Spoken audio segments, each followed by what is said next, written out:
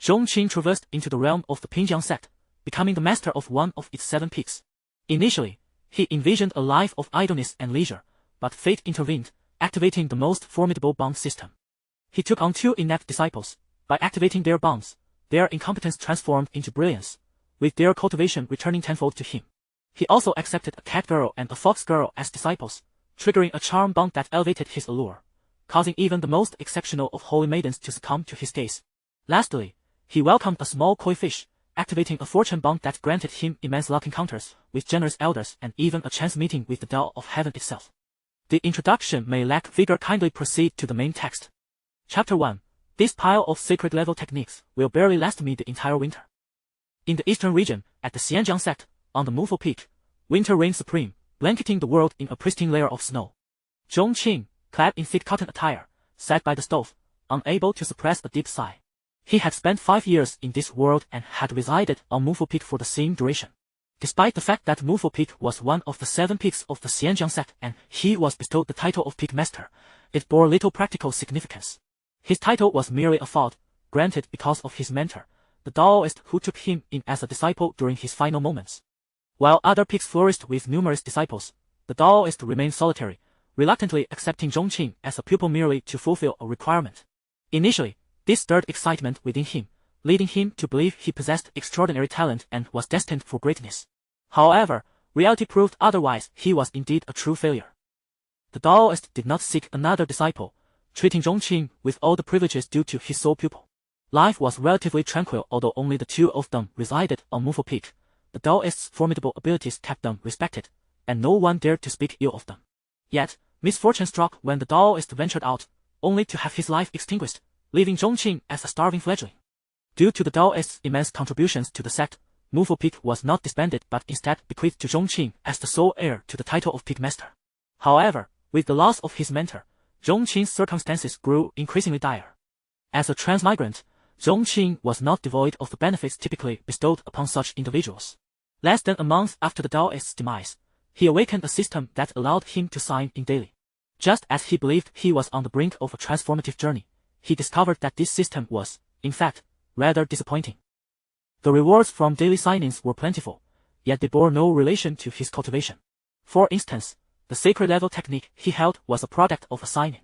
Techniques and treasures were graded from 1 to 9 ranks, with subsequent classifications of king, emperor, sovereign, sacred, and imperial levels.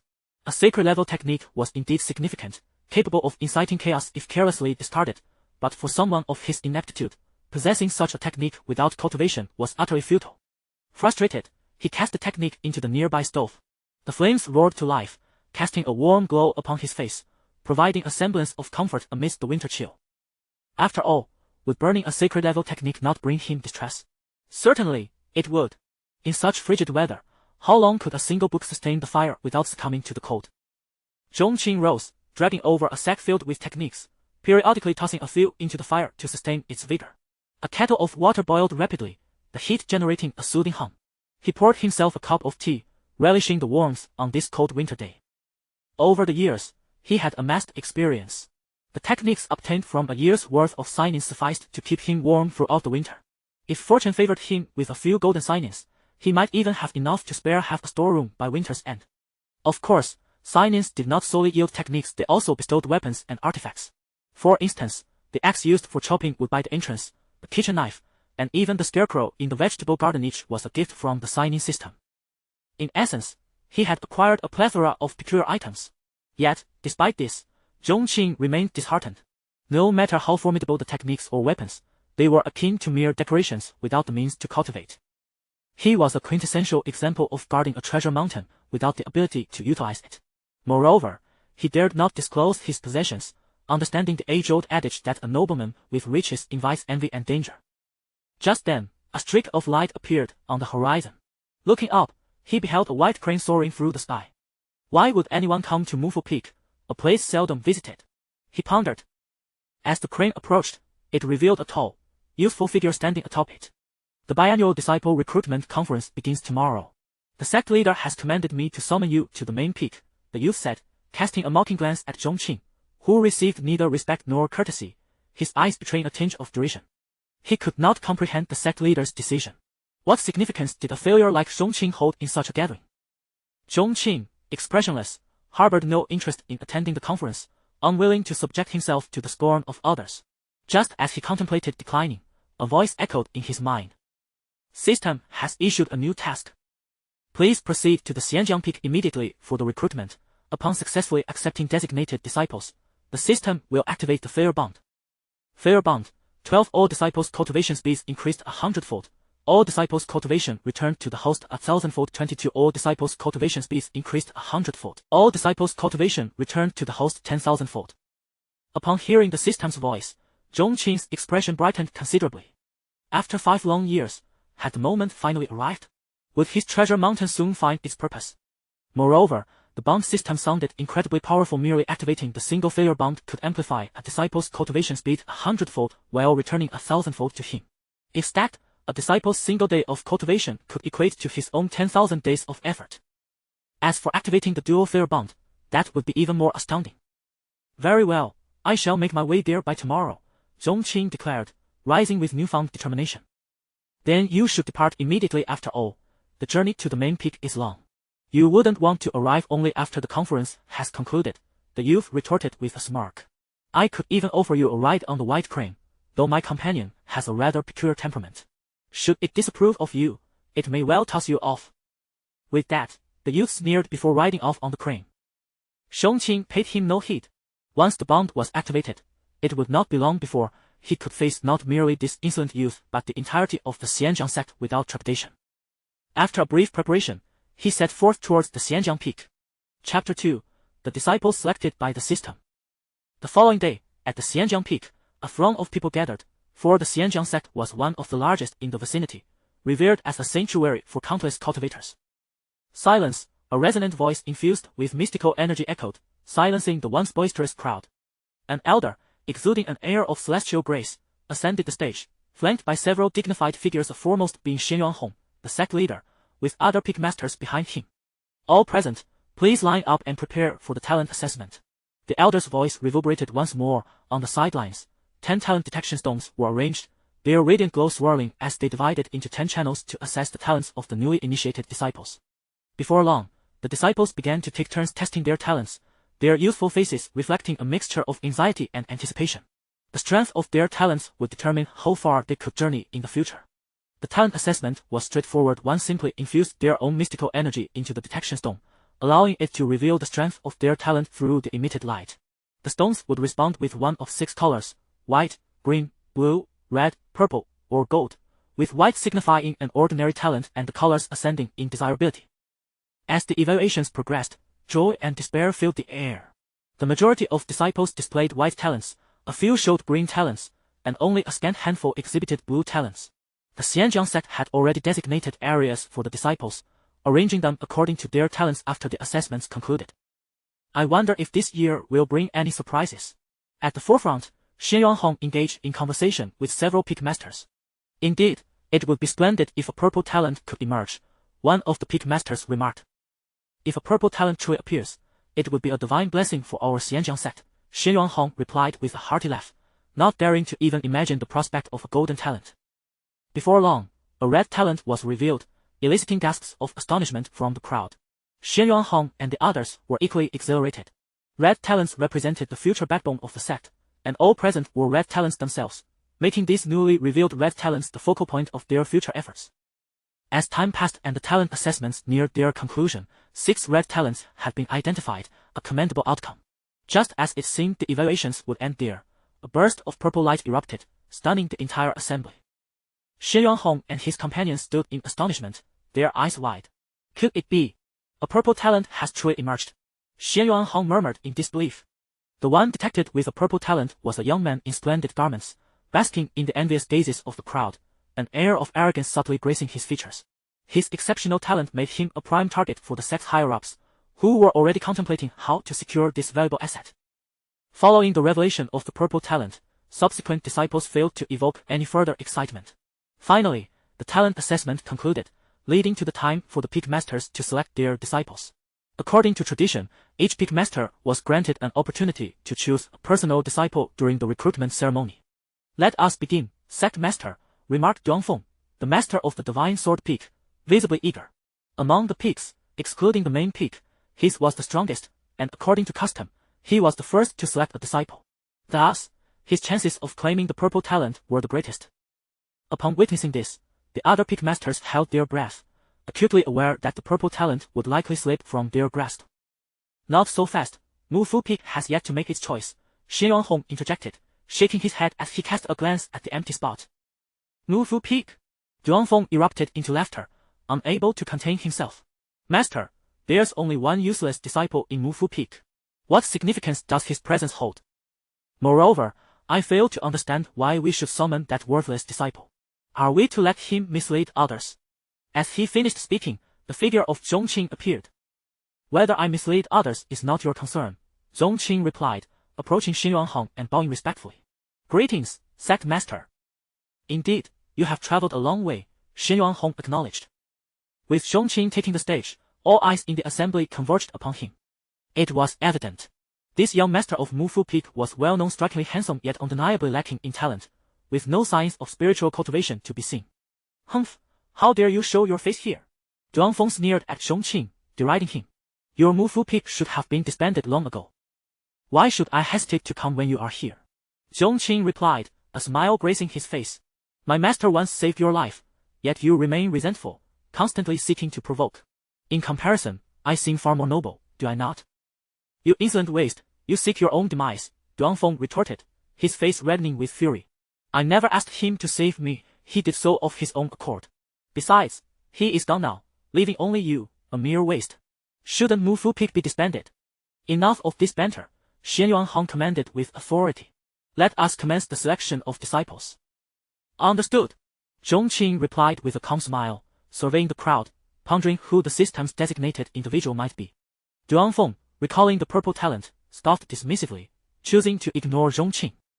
Just as Zhuangfeng prepared to select the first disciple, Xin Yuanhong's voice resounded once more.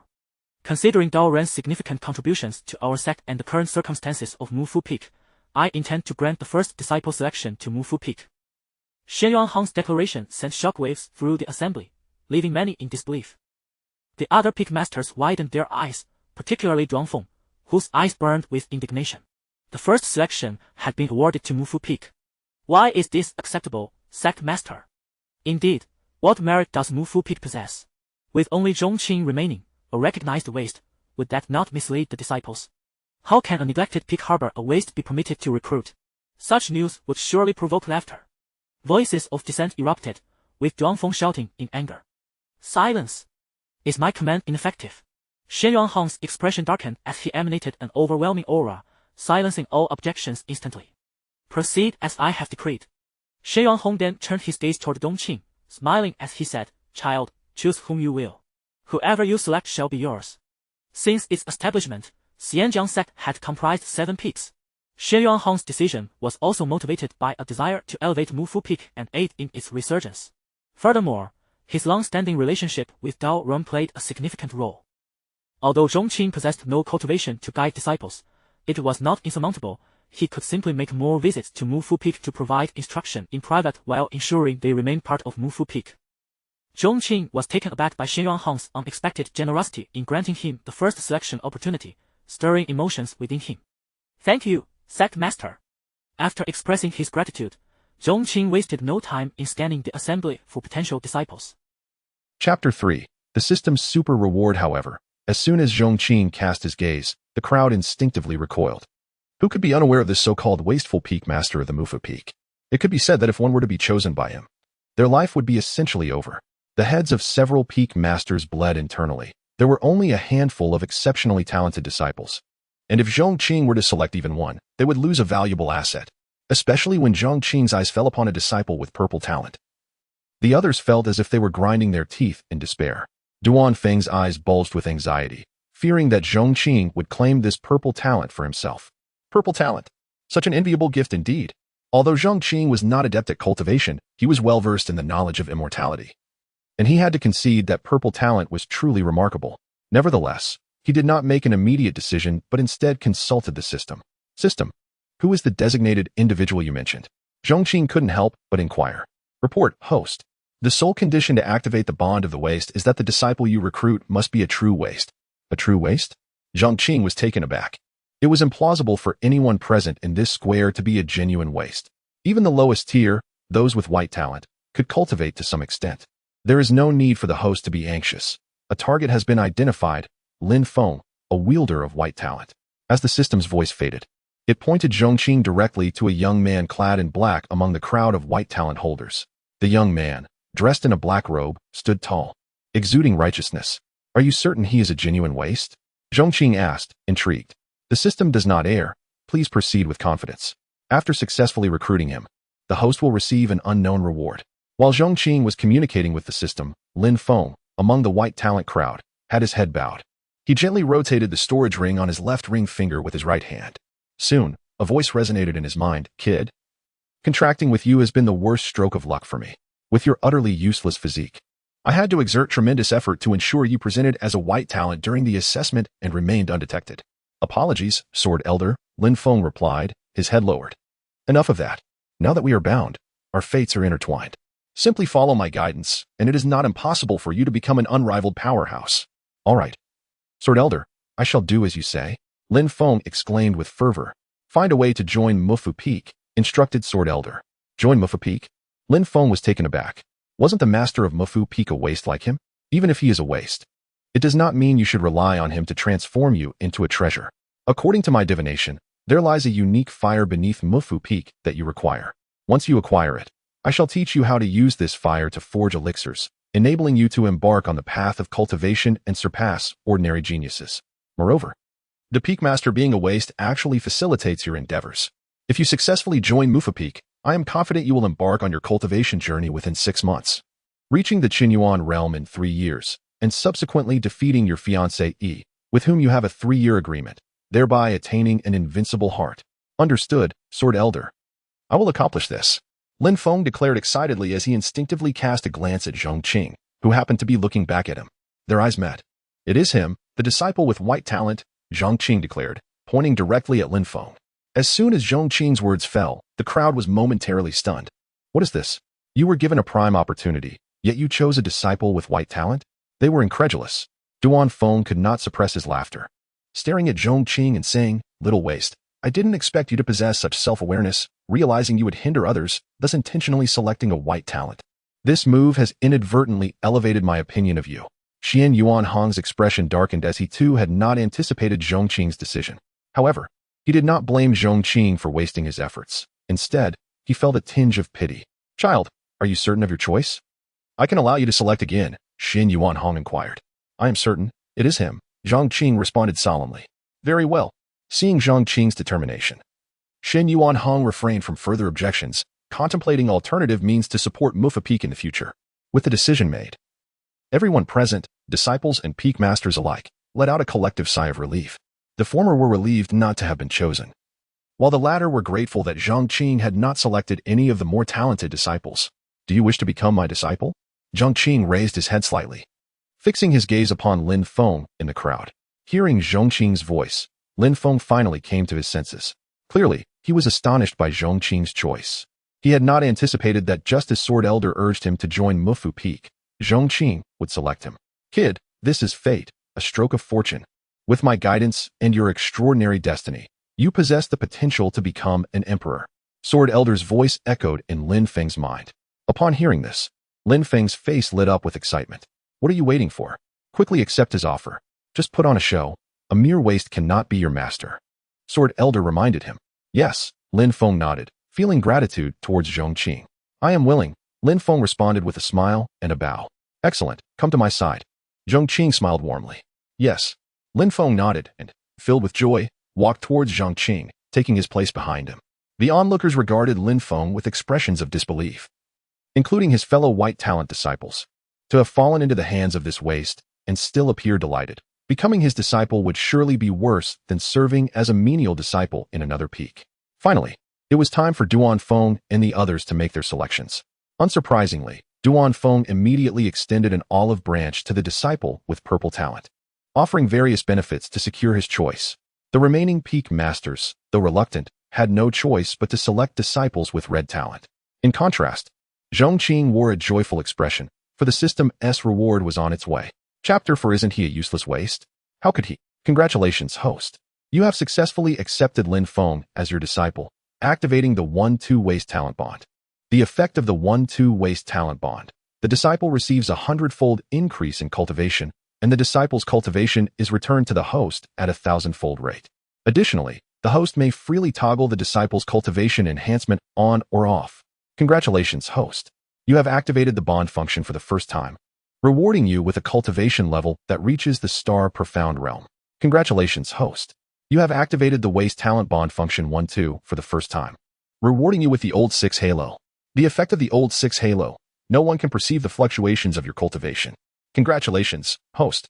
You have attained cultivation for the first time, rewarding you with the heavenly eye. The effect of the heavenly eye. You can see through anyone's secrets at a glance. Upon hearing the voice emanating from the system in his mind, Zhong Qing was filled with exhilaration. The cultivation he had longed for had finally arrived.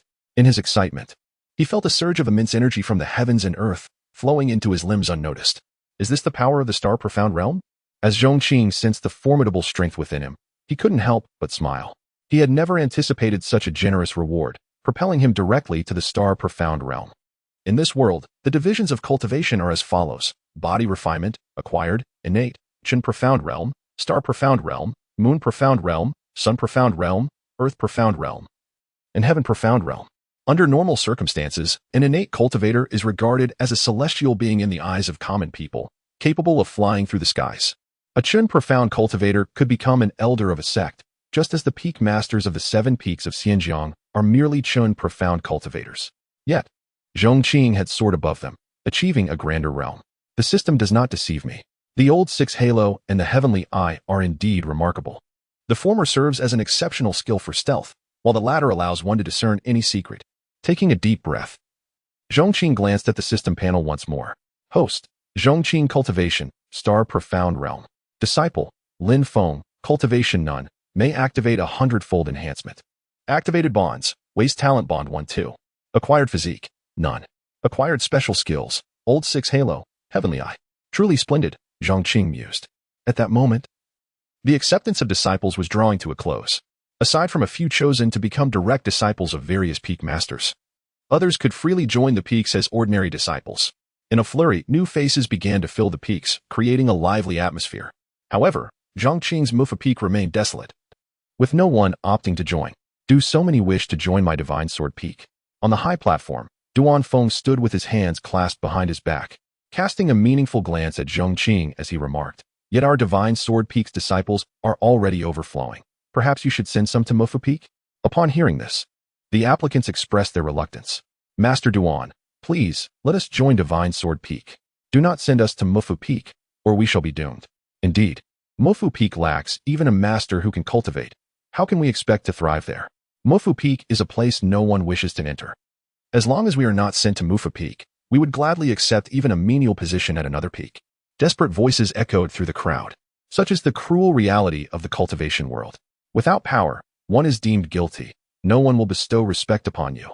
Since none of you wish to join Mufu Peak, then my Divine Sword Peak will relent and approve your applications. Duan Feng laughed heartily. Simultaneously, he cast a frosty glare at Zhong Qing. A mere waste dares to speak back to me publicly. This peak master has many ways to keep you beneath my heel, subjecting you to endless humiliation. Zhong Qing was fully aware of Duan Feng's intent to annoy him. If he had lacked strength in the past, he would have had to endure. But now, with the star profound realm under his belt, why should he tolerate it? Yapping like a dog all day long. With those words, Zhong Qing's declaration visibly darkened Duan Feng's countenance. You seek death. Duan Feng's voice turned icy, and a murderous glint flashed in his eyes. In the next instant, he unleashed his peak Qin profound realm cultivation, launching an attack at Zhong Qing with a swift palm. The scene erupted in chaos. Many were astonished that Zhong Qing, a waste, had the audacity to speak so boldly to Duan Feng. Others were shocked that Duan Feng would dare to strike, given his somewhat privileged status. In the blink of an eye, Duan Feng's palm was nearly upon Zhong Qing's head. Even the sect leader, Xianyuan Hong, who sought to intervene, could only shout in desperation, "Stop," hoping to deter Duan Feng's assault. Yet Duan Feng completely disregarded Xianyuan Hong's words, a mocking smile on his face as he continued his advance toward Zhong Qing. The 7 peaks of Xinjiang did not come about by chance. Each peak holds a unique significance and is fortified with profound formations. Establishing residences at the formation nodes allows for greatly enhanced cultivation. However, the number of formation nodes on any given peak is limited, thus Duanfeng had long harbored intentions to absorb Mufa Peak into Divine Sword Peak, facilitating the cultivation of his disciples. In time, the overall strength of Divine Sword Peak would significantly increase, potentially surpassing even the main peak. Zhong Qing's existence had thwarted his plans, so he had long considered eliminating him. However, given Zhong Qing's status, he needed a justifiable reason to act. Now, that reason had presented itself. A waste dared to speak arrogantly against the Lord of Divine Sword Peak. That was sufficient justification. Even if the sect leader were to inquire later, he would fear nothing. Coupled with the humiliation he had suffered at the hands of Na Dao, Duanfeng was determined to eradicate Zhong Qing today. Under the watchful gazes of countless eyes, Duanfeng's palm finally approached Zhong Qing. Some lamented, while others expressed pity. Yet many felt Zhong Qing deserved his fate. However, in the next moment, a shocking turn of events unfolded. In a critical moment, Zhong Qing raised his palm and threw a punch at Duanfeng. In an instant, palm met fist, producing a colossal explosion accompanied by the resounding crack of sonic booms. As powerful residual energy radiated in all directions, in the wake of the collision, the attacking Duanfeng was sent flying, his legs carving deep grooves in the ground before he managed to regain his footing. In stark contrast, Zhong Qing stood effortlessly, his robe fluttering lightly as he withdrew his fist, hands clasped behind his back, exuding an air of calm indifference. This scene rendered the entire assembly speechless. The sound of a pin dropping could be heard. From the lowest disciple to the highest peak master and sect leader, all were wide-eyed, staring in disbelief at the extraordinary spectacle. Isn't he a waste? How could he? Chapter 5. With your pitiful selves, you are hardly worthy to aspire to my Mufu Peak. At the top, a peak master quivered, voicing the doubts that filled his mind. The others exchanged bewildered glances, equally perplexed, instinctively turning their gaze towards the sect leader, Xianyuan Hong.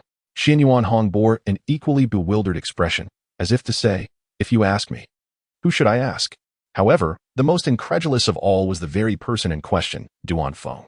As the party involved, he was fully aware of the immense force behind Zhong Qing's punch. It was a power that transcended his own realm. What on earth was happening? How could this insignificant being possess strength surpassing his own? At that moment, Zhong Qing's gaze locked onto him. Do you wish to kill me? Duanfeng glared at Zhong Qing, his face darkening, rendered speechless. In the next instant, Zhong Qing moved. In the blink of an eye, he stood before Duanfeng, and without further ado, he unleashed a devastating punch. Facing Zhong Qing's onslaught, Duanfeng felt a surge of dread, instinctively summoning every ounce of his defense. Yet, that punch shattered his defenses effortlessly, sending him hurtling through the air, crashing into the buildings behind him and reducing them to rubble. But Zhong Qing was not finished. With a mocking expression, he advanced toward Duanfeng once more. Help me, sect leader, save me. Duanfeng's body twisted amidst the ruins, his voice weak and desperate. At that moment, genuine fear gripped him. He could never have imagined that this so-called waste would harbor such depths. As his cries for help echoed, the stunned onlookers suddenly snapped back to reality, gasping in disbelief. They could not fathom the shocking reversal. The so-called inept master of Mufu Peak was now invoking cries for mercy from the master of the first Divine Sword Peak. The peak masters and elders soon regained their composure. After all, Duanfeng was the master of the Divine Sword Peak. Should he perish, it would not be a trivial matter. Just as they contemplated rushing to his aid, they were met with Zhong Qing's icy glare. I dare anyone to move, he declared, his voice freezing the would-be rescuers in their tracks. Xianyuan Hong squinted at Zhong Qing, unable to discern the true nature of this former waste. For Zhong Qing, despite his previously passive demeanor and lack of cultivation, it did not imply that he was a pushover. When one's life was at stake, mercy was not an option. He looked down upon Duanfeng. In your next life, do not oppose me. Duanfeng's face contorted with resentment, pain, hatred, and a desire to plead for mercy. Yet more than anything, it was regret. But all these emotions dissipated beneath the weight of Zhong Qing's fist. As Duanfeng drew his last breath, an eerie silence enveloped the scene, sending chills down everyone's spine. No one anticipated that the so-called waste of Mufu Peak would unleash such formidable power, nor could they have foreseen the untimely demise of the arrogant Duanfeng. Those with keen eyes could deduce that Zhong Qing, had he wished, could have ended Duanfeng's life with a single punch. The fact that it took 3 strikes seemed to suggest he was testing Duanfeng's limits, or perhaps toying with him. This implied that Zhong Qing's true strength was perhaps even more formidable than it appeared. Who would have thought? This so-called waste of a master has caught me off guard. Zhong Qing mused to himself. Meanwhile, Lin Feng, Zhong Qing's disciple, engaged in a conversation with the sword spirit within the ring. So, does this mean my master is quite powerful? Lin Feng couldn't help but inquire. Powerful may be an overstatement. It merely surprised me a little, the sword spirit replied nonchalantly. Judging by his cultivation, he is likely at the Star Xian realm. In the past, I could have easily dispatched a multitude with a single palm. Thus, he poses no significant advantage or assistance to you. As the shock of Zhong Qing's defeat of Duan Feng settled, those disciples who had recently joined the Divine Sword Peak suddenly surged toward Zhong Qing. Master Zhong, I wish to join Mufu Peak. Please allow me to join Mufu Peak. Yes, please let me join Mufu Peak. As these voices echoed, more and more individuals joined the chorus, each recognizing the benefits at stake. Setting aside Zhong Qing's displayed prowess, the pressing matter was that Mufu Peak was devoid of members. To join first would mean access to all the resources Mufu Peak had to offer. Everyone aspired to be the first to seize such an opportunity. I too wish to join Mufu Peak. It is the foremost peak of Pingjiang Sect. I long to be part of it. Step aside. I voiced my intention first. You follow behind. In an instant, a throng of eager disciples clamored before Zhong Qing, their emotions running high as they awaited his response. Observing this fervent crowd, Zhong Qing couldn't help but recall his previous disdainful remarks about their worthiness. He smirked. With your pitiful selves, you are hardly worthy to aspire to my Mufu Peak. At these words, the crowd flushed with embarrassment. Having said that, Zhong Qing cast them not a single glance as he strode to Xianyuan Hong's side. Sect leader, I have concluded my business here and shall return to Mufu Peak. Xianyuan Hong looked at Zhong Qing, filled with myriad questions and doubts yearning to be voiced. Yet, he ultimately refrained, offering instead a gentle smile. Very well. Zhong Qing nodded, leading Lin Feng as they made their way back to Mufu Peak. Observing Lin Feng depart alongside Zhong Qing, the multitude of disciples were riddled with regret. Envious of him. A disciple with white talent was now under the tutelage of someone with Zhong Qing's capabilities. Moreover, with Mufu Peak lacking members, it meant Lin Feng could access the peak's finest resources. Had they chosen to join Mufu Peak from the outset, they too might have enjoyed such privileges. However, in this world, there exists no remedy for regret. Before long, Zhong Qing returned to Mufu Peak with Lin Feng. In contrast to the bustling main peak, Mufu Peak appeared desolate, as if it possessed nothing but scenic beauty. Upon returning to Mufu Peak, Zhong Qing immediately utilized his heavenly eye on Lin Feng. After all, the system had indicated that to activate the waste bond, the disciple must be an absolute waste. While Lin Feng's assessment revealed a white talent, hardly the strict definition of waste. Thus, Zhong Qing was eager to clarify this perplexity. Lin Feng. Age, 16. Cultivation, none. Talent, none. Fortune, a barren ring on his left hand concealing the remnant soul of a powerful being from the heavenly Xian realm. Note, the white talent assessment is a result of the manipulations of the remnant soul within the ring. In an instant, all of Lin Feng's information flooded Zhong Qing's mind. A glimmer of intrigue danced across Zhong Qing's features. A relic of a powerful elder within the ring, is it? So that is the case. Chapter 6, Imperial Level Techniques, a sack full? The Elder with the Ring. It seems that this disciple of mine might indeed be a prodigy. Find a place to settle down first, and then return to me, Zhong Qing instructed Lin Feng casually. Yes, master, Lin Feng replied respectfully, bowing slightly before turning to leave. After Lin Feng departed, Zhong Qing found a sack nearby and entered the warehouse. Before long, Lin Feng, following the elder's instructions, discovered an excellent cave dwelling, perfectly positioned at the center of a formation, making cultivation here remarkably effective. Overall, the Mufu Peak was quite satisfactory, undisturbed, and convenient for conducting activities. Although the formation was rudimentary, it was better than nothing. Once you obtain and with my guidance, you will surely surpass everyone, even those with the so-called purple talents. In the room, the elder transformed into a phantom, standing with a graceful demeanor, his white hair flowing like a celestial being. Thank you, Elder, Lin Feng said in astonishment. Now, go meet your rather unremarkable master, the elder continued. While he may not provide you with substantial help, he has facilitated your entry into Mufu Peak. Given that you'll be spending a significant amount of time here, it's essential to cultivate a good relationship. Understood, Elder. After settling in briefly, Lin Feng made his way to Zhong Qing's small courtyard. Outside, a thick layer of snow blanketed the ground. Inside, Zhong Qing reclined in a chair, basking in the warmth of the fire. After ascending to the star-profound realm, the weather had little effect on him, yet in such a frigid environment, it felt incomplete without the warmth of the flames. Master, Lin Feng stood respectfully before Zhong Qing. Zhong Qing lazily opened his eyes and sat up. Now that you are my disciple, I must make a gesture. I have some techniques here.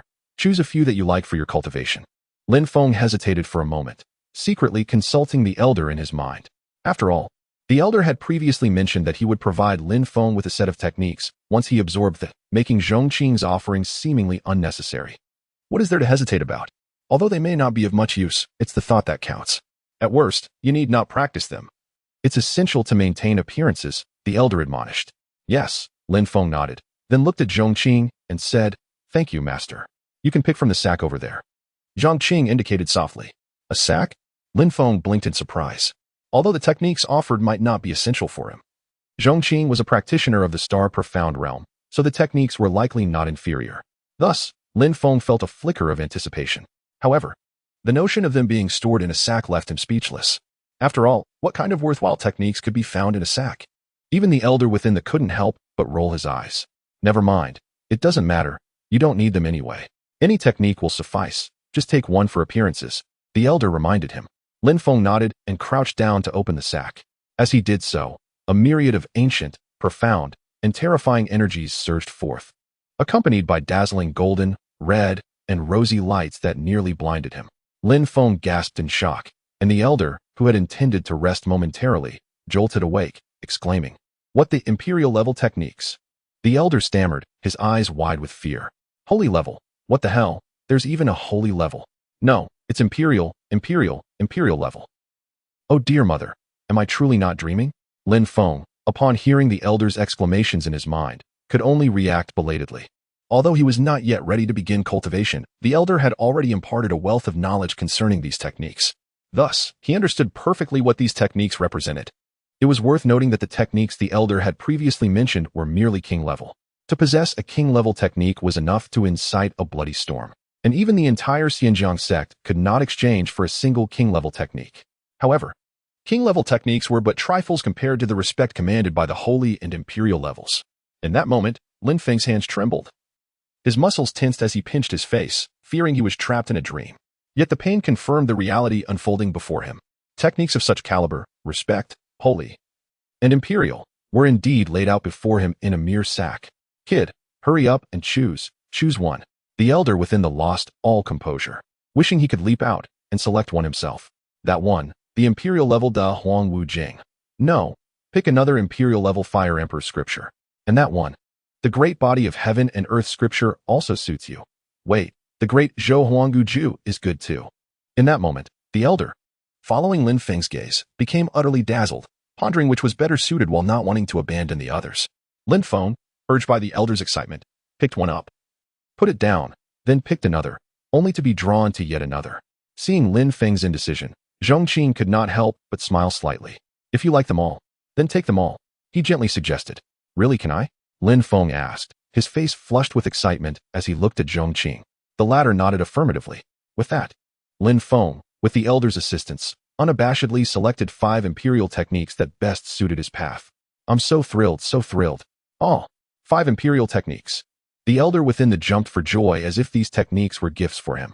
Simultaneously, he couldn't help but solemnly remind Lin Feng, "Kid, remember this, aside from you and your master, you must never reveal that you possess 5 imperial techniques. If word gets out, the ensuing chaos would obliterate this space." Lin Feng nodded gravely. Though young and naive in many respects, he was not foolish.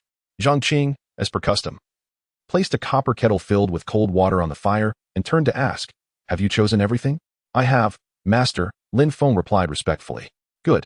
Zhong Qing nodded and reached into the sack, tossing a stack of techniques directly into the fire. Instantly, the flames blazed brightly. Ah, such extravagance, such extravagance. Seeing this, the elder within the nearly went mad, shouting loudly from within. Chapter 7. Previously, we were too disrespectful. Quickly kneel down. Although these techniques were left over by Lin Feng, it does not imply that they are worthless or inferior. On the contrary, each one possesses seismic significance. However, to burn them so directly, what a waste that is.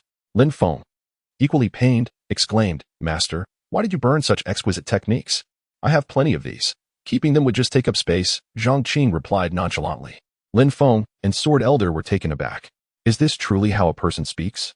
But Zhong Qing remained unfazed, continuing to add techniques to the furnace. Although he recognized their exceptional value, when there are too many, they lose their rarity in his eyes. He could not simply hand them out everywhere. Such actions would cause him considerable trouble before his cultivation advanced. Not to mention, his pitiful signing function was still in progress day and night. Before long, the copper kettle emitted a humming sound. Zhong Qing lifted the kettle and brewed himself a pot of tea. Holding the kettle, he slowly stood up and walked aside, instructing Lin Feng to follow him. Yes, Lin Feng responded respectfully and accompanied Zhong Qing into another side room. Inside, various weapons were displayed. Choose one that suits you, Zhong Qing said indifferently. Lin Feng and Sword Elder gazed at the array of weapons. At first glance, they appeared ordinary, but as they approached, the true nature of these weapons became apparent. Each weapon was infused with spirit, containing a terrifying energy that sent shivers down their spines with just a glance. Sword Elder, who had just calmed his breaths, found them quickening once more. Clearly, the weapons before them were as high-grade as the techniques they had just seen, with many being of divine, holy, or imperial caliber. Quickly choose, Sword Elder urged, filled with urgency. Today, he felt like a country bumpkin in the city. Every technique and divine weapon stimulated his nerves. Lin Feng also felt an overwhelming excitement. Together, they finally settled on a large, pitch-black blade known as the ink blade. Lin Feng cherished the ink blade in his hands, his heart racing with exhilaration. The rewards of this day were immense. So much so that he could scarcely believe he had attained all this without encountering any obstacles along his original path to the peak. You see, we were too hasty before. We thought your master was a waste, but he has revealed his true prowess. We believed he was merely a Star Realm cultivator, only to find he is far more than that. In my prime, I would have been nothing but a speck before him. Previously, we were too disrespectful. You should kneel and sincerely call him master, Sword Elder solemnly reminded in the void. At this moment, he realized he had grossly underestimated the individual before him, who clearly possessed extraordinary stature. After all, who else would so casually use imperial-level techniques to boil water for tea? Hearing the command, Lin Feng immediately knelt down. He felt immense gratitude that Zhong Qing allowed him to enter the Mufa Peak. Although he initially doubted what Zhong Qing could teach him, he had always regarded him as a master in his heart. At this moment, Lin Feng was utterly convinced. Disciple, thank you for your generous gifts, master, Lin Feng said sincerely while kneeling on the ground. Rise, Zhong Qing waved his hand, and a gentle force lifted Lin Feng. Then he softly advised, from now on, do not overthink it. Simply focus on cultivating diligently at Mufa Peak. I assure you, you will become a top-tier individual. Zhong Qing was not exaggerating. Once he unlocked Lin Feng's potential, his cultivation would multiply 100-fold. Coupled with imperial techniques and other enhancements, even the most gifted could not match such speed. Thank you, master, Lin Feng expressed his gratitude. However, Zhong Qing's tone suddenly shifted as he glanced at Lin Feng's storage ring. What about this ring of yours? At those words, Lin Feng's face turned anxious. In Sword Elder's mind, it felt as if a thunderclap had struck. Cold sweat poured down his brow. He is pointing at me. Only then did he come to realize that Lin Feng's master had long discovered his presence. His insignificant concealment tactics were utterly ineffective against this formidable figure. Sword Elder nearly suffered a heart attack from the shock. Predecessor, I was wrong. I have sinned. I was too rash, and I should not have spoken so disrespectfully to you, he humbly confessed within the void. In reality, Zhong Qing was unaware of how much drama Sword Elder had been through. His inquiry about the ring was motivated by curiosity. If he guessed correctly, the ring and his disciple were likely interconnected, sharing fortunes and misfortunes alike. Thus, he contemplated whether to take a hands-off approach in his teaching. Although he possessed many remarkable items and his strength would soon ascend, he suspected that he might not surpass the wisdom of this ring's elder in terms of guidance. The faster Lin Feng cultivated, the quicker he would reap rewards. Hence, this ring could become his most powerful assistant. This is a soul elixir, take it. Zhong Qing retrieved a potion from his storage ring and handed it to Lin Feng. This potion was also something he had acquired previously, and he had many similar items. My heavens! Upon seeing the elixir, Sword Elder's eyes widened in disbelief, and he was overcome with gratitude. He never anticipated that Zhong Qing would not only overlook past grievances, but would also gift him such a precious soul elixir. Given his grave condition, even if Lin Feng followed the plan to the end without hindrance, he would only possess a mere 10% chance of revival, let alone the uncertainties of his cultivation journey. Thus, Sword Elder felt he would likely never see the light of day again. Yet, with this elixir, while he could not immediately resurrect, he would be infinitely closer. The chance of revival would become a certainty, leaving only a matter of time. This was equivalent to Zhong Qing granting him a new life. This act of rebirth moved Sword Elder to kneel and bow deeply in the void. Lin Feng, trembling, accepted the soul elixir and also knelt down. He understood the significance of this elixir for Sword Elder. Lin Feng's life had been fraught with hardship. Born into a small family with no cultivation talent, rejected in marriage, and humiliated, he had once contemplated ending his life by jumping off a cliff. But Sword Elder's appearance restored his faith in living. In many ways, Sword Elder was as important to him as a father. Master, I humbly bow before you once more. I, Lin Feng, hereby vow to diligently cultivate my skills and ensure that I do not disappoint you. Should you utter but a single word, I would willingly traverse mountains of blades and seas of flames, even if it means descending into the depths of hell for eternity without the hope of rebirth. As I kneel, raising my hand in earnest supplication, I make this solemn pledge.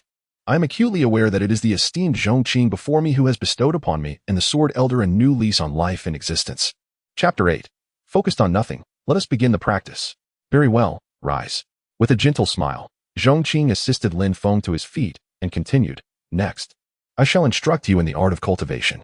But, Master, Lin Feng's voice trailed off as he lowered his head, confessing, I possess no aptitude for cultivation. I am not even of the white talent tier.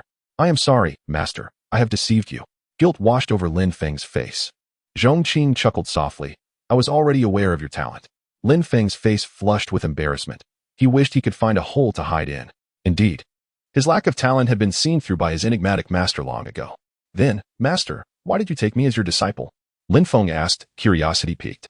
Perhaps it is because you are pleasing to the eye, Zhong Qing replied with a smile, choosing not to reveal the true reason. As for your aptitude, while others may perceive it as an insurmountable obstacle, it is not a problem for me. At these words, Lin Feng's eyes sparkled with hope, his breath quickening. You need only follow my instructions, Zhong Qing said softly, his mind already at work. The reason he had not initiated his disciple's hundredfold enhancement from the outset was to find a suitable opportunity. If there were no opportunity at all and he activated the enhancement directly, it would significantly diminish the disciple's trust in him as a master. Moreover, should the disciple inquire about it, it would be difficult to explain.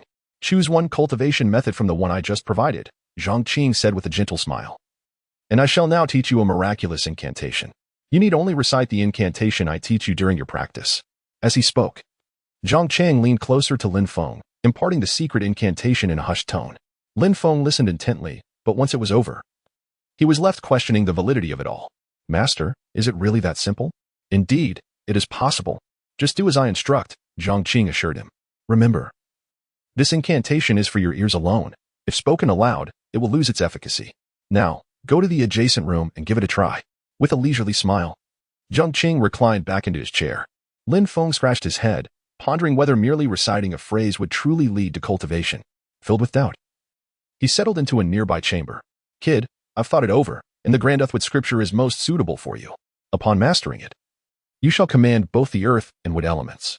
So, focus on cultivating the Grand Uthwood scripture, Jian Lao advised from within the chaotic realm. He too was eager to see if the incantation imparted by Zhong Qing could indeed enable a lowly first-tier waste to cultivate successfully. Naturally, he refrained from inquiring about the specifics of the incantation. All right, Lin Feng replied earnestly, opening the Grand Uthwood scripture and beginning his cultivation as instructed. Simultaneously, he silently recited the incantation, focus on nothing, initiate the technique, and go forth. In the courtyard, Zhong Qing opened his perception to glance at Lin Feng, feeling quite satisfied. He then silently communicated with the system, activating the hundredfold enhancement for the waste's bond. As for the incantation, it was not that Zhong Qing wished to be so hasty. He had hoped to craft a few deft, compelling, or even celestial phrases, perhaps something that rhymed or echoed the verses of Tang poetry. However, after so many years of transmigration, the knowledge of his past life had largely faded. Thus, he could only settle for a haphazard phrase. Fortunately, this incantation served merely as a catalyst, not affecting the actual results. With the hundredfold enhancement initiated, Lin Feng, seated on the ground, soon began to experience its effects. The spiritual energy of heaven and earth surged toward him, enveloping him in a whirlwind of vitality. In an instant, Lin Feng, who had never before felt the caress of spiritual energy, found it flooding through his limbs and bones, akin to a parched riverbed receiving a deluge of pure spring water. Indeed, the combination of the hundredfold enhancement and the divine technique allowed Lin Feng's cultivation speed to surpass that of so-called prodigies. In the next moment, he began to break through, body refinement level 1, level 2, level 3. Before long, Lin Feng's realm soared effortlessly to the postnatal stage. Master, I did it. I truly succeeded. Feeling the newfound power coursing through him, Lin Feng joyfully rushed to Zhong Qing, unable to contain his excitement, tears streaming down his cheeks. He had long awaited this day, not knowing for how long. Jian Lao, within the chaotic realm, shared in the thrill. Lin Feng regarded him as a father, thus, he too viewed Lin Feng as his own child. Though he had paved a path for Lin Feng to cultivate with foreign fire, allowing him to bypass being a waste. The perils of seeking foreign fire were fraught with danger. There was no comparison to the ease with which Lin Feng had commenced his cultivation now, achieving breakthroughs in mere moments. What kind of miraculous incantation could allow him to ignore his waste status while also facilitating such terrifying cultivation speed? Jian Lao was left in awe. Did I not tell you I speak the truth? Zhong Qing remarked, observing the ecstatic Lin Feng. He affectionately ruffled Lin Feng's hair and said, "You must work even harder from now on. Do not disappoint me." "Yes, master. I will not let you down," Lin Feng replied with unwavering determination. With that, Lin Feng excitedly departed towards his cave abode. For the formations there would expedite his cultivation speed. Watching Lin Feng's exuberance, Zhong Qing felt a sense of joy as well. As Lin Feng's cultivation advanced, he could distinctly feel his own strength surging terrifyingly. The thousandfold cultivation feedback was indeed formidable. Time passed gradually. As Lin Feng diligently practiced, Zhong Qing sensed his own cultivation rising with each passing moment. In just a few days, he had broken through a minor realm within the Star Xian stage. It would not be long before he transcended to the coveted Moon Xian stage. A dream for countless others. One day, following Jian Lao's instructions, Lin Feng ventured into the mountains 100 miles from the Mufa Peak. With a single punch, he felled a two-zhonglong beast at his feet. Ah! Lin Feng gazed at his spoils, filled with satisfaction. Just days prior, he had been an incapable waste. Yet within such a short span, he could now defeat such a beast with a single blow. If I were to wield the Mo Dao, I could easily slay even higher tier beasts, Lin Feng exclaimed. Remember, young one, it is permissible to act boldly in front of your master, but when he is absent, refrain from using the Mo Dao until your strength has grown, except in critical situations, Jian Lao cautioned from within the chaotic realm. Yes, Jian Lao, I understand. Lin Feng responded humbly, nodding. Having experienced this battle, your foundational advancement is secure. Continue to operate your technique and recite the incantation your master taught you to cultivate on the spot. After breaking through several realms, seek out another beast to combat. Jian Lao advised further. Understood. After affirming, Lin Feng settled himself on the ground to meditate. As he operated the grand art of cultivation, Lin Feng silently recited incantations, immersing himself in his practice. Before long, he entered a state of profound meditation. Merely sitting for a brief moment, he experienced another breakthrough, ascending to the 7th level of the postnatal realm. 2 hours later, he reached the 8th level. Half a day later, he attained the 9th level. A day after that, Lin Feng stepped directly into the innate realm. Observing Lin Feng's transformation, the sword spirit within the wasteland had long since grown numb. Had it not been for the fear of overstepping boundaries, he would have been genuinely curious about the cultivation mantra that possessed such terrifying efficacy. For it was inconceivable that such rapid advancement could be achieved solely through imperial-level techniques. This undeniably pointed to the true source of Lin Feng's remarkable progress lying within that mantra. Simultaneously, in a picturesque valley beneath a cascading waterfall, a woman clad in white opened her eyes. Such a prodigious young talent, capable of such swift cultivation, must surely be brought under her command. Chapter 9. How daring to approach with an 8th-rank broken weapon. A woman was also cultivating in this mountain. With her prowess, everything that transpired within a radius of several dozen miles was within her perception. Long before Lin Feng dispatched the beast, he had already caught her attention. Though she merely glanced at him, a youth at the postnatal realm was hardly worthy of her concern. However, when she discovered that Lin Feng had swiftly ascended from the 7th level of the postnatal realm to the innate realm in just a day or two, she could no longer remain composed. What did this signify? This was the path of a white-gifted individual, a journey that could never be completed in a lifetime. The core disciples of various sects, who were blue-gifted, required a decade to reach such a level. Even she, a paragon with purple-gifted talent, who cultivated with remarkable speed, would need at least a year or two to break through to the innate realm. Yet this youth seemed to advance as effortlessly as one would eat or drink. How could she possibly remain tranquil? Having never entertained the thought of taking on a disciple, she found herself utterly captivated at that moment. Without hesitation, she stepped forward, traversing Pingjiang in a single stride, and soon stood beside Lin Feng. Just having broken through to the innate realm, Lin Feng was preparing to follow Elder Jin's instructions to hunt an innate-level beast to solidify his cultivation when he suddenly noticed a woman standing before him. Clad in white as pure as snow, she was indeed strikingly beautiful. Yet Lin Feng's gaze was filled with wariness, for she was looking at him with an almost fervent intensity. May I inquire who you are? Lin Feng asked cautiously. Little one, Allow me to introduce myself. I am Su Wanjiao from the Morning Mist Valley of the Eastern Domain. I come to ask you a question. Would you be willing to become my disciple? The woman in white floated gracefully, looking down at Lin Feng as she spoke. Become a disciple? Lin Feng paused momentarily, then quickly declined. I apologize, senior. But I already have a master. You already have a master? Su Wanjiao's brow furrowed involuntarily. A talent such as his, yet he had a master? Pray tell. Who do you study under? She persisted.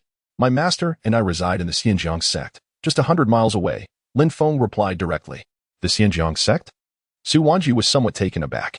She had assumed that Lin Feng's master was a figure of great renown, yet he was merely from the Pingjiang Sect.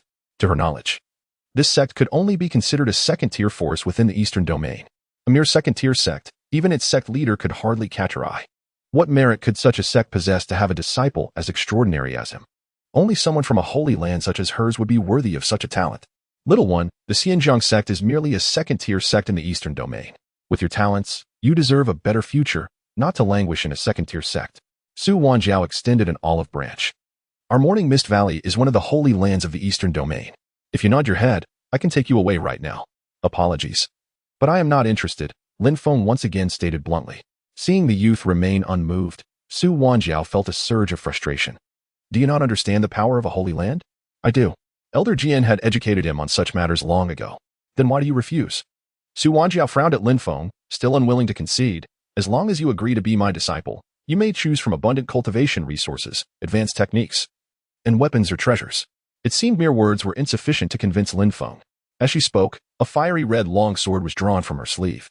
With a flourish of her hand, the sword's aura surged forth, flames bursting in the air, and the dazzling sword flowers were a sight to behold. With a single stroke, she cleaved a portion of a nearby cliff in half. Such overwhelming power. Stowing the longsword, Su Wanjiao gently caressed the blade and said with a soft smile, "This is the fire dance, an 8th-rank divine weapon. One of the most prized creations of our Morning Mist Valley's foremost smith. If you agree, I can present this fire dance to you right now." She then looked back at Lin Feng, anticipating that he would be awestruck by the sword's capabilities. An 8th-rank weapon was indeed a rare treasure, despite Lin Feng's extraordinary talent. His age and strength limited his perspective. However, Lin Feng remained expressionless. Senior, I have already stated that I have a master, so you needn't say more. I shall not agree to your proposal. Lin Feng replied with a serious demeanor. Even if this were a small holy land in the Eastern Domain, what could they offer him that could surpass what Zhong Qing had given him? Surely, even if someone could provide something more valuable than what Zhong Qing had offered, Lin Feng would still refuse. His master was the only one he recognized, Zhong Qing. Meanwhile, within the Baron Ring, Elder Jian nearly laughed in disbelief. Since when did a mere 8th-rank broken sword dare to approach him? In the eyes of that individual on Mufu Peak, an 8th-rank broken sword would scarcely qualify as a firewood stick. It is no exaggeration to say that even a drop from Zhong Qing's fingernail would be worth more than what this so-called Holy Land could provide. Watching Lin Feng turn to leave, Su Wanjiao, holding the fire dance, stood frozen in place, a surge of anger welling up within her. She had been disregarded by this young man. However, considering Lin Feng's talent, she managed to quell her rising ire. Perhaps this young man had simply not seen enough of the world to comprehend the disparity between a holy land and a second-tier sect. Moreover, by his words, he seemed rather respectful of his master, which could be seen as a positive trait. Since she could not win over this young man, she resolved to approach his master directly. To Su Wanjiao, a mere second-tier sect was hardly a formidable obstacle, even if Lin Feng was the sect leader's direct disciple. It mattered little. By approaching them with reason and offering what they would perceive as substantial benefits, securing this disciple should not be difficult. As long as Lin Feng's master had his best interests at heart, they would understand that becoming her disciple was indeed for Lin Feng's benefit. With this thought, she temporarily set aside her anger and followed Lin Feng from a distance. After departing, Lin Feng encountered several innate-level beasts in the forest and engaged in fierce battles. Following this series of encounters, his newly attained cultivation became remarkably solid, and he also gained substantial practical experience. Having successfully completed this endeavor, Lin Feng no longer lingered and headed back towards Mufa Peak. 100 miles was hardly a challenge for him now, and soon he returned to Mufa Peak. Above the peak, Su Wanjiao stood suspended in the air, surveying the entirety of Mufa Peak. Is this the place where that little one's master resides? She mused. With that, she took a step into the air, and when she reappeared, she was already atop Mufa Peak. Chapter 10. A pond with no escape. Why is this peak so desolate, enveloped in such silence? The scenery, however, is quite splendid. Upon landing, Su Wanjiao surveyed her surroundings. She was not particularly anxious about taking on a disciple. After all, the person had already arrived and could hardly escape. It would be prudent to observe her environment, as subtle clues could provide her with a preliminary understanding of Lin Feng's master. For instance, the layout and style might reveal the owner's personality, while certain formations could indicate their level of power. This foresight would facilitate a smoother negotiation, especially considering the significant regard she held for Lin Feng. Otherwise, it would not warrant such effort. Typically, she would casually toss out some benefits, and if the disciple was inclined, they would accept, and if not, they would still be obliged. Aside from the picturesque landscape, this place seemed devoid of value. After a casual observation, Su Wanjiao could not help but murmur to herself that the master was likely just an ordinary cultivator, lacking any extraordinary traits. Very well, then. She would approach him directly and address the matter forthrightly. Should things not proceed smoothly, it might be inevitable to resort to some force given the exceptional talent of her potential disciple. With this determination, Su Wanjiao was about to probe her spiritual sense to locate Zhong Qing when something deeply captivated her attention. It was a small pond, measuring no more than 2 zhang in both length and width. Thick snow blanketed the edges, while the water within appeared murky and dark, revealing no hint of depth. In the center of this inky pond floated a snow-white lotus flower. The lotus bore 9 petals, and against the backdrop of the dark water, it resembled the pale moonlight of the 15th night. Su Wanjiao found herself irresistibly drawn to this lotus. In the midst of a frigid winter, the sight of a lotus blooming at the pond's center was quite astonishing. Although the flower emitted no extraordinary aura, appearing merely as an ordinary plant, it nonetheless sparked a sense of delight within her, compelling her to pluck it. Unable to resist, she approached the pond's edge, her delicate feet enveloped in a thick layer of profound energy, stepping lightly onto the water's surface. As her toes grazed the water, ripples cascaded outward. Thus, she advanced step by step toward the lotus. However, after a few strides, an unsettling feeling washed over her. The pond was only 2 zhang across, with a mere 1 zhang separating the shore from the center. Even a child could traverse that distance in 10 steps. Yet, after her initial steps, she found the lotus had not drawn any closer. In fact, it appeared no nearer than when she had gazed at it from the shore. Su Wanjiao lightly furrowed her brow. She decided to lightly push off the water's surface, propelling herself toward the lotus. However, upon landing once more, she found herself at the same distance from the flower. Just as she was about to express her astonishment, she suddenly realized she could no longer see the opposite shore of the pond. A glance around revealed that not only was the far shore obscured, but also the banks from which she had come and the sides on either side were all shrouded in darkness. Beyond the lotus, all that surrounded her was an endless expanse of black water, akin to being adrift at sea. An illusion? How intriguing. Observing this scene, a playful smirk appeared on Su Wanjiao's lips. Let us see how I shall unravel this illusion.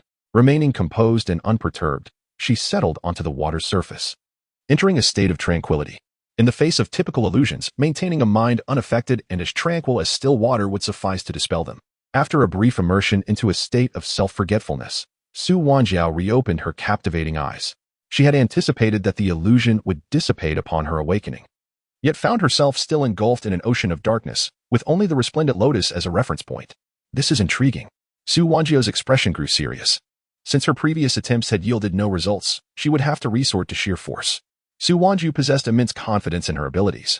Although she was among the younger generation, she was the first of her kind in the history of Chaoxiao Valley, having achieved mastery in the moon-profound realm a year prior. With a light shout, she summoned her abundant vital energy into her jade palm and unleashed a devastating strike upon the water's surface. Boom! Instantly, the water erupted into colossal waves, the ripples surging for dozens of miles. With her full power in the moon-profound realm, even a pond of this modest size, if larger by 10 or 100 times, would see its waters evaporated in an instant. Even the most formidable illusion could not endure if its foundational medium was disrupted. However, as she awaited the shattering of the illusion with confidence, she soon realized that a considerable amount of time had passed. Even the effects of her previous attack had calmed, yet the illusion remained intact. The surroundings continued to be an expanse of darkness, a vast sea of black water. What? It cannot be that the illusion remains unbroken? Su Wanjiao's brow furrowed, her playful demeanor replaced by a serious expression. She fixed her gaze upon the only point of reference, the lotus flower. I refuse to believe it. She soared through the water, channeling her utmost speed from the moon-profound realm, racing toward the lotus. Days passed swiftly. In the blink of an eye, 2 days had gone by. Su Wanjiao's slender form stood atop the water's surface, though her exquisite face retained its beauty. it could not mask the fatigue and weariness that plagued her. The calm composure of the previous days had vanished, replaced by a flicker of panic in her eyes. She had exerted her utmost speed for 2 consecutive days, yet the small pond remained unchanged, the lotus still a distance of 1 zhang away. What manner of illusion is this?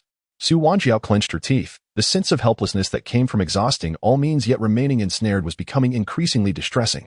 She had even attempted to call for help through her communication jade slip, yet it was as if her pleas had vanished into the void. At that moment, she sensed a disturbance beneath the water's surface. Instinctively, she shot upward. Upon ascending to a height of 1,000 zhang and glancing down at the water's surface, her eyes widened in astonishment. A colossal creature was swimming below, measuring at least 10,000 zhang in length. Its entire body was a striking red, indistinct yet reminiscent of a dragon or a flood dragon, gliding gracefully through the depths. As it swam, the surface of the water parted slowly, revealing its arched back, which appeared as a mountain range stretching for miles. Yet, it was not the creature's immense size that instilled fear in Su Wanjiao. Rather, it was the aura it unconsciously emitted. This aura was not directed at her, merely a trace of energy released inadvertently. Yet, that faint essence sent shivers down her spine, and she had no doubt that a single breath from it could obliterate her spirit. In that moment, a chilling realization crept into her mind, a terrifying possibility she could scarcely fathom. Chapter 11 In the depths of the merciless sea, she pondered, is this still humanity? The ominous black expanse surrounding her was no mere illusion. It was a tangible reality. It is well understood that illusions possess limitations, which, while diminished by the strength of the conjurer, cannot rival the authenticity of the real world. What she encountered and witnessed was far beyond the realm of mere illusion. Realizing this, Su Wenji gasped for breath, despair gradually etching itself upon her features. If this were indeed the case, her chances of escape seemed bleak. Yet, she could not fathom how such a phenomenon could exist within this modest mountain peak. As she looked up, snow began to fall from the heavens, chilling her heart further. No, I cannot perish here. I must find a way out. Gritting her teeth, Su Wenji propelled herself toward the solitary reference point of a white lotus. In such an environment, devoid of landmarks, even the most adept practitioners could easily lose their way. Snow again fell abundantly. In the hall, Zhong Qing set aside his book, raising his gaze to the dancing snowflakes outside. He had always cherished snowy days, for there exists an ancient belief that a bountiful year follows a fortunate snowfall. Once, he had entertained dreams of being a chivalrous hero amidst the snow. He recalled his childhood at his grandmother's rural home, during the season when pear blossoms blanketed the trees. As a young boy, he had fashioned a cloak from the white plastic wrapping of a fertilizer bag and adorned himself with a bamboo stick tied with red cord at his waist. In the midst of the snowstorm, he envisioned himself a wandering hero, leaving no trace in the tall grass. Even after his arrival in this realm, he had continued to indulge in those fantastical dreams for some time, only to have his fervor dulled by a lackluster system that offered no cultivation. Even now, with the activation of this inferior bonding system, it remained a challenge to rekindle the passionate spirit of his youth. After all, if one could gain cultivation without effort, why strive at all? Thus, he found solace in a leisurely pace. Though he was not invincible at present, with the enhancement from the inferior bonding, he would inevitably reach that pinnacle. Of course, he still needed to find a second inferior disciple, for having one would multiply the feedback of cultivation 1,000-fold. And with 2 disciples, the effects would compound. However, the system had provided no hints thus far, leaving Zhong Qing to drift along with fate. Yet, with nothing to occupy his time, he felt a twinge of restlessness. He rose, retrieved his handmade bamboo fishing rod from the corner, donned a conical hat, and stepped outside toward the small pond behind the mountain. This pond, too, was a reward from his prior sign-in. Zhong Qing understood that the items gifted through the system were not mundane. Although he had yet to ascertain the pond's specific properties, he knew it was designated as the Sea of Suffering. Nevertheless, this did not hinder his enjoyment of fishing there. For many years, it had been a source of sustenance, especially when he had no cultivation and could not fast. However, upon reaching the edge of the pond, he was taken aback. There, within the waters, a celestial beauty darted about, at times displaying despair, at others, anguish and collapse, only to rally herself and resume her frantic movements. This spectacle struck Zhong Qing as utterly absurd. Yet, he was no stranger to such occurrences. The Sea of Suffering had drawn many beings over the past 4 years. From ordinary birds and beasts to formidable spiritual creatures. Those who ventured into its depths either drowned or, without exception, floundered helplessly, unable to escape. When he first discovered this peculiar phenomenon, Zhong Qing had been puzzled for quite some time. His insatiable curiosity drove him to venture into the water repeatedly. Yet he experienced no such bewilderment himself. The water barely reached his chest. With a determined dive or a few powerful strokes, he could traverse from one end to the other. Naturally, he reasoned that as the master of the sea of suffering, it was understandable that such phenomena would not affect him. However, encountering a woman who had fallen into the depths was indeed a first. Drawing upon his experience, he prepared a net that he had long kept at the water's edge. This net served a vital purpose: to retrieve the bodies of deceased creatures and reduce pollution, and to capture any delectable spiritual beings that might enhance his meals. Those that were neither dead nor hungry could be released, as their erratic movements during fishing were a nuisance. Thus, facing this woman, he aimed his net without hesitation. In the midst of the sea of suffering, Su Wenji was on the brink of despair. Her once proud cultivation felt utterly powerless against the relentless tides. Regardless of her frantic attempts to fly or unleash her power, all proved futile. Just as she teetered on the edge of collapse, she noticed a vast net materializing above her. A storm of emotions surged within her. In this boundless black sea, a net appeared in the sky? Instinctively, she attempted to evade it, only to realize that it covered her entire field of vision, leaving her with no room for resistance. She was ensnared within its grasp. In the next moment, she felt an immense force pulling her in a singular direction. This tugging sensation transported her through the void, across vast distances, rendering her dizzy and her mind blank. Yet, in that moment of disorientation, a gentle voice reached her ears. Mississippi startled, Su Wenji opened her eyes to find a young man clad in white, wearing a conical hat, standing beside her. He appeared youthful and radiated a calm elegance. Holding a bamboo fishing rod, with snowflakes accumulating upon his shoulders, gazing intently at her. In this precarious situation, the sight of the young man sent a jolt through Su Wenji, compelling her to instinctively retreat. After 2 steps, she found herself back at the edge of the sea of suffering. Turning around, she beheld the vast expanse of the dark waters and realized, to her astonishment, that she had escaped the infinite abyss. I have made it out. A mixture of shock and joy overwhelmed her, tears nearly spilling over. In her excitement, she cast her gaze once more upon the young man before her. Chapter 12. The Master of the Sea of Suffering. Is it really him? At first glance, the young man, despite his extraordinary aura, appeared unremarkable. There was no discernible fluctuation of energy emanating from him. Yet, she was not foolish enough to regard him as an ordinary person. The ease with which he had rescued her from that dark sea was a clear indicator of his exceptional nature. The absence of any energy signatures could only imply one thing. His cultivation was so profound that he could control it at will. May I ask, was it you who saved me, esteemed elder? Su Wenji inquired cautiously, her tone respectful. Zhong Qing did not deny it. He merely nodded. Had he not intervened, this woman would likely have remained trapped within the confines of that pond. I am Su Wenji, and I sincerely thank you for your life-saving grace, she expressed, bowing deeply in gratitude.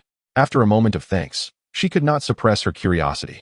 If I may ask, esteemed elder, what exactly is this pond?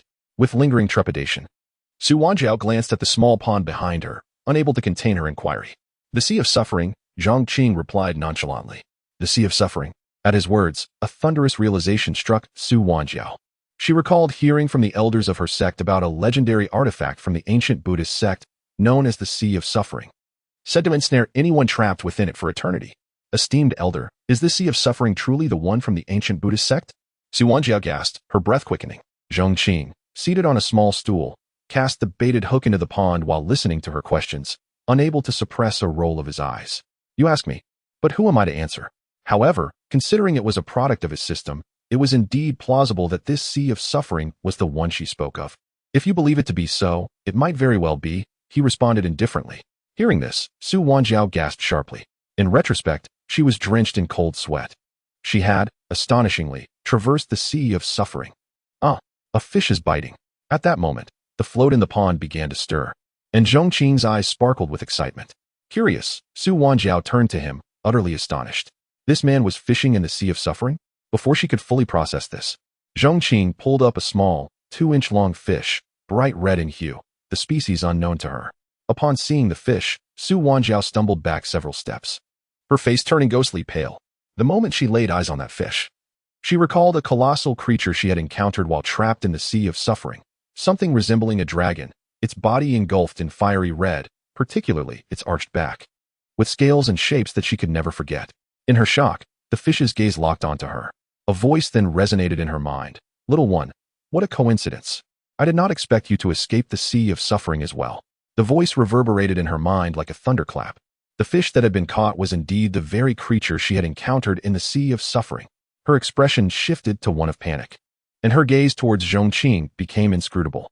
To have hooked a being comparable to a divine beast from the sea of suffering with a mere bamboo pole, what kind of celestial skill was this? Little one, do not be alarmed. He is the master of the sea of suffering, helping me escape its clutches. We are both under his protection. He has granted us a second chance at life. You, being of the human race, may still have the opportunity to serve your benefactor well. As for me, my role is merely to provide an additional dish for his table. Cherish this chance. I must now return to the cycle of reincarnation. As soon as the transmission ended, Zhong Qing placed the fish into a protective net. Yet, Su Wanjiao's heart was tumultuous. The master of the sea of suffering, what a concept. She struggled to fathom it. Looking back at Zhong Qing, her initial respect morphed into fear and submission, akin to an ant gazing up at a majestic elephant. By the way, I haven't asked you yet, how did you end up at my Mufa Peak? Zhong Qing inquired, having rebaited his hook and turning his attention to Su Wanjiao. His question left her momentarily speechless. If she surmised correctly, the man before her was indeed Lin Feng's master. Her purpose had been to negotiate with Lin Feng's master to take him as her disciple. She had even contemplated using force, should he refuse. But now, how could she dare utter such words? What audacity would that require? Thus, reflecting on her fall into the sea of suffering, it didn't seem entirely fortuitous. Had she not encountered this unexpected event, she might have rushed forward to demand Lin Feng as her disciple, unwittingly courting disaster. Although she had suffered greatly in the sea of suffering, at least she had preserved her life. Noticing her prolonged silence, Zhong Qing turned to look at her. Under his gaze, Su Wanjiao felt a rush of anxiety. She had yet to formulate her response and could only force a smile, feeling awkward as she stammered, "Esteemed elder. Would you believe me if I said I was just passing by? What do you think?" Zhong Qing tilted his head, observing her. "Ha ha ha. I don't believe it either," he replied. Su Wanji wished she could find a hole to hide in. Faced with Zhong Qing's scrutinizing gaze, she felt an urge to cry. At that moment, amidst the icy landscape, a youthful figure darted towards them, landing beside the two. Disciple greets master. The newcomer was none other than Lin Feng. "Disciple, what has brought you here all of a sudden? Is there something you wish to discuss?" Zhong Qing smiled. "Master, in a month or so, I should reach the Chun Xian realm," Lin Feng replied respectfully. "Once I attain that level, I have some personal matters to address. So I wanted to inform you in advance. I may need to descend the mountain for a while, and I hope for your understanding." "Since you have matters to attend to, that is naturally no problem," Zhong Qing said, affectionately ruffling Lin Feng's hair. However, upon seeing Lin Feng, Su Wanjiao felt a wave of dread wash over her. Just when she feared the worst, she desperately tried to avoid detection. But how could Lin Feng miss such a prominent figure? He immediately recognized her. "It's you?" Lin Feng exclaimed in surprise. Su Wanjiao's heart sank to the depths of despair. "Oh, you know her?" Zhong Qing asked Lin Feng, intrigued. Reporting to master, "I was practicing in the mountains 100 miles away to solidify my cultivation and gain practical experience when I happened to encounter her. She claimed to have seen my rapid progress and urged me to leave master and become her disciple." Lin Feng recounted truthfully, his tone respectful. Chapter 13. The Divine Phoenix Bloodline Apologies. "But you still do not meet the qualifications to become my disciple." "Nonsense." Before Lin Feng could finish his sentence, Su Wanjiao interrupted him with a loud exclamation. "I clearly stated that you, young man, have made swift progress in your cultivation, and I wish to learn from your master, not to become your disciple." In a moment of urgency, Su Wanjiao's face flushed as she spoke. Her words left Lin Feng perplexed. The young boy scratched the back of his head, blinking in confusion. "Did you truly say that? I recall you stating otherwise." Lin Feng responded, his face etched with bewilderment. "You mentioned that you hailed from the Holy Land of the Eastern region, asserting that it would be better for me to join the Holy Land than remain at Mufu Peak. You must have misheard." Su Wanjiao hurriedly clarified. "Although I did claim to come from the Holy Land, I also mentioned that I had never seen a disciple with such rapid progress there, which compelled me to consider joining Mufa Peak." "And what of the 8th grade sword you promised me?" Lin Feng inquired.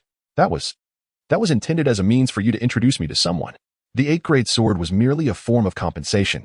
In order to avoid offending the present Zhong Qing, Su Wanjiao resorted to the utmost exaggeration in her words, her survival instinct fully engaged. To further assure Zhong Qing of her sincerity, she promptly bowed with utmost respect, saying, "Senior, it is indeed true. Upon witnessing this young brother's remarkable progress, I knew he must possess an extraordinary master. In a moment of impulsiveness, I followed him to Mufu Peak, wishing to seek your guidance." only to find myself ensnared in a sea of troubles before even meeting you. Nevertheless, I humbly ask for your forgiveness for my audacity in intruding without your consent." With that, Su Wanjiao knelt sincerely on the ground. "Bah, I have never encountered such shamelessness." The sword elder, confined in the abyss, could not help but scoff at Su Wanjiao's words. "Humph, I knew she was not being truthful. Elder Sword, you heard her too. How can she lack such shame?" Lin Feng's expression was one of indignation. Just as he was about to expose her true character to Zhong Qing, he was interrupted by a wave of Zhong Qing's hand. He was not a fool. The reality was evident, and there was no need for further elaboration. However, he was not particularly angered. Ever since the hundredfold augmentation commenced, the terrifying speed of Lin Feng's cultivation was a sight to behold, stirring envy and a desire for discipleship in anyone who witnessed it. It was only natural for her to follow him to Mufu Peak and suffer difficulties. Moreover, despite her blatant dishonesty, her attitude remained relatively sincere. Thus, he chose not to delve deeper into the matter. "My dear girl, you may leave now, and please do not return to Mufu Peak." Zhong Qing waved his hand dismissively. Su Wanjiao felt a rush of heat. From Zhong Qing's demeanor, it was apparent that he was aware of her deceit. Blushing, she quickly offered a respectful apology. "I apologize. Senior, I lied just now, and I shouldn't have acted that way. It is entirely my fault for being so blind to my own limitations and for offending you. With such exceptional talent as your disciple, I have no right to claim you as my master. However, Senior, I genuinely wish to learn from you, and I hope you might grant me this opportunity." Su Wanjiao spoke with utmost reverence. Upon seeing Zhong Qing, she genuinely felt the desire to become his disciple. He was the first individual she had encountered who made her feel profoundly insignificant, especially after witnessing the formidable methods employed to extract the colossal beings from the depths of despair. Thus, seeking to become Zhong Qing's disciple felt like a worthy pursuit. Zhong Qing was somewhat taken aback by Su Wanjiao's final sincerity. While he did not harbor any particular fondness for her, he had also lost any ill feelings towards her. However, as for accepting her as a disciple, Zhong Qing could not help but scrutinize Su Wanjiao further before ultimately shaking his head. "My dear girl, you do not fulfill the criteria for my discipleship."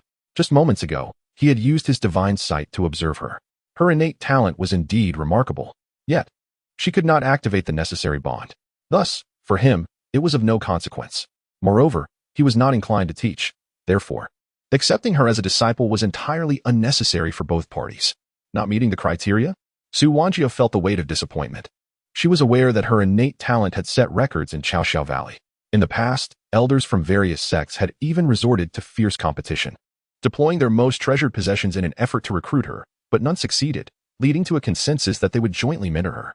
Consequently, as the saintess of Chaoxiao Valley, she had not truly had a master. Yet, she had not disappointed anyone, achieving the Moonxian realm at a mere 20-something years of age. It was no exaggeration to say she was the future of Chaoxiao Valley. But today, at Zhong Qing's hands, she found herself unqualified to be a disciple. The more she faced this reality, the less willing she was to concede. She understood that her encounter with Zhong Qing at Mufu Peak might spell disaster, but it could also be an opportunity. She resolved to reveal her greatest secret, one known only to a select few in Chaoxiao Valley. Until her strength had matured, disclosing it could lead to catastrophic repercussions for both her and her sect.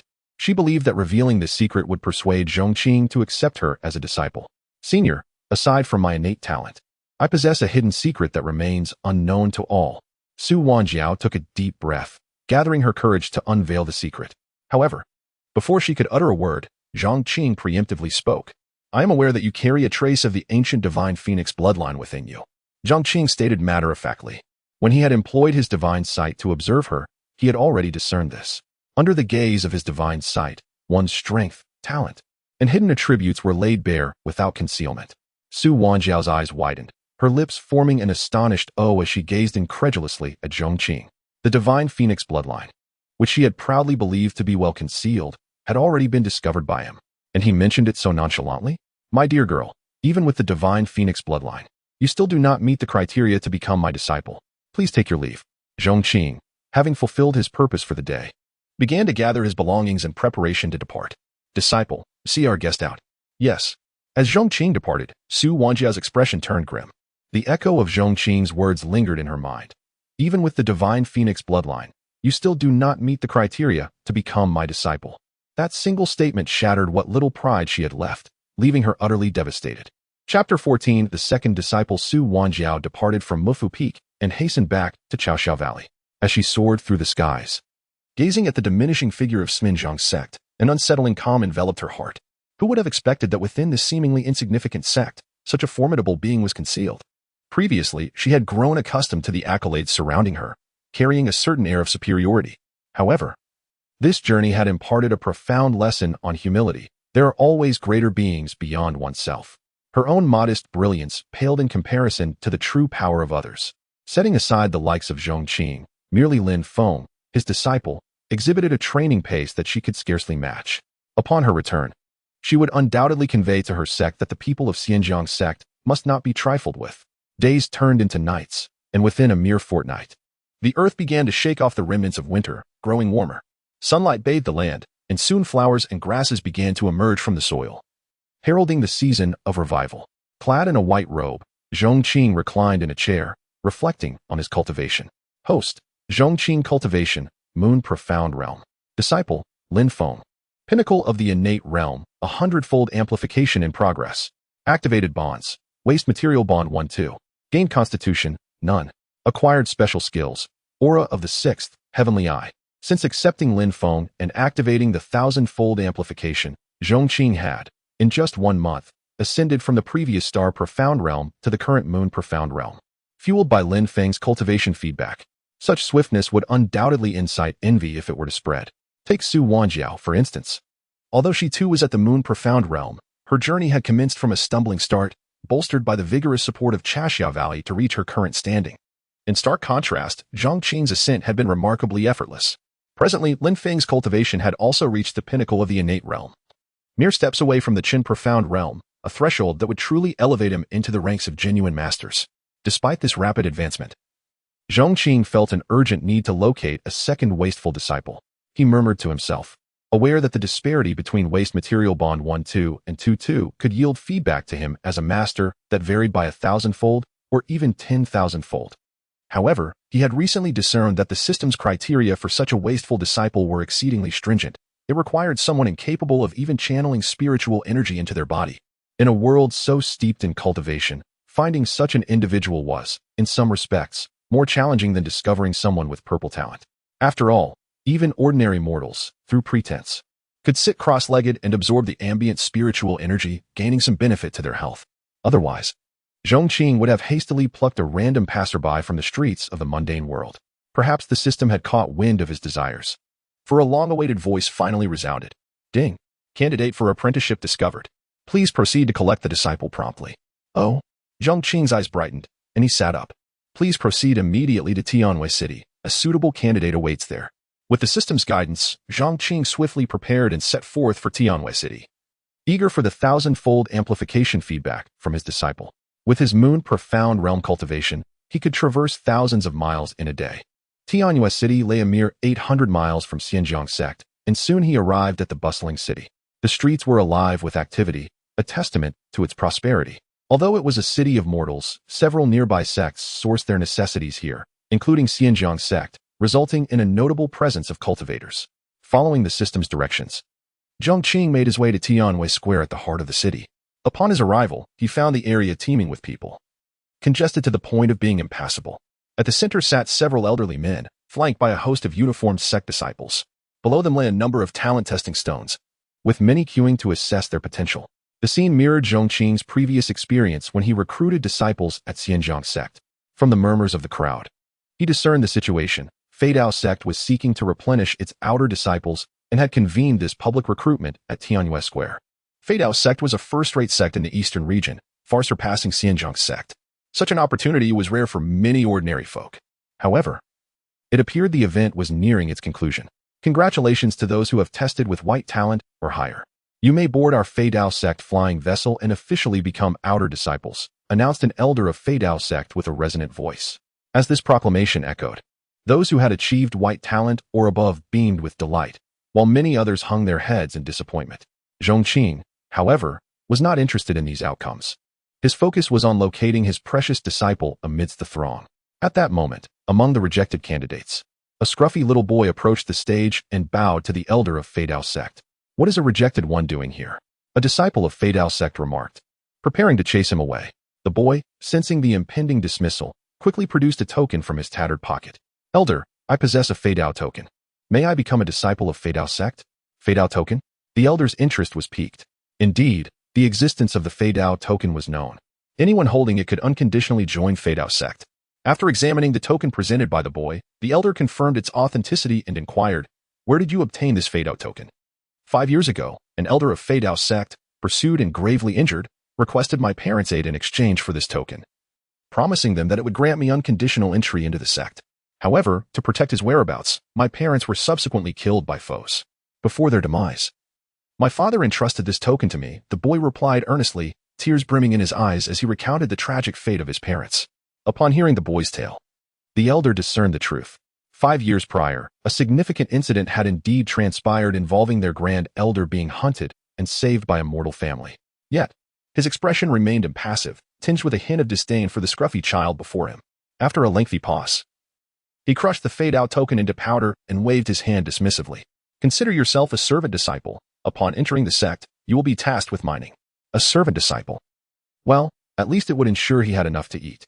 The boy's face lit up with gratitude as he hurriedly expressed his thanks. Thank you, elder. It was at this moment that Zhong Qing finally identified his candidate for apprenticeship. It was none other than this little boy. However, he had not anticipated that before he could make a move, the child had already joined Fei Dao Sect. Nor had he foreseen the boy's tragic background. The actions of Fei Dao Sect left him feeling quite indignant. While the boy may lack talent, the guardian was nonetheless a vital asset of the sect. The boy's parents had sacrificed their lives to save that guardian after joining Fei Dao Sect. One would expect at least some degree of fair treatment rather than relegating him to menial tasks. Nonetheless, the silver lining was that he was soon to become his disciple. Chapter 15. Peer pressure. Just as Zhong Qing was contemplating how to approach the Flying Dagger Sect to secure the young disciple, a man descended from the sky. His crimson hair glimmered, and his blood-red pupils flickered ominously, emanating a faint aura of darkness. Who could this be? Upon seeing the man, the elder of the Flying Dagger Sect furrowed his brow, rising abruptly from his seat, casting a grim gaze towards the newcomer. Please remain calm. I am Blood Frenzy, the man stated, his unusual eyes flashing as he bowed slightly upon landing. Blood Frenzy? Disciple of the crimson-haired old ghost? The elder of the Flying Dagger Sect exclaimed in surprise. Clearly, the elder was well-versed in the world, instantly recognizing his identity. Indeed, Blood Frenzy replied with a leisurely smile. Once the elder confirmed his identity, his demeanor shifted to one of considerable politeness. This was not without reason. The crimson-haired old ghost was a notorious rogue cultivator within 1,000 miles. Although his cultivation method leaned towards the demonic, none could deny his formidable strength in the Qin realm. Even their own sect's ancestor might struggle against him. May I inquire about your sudden visit, Blood Frenzy? The elder inquired with a smile. I have but a small request, Blood Frenzy said with a chilling smile, directing his gaze toward the young boy from earlier. This child has been afflicted with a certain toxin since childhood. While it is not fatal, its prolonged presence is fused with his vital essence. As I am currently practicing the techniques imparted by my master, I require the essence and heart of one who possesses this toxin as a catalyst. Although such a constitution can be cultivated, it would take considerable time. Thus, I have come to seek your assistance, elder. The elder displayed a hint of hesitation. Elder, this boy is merely a waste. His absence or presence bears no weight on your Flying Dagger Sect. If you grant me this favor, it shall be remembered, Blood Frenzy argued, appealing to reason and emotion. Yet the elder remained uncertain. His concern was not for the boy's life, but for the reputation of the Flying Dagger Sect. Associating with a demonic cultivator could tarnish their name, especially if they publicly consented to such a request. However, upon deeper reflection, Blood Frenzy's words held merit. After all, the boy was merely a waste. Gaining a favor in return was not insignificant. The crimson-haired old ghost had only this one disciple, and Blood Frenzy's favor would essentially be that of the old ghost himself. Thus, he made his decision, smiling faintly. Since you have spoken, how could I refuse? No, please. The boy cried out in despair, trembling with indignation. He had never anticipated such a cruel turn of events. Elder, I beg you, do not. I am a disciple of the Flying Dagger Sect, and my parents saved your life. Hearing this, the elder faltered. The boy's parents had indeed saved the elder's life, if he pursued this matter further. With that thought, he took out a jade slip to contact the sect's grand elder. Humph, merely a mortal, and he dares to consult me. The Flying Dagger order was given to his parents, not him. Once they perished, it naturally became void. Came the cold and impatient voice of the grand elder from the jade slip. With those words, the boy collapsed to the ground, utterly defeated. His parents had risked their lives to save the elder, intending to pass on the Flying Dagger order to him, hoping to rescue him from a life of mediocrity. Yet, the life they sacrificed for was now in vain. At that moment, the Flying Dagger Sect learned of the Grand Elder's stance, and a stern command was issued. Regardless of the validity of the Flying Dagger Order, you have already become a disciple of the Flying Dagger Sect. As such, you must heed the sect's commands and be prepared to sacrifice for its interests. Though the onlookers were dismayed by the sect's actions, none spoke up for the boy. In the realm of cultivation, the law of the jungle prevailed. The cold and unyielding demeanor of the Flying Dagger Sect extinguished any hope the boy harbored. With tears in his eyes, he vowed to remember their cruelty and hatred, and he turned to flee the crowd. Seeing the boy attempt to escape, Blood Frenzy smirked, unfazed. Once the boy was a distance away, he raised his hand, unleashing a surge of energy toward him. Despair washed over the boy's face as he felt the impending threat, filled with an overwhelming sense of injustice. However, just as the moment of crisis arrived, a figure clad in white appeared before him, shielding him. With a casual wave, the newcomer dispersed the approaching energy. The sudden turn of events drew everyone's attention to the figure in white. "Who are you?" Blood Frenzy demanded, his voice laced with malice. Yet Zhong Qing paid him no mind. Instead, he knelt to wipe the boy's tears and gently asked, "What is your name?" Overwhelmed with gratitude, the boy gazed at Zhong Qing, who was the only one to stand up for him. "My name is Su Yi. Thank you for saving my life." Su Yi. A wonderful name, Zhong Qing smiled softly. "Would you like to become my disciple?" Upon hearing Zhong Qing's offer, Su Yi's youthful face lit up with disbelief. To him, merely becoming a servant disciple of the Flying Dagger Sect was a dream come true. He could never have imagined someone of Zhong Qing's caliber would take him as a student. Without hesitation, he bowed deeply. "Su Yi is willing. I pay my respects to my master." "Ha ha ha, splendid." Zhong Qing beamed as he helped Su Yi to his feet. At that moment, a voice echoed in his mind. "Congratulations, host, for successfully accepting a disciple. You have activated the Waste Material Bond 2-2. Waste Material Bond 2-2. The disciple's cultivation speed can be enhanced by 100-fold. The host will receive a 10,000-fold cultivation feedback. As the system's voice faded, Zhong Qing felt a distinct surge in his own cultivation, as if he were riding a rocket, accelerating tenfold from his original foundation. Yet, the system's voice continued. "Congratulations, host, for activating the Waste Material Bond 2-2 for the first time. You have been rewarded with the effect of peer pressure. Peer pressure. For cultivators of equal level or lower, the host may reduce them to dust with any attack motion." Host, Zhong Qing cultivation level, Moonxian realm. Disciple, Lin Feng, innate cultivation, 100-fold enhancement in progress. Disciple, Su Yi, no cultivation, 100-fold enhancement pending. Activated bonds, Waste Material Bond 2-2, more bonds awaiting discovery. Acquired physique, none. Acquired special skills, the sixth halo, Heavenly Eye, peer pressure. Peer pressure. Some might dismiss it as trivial, yet it certainly simplifies matters greatly. Zhong Qing slowly smiled. "Are you deaf? I am speaking to you." Blood Frenzy, increasingly agitated, noticed Zhong Qing's continued disregard for him. Due to his mastery of demonic arts, he had reached the realm of Qinxian, surpassing the younger generation and rivaling even the elders of second-rate sections. Not to mention, the mere title of his master alone granted him unparalleled authority throughout this vast expanse. Yet, here stood Zhong Qing, not only thwarting his ambitions but also daring to disregard him in such a manner. In that instant, he had sentenced Zhong Qing to death in his heart. Chapter 16. Do not let go of anyone who has harmed you after conversing with Su Yi. Zhong Qing finally turned his gaze upon Blood Mad. He was the master of Mufu Peak from the Pingjiang Sect. Holding Su Yi's hand, Zhong Qing spoke with an impassive expression. Zhong Qing from Mufu Peak. Upon hearing Zhong Qing's words, Blood Mad exhibited a look of recollection, mirrored by the elders of the Flying Knife Sect and the onlookers. Clearly, everyone was intrigued by Zhong Qing's identity. Moments later, someone recalled that he was the so-called wasteful master of the Pingjiang Sect, a discarded talent brought back from outside. Someone pointed at Zhong Qing and shouted. With this reminder, people began to piece together their memories. After all, within this eastern domain, there was some mutual understanding among sections. "Oh, so it is you, the waste." Blood Mad sneered coldly, mocking, "Yet you do not appear as useless as the rumors suggest, being able to withstand even a fraction of my power. However, your sect's master would still treat me with respect. What audacity allows you, a mere peak master, to meddle in my affairs?" Blood Mad's voice boomed as he questioned Zhong Qing, clearly underwhelmed by what he had expected to be a formidable opponent. The Flying Knife Sect above also wore expressions of mockery. Given their ties to the red-haired old demon, they were inclined to grant Blood Mad a favor, let alone the Pingjiang Sect. Zhong Qing narrowed his eyes and spoke languidly. "I suggest you return whence you came before I change my mind." Such audacity. Blood Mad was incensed, laughter erupting from the crowd. particularly from the elder of the Flying Knife Sect, who found the situation absurd. A mere peak master from Mufu Peak had the gall to speak so boldly to Bloodmad. Did he truly believe that withstanding a fraction of Bloodmad's attack meant he could contend with him? In a true battle, even the elder doubted he could hold his ground. Everyone present regarded Zhong Qing with derision. Listen well, I offer you a chance, Bloodmad said coldly. First, bring me my medicine, then crawl under my legs and sever an arm. Only then will I spare your life.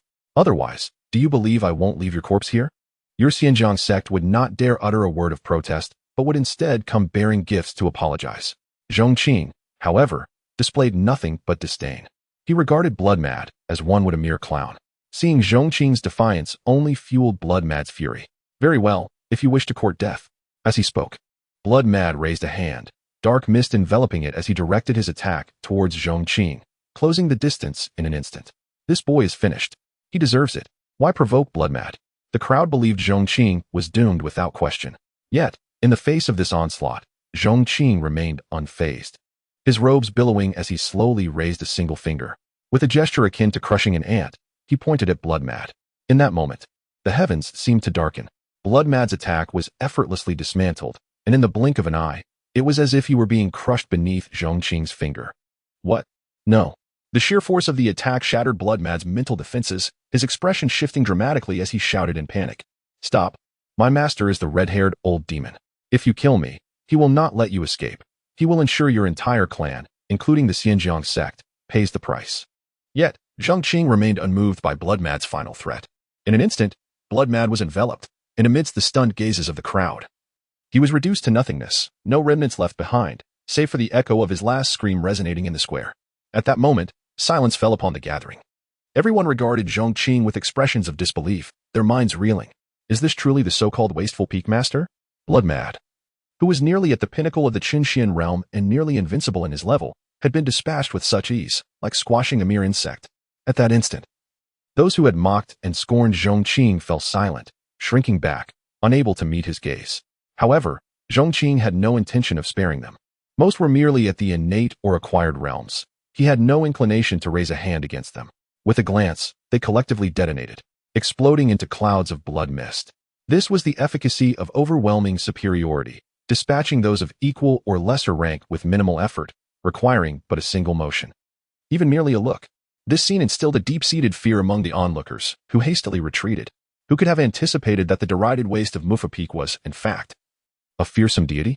At the same time, they were grateful they had refrained from further insults. Disciple, today marks your first lesson. Zhong Qing turned to Su Yi and stated, we do not initiate harm, but we must not let go of anyone who has wronged us. Su Yi was rendered speechless by Zhong Qing's decisive action against Bloodmad. Feeling an inexplicable sense of relief, tears streamed down his face as he experienced, for the first time, what it meant to have someone to rely on. In that moment, Zhong Qing's words resonated with him as the ultimate truth. Yes, master, I understand. Su Yi nodded solemnly, his teeth clenched in determination. Zhong Qing ruffled Su Ye's hair and then turned his gaze towards the elder of the Flying Knife Sect. The elder, sensing Zhong Qing's attention, instinctively took 2 steps back. As a low-ranking elder of the Flying Knife Sect, his cultivation was merely at the pinnacle of the Qinxian realm, equal to Bloodmad's abilities. Zhong Qing's ability to dispatch Bloodmad with a single finger left him with no doubt that he could do the same to him. As Zhong Qing approached, the elder could not help but retreat further, his eyes wide with fear as he stammered, I had no part in your conflict with Bloodmad. I may have spoken out of turn, but I am an elder of the Flying Knife Sect. If you harm me, it would be tantamount to declaring war against my sect. What are you doing? Stop. As he spoke, the elder, overwhelmed by terror, lost control of himself and knelt before Zhong Qing. The scene, where the once arrogant elder now cowered before Zhong Qing, elicited gasps of astonishment from the crowd. Zhong Qing, taken aback by the elder's cowardice, wore a look of disdain. This was a clear case of bullying the weak. Yet, it was not entirely surprising given the horror of Zhong Qing's capabilities. Bloodmad had been reduced to nothingness with a mere finger. And none of the others who had spoken out had been spared. If Zhong Qing truly wished to end him, the elder doubted his status would afford him any protection. After all, if Zhong Qing had no qualms about killing Bloodmad, he certainly would not hesitate to eliminate a mere elder from the Flying Knife Sect. Chapter 17. The Body of Calamity. As the elder knelt down, the other disciples of the Flying Blade Sect followed suit in a flurry of confusion. Unsure of how to react. Disciple, behold. This is the sect you once wished to join. Zhong Qing could not help but mock. Su Yi gritted his teeth, unable to forget how the Flying Blade sect had disregarded the kindness his parents had shown by saving the Grand Elder, and sought to hand him over to the bloodthirsty one. The contrast with their current posture kneeling before Zhong Qing was nothing short of ironic.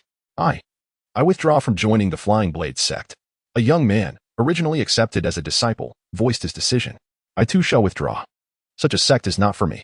With the first voice speaking out, a herd mentality ensued, and those who had eagerly sought to join the Flying Blade sect began to reconsider their choices.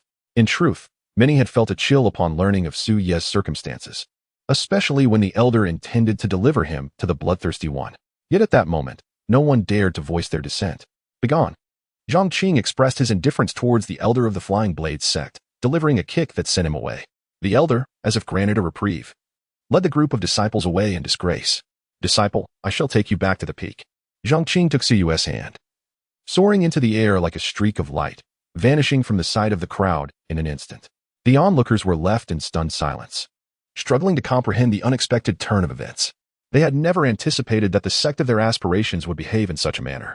Yet, Zhong Qing's name resonated throughout Tianwei City, becoming a topic of fervent discussion among many. Master, can you cultivate me into a formidable expert? Su Yu suddenly inquired mid-air. Certainly. Zhong Qing replied with a smile. Then I wish to kill. Su Ye's expression was resolute. I wish to take the life of the Grand Elder of the Flying Blade sect. His life is owed to my parents, who exchanged their lives for his. Thus, I seek to reclaim what is rightfully theirs. Upon hearing Su Ye's words, Zhong Qing was momentarily taken aback, then erupted into hearty laughter, praising, excellent. As expected of my disciple, I assure you, it will not be long before you reclaim that life. He affectionately ruffled Su Ye's hair, his face beaming with pride. Following the events of the day, it was clear that his disciple had undergone a transformation. In the realm of cultivation, such is the way. Before long, the two arrived back at Mufa Peak. Upon their return, Zhong Qing immediately communicated with Lin Feng. Lin Feng swooped down from the horizon and, upon landing, spotted Su Yu beside Zhong Qing. Master, is this your new junior disciple? Lin Feng inquired excitedly. Indeed. From now on, you shall be responsible for him. Zhong Qing replied with a gentle smile, introducing Su Yu to Lin Feng. Greetings, senior brother. Su Yu respectfully bowed. Oh, you are too courteous. You shall live next door to me. My place is a veritable treasure of good fortune. Lin Feng enthusiastically welcomed his new junior brother, personally helping him settle in and familiarizing him with all that Mufa Peak had to offer. The body of calamity. Zhong Qing reclined on a lounge chair in the courtyard, personally guiding Su Yi in his cultivation practices. Through the use of his celestial eye, he discerned that Su Yi was not afflicted with the poison the bloodthirsty one had claimed, but rather possessed an innate physique known as the body of calamity. This unique constitution, once activated, harbored lethal toxicity within even a single cell. Without activation, it was still beyond the capacity of the likes of the bloodthirsty one to endure. Should the bloodthirsty one attempt to use Su Yi as a medicinal catalyst for his cultivation, he would not only fail to break through, but would also meet his demise. Activating the body of calamity required specific cultivation techniques. Ultimately, Zhong Qing selected an imperial-level technique titled Abyss of Calamity, which perfectly aligned with Su Ye's physique while suppressing the exterior manifestation of his body of calamity. He then chose an imperial-level Dark Claw as a weapon and had Lin Feng deliver it to Su Yi, while also instructing Lin Feng to impart the so-called incantation to him. Once Su Yi commenced his cultivation, Zhong Qing discreetly activated a hundredfold amplification. With the augmentation in effect, coupled with the imperial-level technique's enhancement, it took mere moments for the sounds of Su Ye's breakthroughs to echo throughout Mufu Peak. Body refinement, first level. Body refinement, second level. Body refinement, third level. Zhong Qing, too, reaped a 10,000-fold reward. However, due to the vast disparity in realms between him and Su Yi, even as Su Yi surged through multiple levels, Zhong Qing found himself unable to progress even a single level. Yet, he remained unperturbed. With two disciples benefiting from a hundredfold amplification and his own 10,000-fold feedback, it was only a matter of time before he ascended in rank. Meanwhile, within the confines of the Barren Realm, Elder Jian observed Su Ye's rapid advancement, akin to the speed of spatial transmission, and could not help but reflect. Before long, you two young men shall surpass my peak prowess. Even if I were to revive, I would merely be trailing behind you. The complexity of such feelings was inescapable. As he reminisced about the arduous journey to reach his pinnacle, he could not help but feel a pang of defeat upon realizing that others could effortlessly attain what he had struggled for with mere meditation and incantation. Simultaneously, Zhong Qing's act of effortlessly dispatching the bloodthirsty one with a mere finger became the talk of the Pingjiang Sect. As news reached the ears of the elders and peak masters, they hastened to the main peak of Pingjiang. Sect Master, is this true? An elder could not contain his inquiry. It appears you are already aware, Xianyuan Hong mused. I received confirmed news moments ago that it is indeed true. Upon Xianyuan Hong's confirmation, gasps of astonishment filled the air. Initially, they had perceived Zhong Qing as a mere idler at Mufa Peak. But they had not anticipated that he could single-handedly slay the once mighty Duanfeng at Xinjiang's main peak. That revelation alone had left them reeling. Yet they were unprepared for the subsequent news of Zhong Qing dispatching the bloodthirsty one with a mere finger. It seems our junior brother is indeed formidable. We all underestimated him, Xianyuan Hong reflected, marveling at how such a talented individual had been overlooked for so long. Chapter 18. The self-defense counterattack of our sect leader indeed. The other elders and peak leaders also expressed their sentiments. How old could Zhong Qing be? In truth, he was merely 18 or 19 years of age. When Zhong Qing killed Duanfeng, they speculated that he must have reached the pinnacle of the Qinxian realm. Given that Duanfeng was in the late stage of the Qinxian realm. However, that was an overly generous assumption. After all, reaching the Star Xian realm at such a young age was beyond their wildest imaginations. Such a level of cultivation would make one a standout even in the sacred grounds of the eastern region. Unless the ancestors of the Pingjiang Sect had risen from their graves. Yet now, news had arrived that he had effortlessly subdued the bloodthirsty man at the peak of the Qinxian realm with a mere finger, indicating that Zhong Qing's cultivation must be at the Star Xian realm. Moreover, it was not just an ordinary level of the Star Xian realm. This was no trivial matter. It must be noted that even Xianyuan Hong, the sect leader, had only reached the mid-stage of the Star Xian realm. As for the elders of the Pingjiang Sect and the other peak leaders, aside from the Grand Elder, most were only at the Qinxian realm. How embarrassing. Everyone present couldn't help but feel a sense of humiliation. They had always thought Zhong Qing incapable of cultivation, yet he had surpassed them all, rivaling even Xianyuan Hong, the sect leader. However, it was worth noting that Zhong Qing had indeed killed the bloodthirsty man, who had a red-haired old fiend backing him. What if he came seeking vengeance? At that moment, one of the elders spoke gravely. Just then, as if fate conspired, the sounds of battle echoed from the mountain gate. A red-haired man, wielding a long knife, had slain numerous disciples guarding the gate and was advancing toward the main peak of the Pingjiang Sect with an unstoppable force. Pingjiang Sect, come out! The red-haired man bellowed, and with a single swing of his knife, he cleaved half of the mountain peak away. Rocks tumbled down, shaking the heavens and the earth, as if a cataclysm had erupted, causing grievous injuries and fatalities among countless disciples. It was only at this moment that Xianyuan Hong and the others, alerted by the commotion, emerged. Xianyuan Hong gazed solemnly at the red-haired man, never having anticipated that before they could devise a strategy, the red-haired old fiend would come charging in. Indeed, the figure before them was the infamous red-haired fiend. Beneath his disheveled hair was a grotesquely decayed face, one eye rotten and the other oozing repulsive pus. Red-haired fiend, why have you trespassed into my Pingjiang Sect? Xianyuan Hong demanded darkly. Spare me your pretense. Hand over Zhong Qing from your sect. The red-haired fiend's murderous intent surged, his already twisted visage now contorted with rage. What have we, the leaders of the sect, done to you? Xianyuan Hong's pupils flickered as he sought to buy time. Secretly, he transmitted a message to the elder behind him, urging, quickly inform Zhong Qing to temporarily leave the Pingjiang Sect and avoid confrontation. The red-haired fiend's Moon Xian realm cultivation is not to be underestimated. The elder nodded in response and discreetly sent the message. Stop pretending, Xianyuan Hong. The red-haired fiend thundered in fury. That little brat knew full well that the bloodthirsty man was my disciple, yet he dared to kill him. Today, I shall refine that little wretch into a human stick. Oh, so that is the matter at hand, Xianyuan Hong replied sharply, if I recall correctly. It was the bloodthirsty man who initiated the attack, was it not? How is it that your disciple may strike, yet my Pingjiang Sect is forbidden from retaliating? Humph. My disciple had his reasons for attacking. You, a mere peak master of the Pingjiang Sect, should either await your doom or kneel in supplication. Who grants you the audacity to retaliate against my disciple? The red-haired fiend emanated an overwhelming fury. My disciple inherits my legacy, and at merely 20 years of age, has already reached the pinnacle of the Qinxian realm. Given time, those so-called prodigies of the sacred grounds shall be beneath his feet. How can the life of a worthless peak master like you compare to my disciples? How infuriating it is that such a prodigious disciple of mine was slain by a mere peak master of your sect. I seethed with rage as he spoke. The red-haired fiend was enveloped in a dark mist, his fury creating a vacuum around him, and the ground beneath him reverberated with explosive sounds.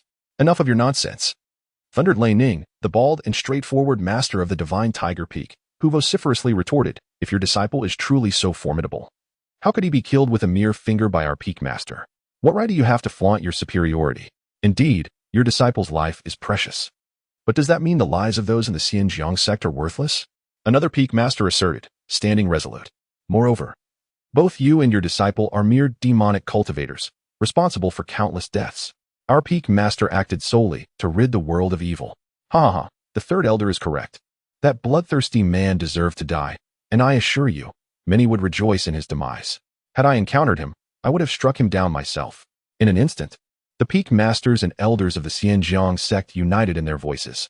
Typically, they might engage in internal strife over resources and disciples. But when facing an external threat, they stood as one. You seek death. The red-haired fiend's voice erupted from between clenched teeth. Have you sent the message to Zhong Qing? Xianyuan Hong inquired of the elder behind him. Yes, sect leader. The message has been dispatched, the elder affirmed with a nod. Excellent, Xianyuan Hong replied.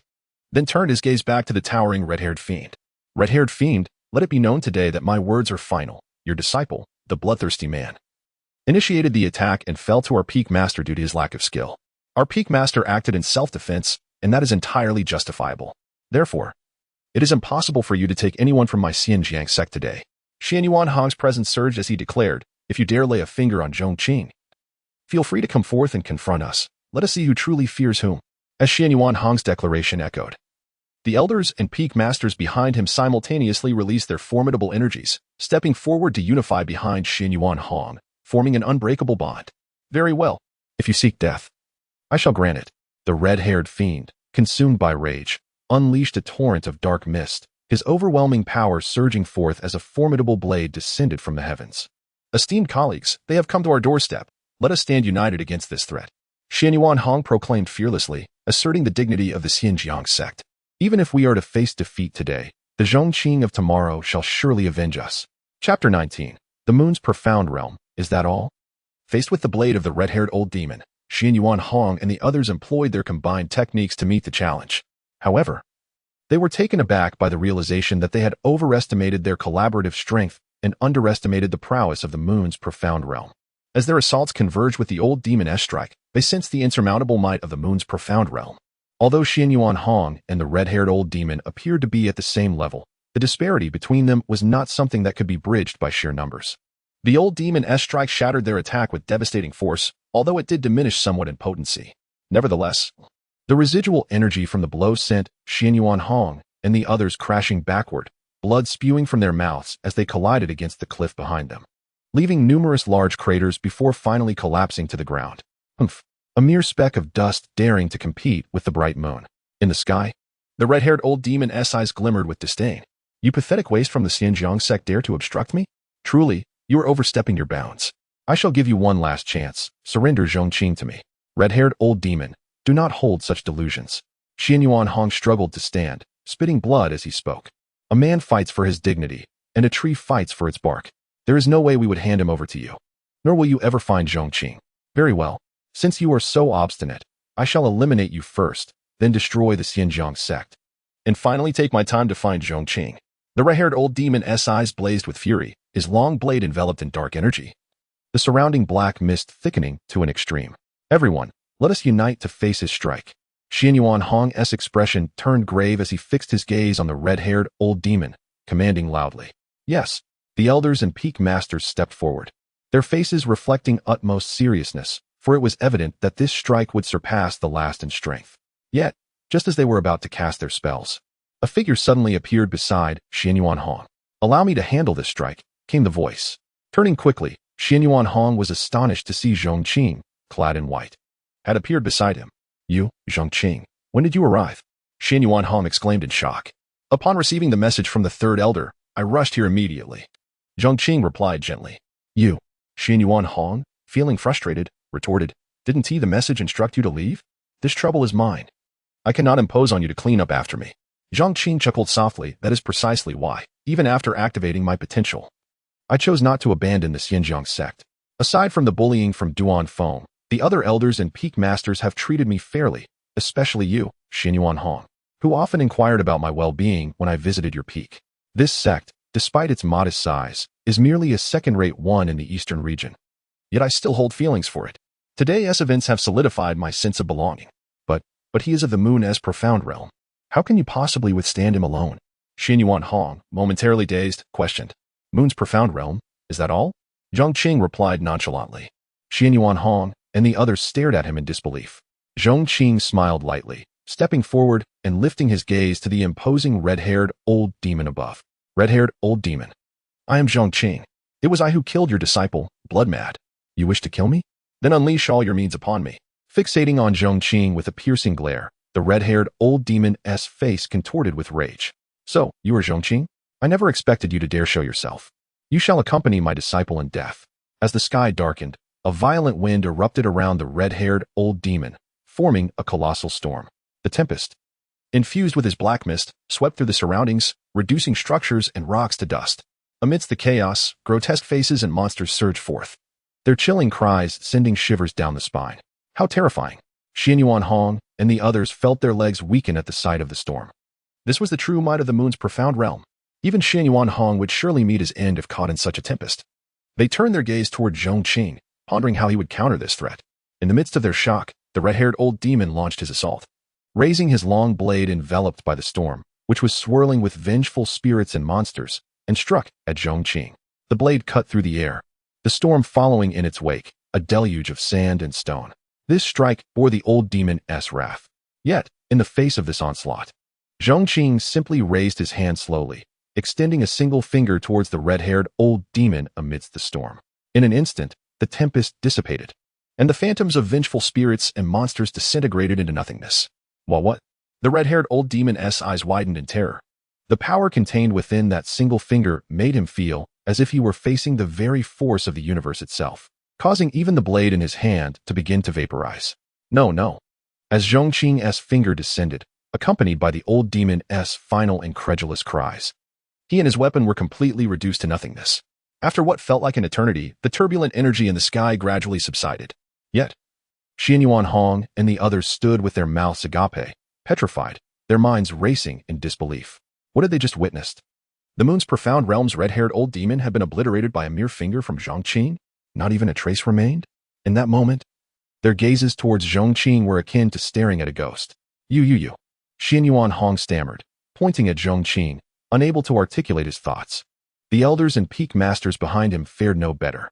They had thought they had sufficiently overestimated Zhong Qing, given his youth. Yet he continued to shatter their preconceptions time and again. Seeing their expressions, Zhong Qing couldn't help but touch his nose, offering an awkward smile. You boy, are you even human or a monster? Xin Yuan Hong finally regained some composure, glaring at him. You've kept your true abilities well hidden. Why feign weakness when you were so formidable? Ah, it's unavoidable, Sect Master, Zhong Qing chuckled, knowing he could not reveal the truth about his system. In this world of cultivation, where deceit runs rampant, it is prudent to maintain a low profile and conceal one's true strength. Chapter 20. Are you certain you are only concealing a little, and not a vast amount? Zhong Qing could only deflect the question. However, upon hearing this, Xin Yuan Hong's expression darkened, and he elbowed Zhong Qing fiercely, retorting, Is that what you call hiding just a little bit of your cultivation? Are you truly sure it is merely a little, and not an immense amount? Zhong Qing could not help but touch his nose again. He certainly could not admit that he had only made progress over the past month, so he hastily shifted the topic, saying, All right, Sect Master. The red-haired old ghost is dead. You all should quickly clean up this mess. Indeed, under the slash of the red-haired old ghost and Zhong Qing's finger, the peak of Xinjiang had been largely destroyed. There was indeed much debris to clear. Thus, Xin Yuan Hong had no choice but to lead the others to tidy up and tend to the injured disciples. After assisting and healing some of the wounded disciples, Zhong Qing returned to the Mufa Peak. Half a day later, with the mess cleaned up, Xin Yuan Hong sat at the head seat, radiant with joy.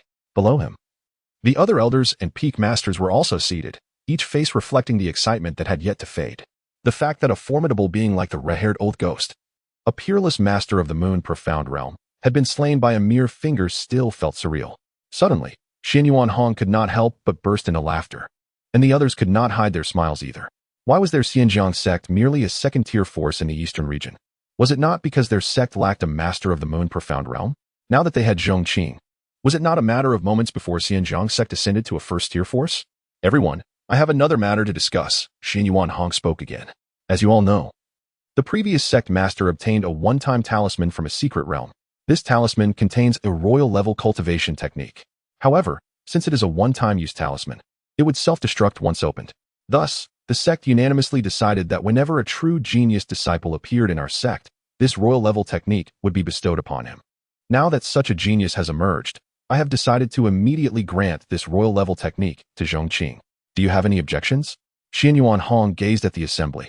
I agree with the sect master's decision. Indeed, I concur. Everyone present expressed their approval. Zhong Qing, at such a young age, had already defeated the red-haired old ghost. Bestowing the royal-level technique upon him would undoubtedly enhance his abilities. No one was more deserving than Zhong Qing. In an instant, everyone present voiced their support, with no dissenting opinions. Good, Xianyuan Hong nodded with satisfaction and said, I will head to Mufu Peak shortly to present this royal-level technique to Zhong Qing. Meanwhile, at Mufu Peak, joy abounded. Master, I have broken through to the Chunxian realm. Lin Feng beamed as he shared this good news with Zhong Qing. Observing Lin Feng's excitement, Zhong Qing, despite already knowing, could not help but smile, feeling genuinely happy for him. For when Lin Feng broke through to the Chunxian realm, Zhong Qing himself had also advanced to the mid-stage of the Moon Profound realm. My disciple, splendid. Keep up the hard work, Zhong Qing encouraged, ruffling his hair. Yes, master. I wish to express my heartfelt gratitude for your rebirth, Lin Feng replied, tears of joy streaming down his face as he knelt respectfully on the ground. Reflecting on his rapid ascent from nothing to the Chunxian realm in just over a month, it felt like a dream. Previously, he would not have dared to even dream of such accomplishments. Meanwhile, the sword elder within the wild ring was also on the verge of tears, genuinely happy for Lin Feng. Had he not taken Zhong Qing as his master, no one could predict what Lin Feng would be like today. On another note, Su Yi also conveyed good news, having directly broken through to the innate realm, just as the few disciples basked in the joy of their breakthroughs. A streak of light appeared from the distant horizon. Zhong Qing looked up to see Xianyuan Hong arriving after concluding the sect meeting. Greetings, sect master. Zhong Qing stood up and cupped his hands in salute from afar.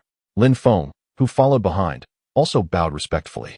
It has been a long time since I visited Mufa Peak, Xianyuan Hong remarked in surprise as he surveyed the surroundings, exclaiming, why is the spiritual energy here so abundant? It surpasses even that of my Xianjiang Peak. Perhaps it is due to the fewer disciples absorbing it over time, allowing it to accumulate. Zhong Qing smiled in response. Is that so? Xianyuan Hong blinked, pondering that the richness of spiritual energy seemed to hint at more than just that. However, recalling that he had come for a more significant purpose, he did not dwell on the thought and followed Zhong Qing into the courtyard. With spring having returned to the earth, the furnace had been returned to the storage, replaced by bamboo tables and chairs. Please take a seat, sect master. Zhong Qing invited with a smile. Very well, Xianyuan Hong replied, sitting down beside him, then mysteriously began to fidget with his storage ring. Ahem, he coughed lightly. A smile on his face, before saying leisurely, Zhong Qing, I have come bearing tremendous news for you. Oh, Zhong Qing, who was pouring tea, paused his movements, clearly intrigued by Xianyuan Hong's words. Can you guess what the benefit is? Xianyuan Hong teased. Zhong Qing shook his head. It is like this, Xianyuan Hong leaned closer. Lowering his voice, a century ago, the previous sect master, along with several elders, ventured into a secret realm, paying a heavy price to retrieve an item from within. Because it was a one-time use item, the sect unanimously decided to bestow this great benefit upon a future genius disciple. However, finding such a genius disciple is not an easy task, and it took over 100 years. Now, our Pingjiang Sect has produced you, and you are the only fitting candidate to receive this opportunity. Xianyuan Hong spoke with a serious expression. Upon hearing Xianyuan Hong's words, Zhong Qing's curiosity was piqued. Sect master, may I ask what exactly this benefit is? Zhong Qing inquired with interest. Xianyuan Hong smiled mysteriously, spinning his storage ring to produce a talisman exuding an ancient aura. This is the talisman, which contains a royal-level cultivation technique. Xianyuan Hong exclaimed, how do you feel? Excited, right? A royal-level cultivation technique. Such a tier of technique is rarely seen even in the holy lands of the eastern region. Though your talent is extraordinary, I am sure you still lack a corresponding cultivation method. Now that you have this royal-level technique, it will truly be like a tiger gaining wings. So, is this gift I present today not a timely assistance for you? Chapter 21. A pair of overachievers, however, just as Xianyuan Hong excitedly began to speak. He noticed that Zhong Qing did not exhibit the anticipated enthusiasm. Instead, there was a hint of furrowed brows. This left Xianyuan Hong utterly perplexed. What is the matter? Are you not excited about this gift? He couldn't help but inquire. Ah, Zhong Qing rubbed his nose, momentarily at a loss for words. After all that build-up, he truly expected something extraordinary. It turned out to be merely a royal-level cultivation technique, and his anticipation felt misplaced. Nevertheless, to be fair, royal-level techniques are indeed valuable. It's just that receiving 8 of them today made it difficult for him to muster genuine excitement. What is wrong with you?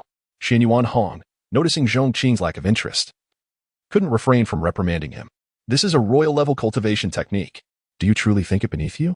You little rascal, don't let your burgeoning strength inflate your ego. While you may possess formidable power, it is only through excellent techniques that one can truly achieve great results with half the effort. All right, Zhong Qing conceded, accepting the talisman. But since you insist on gifting me this set of techniques, I shall return the favor with a few of my own. With that, Zhong Qing began to manipulate his storage ring. You want to give me some techniques? Xianyuan Hong asked, his face a mask of confusion. He waved his hand dismissively. There's no need for that. We're not in the business of exchanging favors. Besides, our sect's scripture repository is overflowing. However, before he could finish, a sound escaped his lips, akin to a squawking duck, as he stared intently at Zhong Qing. Zhong Qing had produced 8 royal-level cultivation techniques from his storage ring. These were the very techniques he had recently acquired and had yet to place into storage. You, Xianyuan Hong stammered, trembling as he struggled to find his voice. Do you not want them? Zhong Qing inquired. I want them. In an instant, Xianyuan Hong snatched the 8 royal-level techniques from Zhong Qing, examining each one with fervor. As he confirmed their authenticity, his breathing quickened. In that moment, he understood why Zhong Qing had been so indifferent towards royal-level techniques. After all, he could produce 8 at once.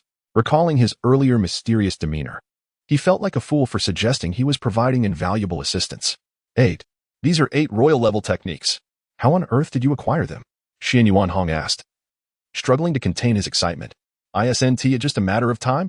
Zhong Qing shrugged, maintaining an air of calm. Is this even a sensible response? Xianyuan Hong questioned, utterly baffled. All right, Sect Master, let us not dwell on where these techniques came from. Just accept them. Zhong Qing reassured him, urging him to sit down once more. And as for this talisman, I appreciate the good intentions of the sect, but I truly have no use for it. You should take it back as well. Very well. At that moment, Xianyuan Hong found himself at a loss for words. With Zhong Qing able to produce 8 royal-level techniques, his own offering seemed insignificant. Seeing Xianyuan Hong fall silent, Zhong Qing breathed a sigh of relief and resumed preparing tea. In truth, it wouldn't have been a significant issue to offer a few imperial-level techniques to Xianyuan Hong. However, upon further reflection, Zhong Qing decided against it. One might say that possessing valuable items can invite trouble. If word of this were to leak, the Pingjiang Sect could face catastrophic consequences. Thus, presenting a few royal-level techniques to the sect seemed more prudent. Be honest with me. Are you cultivating something beyond royal-level techniques? After sitting down, Xianyuan Hong stored away the 8 royal-level techniques and couldn't help but ask Zhong Qing. As Zhong Qing poured tea, he nodded in affirmation. Indeed, my cultivation surpasses royal-level techniques by a smidgen. A smidgen? Do you mean to say, imperial level? Indeed. Xianyuan Hong, who had just taken a sip of tea, sputtered and nearly choked, exclaiming, What do you mean by a smidgen? Zhong Qing, wiping the tea from his face, grumbled, Sect Master, you are the leader of the sect. Could you not maintain your composure? Maintain my composure? How can I do that? Xianyuan Hong replied, rising in agitation. After much coaxing from Zhong Qing, he finally calmed down enough to sit once again. Here, have some tea. Don't overthink things, Zhong Qing said with a gentle smile. Shaking the teapot only to discover it was nearly empty, he turned to his disciple Lin Feng, who had been standing nearby. Disciple, please fetch another pot of spring water from the mountain across the way. Be swift about it. Yes, master, Lin Feng responded respectfully, taking the teapot and soaring into the air. In mere moments, he returned, having made a quick trip to the cloud-covered mountain, with the teapot filled to the brim. Master, here is the water you requested. Good, set it aside to boil, Zhong Qing instructed softly. Yes, master, Lin Feng replied. The spring water from that mountain was rich in spiritual energy, refreshing and palatable, with a subtle sweetness that made it perfect for tea. Sect Master, you are busy with affairs of the sect, and it's not often you visit me. Please indulge in a few cups of tea and relax. It will benefit your cultivation in a way. Why has the sect master fallen silent? Zhong Qing chattered away until he noticed Xianyuan Hong staring wide-eyed at Lin Feng, his expression akin to seeing a ghost. Finally, after what felt like an eternity, Xianyuan Hong pointed at Lin Feng and asked, Don't tell me this disciple is the one you accepted at the Pingjiang main peak last time, the one of white quality? Indeed, is there a problem? Zhong Qing blinked, puzzled. Is there a problem? Xianyuan Hong exclaimed loudly. A little over a month ago, he couldn't even cultivate his physical body. And now he can traverse the air and return in such a short time? Quickly tell me, what is his current cultivation level? Lin Feng stepped forward, cupping his hands respectfully. Reporting to the sect master, I have recently broken through to the Qin Xian realm. By the heavens! Another expletive escaped Xianyuan Hong's lips as he nearly spat blood in disbelief. You consider that just not talented? In just over a month. You went from nothing to the Qin Xian realm, and you dare call yourself not talented. You must understand that even the elders of our Pingjiang Sect, having cultivated for decades, have barely reached the Qin Xian realm. Goodness! This master and disciple pair are truly a duo of overachievers. Chapter 22. Heaven, bless the Pingjiang Sect. How did you achieve this? After a long pause, Xianyuan Hong took a deep breath and inquired of Zhong Qing. It is primarily due to my disciple's remarkable talent and diligent efforts, Zhong Qing replied with a smile. Diligent efforts, my foot Xianyuan Hong nearly burst with indignation. How can one possibly ascend from nothing to the Qinyuan realm in just a couple of months? And as for remarkable talent, that is sheer nonsense. Did they not witness the results of the talent assessment? However, it was evident that Zhong Qing was reluctant to elaborate further, and Xianyuan Hong refrained from pressing the matter. Yet, the journey to Mufa Peak today left him with lingering unease, once again reshaping his perception of Zhong Qing, adding an air of mystery to the latter's persona. Master, why not stay for a meal? Zhong Qing urged. No. Xianyuan Hong rose to leave, firmly rejecting the offer. Lingering here for even a minute intensifies the feeling of having lived my life akin to a dog. With that, Xianyuan Hong transformed into a streak of light and departed from Mufa Peak. Upon returning to the main peak of Xinjiang, he convened the sect's leaders and elders. Master, did you not bestow the royal level techniques upon Zhong Qing? The Grand Elder inquired first. In response to the query, all eyes turned towards Xianyuan Hong. I did not. Xianyuan Hong replied. Did not? The crowd exchanged glances, unable to suppress their curiosity. Could there have been an unforeseen incident? Anxiety rippled through them as they wondered if perhaps there was an issue with the talismans, rendering the royal-level techniques ineffective. Just as the tension mounted, Xianyuan Hong suddenly smiled mysteriously and declared, Ladies and gentlemen, you have all overthought this. I hereby announce that our Pingjiang Sect shall rise to prominence, reaching the Holy Land. As he spoke, he produced 8 royal-level techniques and exclaimed, Not only did I not deliver the techniques, but that young man also gifted me with 8 royal-level techniques. Tell me, with these 8 royal-level techniques, is the Holy Land not within reach? What? 8 royal-level techniques? The assembly erupted in astonishment. One by one, they stood with eyes gleaming, gazing at the 8 royal-level techniques Xianyuan Hong had slammed onto the table, nearly leaping forward in excitement. Master, is this true? You cannot be deceiving us. The third elder stammered. Indeed, Master. At my age, I cannot handle such shocks.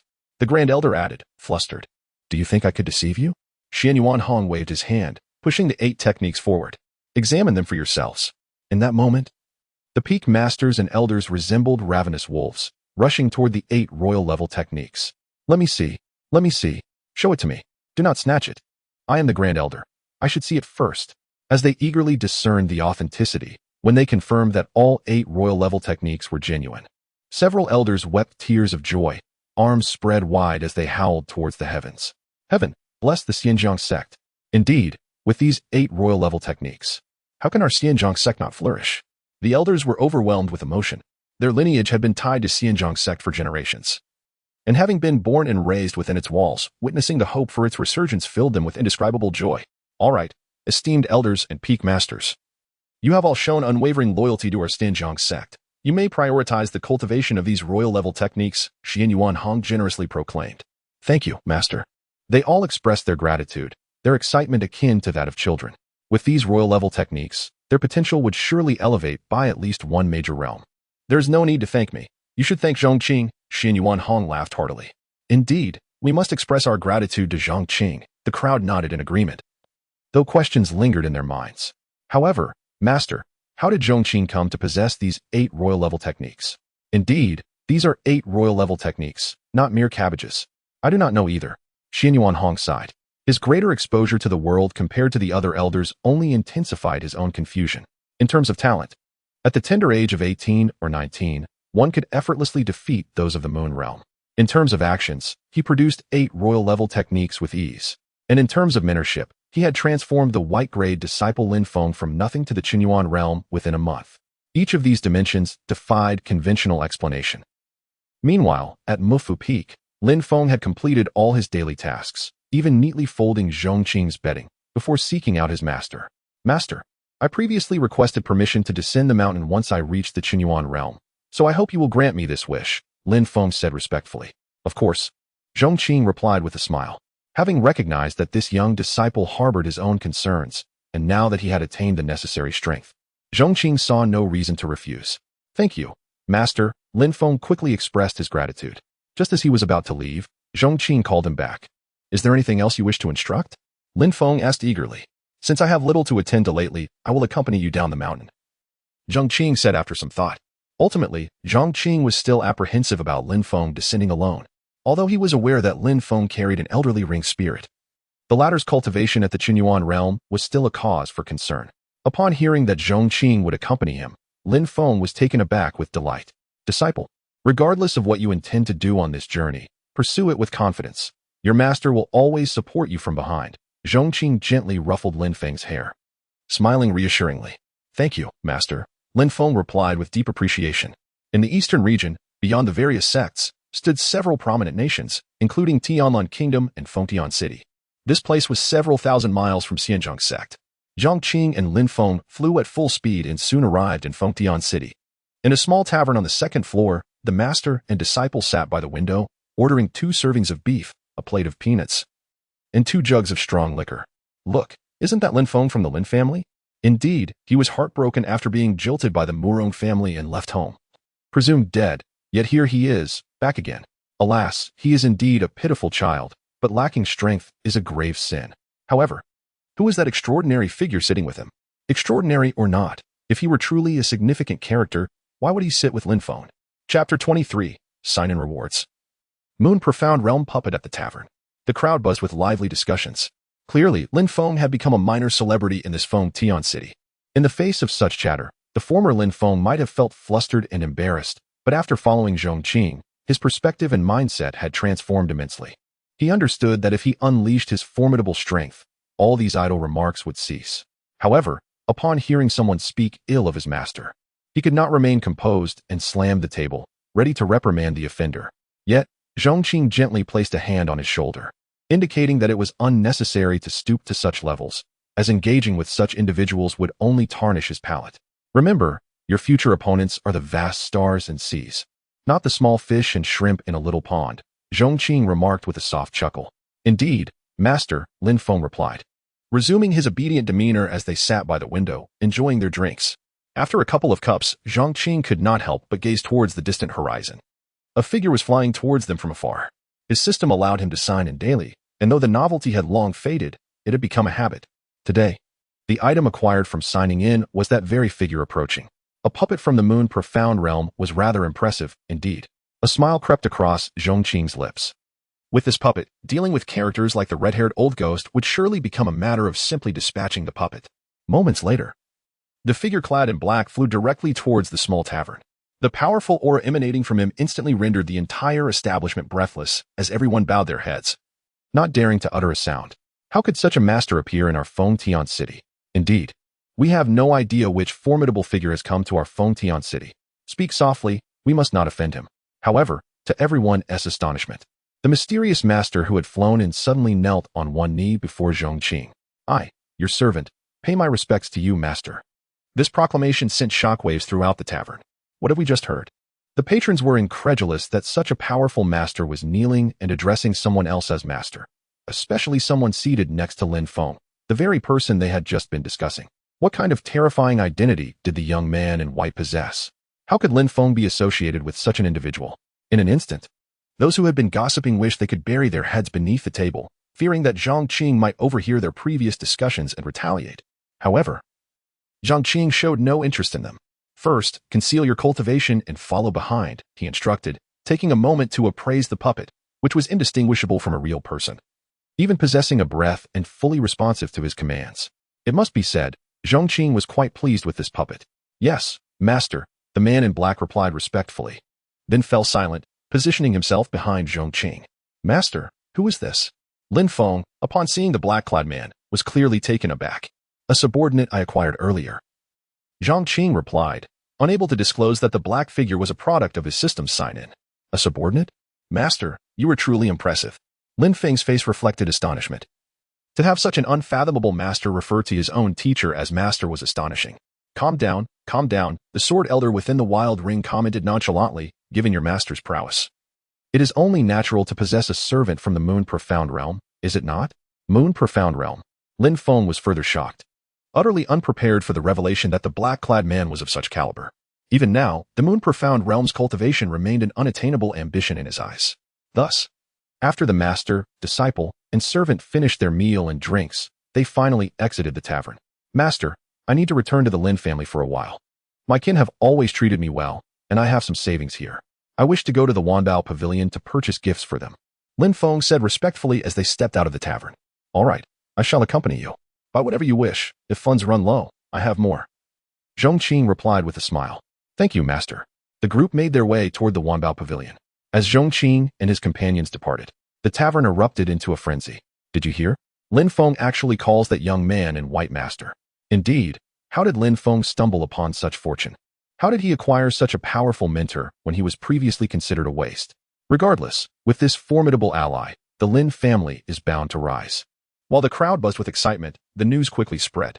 In a nearby luxurious private room, a young man dressed in fine garments, who had witnessed the entire scene, swallowed hard, abandoning the women he had finally managed to gather, and hurried home with his subordinates. The same urgency was mirrored in the other private rooms. In the southern part of Pingjiang City, at the Lin family estate, numerous influential families stood prominent.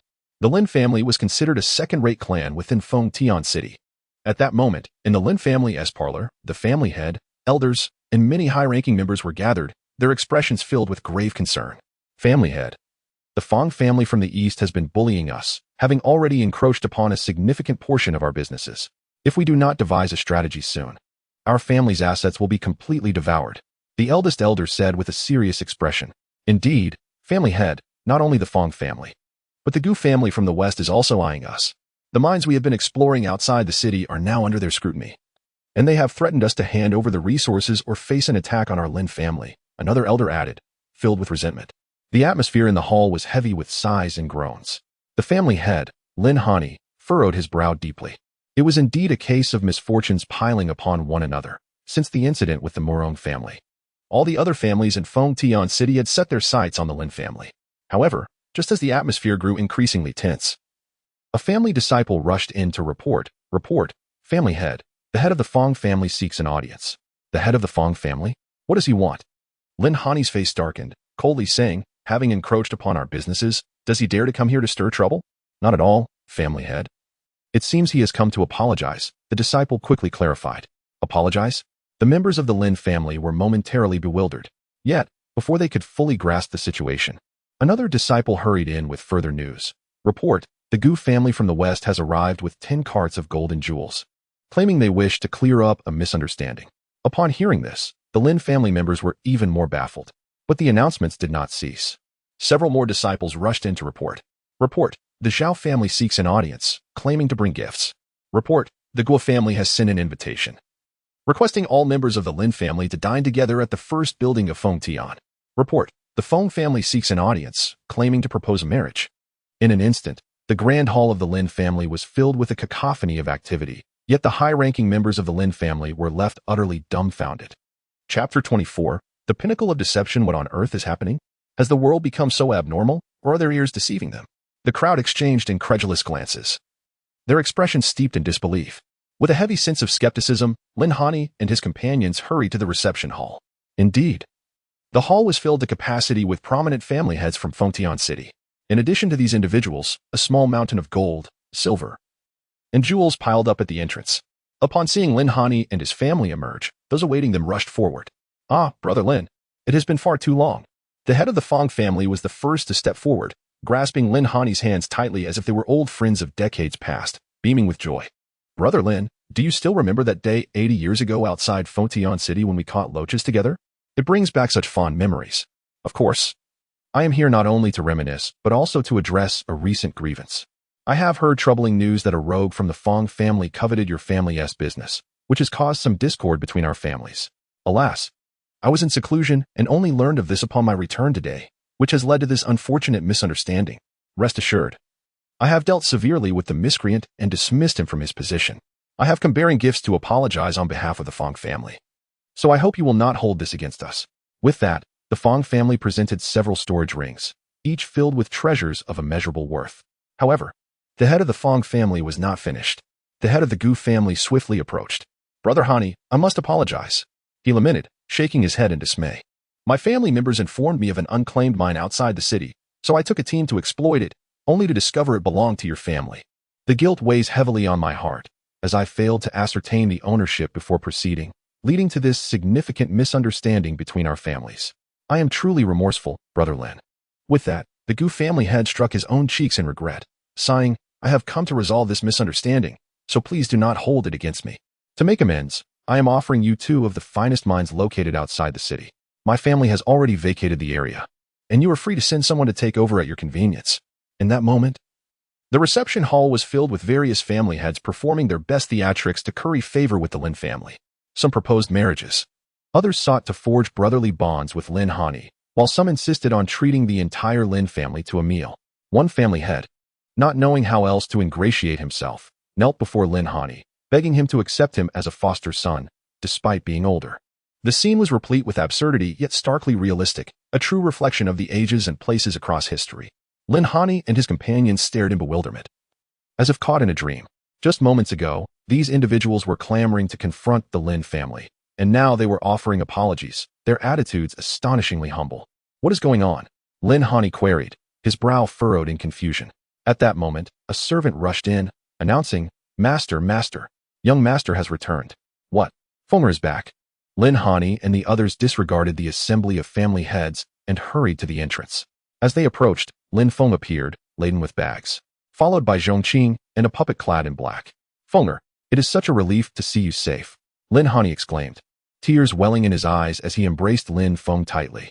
Since the debacle with the Morong family, Lin Feng had vanished from Fengtian City, and many had whispered that he had perished. To see him return unscathed filled Lin Hani with overwhelming joy. "I am so glad you are home." The elders of the Lin family surrounded Lin Feng, showering him with concern and inspecting his well-being, their faces alight with excitement upon confirming his safety. "Father, esteemed elders, I have brought gifts for you all," Lin Feng said, distributing the contents of his bags. "You foolish boy, as long as you are well, that is all that matters. You even thought of us." Lin Hani and the elders laughed heartily. Though the gifts were modest, their joy was immeasurable. "By the way, who are these 2? Lin Hani finally noticed Zhong Qing and the figure in black. "Father, respected elders, allow me to introduce my master, Zhong Qing." "The other gentleman." "I am yet to learn his name," Lin Feng replied. "What? Fenger has taken a master?" The revelation thrilled Lin Hani and the others, as they realized someone had recognized Lin Feng as potential despite his earlier setbacks. "We pay our respects to Master Feng's teacher and the gentleman beside him." The Lin family members bowed in unison. "There is no need for such formality," Zhong Qing said warmly. "The individual behind me is my attendant. You may call him Heibai." As he spoke, Zhong Qing communicated with the black-clad puppet, instructing it, "From now on, you shall be known as Heibai." "Yes, sir," the puppet replied, bowing its head. "Now that we know who Heibai is, let us not linger here. Please, come inside." The family head stepped aside, gazing at Zhong Qing and Heibai with a mixture of awe and respect, whispering among themselves. "That black-clad figure is the one who exuded the aura of the moon profound realm at the tavern. Given his demeanor and words, he must indeed be the attendant of that white-clad individual, who is Lin Feng's master. The rumors must be true."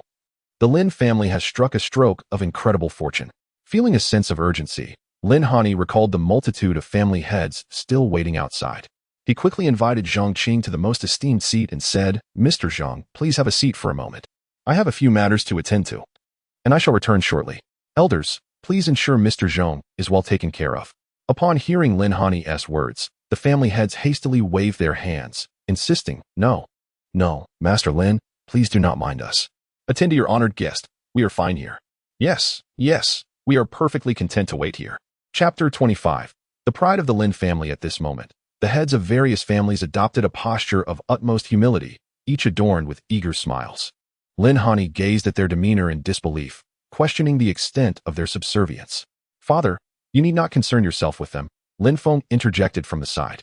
The perceptive Lin Hani seemed to sense something amiss and quietly inquired, Fenger, their sudden apology and flattery, coupled with this lowly demeanor, do you understand what is afoot? If my conjecture is correct, it must be due to the aura that Uncle Heibai inadvertently revealed earlier, Lin Feng replied with a smile, proceeding to recount the events that transpired in the tavern. Upon hearing this, Lin Hani and the rest of the Lin family were taken aback, rising from their seats in astonishment. Yu Xianjing. That Mr. Heibai is actually Yu Xianjing. In an instant, the members of the Lin family turned their gaze towards Heibai. They had never anticipated that this unassuming attendant trailing behind Zhong Qing was actually a figure of such caliber. If the attendant was indeed of Yu Xianjing, what profound abilities must Lin Feng's master possess? The Lin family could scarcely believe their fortune, enveloped in overwhelming joy. Their seemingly talentless youth had managed to apprentice under such a formidable master, an aspiration they had never dared to dream of before. Simultaneously, Lin Hani and his kin finally comprehended why the Gu and Fong families had so suddenly transformed their attitudes by 180 degrees. With Lin Feng's association with such a venerable mentor, the Lin family would naturally bask in the glory, and they would not dare offend him any longer. Elder Zhong, please forgive our previous rudeness. Lin Hani quickly gestured to Zhong Qing, his face etched with anxiety. The arrival of such a distinguished figure made the Lin family feel both honored and apprehensive. Father, there's no need to be so reserved upon learning of my master's abilities. He is quite easygoing, Lin Feng quickly reassured. Indeed, everyone is free to act as they wish, Zhong Qing said with a gentle smile, savoring the tea served by the attendants. Not at all. It is truly a blessing for my son to be recognized by an elder of your stature. Lin Hani exclaimed with fervor, his eyes glistening with emotion. His son had endured far too many hardships throughout his life, and now, fortune had finally turned in their favor. Soon, the Lin family prepared a grand banquet in honor of Zhong Qing, summoning everyone of note within the family to attend. Naturally, Zhong Qing was seated at the head of the table. Those worthy of respect, under Lin Hani's guidance, raised their glasses in reverence to Zhong Qing. It had been decades since Lin Hani had felt such exhilaration. Before long, he found himself slightly intoxicated, unable to resist leaning towards his son Lin Feng and whispering, Son, after your apprenticeship, did Elder Zhang resolve your issues with your talent? Of course, Lin Feng responded with a smile. Upon hearing this confirmation, Lin Hani's pupils dilated. And he exclaimed, Does this mean you can now cultivate? Lin Hani's exclamation drew the attention of the other family members, who turned their expectant gazes toward him. With my master's guidance, it is not merely a matter of being able to cultivate, Lin Feng said proudly, and with a thought, displayed his cultivation at the Chun Xianjing level. What? Chun Xianjing? This revelation sent shockwaves throughout the gathering, as everyone stared in disbelief at Lin Feng. Heaven bless our Lin family. Before long, Lin Feng was surrounded by family members, each face brimming with admiration and pride for him. After all, at merely 16 years of age, a Chun Xianjing cultivator was indeed a prodigy. To hell with the Murong family, having a remarkable daughter is nothing. My son is even more extraordinary, Lin Hani exclaimed, bursting into hearty laughter. All thanks to my master's teachings, Lin Feng said, scratching his head bashfully, yet feeling immense joy at becoming a source of pride for the Lin family. At the head table, Zhong Qing enjoyed his drink, observing Lin Feng surrounded by his family, a proud smile gracing his face. In that moment, he too felt a swell of pride for Lin Feng. In the days that followed, Zhong Qing remained at the Lin residence, taking his time before departing and allowing Lin Feng to spend quality time with his family. During this period, many sought to visit Zhong Qing in Fengtian City, but all were turned away by Lin Hani. On one particular day, the city lord of Fengtian also came calling. Greetings, city lord, Lin Hani said politely, showing respect to the city lord. It seems your Lin family is thriving, the city lord, Bai Chen, remarked with a smile. Please. No need for flattery, city lord. What brings you here today? Lin Hani inquired earnestly. Bai Chen's expression shifted to one of gravity as he hesitated before continuing. Lin family head, I have indeed come with a matter to discuss. Please, go on, Lin Hani urged. Half a year ago, a ferocious beast appeared outside Fengtian City, wreaking havoc and claiming countless lives. Despite numerous attempts by the city lord's residents and skilled fighters, we have suffered considerable losses. Just yesterday, another 100 lives were lost to this beast. Thus, I have come today. At this point, Bai Chen rose, clasping his fists and bowing slightly. I understand that the esteemed Elder Zhong, residing with the Lin family, has pressing matters, and it is not my intention to intrude. However, I implore you, Lin family head, to assist me in persuading Elder Zhong to rid us of this beast. Upon hearing this, Lin Hani furrowed his brow, unusual for him. Were it anyone else, he he would have outright refused. However, this circumstance was evidently different, especially since he was aware of the beast's menace, having lost family members to it.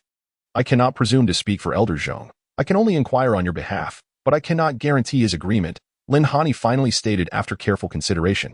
Bai Chen's face brightened at his words. Thank you, Lin family head. If the elder declines, I will not impose further and will seek other solutions. That would be splendid. Lin Hani replied, rising to head towards the courtyard where Zhong Qing resided. Greetings, Elder Zhong, he said respectfully as he approached the entrance. Lin family head.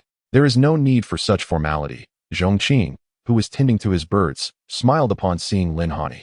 Is there something you wish to discuss? Indeed. I have a matter to bring before you, Lin Hani stated, proceeding to recount Bai Chen's request in detail. Oh, a beast, you say? Zhong Qing pondered whether or not to acquiesce. Just then, the system's voice chimed in unexpectedly. Random task issued. Please eliminate the beast outside Fengtian City for a mysterious reward. Chapter 26. The most challenging aspect of life is being ordinary. A mysterious reward. Curiosity has always weighed heavily upon him. This enigmatic reward instantly piqued his interest. The key point is that recently, this dogged system seems increasingly reliable. Master Lin, this ferocious beast has harmed countless lives. Since we have encountered it, we must eliminate this menace for the people, Zhong Qing remarked with a smile at Lin Hani. I shall set off early tomorrow. Thank you, Senior Zhong. Lin Hani exclaimed joyfully. After bidding farewell to Zhong Qing, he quickly conveyed this good news to Bai Chen. It is truly wonderful that Senior Zhong is willing to take action. Bai Chen's expression was one of excitement. He finally felt a sense of relief. Then I shall return to make preparations and welcome Senior Zhong at dawn. After parting ways with Lin Hani, Bai Chen returned to the city lord's mansion to prepare. Early the next day, under Bai Chen's guidance, a large contingent from the city lord's mansion arrived at the Lin residence. Meanwhile, news of Zhong Qing's impending extermination of the beast spread throughout the entirety of Fengtian City. Thus, when Bai Chen arrived at the Lin family's entrance, people from all walks of life had gathered there. Have you heard? The esteemed figure from the Lin family is leaving the city today to vanquish demons. Indeed, although I have only sensed the aura of his attendant in the tavern, I have never witnessed his prowess firsthand. True, while his attendant's aura is unmistakable, we cannot ascertain whether he himself is a dragon or a mere insect. Let us wait and see.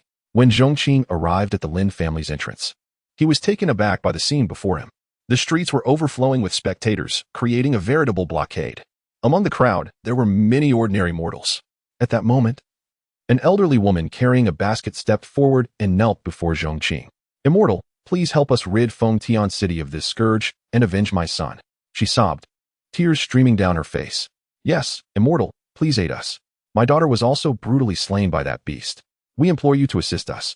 Following the elderly woman, more ordinary citizens knelt in earnest supplication. In their fervent pleas, they offered what little they had. Some presented crumpled silver and copper coins wrapped in coarse cloth. Others brought baskets of eggs. Still others proffered handmade embroidered shoe insoles, crafted with care by elderly hands. Observing this assembly of humble folk and the meager offerings they presented, Zhong Qing, having long since acclimated to the world of cultivation, found himself momentarily lost in thought. For him, this excursion was merely a descent from the mountain with his disciple, seeking system rewards while casually vanquishing a beast. Yet for these ordinary souls, it was a chance to exact vengeance or restore their peace. Indeed, the plight of the ordinary is the most arduous of all. I vow not to disappoint you all.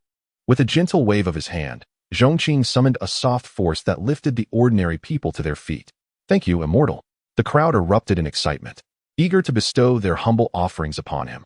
Dear friends, there is no need for these gifts. Please, take them back, Zhong Qing politely declined. Immortal, please accept our tokens of gratitude. If you do not take them, our hearts will remain uneasy. Faced with their fervent insistence, Zhong Qing smiled wryly and, from the basket of the elderly woman, took a single steamed bun. This bun will suffice. He took a gentle bite, smiled brightly, and bid farewell to the ordinary citizens before making his way toward Bai Chen. I am Bai Chen, the city lord of Fengtian, and it is an honor to meet you, Senior Zhong. Bai Chen hurriedly stepped forward, bowing respectfully. City Lord Bai, you are too kind. Zhong Qing replied with a gentle smile. It is only right that you assist us in ridding Fengtian City of this beast, Bai Chen said, lowering his head. Please, allow me to guide you to the carriage. As they approached the carriage, Zhong Qing was slightly taken aback. Bai Chen had prepared 8-horned dragon horses, each possessing innate strength, arranged neatly, and pulling an extravagant palanquin. In the center of the palanquin was a plush seat adorned with embroidery, laden with delectable food and fruits. Around the seat, beautiful women played musical instruments, while others entertained with flutes. Behind the palanquin stood a regiment of city guards clad in black armor, wielding long spears, forming an impressive formation numbering over 200. Zhong Qing had not intended for such a grand display. His only wish was to swiftly eliminate the beast. However, upon witnessing Bai Qin's anxious demeanor, he felt compelled to accept this goodwill. With a calm smile, he agreed, "Very well," as Zhong Qing acquiesced. The grand procession set forth towards the outskirts of the city. Before long, they reached a point 50 miles outside the city. At this juncture, Bai Qin, clad in armor, approached Zhong Qing and respectfully clasped his fists. "Senior, the beast has been sighted in this vicinity." "Understood." Zhong Qing nodded, gracefully leaping down from the carriage. Upon entering the area, he sensed a discernible shift in the environment. The trees appeared sinister, and grotesque stones jutted from the ground. The air was thick with a violent aura. "Do you know the exact level of this beast?" Zhong Qing inquired. "Apologies," Bai Qin replied, visibly distressed. "Those who have truly encountered the beast are no longer alive. I have only caught a distant glimpse. I cannot discern its aura." "Very well." Zhong Qing nodded. It seemed he would need to investigate personally, just as he was about to instruct the others to wait while he ventured alone. A thunderous roar erupted from the nearby mountains and forests. The onlookers instinctively looked up. A colossal, three-headed wolf, stretching dozens of feet, leapt into the air, colliding with two brilliant beams of sword light. Instantly, the forest reverberated with a cacophony akin to an earthquake. What a terrifying sound. "Has someone engaged the beast ahead of us?" Bai Qin gasped in astonishment. Zhong Qing nodded, maintaining a calm demeanor as he gazed at the distant clash. The booming continued. Yet, despite the brilliance of the sword light, it seemed to have little effect on the three-headed wolf, which pressed forward relentlessly, forcing the attackers to retreat. Ultimately, after a series of violent collisions, the wielders of the sword light were sent flying like projectiles, crashing into the forest below. Chapter 27. Is this brash youth out of his depth? Have those two been defeated? Bai Chun remarked with a grim expression, his heart racing with anxiety. From his observation, the strength of the demonic beast appeared far more formidable than he had anticipated. Nevertheless, the wielders of the two beams of sword light did not succumb. After crashing through the forest, they quickly transformed into streaks of light and ascended. Upon their ascent, it seemed they invoked some sort of treasure, enveloping the entire space occupied by the three-headed demonic wolf in thick smoke and mist. This smoke and mist not only obscured the wolf's vision, but also masked its unique senses, leaving it disoriented.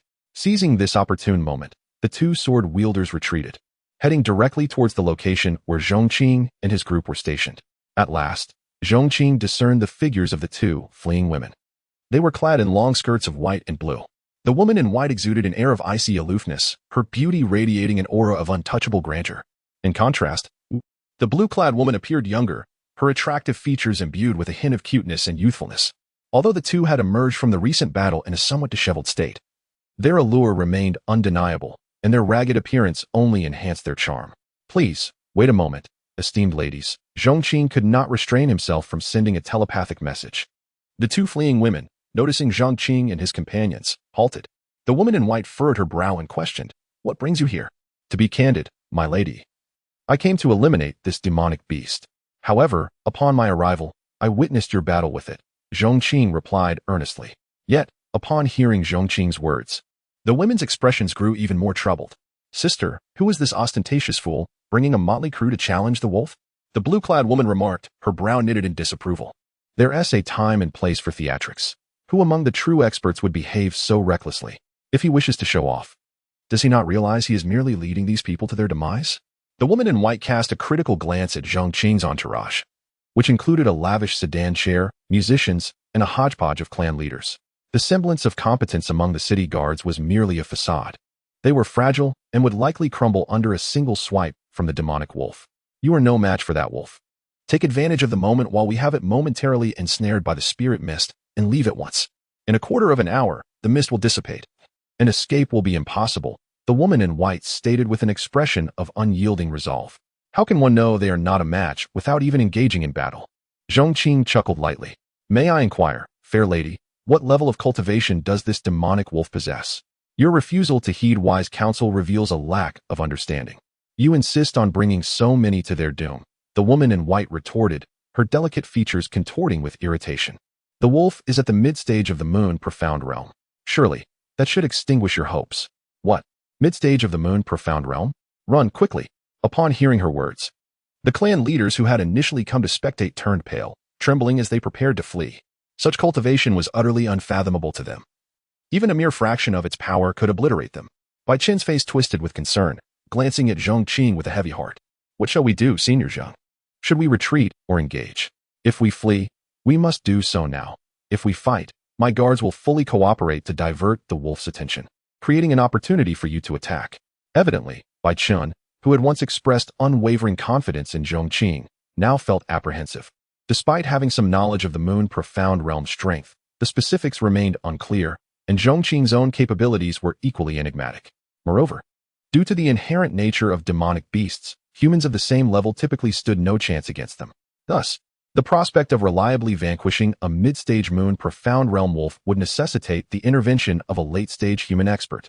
However, while anxiously awaiting Zhong Qing's decision, Bai Qin was surprised to see Zhong Qing smiling as he patted his shoulder, offering a calm reassurance. By City Lord, do not be so tense. There is no need for alarm. Due to the limitations of his heavenly eye's range, Zhong Qing could not accurately gauge the wolf's precise cultivation level from their previous position. However, he had utilized the heavenly eye on the two women and discerned that they both were at the pinnacle of the star profound realm. Thus, upon encountering them, he had surmised that the wolf was indeed of the moon profound realm. His inquiry was merely to confirm his suspicions. The white-clad woman's response had aligned with his expectations. This level of cultivation posed no challenge. It could likely be handled with a mere gesture. Of course, should the wolf exceed his estimations. He still retained a few hidden cards up his sleeve. Thank you, esteemed ladies, Zhong Qing said, bowing slightly toward the two women in midair before addressing Bai Qin. City Lord Bai, please wait here for a moment. I shall return shortly. With that, Zhong Qing stood with hands clasped behind his back and gracefully ascended, heading directly toward the location of the demonic wolf. This fool refuses to heed advice and is recklessly courting death, the blue-clad woman remarked, her brow furrowing in disbelief. If the two of us combined are no match, how can he hope to confront the wolf alone? This is sheer folly. The woman in white remained silent. Her eyes narrowed, fixated on Zhong Qing as he ventured towards the wolf. Zhong Qing soared above the valley, observing the lingering mist below. With a gentle wave of his hand, the mist dispersed, revealing the valley in clarity. The three-headed demonic wolf, with its 6 crimson eyes gleaming, materialized once more. The wolf keenly sensed Zhong Qing's presence. How unexpected. Just as we lost 2 human women, another human lad comes knocking at our door. Brothers, it seems we shall feast again. One of the wolf's heads cackled ominously. Indeed, brothers. Moreover, this lad appears tender and succulent. He must taste delightful, another head chimed in. Pray tell, how does a moon profound realm beast find itself in such a desolate locale? Zhong Qing inquired, unfazed by their banter. The region of Fengtian City was considered remote within the eastern domain, and such creatures typically did not inhabit these parts. Curious, are we? Once you're in our bellies, you'll find out, one of the wolf's heads taunted, opening its cavernous maw as it lunged toward Zhong Qing. Since you choose not to speak, then let your silence be eternal. Unfazed by the wolf's assault, Zhong Qing responded with indifference, disdainfully plucking a leaf and casually flicking it towards the creature. Chapter 28. A System's Reward. Striking at the heart, a solitary leaf drifted through the air. The hideous, snarling 3-headed demon wolf was instantly cleaved in twain by this very leaf, its severed halves crashing heavily into the forest. Such was the terrifying potency of the Peerless Domination effect. Against any being of equal or lesser cultivation, any action would suffice to obliterate them. Efficiency and ease were its hallmarks. Zhong Qing gazed impassively at the lifeless remains of the 3-headed demon wolf, his hands clasped behind his back. Congratulations, host, for completing the task of slaying the 3-headed demon wolf. Reward. Host receives a miniature world spanning 1 square mile. This world can contain any item, including living beings. The host may also enter it freely. The miniature world is indistinguishable from the real world. Oh, a miniature world? Upon hearing the system's voice, a look of delight washed over Zhong Qing's face. This damn system was becoming increasingly reliable. Such a portable world might seem inconsequential, but its practical applications were immense, especially given its capacity to house living creatures and allow free passage. It was a reward that resonated deeply with Zhong Qing's desires. Wasn't this miniature world akin to his personal sanctuary? Moreover, should he encounter any truly perilous situation, even an apocalyptic event, he could simply retreat into his miniature world, impervious to the cataclysms outside. What defensive artifact could surpass the efficacy of this miniature world? In that instant, Zhong Qing formulated numerous plans. First and foremost, his countless scrolls of techniques and the arsenal of divine weapons languishing in his overflowing warehouse could be relocated to his miniature world. He could then erect quaint structures within, transforming it into his private haven, a prospect that filled him with glee. While Zhong Qing reveled in the system's reward, Bai Qian and his entourage observed the battle from afar, their gazes fixed upward. Bai Yi and the azure-clad woman remained as well, lingering instead of departing. They watched as Zhong Qing dispersed the fog with a wave of his hand and locked eyes with the three-headed demon wolf. Just as they anticipated a cataclysmic clash between Zhong Qing and the beast, they witnessed the three-headed demon wolf being cleaved in two in the blink of an eye. All of this transpired within a few fleeting breaths, leaving them no time to react before the three-headed demon wolf was vanquished. An instant kill? Everyone was dumbfounded. Their eyes wide with disbelief, their mouths agape in astonishment, each capable of holding an egg. It was too swift. The three-headed demon wolf, a formidable entity at the mid-stage of the moon-profound realm, was summarily dispatched. It was an anticlimactic end to a battle that never truly began. Was this the power of one who possessed a moon-profound realm subordinate? The denizens of Pingjiang City gazed upon the figure standing in midair, their hearts filled with reverence. The clan leaders who had previously clamored for flight were now drenched in cold sweat, awestruck by such power.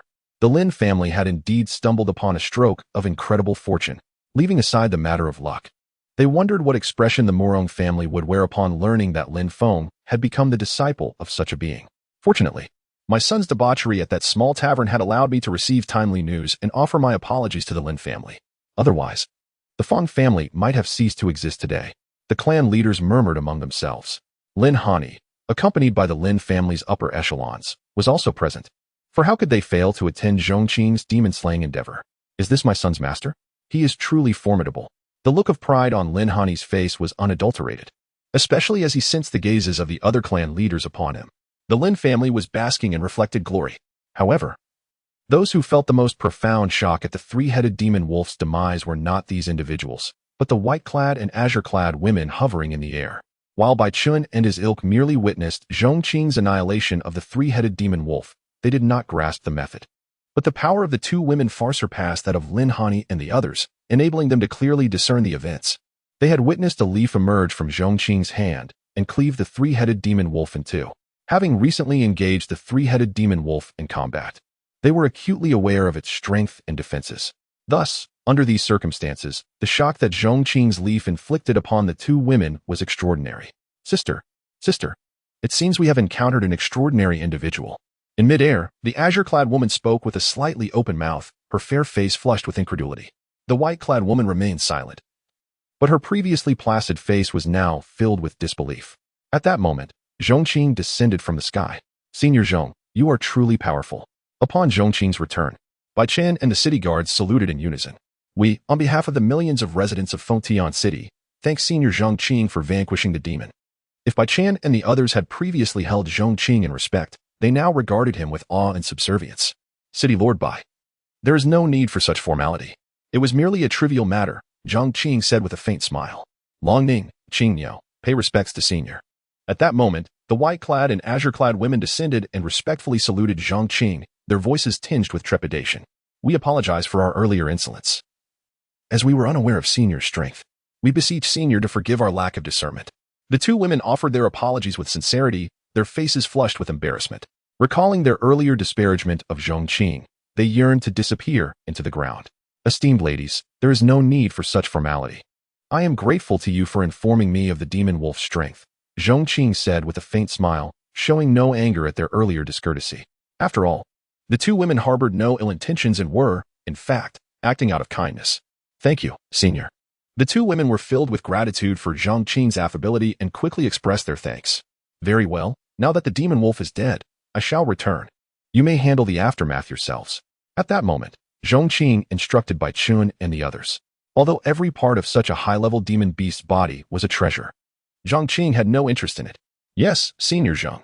Bai Chen responded promptly and prepared to lead the city guards to deal with the three-headed demon wolf's corpse. Although he was powerless against the demon wolf when it was alive, Bai Chun wished to kick its corpse and tear it to pieces, given the havoc it had wreaked upon Pingjiang City for so long. However, just as Zhong Qing was about to depart with the Lin family, Lung Ning and Qing Miao hesitated, their eyes fixed upon Zhong Qing. Zhong Qing noticed this and turned his head, unable to resist asking, "Do the two ladies have any further matters to discuss?" "Senior, to be frank, we do have a request." Lang Ning quickly clasped her fists and said, "We hail from the Myriad Paths Mountain in the Eastern Domain. As is widely known, our Myriad Paths Mountain excels in formations. The sect is currently researching a new formation that requires the eyeballs of demon beasts to awaken its spirit. The sect has tasked my sister and me with retrieving 5 eyeballs from demon beasts no weaker than the Star Profound realm. We sought far and wide and learned of this demon beast outside Pingjiang City, believing that it was merely at the Star Profound realm. We thought we could easily vanquish it and eliminate a scourge. However, who could have foreseen that it would actually be at the mid-stage of the Moon Profound realm? As Senior knows, we failed to slay the demon and nearly perished here instead." "I see."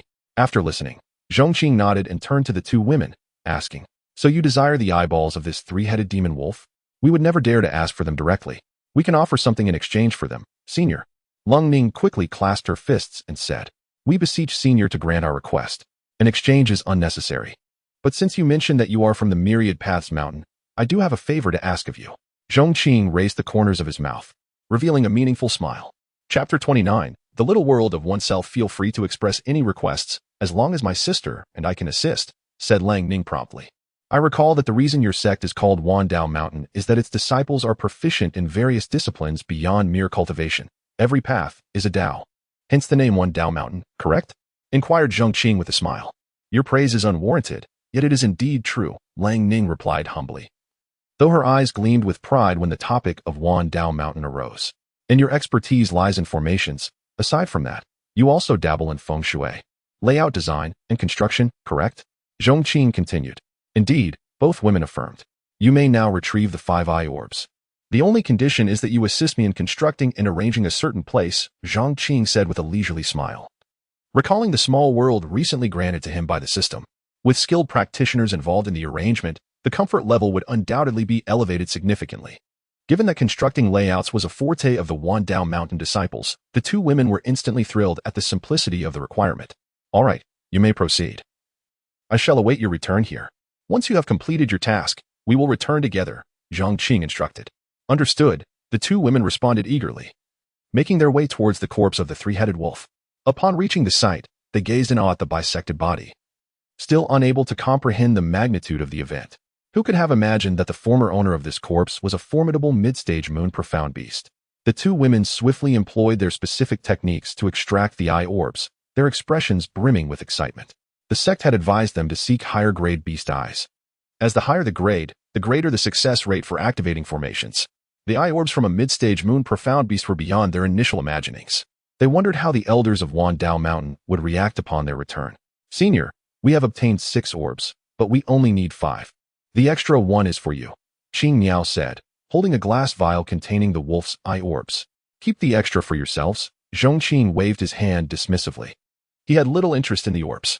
"Thank you, Senior." The two women beamed with joy. Although they needed only 5, the surplus would prove invaluable to a sect like Wandao Mountain. Before long, Zhong Qing led Lang Ning and Qing Niao back to the Lin family residence. The moment they arrived, news of the wolf's demise spread throughout the city, prompting widespread celebration.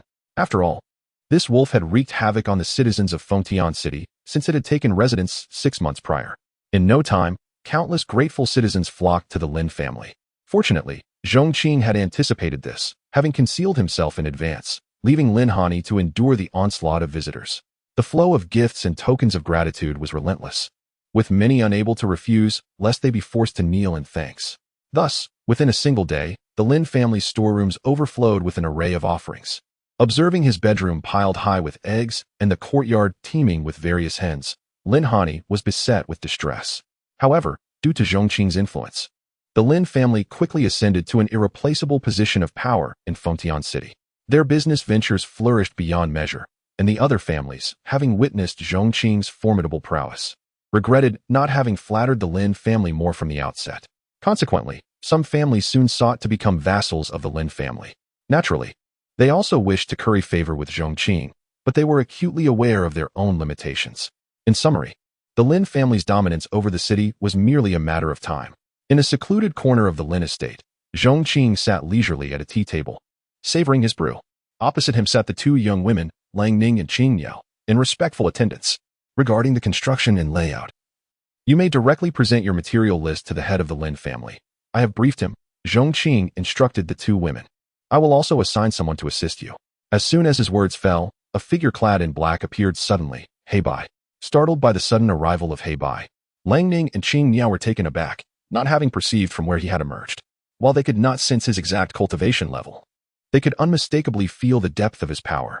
Clearly, another moon profound practitioner, they thought. Heibai, from now on, you shall unconditionally obey the commands of these two young ladies, Zhong Qing instructed. Yes, master, Heibai responded respectfully. The title caused both women to gasp in astonishment. A servant of a moon profound practitioner? What a grand arrangement. Dear ladies, you have heard. Feel free to assign him any tasks you may require, Zhong Qing encouraged them. We would not presume to command.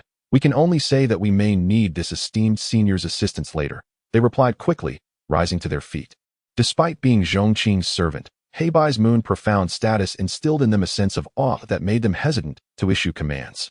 There is no need for such formality. Just proceed with your tasks, Zhong Qing smiled.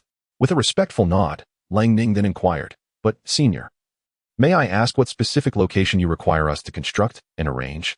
I shall take you there now, Zhong Qing replied with a gentle smile. As the two women prepared to question the location, they suddenly felt enveloped by a mysterious force as Zhong Qing waved his hand. Do not resist, he cautioned. In the next instant, the two women found themselves transported to Zhong Qing's little world. What is this? They exclaimed in astonishment, taking in their surroundings. The little world was barren, devoid of any features, merely desolate land. This is my personal little world. It is here that I wish for you to lay out and transform the space, Zhong Qing said softly, appearing beside them. What? Your own little world? The two women stared wide-eyed at Zhong Qing, as if a thunderclap had reverberated in their minds. Chapter 30. The layout of a small world. Despite the vastness of the present world, numerous small worlds exist within it. For instance, certain secluded families on the continent. Ancient clans that have managed to survive through the ages. They might inhabit a small world collectively, delineating a boundary and establishing an entrance at a specific location for ingress and egress.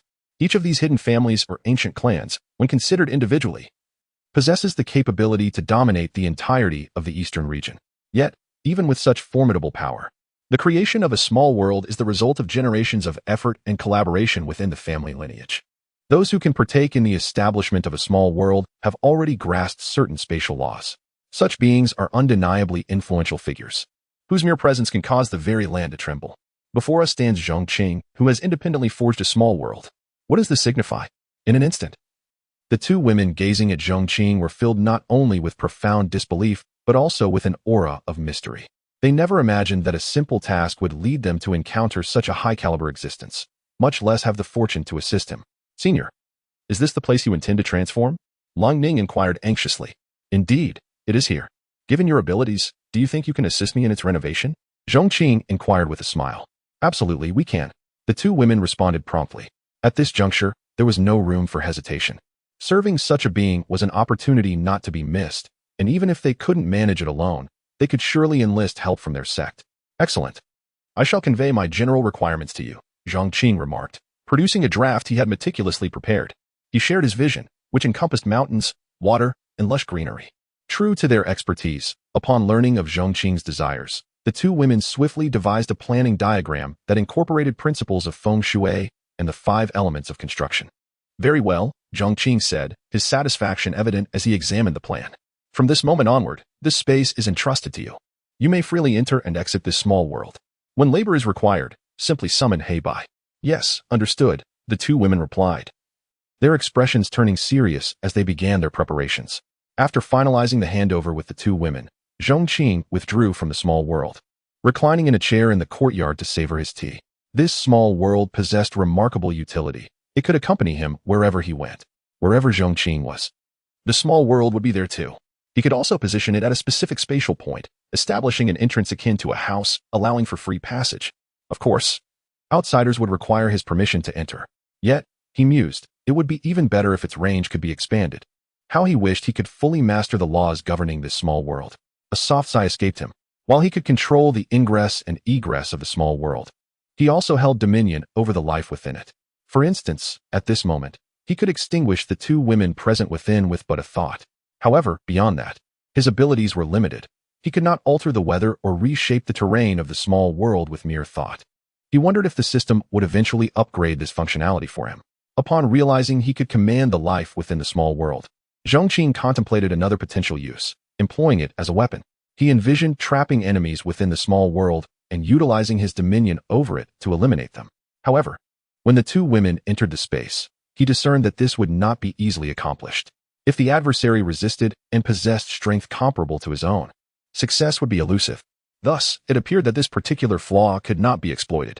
For now, this small world would serve merely as a mobile garden and a secure retreat. Days slipped by as the two women diligently transformed the small world. Zhong Qing would occasionally venture in to observe their progress and found that they had crafted a small lake at the center of the world. Adjacent to the lake, a small hill had been constructed, adorned with a waterfall cascading down.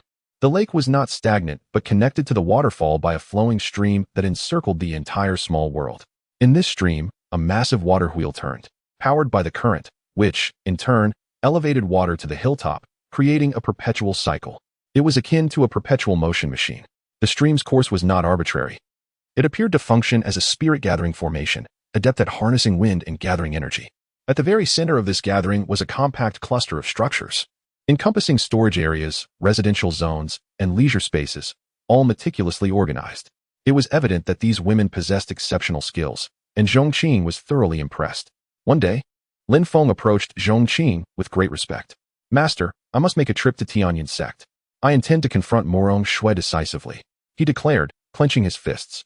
"Disciple, I have said before, during this excursion, you are free to pursue your desires, and I shall accompany you," Zhong Qing encouraged, placing a reassuring hand on Lin Feng's shoulder. During his recent stay with the Lin family, Zhong Qing had come to understand the intricate history between the Lin and Murong families. Once, the Lin family was among the foremost clans in Fengtian City, while the Murong family was merely a third-rate family at that time. Neither clan was indigenous to Fengtian City. Both had fled from other regions and, through relentless effort over generations, had established roots and gradually flourished. One fateful day, Murong Shui's grandfather provoked a formidable entity, which threatened to annihilate the Murong clan. Given the long-standing amicable relations between the Murong and Lin families, particularly due to their ancestors' camaraderie during their shared hardships, the Murong family sought the Lin family's assistance. Bound by various ties, the Lin family dispatched troops to aid them. The ensuing battle nearly led to the annihilation of the Murong family, and the Lin family suffered significant losses as well, yet they ultimately vanquished the enemy. Despite the Lin family sustaining severe injuries, their status as a former local hegemon allowed them to maintain their standing in Fengtian City, and the Murong family, bolstered by the Lin family's support, gradually regained stability. This period marked the zenith of the two families' relationship. It was during this time that they reached an agreement. If the direct bloodline consisted solely of males, they would be sworn brothers. If entirely female, they would become sisters. And if a mix, a marriage alliance would be formed for generations. In Lin Hani's generation, the direct line was comprised of males, and thus Lin Hani forged a brotherly bond with Murong Hai, Murong Shui's father. With the birth of Lin Feng and Murong Shui, the two families eagerly anticipated their union, which was thought to herald the strengthening of their ties. Yet, unbeknownst to them, it marked the beginning of their estrangement. Chapter 31. Preparedness of Zhong Qing on a certain day a year ago. An elder from Pingjiang Sect passed by Fengtian City and immediately recognized the exceptional talent of Murong Shui. He promptly took her as his disciple. Upon hearing this news, the Lin family, including Lin Feng, felt immense joy. Having grown up together, Lin Feng and Murong Shui were childhood sweethearts, and as his fiancée, he naturally wished for her success.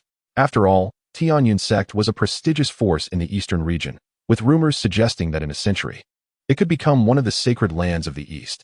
However, everything changed once Murong Shui joined Pingjiang Sect. She was discovered to possess a golden talent, and soon became the saintess of the sect. Half a year later, she descended the mountain and went directly to the Lin family. The Lin family welcomed her warmly, assuming she was there to share the joyous news of her golden talent. Little did they know, it was a thunderbolt from the blue. In her words, the entire Lin family, including Lin Feng, was belittled to nothingness. The implication was clear. The Lin family was no longer worthy of Murong Shui. That day, Lin Feng's grandfather passed away from anger, and Lin Han spat blood in fury. He immediately sought out his sworn brother, Murong Hai, for an explanation, but Murong Hai refused to see him. Consequently, the Lin family became the laughingstock of Fengtian City, targeted by others, and their status diminished from a first-rate family to a second-rate one. Devastated, Lin Feng declared, "Give me 3 years. In 3 years, I will defeat you, and wash away today as humiliation, making you regret your decision. Thus, the 3-year agreement was born. Of course, this was met with Murong Xue's cold laughter. What does 3 years matter? A mere speck of dust dares to compete with the moonlight, she scoffed before departing. Simultaneously, the entire Murong family moved to Tianyun Sect. Alas, yet another melodramatic tale. Zhong Qing could not help but sigh. Humans are peculiar. If one is content, then let it be. If a marriage is to be annulled, so be it. Lin Feng and his kin were aware of the gap between them and Murong Xue, and it was not reluctance that drove them. Yet, the need to trample on those once beneath them to satisfy their vanity is incomprehensible. Though he could not fully empathize with Lin Feng, as his master, hearing of this incident stirred profound indignation within him. What does golden talent signify? With his disciple as hundredfold enhancement and divine techniques, who is truly unworthy of whom? So, when do you plan to go to Tianyun Sect? Zhong Qing inquired. In a month, Lin Feng tightened his fists and replied, while I yearn to ascend the mountain immediately, and I am confident I can defeat her and avenge this humiliation. I must first strive to break through in this month, so that I may confront her before her esteemed sect and defeat her decisively. Lin Feng gritted his teeth. I wish to witness the sensation of someone once trampled upon by her, now standing victorious over her. I long to see her astonishment, to see her repent for the harm she inflicted upon my family. Indeed, my worthy disciple, Zhong Qing replied with admiration. Either do not go at all, or achieve the utmost effect instantly. Pursue your plans boldly. Remember, your master will always stand behind you. Thank you, master. This morning, I sent a letter informing them of my impending arrival at Tianyun Sect in a month, Lin Feng stated. Very well, you must devote yourself to your training henceforth, Zhong Qing advised. Rest assured, master, I will train diligently and not disappoint you, Lin Feng said earnestly before taking his leave. After Lin Feng departed, he stood still, hands clasped behind his back. A premier sect, this was a force far superior to Pingjiang Sect. Yet, as his disciple sought to vent this grievance, he, as the master, could not lag behind. It was foreseeable that if Murong Xue were truly defeated publicly by his disciple, Tianyun Sect would not idly watch her humiliation nor let it pass without retaliation. It seemed he too must make certain preparations. Hey Bai, Zhong Qing called. At your service? Hey Bai respectfully appeared beside him. How have you fared with the tasks I entrusted to you? Zhong Qing inquired. Reporting to you, master. I have completed the tasks assigned by the 2 young ladies. There are currently no outstanding matters. Hey Bai replied dutifully. Good, since there is nothing more to address. Return to Mufa Peak and fetch over those thousands of wooden carvings from my storage. Oh, and bring that scarecrow from the entrance as well, Zhong Qing instructed, furrowing his brow. Understood, master. I shall depart immediately, He Bai affirmed, setting off swiftly after receiving the coordinates from Zhong Qing. With He Bai's moon profound realm cultivation, he hurried back within 2 days, carrying a storage ring filled with over 10,000 wooden carvings, along with a scarecrow slung over his shoulder. Zhong Qing inspected the goods and exhaled a sigh of relief. These items had all been acquired through years of sign-ins. The wooden carvings were one-time use, capable of animating for half a day once activated, transforming into human-like forms with cultivation levels ranging from star profound to sun profound. Keeping these on hand provided a safety net. Should Tianyun Sect act unwisely, he intended to unleash these wooden figures in response. As for the scarecrow, it was his ultimate trump card. Though he was uncertain of its practical effects, he knew it was one of the few treasures he had obtained through ultimate sign-ins. With these ample preparations in place, Zhong Qing reclined comfortably in his chair once more. Tianyun Sect. In a lavish side hall, a middle-aged man with a mustache sat regally upon a grand chair, adorned in luxurious brocade robes, radiating an air of nobility. He was none other than the head of the Murong family, Murong Hai. Though his cultivation was modest within Tianyun Sect, his position soared due to his daughter's status. Even the elders of Tianyun Sect treated him with utmost respect, for his daughter was the sect's saintess, ostensibly a disciple of the Grand Elder. Yet she received guidance from several high-ranking elders, basking in their favor. At that moment, he was perusing a letter, and upon finishing, a look of disdain crossed his face. Just as he was about to incinerate it, footsteps echoed from outside. Soon, a woman clad in white, with an icy demeanor and exquisite features, exuding an aura of grace, entered. Seeing her, Murong Hai's expression brightened as he hurried forward. Daughter, why have you not been cultivating today? Have you come to visit me? The visitor was none other than Murong Xue. Chapter 32. The aunt struggled today. With no pressing matters at hand, Murong Xue decided to visit her father. Father, how are you adjusting to life here? She inquired. Adjusting? Of course, I am quite comfortable, Murong Hai replied with a beaming smile. Living here is incomparable to that wretched place, Fengtian City. After spending some time here, I feel as though my long-stagnant realm has begun to stir. That's wonderful to hear. I happen to have a few Tongxing pills with me, Morong Shui said, elegantly raising her delicate hand, placing a translucent jade vial on the table. These Tongxing pills can significantly enhance your chances of breaking into the star mysterious realm. Really? Morong Hai's eyes sparkled as he picked up the vial and opened it, revealing 7 Tongxing pills within. A rich fragrance of elixir wafted throughout the room. Such treasures are rare indeed. I could barely procure even one back in Pingjiang City. And now I have 7. Just Tongxing pills, father. Feel free to use them. If they're not enough, I still have more, Morong Shui said with a hint of pride. With my current status in the Pingjiang Sect, acquiring such elixirs is merely a matter of speaking a few words. You truly are remarkable, Morong Hai said, filled with admiration. He then asked, by the way, my daughter, why can't I perceive your cultivation level? What stage have you reached? In the mid-stage of the Qinshan realm. Morong Shui replied with a slight smile. Mid-stage of the Qinshan realm? Morong Hai gasped, excitement flooding his features. You're nearly catching up to me. It took me decades to reach the late stage of the Qinshan realm, and you are merely in your teens. Truly, you are blessed with golden talent. To me, advancing in realm is merely a matter of time, Morong Shui remarked with a hint of confidence. The reason you cannot see through my cultivation is that my progress has been astonishingly rapid. In just 1 year, I have ascended from the innate realm to my current level. If word of such rapid advancement were to spread, envy would surely follow. Which is why the elders of the sect have taught me a method to conceal my aura.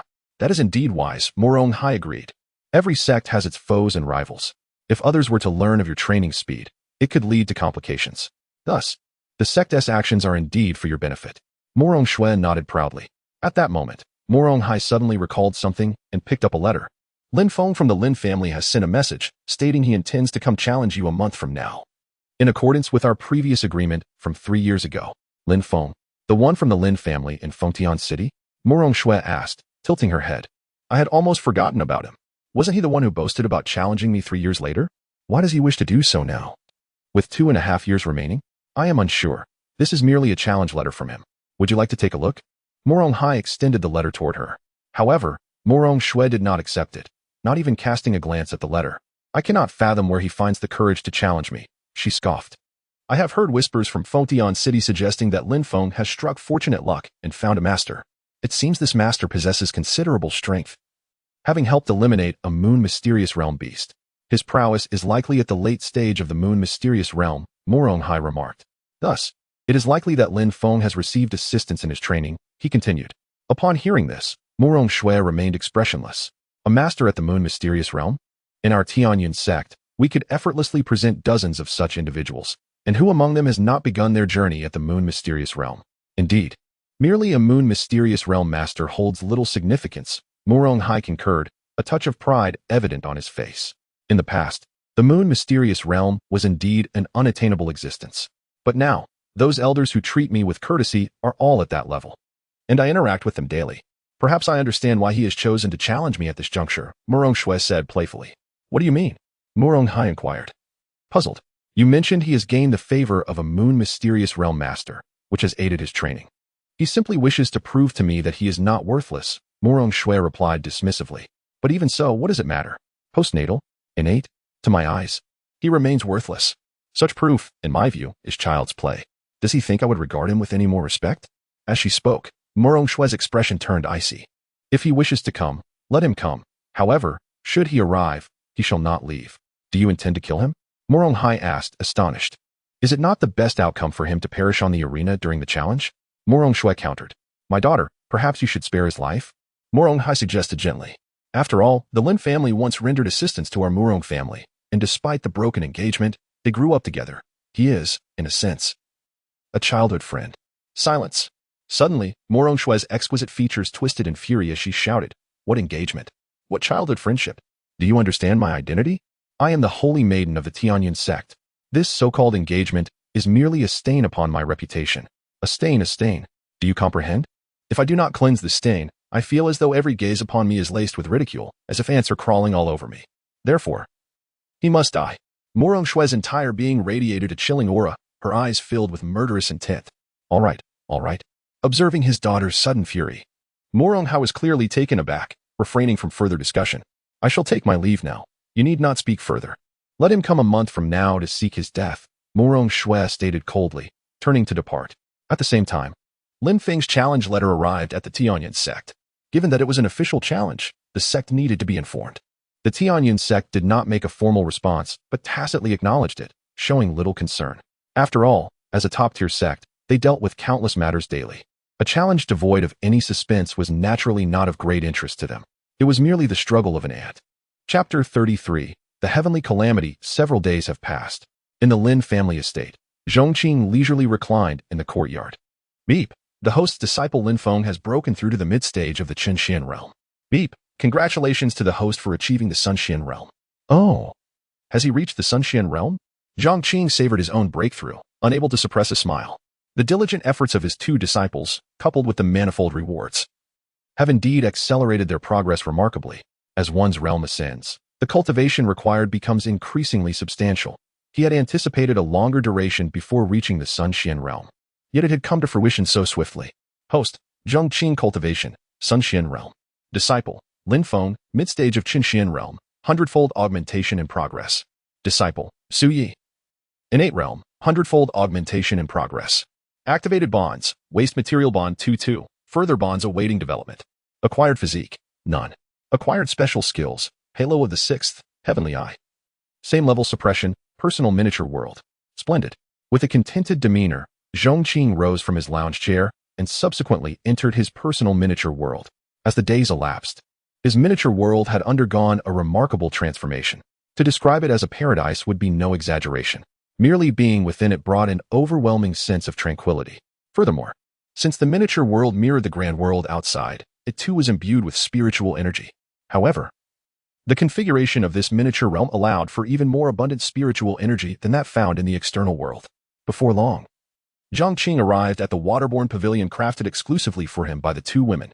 Standing upon the pavilion, he beheld the lake and distant waterfall. The gentle breeze from the lake providing immense comfort. In his past life, who among the billionaires could boast such luxurious conditions? Greetings, senior. At that moment, the two women, disheveled and dusty, flew over to pay their respects to Zhong Qing. You have truly worked hard during this time, and I am immensely satisfied with your designs. Zhong Qing generously praised them, having observed their relentless dedication since the commencement of the renovations. It is our duty to serve, senior. The two women wiped the sweat from their brows, smiling as they spoke. However, senior, we have mostly completed the major aspects. The remaining details will require your gradual refinement. Very well. I sincerely thank you. Zhong Qing expressed his gratitude. After the two women conducted a final inspection within the miniature world and confirmed that there were no oversights, they followed Zhong Qing back out of the miniature realm. Senior, since there is nothing pressing, we shall take our leave. The two women stated. Why not rest for a couple of days longer at the Lin family estate? Zhong Qing chuckled. There are many delightful delicacies in Pingjiang City. Since there is no urgent matter, I could take you both to explore and savor the cuisine. The two women were taken aback. The prospect of being invited by such a prominent figure to dine and shop was an incredible honor. They exchanged hesitant glances, although they yearned to go. The obligations of their sect loomed over them, making them feel unworthy of such an invitation.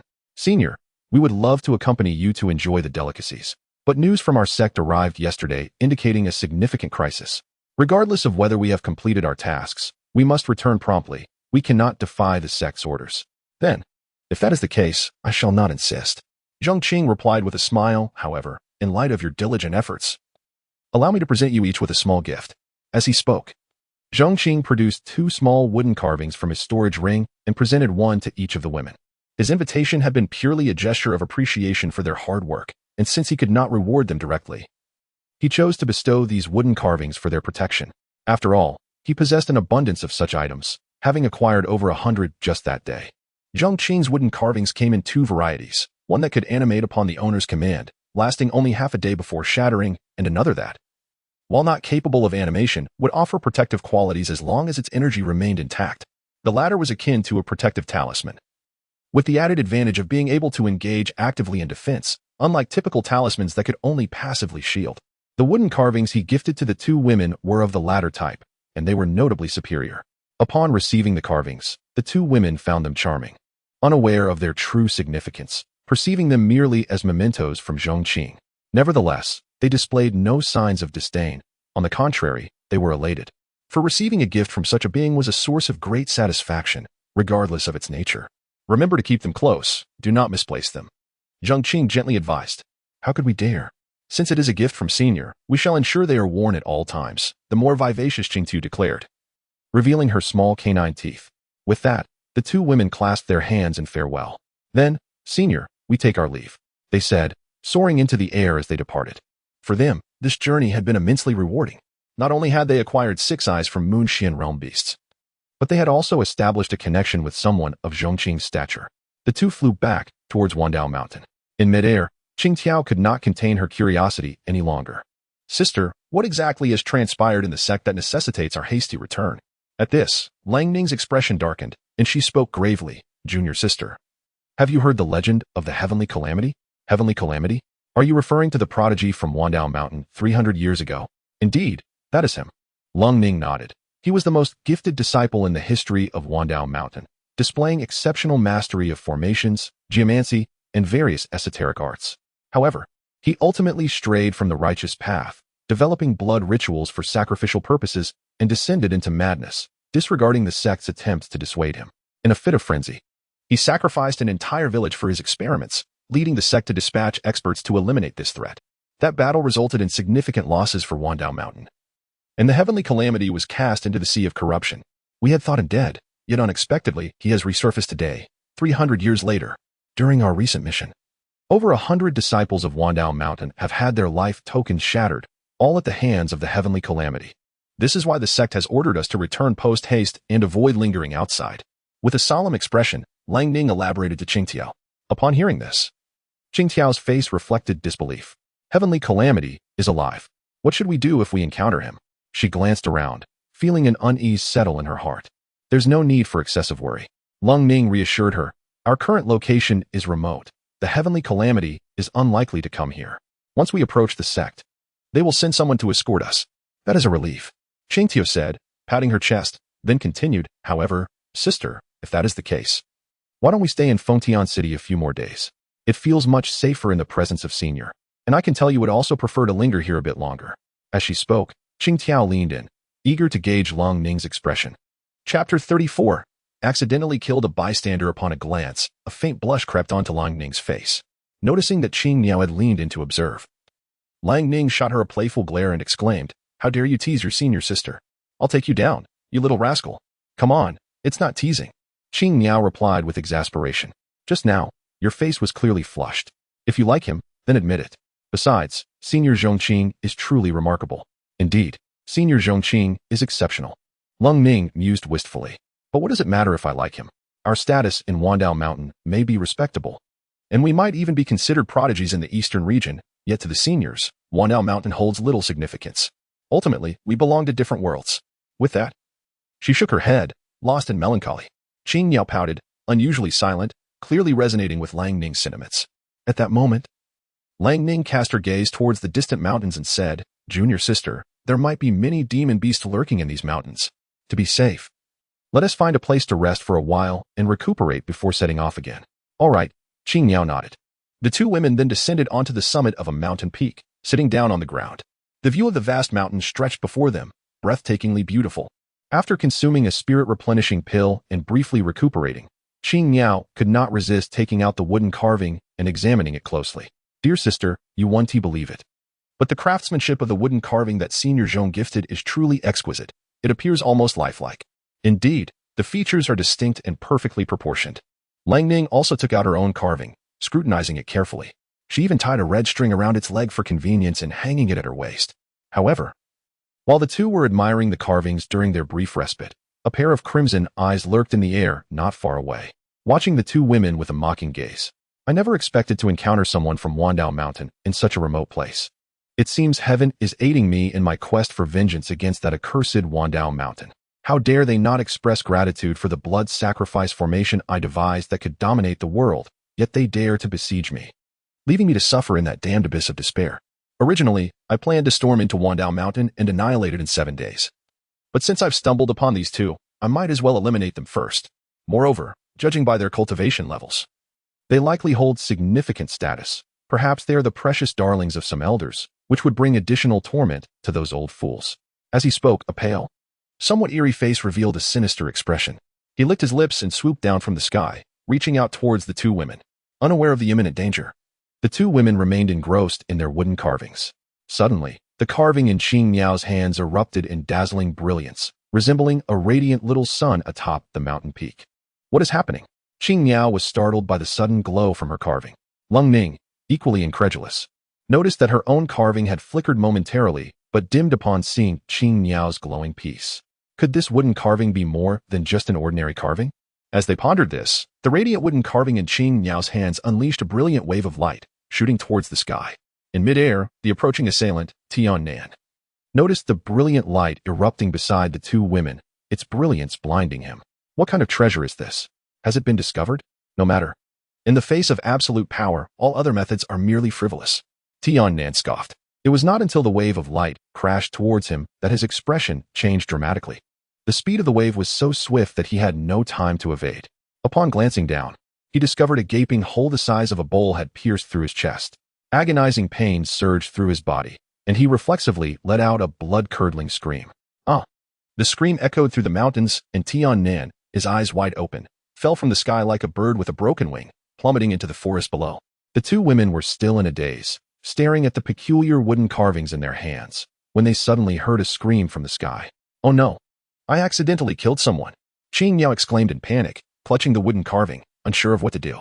After emitting the shockwave, the wooden carving returned to its original state, though upon closer inspection, its texture seemed diminished. Let us hurry and check it out, Lang Ning said, frowning as she led Qing Miao towards the site of the fallen individual. They soon found the victim, who lay lifeless, surrounded by a few lowly demon wolves, sniffing the air as if anticipating a feast from the sky. Get away, Long Ning shouted, driving the wolves away before kneeling beside the man to check for signs of life. He is gone, she said, furrowing her brow. What are we going to do, sister? Qing Miao stood frozen, bewildered and remorseful. I truly didn't mean to. I didn't know what triggered the light. It just attacked. I know you didn't intend this. Lung Ning took a deep breath, realizing that the wooden carvings they received from Zhong Qing were not ordinary trinkets, but powerful artifacts capable of unleashing tremendous force. Yet, they seemed to lack the skill to wield them properly. And we accidentally killed an innocent. Qing Miao lamented, her hands pressed together in contrition, jumping anxiously beside the body, which still bore wide-open eyes. Oh, big brother, I really didn't mean it. Please don't leave with your eyes open. Sister. What should we do? Qing Miao looked anxiously at Lung Ning. Lung Ning rubbed her forehead, feeling equally at a loss. To her, this man's misfortune was truly unfortunate. Dying in such a freak accident felt more absurd than being struck by a meteor while walking down the street. In reality, the two women could easily dispose of the body and depart, as no one was around to witness. However, their inexperience and conscience prevented them from doing so. After a long contemplation, Lang Ning finally said, the man is already dead. He cannot be revived. However, perhaps we can ascertain his identity and seek out his family to apologize and offer compensation. But how do we find out his identity? Qing Miao asked, unable to contain her curiosity. His attire does not bear any sect insignia, so we have no way of knowing. Hesitating for a moment, Lung Ning then stated, we'll have to bring his body back to Wandao Mountain. Afterward, we can utilize Wandao Mountain's resources to uncover his identity. Chapter 35. The Threat of Tiannan. Well, it seems there is no other choice, said the bluebird. Subsequently, the two women ventured 100 miles away to find a humble mortal town, where they discovered a coffin shop. After procuring a fine coffin, they returned to the forest. Only then did they transfer Tiannan's body into the coffin, and subsequently placed both the coffin and the body into a storage ring. Having accomplished this, the two women dared not linger any longer and continued their journey towards Wandao Mountain. Upon arriving at Wandao Mountain's territory, they were indeed met by an elder. However, the elder appeared grave and, upon seeing them, remained silent, hastening back to Wandao Mountain at great speed. The two women dared not utter a word, clearly sensing the weight of the atmosphere. Finally, they returned to Wandao Mountain, which was nestled among a range of mountains. The surrounding peaks formed a protective embrace around it, and a great river flowed 10 miles from the entrance, marking it as a place rich in fortune. The scenery of Wandao Mountain was exquisite, with its architecture and sculptures seemingly imbued with profound significance. As they entered, the spiritual energy in the air was several times more abundant than in other places, evidencing Wandao Mountain's remarkable mastery in this regard. Yet, the current atmosphere was somber, the mountain gates were tightly shut, and many formations were activated, with disciples passing through wearing expressions of concern. Greetings, Master, the two women said upon their return, bowing before their teacher. You two have finally returned. Thank goodness you are safe. Come with me. The sect leader has summoned an urgent meeting, an elderly man in Taoist robes, exuding an air of celestial grace, sighed in relief upon their safe return, but wasted no time in taking them to the sect meeting. Yes, master, the two women replied, not daring to delay or rest. They had wished to share their accomplishments of successfully completing their task and bringing back 6 mid-level moon realm beast eyes, as well as encountering the enigmatic Zhong Qing. However, under the heavy atmosphere concerning the sect's affairs, they set aside these matters. Following their master, they entered the grand hall of the sect.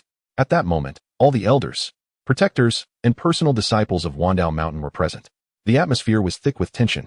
At the head of the hall, the sect leader, Zhong Qing, sat with an imposing demeanor, surveying the assembly before slowly speaking. Now that everyone is present, I shall get straight to the point. Since Tian Nan re-emerged, over 100 of our disciples have been ruthlessly slain during their travels and missions. This, however, is not the gravest of our concerns. While we could confine our disciples to stay within the sect until we eliminate Tian Nan and then restore our freedom, I did not anticipate that yesterday. Tian Nan declared his intent to attack Wandao Mountain to avenge the grievances from 3 centuries ago. Were it any other individual making such a declaration, I would merely laugh it off. Even if a holy ground threatened us, I would not be so troubled, for our sect excels in formations. I am confident that, with the countless formations we have laid, any assault from a holy ground would result in significant losses for them as well. But do not forget, Tian Nan hails from our Wandao Mountain, and his understanding of formations is unparalleled in our history. This implies that his comprehension of formations may surpass that of all present here. Consequently, the formations we pride ourselves on might be rendered ineffective in his eyes. As Zhong Qing's words fell, the entire assembly furrowed their brows, the atmosphere growing heavier. The recently returned Blue Bird and her companion finally comprehended the gravity of the situation confronting the sect. Zhong Qing then revealed another shocking piece of news. Moreover, I have received the latest intelligence that Tian Nan has reached the Day Realm. With his cultivation, should formations prove ineffective against him, his entrance into Wandao Mountain would be unstoppable. Even if our ancestors were to descend, they could at best achieve a stalemate to restrain him. However, if he chooses to attack others instead of our ancestors, no one would be able to withstand his onslaught. This means he could eliminate all those at the Day Realm and yet retreat unscathed. Upon hearing this, the assembly's expressions grew increasingly tense. The disparity between each major realm is akin to an insurmountable chasm. No matter how many moon realm cultivators one possesses, none could compare to a being of the Day Realm. Thus, even if Tian Nan were to casually unleash a few strikes within Wandao Mountain, the losses would be unbearable. What shall we do? Let us reach a consensus, Zhong Qing spoke in a low voice. I believe we must rely on formations. One elder spoke up first.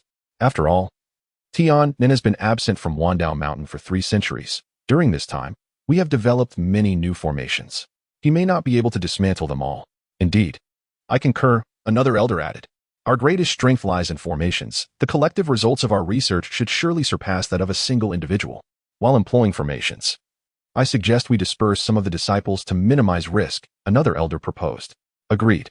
Upon hearing the various plans, Zhong Qing's furrowed brow eased somewhat. Issue my command to secretly disperse some disciples. We shall recall them once the crisis has passed. Second, activate all formations across Wandao Mountain, and in the remaining days, let us lay additional new formations. Therefore, esteemed elders, in the face of this crisis, do not hold back. Utilize all your hidden techniques. Elder Yi Dao, is your newly devised 5 Fiends formation ready to be deployed? As Zhong Qing spoke, he turned his gaze to an elder with an ethereal presence, the master of Blue Bird and cold condensation. Upon hearing the inquiry, Elder Yi Dao sighed and stood, saying, we still lack some materials for the formation. Oh, what materials are required? Zhong Qing inquired hastily. We need the eyes of beast monsters to activate the spirit. Elder Yi Dao responded. And to be effective against someone of Tian Nan's caliber, we require eyes from at least moon realm beasts. Eyes from moon realm beasts, Zhong Qing frowned. While acquiring ordinary beast eyes would not pose a challenge for Wandao Mountain, procuring those of moon realm beasts would indeed be difficult. After all, such beings are dominators within their realm, and their eyes are not easily obtained. I had sent my 2 disciples out to hunt beasts recently, hoping to provide them with experience, but they have only been gone for a mere dozen days. Given their strength, it would be impossible for them to secure the eyes of moon realm beasts. Thus, it seems unrealistic to have the 5 Fiends formation ready before Tian Nan's arrival, sighed Elder Yi Dao. Yet, as soon as he finished speaking, a voice suddenly arose from the crowd. Master. Chapter 36. The The Eye of the Moon Profound Realm Beast, sister, and I have brought back the Eye of the Moon Profound Realm Beast. Do you have anything to say? An elder turned to ask the blue bird. The others in the room also shifted their gaze towards her. Despite her respectable status among the younger generation, the gravity of the occasion made her feel somewhat anxious. Under the scrutiny of the crowd, she rotated the storage ring on her hand and produced 6 jade vials. We have 6 of them, all from the mid-phase of the Moon Profound Realm, she declared. The moment her words fell, the room erupted in astonishment. What? One elder, visibly excited, rushed forward to examine a vial. Inside the translucent jade container lay a perfectly preserved eye. Well, elder, is it truly an eye from the mid-phase of the Moon Profound Realm? Zhong Qing hastily inquired. With his experience, the elder quickly confirmed that the blue bird's claims were indeed accurate. These were authentic eyes from the mid-phase of the Moon Profound Realm beast. He solemnly nodded to Zhong Qing, prompting the crowd to erupt in expressions of exhilaration, all eyes now fixed on the 2 young women. Haha, you 2 have rendered a tremendous service to the Wandao Mountain, Zhong Qing generously praised. The other elders echoed his sentiments, showering accolades upon the 2 women. The Eyes of the Moon Profound Realm beast were a significant boon to them. After all, the elders' esteemed position within Wandao Mountain meant that his research on the 5 evil formation could be crucial in battles against formidable foes. Their praises made the 2 women somewhat bashful, yet they were undeniably elated to contribute meaningfully to their sect. However, Zhong Qing's curiosity got the better of him. But how did you 2 acquire them, and why 6? He queried, as others turned their inquisitive gazes towards them. After all, such creatures were not easily subdued, and even those at the pinnacle of the Moon Profound Realm could be injured by their desperate last stands. Reporting to the sect master, they were gifted to us by a senior, Lung Ning respectfully replied. A senior gifted you these? The crowd gasped in disbelief. What kind of senior would bestow such valuable items upon them? The eyes of beasts of this caliber had numerous applications beyond their use in formations. One could say they were worth their weight in gold. Lang Ning and the blue bird nodded earnestly before recounting the events that had transpired. Upon hearing their tale, the assembly was struck with incredulity. A mere leaf could slay a mid-phase Moon Profound Realm beast, and with a follower of the Moon Profound Realm in tow. This individual must undoubtedly be of the Sun Profound Realm, Zhong Qing concluded. Moreover, sect master, this senior Zhong Qing possesses a small world of his own. The blue bird added eagerly. A small world? The crowd was once again taken aback. This individual must either have an extraordinary background or be an exceptionally powerful figure. Zhong Qing continued. Regardless, forging a good relationship with such an entity is a stroke of fortune for you. You both have performed admirably. And once we overcome this impending threat, I shall reward you handsomely. Thank you, sect master. Both women expressed their gratitude in unison. Suddenly recalling something, Lang Ning added. By the way, sect master, our master, and esteemed elders, upon our departure, that senior gifted us 2 wooden sculptures. We initially thought they were mere keepsakes, but as we returned, we inadvertently triggered them, causing a burst of light that struck and killed an innocent bystander. The dramatic turn of events left everyone in the room astounded. Such extraordinary luck, yet they felt a twinge of sympathy for the unfortunate soul. Quickly, show me the wooden sculptures, Zhong Qing commanded. The 2 women, not wanting to delay, promptly presented the carvings. In an instant, the senior members of Wandao Mountain began to scrutinize the wooden sculptures.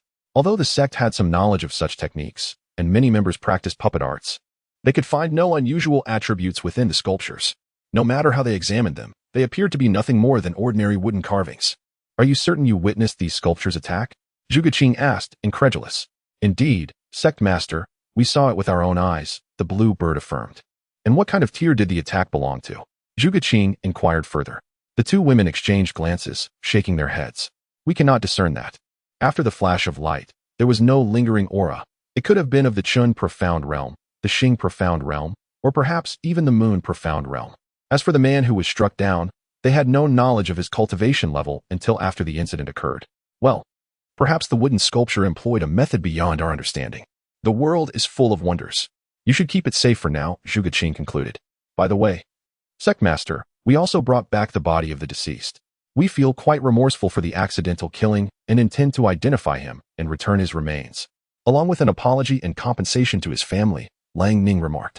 Address that matter once the crisis has passed, Zhong Qing said, his mind preoccupied with the impending situation. Understood, sect master. The 2 women recognized the gravity of the situation, stowing away the wooden sculptures before taking their seats once more. As the sect meeting concluded, Wandao Mountain mobilized, dispatching many disciples covertly. Once these individuals were sent away, all formations within Wandao Mountain remained activated, preventing anyone from entering or exiting. Furthermore, the elders brought forth their most potent techniques, making final preparations for the impending conflict. The elder presiding over the 5 evil formation expedited its arrangement with the cooperation of the others. Finally, on the eve of the imminent assault by the formidable foe, the 5 evil formation was completed. Another day passed. The day that the enemy had proclaimed they would attack Wandao Mountain had arrived. The entire sect was on high alert. All capable fighters armed themselves and gathered in the main hall, while many others remained within the formations, ready to respond to any situation that might arise. Chapter 37. But why does this person look so familiar? Despite the extensive preparations made, a heavy pall hung over each face. Even the slightest disturbance set their nerves on edge, for the threat posed by a Daybreak Realm cultivator was immense, especially given that the formations they prided themselves on might prove ineffective against this individual. Amidst this anxious waiting at Wandao Mountain, the sun rose high in the sky. Zhong Qing was diligently scouting the surroundings, ensuring no issues would arise, while the other elders remained vigilant, wary of a sudden attack from the heavens. Soon, noon arrived. Although the celestial threat had yet to materialize, it was possible that he was already lurking nearby. Everyone remained on high alert. Zhong Qing cautioned the assembly. However, as the hours dragged on, another afternoon passed. The sun dipped below the horizon, casting a crimson hue over Wandao Mountain. Was the celestial threat planning a night raid? It seemed likely. After waiting all day, they might relax their vigilance at night, only to be caught off guard by his sudden appearance. Thus, they could not afford to let their guard down. Several elders engaged in hushed discussions. The tension of waiting weighed heavily on them, draining even their formidable spirits. Each person discreetly consumed a spirit-revitalizing pill, bracing themselves for the unknown. As night enveloped the mountains, darkness deepened. Aside from the bright lights illuminating Wandao Mountain, the surrounding areas were shrouded in pitch black, obscuring whatever lay hidden in the shadows. Suddenly, the distant call of a mountain chicken echoed through the forest. The group looked up, realizing they had unwittingly awaited an entire night. The second sun rose in the east. Had the celestial threat truly not come yesterday? Zhong Qing and the other elders convened, puzzled. It was impossible. They were certain it was yesterday.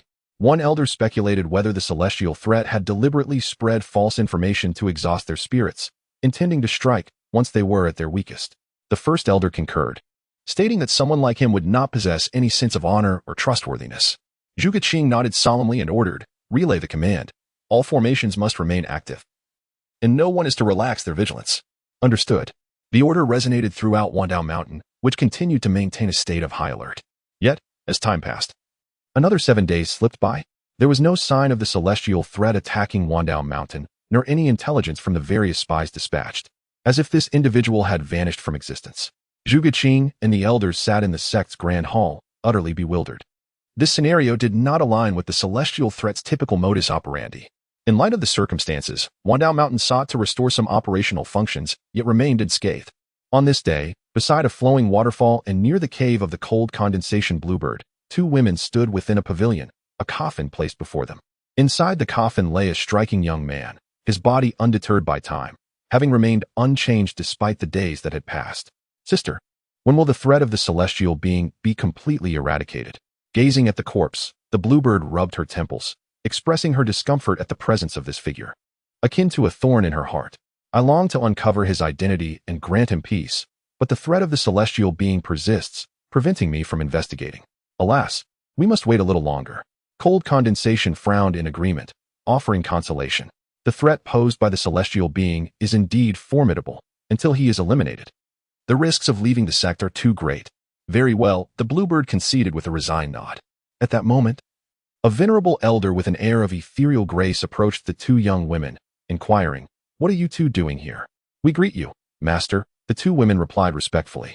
"We are discussing what to do about this individual." The elder, noticing the coffin, leaned in for a closer look. "Is this the young man who met his end? Such a fine youth, and yet he has perished. How tragic. Such is fate. Master, what brings you here today?" The bluebird could not help but ask. "Having expended considerable mental energy in recent days, I just completed some meditation and, seeing that there was no pressing matter, I came to check on you too." The elder replied. As his words lingered in the air, the Wandao bell suddenly tolled. The elder raised an eyebrow, turning his gaze toward the distance. "The Wandao bell rings again. The sect leader has called for another elder meeting. You 2 carry on. I must attend," he said, floating away toward the sect's grand hall. When the elder arrived, the high-ranking members of the sect had nearly all gathered. The reason for this assembly remains the celestial threat. His prolonged absence does not imply he will not come. Moreover, his methods are enigmatic. We cannot dismiss the possibility that he has already infiltrated Wandao Mountain and is observing us from the shadows.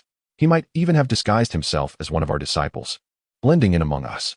Though this possibility is slim, we must remain vigilant, Zhong Qing stated from his position at the head of the table. The gathered leaders nodded in agreement, recognizing the validity of Zhong Qing's concerns. Given the peculiar and unpredictable nature of the celestial threat, there was no telling what he might be capable of.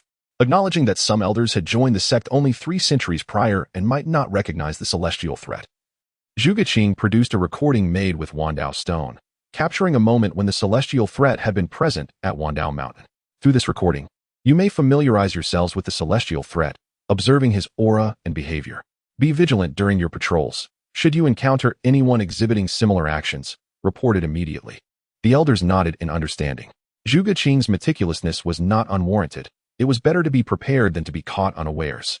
As Zhong Qing's voice faded, he waved his hand, and an image materialized above the assembly. In the image, a young man clad in black sat cross-legged, hands forming seals. His features were strikingly distinctive: slanted eyes, a hooked nose, prominent cheekbones, and unnaturally pale skin that suggested a certain frailty. One elder observed the image intently. Although he had been an elder 3 centuries ago, he had been in seclusion at the time of the celestial threat's arrival and had never seen him. It was only now, at this moment, that he truly beheld the appearance of the legendary celestial threat. Yet, he could not help but wonder, why did this person seem so familiar? Chapter 38. Master, have you carried away the coffin? There was an inexplicable familiarity about that person, as if he had been seen somewhere before. Elder pondered deeply, lost in thought. Suddenly, a realization struck him, and he sprang from his seat as if propelled by springs, emitting a sharp, shrill cry akin to that of a startled duck, reverberating painfully in the ears of those present. His unexpected behavior immediately captivated the attention of the entire assembly. Elder Yi's eyes widened, his face flushed, displaying an expression of sheer incredulity. Elder Yi, what has happened to you? Zhong Qing inquired anxiously. Indeed, Elder Yi, what is the cause of your sudden distress? The others echoed, their concern palpable as they witnessed his uncharacteristic display of agitation. It was the first time they had seen Elder Yi so uncomposed after all these years. Yet, Elder Yi paid them no heed. He dashed out of the main hall of the sect, leaving the gathered crowd utterly bewildered. Without a moment's pause, he soared towards the direction of Qingniu and Lang Ning. The 2 women were still in the pavilion deliberating on what to do with the corpse when they spotted Elder Yi approaching with unprecedented speed. Master, weren't you attending the elders' assembly? Why have you returned? They asked in confusion. However, Elder Yi disregarded their questions and bellowed, Where's the coffin? Where's the coffin? Here it is. Master, what is the matter? Qingniu stammered, startled by Elder Yi's urgency, as she hastily retrieved the coffin from her storage ring. Boom. The coffin hit the ground, and Elder Yi flung open the lid, his gaze fixated on the motionless young man inside. Indeed, it is as I feared, he murmured. Then without further ado, he hoisted the coffin onto his shoulders and descended into the air, flying towards the main hall, as if fearing he was not swift enough. He kicked his legs in midair. The 2 women were left in shock, unable to comprehend the scene unfolding before them. Their master was actually carrying the coffin away. Something must have happened, Lang Ning remarked, sensing the oddity of the situation. Let us follow him and see. Meanwhile, Zhong Qing and the other high-ranking members remained dazed, unable to fathom Elder Yi's erratic behavior. Suddenly, they witnessed Elder Yi returning, the coffin still slung over his shoulder. The sight left them gaping in astonishment. Had Elder Yi lost his senses, or was this a result of the pressures he faced from Tiannan? Elder Yi, could you enlighten us as to what is transpiring? Zhong Qing approached, his expression one of grave concern. With a heavy thud, Elder Yi dropped the coffin to the ground and took a deep breath. He then turned to Zhong Qing, his demeanor serious. Sect leader, the person within this coffin, you will know at a glance. The person in the coffin? Zhong Qing was perplexed, yet he recognized that Elder Yi would not speak without cause. He stepped forward, lifted the coffin lid, and directed his gaze inside. The moment his eyes landed on the lifeless body, he let out a scream, louder than Elder Yi's earlier cry. What is it, sect leader? The other elders inquired, their curiosity piqued by his reaction. They approached the coffin, eager to discover who lay within, prompting a chorus of gasps and exclamations. My heavens! What on earth? Every individual present was utterly destabilized, their eyes wide with disbelief as they beheld Tiannan's still form resting quietly within the coffin. Elder Yi, What in the world is happening here? Zhuge Qing stammered, unable to grasp the reality before him. Tiannan. He had perished, and here he lay within their sect's coffin? How could this be? It was utterly surreal. Elder E inhaled deeply, steadying his racing heart, before he recounted, "This coffin was brought back by my 2 disciples from outside." What? The revelation sent shockwaves through the assembly. Zhuge Qing, as the sect leader, quickly pieced together the implications. Are you suggesting that the wooden figure in Qing Miao and Lung Ning's possession was an accidental killing of Tiannan? Indeed. Elder E confirmed solemnly. Despite the absurdity of the situation, the evidence was irrefutable. With Elder E's affirmation, Zhuge Qing and the others were rendered completely astonished. This was beyond ridiculous. It was preposterous. No wonder Tiannan had been threatening to attack their sect. He had already met his demise long ago, right within their territory. All this time, they had been on high alert for an adversary that had ceased to exist. At that moment, Qing Miao and Lung Ning arrived at the hall, having hurried to catch up with Elder E, and they overheard the conversation unfolding inside. They were instantly struck dumb, frozen in disbelief. "Sister, am I dreaming?" Qing Miao trembled, glancing at Lung Ning, who was equally speechless. That unfortunate fellow is actually Tiannan? No one could have anticipated such an absurd turn of events. Laughter erupted from Zhuge Qing as he examined the contents of the coffin once more, confirming that it was indeed Tiannan. Despite the incredulity of it all, the reality was undeniable. Tiannan was dead, and here lay his body before them. The threat that had loomed over Wandao Mountain had been vanquished. Truly, heaven has eyes.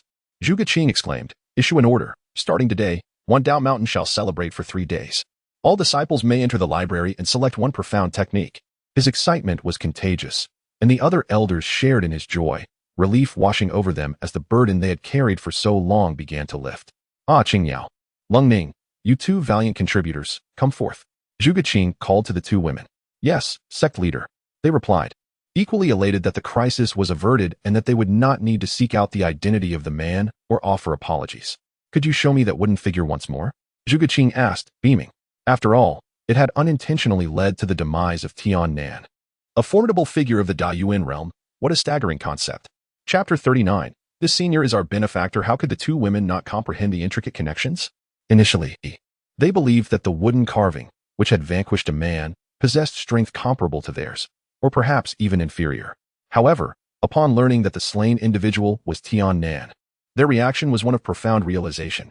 The gift bestowed upon them by Zhong Qing was of immense significance. Zhuge Qing also grasped this truth, prompting her desire to examine the wooden carving once more. The 2 women cautiously retrieved the carving. Zhuge Qing and the others received it with utmost care. In stark contrast to their previous casual handling, their eyes reflected solemnity, and as they touched it, they did so with trepidation, fearful of triggering any hidden mechanisms. Having dispatched a being of Tiannan's caliber, should the carving unleash an attack, they would be utterly defenseless. Esteemed elders, do you discern any anomalies upon further inspection? Zhuge Qing could not suppress her curiosity. The elders shook their heads in unison, observing the carving as they had previously an ordinary object. Yet, they now understood that the carving's true nature was far from mundane. Its craftsmanship was so profound that they lacked the ability to unveil its mysteries. "It appears the senior is even more formidable than we had imagined," Zhuge Qing mused, reflecting on her conclusion. Indeed, upon deeper contemplation, there lies a rather unsettling thought. One elder remarked gravely, "What is this unsettling thought?" Zhuge Qing and the others turned their attention to the elder. "I ponder why the carving would suddenly unleash an attack, and why it was directed specifically at Tiannan. Do you not find this coincidence rather extraordinary?" Upon hearing the elder's words, Zhuge Qing was struck with realization. Her eyes widened in astonishment as she exclaimed, "Are you suggesting?" "Precisely," the elder confirmed. "I suspect that this senior may have foreseen the troubles facing Wandao Mountain, because Qing Miao and Lung Ning garnered his favor. He intervened to eliminate Tiannan for us. This revelation seemed plausible. Otherwise, how could such a coincidence occur?" Zhuge Qing inhaled deeply, feeling the weight of this possibility, awestruck by the implications. "However, Master, we did not inform that senior about Tiannan's situation when we departed," Qing Miao interjected, her brow furrowing with confusion. "We only mentioned that there were matters concerning the sect, but did not elaborate further." At Qing Miao's words, Zhuge Qing shook her head with a chuckle, saying, "You 2 young ladies are still too naive. At a certain level of understanding, whether you speak or remain silent bears no difference. He can discern the heavenly secrets with a mere calculation, let alone something as trivial as Tiannan. Is there truly someone of such caliber in the world?" Lung Ning could not help but exclaim. Isn't that precisely who you have encountered? Zhuge Qing replied with a smile. I must commend your extraordinary fortune. It is remarkable that you have crossed paths with such an existence, which has spared one down mountain from a grave crisis. Thus, you two are significant contributors to our sect. Moreover, that senior is our savior. The two women felt a flush of embarrassment at Zhuge Qing's praise. Yet, recalling that figure clad in white, they could not quell their awe. As it turned out, he was even mightier than they had imagined. While they felt astonished, they simultaneously grappled with the disheartening realization of the vast chasm between their abilities and his.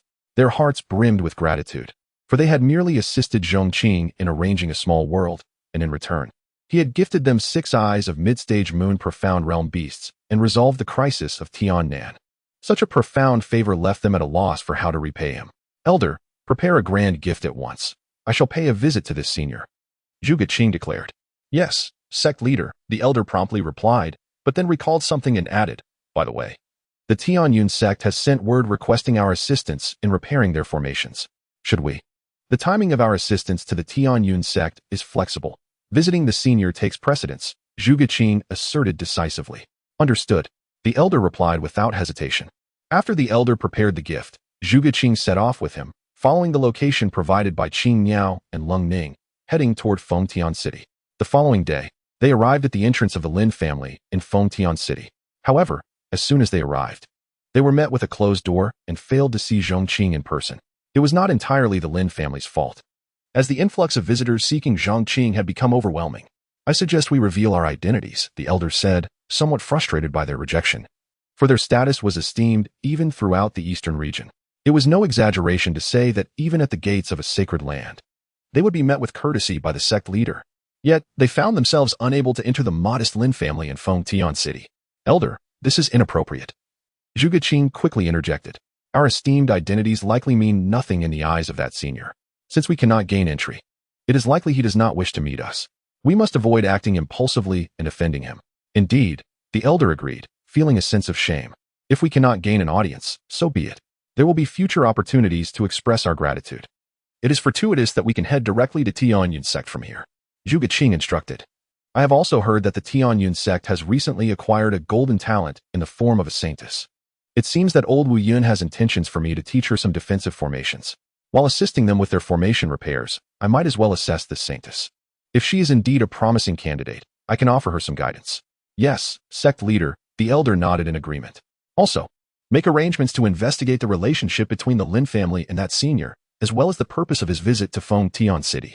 This will aid us in our future efforts to pay our respects, Zhuge Qing added. I will see to it immediately, the elder affirmed, promptly dispatching a message. Subsequently, the two set forth directly to Tianyun sect. Chapter 40. Flattening the Heavenly Cloud sect is merely a matter of minutes. A day later, the two individuals arrived at the Heavenly Cloud sect. As one of the most prominent powers in the eastern region in recent years, the sect was indeed imposing. Beyond the mountain gate lay an astounding staircase of 99,999 steps, ascending directly into the sky and the clouds. This grand ascent was the origin of the sect's illustrious name, Heavenly Cloud. Gazing upwards, one could scarcely discern the full visage of the sect. Only the faint glow of radiant light could be seen, revealing glimpses of exquisite palaces through the ethereal haze. Upon the arrival of Zhuge Qing and the Grand Elder, they were graciously received by the sect master, Wu Yun. In the main hall of the sect, Wu Yun engaged in amiable conversation with Zhuge Qing. Our sect has many formations that have fallen into disrepair over the years. I hope Zhuge brother can lend us a hand this time, Wu Yun remarked, stroking his beard with a leisurely smile. Of course, it is not an issue, Zhuge Qing replied with a gentle smile. After all, such assistance would not be without reward. Each act of aid carried substantial value, akin to the work of an alchemist crafting potions. Perhaps the alchemist's personal strength may not be formidable, yet they command respect wherever they go, and one down mountain was no exception. By the way, there is another matter for which I seek Zhuge brother's assistance. Wu Yun continued, adjusting his beard. As you know, our Heavenly Cloud sect has recently produced a saintess. I would like you to offer her some guidance. In the world of cultivation, whether traversing secret realms or exploring the outside world, one may encounter various formations. If she possesses a foundational understanding of these formations, her safety would be greatly enhanced. That may depend on her innate talent, Zhuge Qing candidly replied with a smile. Very well, let Zhuge brother assess my disciple. Wu Yun said before sending a message. Schwer, please enter and greet the esteemed Zhuge master of Wandao Mountain. As Wu Yun's voice echoed, a figure clad in white, Murong Shui, glided into the hall, her long gown trailing elegantly behind her. I have the honor of meeting Senior Zhuge, Murong Shui curtsied respectfully. Indeed, a true gem among mortals, Zhuge Qing nodded appreciatively, recognizing her extraordinary presence. He then stated directly, since that is the case, I shall test you. Before you, I will arrange a minor gathering formation. If, after observing my arrangement, you can replicate it, I shall agree to your master's request. Please proceed, Master Zhuge. Murong Shui replied confidently. Zhuge Qing nodded and retrieved 3 gold coins from his storage ring, arranging them in a triangular formation. He then formed a series of hand seals. And soon enough, a minor gathering formation was established before them. Though this assessment appeared simplistic, it was indeed the most practical method to gauge one's proficiency in formations. How about it, young lady? Can you achieve this? Zhuge Qing inquired. This is no challenge, Murong Shui replied with a confident smile, producing her own 3 gold coins and mimicking his actions. Although her execution was somewhat clumsy and the result not as effective as Zhuge Qing's, she successfully established a gathering formation. Ha! Wu Yun, observing from above, burst into laughter. What do you think, Zhuge brother? My disciple is quite impressive, isn't she? Her golden talent is indeed well-deserved. Zhuge Qing was genuinely astonished. Her talent was only slightly inferior to that of Tiannan from years past. He felt a pang of envy and entertained the thought of recruiting Murong Shui into Wandao Mountain. Then, Zhuge brother, why not accept my disciple as a named disciple? Wu Yun suggested with a smile, while Murong Shui gazed at Zhuge Qing with eager anticipation. With her talent, her accomplishments on the path of cultivation would undoubtedly be significant. Should she receive the true teachings of Wandao Mountain step by step, would she not become renowned throughout the eastern region? No, she might even become the first of her kind in the eastern region. As these thoughts crossed her mind, she proudly lifted her chin. Zhuge Qing, after a moment's hesitation, was inclined to agree. This would indeed be beneficial for Wandao Mountain, given that Murong Shui possessed golden talent, promising boundless potential in the future. Moreover, he felt a strong desire for her abilities, even contemplating passing on his true teachings to her in the future. However, just as he was about to nod in agreement, the Grand Elder, seated nearby, glanced at the flickering jade slip, his brows furrowing intensely. Ignoring Wu Yun's gaze, the Grand Elder leaned closer to Zhuge Qing and whispered urgently, "What? Such a matter exists?" Upon hearing the Grand Elder's transmission, Zhuge Qing's brow knitted tightly. His perception of Murong Shui shifted dramatically as he recalled the news just conveyed to him. The information encompassed the complex entanglements between the Murong and Lin families, as well as the impending betrothal between Murong Shui and Lin Feng. It was also revealed that Lin Feng was a direct disciple of Zhong Qing, and that he would soon arrive at Heavenly Cloud Sect to challenge Murong Shui. Through this series of connections, it was not difficult to infer that Zhong Qing's visit to Fengtian City was likely related to the affairs between his disciple and Murong Shui. Zhuge Qing could hardly believe that this very Murong Shui was intertwined with Zhong Qing, the one who had recently saved Wandao Mountain. Zhuge brother, has something transpired at Wandao Mountain? Wu Yun inquired, noticing Zhuge Qing's sudden change in demeanor. Wu brother, you need not worry, Wandao Mountain is well. However, regarding this disciple, I fear I may not be able to bear the consequences, Zhuge Qing replied, casting a glance at Murong Shui. What do you mean by that? Wu Yun's brow furrowed. Did you not just say that you would be willing to teach Shui if she passed the assessment? Her talent is commendable, yet character matters as well. Zhuge Qing did not elaborate further, but instead rose and made his way towards the exit. Let us postpone the matter of repairing the formations for a while. With that, Zhuge Qing departed alongside the Grand Elder. Master, what does he mean by that? Murong Shui exclaimed, displeased. What audacity does a minor sect like Wandao Mountain have to act so arrogantly in our Heavenly Cloud Sect? Is it not merely a matter of knowing a few formations? I would not even deign to learn from him. Sigh, Shui, you should return for now. I have a feeling that Zhuge Qing's words carry deeper meaning. Wu Yun hesitated for a moment before pursuing the departing Zhuge Qing and the Grand Elder. At last, he caught up to them at the mountain gate. Zhuge brother, could you enlighten me on what has transpired? Wu Yun inquired with a stern expression. I sense there is more to your words. Upon seeing Wu Yun approach, Zhuge Qing sighed. Wu brother, while our friendship may not be profound, we have known each other for several centuries. For the sake of our acquaintance, allow me to offer you a piece of advice. What is it? Speak freely. Wu Yun urged. Regarding your disciple, it would be wise to distance yourself from her, or even expel her from the Heavenly Cloud Sect to avoid attracting calamity. Zhuge Qing said with a grave expression. What did you say? Wu Yun exclaimed in shock. Are you suggesting I expel Shui from the sect? Do you realize she possesses golden talent? Do you know the immense resources we have devoted to her cultivation? You expect me to cast out someone with such potential? Are you serious? Wu Yun's gaze bore into Zhuge Qing. Filled with fury, he felt as though this was an affront. Yet Zhuge Qing's expression remained solemn. I am not jesting. I speak with utmost sincerity. In Zhuge Qing's view, his warning was entirely justified. What significance does golden talent hold? If one possesses a golden talent yet is somewhat unfortunate, the pinnacle they may attain in the future would merely be the Sun Profound realm, with only a select few perhaps having a slender chance of reaching the Earth Profound realm. However, with a mere wooden carving, Zhong Qing was able to vanquish an individual of the Sun Profound realm.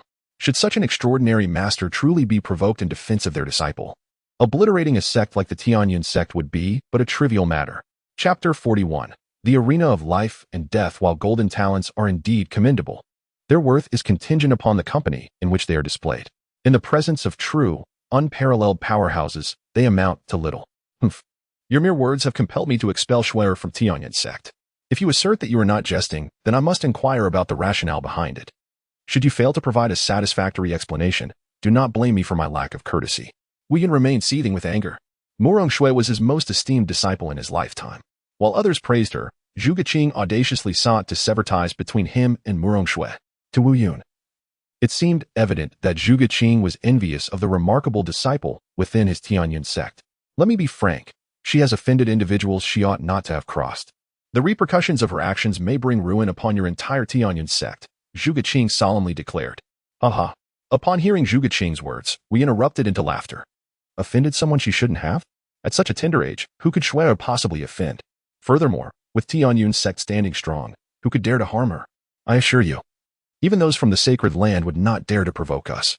Very well, I hope you remember your words today. In any case, I have cautioned you. Whether you choose to believe it is your prerogative, the consequences, whatever they may be, you shall bear alone. Zhuge Qing's expression darkened. He had only offered a warning out of respect for the long-standing friendship between Wandao Mountain and Tianyun sect. He felt he had done his duty and saw no need to say more. This matter was not his concern to begin with. With that, Zhuge Qing prepared to leave with the Grand Elder. Wait, Wu Yun's voice called out from behind. Zhuge Qing turned to face him. The foundation upon which Yun Tian sect has built its legacy is beyond the comprehension of your humble Wandao Mountain. Regardless of your motives, the affairs of Tianyun sect are not for you to meddle in. As for the restoration of the formation, you need not concern yourself with it any longer. With a cold snort, Wu Yun waved his sleeve and departed. Zhuge Qing clenched his teeth in frustration. Wu Yun's words were clear. This marked a definitive severance of ties with Wandao Mountain. He had only intended to offer a kind reminder, yet he was met with resentment. I shall wait and see if you maintain such bravado when you truly offend that senior. With an angry huff, Zhuge Qing too stormed off, his robe billowing behind him. Sigh, this matter is troubling for the sect master. In midair, the Grand Elder shook his head and sighed, clearly reluctant to witness such a conclusion. He could not help but inquire, why not clarify the matter of Senior Zhong Qing to Wu Tian, to prove the truth of your words? Zhuge Qing was amused by the Grand Elder's question. Why should I explain myself to him or prove anything in his presence? This is not a matter concerning Wandao Mountain, and I stand to gain nothing from it. Moreover, speaking too much could risk offending that senior. It would be a thankless endeavor.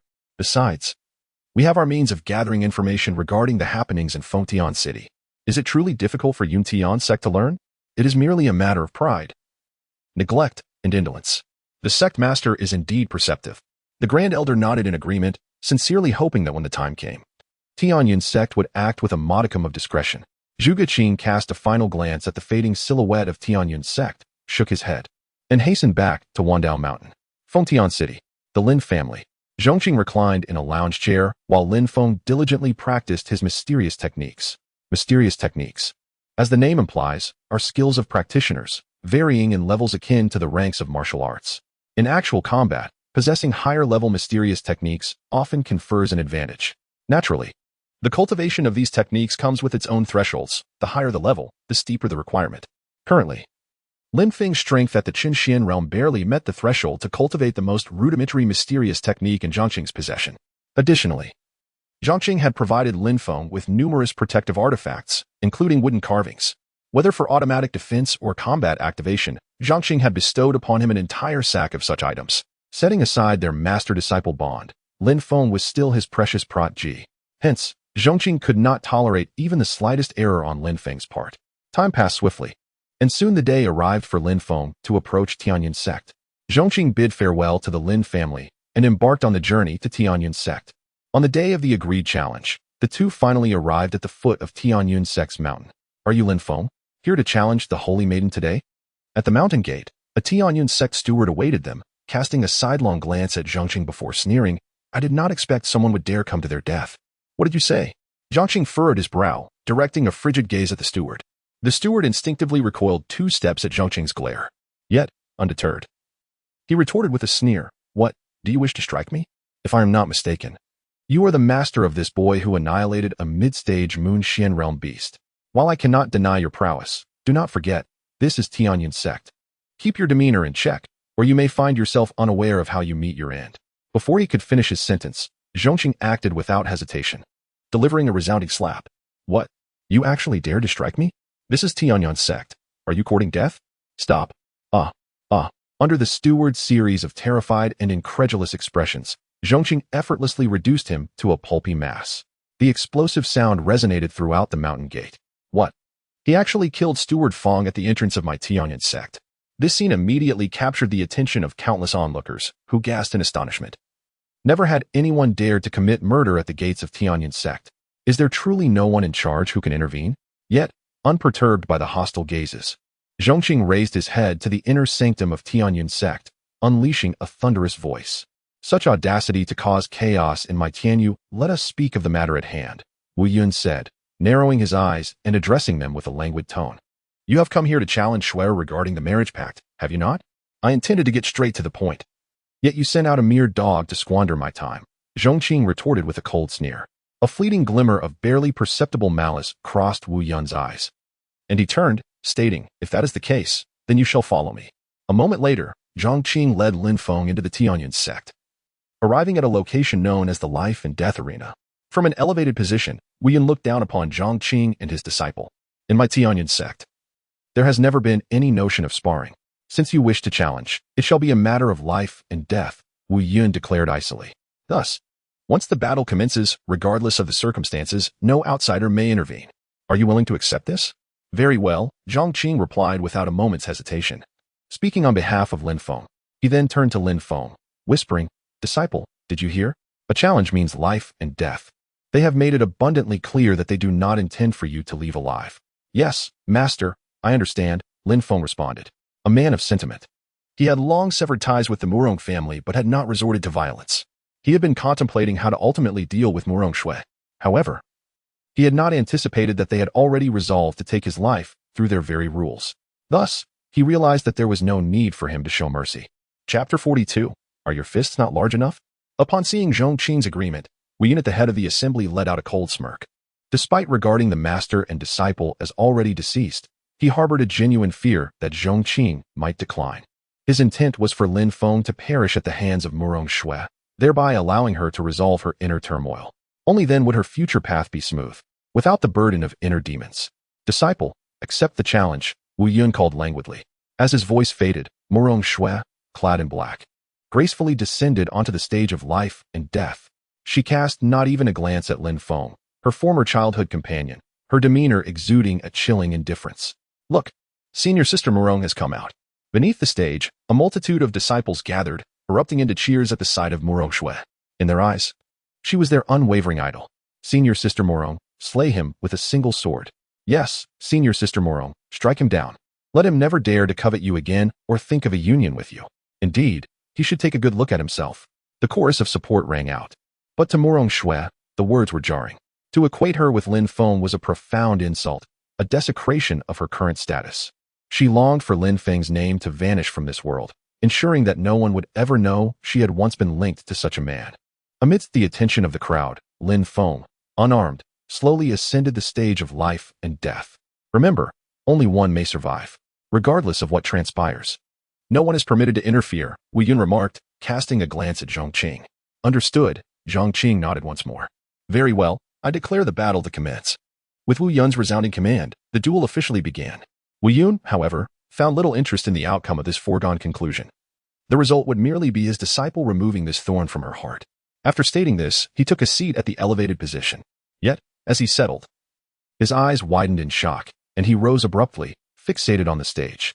Just as he had announced the start, Murong Shui launched her attack. She wished not to linger with Lin Feng even for a moment, eager to dispatch him swiftly and depart. What no one anticipated was that Lin Feng effortlessly countered Murong Shui's onslaught, swiftly retaliating and placing her in perilous situations. How is this possible? Wu Yun's eyes bulged with disbelief. Murong Shui was a product of their careful cultivation, her exceptional talent well known, capable of easily fighting above her rank. Yet, she was being steadily defeated by Lin Feng. Wasn't this Lin Feng reputed to be a waste incapable of cultivation? Even if he had resolved his issues and regained the ability to train, he could not possibly advance so rapidly. The most incredulous of all was Murong Shui herself. Faced with Lin Feng's tempestuous assault, she widened her eyes in shock. No, it can't be. Why is this happening? Her complexion paled as she gazed at Lin Feng. In her understanding, he was not supposed to possess such prowess. Die! She screamed, unleashing the recently learned royal sword technique. This technique was the treasure of the Pingjiang Sect, one that only she among the younger generation was deemed worthy to cultivate successfully. As the sword technique manifested, the very heavens seemed to change color. A multitude of radiant sword lights enveloping the air and advancing towards Zhong Qing. She has unleashed the royal sword technique? Wu Yun, witnessing this, breathed a sigh of relief. Good, let us swiftly conclude this battle to avoid any unforeseen complications. Under the royal sword technique, Lin Feng would have no chance of retaliation. Yet, in the next moment, he realized he had been overly optimistic. A tremor coursed through him as he watched Lin Feng merely lift his fist against Murong Shui's royal sword technique. Tiangang fist. As the words left his lips, a colossal golden apparition coalesced behind Lin Feng, its fist crashing forth and effortlessly shattering the myriad sword lights. Murong Shui was sent flying, akin to a kite severed from its string. What? A royal-grade mystical technique as well? Wu Yun and his companions were engulfed in disbelief. For years, their Pingjiang Sect had developed just one royal-grade sword technique, achieved by Murong Shui's extraordinary talent. Yet, how could Lin Feng, a mere scion of a small family in Fengtian City, also wield a royal-grade mystical technique? The many disciples watching were thrown into turmoil, their expressions filled with incredulity as they beheld their idol, senior sister Murong, being thoroughly bested. In the midst of it all, Zhong Qing stood with an air of calm, undisturbed by the unfolding chaos. Meanwhile, Lin Feng, emboldened by the humiliation of his past, pressed on without mercy. Memories of indignities flooded his mind, his grandfather's demise, the Lin family's decline. All the grievances he had endured erupted within him, coalescing into a final, devastating punch aimed at Murong Shui. As she gazed upon that fist, Murong Shui's eyes glazed over, panic flooding her features. Why? Why can this waste have such power? Why does he possess a royal-grade mystical technique? Yet, no amount of questioning could alter her fate as the fist drew nearer, the threat of death becoming palpable. She was forced to confront the reality that she might be defeated by Lin Feng, perhaps even perish at his hands. In that instant, the pride of being a saint shattered, leaving only a desperate instinct to survive. She screamed, "Master, save me!" Wu Yun, witnessing this scene, was engulfed in murderous intent. This little brat dares to attempt to kill my disciple before my very eyes. Stop! He roared, launching himself into the air and delivering a palm strike towards Lin Feng. But Zhong Qing, noticing the impending danger, swiftly teleported to Lin Feng's side, interposing himself between the strike and his disciple. Taking advantage of the moment, Wu Yun scooped up Murong Shui and retreated to the high platform, examining her injuries. Upon confirming that she was relatively unscathed, his fiery gaze finally softened slightly. What a shameless sect Tianyan is, Zhong Qing remarked darkly, glaring at Wu Yun. Before the battle commenced, you stated that once on the stage, life and death would be determined, and no one was to interfere. As the sect leader, do your words hold no weight? Humph, and what of it? Wu Yun replied coolly, unperturbed by Zhong Qing's challenge. The rules have always favored the one with the mightiest fist. Ha! A splendid rule indeed, where the strongest dictates the terms. Zhong Qing retorted, his anger morphing into a mocking laugh.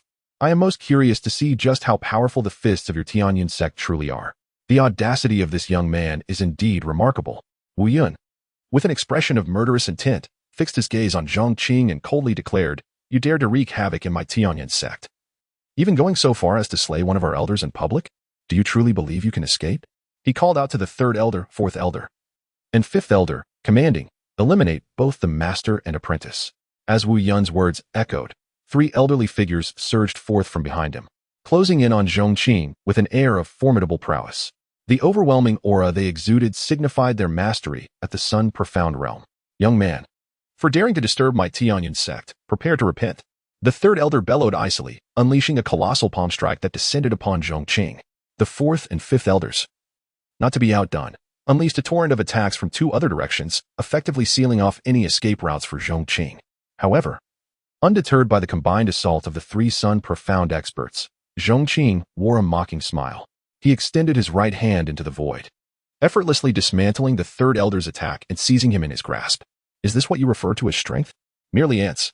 Zhong Qing's face bore a chilling grin as he tightened his grip, causing the third elder to explode in midair. What? In disbelief, both Wu Yun and the fourth and fifth elders stared wide-eyed at the scene before them. The formidable third elder had been instantaneously obliterated by Zhong Qing. Retreat. You are no match for him, Wu Yun shouted urgently. Upon hearing this, the fourth and fifth elders, disregarding the backlash from their forced withdrawal, hastily fled through the void. Isn't your strength supposed to be immense? Why are you running? Come back. Zhong Qing's hand moved, and the ethereal grasp lunged toward the fourth elder. Chapter 43. Is this the sense of security given by my master? Upon witnessing the unfolding events, the fourth elder was filled with terror. No, do not approach. Yet, with the situation having escalated to this point, there was no mercy to be spared from Zhong Qing. His hand, piercing through the void, swiftly captured the fourth elder, securing him firmly within its grasp. You little beast, release him. Otherwise, I shall reduce you to ashes. Wu Yun, witnessing the fourth elder's capture, shouted in a furious threat. How brazen of you to demand my mercy while maintaining such defiance. Zhong Qing retorted with a cold laugh, tightening his grip. The fourth elder's body erupted violently, transforming into a rain of blood, leaving not a trace behind. Another elder of the day profound realm had fallen. Run. The iron-fisted methods of Zhong Qing instilled fear in the onlooking disciples, who hurriedly fled, each aware that even a mere brush with his power was beyond their capacity to endure. You seek death. I swear. If I do not turn you into a mere human stick today, I shall not remain human. With 2 day profound elders having perished, Wu Yun's eyes blazed with fury. It was known that even in the sacred grounds, the day profound realm represented an absolute pinnacle of power. The loss of 2 in such a short span was a blow to his heart. Why is the sect master making a fuss so early? There is still one left. Zhong Qing mocked, fixing his gaze upon the last remaining fifth elder. Sect master, save me. The demise of the third and fourth elders had left the fifth elder trembling with fear. In a desperate bid, he burned his essence to hasten his escape, attempting to distance himself from Zhong Qing. However, Zhong Qing showed no intention of letting him go, pointing a finger that unleashed a blinding beam of light, piercing straight through the fifth elder's body. Maintaining his fleeing posture, the fifth elder instantly fell silent, collapsing lifelessly to the ground. You shall not die a good death. Wu Yun's eyes, now bloodshot, erupted in rage upon witnessing the fifth elder's demise. Not die a good death? How amusing, Zhong Qing replied with a chilling smile. Did you not say that the one with the bigger fist dictates the rules? I am merely demonstrating whose fist is indeed larger. Why, sect master? Must you be so frantic? You, Wu Yun, incensed by Zhong Qing's words, spat out a mouthful of blood, his eyes burning with fury as they locked onto Zhong Qing. Do not regard me with such hatred, Zhong Qing spoke coolly. I wish to avoid escalating this matter. Thus I offer you a chance. Come here, kneel before my disciple, and apologize. His domineering declaration sent shockwaves through the assembly. How audacious. To stand alone against the Pingjiang Sect and demand the sect master kneel in apology. Only Lin Feng, standing behind Zhong Qing, felt a surge of emotion, his eyes reddening. With this figure present, it seemed no one could dare to bully him. This was the absolute sense of security bestowed upon him by his master clad in white. Wu Yun's face contorted with rage as he glared icily at Zhong Qing. You little beast, I cannot deny you possess some strength. But do you truly believe you can contend with the entirety of the Pingjiang Sect? Do you think our power, rivaling that of the sacred grounds, is mere pretense? To even suggest I kneel in apology is sheer arrogance. As Wu Yun's words fell, an oppressive aura of death filled the air. With a resounding series of explosions, 27 black coffins erupted from the Pingjiang Sect's rear mountain, transforming into beams of light that shot towards Zhong Qing, hovering ominously above him. Boom, boom, boom. Accompanied by a cacophony of sonic booms, the coffins detonated, releasing 27 figures. Eyes closed and exuding an aura of death, they appeared more like phantoms than living beings. Yet every one of them radiated the essence of the day profound realm. 27 day profound beings, terrifying indeed. Yet this was not the entirety of Wu Yun's forces. From all directions, over a dozen elders soared through the air, each a prominent figure within the Pingjiang Sect, including Wu Yun and his followers. There were more than 50-day profound experts assembled. Such a force could nearly sweep aside anything outside the Eastern Domain's sacred grounds. This is the true strength of the Pingjiang Sect? Morong Shui had retreated to the sidelines, her heart racing as she witnessed Zhong Qing's effortless slaughter of 3 high elders. Why did a seemingly useless Lin Feng have such powerful backing? But as she beheld the assembly of the Pingjiang Sect, her fear morphed into unbridled hatred. Master, kill them. You must eliminate them. Do not let them escape. Morong Shui cried out, her face alight with murderous intent. Rest assured, Shui'er, they shall not leave today. Wu Yun replied coldly, then turned to Morong Shui. You should withdraw. This level of battle is beyond your current capabilities. Understood, Master. I await your good news. With that, Morong Shui fled, watching from a distance. In the arena, Wu Yun ascended into the air, aligning with the other members of the Pingjiang Sect. Their icy gazes fixed upon Zhong Qing. You little beast, at this juncture, what further words do you have? This assembly was indeed formidable. Zhong Qing slowly raised his head to survey the surroundings, unable to suppress his admiration. Yet if you were to inquire what I had to say, it would be but a reiteration. Come here, kneel down, and apologize before my disciple. Then this matter shall be settled. Stubborn and unyielding, Wu Yun bellowed in icy fury. No matter how strong you are, can you possibly surpass the combined might of over 50-day profound experts of the Pingjiang Sect? Everyone, heed my command. Together, we shall eradicate this thief. With Wu Yun's order, the skies erupted. Over 50-day profound beings launched into action simultaneously, their diverse hand seals weaving an intricate tapestry of attacks. In an instant, the air became saturated with their power, rendering the space into a vacuum. At this moment, the heavens and earth shifted in hue. Wu Yun led the charge, channeling his techniques toward Zhong Qing. You little beast. To force the Pingjiang Sect to mobilize so many against you is already an honor. Prepare to meet your demise. Yet, facing the collective assault of over 50-day profound experts, Zhong Qing remained unfazed, standing resolutely with no hint of fear. Instead, he shook his head in lament. Alas, I offered you an opportunity, yet you have squandered it. You wish to compare numbers? Very well, let us see who possesses the greater multitude. As Zhong Qing's voice faded, the space before him trembled, coalescing into a shimmering portal. This portal was none other than the gateway to Zhong Qing's miniature world. The moment it opened, the wooden carvings he had placed upon the shelf within his little world stirred to life. Chapter 44. A belated confession, lighter than grass in that moment, lifeless figures, seemingly mere wood carvings, abruptly opened their eyes and began to move, an exceedingly bizarre sight.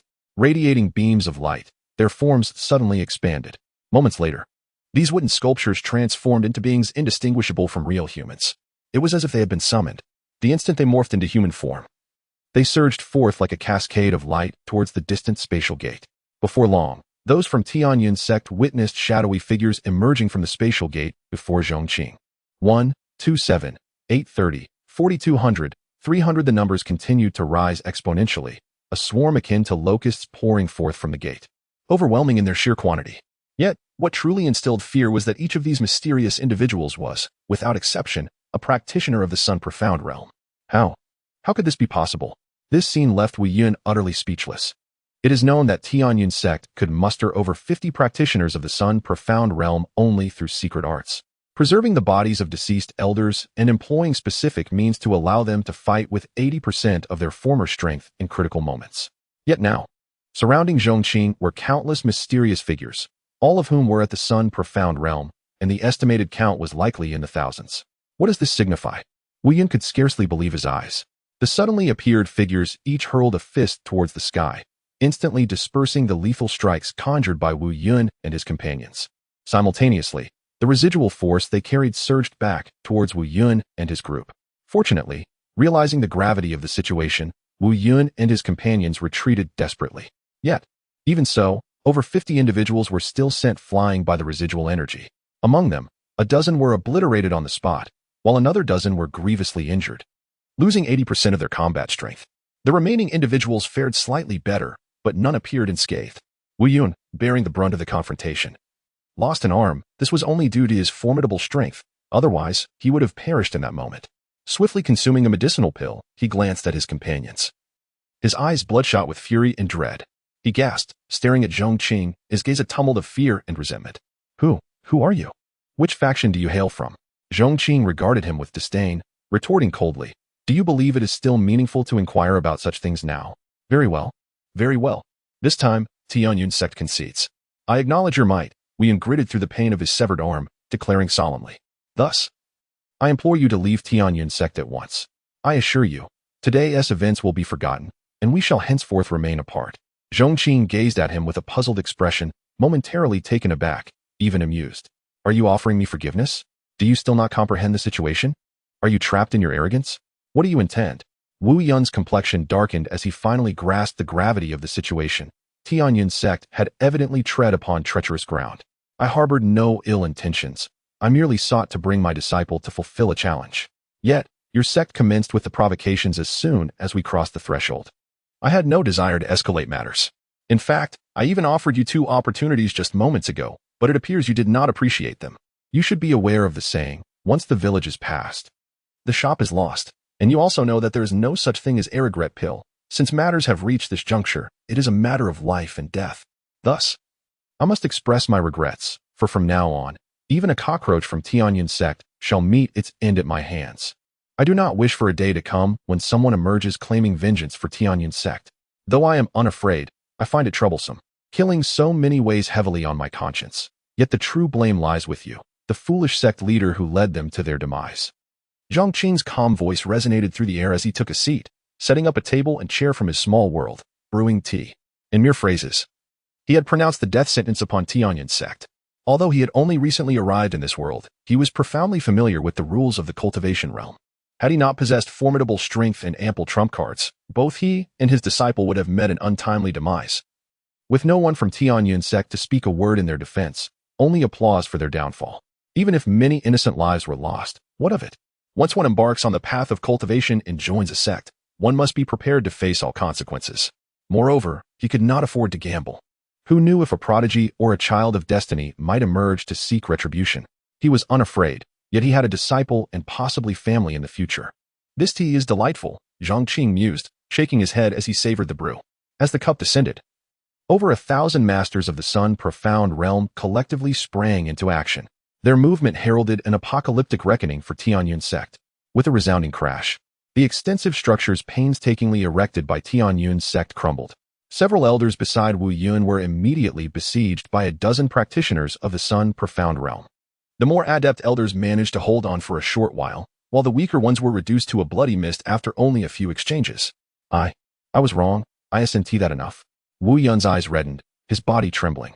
In that moment, he truly felt fear, genuinely frightened. For if this continued, Tianyun Sect would be utterly annihilated on his watch. He comprehended that Zhong Qing was an existence he could not provoke. Desperately, he shouted at Zhong Qing, "Did you not demand that I kneel and apologize before your disciple? I am willing. Is that not enough?" Yet Zhong Qing seemed oblivious to his pleas. Engrossed in his tea, a belated confession is lighter than grass. Where was this sentiment earlier? Seeing Zhong Qing's indifference, Wu Yun was frantic. Witnessing the slaughter of masters and the destruction of buildings within the sect, he was at a loss, unsure of how to proceed. Suddenly, he spotted Murong Shui fleeing amidst the chaos, her presence igniting a flicker of hope. He lunged forward, striking her down with a slap. "You wretched person. It is your fault that this trouble has arisen. Go, beseech him to cease." No, please." At that moment, Murong Shui was utterly terrified, her mind in disarray. As Wu Yun shouted at her, she dropped to her knees, pleading for mercy. She could not fathom how circumstances had devolved to this point. Why had the once derided fool garnered such formidable backing? Why did Zhong Qing favor Lin Feng over her, when she possessed golden talent? However, Wu Yun paid no heed to Murong Shui's pleas for mercy. He seized her and cast her aside, sending her flying directly to the feet of Zhong Qing and Lin Feng. Chapter 45, The 400-meter Blade. The clean sweep. I entrust her to your disposal. Let this matter rest, shall we? Wu Yun exclaimed anxiously, his gaze fixed on Zhong Qing. You may do with her as you wish. I have no objections. Wu Yun's eyes sought Zhong Qing's affirmation. At this juncture, if sacrificing Murong Shui's life could ensure the safety of Tianyun Sect, he would gladly acquiesce 1,000 times. Wu Yun's declaration plunged Murong Shui into despair. This was the sect she held in such high regard. This was the identity she cherished. Yet, an overwhelming desire to survive compelled Murong Shui to kneel before Lin Feng, crawling towards him, clutching at his pant leg, and pleading desperately, Lin Feng, Lin Feng. I was wrong. It was my mistake. I have always loved you and believed you to be a paragon among men. My previous actions were not of my choosing. They were forced upon me by Tianyun Sect. As she spoke, she venomously pointed at Wu Yun, exclaiming, they pressured me, claiming I was a saintess. Please. Remember our childhood bond. I am your shuer, spare me, and I shall serve you like a loyal beast. However, Lin Feng's countenance remained cold and unyielding in the face of her desperate pleas. He had long seen through her true nature and would not be swayed by her words. Seeing Lin Feng's indifference, Murong Shui suddenly erupted in rage. Why do you ignore me? You wretched fool. How dare you think you can defeat me? I have lowered myself to plead with you. What more do you want? With that, she violently produced a dagger, lunging at Lin Feng with reckless abandon. If you refuse to spare me, then perish with me. Lin Feng effortlessly evaded her attack, swiftly disarming her of the dagger. You are indeed beyond redemption, he remarked coldly, his hand moving to slice her throat. Murong Shui collapsed. A once prominent saint is now fallen. Ah, you wretched beast, you dare kill my daughter? I will kill you. In the chaos nearby, Murong Hai rushed towards Lin Feng, eyes blazing with fury upon witnessing his daughter's demise. Yet, before he could reach Lin Feng, he was crushed into a pulp by a master disguised as a wooden carving. Zhong Qing paid no heed to the fallen father and daughter, instead lifting his teacup slowly to savor a sip. He then smiled with satisfaction at Lin Feng. Just then, the previously silent system emitted a notification. Ding. Congratulations to the host for facilitating the growth of disciple Lin Feng. Reward for the host, the fated weapon, Zero Seal. Zero Seal description. Zero Seal does not possess a fixed level. It evolves alongside the host's strength and can transform at the host's will, producing various effects. Note, the power of Zero Seal is unaffected by its effects or forms, solely linked to the host's strength. Oh, an unexpected reward? Zhong Qing's eyes sparkled upon hearing the system's voice. He had not anticipated that resolving his disciple's inner turmoil would yield such unforeseen benefits. With a mental command, a long sword radiating a white luminescence appeared in Zhong Qing's grasp. So this is Zero Seal. Reflecting on the system's description, Zhong Qing began to ponder its implications. Meanwhile, the massacre continued unabated. Wu Yun, his eyes ablaze with desperation, scurried about, frantic to halt Zhong Qing's onslaught. He had exhausted every means at his disposal. Yet nothing could sway Zhong Qing's resolve, leaving him to witness the utter ruin of Tianyun Sect. This moment marked the culmination of his prior arrogance and folly. I cannot allow this to continue. I must seek assistance. Wu Yun's voice trembled as he scanned his surroundings for an escape route, igniting his blood to flee the chaos. Just as he broke free from the fray, a mysterious surge emanated from deep within Tianyun Sect. This force was terrifying, akin to an ancient beast awakening from its slumber. Suddenly, a colossal hand emerged from the depths of Tianyun Sect, descending upon the battleground with cataclysmic force.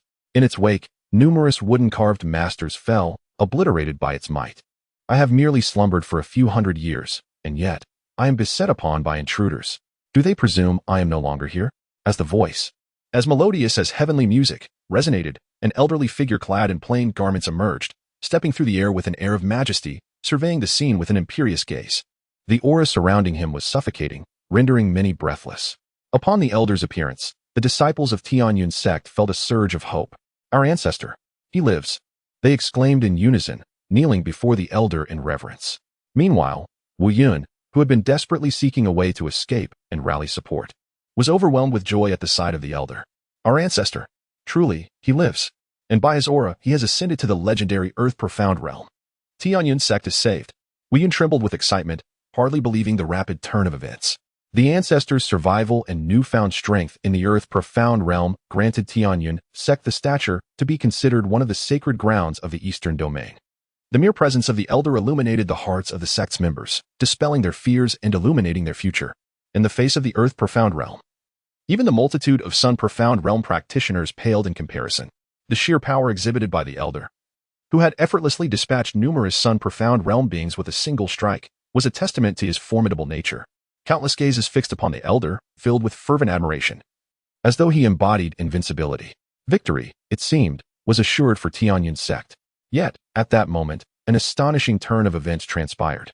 A 400-meter blade materialized from thin air, its blade emanating a chilling radiance, one side adorned with dragons and phoenixes, while the other exuded a sense of death and despair.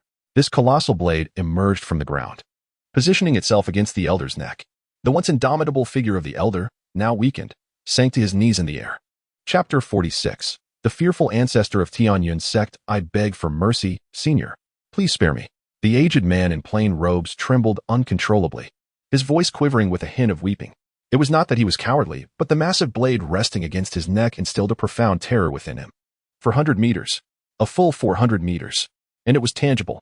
In his thousands of years of existence, he had never encountered a weapon of such magnitude, something he had only heard of in legends.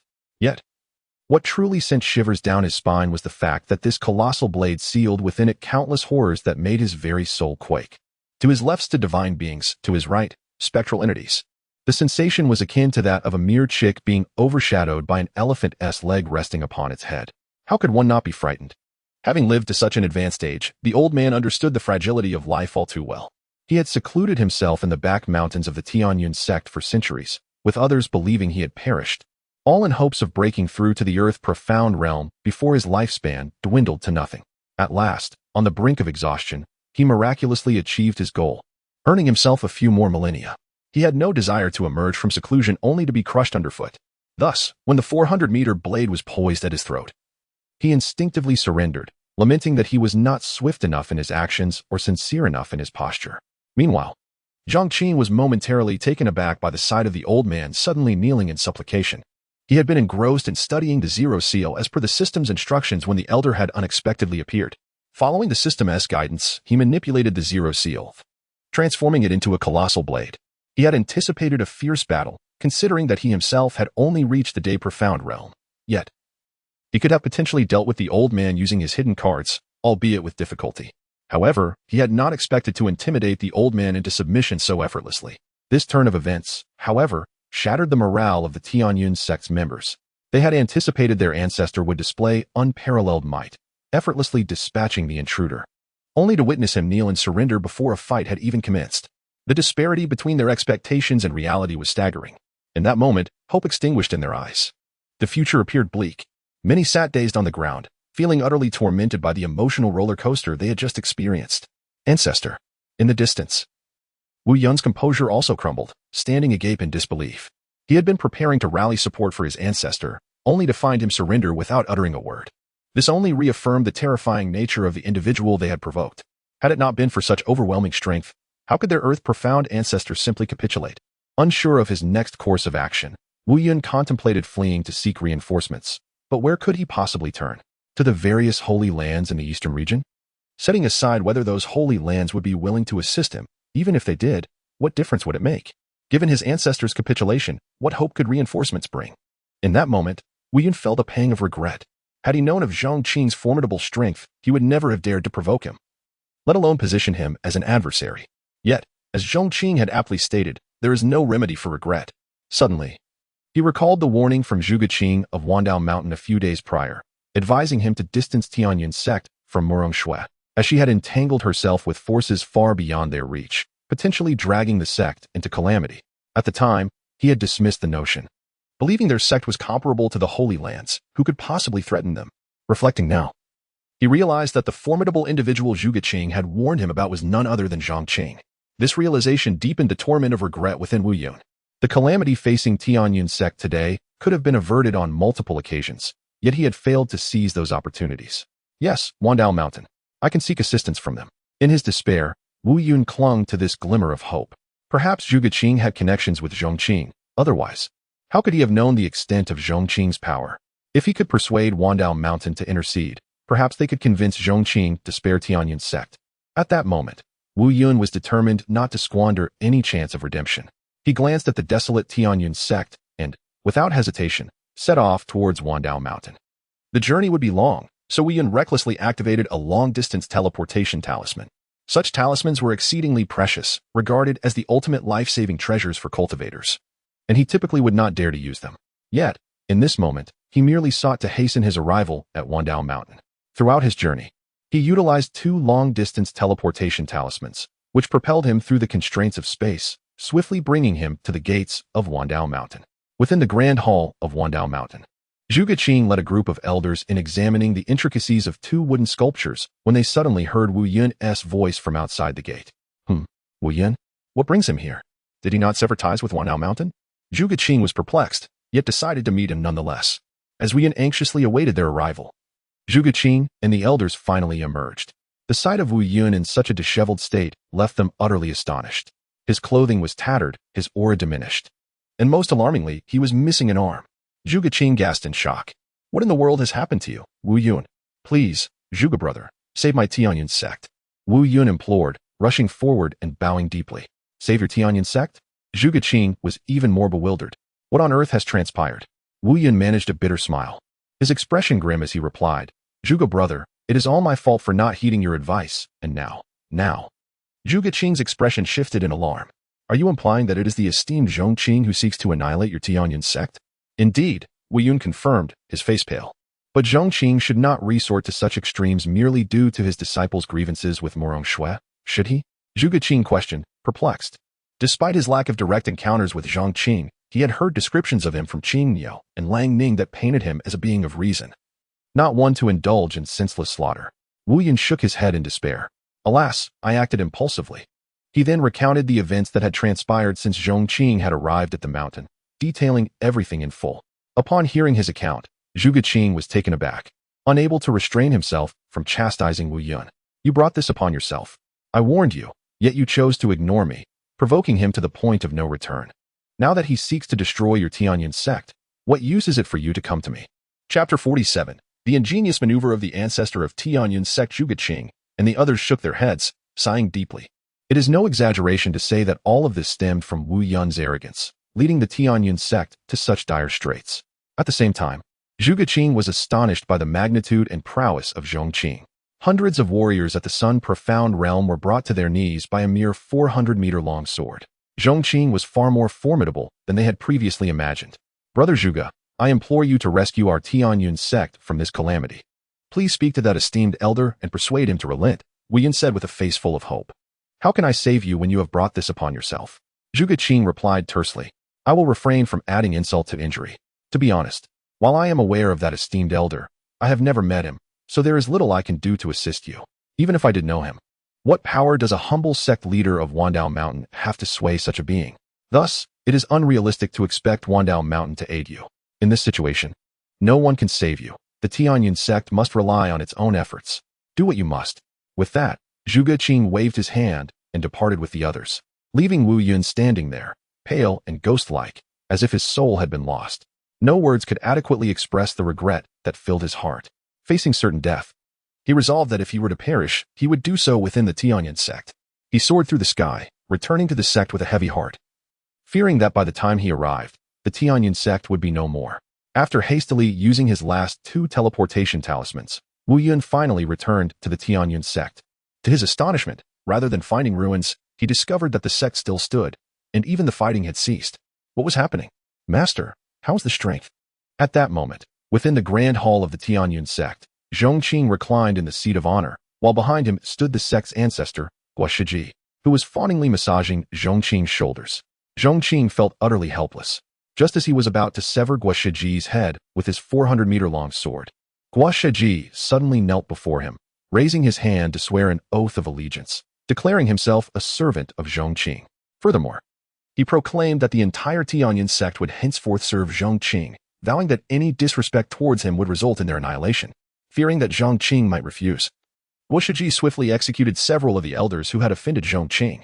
This series of actions left Zhong Qing momentarily dumbfounded. However, after weighing the pros and cons, he realized that accepting Guo Shiji might not be such a bad idea. After all, annihilating the Tianyan sect would yield him no benefit, and there was always the risk of unforeseen consequences. Now, he had gained a servant from the earth-profound realm and acquired the entire sect without worrying about betrayal, as the oath was not to be trifled with. Thus, Zhong Qing decided to reclaim all the wooden sculptures. The battle that had seemed so life or death had come to an unexpected halt. Master, please enjoy another cup of tea, Guo Shiji said eagerly. Just then, his eyes flickered as if he had noticed something. He suddenly reached out into the void, capturing Wu Yun, who had just returned from Wandao Mountain, and flung him before Zhong Qing like a discarded rag. Master, I have brought this scoundrel Wu Yun back. How shall you deal with him? Guo Shiji inquired with deference. On the ground, Wu Yun looked incredulously at his ancestor. No wonder Zhong Qing had spared the Tianyan sect. It turned out the ancestor had become his servant. Seeing Wu Yun still in shock, Guo Shiji seemed to understand his thoughts and quickly transmitted, what of being a servant? It is far better than death or the destruction of the Tianyan sect. Why are you still dawdling? Quickly confess and show some humility. Upon hearing this, Wu Yun bitterly agreed. Indeed, in this situation, becoming a servant was far better than losing everything. Thus, he bowed deeply to the ground. Esteemed elder, it is I, Wu Yun, who has been blind. I humbly ask for your forgiveness. Clearly, in the face of Zhong Qing's overwhelming power and the weight of his experiences and regrets, Wu Yun had shed his pride. This outcome was not entirely unacceptable to him, especially if it meant preserving the Tianyan sect. Seeing Wu Yun's attitude soften, Guo Shiji breathed a sigh of relief. He had feared that Wu Yun would stubbornly cling to his pride.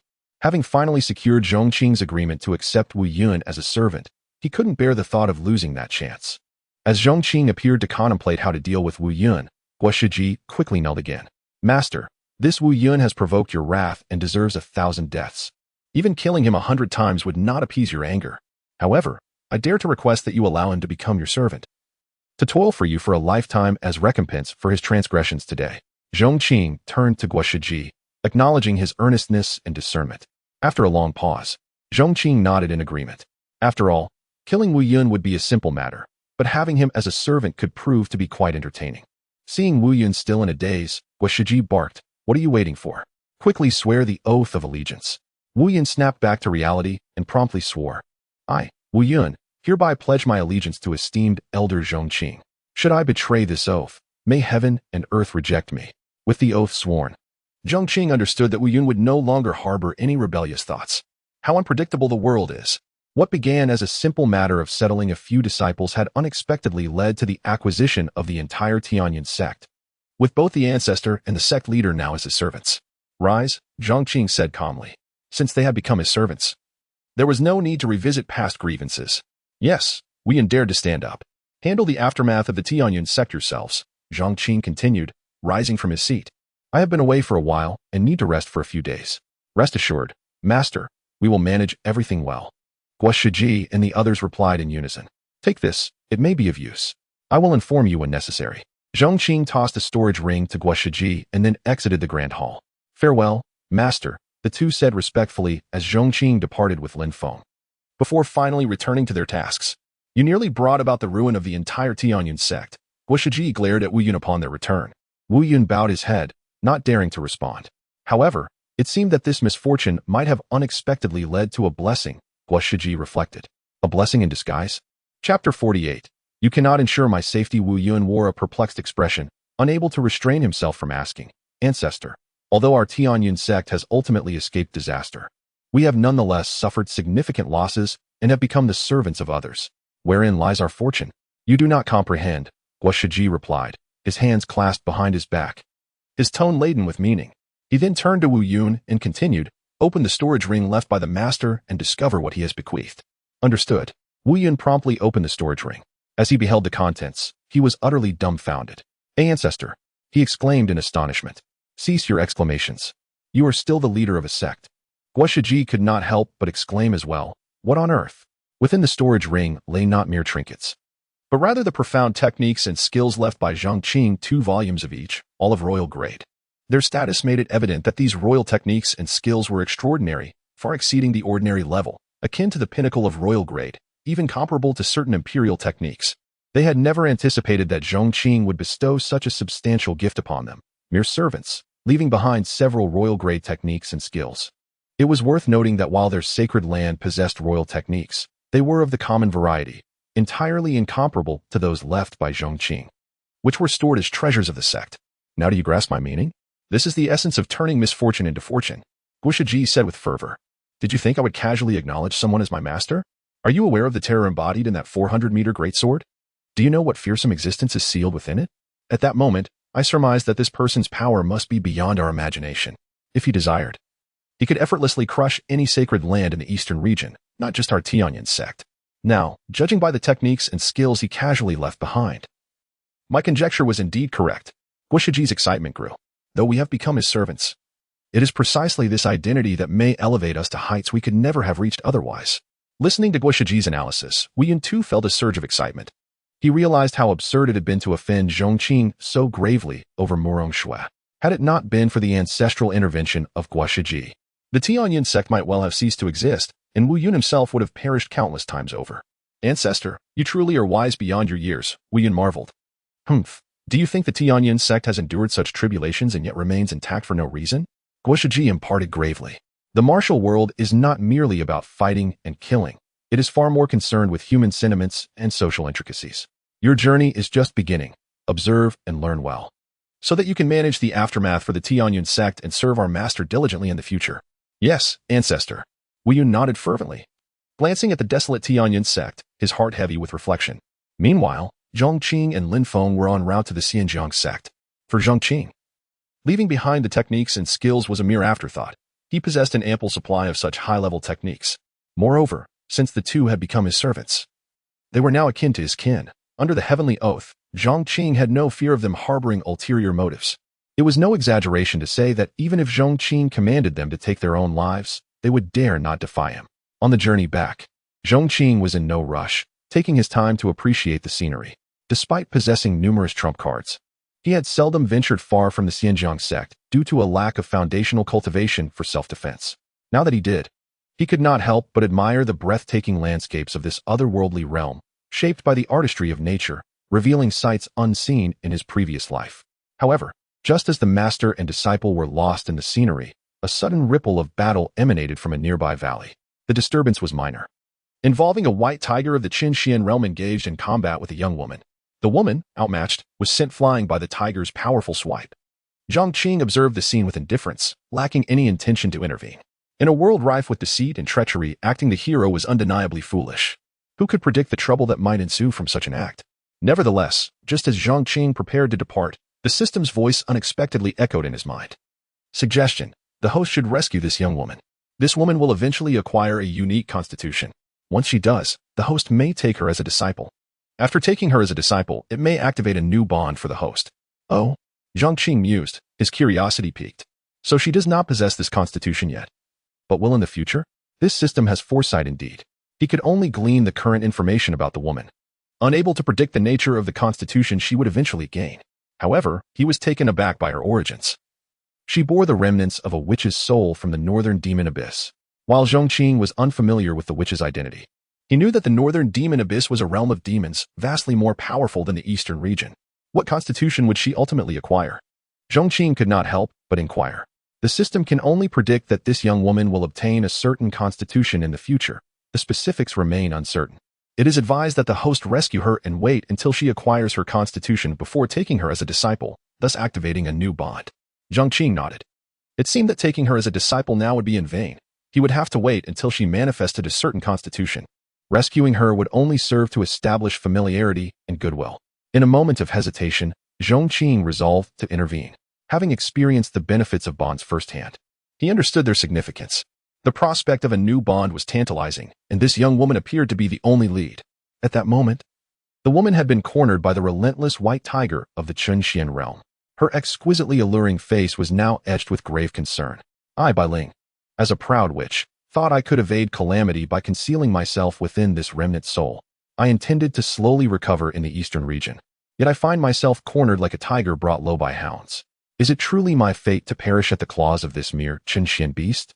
Her expression was one of profound reluctance. Just as the white tiger lunged at her, leaving her with no means of retreat, Zhong Qing made his move. With a mere flick of his wrist, he cleaved the tiger in two and gracefully descended beside Bai Ling. Miss, are you unharmed? Zhong Qing inquired gently. Bai Ling regarded him warily, but upon realizing his intentions, she nodded. Thank you for your assistance. Should the opportunity arise, I shall repay you. She attempted to depart. Wait, miss, Zhong Qing called out, unable to restrain himself. Given your injuries, it would be prudent for you to accompany me. At least I can ensure your safety. Thank you. But you cannot guarantee my safety, Bai Ling replied, casting a glance at Zhong Qing before shaking her head. The recent attack had compelled her to draw upon the power of her remnant soul. However, the leakage of this remnant's power may very well be detected by the formidable adversaries of the Northern Demon Cavern. From her recent performance, Zhong Qing's strength is indeed commendable. Yet it pales in comparison to the relentless foes pursuing her from the Northern Demon Cavern. Chapter 49. Before her former foe. She had no chance to resist before her former adversary. Even the strongest of the Eastern Domain appeared insignificant. My dear girl, how can you be certain that I cannot protect you? Zhong Qing could not help but chuckle. Upon gazing into Zhong Qing's pure eyes, Bai Ling was momentarily taken aback. Were the people of the Eastern Domain truly this kind? A sense of gratitude welled up within her. Yet, precisely for this reason, she was even more reluctant for Zhong Qing to intervene, fearing that it would only embroil him in her troubles. I appreciate your goodwill, but my adversary is not this mere white tiger. It is someone far beyond your imagination. If you assist me, it may ultimately jeopardize your safety. In fact, you should not have helped me just now, Bai Ling solemnly warned. She was not speaking lightly. The individuals pursuing her would stop at nothing to find her. Should they truly trace her through the remnants of her soul, Zhong Qing, having had contact with her, might very well become a target. Fearing that Zhong Qing might not grasp the gravity of her words, she added, "In short, I have enemies hunting me. And those who pursue me are immensely powerful, so powerful that you cannot fathom it. Whether you believe me or not, the truth remains." Bai Ling left it at that, refraining from disclosing her identity. It sufficed to convey the seriousness of her situation. However, unbeknownst to her, her origins had long been laid bare under Zhong Qing's perceptive gaze, and he had already pieced together much of what she had hinted at regarding her enemies. "My dear girl, I still advise you to leave with me," Zhong Qing stated calmly. "In your current condition, irrespective of your other foes, encountering even a single beast like the one from earlier could prove fatal." His words instantly darkened Bai Ling's expression. Indeed, her situation was dire. The use of the remnants of her soul had exacerbated her injuries, rendering her vulnerable even to a common beast. If she departed with Zhong Qing, at least her life would be preserved for the time being. Thus, Bai Ling hesitated and finally spoke, "But this could truly endanger you. Once the cause is entangled, there is no need to dwell on it further." Zhong Qing replied with a gentle smile. Seeing his resolve, Bai Ling weighed the pros and cons and reluctantly agreed, at least for now, to prioritize her safety. Zhong Qing smiled and instructed Lin Feng to assist Bai Ling as they departed, with an additional companion. Zhong Qing did not linger on the path, but headed directly back to the Pingjiang Sect. Not long after, the three of them returned to the Mufu Peak. Disciple pays respects to master, and to senior brother, Su Yi, who was guarding the peak, hurriedly greeted upon their return. Seeing his beloved disciple, Zhong Qing could not help but ruffle his hair. "Master, I have been diligently training lately," Su Yi reported, anxious that Zhong Qing might think him lazy. I know, Zhong Qing chuckled, aware from the system's feedback of Su Ye's rigorous training. If all went well, he would soon break through to the Chunxian realm. "Lin Feng, please take this young lady Bai Ling to settle in," Zhong Qing instructed. "Yes, master," Lin Feng promptly replied. Remembering something, he leaned closer to Zhong Qing and whispered, "By the way, master, this young lady Bai Ling won't happen to be my future junior sister, will she?" "You clever lad," Zhong Qing replied with a laugh. Lin Feng's demeanor transformed into one of exuberance upon discovering that Bai Ling was to be his future junior sister, and he attended to her every need with great care, ensuring she wanted for nothing. Days slipped by. Bai Ling stood at the entrance of her courtyard. Surveying the distant mountains, her brow furrowed deeply. Having sunk to such depths, she had truly endured the vicissitudes of life and various betrayals. After arriving in the eastern domain, she had suffered greatly, facing perilous situations time and again. It was only upon following Zhong Qing to Mufu Peak that she felt a long-forgotten warmth. Both Zhong Qing and Lin Feng, along with Su Yi, treated her with great kindness. However, this very kindness weighed heavy on her heart, leading her to regret coming to Mufu Peak. She could not ascertain whether those from the North Demon Cave would detect the faint remnants of her soul power she had leaked. If they did come, escape would be impossible, and Mufu Peak would also face repercussions. In the days that followed, she had also discerned Zhong Qing's true identity. Yet, the peak master of the Pingjiang Sect was not someone she looked down upon. Rather, the disparity in strength between them rendered him powerless against her former enemies. Thus, she lived in a constant state of torment, fearing that one day, her foes from the North Demon Cave would suddenly appear. She truly should not have come here. The thought that Zhong Qing and the others might be implicated in her troubles filled her with sorrow. If they were harmed because of her, she feared she would die with regret. However, her injuries were more severe than she had anticipated, not merely physical, but rooted in the remnants of her soul. Given her precarious condition, she could only nurture herself back to health. Her physical strength had waned to the point where she could not even muster the energy to leave the mountain. Resolute, she decided to seek Zhong Qing once more. At that moment, Zhong Qing was in the process of relocating the bitter sea, orchard, vegetable garden, and other items sent by the system into his small world. Just as he settled down, Bai Ling arrived seeking him. "Mr. Zhong," Bai Ling respectfully greeted him. Though Zhong Qing was merely the peak master of the Pingjiang Sect, potentially less powerful than one of her former subordinates, she held deep gratitude for his life-saving intervention. "Bai Ling, why are you here instead of resting?" Zhong Qing inquired with a smile. "Mr. Zhong, I am here to ask you to escort me down the mountain," Bai Ling stated directly. "Why? Isn't it quite pleasant here?" Zhong Qing responded, puzzled. "Mr. Zhong, I truly have formidable enemies whose power is beyond your imagination. If they trace me here, it would spell disaster for your Pingjiang Sect. I do not wish to drag you into my troubles, Bai Ling emphasized earnestly.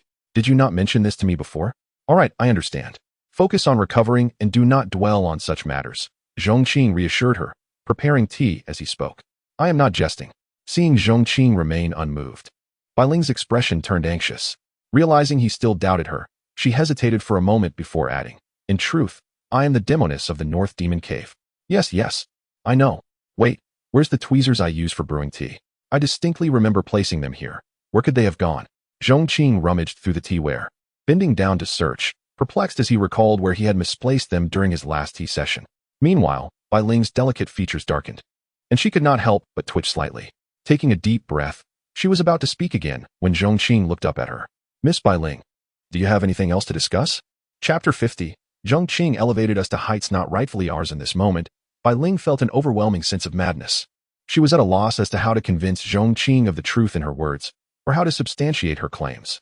Miss Bai Ling, since you are here, it would be wise to settle down and rest. I have matters to attend to and must step out for a while. Zhong Qing gently reassured her.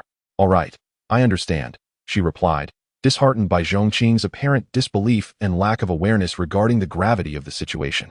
Recognizing that further words would be futile, she left with a melancholic expression. Seeing Bai Ling depart, Zhong Qing shook his head with a smile. He was well aware of her thoughts, but since they had arrived at Mufu Peak, pondering further seemed unnecessary. As for the considerable trouble looming behind her, they would address it when the time came. After savoring a cup of tea, he retreated into his own little world. Although Qing Yao and Lang Ning had organized the grand plans within this realm, many details still required his attention, particularly the diverse items he had accumulated through the system's rewards over the years. He needed to categorize and properly store them, for these treasures would undoubtedly prove useful in the future. The reason for relocating these items to his little world was twofold. Firstly, it allowed for convenient access, and secondly, it was the safest place for Zhong Qing, as every item held the potential to cause significant trouble if exposed. Meanwhile, within the grand hall of the Pingjiang Sect, the sect leader, Xianyuan Hong, sat at the head of the table, surrounded by several elders and peak masters. Sect leader. We have just received news that the master of Mufu Peak has annihilated a mid-level moon profound realm beast in the eastern domains Fengtian City. It appears the task was even simpler than dispatching the red-haired old ghost, reported one elder. Moreover, another elder added, he seems to have visited Tianyun Sect due to his disciple, Lin Feng. A cataclysmic battle erupted there, likely instigated by the master of Mufu Peak. While the outcome remains uncertain, he has returned safely to Mufu Peak a few days ago. Once these revelations spread throughout the hall, gasps of astonishment echoed. The Tianyun Sect was a colossal entity, nearly akin to a sacred ground in the eyes of the Pingjiang Sect. If the conflict at Tianyun Sect indeed involved Zhong Qing, it would imply that he had managed to fight there and emerge unscathed. Such power. It seems Zhong Qing is even more formidable than we anticipated. Xianyuan Hong mused, feeling a mix of shock and delight. However, sect leader, let us not underestimate Zhong Qing's strength. If he has truly clashed with the Tianyun Sect, even if he emerged unscathed, we must remain vigilant, an elder cautioned gravely. At these words, Xianyuan Hong furrowed his brow, recognizing the validity of the elder's concern. Should Zhong Qing have forged an enmity with the Tianyun Sect, it would not merely be a personal dispute but a conflict involving the Pingjiang Sect as well. If the Tianyun Sect found themselves unable to deal with Zhong Qing, they might very well turn their attention towards the Pingjiang Sect. Relay my orders. Immediately recall all Pingjiang disciples stationed outside. Second, dispatch scouts to closely monitor the movements of the Tianyun Sect. Within moments, Xianyuan Hong had made his decision. In this world of treachery, it was imperative to prepare for potential calamities. Otherwise, one would perish without even understanding how. Having issued his commands, Xianyuan Hong continued, everyone. As you have likely foreseen, the master of Mufu Peak is gradually elevating us to heights that do not originally belong to us. The adversaries we will face in the future may not align with those of the past, but will ascend to a far higher echelon. Yet, to grow and rise, such experiences are essential. Therefore, we must not remain idle. We must enhance our strength. The elders and peak masters nodded in agreement, recognizing the truth in Xianyuan Hong's words. Indeed, sect leader, in addition to enhancing our capabilities, our sect's infrastructure also requires significant improvement, interjected the third elder. For instance, our mountain protection formation is virtually ineffective, failing to deter even a red-haired old ghost. Now that our opponents have escalated to the level of the Tianyun Sect, it is imperative that we strengthen our defenses. I concur with your point, Xianyuan Hong replied. However, we lack the expertise within our sect. If we seek external assistance, we would have no choice but to turn to Wandao Mountain. Yet, Wandao Mountain is a formidable entity. Even sacred grounds often seek their aid, and they are unlikely to pay attention to our modest second-rate sect. Upon hearing this, the assembly furrowed their brows. Xian Yuanhong's assertions were not without merit. Even if they wished to enlist Wandao Mountain's help, it would require a substantial fee. The only thing that might pique their interest would be the royal-level techniques offered by Zhong Qing. However, they were not in a position to part with such valuable assets. As the assembly pondered their predicament, a disciple suddenly arrived to deliver news. Report, sect leader, the master of Wandao Mountain requests an audience. What? Xian Yuanhong was taken aback, and the other elders exchanged bewildered glances. It was as if Cao Cao had arrived just as they spoke of him. What could Wandao Mountain possibly want with our Pingjiang Sect? Quickly, follow me to greet them. Without hesitation, Xian Yuanhong led the senior members to welcome their esteemed guests, for they regarded Wandao Mountain as a truly formidable force. At this moment, Zhuge Qing was awaiting at the entrance of the Pingjiang Sect with several elders. They had long sought to express their gratitude to Zhong Qing for saving Wandao Mountain and initially intended to convey their thanks in person. However, upon learning of the Tianyun Sect's situation, they reconsidered their approach. Given Zhong Qing's understated yet formidable ability to eliminate the Tianyun Sect, dispatching a mere Tianyun would likely be inconsequential to him, and he might not even regard their gratitude as necessary. Approaching him uninvited would only serve as an intrusion. Furthermore, after being rebuffed during the Lin family's request in Fengtian City, Zhuge Qing grew increasingly convinced of this notion. At that moment, while considering the intelligence from Fengtian City, Zhuge Qing suddenly recalled an important lead. Zhong Qing was the master of Mufu Peak in the Pingjiang Sect.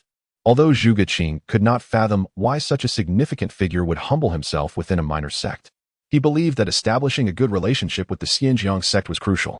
While he may not be worthy of direct contact with Zhong Qing, engaging with the Pingjiang Sect was entirely appropriate. Strengthening ties with the Pingjiang Sect would effectively forge a connection with Zhong Qing. If he could do something beneficial for the Pingjiang Sect, it would serve as a fitting way to repay Zhong Qing for his favor towards Wandao Mountain. With this decision made, Zhuge Qing swiftly led his senior members to the Pingjiang Sect to establish a connection. Chapter 51. Divergent Intentions Without Delay, Xian Yuanhong, accompanied by the disciples of the Immortal River Sect, hastily emerged. Witnessing the sect master of Myriad Paths Mountain in person, Xian Yuanhong and his cohort were taken aback. We extend a most respectful welcome to the esteemed guests from Myriad Paths Mountain. Our apologies for the lack of prior notice, Xian Yuanhong courteously expressed. To the surprise of Xian Yuanhong and others, the delegation from Myriad Paths Mountain exhibited even greater politeness. Not at all, Zhuge Qing responded with a bow, adopting a humble posture. It was we who arrived unannounced, and we apologize for the intrusion. Zhuge Qing's demeanor left Xian Yuanhong and his companions utterly perplexed and deeply flattered. Had Xian Yuanhong not encountered Zhuge Qing on previous occasions, he would have doubted the authenticity of the individual before him. After all, why would a formidable sect like Myriad Paths Mountain treat their Immortal River Sect with such deference? Conversely, Zhuge Qing was equally astonished. He harbored no illusions that the Immortal River Sect was merely a second-rate sect, with a luminary like Zhong Qing in residence. He regarded the Immortal River Sect as superior even to the sacred grounds of the Eastern Domain. He was taken aback by the sect's unassuming nature and hospitality, extending such courtesy to a mere sect master of Myriad Paths Mountain. In this atmosphere of mutual flattery, both parties became increasingly polite, adopting ever more humble postures. Sect Master Zhuge, you are too kind, Xian Yuanhong remarked, subtly lowering his stance. Not at all, Zhuge Qing replied, waving his hand and further diminishing his posture. It is Sect Master Xian Yuanhong who is excessively courteous. No, it is our duty, Xian Yuanhong insisted, observing Zhuge Qing's slight dip and responding in kind. This exchange continued until both parties were on the verge of prostrating themselves before one another. The accompanying elders mirrored their leaders' actions, their postures comically exaggerated. Following this elaborate display of courtesy, the two sects finally convened at the main peak of Immortal River, where they engaged in amiable conversation, exchanging pleasantries with considerable enthusiasm and cordiality. Both sides beamed with delight. I had anticipated considerable effort in cultivating a relationship with the Immortal River Sect, but it appears to be progressing smoothly, Zhuge Qing mused, gazing at Xian Yuanhong with a smile. I had feared that establishing connections with Myriad Paths Mountain would be arduous, yet it has proven remarkably easy, Xian Yuanhong reflected, returning Zhuge Qing's smile. Their gazes met, and they exchanged courteous smiles. Sect Master Zhuge, there is a matter I wish to request your assistance with, Xian Yuanhong began. Sect Master Xian Yuanhong, I have a humble request to make, Zhuge Qing echoed. They exchanged another smile. Haha, Please, you go first. No, no, you take precedence. Very well, I shall proceed, Zhong Qing said, stroking his beard. Upon entering the Immortal River Sect, I observe that your protective mountain array is incomplete. Given that we have some time to spare, perhaps we could assist in establishing a protective array for your esteemed sect? Xian Yuanhong and his colleagues were astounded. They had anticipated that Myriad Paths Mountain's visit, coupled with their excessive politeness, might indicate a request for assistance. Thus, they had braced themselves for Zhong Qing's proposition. However, this was entirely unexpected. Xian Yuanhong scratched his head in bewilderment. Could this truly be happening? His own intention had been to enlist the aid of Myriad Paths Mountain in constructing a protective array for the Immortal River Sect. Thus, Zhong Qing's offer was precisely what he had hoped for. Sectmaster Zhuge, Xian Yuanhong responded, recovering from his surprise. I was about to request that Myriad Paths Mountain assist us in establishing a protective array, but you have anticipated my request. Oh, Zhong Qing's eyes lit up. He had been seeking a means to further solidify the relationship with the Immortal River Sect, and had proposed the protective array, fearing that it might be presumptuous. After all, why would a sect under the protection of Zhong Qing require Myriad Paths Mountain to construct a protective array? Yet, Xian Yuanhong's response was most welcome.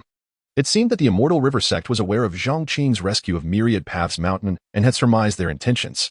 Furthermore, their own tactfulness, or perhaps Zhong Qing's permission, had granted them this opportunity to reciprocate. Zhong Qing was filled with gratitude. The matter of the protective array was swiftly settled. After a brief interlude, Zhong Qing prepared to depart with his retinue.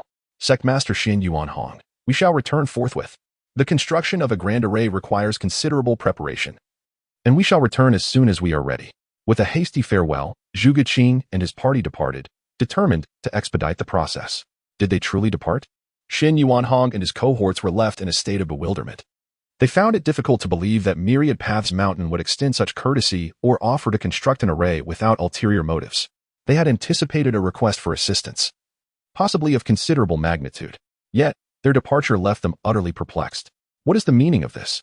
In the Grand Hall of Immortal River, Xian Yuanhong and the assembled peak masters and elders collectively scratched their heads in confusion. Do not look at me. I am equally perplexed, Xian Yuanhong confessed. Experiencing a mixture of joy and apprehension, he was relieved that the protective array had been resolved so effortlessly, yet he remained uncertain of Myriad Paths Mountain's motives. I have it, the third elder exclaimed, startling the assembly. What is it? They inquired. It is Zhong Qing. It must be because of Zhong Qing, the third elder declared. Only Zhong Qing's presence can explain Myriad Paths Mountain's behavior. The others swiftly grasped the third elder's point. They were well aware of their own sex limitations. Only Zhong Qing could elicit such a response from Myriad Paths Mountain. Someone recalled intelligence from City, indicating that individuals from Myriad Paths Mountain had been present when Zhong Qing vanquished the demonic beasts. This association seemed to confirm their suspicions. A collective gasp filled the hall. Zhong Qing's mystique deepened.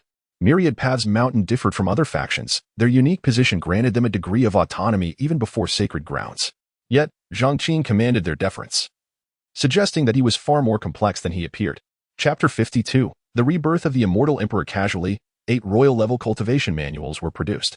In the span of a month, a white-quality talent was elevated from nothing to the level of the Qinxian realm. Such a display from Wandao Mountain was astonishing.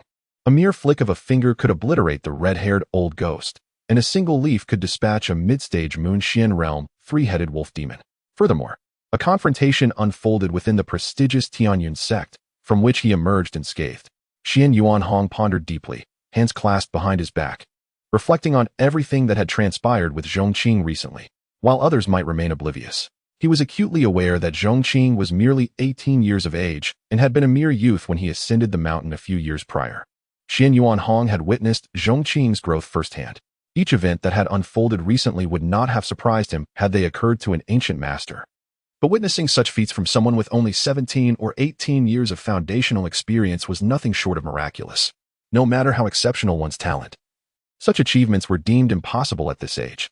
Yet, here they stood, confronted with the undeniable reality of the impossible. Who was he? What hidden secrets did he possess?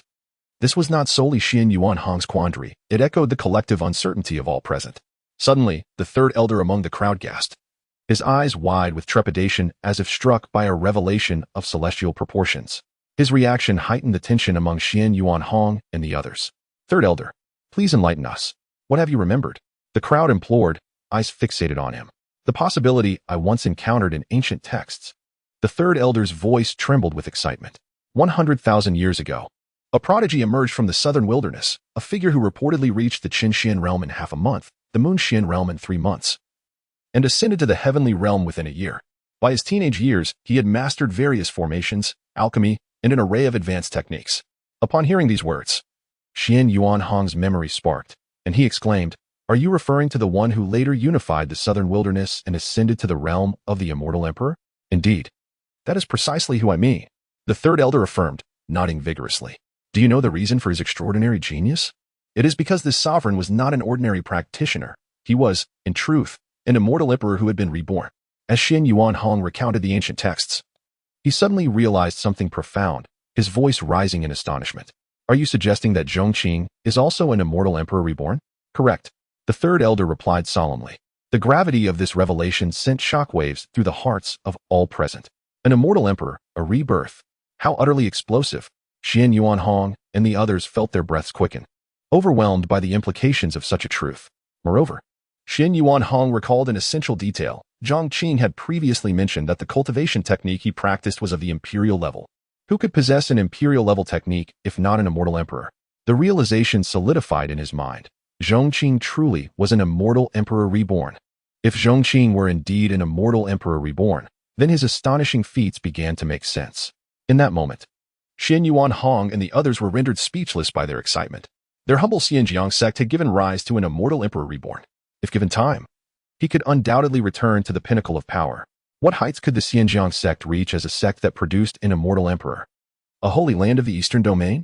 Such a notion seemed trivial. The future Pingjiang Sect would surely evolve into the most formidable force on the continent. Haha. Oh, how I wonder what expression would grace the face of the deceased elder Lai upon learning that the disciple he brought back is an immortal emperor reborn. Unbeknownst to him, Xian Yuanhong stood tall, a grin stretching across his face, nearly unable to contain his elation.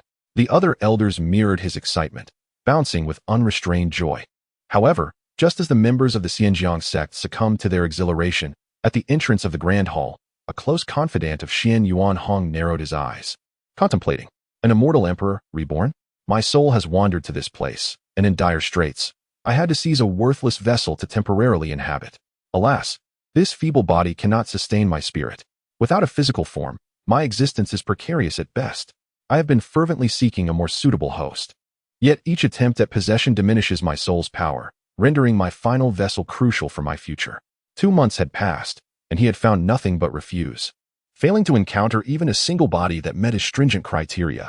To his astonishment, the figure they referred to as the leader of the Mufa Peak was, in fact, an immortal emperor reborn. What divine providence! This confidant could not help but lick his lips in anticipation. By his standing, even Zhong Qing's effortless dispatch of the red-haired old ghost had not piqued his interest, as he deemed such actions beneath him. After all, once he possessed a body, he would be bound to it indefinitely due to the restrictions of his spirit. The body's foundation and origin would significantly impact his future and restoration. Thus, while Zhong Qing's achievements in slaying a Moon Xian realm opponent and producing a few royal-level manuals were commendable, they paled in comparison to his aspirations. Yet, upon hearing the new information regarding Zhong Qing and the conclusions drawn by Xian Yuanhong and the others, that he was an immortal emperor reborn, he became electrified. He could not deny the validity of their deductions. Though he had fallen from grace compared to an immortal emperor in his prime, rebirth was still rebirth. Regardless of strength or means, he was merely in a recuperative phase. In contrast, though he existed in a spiritual state, he was resolute in his determination to confront Zhong Qing during this vulnerable time. Should he succeed in possessing the body of an immortal emperor reborn and acquire his memories and techniques, would he not also tread the path to the realm of the immortal emperor in the future? The mere thought of it filled him with exhilaration.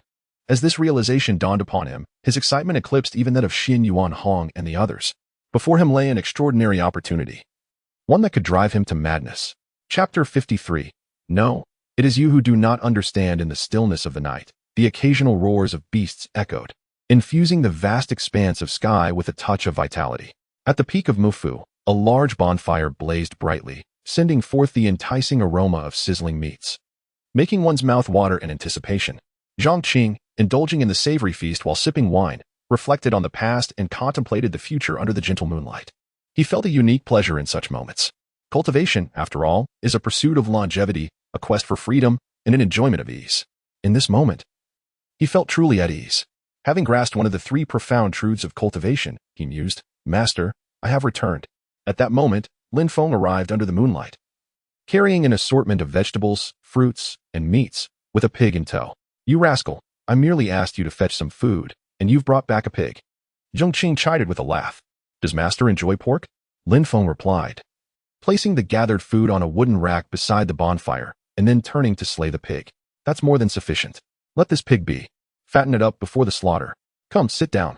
Beside the small bonfire, Zhong Qing sat comfortably, flanked by Lin Feng and Su Yi.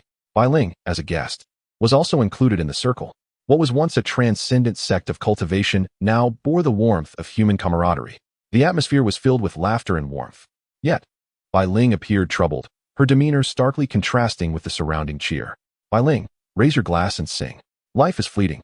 A day of joy is still a day, just as a day of sorrow is. Why not embrace the joy of the moment and not squander the beauty of youth?" Zhong Qing encouraged, taking a swig of wine. Bai Ling offered a bittersweet smile. Deep down, she longed to break free from her shackles, to soar freely and smile at life.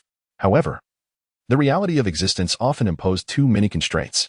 The looming threat of powerful enemies haunted her, especially considering the goodness of those at Mufa Peak. The thought that they might suffer due to her presence weighed heavily on her heart. At this moment, Lin Feng, with grease smeared on his lips, said, "Bai Ling, you needn't worry about those so-called enemies. With my master's abilities, protecting you is more than feasible. Indeed, before I met master, I too faced the persecution of wicked individuals." Su Yi added, "There was this blood-mad man who sought to extract my heart and use my blood as a potion's catalyst. Yet, when faced with master, he had no power to resist and was swiftly vanquished with a mere gesture." "You can rest assured," Lin Feng reassured her. Bai Ling had heard of the blood-mad man, a mere demon cultivator at the level of Chen Xian. Many would regard such a figure as formidable, but in comparison to her true adversaries, he was trivial. "You do not understand." Bai Ling's voice was a mixture of a response and a whisper. "My enemies are terrifying, beyond your comprehension. Unfortunately, no matter how I explain, you will not believe me." Lin Feng and Su Yi fell silent, particularly the former, who longed to exclaim, "No, it is you who do not understand. You cannot fathom master's strength." Yet, he ultimately restrained himself. The power of their master required no explanation. Once the time came, she would understand. The atmosphere grew slightly somber as Bai Ling forced a smile, saying, "I apologize for dampening your spirits because of my troubles. It is late. I must take my leave." With those words, she bid farewell and departed with heavy steps. As the moonlight shimmered and stars adorned the sky, the trio continued to eat and drink, undeterred by her departure. Just then, a figure descended from the heavens, a stout middle-aged man clad in black robes. His form was ethereal, clearly not of flesh and blood, but rather a spirit. The aura he emanated was overwhelmingly terrifying, disturbing the winds and shaking the void, enveloping a radius of 100 feet. This commotion promptly caught the attention of Zhong Qing and his companions. Noticing the ominous demeanor of the newcomer, Lin Feng rose and shouted, "Who dares intrude upon Mufa Peak?"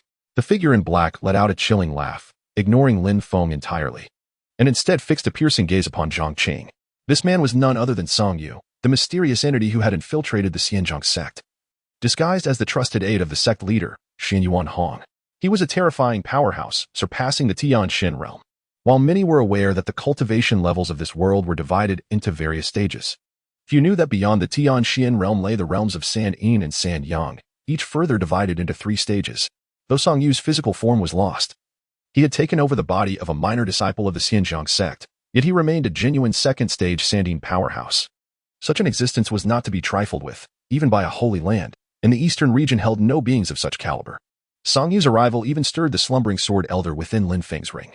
"Young Lin, this individual possesses terrifying strength, far beyond what you can currently contend with. Exercise caution," the sword elder warned. Lin Feng, however, remained unfazed. "With master here, what is there to fear?" His words left the sword elder momentarily speechless.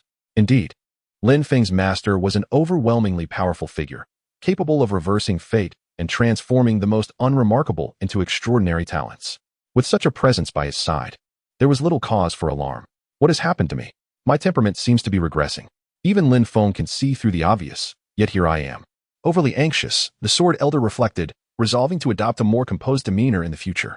Meanwhile, in the void, Song Yu scrutinized Zhong Qing, surprised to see that even a dignified immortal emperor could exhibit such down-to-earth qualities. Zhong Qing responded, "Are you speaking to me? Surely, You cannot have mistaken me for someone else. The brevity of their exchange shattered the composure of the sword elder, who had just instructed himself to remain calm. What is happening? Zhong Qing is an immortal emperor. It should have been obvious to him. What level of being could casually produce the Tao scriptures of an emperor? What level of being could carelessly display treasures of the highest order? In this world, who else but an immortal emperor possessed such capabilities? In that instant, the sword elder felt a rush of excitement, nearly fainting from the sheer thrill. An immortal emperor was a legendary figure capable of suppressing an era and creating unparalleled legends. Even during his peak, he had never had the privilege of meeting an immortal emperor. Now, a living immortal emperor stood before him, and the elation was overwhelming. Lin Feng observed the sword elder, who was practically vibrating with excitement in his ring. Sword elder, are you all right? I'm better than ever, the sword elder exclaimed. Young Lin, I must say, your fortune makes me envious to the point of madness. To have an immortal emperor as a master is the lifelong dream of countless exceptional talents. Overcome with emotion, the sword elder's eyes glistened with tears. These words stirred something profound within Lin Feng. He truly felt that being able to take Zhong Qing as his mentor in this lifetime was an extraordinary stroke of fortune, exhausting all the luck he had accumulated throughout his life. Chapter 54. The role of the scarecrow. The long night loomed overhead. In the vast emptiness, Song Yu looked down upon Zhong Qing with a sense of peculiar wonder. This feeling was so extraordinary that it ignited a long-lost fervor within his veins. What stature did the immortal emperor possess? Even he had to concede that, at the peak of their power, Zhong Qing could have been extinguished with a mere flick of his finger. Yet, heaven had not been unkind to him, allowing him to encounter the reincarnation of the immortal emperor. Though no longer at his zenith, should he unleash his secret arts, even a being at the 13th realm would meet their demise at his hands. The aftermath of such an explosive display of power was considerable. Yet in comparison to the reincarnation of the celestial emperor, it seemed utterly trivial. With his keen perception, Song Yu could discern Zhong Qing's mere 18 years of age. 18, an age where one transitions from youthful innocence to tentative maturity. In stark contrast to the boundless lifespans of cultivators, 18 years felt fleetingly short. So short, in fact, that Song Yu was confident that even if the immortal emperor were to reincarnate and cultivate anew, he could never hope to reach Song Yu's current heights, let alone rival him. Having enveloped the surrounding void with his own aura, Song Yu believed that Zhong Qing had become as good as trapped. Thus, he observed with a languid arrogance, "Immortal Emperor, relish this final feast of life. After today, such opportunities shall elude you." A smirk played upon his lips. As the saying goes, joy brings a lightness of spirit. Song Yu felt an exuberant energy permeating the air. If, in these final moments, he could witness Zhong Qing begging for mercy, it would be all the more delightful. This display ignited a fury in others, particularly Lin Feng. "How dare you speak to my master in such a manner?" he bellowed angrily. Song Yu's gaze shifted, arms crossed behind him, adopting a condescending demeanor as he remarked, "A disciple of the immortal emperor, is it? Your cultivation is commendable. As a student of the immortal emperor, you should be destined for a life of brilliance. Alas, you have encountered me.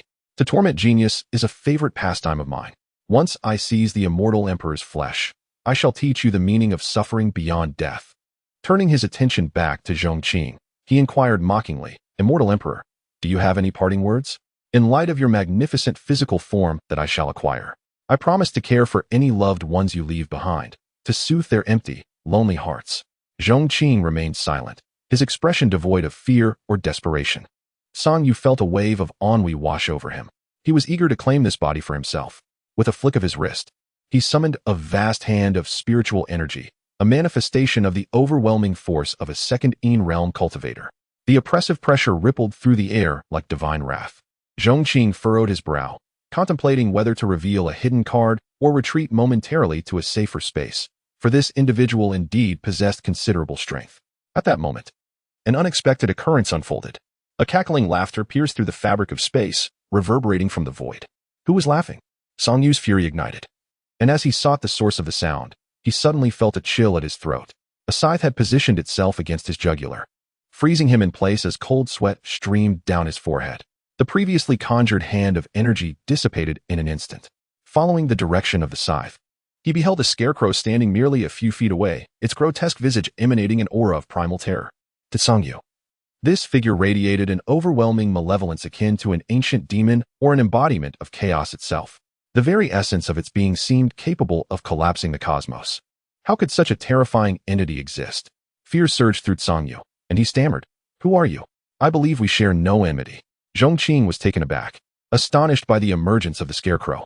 He had long been oblivious to its true capabilities, but had sensed its unusual nature.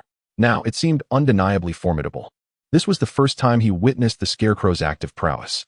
At that moment, the scarecrow drew closer to Zhong Yu, its voice dripping with malice. I am the demon god of hell. Its shrill laughter echoed like a ghoul from the abyss, sending shivers down the spine. It then turned to Zhong Qing and asked, Hiki, Master, how should we deal with this one? Upon hearing this, Zhong Yu's scalp prickled with terror. Such a fearsome being was a servant of Zhong Qing. Indeed, as the immortal emperor reincarnated, how could he lack a guardian?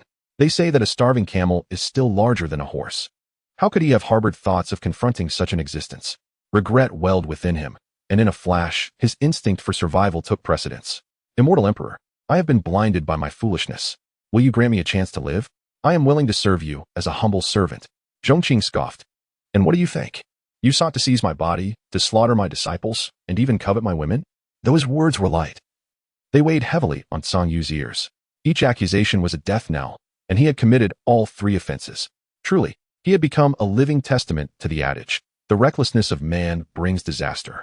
Kill him, Zhong Qing commanded, gesturing towards the scarecrow with a nonchalant tone, effectively sentencing Zhong Yu to death. Hee, I can add another soul to my lantern. The scarecrow licked its crimson tongue, and with a swift swing of its scythe, Zhong Yu's cry of no echoed amidst his profound dread as his head was severed from his body. The scarecrow then captured his lingering soul within the lantern. After completing this grim task, the scarecrow returned to its original position, becoming once again an immobile figure of straw. Lin Feng stood in shock, unable to fathom that a mere scarecrow possessed such terrifying power. His master, indeed, was the reincarnation of the immortal emperor.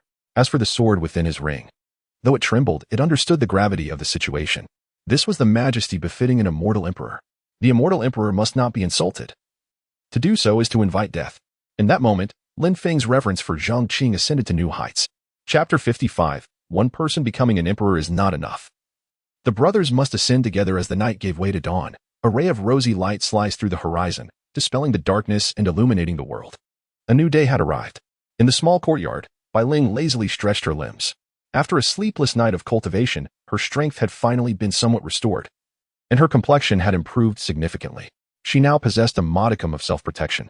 It was time to depart, Bai Ling murmured to herself, casting a reluctant glance around the courtyard. Having grown up in a realm rife with deceit and intrigue, she had witnessed the darkest facets of human nature. Yet, in this place, she had felt an unprecedented warmth and tranquility. The more she savored this comfort, the stronger her reasons to leave became. The kind-hearted people of Mufa Peak were not to be burdened by her presence. With this thought, she resolutely knocked on Zhong Qing's door. Please wait. A rustling sound of clothing being donned followed, and shortly after, Zhong Qing, yawning, opened the door. Miss Bai Ling, is there something you require? Although he had long surpassed the sun-profound realm and could go years without sleep, Zhong Qing maintained his habit of being nocturnal. Bai Ling bit her lip, hesitating for a moment before speaking. Sir, I have come to bid farewell. Why not stay a little longer? Or is it that Miss Bai Ling feels uncomfortable here? He inquired, shaking his head at her refusal. Sir, here I have felt an unparalleled sense of peace. However, I have pressing matters to attend to, and it would be unwise to linger. She replied. In addition, I have regained some strength. As long as I do not encounter overly formidable foes, I can protect myself. You need not worry for my safety. Your kindness is unforgettable, and should the opportunity arise, I shall repay this immense debt of gratitude. Zhong Qing was indifferent to the notion of repayment. Seeing her determination to leave, he refrained from further insistence. He understood she had her own destiny to pursue, a unique constitution to discover. Yet, allowing her to depart without concern weighed heavily on him. After all, she was to be his future disciple, the key to unlocking new bonds of mentorship. The two disciples, Lin Feng and Su Yi, had already granted him exponential growth. He was curious about the benefits of a new disciple bond and feared regret if it were lost due to unforeseen circumstances. Thus, Zhong Qing candidly stated, Miss Bai Ling, your journey may be fraught with peril. How about I send a scarecrow with you for protection? As he spoke, he summoned the scarecrow. Ensure you protect this young lady well, and do not let her suffer even the slightest harm. Understood, master. The scarecrow replied, its hollow eyes glowing red. Much to Bai Ling's astonishment. However, she did not take it to heart. In this vast world, exceptional talents abound. Some artificers could create puppets of various forms and styles. In her eyes, the scarecrow was merely peculiar in appearance.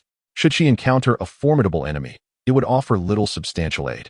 Nevertheless, given Zhong Qing's good intentions, she felt no reason to refuse. In this era, the world was expansive, and sometimes a parting could mean a lifetime of separation. Even keeping a thought of him nearby was worthwhile. "Thank you, sir," she said solemnly, bowing to Zhong Qing. Parting has always been tinged with melancholy. Deep within her, she felt a flicker of reluctance, but it was swiftly suppressed. Bai Ling reminded herself, Zhong Qing's kindness is as heavy as a mountain. How could I allow my selfishness to endanger his life? With this in mind, Bai Ling addressed Zhong Qing, "Sir, I shall take my leave." After bidding farewell, she unfurled her form and strode away without hesitation, with the scarecrow following closely behind in its peculiar gait. Zhong Qing watched her retreating silhouette, his heart stirring little turbulence. To him, the scarecrow's strength was formidable enough. The fool from last night had proven strong, yet it would be no match for the scarecrow. Protecting Bai Ling was more than sufficient. Life at Mufu Peak returned to tranquility once more. Lin Feng and little Su Yi, perhaps spurred by some motivation, devoted themselves to their training with renewed vigor. Within a few days, both achieved remarkable breakthroughs. Ding, disciple Lin Feng has broken through to the late stage of the Qin Profound Realm. Ding, disciple Su Yi has broken through to the early stage of the Qin Profound Realm. Ding, congratulations, host, for breaking into the Earth Profound Realm. On this particular day, as Zhong Qing lay resting under a tree, the system's notifications jolted him awake. What a surprise. They have both broken through so soon. If he recalled correctly, little Su Yi was only 10 years old. What did it mean for a 10-year-old to reach the Qin Profound Realm? Even some extraordinary prodigies might pale in comparison. Their simultaneous breakthroughs, multiplied 1,000-fold, had propelled him into the Earth Profound Realm. The sensation of growing stronger while reclining was truly delightful. Open personal attributes. Host, Zhong Qing. Cultivation, Earth Profound Realm. Disciples, Lin Feng. Late stage of the Qin Profound Realm, 100-fold amplification in effect. Disciple, Su Yi. Early stage of the Qin Profound Realm, 100-fold amplification in effect. Active bonds, waste material bond 2-2, more bonds awaiting development. Acquired constitution, none. Acquired special skills, old 6 aura.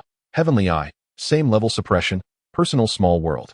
As Zhong Qing gazed at his personal data, he felt the gates of the immortal path beckoning him slowly. At this rate, it would not be long before he ascended to immortality. The mere thought of becoming an immortal in the near future stirred even his steadfast heart. The future was bright. Among those equally excited were Lin Feng and Su Yi. Speaking of Lin Feng, not long ago, he was merely a talentless individual who could not cultivate, humiliated by his fiancée. Yet, after encountering Zhong Qing, he had embarked on an extraordinary journey. Reaching the late stage of the Qin Profound Realm, he was on par with elders from second-rate sections. How brief a time had it been since he joined the sect. He had already attained such heights. With each increment in his strength, his admiration for Zhong Qing deepened. Without Zhong Qing's guidance, he would not be where he was today. Yet he believed that the Qin Profound Realm was far from his final destination. One day, I shall follow in my master's footsteps and achieve the title of emperor. On this day, within the small forest, a young boy proclaimed his ambitious oath. Brother, I too shall become an emperor. Little Su Yi was unaware of what emperor truly entailed, but he sensed that what his brother desired was exceptional. This declaration elicited a hearty laugh from Lin Feng. Very well. Let us, brothers, jointly ascend to the rank of emperor and create a legendary tale for the ages. Within the ring, Sword Elder observed the spirited youth.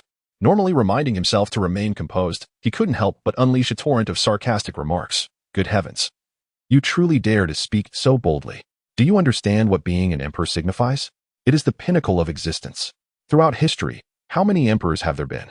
One person becoming an emperor is not enough. The brothers must ascend together. Should such grand aspirations be overheard, one might find it laughable. Yet, considering Zhong Qing's identity and the astonishing rate of progress these two exhibited, the myth of 3 emperors emerging from one sect did not seem entirely implausible. Contemplating this possibility, Sword Elder fell into a sudden silence. Chapter 56, A Perilous Predicament at Chashia Valley. Chashia Valley is renowned as a sacred site in the Eastern Domain. The lineage of this sect has endured for countless, serene years. Each of these sanctified places can be likened to a tome of ancient history, witnessing the vicissitudes of time and observing the ebb and flow of worldly affairs. With the passage of day and night, it remains steadfast amidst the rising and falling tides. Such is the nature of a sacred sect. It exists high above in the eyes of the populace, a revered entity that many aspire to penetrate. Yet at this moment, a profound sense of melancholy permeates the entirety of Chashia Valley. Within the main hall, nearly half of the upper echelons have gathered. The sect leader, Lu Qingxia, occupies the foremost seat. Beneath her are numerous elders, each a formidable force in their own right, and the leaders of various peaks, along with the sect's prodigies. My fellow disciples, the three ancestors are trapped in a secret realm. Their situation is dire.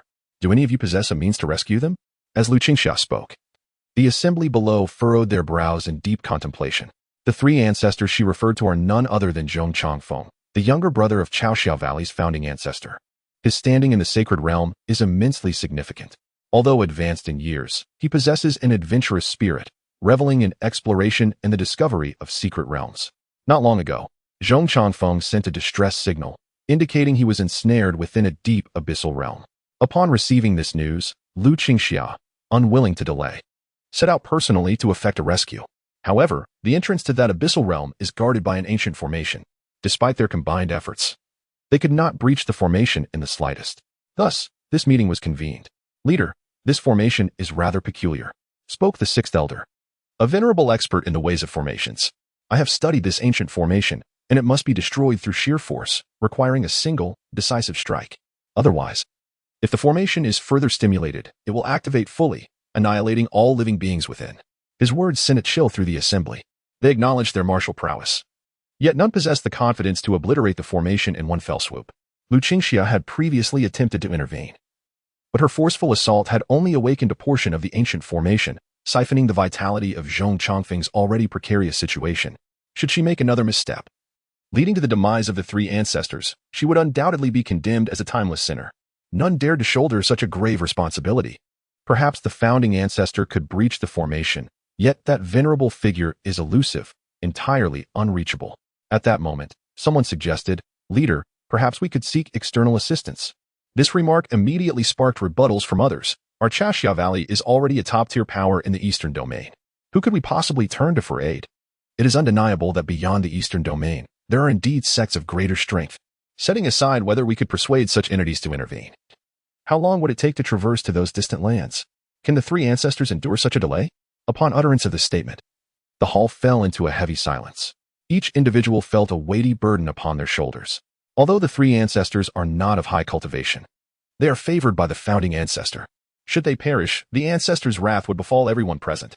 Just as despair enveloped the assembly, Su Wanjiao, seated in a corner, stood and proclaimed, "I know of an individual who may be able to rescue the three ancestors." Her declaration instantly drew the attention of all present.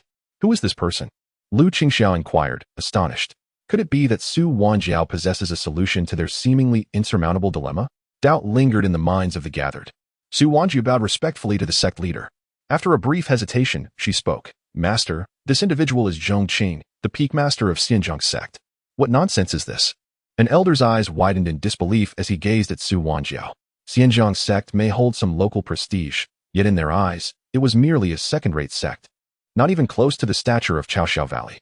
Indeed, many elders had never even heard of its name. Now, when faced with a seemingly impossible situation, Su Wanjiao proposed that a second-rate sect could provide a resolution, and that too, from a mere peak master. Such a notion was utterly absurd. "Wanjiao, I understand your desire to contribute to the sect and your eagerness to save the three ancestors. However, this is not the time for folly. Please step back." Lu Qingxia's expression darkened, her dissatisfaction evident. While it is entirely reasonable for a saintess to seek to enhance her standing within the sect, to toil with the lives of the three ancestors in such a manner is truly unacceptable. Seeing this, Su Wanjiao became agitated. "Master, I assure you, I am not speaking idly. Zhong Qing exudes an extraordinary aura. I must share my experiences at Mufa Peak." After recounting her encounters, she concluded, "I suspect that the pond I encountered may indeed be the fabled sea of suffering." "Impossible. Absolutely impossible." An elder interjected without a moment's thought. "The Sea of Suffering is a relic of the Buddhist sect. It is well known that the Buddhist sect wields formidable renown across the continent. The significance of the Sea of Suffering to the Buddhist sect is self-evident, making its existence implausible. However, if what you say is true, then Zhong Qing is indeed exceptional. Unlike any ordinary individual, the reputation of the Sea of Suffering is immense." Despite their skepticism, they conceded that if Zhong Qing possessed something akin to the Sea of Suffering, even if merely a replica, it would be enough to earn their respect. Nevertheless, in their hearts, they remained unconvinced that Zhong Qing could resolve the dilemma that left them all feeling helpless. "Master, the three ancestors are in imminent peril. We have exhausted all avenues. Why not adopt an attitude of willingness to try? The Pingjiang Sect is merely 1,000 miles away. With our speed, We could traverse there and back in just 2 or 3 days. Perhaps he could truly assist us. Seeing the sincerity in her words, Lu Qingxiao felt a flicker of hope. After a prolonged period of contemplation, she nodded in agreement, swayed by Su Wanjiao's earnest gaze. Very well.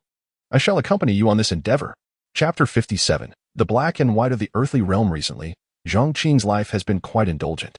Each day, he indulges in wine, enjoys restful slumber, and experiences a casual rise in his cultivation. However, idleness is not always a virtue.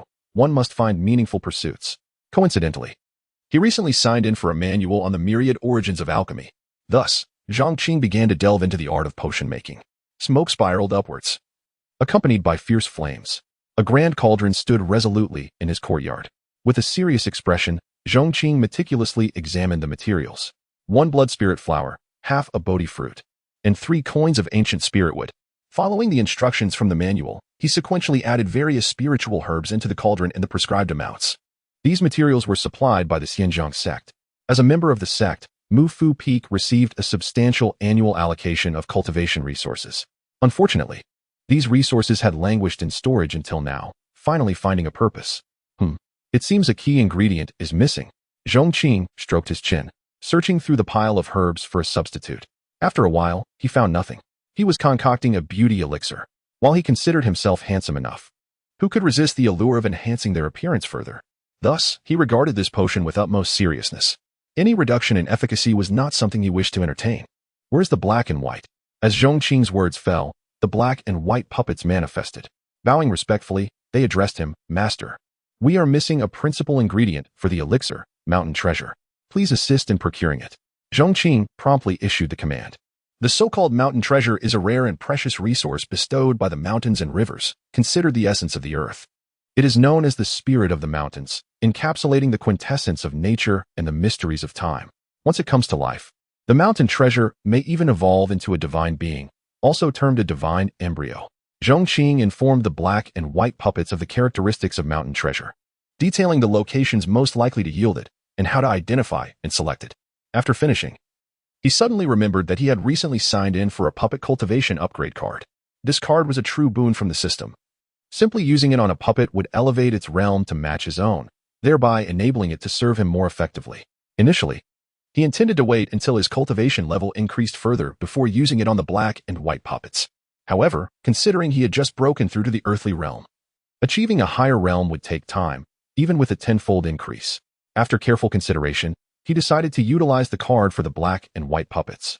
After all, a puppet imbued with sentience, indistinguishable from a human, and entirely obedient to commands, was exceedingly useful. He could delegate many tasks to it, making life more convenient and practical. If its power were insufficient and it were to be defeated outside, that would indeed be a significant loss. Thus, elevating its rank swiftly felt like a prudent decision.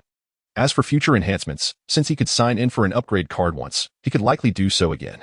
Soon, with a gentle tap on the forehead of the black and white puppet, its cultivation began to surge dramatically. Almost without pause, it ascended from the moon realm to the sun realm, finally reaching the earthly realm before ceasing. Indeed, the black and white puppet's level now equaled Zhong Qing's. A life with an advantage can often feel monotonous. Zhong Qing was quite satisfied, indulging in his own amusement before sending the black and white puppet off to find the mountain treasure. Meanwhile, he focused on controlling the heat of the cauldron. In the cultivation world, it is common for a single batch of potions to take 3.5 years to refine. However, for this batch, Zhong Qing anticipated a simpler process. It would likely be ready in a matter of days. Once the black and white puppets returned with the mountain treasure to incorporate it, the elixir would be complete. Within the wild beast mountains, the sounds of roars echoed. This was the realm of the beasts, a haven for powerful monsters. Ordinary people entering this domain faced perilous odds, and villagers from nearby settlements regarded it as a forbidden zone. Yet, on this day, 2 unexpected visitors arrived in the wild beast mountains. These were 2 enchanting women of ethereal grace. The younger one, clad in white, resembled a white lotus or a blooming lotus flower, standing elegantly, exuding an otherworldly aura. The older one, with hair as white as snow, radiated a cold beauty akin to a blue lotus in bloom. These 2 were Lu Qingxia, the leader of the Morning Glow Valley, and Su Wanjiao, the Valley Saintess. They had journeyed from the Morning Glow Valley, traversing mountains and rivers, and had stopped at the Wild Beast Mountains to rest. Master, if we proceed westward from here for another 1,000 miles, we will reach the Pingjiang Sect. Su Wanjiao pointed respectfully to the west. Lu Qingxia stood with her hands clasped behind her, gazing at the drifting white clouds, feeling that her decision might have been hasty. How could someone from a small place resolve issues that even she, the leader of a sacred sect, could not? Rather than placing her hopes in Zhong Qing, it seemed more reliable to wish for an encounter with the ancestral figure of the Morning Glow Valley and seek her assistance. However, given the circumstances, dwelling on this was futile. They had come this far. Turning back was not an option. Just as her thoughts drifted, an unexpected disturbance arose in the mountains. Shaking the void, a flash of divine light flickered, and radiant treasures spilled forth, filling the heavens. A shadow darted past her. What is this? Lu Qingxia squinted, her heart racing as she beheld the true form of the object. It was the size of a fist, resembling a stone, yet akin to a fleshy orb, entirely red. A stunning spiritual light emanated from it, and inhaling its fragrance brought a refreshing clarity to the mind, calming even the most restless of hearts. Mountain treasure, Lu Qingxia exclaimed. The mountain treasure could not only be used in potions, enhancing their efficacy exponentially. Even a minuscule amount could vastly improve the quality of a concoction. Consuming it whole could refine the body, augment cultivation, and strengthen the soul. Truly a treasure seldom found even in a century. Even sacred sects possessed only a handful of such rare items. Lu Qingxia's heart raced with excitement. She never anticipated that a simple outing would yield such an opportunity. Since she had encountered it, she could not let it slip away. Without hesitation, she extended her hand to grasp the mountain treasure. However, another hand, swift as lightning, seized it first. The owner of that hand was none other than the black and white puppet. This treasure belongs to me, it proclaimed, asserting its claim over the mountain treasure. In this world of treasures, the capable shall possess them. It will not be easy for you to take it from me. Lu Qingxia's gaze turned icy. The aura of a peak sun realm cultivator erupted from her, disturbing the void and shaking the heavens, causing nearby beasts to flee in terror. A peak sun realm cultivator was among the most formidable existences in the eastern region. Lu Qingxia was filled with confidence, believing the mountain treasure was already within her grasp. As she spoke, her alabaster hand reached forward to contest for the mountain treasure. However, in the next moment, a hand as formidable as a mountain came crashing down. The sound of an explosive impact resonated through the heavens and the earth. With a single sweep, the black and white puppet unleashed the might of an Earth Realm expert, sending Lu Qingxia flying several dozen feet. An Earth Realm expert, she gasped, her mind shaken. Had she not sensed a grave threat to her life and summoned the Morning Glow Valley's treasure to defend herself at that critical moment? She might have suffered far worse than being sent sprawling. This clash alone could have resulted in severe injury or worse. Lu Qingxia never anticipated encountering such a formidable powerhouse in this place. It is worth noting that beings of this caliber, even within her sacred domain, are akin to ancestral figures.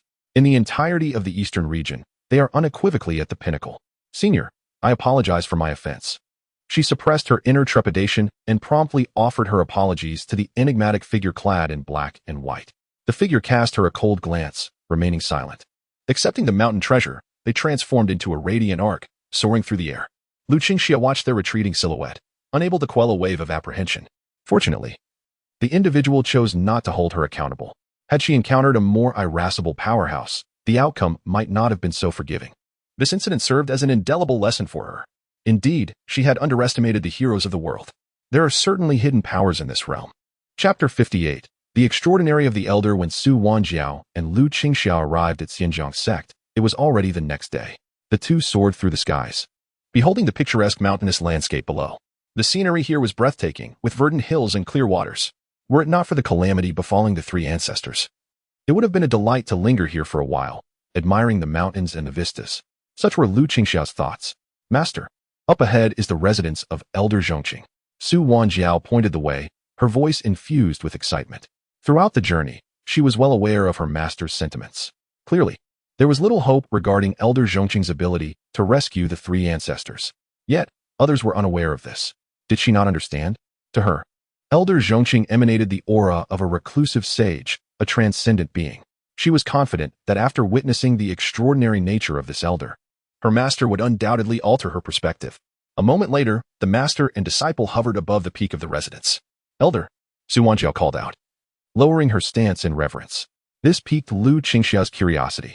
Her disciple was known for her pride and arrogance. She had never witnessed such humility in her demeanor before. Intrigued, she wondered what remarkable qualities could elicit such respect from her disciple. Before long, the gate of the residence opened, revealing a figure clad in a blue robe, with long hair cascading down to his waist, untamed yet not disheveled, exuding an air of carefree charm. His features were striking, with a resolute countenance. The overall impression he left was one of unparalleled grace. However, in the realm of cultivation, external appearances and temperament were secondary. True strength was the foundation of one's existence. Lu Qingxia scrutinized Zhong Qing but sensed no trace of spiritual energy emanating from him. She cast a puzzled glance at her disciple, as if to inquire, "Is this what you call a reclusive sage?" Su Wanjiao understood her master's implication and subtly communicated, "Master, please remain calm. A true sage is often discreet, not revealing their prowess easily. If one could be easily discerned, could they still be considered a sage?" Lu Qingxiao refrained from arguing, opting to observe further. At that moment, Zhong Qing regarded Su Wanjiao, inquiring, "What brings you here?" In his memory, this girl possessed a somewhat thick skin and had a penchant for exaggeration, leaving a less than favorable impression. His words left Su Wanjiao at a loss for how to respond. After all, she was a young lady, slightly bashful, especially given their previous misunderstandings. It would be awkward to directly ask for assistance. Lu Qingxiao perceived her disciple's discomfort and interjected, "I have heard that you once saved my little apprentice's life. We have come to express our gratitude during our visit to your esteemed abode." Zhong Qing stroked his chin, contemplating for a moment before responding, "Guests are always welcome. Let us descend for a cup of tea." "Thank you, elder." Zhong Qing's invitation alleviated a considerable weight from Su Wanjiao's heart. She had worried that he might not welcome them. If the revered leader and saintess of a sacred sect were to be turned away, it would indeed be a source of ridicule. Fortunately, such a scenario did not unfold. The two women descended from the sky and followed Zhong Qing into a quaint courtyard. Inside the parlor, Zhong Qing served tea to both guests. Su Wanjiao solemnly introduced, "Master, this is the elder Zhong Qing I have mentioned to you multiple times.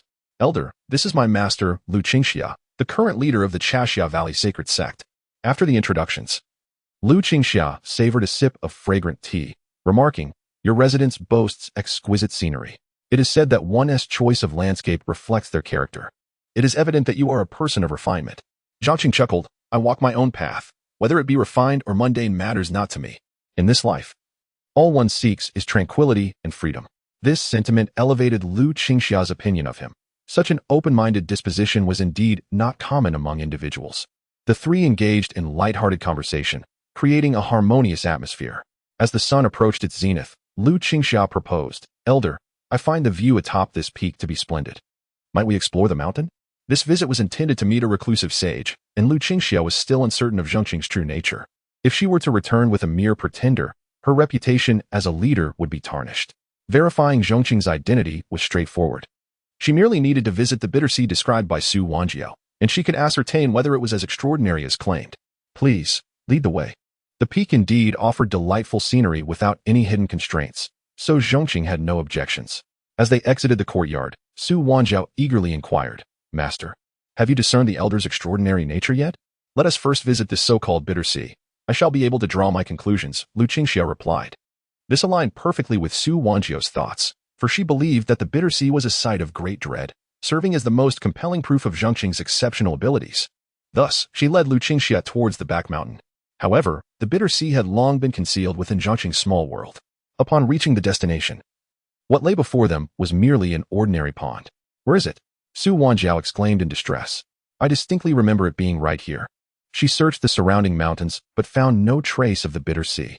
"Enough, Wanjiao, let us abandon this matter," Lu Qingxia said, her expression darkening. She had been foolish to harbor expectations. After all, how could a second-rate sect possibly give rise to a figure more formidable than those of a sacred sect? Such notions were utterly fantastical. Let us return.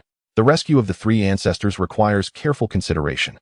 She had already dismissed the possibility of Zhong Qing being a reclusive powerhouse and was prepared to return to the courtyard to bid farewell. However, just as they returned to the courtyard, a figure soared overhead. He was tall and imposing, clad in black robes, exuding a powerful aura. How could it be him? Lu Qingxia's heart tightened. This man was none other than Heibai. Lu Qingxia was acutely aware of Heibai's strength. Even she, the leader of a sacred sect, would not stand a chance against him. What could his purpose be in coming here? Chapter 59, the body immune to array formations. The speed of Heibai was astonishing. And soon they arrived at the small courtyard atop Mufa Peak. Lu Qingxia's heart brimmed with confusion. A formidable figure from the earth-profound realm, capable of rivaling the ancestors of the Morning Glow Valley? What could be the intention of such a presence from a second-rate sect? With these thoughts swirling in her mind, Lu Qingxia led Su Wanjia back into the courtyard. At that moment, Heibai stood tall in the courtyard, his figure as straight as a mountain, resembling an ancient pine, seemingly awaiting a summons. Surely, something must be amiss. A being of the earth profound realm is a guest of honor wherever they go. How could one use the term summon to describe their presence? Lu Qingxia slapped her own face, self-mocking, while cautiously observing this terrifying powerhouse. Her mind was in tumult. The most pressing question was, what brought him here? Could it be that Zhong Qing had some connection with him? Just then, Zhong Qing stepped out from the inner courtyard. Heibai took a step forward, kneeling on one knee, and intoned, "Master, I have retrieved the treasure." This scene, this brief exchange, sent ripples of disbelief through Lu Qingxia's heart, stirring up immense waves. Her brain felt as if it were echoing with the sound of 1,000 thunderclaps. Her pupils dilated in shock, as if they might burst from her eye sockets. After a long pause, she incredulously repeated, "A master?" A being from the earth profound realm was, astonishingly, a servant. A being from the earth profound realm referred to the leader of a second-rate sect as master. While Lu Qingxia had entertained the possibility of a connection between Zhong Qing and Heibai, she had never dared to imagine that their relationship was that of master and servant. And it was Zhong Qing who held the position of master, with the earth profound powerhouse as his servant. In that instant, this esteemed leader of the Morning Glow Valley, who was reputed to remain unflinching in the face of adversity, found herself utterly overwhelmed. In stark contrast to her stunned state, Su Wanjiao was flushed with excitement, her fists clenched in exhilaration, barely restraining herself from jumping up. "Master, I knew it. This elder Zhong Qing is a hidden, unparalleled powerhouse. His level of strength is even more terrifying than I had imagined. To have an earth-profound being as a servant, his power must surely exceed the earth-profound realm. If he were to lend a hand, the three ancestors would be saved." Meanwhile, high up in the treetops outside the courtyard, Lin Feng, who was absorbing spiritual energy, slowly opened his eyes upon hearing this. With a scoff, he remarked, "How could my master be merely above the earth-profound realm? He is a reincarnation of the celestial emperor, a being that stirs the ages. The so-called sacred sects cannot even fathom a fraction of his might. If previously, the sacred sects had been realms he could only dream of, at this moment, their status in his heart plummeted. The sword spirit within his ring agreed, stating, "Indeed, while the sacred sects of the eastern domain may be titans in the eyes of many, before your master in his prime, they wouldn't even have the privilege to meet him." Back in the courtyard, Zhong Qing accepted the treasure presented by Heibai, generously complimenting him. "Well done. You may withdraw now." Heibai respectfully retreated. This behavior of summoning and dismissing seemed to whip up a tempest in the hearts of Lu Qingxia and her disciple. They were utterly oblivious to the disdain they had just been subjected to. Yet even if they had known, they likely wouldn't have had time to care. As their focus was entirely on Zhong Qing, their hearts racing in pure astonishment. Zhong Qing, having dismissed Heibai, looked at the two women, who were either excited or stunned, with a hint of perplexity on his face. However, with the treasure in hand and the alchemy process nearing completion, he could hardly spare them a moment's thought. "Apologies, ladies, but I have some urgent matters to attend to. Would it be acceptable for my disciple to host you in my absence? Please, senior, do not mind us. We can wait here while you handle your urgent affairs." Lu Qingxia quickly replied, her expression all smiles. She even altered her address for Zhong Qing, acknowledging him as senior. To have an earth-profound being as a servant warranted such respect. Zhong Qing smiled and nodded, then turned to leave. Time slipped by unnoticed. And before they knew it, several hours had passed, with the sun setting and the moon rising, when Zhong Qing finally emerged from his alchemical endeavors. Perhaps it was just their imagination, but Lu Qingxia and Su Wanjiao felt that Zhong Qing seemed even more refined and ethereal than before. Without time for compliments, Zhong Qing began, "I apologize for the delay, ladies." Lu Qingxia, beaming, quickly responded, "Not at all, senior. It is no trouble. However, given your appearance, it seems you have not merely passed by Mufa Peak." Zhong Qing, curious, inquired, "Might I ask what brings you both here?" Realizing she could no longer conceal the truth, Lu Qingxia clasped her hands and spoke earnestly, "Senior, to speak candidly, my disciple and I have come specifically to invite you. Our three ancestors of the Morning Glow Valley are trapped in a perilous abyss, their lives hanging by a thread.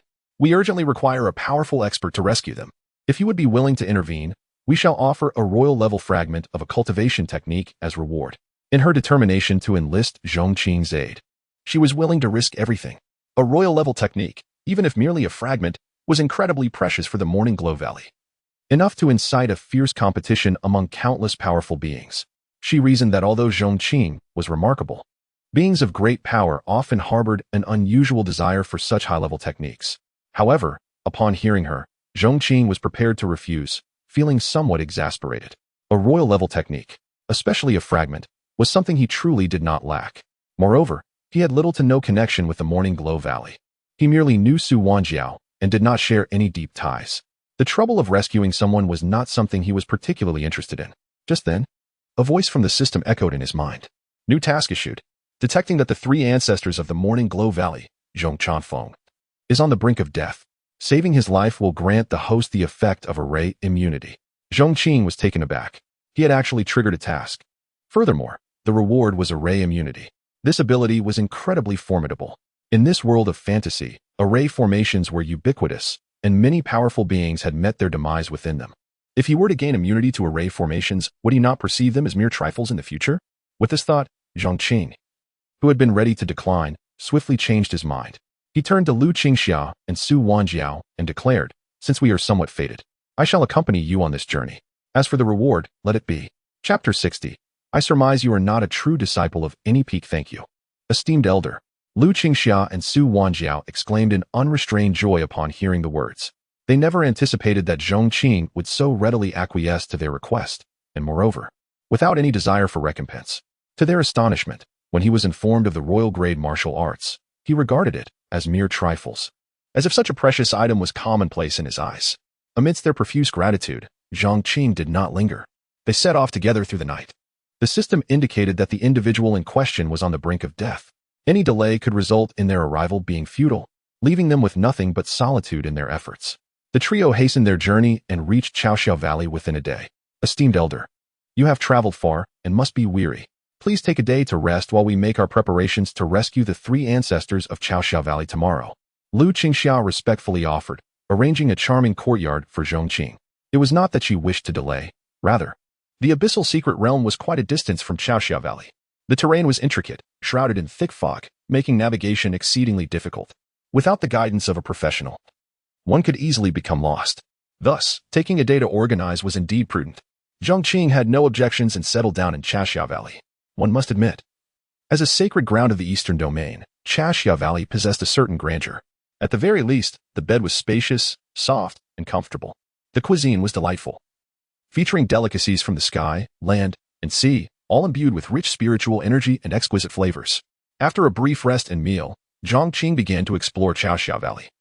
Eager to admire the scenery of this sacred sect, from a distance, the mountains loomed like a roaring white tiger, imposing and ancient. The rushing waters appeared as an enraged dragon, while the land was adorned with spiritual fruits and medicinal herbs in abundance. A glance revealed the profound heritage and stature of the sacred sect, far surpassing that of the Pingjiang Sect. Having traversed a high mountain and leapt over several ridges, he arrived before a cascading waterfall. The water surged violently, creating a tranquil pool beneath, where the surface shimmered with spiritual energy, ethereal and misty, evoking a sense of celestial beauty. Zhong Qing was captivated by the scene, pausing to observe. The beauty inspired him to compose a poem. However, after a prolonged struggle, he could only muster the phrase incredible. Years of compulsory education, rigorous preparation for examinations, and 4 years of university life had seemingly left him with little more than a blank slate. Thus, he lamented his lack of poetic prowess. Throughout his life, he had never truly embodied the essence of a cultured individual. Just then, through the ethereal mist, a young woman approached. She was in her prime, adorned in an elegant gown, with jade at her waist and a purple-blue longsword in hand. Her beauty and grace were striking, a vision that could captivate any onlooker. The woman was Lin Yuexia, a true disciple of Chaoxiao Valley. Within this sacred sect, disciples were categorized into external, internal, true disciples, and maidens, with true disciples being the elite, the future pillars of the sect. Upon seeing Zhong Qing, her brows furrowed. "Who are you to intrude here? This Feishan Pond is a sacred site of our sect, accessible only to true disciples or those bearing the sect leader's token. I have not seen you before. I presume you are not a true disciple of any peak. Do you possess a token?" Her demeanor was haughty, her words laced with disdain and the pride typical of true disciples. Zhong Qing was taken aback, momentarily forgetting that this was not his domain, where rules were plentiful and taboos abundant. This young man is not a member of Chaoxiao Valley and was unaware of such regulations. "I apologize for my rudeness and shall take my leave." He acknowledged the importance of adhering to local customs. as it was not a matter of cowardice but rather basic manners and decorum. However, as he turned to depart, the young woman would not allow it. Upon hearing that Zhong Qing was not a disciple of Chaoxiao Valley, she bristled like a porcupine. You audacious rogue! Not only are you not from Chaoxiao Valley, but you dare to intrude here without a token? You insult the dignity of our sacred ground. If you are wise, you will bind your hands and suppress your cultivation, following me to the law enforcement hall to confess your crimes. Otherwise, my sword shows no mercy. Though Lin Yuexia could not discern Zhong Qing's cultivation level, she surmised that such a young man could possess little strength. Capturing an intruder in a sacred site would be a notable achievement for her. In her eyes, Zhong Qing had become a mere trophy. Seeing her demeanor, Zhong Qing furrowed his brow. Miss, let us leave some leeway for future encounters. I advise you to exercise restraint in your words. You little thief, how dare you question my righteousness? You seek death. With a fierce cry, Lin Yuexia drew her sword and lunged forward. The sword's radiance surged with an unstoppable momentum, as if it could split mountains and shatter stones. Clearly, she was intent on delivering a serious blow, having no intention of holding back. Zhong Qing's brow slightly furrowed. He aimed to teach her a lesson and struck out with a palm. In an instant, the gust of his palm roared forth, carrying an overwhelming force that shattered her sword. Lin Yuexia was sent flying over 10 yards, crashing through 3 ancient trees before finally coming to a halt. Coughing up blood, Lin Yuexia now appeared as a bloodied figure, her ribs likely fractured in multiple places, a pitiful sight indeed. What transpired? The commotion quickly attracted the attention of others in Chaoxiao Valley, and in mere moments, a dozen individuals had rushed over. Chapter 61. Leave a line when acting. So we may meet again among the group of more than a dozen individuals, both men and women. The men were strikingly handsome, and the women possessed extraordinary grace. All were esteemed disciples of the Morning Glow Valley, each possessing formidable strength. Sister, what has transpired? A slightly older man stepped forward, swiftly tending to Lin Yuexia's wounds and inquiring with concern. One could not help but acknowledge the prowess of the Holy Land. Despite her recent injuries, Lin Yuexia regained her strength after consuming a healing elixir. With a pointed finger at Zhong Qing, she exclaimed indignantly, Brother, this scoundrel is not one of our Morning Glow Valley disciples. He trespassed into our sacred grounds, and upon discovery, attempted to silence me. You must seek justice for me. She presented herself in a pitiable manner, positioning herself as a victim without acknowledging her earlier aggression, revealing a level of arrogance that was quite astonishing. Upon hearing her words, the surrounding crowd erupted in fury. Old thief, how dare you invade our Morning Glow Valley and harm our esteemed disciples? Do you think we are without defenders? A group of disciples pointed their swords at Zhong Qing, their expressions menacing. Zhong Qing, however, showed no inclination to engage in idle chatter. Truth and justice are forever held by the strong. The weak will only adopt a humble demeanor in pursuit of an illusory fairness. Come at me together, he declared calmly, hands behind his back, with an unperturbed demeanor. The disciples were incensed by Zhong Qing's words. To act so brazenly within our Morning Glow Valley. Do you truly believe we are powerless? The atmosphere thickened, charged with the impending threat of conflict. Stop. At that moment, a voice resonated like a bell, clear and commanding, echoing through the valley. Following this, a streak of light descended from the heavens. Master, the disciples of the true lineage rejoiced upon seeing the newcomer. Although Zhong Qing had displayed no signs of his cultivation level, his unyielding aura instilled great pressure upon them. Lin Yuexia, not weak herself, was among the top tier in strength yet had still been severely wounded. While they had not witnessed the battle, keen observers could sense that it had transpired in mere moments. Even if they united their strength, victory was not guaranteed against such a formidable individual. Now, with the arrival of their master, confidence surged among them. Under the master's overwhelming power, all malevolent spirits would surely be vanquished, especially Lin Yuexia, whose gaze toward Zhong Qing was filled with hatred and satisfaction, as if to say, you are doomed. Yet, the subsequent events shocked everyone. Lu Qingxia approached Zhong Qing, her countenance filled with unease, and said, Senior, my disciples have been disrespectful and have offended you. I, Qingxia, sincerely apologize for their transgressions. What is happening here? Who is this individual that warrants an apology from our master?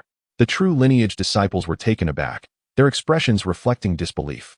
Their master was the ruler of the Eastern Domain, a figure of immense power and reverence, worshipped by thousands. Yet here stood that same figure, appearing genuinely anxious in the presence of a young man. Such humility was unprecedented, even in the presence of their ancestors, who might not have elicited such a response from their master. Had Lu Qingxia been privy to their thoughts, she would have likely smiled bitterly. knowing that there was no comparison between their ancestor and this senior. After all, even Zhong Qing's servant possessed the strength of the earth's profound realm, while their ancestor was merely at that level. Meanwhile, Lin Yuexiao was utterly dumbfounded. Zhong Qing had previously mentioned being invited by the master, but she had dismissed it as mere words. Now it was evident that it was indeed true, and judging by the master's demeanor, this was clearly a being of even greater strength than her own master. Realization dawned upon her. She had previously acted with disdain towards such a terrifying figure and had nearly harbored murderous intent. A wave of fear and trepidation washed over her. What on earth was happening? Lu Qingxia, visibly enraged, turned to the disciples with a stern expression. The disciples exchanged fearful glances, trembling under her serious gaze, ultimately directing their attention toward Lin Yuexiao. The latter's complexion turned ashen, as the weight of their stares felt like mountains pressing down upon her. However, she understood that some matters could not be resolved through evasion. In a moment of clarity, she immediately knelt before Lu Qingxia, weeping profusely. "Master, all fault lies with me. I mistook this esteemed senior for a trespasser. In my desire to protect the sanctity of our holy land, I sought to subdue him first. All the blame rests upon my shoulders. I implore the master to forgive me this once, considering my intentions for the sect." She portrayed an exquisite picture of vulnerability, her innate beauty making one wish to comfort her. At this juncture, Lin Yuexiao recognized that debating who was right or wrong was an utterly foolish endeavor. In the realm of cultivation, the strong held sway. She had offended someone beyond her means to confront, and that was her original sin. It was prudent to first admit her fault, feign innocence, and rely on her status as a true disciple, hoping the master might wield the disciplinary measures lightly. She had employed this tactic successfully many times before, yet she underestimated Zhong Qing's standing in Lu Qingxia's heart. Upon hearing that Lin Yuexiao had dared to lay hands on Zhong Qing, Lu Qingxia's expression darkened to an almost palpable degree. Zhong Qing was invited to rescue the three ancestors of the Morning Glow Valley. Now, a mere true disciple had the audacity to provoke him. This incident had not yet unfolded, and she had nearly caused irreparable offense. Should Zhong Qing be angered, the very existence of the Morning Glow Valley could be in jeopardy. With that thought, her anger flared even more. She coldly addressed Lin Yuexiao, effective immediately. "You are stripped of your status as a true disciple and shall be sentenced to a century of reflection and solitude." In matters of discipline, the master typically adhered to a principle of justification, measuring actions against sect rules and applying penalties judiciously to ensure the punished were willing to accept their fate. However, Lu Qingxia, in her fury, had cast aside protocol, delivering a decisive verdict. The proclamation sent a chill through the gathered disciples.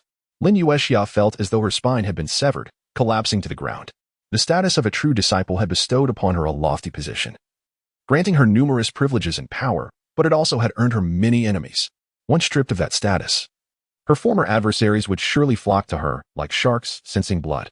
With her current strength, she was confident she could defend herself. After all, her arrogance had only offended those she deemed beneath her. Yet, the solitary reflection was a place of punishment where many entered only to be tainted by malevolent energy, resulting in diminished strength over time. A century of solitary reflection could very well obliterate her cultivation. The combination of these two punishments was far more brutal than death itself. In that moment, Zhong Qing's earlier words echoed in her mind. "Leave a line when acting, so we may meet again." Regret washed over her like an unending tide, leaving her feeling as though her insides were twisted in remorse. Had she only heeded a single warning, she would not have found herself in this dire predicament. Chapter 62. The abyssal secret realm in the tapestry of Zhong Qing's life. Lin Yuexiao's affair could merely be deemed a fleeting interlude. On the journey of existence, one inevitably encounters a myriad of individuals. Her entrance and exit were akin to a breeze stirring the surface of a lake, leaving no remnants once tranquility returned. Thus, Zhong Qing naturally did not dwell upon such matters. Time swiftly elapsed, and soon a day had passed. The rising sun heralded renewal and vigor, and Lu Qingxia found herself in high spirits. Though a minor unpleasantness had transpired the previous day, it was a relief that Zhong Qing bore no grudge. In him, she perceived a glimmer of hope for rescuing the three ancestors of Chaoxiao Valley. Early in the morning, she assembled a contingent of senior members to greet Zhong Qing and embark on the mission to save the three ancestors. After a brief exchange of pleasantries, a dozen figures set forth with great momentum. An elder led the way, with Zhong Qing standing among them, accompanied by Lu Qingxia and Su Wenjiu. Several high-ranking members of Chaoxiao Valley, unaware of Zhong Qing's true identity, exchanged furtive glances and whispered among themselves. "Is this the external aide summoned by the sect leader? He appears quite youthful. Has he even reached 18? Can someone like him truly rescue the three ancestors? Pondered an elder. I heard he was the reason for the sect leader imposing severe punishment on a direct disciple yesterday. From my perspective, being invited by the sect leader and receiving such treatment must indicate exceptional qualities. Let us hope so. Should anything happen to the three ancestors, the wrath of our ancestors would be unbearable for any of us. The group moved swiftly, traversing thousands of miles as daylight waned. Just as dusk approached, they finally arrived at the abyssal secret realm. In this world, where cultivation reigned supreme, countless opportunities and encounters awaited. Secret realms were among these phenomena. Their inception could stem from the legacies of predecessors or arise naturally.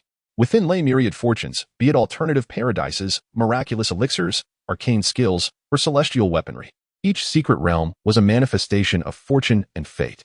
Yet, fortune and peril were inextricably linked. The greater the opportunity, the more pronounced the danger. Secret realms left by predecessors often bore corresponding arrangements and tests. Those who passed these trials could inherit legacies, while those who failed would meet their demise. Such occurrences were commonplace within the cultivation community. The abyssal secret realm held a peculiar distinction. Here, secret realm did not refer to a singular entity, but rather encompassed a broader definition. To trace the origins of this secret realm would require a lengthy discourse. In the confluence of the eastern and southern regions lay a vast abyss. This abyss was boundless, with no end in sight. Its formation remained shrouded in mystery. Some claimed it was a result of divine conflict, creating a chasm in the land. Others recounted tales of an emperor who hurled a spear, piercing a deity from the heavens, leading to the deity's fall and subsequent curse upon this land. Thus, the abyss became known as the cursed realm. Numerous variations of these myths exist, each imbued with a sense of legend. The veracity of these accounts remains elusive. It is enigmatic, unfathomable, and towering, its depths inscrutable. It is precisely this uncertainty that brims with infinite possibilities, drawing countless seekers to explore its mysteries. Among them are dreamers aspiring to ascend to greatness, as well as formidable beings with profound cultivation yet limited lifespans. Consequently, the abyss remains unchanged, yet the number of secret realms continues to proliferate. Many have arisen naturally, while others were left by powerful explorers. When the quantity reaches a certain threshold, the abyss transforms into the abyssal secret realm. On a desolate mountain range, dense fog enveloped the surroundings, rendering everything bleak. At the mountain's end loomed a perfectly smooth cliff, seemingly cleaved by some force. The edge was polished, with no end in sight. Across the chasm lay the abyss, dark as ink. The entire space appeared suffused with night. The darkness was so profound that it instilled a sense of dread, as if a terrifying creature might emerge at any moment. The mountain range was a stark white, creating a vivid contrast between the black and white. Only a narrow strip of land, illuminated by a few rays of the setting sun, remained in between. It was indeed a rare spectacle. At that moment, a secret realm stood before the crowd. Perched upon the mountains, close to the abyss, it manifested as an ethereal sphere of light, connected to the void. Surrounding it were shimmering ancient ruins. Esteemed elder, this secret realm is where our three ancestors of Chaoxiao Valley are ensnared. Do you think it possible to breach this formation? Lu Qingxia inquired cautiously from the crowd. Zhong Qing did not respond immediately but paused to observe. His understanding of formations was minimal. One might say he had an inkling but was fundamentally ignorant. Along the way, he had grasped the uniqueness of this formation. It required a single strike to dismantle the entire array. Now, at the Earth Profound realm, he wondered if he could shatter it with sheer force. To err on the side of caution, Zhong Qing resolved to consult the system first. If he failed to breach the formation, the embarrassment would be trivial compared to the potential loss of life within. System, given my current strength, is it feasible to break this grand formation? Detection indicates that only a celestial profound realm practitioner can forcefully dismantle this ancient array. The system's prompt elicited a slight furrow of Zhong Qing's brow. The celestial profound realm was a level beyond him. Yet, he pondered whether his numerous hidden cards could aid him in overcoming this formation. Zhong Qing's expression reflected contemplation. This notion was fraught with risk. Should he fail, those trapped inside would undoubtedly perish. Just as he hesitated, a sudden thought crossed his mind. The system had mentioned that the individuals within the secret realm were on the brink of death. Upon saving the target, a reward would await. It seemed he had stumbled upon a solution. At that moment, Lu Qingxia stepped forward and inquired, "Esteemed elder, how does the formation appear? Do you have any insights?" Zhong Qing snapped back to reality and replied, "This formation can only be breached with the strength of a celestial profound realm practitioner." As these words escaped his lips, the faces of the crowd paled. To them, an Earth Profound realm practitioner was akin to an ancestral figure, while a celestial profound practitioner was a legendary being. Then, esteemed elder, King Yu. Lu Qingxia's gaze turned toward Zhong Qing, uncertainty clouding her expression regarding his strength. Zhong Qing did not answer her, but instead approached the formation. A flicker of hope ignited among the onlookers. They had anticipated him using brute force to dismantle the array, only to witness him step directly into it. What is he doing? Chapter 63. Gaining immunity. This maneuver was indeed astonishing, leaving many in disbelief. Was Tia breaking the formation? What was he doing entering the array directly? The elders were perplexed. They had studied this grand array. While it was relatively easier to dismantle from the outside, attempting to do so from within would exponentially increase the difficulty. Master, I can't shake the feeling that this individual may not be entirely reliable. What if something goes awry? If the array is fully activated and we fail to rescue the three ancestors, their fate may be dire. One elder lamented.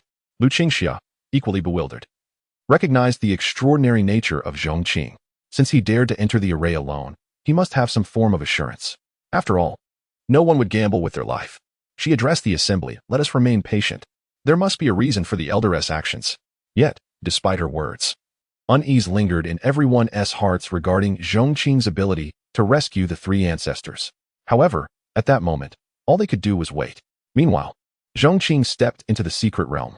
Immediately, he sensed the overwhelming power of the array. A dark aura enveloped the surroundings, slowly siphoning away all vitality from the secret realm. He quickened his pace, searching for the figure of Zhong Changfeng. His reason for entering the secret realm was that he felt uncertain about breaking the array from the outside. The system had indicated that as long as he saved Zhong Changfeng, he would gain immunity to the array. This saving did not necessitate bringing Zhong Changfeng away from this place. It merely required him to escape the brink of death. Thus, Zhong Qing contemplated placing him into his small world, allowing him to evade danger, and once he acquired the reward, he could then lead him out of here. The secret realm was vast, filled with mountains, deep valleys, and frigid pools, endless and seemingly infinite, perhaps due to its ancient existence. The space was permeated with an aura of decay and ruin. The once magnificent palaces had crumbled into dust, with only a few remnants of their former glory remaining. Though it was termed a secret realm, it resembled more of a desolate ruin. After enduring the ravages of time, even if there had once been opportunities for fortune within this realm, they were likely reduced to mere ashes. However, the Great Array was indeed remarkable. It continued to function even after countless years, demonstrating formidable power that only a transcendent expert could breach. Zhong Qing circled the mountains, ultimately spotting a figure beneath a high platform. Clad in a gray robe, with white hair and a pale visage, his sunken eyes revealed a state of disarray and trembling. It was none other than the three ancestors of Chashia Valley, Zhong Changfeng. Upon hearing a noise, Zhong Changfeng struggled to lift his head, forcefully widening his eyes. Upon recognizing Zhong Qing, he expressed mild surprise. I never expected that in my dying moments, I would have company. It seems I want to descend into the Yellow Springs alone. Are you Zhong Changfeng? Zhong Qing inquired, studying him closely. Indeed. Do you recognize me, young friend? Zhong Changfeng responded, even more astonished. Not exactly familiar. The people of Chaoxiao Valley sent me to rescue you. Zhong Qing approached to assess his condition. He was gravely injured, his vitality rapidly waning, and he had lost nearly half of his lifespan, making him susceptible to imminent danger. Upon learning that Zhong Qing was sent by Chaoxiao Valley, a flicker of hope ignited in Zhong Changfeng's eyes, a yearning for life. However, this flicker quickly dimmed. You've entered here. How can you save me? His fear of the array's terror was palpable. To him, once inside, escaping was an insurmountable task.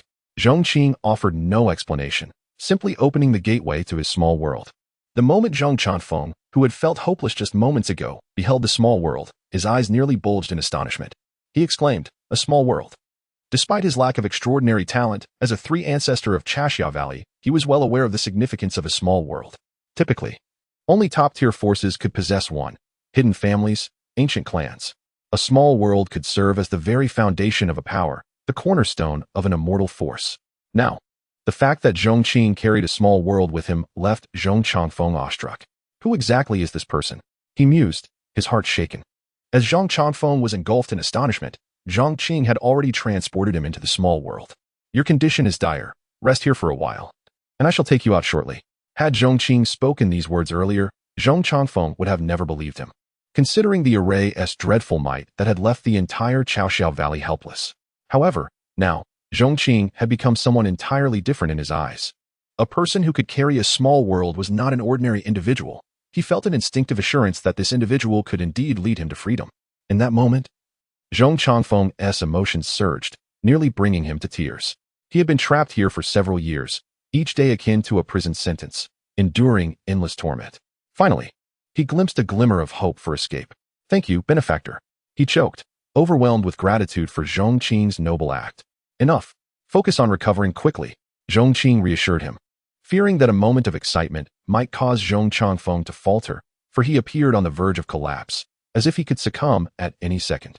Upon hearing this, Zhong Qing began to meditate and recuperate. Meanwhile, Zhong Qing found a table and leisurely sipped tea. Before long, a smile graced his lips. His suspicions were confirmed. As long as he saved Zhong Qing, his task would be accomplished, and now the system rewards had arrived. "Congratulations, host. You have successfully rescued Zhong Qing. Reward: immunity to the array. Host: Zhong Qing cultivation, Earth profound disciple, Lin Feng, late stage of the Qinxian realm. 100-fold amplification activated. Disciple: Suyi, early stage of the Qinxian realm, 100-fold amplification pending activation. Activated bonds: waste material bond 2-2, more bonds pending development. Acquired physique: none. Acquired special skills: 6 elder aura, heavenly eye, equal rank overwhelming, immunity to the array. Chapter 64. The character of a reborn sage outside the secret realm. Both Lu Qingxia and Su Wanjiao, along with the senior members of Chaosun Valley, anxiously awaited developments. Could something have gone awry? The prolonged silence was disconcerting. An elder, with a worried expression, voiced his concern. "Master, it seems that the person you invited lacks the ability to break this formation. Perhaps he is even trapped within it himself." Another chimed in. "I say, if one does not possess such capability, they should not take on the task. Now, not only is he ensnared, but our time to rescue the 3 ancestors is dwindling." Voices of pessimism echoed around them.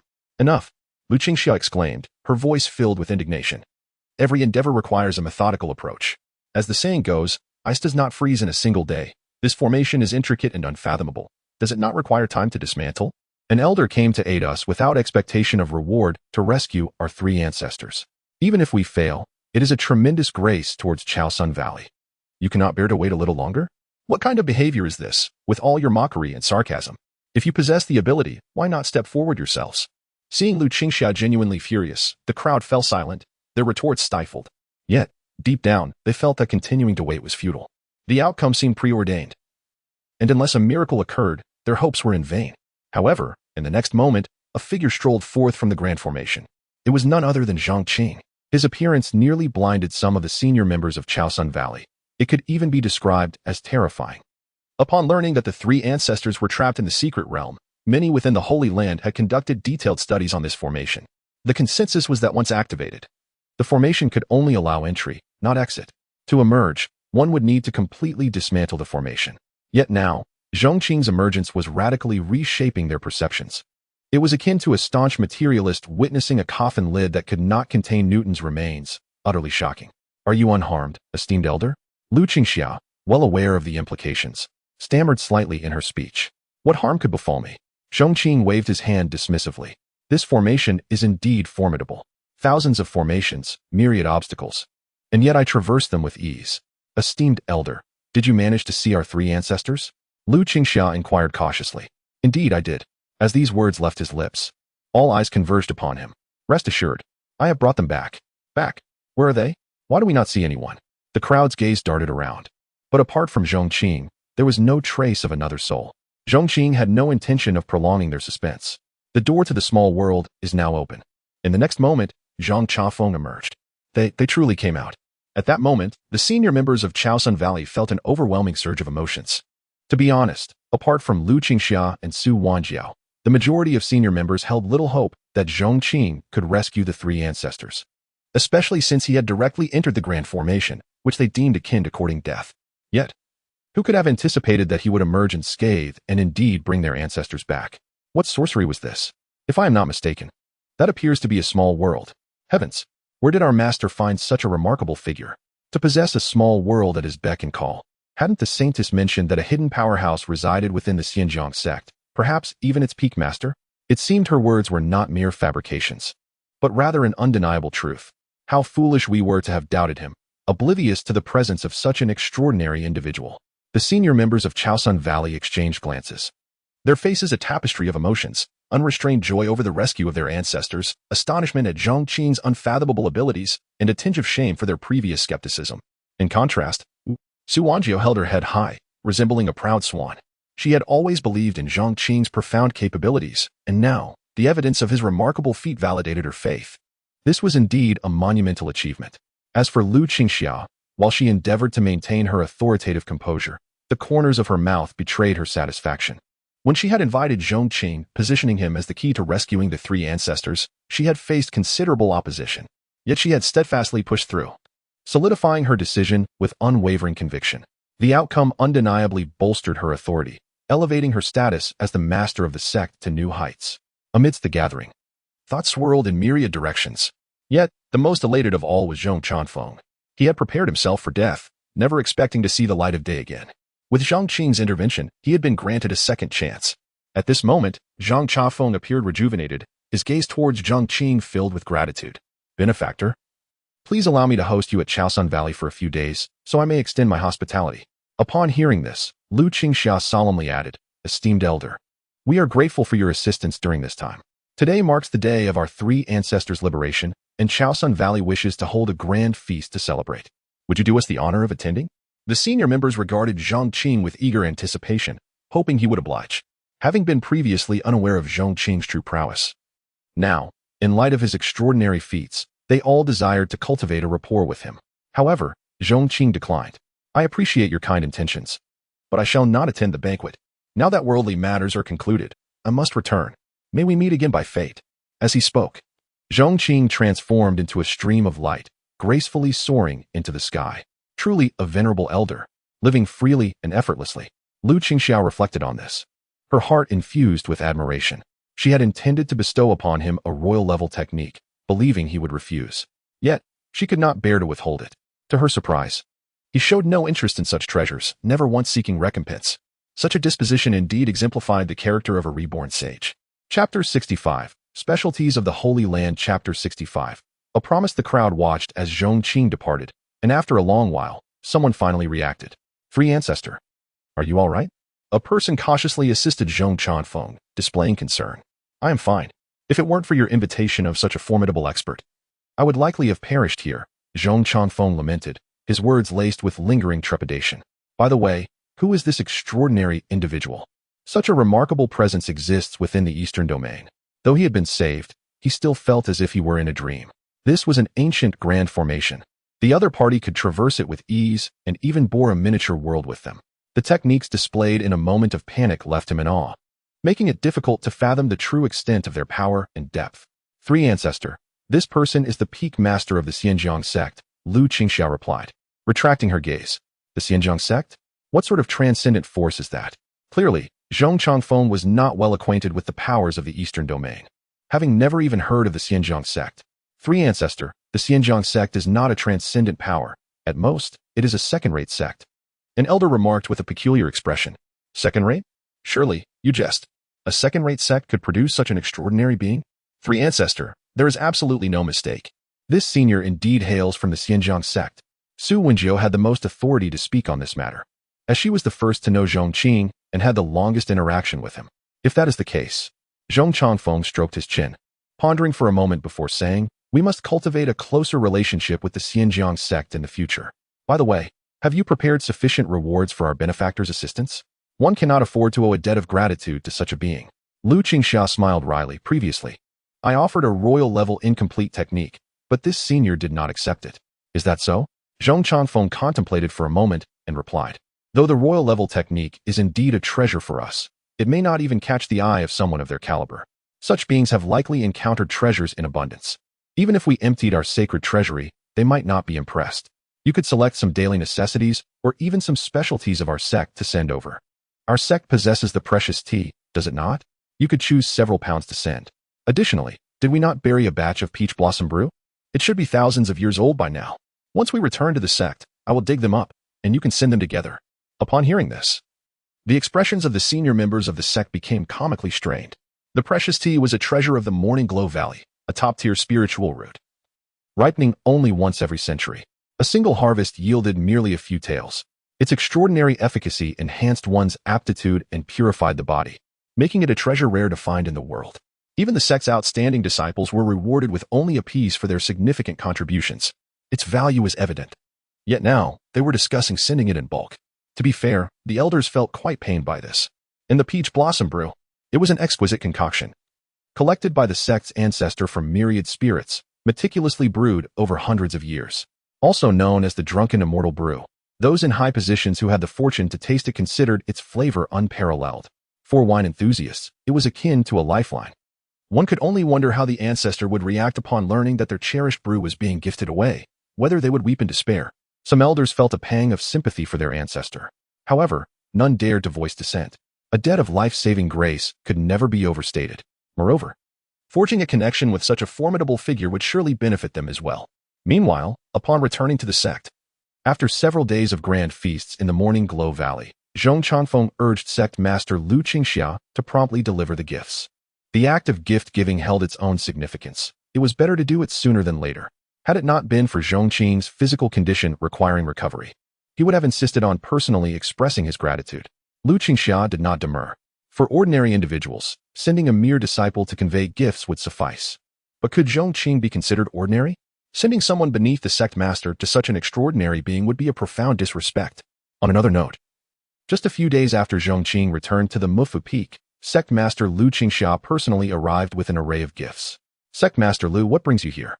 Zhong Qing observed as she began to pour forth items from her storage bag, nearly forming a small mountain. Senior, I am aware of your high moral standing and would not dare to present any royal-level techniques that might tarnish your eyes. However, these items are some specialties of our sect. They are a token of our respect for you, and I hope you will not decline. At such a point, Zhong Qing understood that further refusal would be akin to slapping her face.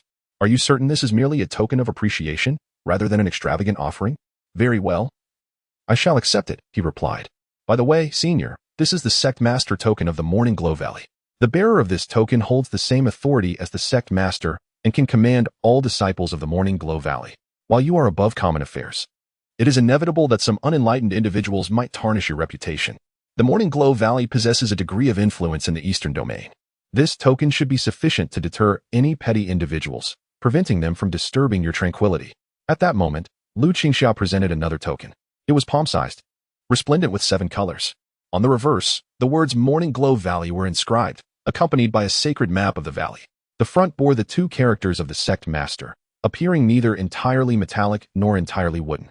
Ethereal lights danced across its surface, giving it an extraordinary appearance. Since Zhong Qing had already accepted the previous specialties, he saw no reason to turn down this token. Moreover, Lu Qingxia's demeanor instilled in him a considerable fondness for the Morning Glow Valley. She was genuine and generous. Since you have presented these gifts, should you encounter any difficulties in the future, do not hesitate to inform me. I shall extend a helping hand where I can. Zhong Qing did not overcommit. But this promise brought immense joy to Lu Qingxia. In her eyes, Zhong Qing possessed formidable strength, ranking among the top in the entire continent.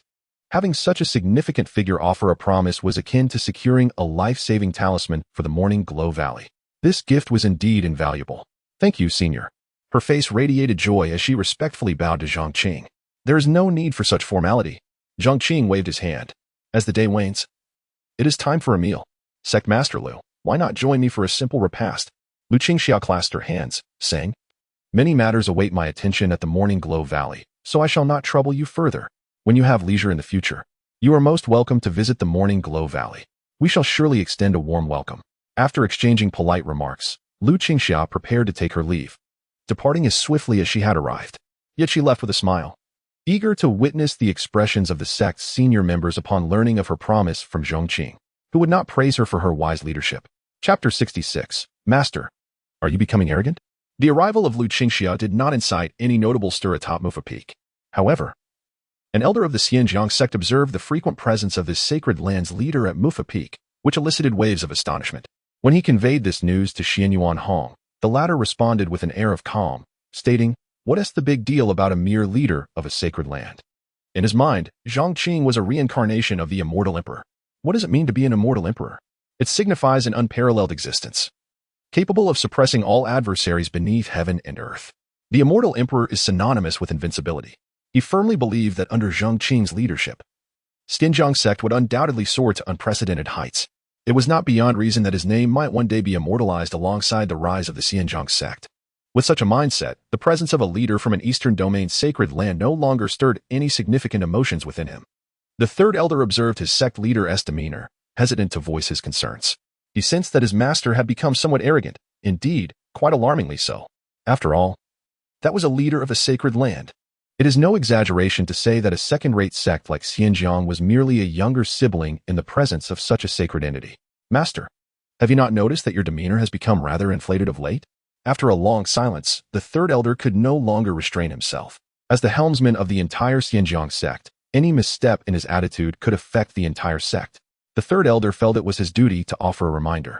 When one becomes arrogant, trouble often follows.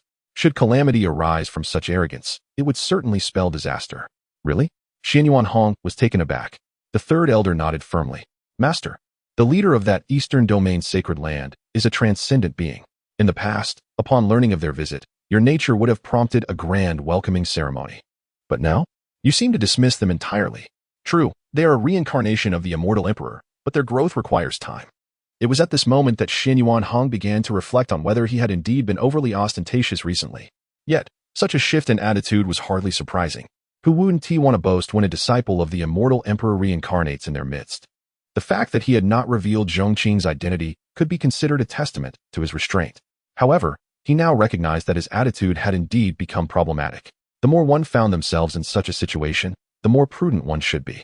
If he inadvertently exposed Zhong Qing's identity, leading to misfortune that could result in his untimely demise, he would have no face to present to his ancestors, especially considering Zhong Qing's master was a Taoist.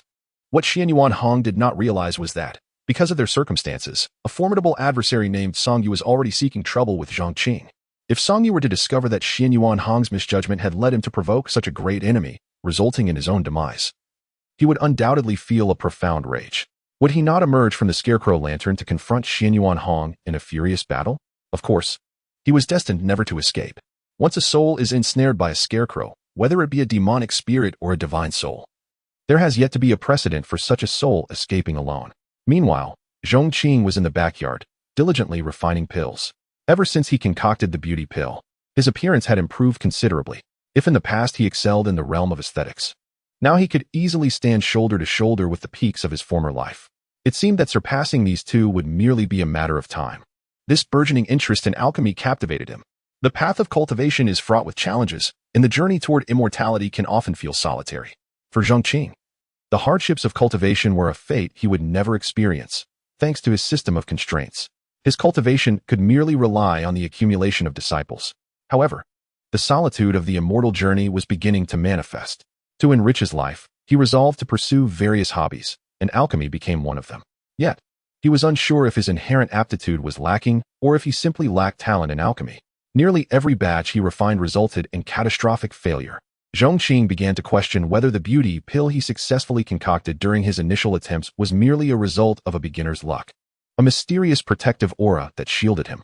Nonetheless, he remained undeterred by these failures. As the saying goes, failure is the mother of success. Lacking talent could be compensated for by sheer persistence. He believed that if he embraced the spirit of a scientific researcher, meticulously recording data, he could enhance his success rate in alchemy.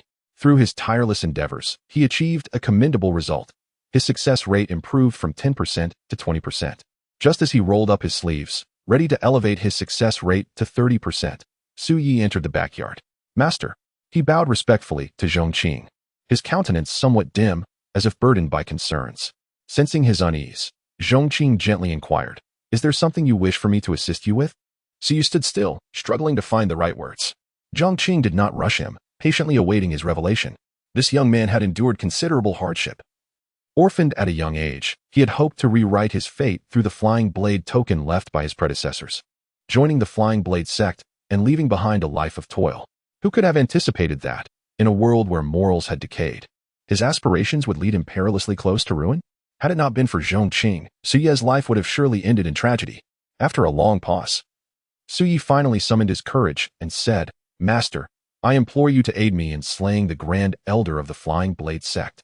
At the mention of the Grand Elder, a fierce glint flashed in Su Yi's eyes, for his parents had perished while protecting this very elder from enemies. Unwilling to betray him, Who could have guessed that this individual would turn his back on Su Yi when he sought to enter their ranks, leaving him to bear the burden of betrayal? This betrayal had become a festering wound in Su Ye's heart.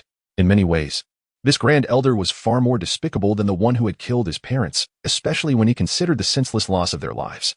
Upon hearing this, Zhong Qing let out a hearty laugh and said, "I am delighted by your proposal. After all, if I can help you avenge your grievances today, why wait until tomorrow? I had initially thought you wanted to handle this on your own to resolve your inner turmoil, and thus refrained from suggesting my assistance.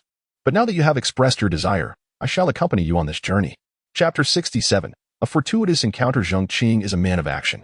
Having vowed to avenge his little apprentice, he set off early the next morning with him in tow.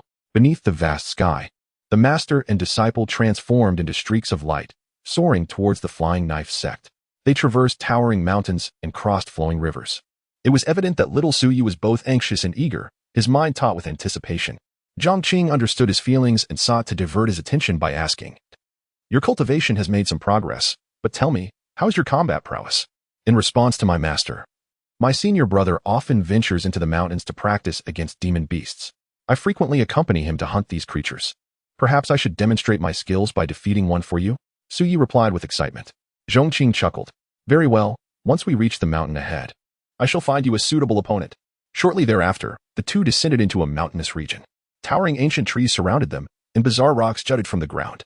Here, Zhong Qing sensed the presence of demon beasts. Meanwhile, not far away, a man and woman were wandering amid the mountains, drenched in sweat. The man was somewhat rotund, adorned in flamboyant attire, with graying temples that suggested he was in his 40s. The woman, in her youthful prime, possessed delicate features. Yet her lovely visage was marred by a grave expression.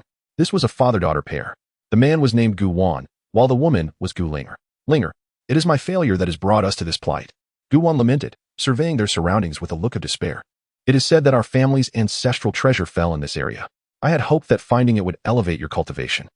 Who could have anticipated such a formidable array guarding this place? We have been trapped here for half a year, for 6 long months." They could neither escape nor find peace, constantly tormented by demon beasts and facing life and death threats. Throughout this time, the father and daughter had not enjoyed a single restful night, tirelessly seeking a way out.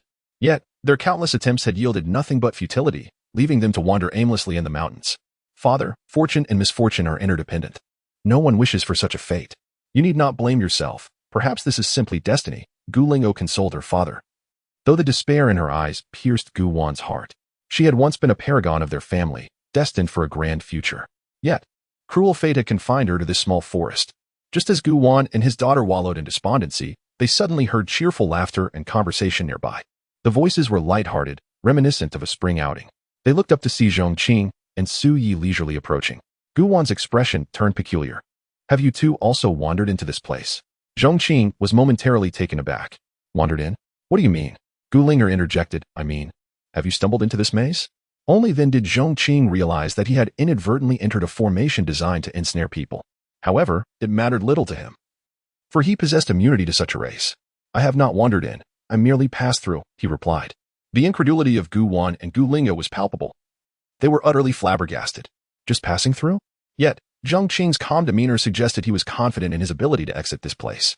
In that moment, the father and daughter, who had been trapped in despair for half a year, began to see a glimmer of hope. Gu Wan quickly inquired, "Friend, could you assist us in leaving?" The complexities of human emotion were laid bare in the realm of cultivation. Typically, when two unfamiliar practitioners meet, they are cautious, on guard, and distrustful of one another. However, Gu Wan and Gu Lingo were beyond such concerns. Their sole desire was to escape. Zhong Qing hesitated for a moment but ultimately assented. The two were not particularly powerful, and aiding them would not trouble him. "Then follow me."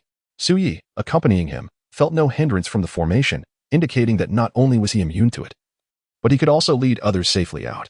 This implied that even if Zhong Changfeng had been trapped, he could have extracted others without invoking his small world. Whether this was a minor buff from the system or a testament to its formidable nature, Zhong Qing found no inclination to ponder such matters. After all, the outcome favored him. "Thank you, Senior." Gu Wan and Gu Linger expressed their gratitude as they followed closely behind. "There's no need for thanks. It is but a small favor," Zhong Qing waved dismissively. "I shall remain here for a while longer, so you may need to wait a bit. Please, take your time." Gu Wan replied eagerly. After waiting for half a year, a little more time was of no consequence. Yet, he was curious about Zhong Qing's intentions. Before long, His curiosity was satisfied. After walking a short distance, Zhong Qing's gaze swept the area, and his lips curled into a smile. Found you. With his words, a thunderous roar erupted, shaking the mountains. The father and daughter-esque expressions shifted instantaneously. A two-headed demon ape. This creature, a mid-level demon beast of the Chunxian realm, possessed immense strength, capable of overpowering 99 of similarly ranked human cultivators. Since Gu Wan and Gu Lingo had entered this formation, the two-headed demon ape had been their harbinger of doom. They had encountered it several times, each encounter leaving them on the brink of death. They had expended countless resources and strategies just to escape with their lives. This beast had become a symbol of their ongoing nightmare. Disciple, it's your turn. Zhong Qing entrusted the battle to Su Yi. Understood, master. Watch me. Su Yi stepped forward, his gaze fixed intently on the two-headed demon ape. Friend, this beast is incredibly powerful at mid-level Qinxian. They say strength in numbers prevails. Why not let us join forces? Guwan said, beads of sweat forming on his forehead. In his eyes, Su Yi appeared too small, hardly larger than a grasshopper. He doubted that even with years of cultivation, the boy could defeat such a terrifying beast. Zhong Qing dismissed his concerns. No need for worry. We shall merely observe. Chapter 68. The true purpose is to kill. The two-headed demon ape stood at an impressive height of approximately 10 feet, its massive frame adorned with fur as thick as night. Its two heads, resembling grinding discs, exuded an aura of terror that was both formidable and overwhelming. In contrast, Su Yi appeared slight and frail, a product of humble beginnings marked by scarcity and malnutrition. Despite having spent some time on Mufa Peak, he barely surpassed 4 feet in stature. This stark disparity in physique led the Gu couple to feel as though Su Yi was scarcely substantial enough for the demon ape to consume in a single gulp. Yet, astonishingly, Zhong Qing had placed such a diminutive figure against this fearsome beast. In that moment, both father and daughter held their breath, anxiously concerned for Su Yi. With a thunderous roar, the two-headed demon ape recognized Su Yi's provocation and lunged forward with ferocious intent. Its colossal form surged with a raw, overpowering force, as if capable of shattering mountains. An aura of terror emanated from it, causing even the very air to tremble. Not only was its strength immense, but its speed was also astonishing, akin to a raging tempest or a flash of lightning. Faced with the onslaught of the demon ape, Su Yi bent low and dashed forward like a cheetah. In an instant, the two were locked in combat. The ground trembled beneath them, and ancient trees collapsed under the force of their clash. Gu Wan and Gu Linger were momentarily paralyzed with shock. They had prepared themselves to intervene at any moment. Yet what they witnessed was beyond their imagination. The seemingly childlike Su Yi was, in fact, a formidable presence at the initial stage of the Qinxian realm. This realm was one that many would strive for throughout their lives without ever attaining it. Gu Wan himself had dedicated decades to his cultivation, barely reaching the same level. Gu Linger, at the tender age of 18, had achieved the innate realm, a feat celebrated as a rare talent within their family. Yet, here was Su Yi, whose bone age suggested he was merely 10 years old. A 10-year-old at the Chunxian stage was nothing short of a prodigy. What left them further astounded was the realization that Su Yi was at the initial stage of Qinxian, while the demon ape was at the intermediate stage. Typically, beastly creatures possessed physical strength far surpassing that of their human counterparts at the same level. However, the outcome was astonishing, with Su Yi overpowering the two-headed demon ape in a display of sheer might. As Su Yi unleashed a torrent of blood energy, the sound echoed like a roaring river, resembling a blood sun bursting forth. He appeared as a young, ancient beast, exhibiting an extraordinary ferocity and formidable strength. Initially, the demon ape could hold its ground. But after enduring several blows, its body erupted in a spray of blood, and its vitality waned rapidly. Ultimately, it was vanquished in a brutal display of strength. Such savagery, such brutality. These thoughts echoed in the minds of the father and daughter. They witnessed in Su Yi an unfathomable potential. Master, how was my performance? Su Yi asked, retracting his fists and adopting an innocuous demeanor, almost shy, like a child eagerly awaiting a teacher's appraisal after submitting an assignment. Excellent, Zhong Qing remarked, unsurprised by the outcome. For Su Yi practiced an imperial cultivation method. Although this method had little prestige in Zhong Qing's possession, it was still a potent force. The mere appearance of an imperial technique could incite envy and conflict among countless factions, while the emergence of an emperor's scripture could stir the entire continent. An imperial scripture represented a path forged by a great emperor, allowing one to cultivate upon the shoulders of giants and thrive in adversity, dominating peers as a matter of course. On the other hand, Su Yi's prowess left Gu Wan and Gu Linger in awe. Zhong Qing's evaluation rendered them utterly speechless. To achieve victory over an intermediate demon beast at the initial stage of Qinxian was merely commendable? What did that make them? Worthless? In that moment, The pair felt a profound sense of inadequacy, particularly Gu Linger. Despite her accomplishments at the innate realm, hailed as a rare genius within her family, she felt utterly dwarfed in comparison to Su Yi. Adding to her frustration was Su Ye's apparent agreement with Zhong Qing's remarks, exuding an attitude that suggested he believed he had ample room for improvement, which struck Gu Linger like a series of blows. However, amid their dismay, the father and daughter found a glimmer of hope. Su Ye's extraordinary performance implied that his master, Zhong Qing, must be an incredibly formidable figure. As their thoughts swirled, Zhong Qing beckoned the trio to move forward.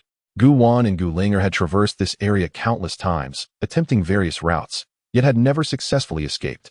However, under Zhong Qing's guidance, they advanced a mere 100 feet and found themselves free from the maze. "We're out," they exclaimed, gazing at a familiar stream flowing nearby, their eyes wide with disbelief. This stream marked the very entrance they had taken to enter the Grand Formation. They had hoped that following Zhong Qing would lead to their escape, yet they had never imagined that the formation, which had ensnared them for half a year, could be so effortlessly bypassed, as if it had simply lost its potency in Zhong Qing's presence. "What sorcery is this?" Gu Wan and Gu Linger regarded Zhong Qing with awe. "Thank you, esteemed elder, for saving our lives." They both hurriedly bowed deeply. Previously unaware of Zhong Qing's true prowess, they had referred to him as friend, but now, recognizing his extraordinary capabilities, they felt compelled to use a respectful title. Zhong Qing, however, brushed aside their gratitude. It was merely a trifling matter, no need for such formality. To him, it was a simple act of kindness, but for Gu Wan and Gu Ling, it was a life-saving grace. "Your kindness cannot be repaid, esteemed elder. I have a celestial spirit herb, and I hope you will accept it." The celestial spirit herb was a treasured item passed down through their family, believed to be a crucial material for alchemical concoctions. It was their most valuable possession. Yet, no matter how precious, it paled in comparison to the debt of gratitude they owed for their lives. Zhong Qing had recently taken an interest in alchemy, and the celestial spirit herb was exceedingly rare, perfect for a particular formula. Seeing Gu Wan's insistence, he graciously accepted the offering. "If that is the case, I shall gladly receive it." After a brief exchange of pleasantries, they bid farewell. For Zhong Qing, this was but a minor episode in his journey, soon forgotten. His true purpose for this excursion was to take a life. Chapter 69. I come to your place to kill someone as night fell. The moon hung high in the sky, and a multitude of stars sparkled brilliantly. The moonlight cascaded down, intertwining with the flickering candlelight, illuminating the entire Flying Knife Sect in a radiant glow. As a premier force in the Eastern Domain, the strength and heritage of the Flying Knife Sect could not be underestimated. Elders from the law enforcement hall patrolled the surroundings, while peak masters instructed their closed-door disciples in the dense forest of the back mountain. In the secret chambers, powerful individuals were in secluded cultivation, striving to reach the pinnacle of their abilities. The entire Flying Knife Sect exuded an air of flourishing vitality and strength. However, in the next moment, whether it was the patrolling elders, the peak masters guiding their disciples, or the high-ranking members of the Flying Knife Sect in seclusion, they all seemed to sense something unusual. They turned their gazes through the void towards the main hall of the sect, where two figures, one large and one small, had appeared unbidden. The larger figure, scarcely 18 years of age, donned a flowing green robe. His long black hair fell loosely to his waist, exuding a languid and carefree demeanor. Yet his aura was extraordinarily transcendent. His robe billowed gracefully, and he appeared as if descended from the heavens. The smaller figure, on the other hand, radiated a contained energy. Yet within him surged a torrent of blood and vitality, reminiscent of an ancient, formidable beast in its infancy, truly extraordinary. These two individuals were none other than Zhong Qing and Su Yi. With a whoosh, the sound of air being sliced echoed as several elders and peak masters of the Flying Knife Sect arrived in unison. "You two dare to intrude upon the Flying Knife Sect at night. What is your purpose?" An elder bellowed, his voice resonating like a thunderclap. If it were anyone else, they would have been seized without hesitation. Yet, the Flying Knife Sect was no ordinary sect, possessing a grand protective formation that recorded the information of all its members. Any foreign intruder would trigger this formation, resulting in either immediate extermination or a loud alarm. Yet, these two had managed to enter the main hall of the Flying Knife Sect silently and brazenly. Surrounded by high-ranking members, they remained calm and composed, their extraordinary presence unmistakable. Thus, rather than acting hastily, the elders chose to discern their intentions. Under the moonlit sky, Zhong Qing stood with his hands behind his back, addressing the gathered high-ranking members of the Flying Knife Sect with a tranquil demeanor. "This night, with the moonlight so splendid, I have come to kill someone." What audacity! The moment these words left his lips, the high-ranking members of the Flying Knife Sect erupted in outrage. Such arrogance. Do you take our sect lightly? One member remarked. His face darkened with fury. The Flying Knife Sect was a formidable force in the Eastern Domain, and for someone to openly declare their intent to kill within their ranks was utterly audacious. If word of this spread, how could they maintain their standing in the Eastern Domain? Just as some were on the verge of erupting, the current sect master, Dugu Feng, made his appearance. Halting the commotion with a commanding presence, he approached Zhong Qing with a steady gait and inquired coolly, "My disciples are not known for seeking trouble. Perhaps you could recount the circumstances to clarify any misunderstandings? If my disciples have wronged you, I shall provide you with a satisfactory resolution. However, if you have come seeking trouble, the Flying Knife Sect is not to be trifled with." Zhong Qing regarded the sect master with surprise. He had not anticipated encountering someone willing to reason in this day and age, a rare occurrence indeed. "Very well, since you wish to discuss reason, then let us converse. Is the Grand Elder of the Flying Knife Sect present?" His gaze swept across the assembly until it landed on a venerable elder with white hair, who stepped forward proudly. "I am the Grand Elder of the Flying Knife Sect. What guidance do you seek? Do you remember this child?" Zhong Qing pulled Siyu forward, casting a disdainful glance at the Grand Elder. Initially, the elder felt a sense of familiarity upon seeing Su Yi. However, as he pondered, realization dawned upon him. "You are the offspring of those commoners." He spat, his gaze turning to Zhong Qing, his expression darkening as if it could drip with malice. "So, you have come seeking justice for this ant?" Hearing the elder refer to Su Yi with such contempt ignited a fierce rage within Zhong Qing. Yet, he refrained from acting immediately, instead responding with a sardonic smile. "Ah, Grand Elder, you were gravely injured and near death. It was Su Ye's parents who saved you, providing you sanctuary and a chance to recover. Yet, when their enemies came seeking you, they chose silence to protect your whereabouts, only to be brutally slain, leaving behind their sole offspring, who, clutching the flying knife token you bestowed, sought refuge within the Flying Knife Sect. Yet you cast him aside as mere refuse to be delivered to blood mad for the sake of his life. Is this your way of repaying the kindness of those who saved your life?" At this, the Grand Elder sneered. "Those commoners lived within the jurisdiction of the Flying Knife Sect. They were under our protection, and thus they should always be prepared to sacrifice for the sect. Their worthless lives exchanged for my safety were merely the fortune they earned in their 3 lifetimes." Zhong Qing found himself incredulous. The extent of one man's shamelessness was indeed limited, yet the Grand Elder's ignorance shattered all his expectations. Just then, the Grand Elder slapped his forehead as if struck by a sudden realization. "I remember now. You were the one who disrupted our disciple recruitment ceremony, robbing my sect's disciples and hindering our affairs." In that moment, the Grand Elder, who had previously held some trepidation towards Zhong Qing, suddenly became overbearing. "I had not sought you out, yet here you come to us. Truly, you are bold to trespass where you do not belong. I know that the red-haired old ghost you killed is formidable. Today's youth are indeed remarkable. Do you dare to intrude upon the Flying Knife Sect? Thinking we lack powerful figures in the Moon Profound realm? How unfortunate for you, for I am indeed a Moon Profound expert, and I am even stronger than that red-haired old ghost." As he spoke, an aura erupted from him, the unique might of a Moon Profound expert surging forth, creating a terrifying pressure that resonated throughout the heavens. Yet, in the next instant, a massive hand moved, grasping the elder's throat with an iron grip, abruptly halting his rising power. Chapter 70. What? Do you have an opinion? In an instant, the previously arrogant elder's expression changed dramatically, his face flushed crimson with shock. "Your strength?" He never anticipated that Zhong Qing's power would be so terrifying.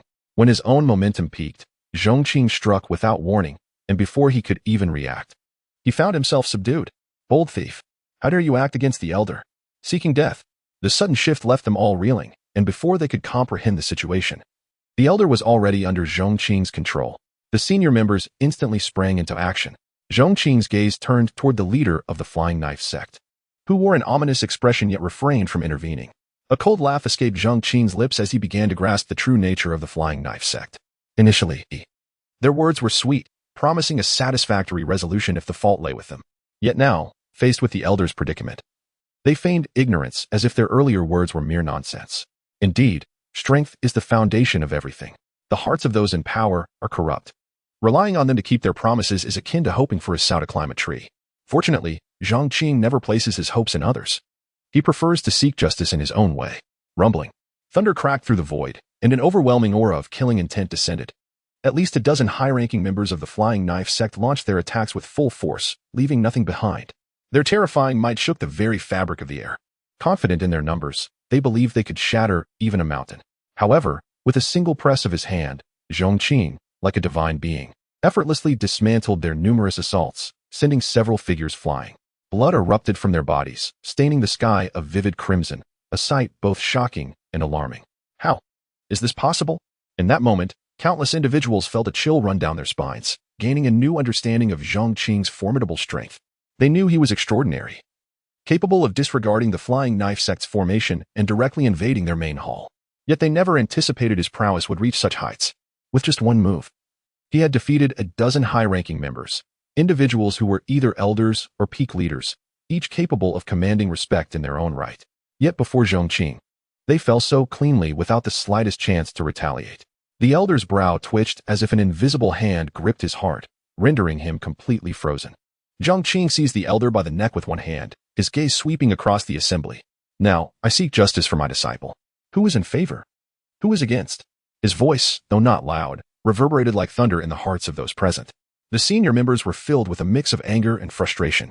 Despite the elder's numerous faults, he was still a prominent figure within the Flying Knife Sect.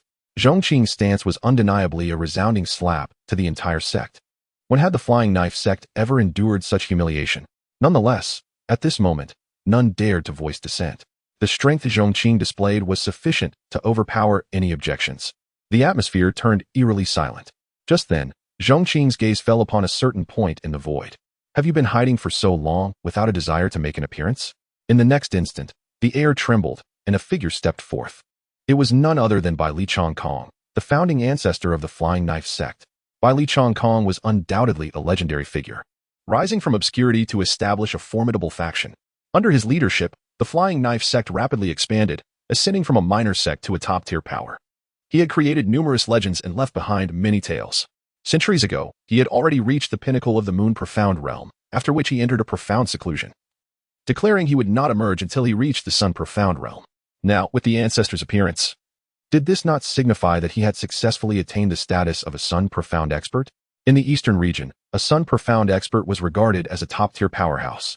Even the revered leader of the Holy Land, a prominent sect in the Eastern region, was merely at the pinnacle of the Sun Profound realm. If the ancestor had indeed become a Sun Profound expert, did that not mean the elder was saved? The humiliation the Flying Knife Sect suffered could be avenged. Ancestor. The senior members collectively bowed deeply to Bai Li Chongkong, their heavy hearts lightening. Especially the elder, who was now ecstatic. The ancestor had arrived. He was saved. Ancestor, this child is arrogant and reckless, brazenly invading our Flying Knife Sect, injuring numerous high-ranking members, and even threatening the elder. We implore you to take action and suppress this rogue, restoring the dignity of our sect. As one elder spoke, the others echoed their pleas for Bai Li Chongkong to intervene. Enough. However, Bai Li Chongkong's response was beyond anyone's expectations. He addressed Zhong Qing respectfully. Senior, it is said that one should spare those who can be spared. May I request, for the sake of my standing, that you let this matter rest and spare the elder this once? Zhong Qing chuckled. What are you? Do you think you are worthy of my consideration? His words caused Bai Li Chongkong's expression to darken immediately. What was his status?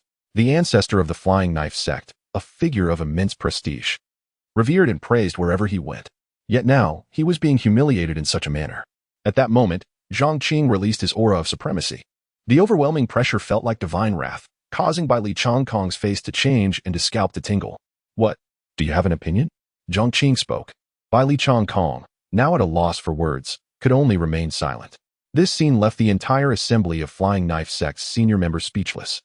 Bai Li Chongkong, their pillar of support, their anchor in turbulent seas, now stood before Zhong Qing, too intimidated to confront him directly or even raise a hand. To what extraordinary heights had this man ascended? The elder, as the person directly involved, could naturally grasp this alarming reality. The ancestor's attitude plunged him into an abyss of dread.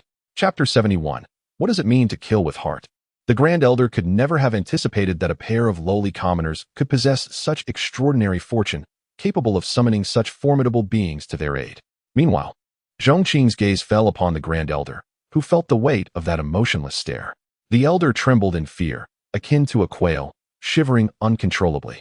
In the face of imminent death, his instinct for survival prompted him to plead for mercy. Senior, please do not kill me. I acknowledge my mistakes. I had no intention in the deaths of Su Ye's parents. If I had taken Su Yan back then, how could he have had this opportunity to become your disciple? I have done him a favor. Zhong Qing was repulsed by his demeanor. Such a wretch was a disgrace to existence itself. Without hesitation, he struck down with a single palm, shattering the elder's dantian and rendering his cultivation void. He discarded him like a dead dog onto the ground. Disciple, this man is now yours to deal with. Thank you, master. Siyu stepped forward, approaching the grand elder. His eyes glinted with malice. Despite the elder's ruined dantian and destroyed cultivation, he still clung to his desire to live. Like a maggot, he crawled to Su Ye's feet. Weeping, Siyu, I know I was wrong. The death of your parents has nothing to do with me. You cannot kill me. I have done you a favor. Without me, you would never have had the chance to learn from such a powerful master. I have been kind to you. At that moment, the elder had lost his sanity, repeating his claims of benevolence like a madman. He had soiled himself in terror. They say no one can remain calm in the face of death, but such abject cowardice is indeed rare. Unmoved by the grand elder's cries for mercy, Su Ye's mind was flooded with visions of his parents. Had he known the elder was such a traitor, how could his parents have met their end? His thirst for vengeance intensified. With a thunderous stomp, he crushed the elder's skull beneath his foot, killing him instantly. Father, mother, I have avenged you in part today. Rest assured, I shall not spare those who have harmed you. Having accomplished this, Siyu bowed thrice towards the west, releasing the pent-up hatred that had long festered within him. As he avenged his parents, an inexplicable emptiness enveloped him, and he sensed a breakthrough approaching. Seeing this, Zhong Qing addressed the senior members of the Flying Knife Sect. Did you not see my disciple about to make a breakthrough? Hurry and prepare a chamber filled with spiritual energy for his ascension. The others were taken aback. Just moments ago, he had brutally slain their grand elder. And now he demanded preparations for a breakthrough. Did he consider this place his home? Zhong Qing raised an eyebrow. What? Do you have objections? His piercing gaze sent shivers down their spines. And no, I will arrange it immediately. Sect leader Dugafeng clenched his teeth in frustration. This was what it meant to kill with heart. Yet, circumstances dictated that they had no choice but to submit before such overwhelming power. Also, arrange for me a place to rest. Zhong Qing continued, I traveled thousands of miles to kill your grand elder. Now that I am weary, I shall rest here for the night until my disciple breaks through. Upon hearing this, the members' faces flushed with rage. Did he truly think of this place as his home? Yet, faced with the reality of their situation, Dugafeng could only grit his teeth and acquiesce. Zhong Qing's behavior stemmed from his utter revulsion towards the Flying Knife Sect. He saw no harm in returning their own tactics against them. Moreover, Su Yi genuinely required a place rich in spiritual energy for his breakthrough. Although Zhong Qing could have placed him in his own small realm for training, that realm was still in its primitive stages and lacked sufficient spiritual energy to support Su Ye's ascension. That night was destined to be anything but peaceful for the Flying Knife Sect. Numerous high-ranking members guarded the door of the chamber, protecting Su Yi. In the sect's history, who had ever received such attention during a breakthrough? Yet now, an enemy had accomplished just that. Each member was on high alert, fearing any misstep might provoke the wrath of Zhong Qing. The next morning, Zhong Qing awoke from a deep slumber in the sect leader's quarters, feeling remarkably refreshed. Young Su Yi had been waiting outside. Thanks to the resources of the Flying Knife Sect, he had successfully advanced from the early to the mid-stage of the Qinshan realm. With Su Ye's breakthrough, Zhong Qing's cultivation also saw significant improvement. Notably, the chamber where Su Yi had broken through belonged to the Grand Elder. The sensation of utilizing the resources of an enemy to enhance one's own strength was exhilarating. As the master and disciple met, they were followed by a throng of high-ranking members. Dugafeng's expression darkened as he said, Senior, you have killed our Grand Elder, and your disciple has successfully advanced. You requested to stay for a night, and we have accommodated you. Now may we part ways? He barely concealed his disdain. Zhong Qing, however, remained unfazed. What is the rush? Your sect does not provide hospitality? It is morning, and you offer no food? Though the comment was not overtly harmful, it was deeply insulting. The high-ranking members felt their anger boiling, yet dared not voice their frustration. Someone, bring a feast for our esteemed guest. Dugafeng commanded, resigning himself to his fate. He simply wished to expedite the departure of this calamity. Soon, a lavish spread was laid before Zhong Qing. He took his time, as if he were in his own abode, leisurely washing up before inviting Siyu to sit down for a private breakfast. As the members of the Flying Knife Sect waited with strained expressions, the pair took an inordinate amount of time to finish their meal.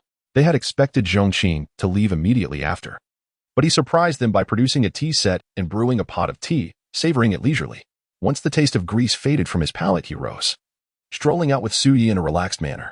Watching their leisurely departure, an elder clenched his teeth, blood trickling from the corners of his mouth. This was an affront too great to bear. This man had humiliated their sect. Could they simply let it pass? The humiliation was unbearable. What then? Another elder asked quietly. If we do not let it go, what do you propose we do? The peak master spoke, his calm demeanor silencing the previously furious elder. With a resigned sigh, he lamented, our strength falls short. What can we do? As these words echoed, a sense of sorrow enveloped the hall. Chapter 72. The audacity to seize my spiritual herb. The sun hung high in the sky, casting its radiant glory over a clear expanse of azure. A gentle breeze swept through the mountains, bending the grass and trees in its wake. Amidst the vast mountain range, a grand hall rose majestically, built into the mountainside, exuding an ancient and magnificent aura. This was the Wuji sect. In the eastern domain, powerful figures were as abundant as clouds, and factions flourished like rain. However, only 5 sects could truly be deemed top-tier powers. Among them were the Chaoxiao Valley and the Wuji sect.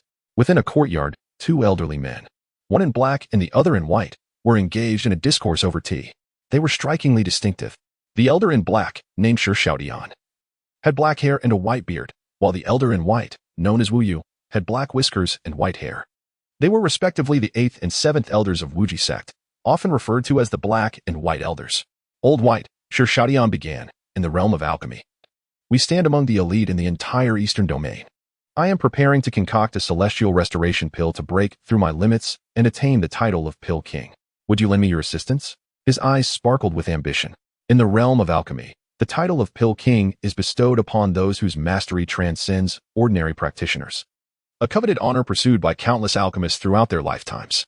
It has been a millennium since a Pill King has emerged in the eastern domain, with the most notable sign of achieving this title being the successful creation of a celestial restoration pill.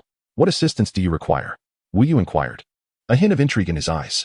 He was well aware of his friend's prideful nature and his unwillingness to remain in the shadows. Yet, Shi Shaodian's ambition to craft the celestial restoration pill had genuinely startled him. In alchemy, one must gather the right materials. I have already procured nearly all the ingredients for the celestial restoration pill, save for the primary herb, the heavenly spirit grass, which continues to elude me. With your extensive connections and resources, could you assist me in locating it? Shi Shaodian implored. Wu Yu's expression grew curious. After a sip of tea, he replied slowly. If you are referring to other rare herbs, I may be of little help. However, I do possess some knowledge regarding the heavenly spirit grass. Do tell, Shi Shaodian exclaimed, his excitement palpable.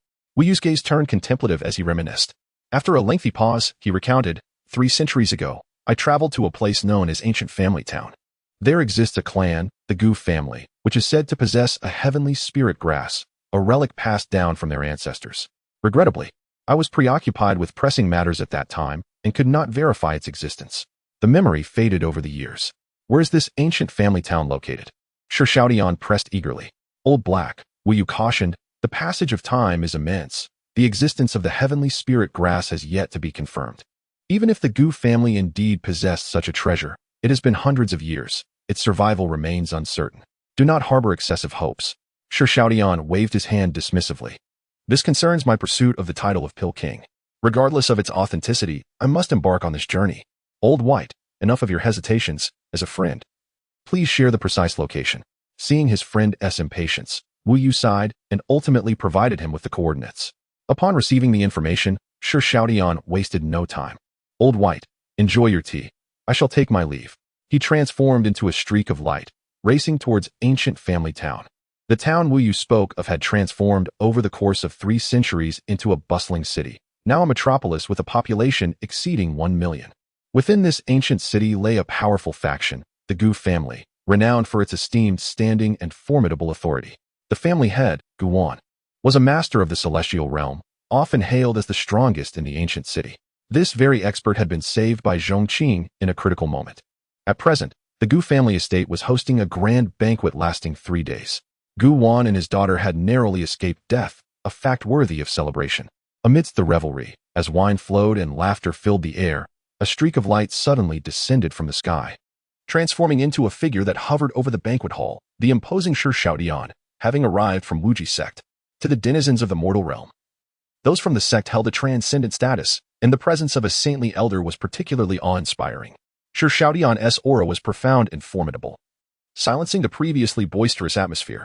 With an air of superiority, Shi Shaodian stood aloft, arms crossed behind him, surveying the crowd below. His voice resonated like thunder. I am the 8th elder of Wuji sect, and I have heard rumors of a legendary herb, the heavenly spirit grass, belonging to the Gu family. Is this truth or mere fiction? The words sent a shiver through the audience. Gu Wan, suppressing his shock, cautiously replied, "Esteemed elder, your arrival from afar is an honor. Might you descend and partake in a drink with us, allowing us to extend our hospitality?" To the Gu family, Wuji Sect was a colossal entity, and the eighth elder bore a formidable reputation. Rumors depicted him as temperamental and tyrannical, prone to violence at the slightest provocation. Shi Xiaodian waved dismissively. "No need for drinks. I only wish to ascertain whether your family possesses the heavenly spirit grass." Gu Wan, perceiving the elder's unwavering determination, felt a sense of dread mounting within him.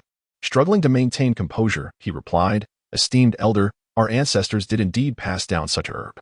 Shi Xiaodian's eyes gleamed with excitement, his breath quickening. "Would you consider granting me the honor of borrowing the heavenly spirit grass?" Such a request was utterly audacious. The notion of borrowing a precious herb was akin to a wolf asking to borrow a sheep. Moreover, a revered elder from a sacred sect wielded enough influence to elevate a minor family, like the Gu family, with a mere gesture, yet he sought no exchange of favors. Merely a semblance of goodwill. This was a blatant affront, far worse than outright theft, as it implied that the Gu family should feel fortunate to have something taken from them. Yet, the Gu family, with neither the strength nor the background to confront Shi Xiaodian, found themselves trapped in a web of fear. Although Gu Wan felt a surge of indignation, he dared not express it.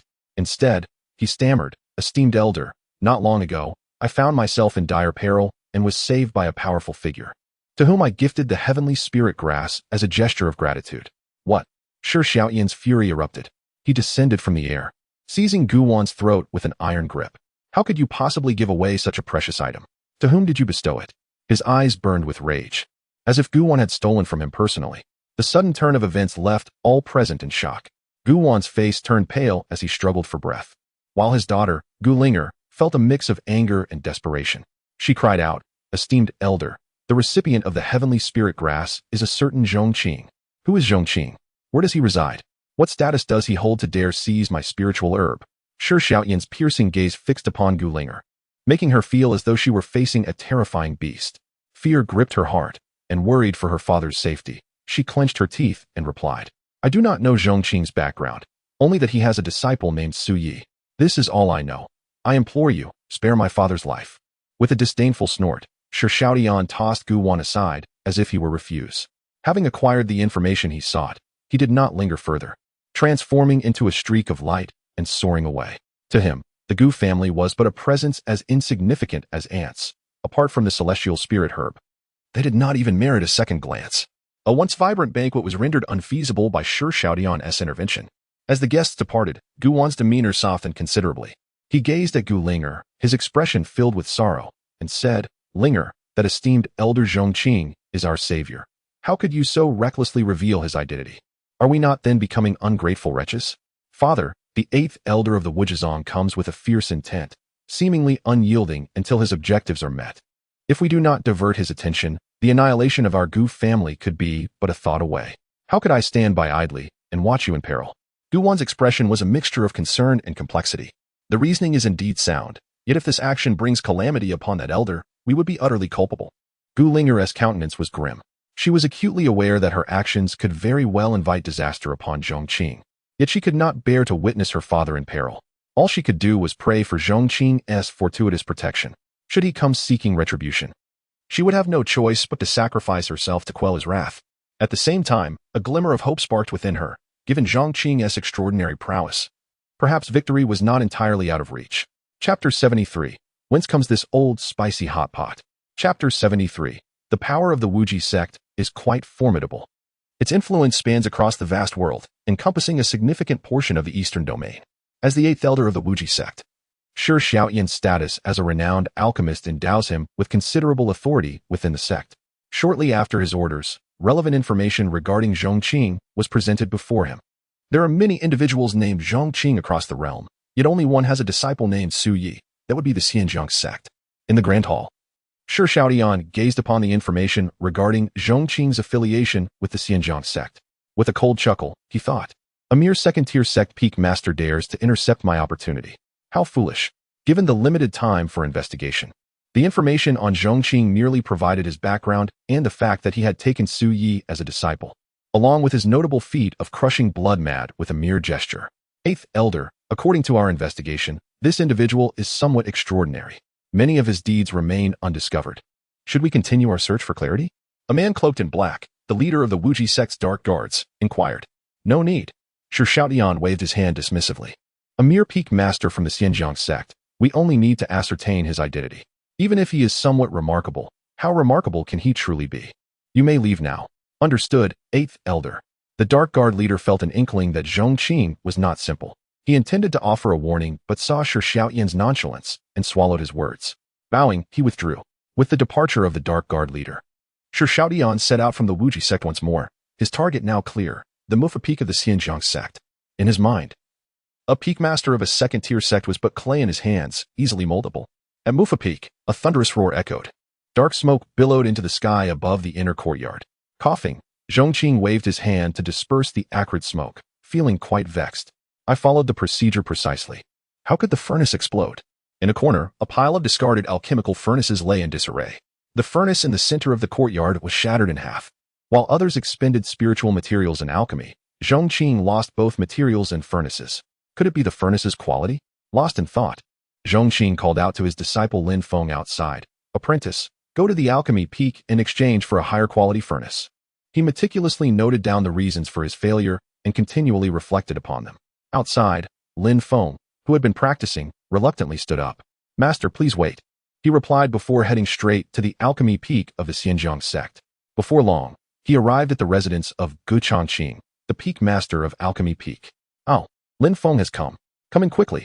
Zhong Qing greeted him warmly, a smile gracing his face. I just acquired a new batch of tea leaves. Come, taste them. If you find them to your liking, take some back to your master. Peak Master Gu. Lin Feng bowed respectfully. Today, I did not come for tea, but to request a higher quality alchemical furnace for my master. May I ask if you could facilitate this? Facilitate? What could be inconvenient about this? We are all fellow disciples. Helping you is akin to helping myself, Zhong Qing said, summoning a junior disciple. Bring my purple Qing spirit furnace for Lin Feng to take back. The disciple appeared taken aback. Master, that purple Qing spirit furnace is your prized possession, the treasure of Alchemy Peak. Are you truly willing to part with it? Enough of such talk. If I say to bring it, then bring it. No matter how precious or heavy, it is merely an object. It cannot compare to the bond of brotherhood we share as fellow disciples. He then turned to Lin Feng, saying, We are family. There is no need for formalities. If your master needs a furnace, just let me know. As for the exchange, that is unnecessary. Before long, 2 disciples emerged, carrying a furnace nearly half a person tall, weighing over 10,000 pounds, entirely purple and blue in hue. Zhong Qing gestured toward the furnace and declared, Consider this a congratulatory gift for you and Su Yi, my esteemed disciples. This display of generosity left the disciples of Alchemy Peak in stunned silence. Zhong Qing's warmth made Lin Feng feel somewhat uncomfortable. Not only was the treasure given freely, but there was also an implicit suggestion of matchmaking for him. He was praised as if he were a celestial being, unmatched in the world. Yet, Lin Feng understood the reason behind this. Being Zhong Qing's disciple had truly led him to a pinnacle in life. After Lin Feng departed, the other disciples looked at Zhong Qing, equally bewildered. Peak Master, that is the treasure of our Alchemy Peak. Is it not too hasty to give it away? Do I require your guidance in my decisions? The disciples promptly lowered their heads, their expressions awkward. Zhong Qing paid no mind to their thoughts, his demeanor invigorated. The ordinary disciples were unaware of Zhong Qing's true identity. As the Peak Master, how could he be ignorant? He was, after all, the reincarnation of an immortal emperor, a figure standing high above the clouds. By presenting a treasure before his fame fully blossomed, he hoped to leave a favorable impression. In the future, should Zhong Qing rise to prominence, even the smallest favor returned would yield a 100-fold reward. When that time comes, many would seek treasures but find no way to offer them. Zhong Qing felt a sense of pride. This maneuver placed him 2 levels ahead of the disciples on the lowest tier. His ascension to Peak Master was not without reason. His vision and strategic thinking differed vastly from theirs. On another note, when Lin Feng brought the purple Qing spirit furnace back to Mufu Peak, Zhong Qing was filled with delight. He immediately admired the furnace's luxurious and elegant design. All right, you may go practice. I must commence my alchemical endeavors. Zhong Qing could hardly contain his excitement to embark on a new alchemical journey with this new equipment. Yes, master. Lin Feng respectfully retreated. Zhong Qing placed the purple Qing spirit furnace upon the bonfire, skillfully igniting it, raising the temperature, and sorting through spiritual herbs. Perhaps due to fortune or the furnace's quality. This time, the furnace did not explode. Successful elixirs were indeed produced. However, as Zhong Qing extracted the finished product from the purple Qing spirit furnace, doubts began to plague him. Is this truly an elixir? He had never seen a pig run, but he had certainly tasted pork. He had heard that many alchemists produced elixirs that were fragrant and enticing, glistening with a smooth luster, emanating spiritual energy that compelled one to consume them. Yet, his elixir appeared mottled and clumpy, with a dull yellow hue. Far from possessing a pleasant aroma, it even bore a burnt scent. Zhong Qing stared at it for a while, tempted to discard it as waste. However, he hesitated, feeling reluctant to waste something he had painstakingly crafted. Lacking knowledge of its efficacy, throwing it away felt like a shameful waste. Perhaps his method of alchemy differed fundamentally from the mainstream. It was possible that he might discover an entirely new path in alchemy. With this thought, Zhong Qing decided to treasure his creation, based on its peculiar shape. A rather unconventional yet fitting name was bestowed upon it, the Tuoden. However, the efficacy of this elixir remained a mystery, leaving Zhong Qing somewhat restless. At this moment, high above in the clouds, a streak of light descended, exuding an aura akin to a rainbow. It was the unmistakable presence of a formidable Sunxian warrior. Stirring the winds and clouds, the luminous figure approached with astonishing speed, swiftly materializing above the courtyard as a silhouette. This individual was none other than Shi Shaotian. His gaze swept across the vicinity of the courtyard, ultimately resting upon Zhong Qing. You must be the master of Mufa Peak, Zhong Qing, he declared. His arms crossed behind him, exuding an air of superiority. He resembled a deity surveying mere mortals from the heights of the heavens. And his piercing gaze made Zhong Qing exceedingly uncomfortable. Who are you? Zhong Qing replied, lifting his chin to meet Shi Shaotian's stare, his brow furrowing slightly. I am asking you, are you Zhong Qing, the master of Mufa Peak? Shi Shaotian's tone intensified, reverberating like thunder throughout the courtyard. Zhong Qing's expression darkened. What audacity! Who is this insufferable fool? He mused, bemused by the sudden appearance of such an arrogant elder in his tranquil Mufa Peak. How dare you speak to me in such a manner? I am an elder of the sacred land. Do you wish for your demise? Shi Shaotian retorted, his voice laced with menace. Hand over the Tian Linggrass, and perhaps I shall overlook your insolence. Otherwise, you shall learn the true meaning of the sacred land's might and the wrath of the powerful. As he spoke, his aura surged, seemingly intent on overpowering Zhong Qing and forcing him to submit. This display, however, only served to enrage Zhong Qing further. Without uttering another word, he unleashed a palm strike. Before Shi Shaotian could react, he was rendered unconscious. As his consciousness faded, he faintly heard a murmur. I was just lamenting my inability to find a test subject for this elixir, and here you are, conveniently presenting yourself. Chapter 74. Zhong Qing's little guinea pig. When Shi Shaotian regained consciousness, he was beset by a throbbing headache, as if his skull had been struck by a meteorite. After a prolonged moment of reflection, he posed a rather philosophical inquiry. Who am I? Where am I? What am I to do? As another quarter of an hour slipped by, he finally clarified his thoughts. I am the 8th elder of the sacred land. I have come to the Pingjiang Sect in search of the celestial spirit herb. Yet, it appears that I have fallen victim to a nefarious plot. Clearly, Zhong Qing had acted with such swiftness that Shi Shaotian had scarcely perceived the attack before being rendered unconscious.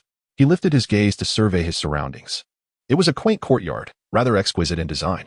In the center stood an alchemical furnace, and before it was a well, flanked by 2 jujube trees, both of which were indeed jujube trees. Beside the courtyard was a fence containing a pig, presenting a distinctly rustic atmosphere akin to that of a peasant's abode. Ah, you are awake. At that moment, Zhong Qing emerged from the inner courtyard, cradling a bundle of spiritual herbs. Upon noticing Shi Shaotian, who was bound to a tree, he chuckled. Despite being a captive, an indomitable pride emanated from Shi Shaotian. You would do well to release me promptly. I am an elder of the sacred land. The wrath of the Wujia sect is not something a mere Pingjiang sect can endure. Do not invite calamity upon your sect. He glared defiantly, his tone dripping with arrogance. Zhong Qing maintained his cheerful demeanor. Here, take this pill. He produced a crude elixir of his own concoction and, without hesitation, forced it into Shi Shaotian's mouth. The latter's pupils dilated in horror as he beheld the substance, his stomach churning violently. How dare you call this a pill? As a formidable alchemist, he had encountered countless formulas and remedies. Some were exquisite and pure, while others were pathetically inferior. Yet, he had never encountered a pill that was so irregular in shape. Its bizarre form, with speckles and a distinctly yellow hue, resembled something far less savory. To suggest that a pill resembled excrement was merely a figure of speech. However, Zhong Qing had quite literally produced something that appeared akin to it. A man may be slain, but never insulted. You dare to humiliate me in such a manner. Shi Shaotian struggled vehemently, resolute in his defiance. Nevertheless, when Zhong Qing delivered a punch to his abdomen, he found himself gasping, utterly defeated. What is the necessity of this? Why not simply cooperate with me? Zhong Qing swiftly forced the pill into Shi Xiaodian's mouth. The effects of the pill were immediate and explosive. Shi Xiaodian began to convulse, frothing at the mouth, his eyes rolling back as his stomach churned violently. A rash erupted upon his skin, an insatiable itch and tingling sensation coursing through him. This cannot be. Zhong Qing furrowed his brow. All the ingredients he had used were beneficial to the human body. Compounding them should not yield such adverse effects. Speak plainly, are you allergic to the pill? In Zhong Qing's understanding, the only explanation for such symptoms could be an allergy to the elixir. Shi Xiaodian was so enraged that he nearly cursed aloud. He was a seasoned alchemist, renowned throughout the eastern region for his prowess. To be asked if he was allergic to a pill was as ludicrous as inquiring whether a fish could swim. Seeing that Shi Xiaodian was not particularly cooperative, Zhong Qing insisted, "You would do well to articulate your reactions so that I might refine the formula. Otherwise, I shall be compelled to test the effects one by one." In response, Shi Xiaodian's voice rose in a desperate roar. "You had best not allow me to escape. If you do, I shall ensure your entire household is obliterated, leaving no trace." His eyes glowed with fury, the murderous intent within him erupting like a volcano, intensifying with each moment. For Shi Xiaodian, being an elder of the sacred land, he possessed extraordinary abilities, formidable strength, and a profound background. An individual of his stature was accustomed to being revered and respected wherever he went. Never before had he encountered such humiliation or experienced such significant loss. With each pang of discomfort, his hatred for Zhong Qing deepened. Zhong Qing, however, paid little heed to Shi Xiaodian's threats. The sacred land was not as formidable as it was made out to be in his eyes. The other party's behavior was merely a manifestation of impotent rage. He continued his alchemical pursuits, conducting experiments, and meticulously recording data. He noted the dosage of spiritual herbs employed during each refining process, the differences in ratios, the effects of temperature on the elixirs, and the variations produced by different alchemical techniques. He documented the clinical outcomes of the pills consumed and made note of areas requiring improvement and caution. His notebook brimmed with dense data and reflections on his alchemical endeavors. It was undeniable that with the aid of the Ziqing spirit furnace, Zhong Qing's success rate in alchemy had significantly increased. If previously his yield had been a mere 20%, it now approached 30%. Admittedly, a considerable portion still took on that peculiar lumpish form, with colors that were far from pleasing, either resembling black sesame or a dull yellow, often bearing a burnt or acrid odor. All these concoctions ultimately found their way into Shi Xiaodian's belly. The clinical reactions remained consistently intense. His stomach roiled, producing an incessant need to expel gas. Or his body would become numb, leading to partial paralysis. Eventually, his form would swell, akin to that of a toad, festooned with pus-filled blisters. At this moment, Shi Xiaodian had long since shed his earlier arrogance, reduced to a pitiful heap upon the ground, utterly deflated. He was devoid of the strength to utter threats, his spirit, energy, and essence languishing as if he had traversed the depths of hell. Zhong Qing stroked his chin, deep in thought, pondering where he had gone awry. By rights, he had concocted a remedy designed to enhance physical constitution, mend injuries, and cultivate tranquility, a panacea of multifaceted benefits. Yet, the results were a far cry from his expectations. He scrutinized the data he had recorded, analyzing diligently for any oversights. Finally, an epiphany struck him. It was a case of excess leading to decline. The relentless pursuit of perfection often yielded disappointing contrasts.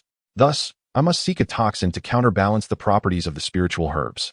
Convinced he had identified the crux of the problem, Zhong Qing energetically dove back into his alchemical pursuits. I beg you, no more. Shi Xiaodian, witnessing Zhong Qing's intent to introduce poison, turned a ghastly shade of green. Chapter 75. Brother, I implore you to cease. You are simply not cut out for this. The elixirs are in such a wretched state.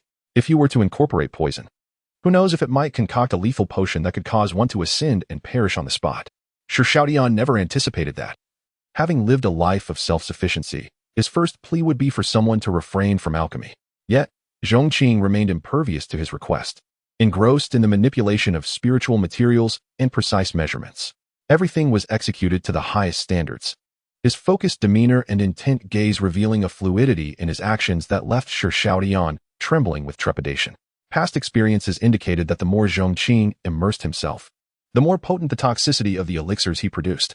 You possess no talent for alchemy whatsoever, Shi Xiaodian lamented, setting aside other matters. Your technique for extracting the essence of spiritual herbs has no less than 37 errors. He was on the brink of despair, his voice hoarse and urgent, eyes ablaze. In a moment of desperation, he transformed into his self-proclaimed master, offering guidance to Zhong Qing in the art of alchemy. The blood spirit flower. With its domineering properties infused with scorching solar energy, juxtaposed against the winter herb, which embodied extreme coldness. Each independently held remarkable effects on the body and spirit. Yet their incongruent natures, when combined, would yield fatal toxins. You must incorporate the 5 elemental herbs, metal, wood, water, fire, and earth to achieve equilibrium and realize the potential of these spiritual substances. Shi Xiaodian, renowned as a master alchemist from the eastern domain, spoke with authority, addressing the very core of the problems at hand. This revelation illuminated Zhong Qing's understanding, leading him to humbly absorb Shi Xiaodian's insights as he meticulously crafted his unique Wanling pill. However, the final product remained unsatisfactory, its appearance scarcely different from previous attempts. Nevertheless, since it was born of a master's guidance, the efficacy was still worthy of anticipation. After all, one should not judge by appearances, a sentiment equally applicable to elixirs. Here, consume this. I trust you can manage without my assistance, Zhong Qing stated, placing the pill before Shi Xiaodian. The latter's expression fluctuated between uncertainty and dread. Although he had overseen the entire production process, he could not deny Zhong Qing's astonishing lack of talent. Even under his vigilant supervision, Zhong Qing managed to commit hundreds of egregious errors in the alchemical process. It was no exaggeration to assert that even a dog could perform better than him in this endeavor. In the realm of alchemy, a mere slip could diminish the potency of the elixir or even reverse its effects. Shi Xiaodian dared not consume the concoction, especially as he sensed imminent forced ingestion. I was wrong. I should never have troubled you. Just tell me what elixir you desire, and I shall procure it for you. I will assist you with 100, 1,000, even 10,000 batches, if you wish. Clearly, the terrifying potency of the elixir Zhong Qing had crafted instilled a sense of lingering dread in Shi Xiaodian. Zhong Qing shook his head. You misunderstand. I am not crafting elixirs. I am forging passion for the art of alchemy. A fervent passion. Alchemy is alchemy. What use is there in this discourse? Shi Xiaodian inwardly scoffed, yet in the next moment, his pupils constricted as he was once again subjected to Zhong Qing's violent feeding. This time, he felt turmoil within. Waves of dizziness and blurred vision assailing him as if countless ants were gnawing at his insides, while his spirit felt as though it were ablaze. The terror of this elixir's potency was overwhelming, subjecting Shi Xiaodian to what felt like the most excruciating tortures devised by the heavens. Amidst this dual assault on his psyche and physique, Zhong Qing meticulously noted the transformations occurring within Shi Xiaodian. The elixir had not yielded the anticipated results, causing him some discomfort. Yet, he remained steadfast in his belief that perseverance leads to success. Failures were inconsequential. With determination, triumph would surely follow. His passion for alchemy was genuine, the magical sparks generated by the collision of diverse properties intoxicating. The moment an elixir formed in his hands brought an inexplicable sense of achievement. Though the results were not as desired, labor would bear fruit, with persistence. Satisfaction would eventually be realized, would it not? With this conviction, Zhong Qing embarked upon another round of elixir crafting. Observing this scene, Shi Xiaodian, writhing in agony, could not contain his tears of regret. How foolish I am. What possessed me to provoke this calamity? My once proud abilities have become utterly useless. My formidable status is of no concern to him. I feel like a pitiful wretch, subjected to relentless torment, not just once, but for a lifetime. Despair engulfed him as he envisioned a future shrouded in darkness. No, I cannot simply surrender. Just as the pain threatened to obliterate his sanity and despair threatened to consume him entirely, a spark of enlightenment flickered in Shi Xiaodian's mind. He suddenly recalled a relic won from a friend during a game of chess years ago, the breaking boundary communication talisman. This talisman was no ordinary messaging device. It could pierce through all barriers to transmit messages silently. If he could relay his predicament, his old friend would undoubtedly devise a means of rescue, perhaps even bringing the higher-ups of their sect to his aid. Should the sect leaders arrive, not only would he be liberated, but he might also redeem his honor. The mere thought ignited a fire of vengeance within him. Under the luminous moon, with stars twinkling like jewels in the sky, Shi Xiaodian finally found a moment of respite after a day of poisoning. Utilizing the moonlight, he retrieved the talisman from his storage bag and inscribed a plea for help upon it. Ensuring no one was around, he activated the talisman with the faint energy within him. A streak of light soared into the sky, and as he watched the message vanish into the ether, a manic, deranged laughter escaped him. You shall wait. The humiliation and torment you have inflicted upon me today will be repaid 100-fold in the future. He murmured to himself, his face contorted in a sinister grin. laughter reminiscent of a malevolent spirit. What good fortune has befallen you to laugh so heartily? Came a voice, abruptly silencing Shi Xiaoyan's mirth. He beheld Zhong Qing advancing towards him, a pill in hand. Although Zhong Qing appeared ethereal and detached, to Shi Xiaoyan, he was but a figure of terror. His complexion turned a sickly green. Is this man a demon? Tormenting me by day is not enough. He haunts me even at night. In the night sky. A heart-wrenching scream soon echoed. Chapter 76. I shall level the Mufa Peak, the Wujizong, in the grand hall of the White Chang Temple. The seventh elder Wu Yu scrutinized the letter in his hand. This was a message delivered by the communication talisman from Shi Xiaoyan, containing but a single sentence, Pingjiang Sect. Mufa Peak, save me. Signed, Old He. Wu Yu's brow furrowed deeply. With Old Ba's abilities, he could traverse the entire eastern region, dominating all save for a few sacred grounds. Yet, now he was sending out a distress signal, and the blood-red ink indicated a grave crisis. What of this Pingjiang Sect? While it might hold local renown, it hardly commanded respect beyond its immediate influence. Many were unfamiliar with this sect altogether. Wu Yu promptly summoned the leader of the Shadow Guards. Are you aware of the Pingjiang Sect? The leader was taken aback. Having recently provided information about the sect at the request of the eighth elder, it was indeed curious that the seventh elder would now inquire about such a minor sect. A second-rate sect, esteemed seventh elder, the leader replied respectfully. A second-rate sect? Wu Yu's frown deepened. Given Old Ba's prowess, he could easily overpower such a sect. How could they have reached a point where they were sending out cries for help? The leader, sensing his superior's agitation, cautiously suggested, Seventh Elder. Shall I dispatch individuals to eradicate this sect if they have offended you and Elder Ba? Do not. Wu Yu waved his hand dismissively. Old Ba was a man who valued his reputation. If it became known that he had fallen victim to a mere second-rate sect, even if rescued, he would undoubtedly become a laughingstock within the Wujizong. The shame would be more unbearable than death. Provide me with a map detailing the exact location of the Pingjiang Sect. You may leave now. After a moment's contemplation, we resolved to venture forth alone for the rescue. The leader, understanding the gravity of the task, respectfully handed over the map before departing. For one in charge of intelligence within the sacred grounds, carrying a layout of the eastern region's power dynamics was quite prudent. As Wu Yu examined the map, he began contemplating potential strategies for the rescue. Unlike the eighth elder's flamboyant and domineering demeanor, Wu Yu preferred a more cautious approach. Although the Pingjiang Sect was deemed second-rate, the fact that it had evoked a distress signal from Old Ba indicated it possessed some unique qualities. He needed to prepare thoroughly. Otherwise, if both elders fell in the same location, it would become an unparalleled embarrassment. Within the hall, Wu Yu paced with his hands clasped behind his back. Eventually, his gaze fell upon his personal treasury. Within, he had two guardian puppets, both at the level of the Sun Xian realm, his cherished trump cards, rarely displayed before others. However, in light of the need to rescue the eighth elder, he decided to take these puppets along for precaution. Thus, three figures, led by Wu Yu, set forth from the Wujizong with great determination. As a formidable force in the Sun Xian realm, accompanied by two puppets of the same caliber, he felt confident that, regardless of the Pingjiang Sect's capabilities, their combined strength would be sufficient to suppress any opposition. Pingjiang Sect. Mufa Peak. For Shi Xiaoyan. It was yet another day of inhumane trials. His gaze, vacant and sorrowful, drifted toward the heavens, tears unshed. No one could fathom the extent of his torment during this time. Shi Xiaoyan had long since run out of words to criticize Zhong Qing's alchemical methods. Had he not sent out a message in faith that his sect would come to his rescue, he might have lost all will to live. Time passed, and he calculated that it should be merely days until the sect responded and dispatched powerful figures to rescue him. Old Bai, please hurry, he silently pleaded. If you don't come soon, I fear I shall not endure much longer. The thought of Zhong Qing's pills sent shivers through him. Just then, silhouettes appeared against the sky. That was. Shi Xiaoyan froze momentarily, then was overwhelmed with joy. Old Bai, you've come. In that instant, he felt on the verge of tears. Elated at the reunion with his brother. What is brotherhood? This is brotherhood, the kind that binds souls. Meanwhile, Wu Yu, accompanied by the two puppets, traversed mountains and rivers. Finally arriving at Mufa Peak, the keen eyesight of a Sun Xian realm expert allowed him to see clearly even the smallest creatures from a distance. Despite the miles separating them, Wu Yu quickly spotted Shi Xiaoyan. However, what he beheld was a pitiful sight.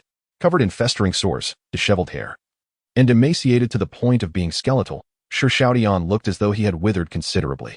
Had it not been for the familiarity Wu Yu had developed with Shi Xiaoyan's aura, he might not have recognized him at all.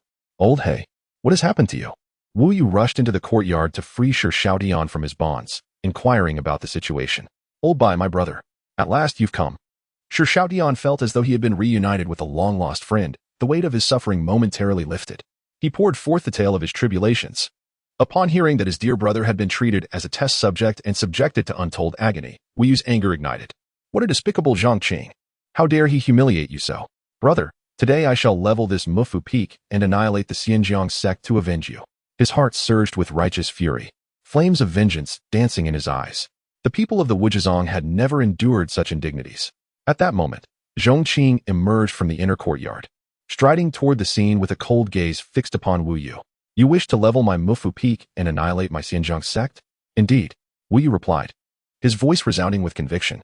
Today, I shall cleanse this place with blood, proclaiming to the world that the sacred grounds must not be sullied. Foolish boy. Should you be granted another life, choose your enemies wisely. Some are not worth crossing. With a low growl, Wu Yu launched into action. Be careful, old boy. This one is quite peculiar. Sure Xiaotian warned from behind. Merely a jester, hardly worth my concern. Watch how I shall vanquish him. Wu Yu, with an air of superiority, demonstrated the poise of a master. Chapter 77. Regrets of the past. In the endeavor to rescue Sure Xiaotian, Wu Yu exhibited a commendable level of seriousness, deploying 2 puppets of the Sunxian realm. However, upon witnessing the youthful visage of Zhong Qing, he felt an overwhelming sense of caution was unwarranted. Old He had been excessively careless, falling victim to the schemes of such a greenhorn, and finding himself in this dire predicament. Given Zhong Qing's bone age of merely 18, Wu Yu did not perceive him as a formidable opponent for a direct confrontation against Old He. Crushing him would be as effortless as flicking a finger. Thus, Wu Yu extended a finger, adopting a condescending stance to suppress Zhong Qing. The finger of a Sunxian realm expert is capable of piercing mountains and tearing rivers asunder, an extraordinarily terrifying force. Yet, in the face of this formidable strike, Zhong Qing merely countered with a light palm. In an instant, the once imposing Wu Yu, exuding the aura of a master, was sent sprawling to the ground. This spectacle stirred boundless waves within Sure Xiaotian's heart. How could he possess such strength? The last time he confronted Zhong Qing, he had not even grasped what had transpired before being rendered unconscious. Now, he observed with clarity, even Old Bai, who was of the same Sunxian realm and possessed overall strength surpassing his own, was utterly powerless against Zhong Qing. With a single move, Zhong Qing had effortlessly dispatched Old Bai. Wu Yu coughed up blood, his gaze towards Zhong Qing filled with terror. He was a Sunxian realm expert, one of the notable powers within the eastern region. Yet, he could not withstand even a single move from Zhong Qing. At that moment, Wu Yu was engulfed in sorrow and indignation. This anguish stemmed from the leader of the Wuji sect's dark guards. What were those dark guards doing? In a sect presided over by such a terrifying powerhouse, their intelligence reports deemed it merely a second-rate sect. This was utterly absurd. Simultaneously, the leader of the dark guards, who was processing intelligence within the Wuji sect, inexplicably shivered. Who is mentioning my name? He murmured to himself, his expression revealing confusion. As the leader of the dark guards, his identity was destined to remain in the shadows, and coupled with his low profile, very few truly knew him. Recently, he had only interacted with Elder Qi and Elder Ba. Could it be that Elder Qi had successfully reached the Pingjiang Sect, completed his tasks, and returned to commend him for his contributions? The leader of the dark guards thought long and hard, concluding that only Elder Qi could be invoking his name. To be fair, his intuition was remarkably accurate. However, the reality diverged significantly from his expectations. Elder Qi did not intend to commend him. Rather, he sought to eliminate him. At Mufa Peak, within the small courtyard, Zhong Qing's singular strike had thoroughly incapacitated Wu Yu, dismantling his pride and arrogance. Though Wu Yu was startled, he had not entirely forsaken hope for resistance. He still possessed trump cards, 2 puppets of the Sunxian realm. At this juncture, he had abandoned any thoughts of annihilating the Pingjiang Sect or flattening Mufa Peak. He merely hoped that the 2 puppets could hold Zhong Qing at bay long enough to create an opportunity for escape for himself and Sure Xiaotian. With a flicker of intent, he commanded the 2 puppets to attack Zhong Qing, and they sprang into action. Yet, before they could unleash the might befitting their realm, Zhong Qing casually waved his hand, and a powerful gust of wind obliterated the 2 puppets into mere ashes. This overwhelming situation left Wu Yu in a state of shock. These were 2 puppets of the Sunxian realm. Even slaying pigs would require some time. His understanding of Zhong Qing's formidable power ascended to a new level. As the sun set, Zhong Qing strolled over to Wu Yu, lifting him up as effortlessly as one might a chick. Just as he was pondering where to find another test subject, Wu Yu arrived at the perfect moment. As he spoke, he turned to Sure Xiaotian and said, Xiaotian, well done. If there are other relatives or friends, feel free to summon them. Upon hearing this, Wu Yu's eyes widened in disbelief. Such words inevitably led one to suspect that Shi Xiaotian and Zhong Qing had conspired to lure him here. As for Shi Xiaotian, he nearly split apart at the seams. It turned out that the savior he had summoned was merely regarded by Zhong Qing as another test subject, akin to a lab rat. In that moment, he found himself at a loss for words to express his current feelings. Thus, Wu Yu became the second experimental subject for Zhong Qing's alchemical trials atop Mufa Peak. In a bid to ascertain whether the issue lay with the elixirs he concocted or if Shi Xiaotian had an allergic reaction, Zhong Qing even toiled late into the night, preparing a new batch of elixirs. Unsurprisingly, the concoctions retained their lumpy form. Yet, reality often diverges from expectations. These elixirs proved effective not only for Shi Xiaotian, but also for Wu Yu, yielding remarkable results. That night was destined to be anything but tranquil. What once had been a solitary wail of anguish transformed into two. The cries echoed with such intensity that they resembled tormented souls emerging from the depths of hell. In that moment, Wu Yu finally comprehended why Shi Xiaotian had become so emaciated in such a short span of time. The potency of these elixirs was overwhelming. He could hardly endure a single trial. That his friend had survived this ordeal was nothing short of miraculous. As dawn approached and the effects of the elixirs began to wane, the two lay on the ground, utterly exhausted and gasping for breath. Shi Xiaotian cast a resentful glance at Wu Yu and lamented, "Old Bai, I find myself ensnared in this predicament. Could you not have brought along more experts?" Wu Yu retorted, "Well, I did not seek an explanation from you, yet you are the first to bemoan me. How could you not mention such a terrifying foe in your letter?" He questioned his own prudence. After all, he had ventured to rescue someone from a mere second-rate sect, accompanied by two puppets of the Sun Xian realm. Yet, what were the details of the enemy's strength in the plea for help? Had they not endured such inhumane torture together, he might have doubted if he had been ensnared in a trap. Had he known Zhong Qing's true terror, he would never have acted so rashly. Upon hearing this, Shi Xiaotian felt a twinge of embarrassment. It was not that he had refrained from warning Wu Yu. Rather, he had been entirely unaware of Zhong Qing's true might, having fainted before he could grasp the situation.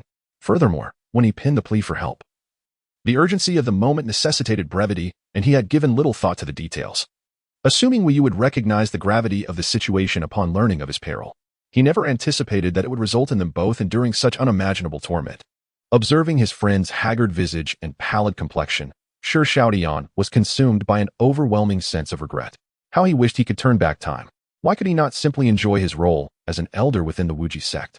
Why did he feel compelled to vie for the title of Dan Wangzun? Had he not been blinded by fame and fortune, he would not have sought the Tianling grass, leading to this current predicament. Chapter 78, Seeking External Assistance. Time flies, and the days pass swiftly. In the blink of an eye, half a month has already elapsed. For Wu Yu and Shi Xiaotian, this period has been the darkest hour of their lives. Oh, how pitiful. Two esteemed alchemists are tormented to the brink of despair by mere pills, suffering immensely. The elixirs crafted by Zhong Qing, though composed entirely of the same ingredients, yield a plethora of unpredictable effects each time. One day they induce violent vomiting and diarrhea. The next, they cause festering sores. Yet, every time, Zhong Qing diligently attempts to concoct a truly remarkable elixir. One might argue that he possesses no talent, for he can shape the pills, but their side effects are akin to deadly toxins, capable of incapacitating even the most formidable warriors. Conversely, should one assert he is gifted, the bizarre and eccentric nature of his concoction speaks to a uniqueness that defies convention. What, one wonders, will this scourge produce today, beneath the scorching sun? In a secluded courtyard, Wu Yu expresses his lingering trepidation. Let it not be another concoction that induces vomiting and diarrhea. Shi Xiaotian groans in agony. Here stands a venerable elder of the sacred ground, a warrior of the Dacian realm, reduced to carrying such abominations in his pocket. At their advanced age, should word of this leak, their reputations would be irrevocably tarnished. Just as the two anxiously contemplate their fate, Zhong Qing's absence lingers in the air.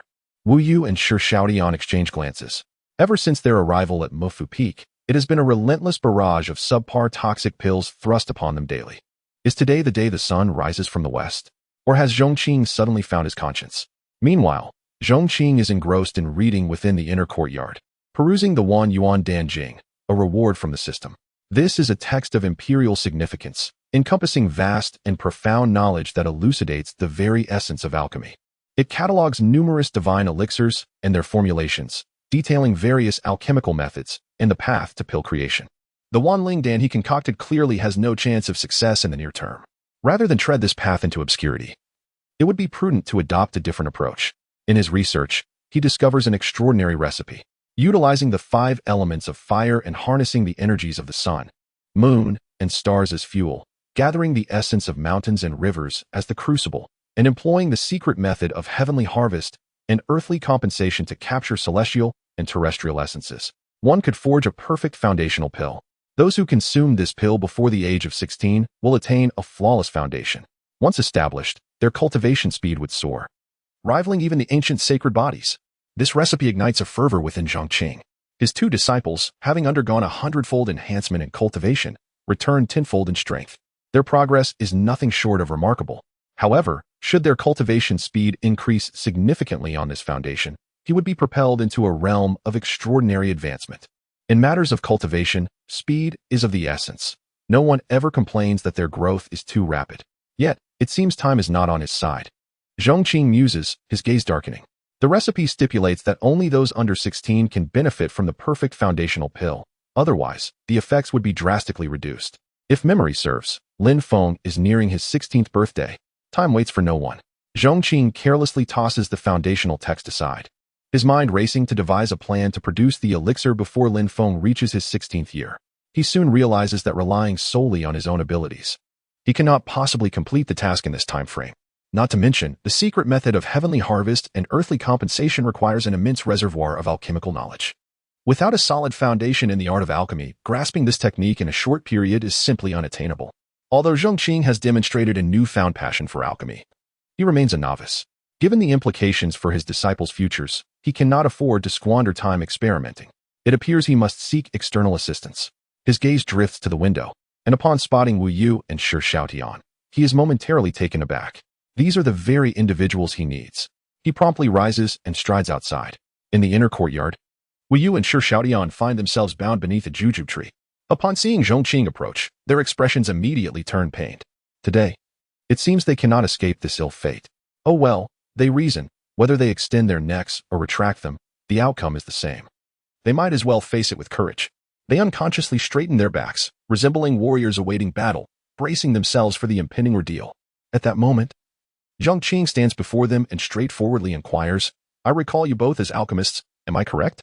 The two are taken aback, uncertain of Zhong Qing's intentions. Does he wish to witness their agony as they struggle with the toxic pills he has created? Their faces reflect a mix of fear and speculation, as dark thoughts of twisted scenarios cross their minds. Zhong Qing, oblivious to their musings, continues, "Would you be willing to assist me in refining 2 elixirs? Should you succeed, I will release you and refrain from bringing up past grievances. Take your time to consider and respond when you are ready." Before he can finish, the two respond in unison, "No need for consideration. We agree." Oh heavens! They are finally receiving the respect due to alchemists. With their esteemed status, wherever they go, they are the center of attention, sought after by many who plead for their assistance in crafting elixirs. Yet here, Zhong Qing has ensnared them, treating them not as esteemed masters, but as mere labors. Finally, they can showcase their true prowess. Determined to impress Zhong Qing, they prepare to demonstrate what it means to be true alchemists. However, Zhong Qing's immediate trust in their readiness raises his concerns. After all, this matter pertains to the future of his disciples. Are you certain you can perform this task? Would you like to see the recipe first? Such a question, if posed by anyone else, would have elicited a scornful response from Wu Yu and Shi Xiaotian. It would be a ludicrous joke. In the entire Eastern domain, their mastery of alchemy is unparalleled. If they cannot concoct a pill together, no one else in the Eastern domain would dare claim they could. This reflects their confidence and pride as top alchemists in the region. However, facing Zhong Qing alters the dynamic entirely. After all, their lives are currently at his mercy. Thus, despite their irritation, Wu Yu manages to suppress his frustration and replies, "Rest assured, allow us to see the recipe. We will show you what it means to be the finest alchemists in the Eastern domain."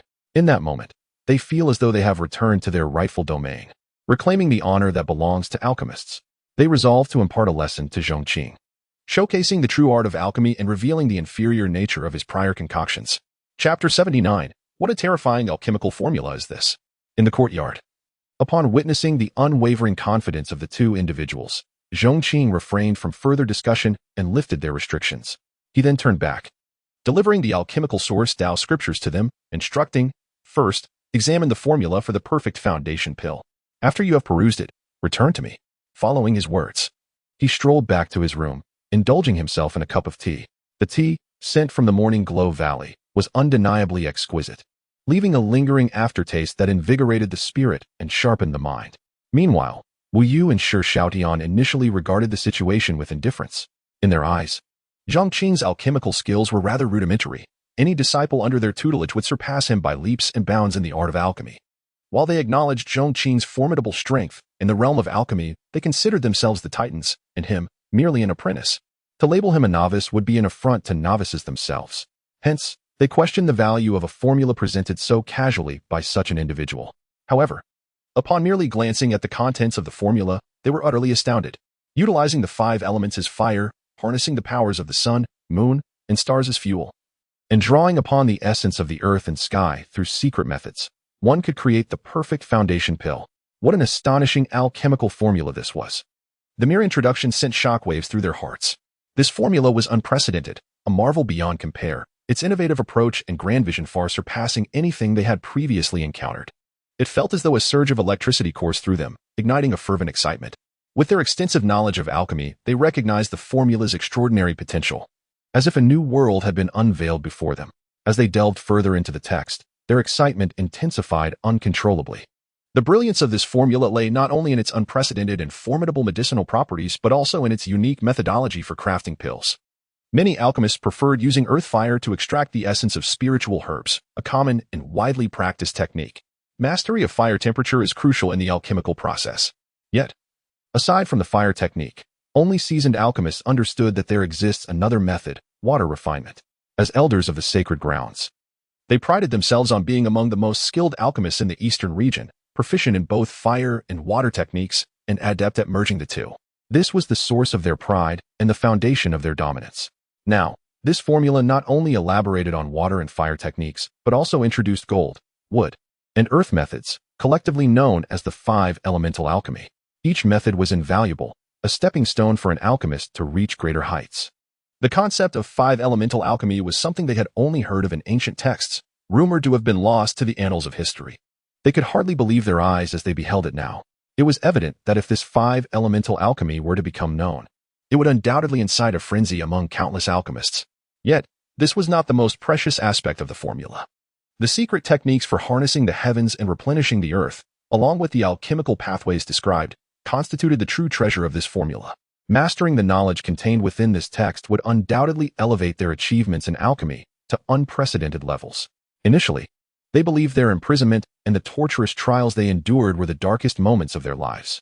Yet, they now realized the truth of the saying, when heaven is about to bestow a great responsibility upon a person, it must first temper their will, exhaust their muscles, starve their body, and expose them to hardship. After the storm, a rainbow always appears, a clear indication that this was a fortuitous opportunity beyond imagination. Old by. This book is so thick. Surely the latter sections are not all devoted to alchemical formulas?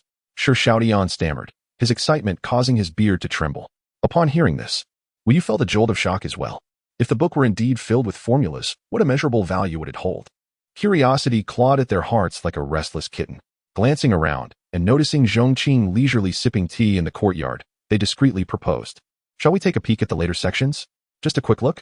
This suggestion resonated with Shi Xiaotian, and they eagerly began to leaf through the subsequent chapters. Rejuvenation pill, vitality creation pill, ascension pill. After perusing only 3 entries, their eyes widened with astonishment. Their hearts raced, blood surging through their veins. Each of these 3 entries documented ancient alchemical formulas, each possessing unique and extraordinary effects. In terms of value, they rivaled the perfect foundation pill, if not exceeding it. Realizing the gravity of their findings, the two refrained from further exploration. Each formula was an invaluable treasure, and having glimpsed just a few, they had already breached a taboo. To examine them all would surely invite dire consequences. Reluctantly, they shifted their gaze away from the alchemical source Tao scriptures, exchanging a determined glance that solidified their resolve as they approached Zhong Qing. Before long, they stood before him. Zhong Qing took a gentle sip of fragrant tea and inquired, "How is it? Can you concoct it?" Wu Yu and Shi Xiaotian inhaled deeply. At that moment, they regarded Zhong Qing with newfound reverence. Not only was his strength beyond their reach, but the formula he possessed was also exquisite beyond words. Such a formula, not only in the eastern region but throughout the world, would undoubtedly provoke envy among countless elite alchemists. Initially, they had intended to demonstrate their prowess to Zhong Qing, showcasing the elegance of the eastern region's top alchemists. Yet, they now realized that the true fool had been themselves. "Senior, This formula is vast and profound, presenting a considerable challenge for us. However, we humbly request permission to attempt its creation. Will you implored softly? For an alchemist, the opportunity to experiment with such a remarkable formula was a rare and torturous longing. Their earlier confidence had evaporated, replaced by an attitude of utmost respect. Addressing him as senior and bowing humbly, Zhong Qing discerned the shift in their demeanor. Tell me honestly, within 10 days, what are the chances you can concoct this pill? The time constraint weighed heavily upon Wu Yu and Shi Xiaotian, yet they gritted their teeth and provided their assessment. 70%. This conclusion had been reached after meticulous calculations. 70%? Zhong Qing's brow furrowed slightly, his dissatisfaction apparent. He desired a guarantee of complete success. Nonetheless, he understood that the creation of precious pills hinged upon favorable conditions. Moreover, he lacked familiarity with many alchemists, while there were a few in the Immortal River sect. He had to admit that the difference in skill between alchemists from second-rate sects and those from sacred grounds was stark. Reluctantly, he conceded, 70% it is. If you fail, I shall seek other methods to enhance Lin Feng's potential. Upon reflecting on this, Zhong Qing addressed the two individuals. I shall entrust you both with the task of refining the perfect foundation establishment pill. Should you require anything, do not hesitate to ask. Wu Yu and Shi Xiaotian did not stand on ceremony with Zhong Qing and promptly requested an abundance of resources. Although the formula for the perfect foundation establishment pill did not specify any particularly rare spiritual materials, the majority of the required ingredients were drawn from the natural world: sun and moon, earth and sky, mountains and rivers, stars and constellations. However, harnessing these forces is not a task to be undertaken lightly. It demands considerable preparation. Naturally, while the resources required are numerous, they are all commonplace items.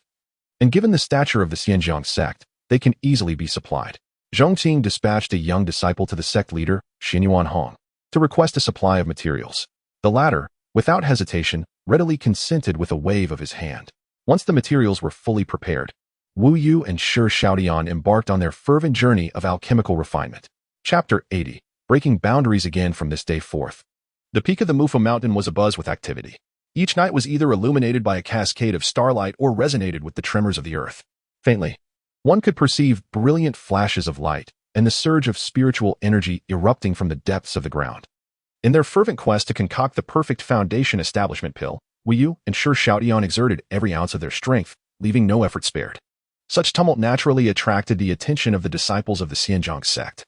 However, the sect leader Xinyuan Hong issued a peculiar command. No disciples were to approach the Mufu mountain. Consequently, the mountain took on an enigmatic aura, filled with an air of transcendence. Time swiftly elapsed, and in the blink of an eye, 10 days had passed. In the void, 4 pills slowly took shape, each the size of a soybean, glistening and exuding a radiant spiritual light. The fragrance of the pills wafted through the air, their quality extraordinary. After a considerable time, as all unusual phenomena dissipated, Wu Yu and Shi Xiaotian carefully placed the 4 pills into prepared jade boxes.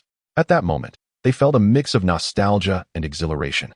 Recognizing that these were undoubtedly the finest pills they had ever crafted, truly a pinnacle achievement in their lives. Without delay, they sought out Zhong Qing. Senior, we have successfully refined the pills, they announced, each bearing a jade box with utmost reverence. In the courtyard, Zhong Qing, who had been resting, expressed his satisfaction upon hearing the news. Excellent. He received one of the jade boxes and scrutinized the 2 pills within. One could not help but admire the skill of the 2. The brilliance and quality of these pills far surpassed those he had produced. To ensure their safety, he instructed them to consume the remaining 2 pills to test their properties. Without hesitation, they swallowed the pills, confident in their creation. Unlike the terrifyingly toxic pills Zhong Qing had previously made, as the pills dissolved within them, a surge of energy coursed through their bodies. Though the effects would diminish for those older than 16, at that moment, both felt an extraordinary transformation in their physiques. What a terrifying pill! I feel my cultivation speed is doubled, Wu Yu murmured, savoring the marvels bestowed by the pills. Shi Xiaotian shared his sentiment. And while the increase in cultivation speed thrilled them, the pride in their accomplishment was even more exhilarating. After fully absorbing the medicinal effects, they both rose to express their gratitude to Zhong Qing. Thank you, Senior, for the pills. Their appreciation was sincere, for regardless of Zhong Qing's motives, they had undeniably received a tremendous opportunity. Why thank me? I merely needed you to test the pills for toxicity, Zhong Qing replied, observing their lack of adverse reactions. He waved his hand, indicating they could leave. Remember, do not provoke me again in the future. Leaving Mufa Mountain had once been a dream for Wu Yu and Shi Xiaotian. Yet when the moment came for Zhong Qing to release them, they hesitated. "Senior, may we not leave?"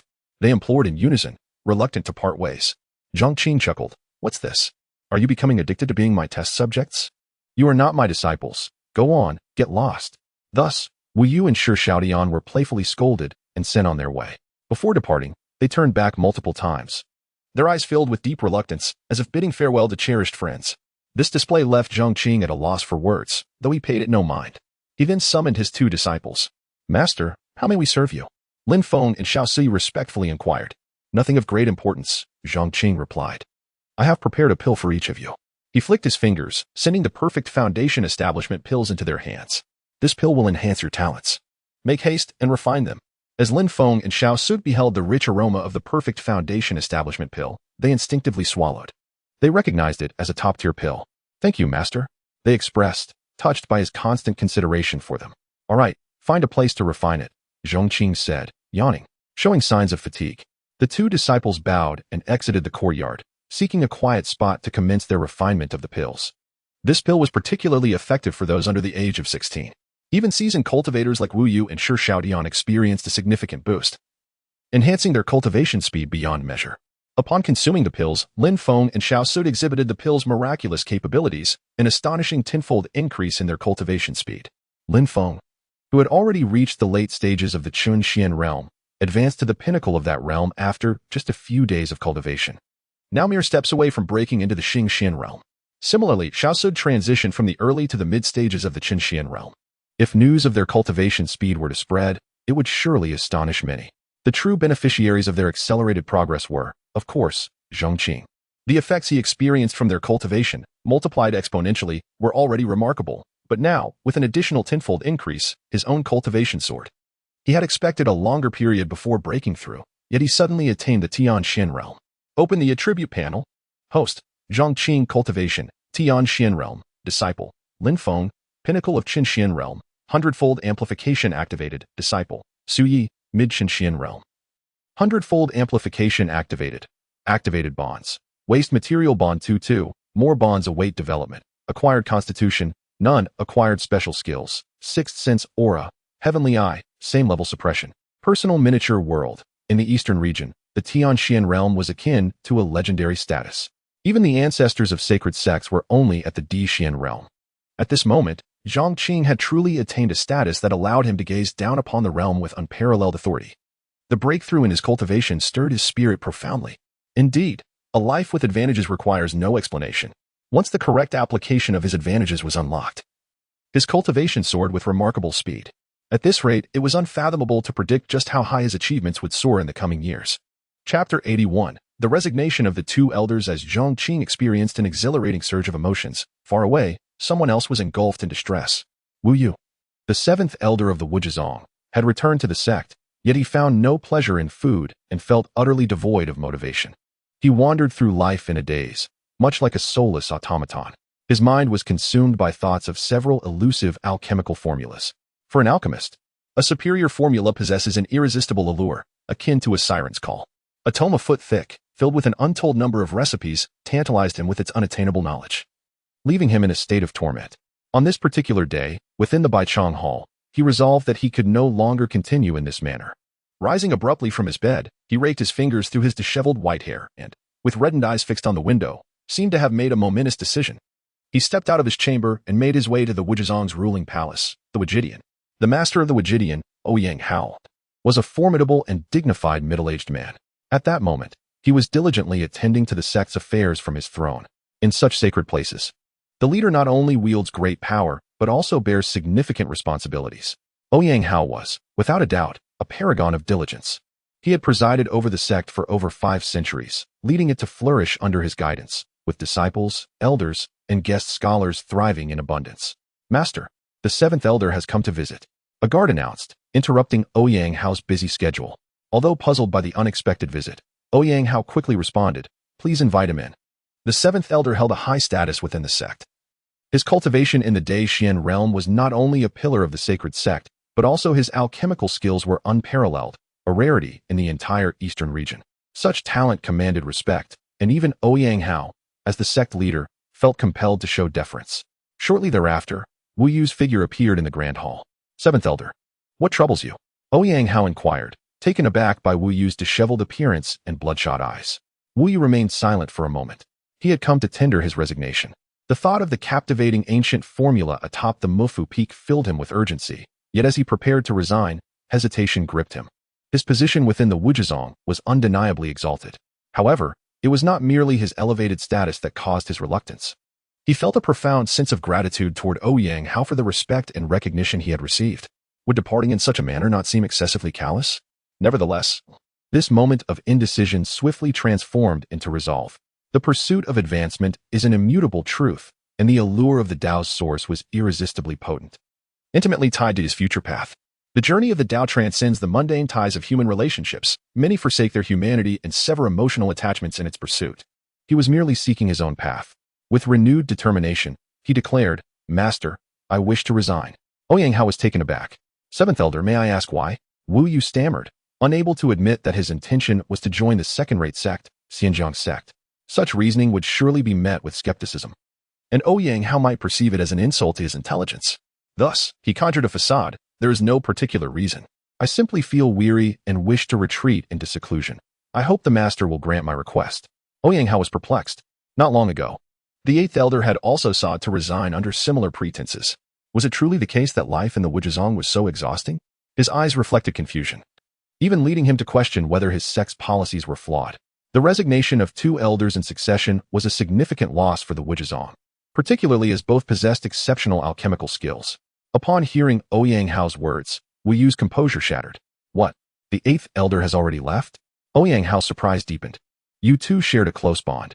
Did he not inform you? Wu Yu's heart burned with betrayal. He had regarded the eighth elder as a beloved brother. Yet the latter had secretly sought refuge with another senior. In that instant, Wu Yu's guilt about leaving the Wujizong evaporated. Indeed, opportunities must be seized promptly, lest they slip away forever. Master, I have urgent matters to attend to, so I must take my leave. Here's the elder's token, which I now return to you. Rest assured, I shall visit whenever I have the chance. With that, he placed the token representing his position as elder on the table and departed in a flurry, leaving Ouyang Hao in a state of bewilderment. When did it become so easy for members of a prestigious sect to come and go at will? He considered sending someone to stop Wu Yu, but ultimately refrained. After all, both the seventh and eighth elders were rare talents. It was better to part amicably than to force them to stay, preserving goodwill for future collaborations. As he pondered the situation, Ouyang Hao's mood lightened considerably. He also began to contemplate whether it was time to improve the benefits for the higher echelons of the sect. If two elders were to depart in a single day, even the Wujizong's substantial foundation could not withstand such a loss of talent. Setting aside the implications of Wu Yu and Shi Xiaoyan's resignations on the Wujizong, both men hurriedly made their way to the Pingjiang Sect. Approaching the sect, they prepared to present themselves with sincerity, eager to make a favorable impression for a successful induction. By a clear, flowing river, Shi Xiaoyan adjusted his attire, looking rather ethereal, when he was astonished to spot Wu Yu descending from the sky. Is that you? He exclaimed, his eyes wide with disbelief. He had never expected to encounter his old friend in this place. You wretch, I regarded you as a brother. Yet you left the Wujizong to join the Pingjiang Sect without a word. How treacherous. Wu Yu retorted, mocking him. Shi Xiaoyan's face flushed with shame. He recognized his actions had been somewhat underhanded. However, realization soon struck him. The moment he had left the sect, he had rushed to the Pingjiang Sect. Wu Yu's arrival immediately followed his, indicating their thoughts had aligned. In an instant, his embarrassment faded, and he countered, what about you? Surely you didn't think to inform me of your departure either. Thus began a playful exchange of barbs between the two once brotherly figures. Until Wu Yu finally called for a truce. All right, we both seek to serve under a senior. One more or one less makes little difference. If only you and I could journey together, it would be advantageous for us to look out for one another. Such words are indeed wise. The two of them feigned a harmonious brotherhood on the surface. Yet, secretly, they harbored their own thoughts. Having his company is beneficial if the elder accepts only one. I could expose some of the other's flaws to highlight my own illustrious image. As for brotherhood, its greatest significance lies precisely in moments like these, does it not? Chapter 82. The outer sect disciples over 700 years old thus, the seemingly amicable pair, after meticulous preparation, set forth on their journey with ulterior motives. They returned to Mufa Peak and encountered Zhong Qing. Senior. The two bowed respectfully. What brings you here again? Zhong Qing, reclining in a swing beneath the jujube tree in his courtyard, inquired with a look of surprise. At this moment, Wu Yu took the initiative to speak. Senior, after returning, I found myself deeply nostalgic for life at Muffa Peak. I became so consumed by these thoughts that I lost my appetite for both tea and food. Therefore, I have decided to leave the Wuji sect and wish to join you at Muffa Peak. I hope you will take me in, and I am willing to be your test subject for alchemical experiments, contributing my humble efforts to your path of pill refinement. For the sake of the formulas and the Dan Yuan Dao Jing, Wu Yu was determined, even willing to endure a life that once haunted him like a nightmare. Upon hearing this, Zhong Qing felt somewhat moved. He indeed needed assistance in alchemy, someone to test the elixirs. Meanwhile, Shi Xiaodian, observing this, felt a pang of urgency. With Lao Bai having taken the lead, he realized if he did not act quickly, he might end up with nothing. Senior, he began, previously, I was ignorant and offended you. Yet, instead of holding it against me, you graciously allowed me to leave and offered me a chance for redemption. Such magnanimity is truly admirable and humbling. My admiration for you flows like the unending river, as overwhelming as the flooding Yellow River. I aspire to follow you, learning your selfless virtues. In the future, I shall undoubtedly take you as my guiding star. If you command me east, I shall not venture west. If you instruct me to chase dogs, I shall not pursue chickens. I am ready to test the elixirs that Lao Bai dares not try, and for those he does, I implore you to use me as your double. In essence, I am willing to serve you with unwavering loyalty, even unto death, without any regrets. I humbly request you to accept me. At this proclamation, Wu Yu's eyes widened in disbelief, speechless as he pointed at Shi Xiaotian in shock. After years of acquaintance, he had never realized the extent of Shi Xiaotian's flattery skills, which had reached such an exquisite level. In contrast, his own words seemed rather pedestrian. Faced with the displays of the two, Zhong Qing could hardly contain his amusement. He had not previously recognized that Shi Xiaodian was indeed a remarkable talent. Such a talent, remaining at Muffa Peak, would surely bring much joy. With this in mind, Zhong Qing remarked, it is not impossible for you to stay at Muffa Peak. However, in comparison to your former exalted status as elders in the sacred land, all I can offer is the position of outer sect disciples. You may wish to consider this. To have two powerful beings of the Deyuan realm reduced to merely outer sect disciples seemed somewhat beneath their dignity. Nevertheless, since inner sect disciples were his direct disciples, it was inappropriate. Moreover, a peak could only appoint elders once a certain number of disciples had been established, a long-standing unwritten rule of the sect. Therefore, all Zhong Qing could genuinely offer was the identity of outer sect disciples. No need to deliberate. Wu Yu and Shi Xiaotian replied in unison, promptly affirming their stance. If they were truly concerned about their status, they would not have resigned from their positions as elders in the Wuji sect to remain at Muffa Peak. They would even gladly accept roles as servants or slaves. In comparison, becoming outer sect disciples was far better than they had anticipated. Then you should proceed to the registration office for sect disciples. Zhong Qing was well aware of their true intentions, but remained unconcerned. A mere emperor-level Dan Yuan Dao Jing was nothing to him. He had a warehouse full of such texts. Should they prove satisfactory in their future conduct, he would gladly allow them to peruse one. Pingjiang Sect. The registration office. This was the official registry for enrolling disciples in the sect. It could be considered the most leisurely position within the entire sect. Aside from the busyness of recruiting disciples every 5 years, the rest of the time was so idle that one could grow complacent. This was a favored position for many within the sect. The overseer of the registration office was not fixed but rotated among the elders of various peaks, with a tenure of 10 years. The current overseer was Elder Tong Yue of the Pill Refining Peak. Within the tranquil pavilion, Tong Yue was dozing on the counter when the entrance of two figures startled him. These were none other than Wu Yu and Shi Xiaotian, who had arrived after asking for directions. Yawning widely, Tong Yue forced himself to awaken, his bleary eyes struggling to focus. Names. Ages. Which peak do you wish to join? What type of discipleship? As he spoke, he swiftly flipped through the registration book, clearly well practiced in this duty. Wu Yu, 743 years old, joining Muffa Peak, outer sect disciple. Shi Xiaotian, 721 years old, joining Muffa Peak, outer sect disciple. As the two presented their basic information, the drowsy Tong Yue was momentarily taken aback. Initially, he paid little mind, as outer sect disciples were not particularly remarkable.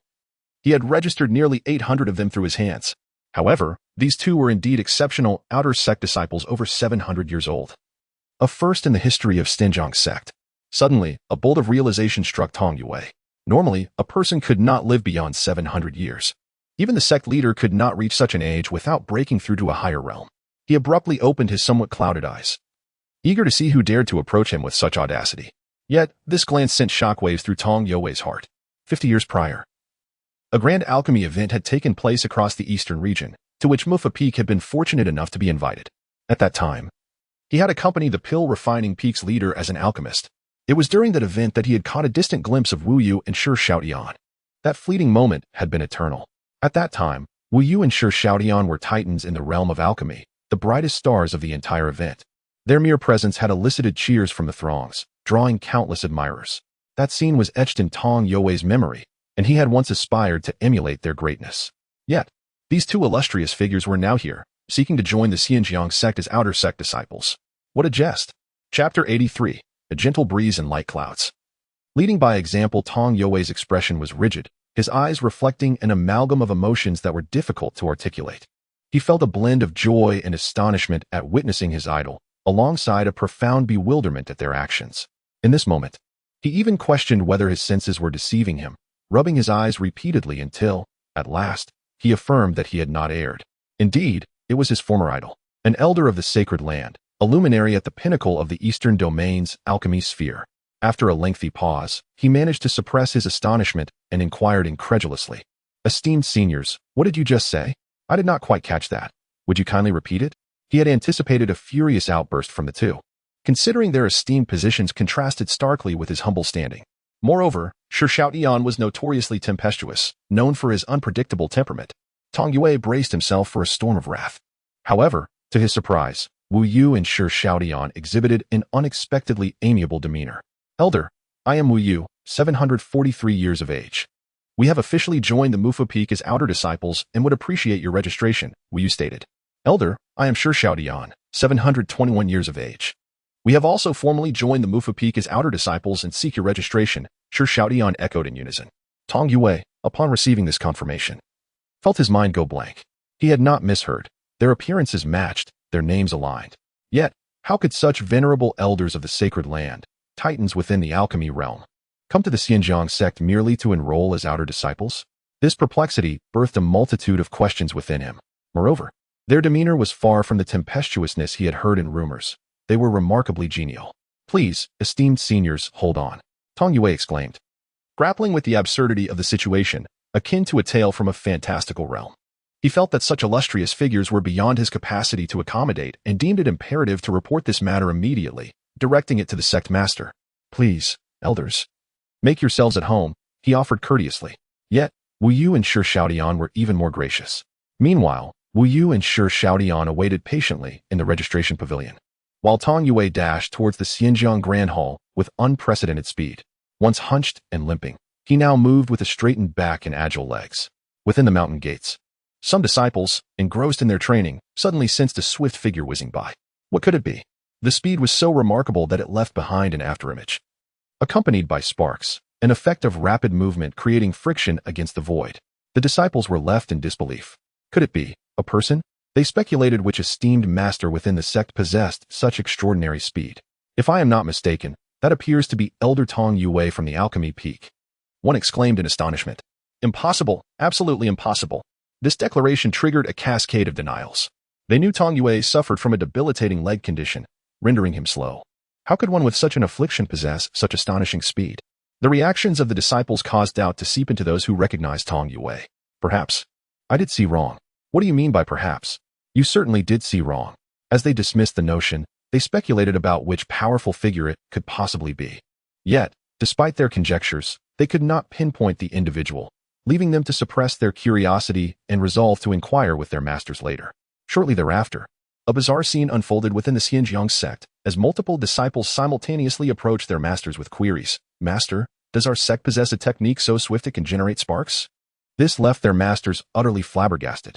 How was I unaware of such an extraordinary technique within our sect? This was merely a trivial episode in the daily lives of the disciples of Pingjiang Sect. Meanwhile, within the Pingjiang Grand Hall, Sect Master Xianyuan Hong and the senior members were engrossed in deliberations regarding the upcoming grand competition among the sect's 7 peaks. Just as the discussions reached a fervent pitch, Tong Yue burst into the hall. "Sect Master," he exclaimed. "Elder Tong, why the rush? Is there something amiss?" Xianyuan Hong admonished, frowning. "You hold a high position as a peak elder. Even when the sky falls, one must maintain composure and set an example." "Sect Master, the 2 esteemed elders from the Wuzhizong, the titans of the Eastern Domain's alchemy realm, Wu Yu, and Shi Xiaotian, wish to join the Mufa Peak as outer disciples. They are currently awaiting in the registration pavilion. I implore you to attend to them personally. Xianyuan Hong's eyes widened in disbelief, and he sprang to his feet. The once boisterous hall now enveloped in a profound silence. The sound of a pin dropping could be heard. It was as if a collective gasp had echoed through the space, many questioning whether they had misheard. What did you just say? Could you repeat that? Tong Yue understood their incredulity, for he too had reacted similarly upon first hearing the news. He reiterated the information, prompting a wave of gasps throughout the hall, realizing his own lapse in composure. Xianyuan Hong straightened his attire, chastising the gathered leaders. Look at your lack of ambition. What if two great elders of the sacred land wish to join Mufa Peak? It only reflects positively on us. What is so astonishing about that? This remark elicited eye rolls from the crowd. Who was it that had first exclaimed in disbelief? After expressing their shock, they were not permitted to react further? It felt unjust, akin to a double standard. As the senior members internally condemned Xianyuan Hong's behavior, he turned to Tong Yue and asked, "You say they are currently waiting in the registration pavilion?" Tong Yue nodded, still in a daze. "Then why are we lingering? Let us go meet them," Xianyuan Hong urged, already sprinting towards the exit, with the other leaders following closely behind. Meanwhile, Tong Yue remained rooted in place, appearing somewhat bewildered despite his advanced age. He pondered Xianyuan Hong's earlier admonition about maintaining poise as a senior member, leading by example. So, this is what it means for the sect master to take the initiative? He mused, feeling little distinction between them. Chapter 84. I shall randomly send 2 outer disciples to participate on this particular day. The atmosphere at the Pingjiang Sect was nothing short of vibrant. Numerous disciples observed as the sect leader, Xianyuan Hong, accompanied by several high-ranking officials, made their way to the registration pavilion, where they lingered for quite some time, inciting a flurry of speculation regarding the unfolding events. Had the Pingjiang Sect recruited disciples of extraordinary talent, prompting such a significant gathering of senior members? Some voiced their confusion, only for an informed individual to cryptically reveal that it was merely 2 outer disciples. However, these 2 disciples were indeed unique. This revelation further piqued the curiosity of the crowd. What made these 2 so exceptional? They were of an older age and possessed considerable experience. This notion rendered some speechless, pondering when age and experience had become criteria for recruitment. It even stirred a ripple of excitement among the sect's elite, amidst the mixture of confusion and intrigue. The well-informed individual divulged astonishing news. These 2 were esteemed elders from the sacred land, renowned figures within the eastern region's alchemical community. The news struck like a thunderclap, sending shockwaves through the disciples, leaving them in a state of disbelief. You can't be serious. Esteemed elders from the sacred land are joining our Pingjiang Sect as outer disciples? When did our sect become so remarkable? Stammered one, unable to fathom the implications. After the initial shock, some disciples quickly became invigorated by the thought of potentially being in the same peak as these eminent figures, imagining a future where they could refer to each other as brothers. With such a connection, they felt a newfound confidence in their cultivation journeys. However, when they learned that the 2 would be joining the Mufa Peak, many were taken aback. Most held a rather bleak perception of Mufa Peak, viewing it as a desolate and neglected corner of the sect, one that could be easily replaced or merged with another. How could these distinguished elders possibly choose Mufa Peak? The day's events were undoubtedly surreal, challenging the very foundations of their understanding of the sect's dynamics. The news of Wu Yu and Shi Xiaotian's induction into the sect set off a veritable explosion of excitement, creating numerous records, the oldest outer disciples in the sect's history, the most powerful outer disciples since its establishment, and the most esteemed outer disciples ever. For the disciples, the excitement was palpable. However, for Mufa Peak, life continued unperturbed. Zhong Qing maintained his leisurely routine, enjoying meals, occasionally practicing alchemy, and savoring the simple pleasures of life. Meanwhile, Lin Feng and Su Yi, having consumed the perfect foundation establishment pill, were deeply engrossed in their rapid cultivation journey, hardly emerging from their training. The fervor surrounding Wu Yu and Shi Xiaotian persisted for several days, soon eclipsed by the impending 7 Peaks competition. Such contests were commonplace among sects, where those who showcased exceptional talent could gain preferential treatment and resources for cultivation. Many legendary figures had embarked on their illustrious paths following these competitions, making them a grand event for the entire sect. This particular competition held greater significance, as those achieving commendable results would represent their sect at the forthcoming Immortal Dao Conference, a true stage for the formidable and a paradise for prodigies, where countless influential figures would converge for a grand celebration across the eastern region. On the day of the summons, a disciple approached Zhong Qing, inviting him to the Pingjiang Grand Hall for a high-level meeting. Typically, Zhong Qing had little interest in such gatherings. However, As a member of Mufu Peak, he felt it prudent to attend. After a brief moment of hesitation, he acquiesced and made his way there. The Xianzhong Grand Hall was abuzz with activity. Sect leader Xian Yuanhong presided over the gathering, surrounded by various elders and peak masters. With Zhong Qing's arrival, the already lively atmosphere reached a new crescendo as everyone extended their greetings with fervent enthusiasm, leaving him somewhat uncomfortable.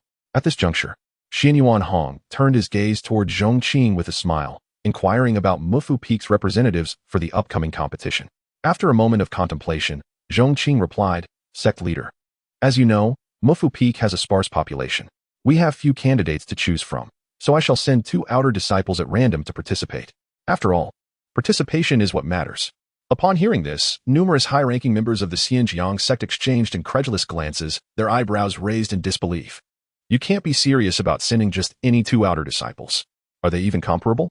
Participation is important, but not at the expense of the competition's integrity. Some glanced at Xian Yuanhong, hoping he would intervene. However, to their astonishment, he readily agreed, it would be splendid if Mufu Peak could send representatives.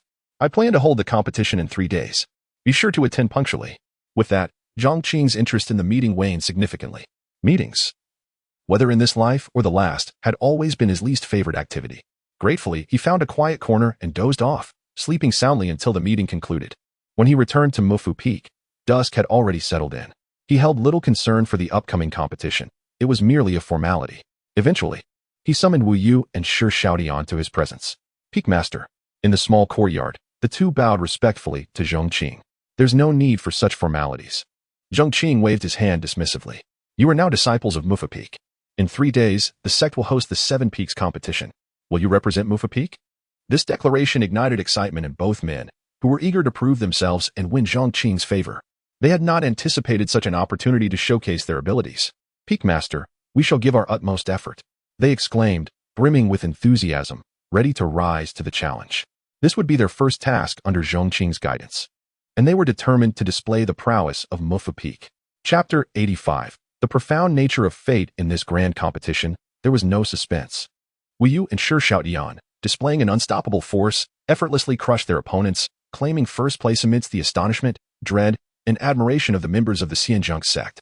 Zhong Qing was not surprised by this outcome. It would have been truly bizarre had the 2 of them faltered in the midst of their triumph.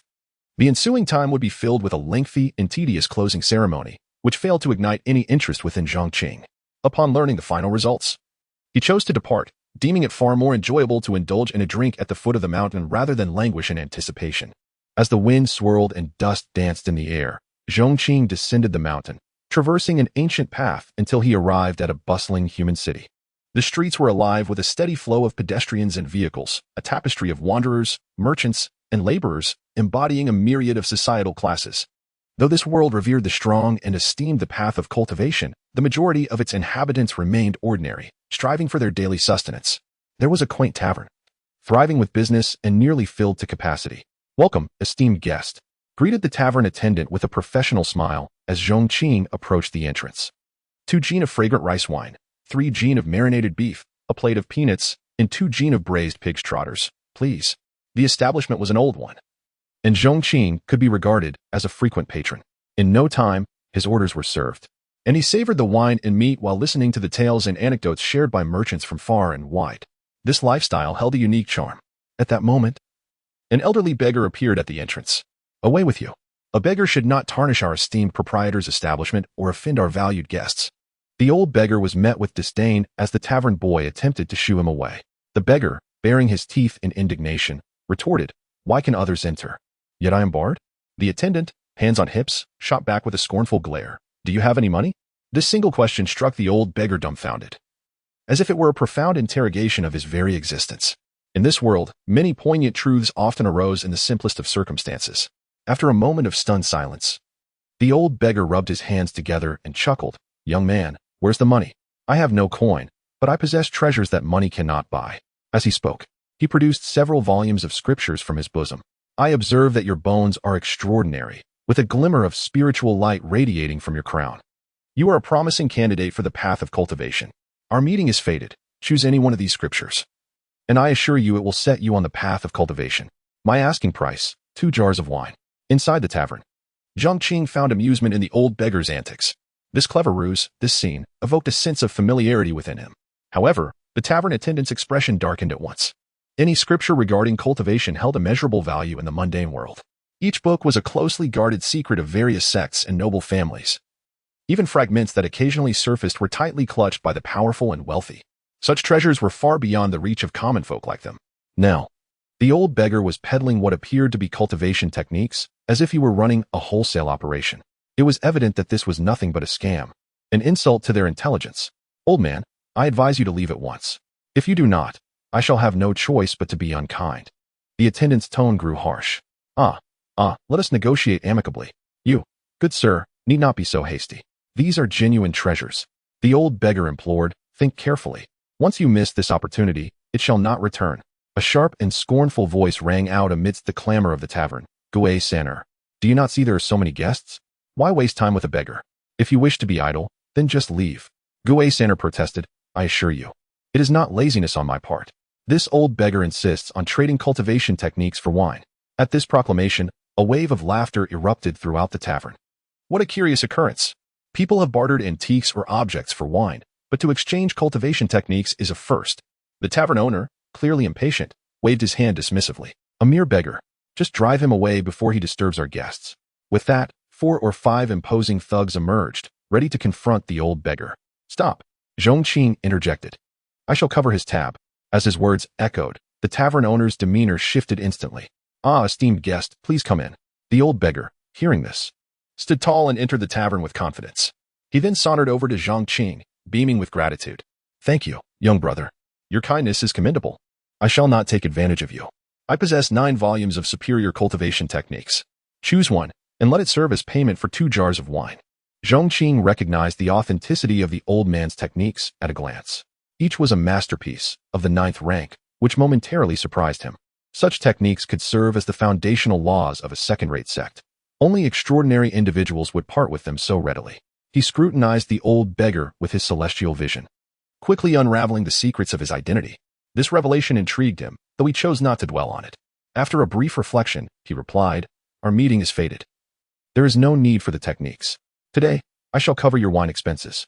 Drink to your heart's content. The old beggar, hearing this, did not display joy but instead appeared anxious, scratching his head in distress. Oh dear, young brother, do not be misled like those fools who think my techniques are false. I assure you. Before he could finish, Zhong Qing interrupted with a smile. Drinking is about the mood. If one cannot enjoy the ambience, what is the point of discussing anything else? Come, let us raise a glass. This display of camaraderie left the old beggar momentarily speechless. He savored the words. There is wisdom in your speech. Young brother, with such insight, you are worthy of my friendship. Allow me to toast to you. The connections formed between individuals can be astonishingly profound. Some may know each other for decades, yet remain strangers, while others forge bonds over a single cup of wine. The nature of fate is indeed marvelously intricate. Chapter 86. In the tavern, the old beggar and Zhong Qing engaged in lively conversation. As the saying goes, 1,000 cups are few for a true friend, while a single word is too much for a stranger. Although the two had just met, they found themselves remarkably compatible. Young brother, do you play chess? The beggar inquired. Where there is wine, there must be chess. Would you care to join me for a game? The old beggar, clearly in high spirits from the drink, was eager for amusement. Zhong Qing had heard of fine wine paired with exquisite cuisine, and the allure of a beautiful companion. But he had yet to encounter the pairing of wine with chess. Nevertheless, seeing the beggar's enthusiasm, he did not wish to dampen his spirits. Moreover, it was a rare opportunity to find a kindred spirit, and with nothing pressing at the moment, he readily agreed. The two exited the tavern and traversed several alleys until they arrived at a riverside adorned with willows. The stream flowed briskly, with the willows swaying gracefully on either bank. A gentle breeze swept through, bringing a refreshing coolness to the somewhat sultry day. Come, come, let me show you a treasure, the old beggar exclaimed, leading Zhong Qing to a willow tree where he began to dig in the earth. Soon, he unearthed an object wrapped in oilcloth. Unwrapping it revealed a finely crafted chessboard and pieces. The beggar placed the chessboard reverently on a smooth stone beside the willow and invited Zhong Qing to sit upon the rock. My young friend, how skilled are you at chess? He asked, holding a white piece. He made the first move. After 5 turns, Zhong Qing aligned 5 pieces in a row. I win. The old beggar began to question the very nature of existence. How did you win? Where do you see your victory? Zhong Qing replied. I thought we were playing 5 in a row, but it seems you were playing Go. He truly did not understand the complexities of Go. An idea struck Zhong Qing. How about I teach you a new game instead? What new game? The beggar's interest was piqued. Come, let us gather some materials. Zhong Qing recalled the game of xiangqi, Chinese chess, from his previous life. In terms of playability, xiangqi was far simpler and more accessible than Go. Its unique movement rules often captivated players even more. They arrived at the city gate, where Zhong Qing selected several stones of various shapes but good quality. He then pulled out a carving knife, a reward from the system, and began crafting the stones. With his skill, transforming the irregular stones into smooth, uniform pieces was a mere task. Soon, he found a large stone beneath an ancient locust tree, perfect for creating a chessboard. After some work, a complete xiangqi board emerged. Zhong Qing explained the rules to the old beggar, and they played a couple of rounds. The beggar was quickly enchanted by the charm of xiangqi. Young brother, this game is quite fascinating, he exclaimed, his eyes gleaming as though he had discovered a new continent. Xiangqi embodied the wisdom of ancient sages, its influence rivaling that of Go. In parks and by riversides in his past life, it was common to see elderly gentlemen engaged in matches. Its appeal far surpassed that of Go. Zhong Qing was not surprised by the beggar's reaction. They played several matches, all ending in Zhong Qing's decisive victories.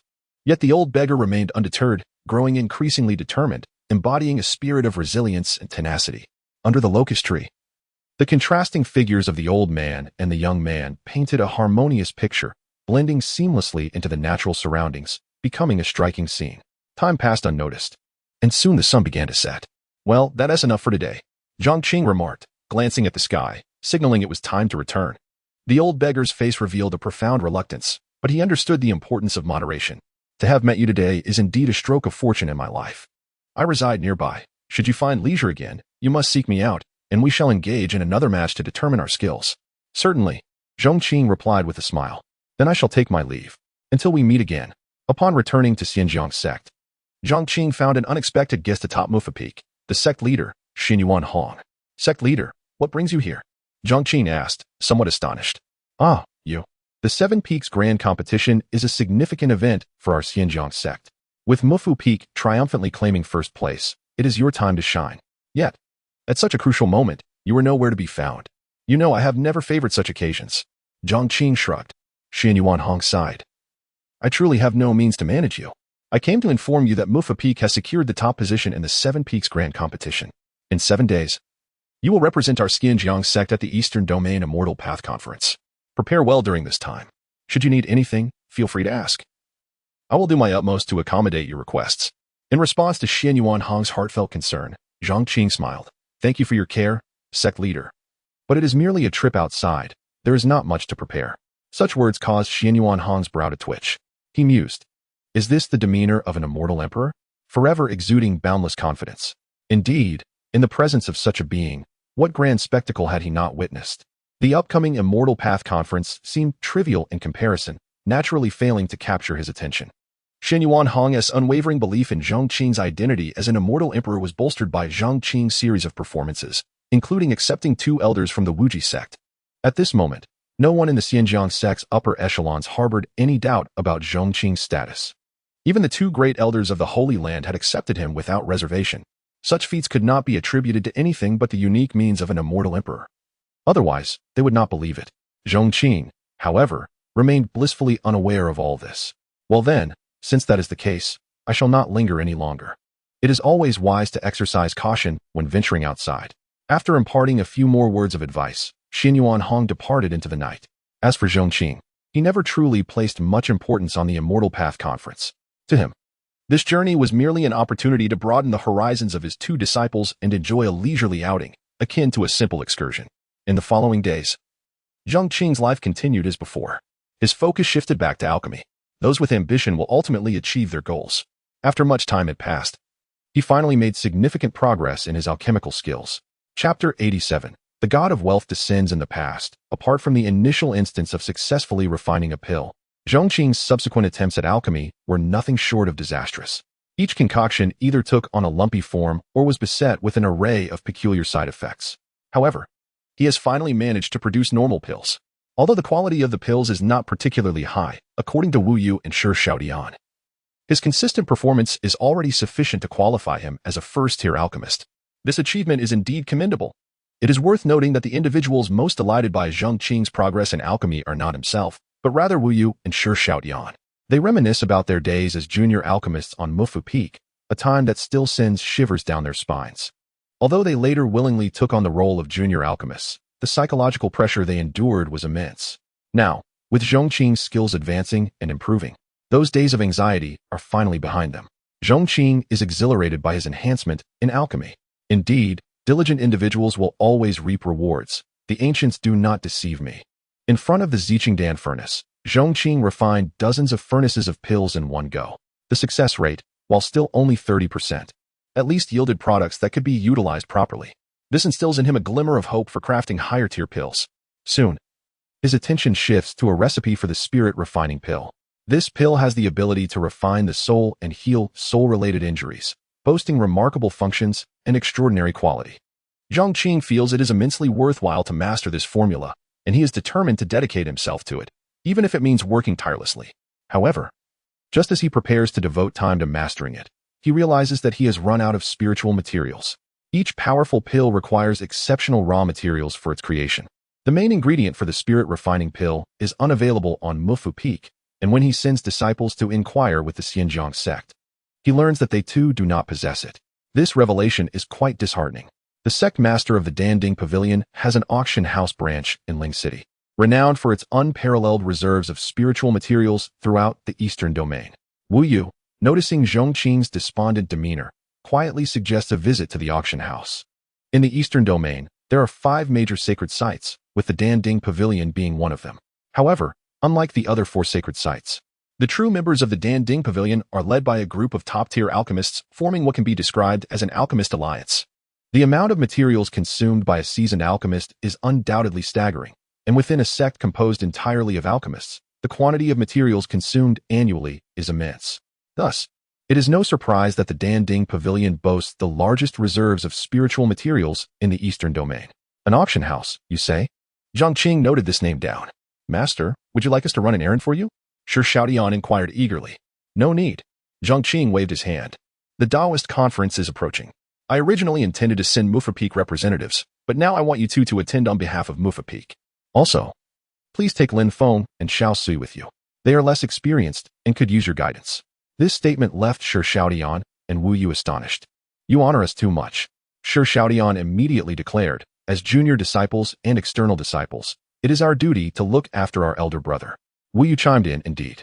Anyone who dares to harm them must first step over our dead bodies. With their assurances, Zhong Qing felt reassured. With the protection of 2 formidable Xin-level experts, as long as they do not seek their own demise, their safety in the eastern domain should be guaranteed. All right, you two prepare yourselves. There's no time like the present. Let us depart today. With Zhong Qing's command, Xiao Sui and Lin Feng, who had been in secluded cultivation, were also summoned. The 4 of them set off with great momentum, transforming the previously tranquil Mufu Peak into a scene of desolation. Zhong Qing, unperturbed, departed shortly after the others. His destination clear, Ling City. Ling City falls within the realm of the Pingjiang Sect. The outer city is where ordinary people reside, while the inner city is frequented by practitioners. A mere wall separates these 2 worlds. The auction house is located within the inner city, a magnificent edifice adorned in gold and jade.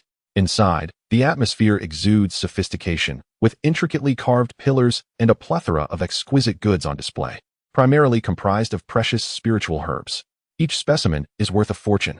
As Zhong Qing surveyed the various spiritual materials, a woman clad in a red robe approached him. Esteemed guest, how may I assist you? Our auction house boasts a comprehensive selection of spiritual herbs, ranging from the most basic to the highest tiers. If our offerings do not meet your needs, we will hold an auction later tonight, featuring even the legendary Apothecary King. I am certain you will find something to your liking here. Zhong Qing was slightly taken aback. Top-tier spiritual herbs are exceedingly rare, while the Apothecary King is a legendary figure, his worth beyond measure. In just a few words, the wealth and influence of this auction house became apparent.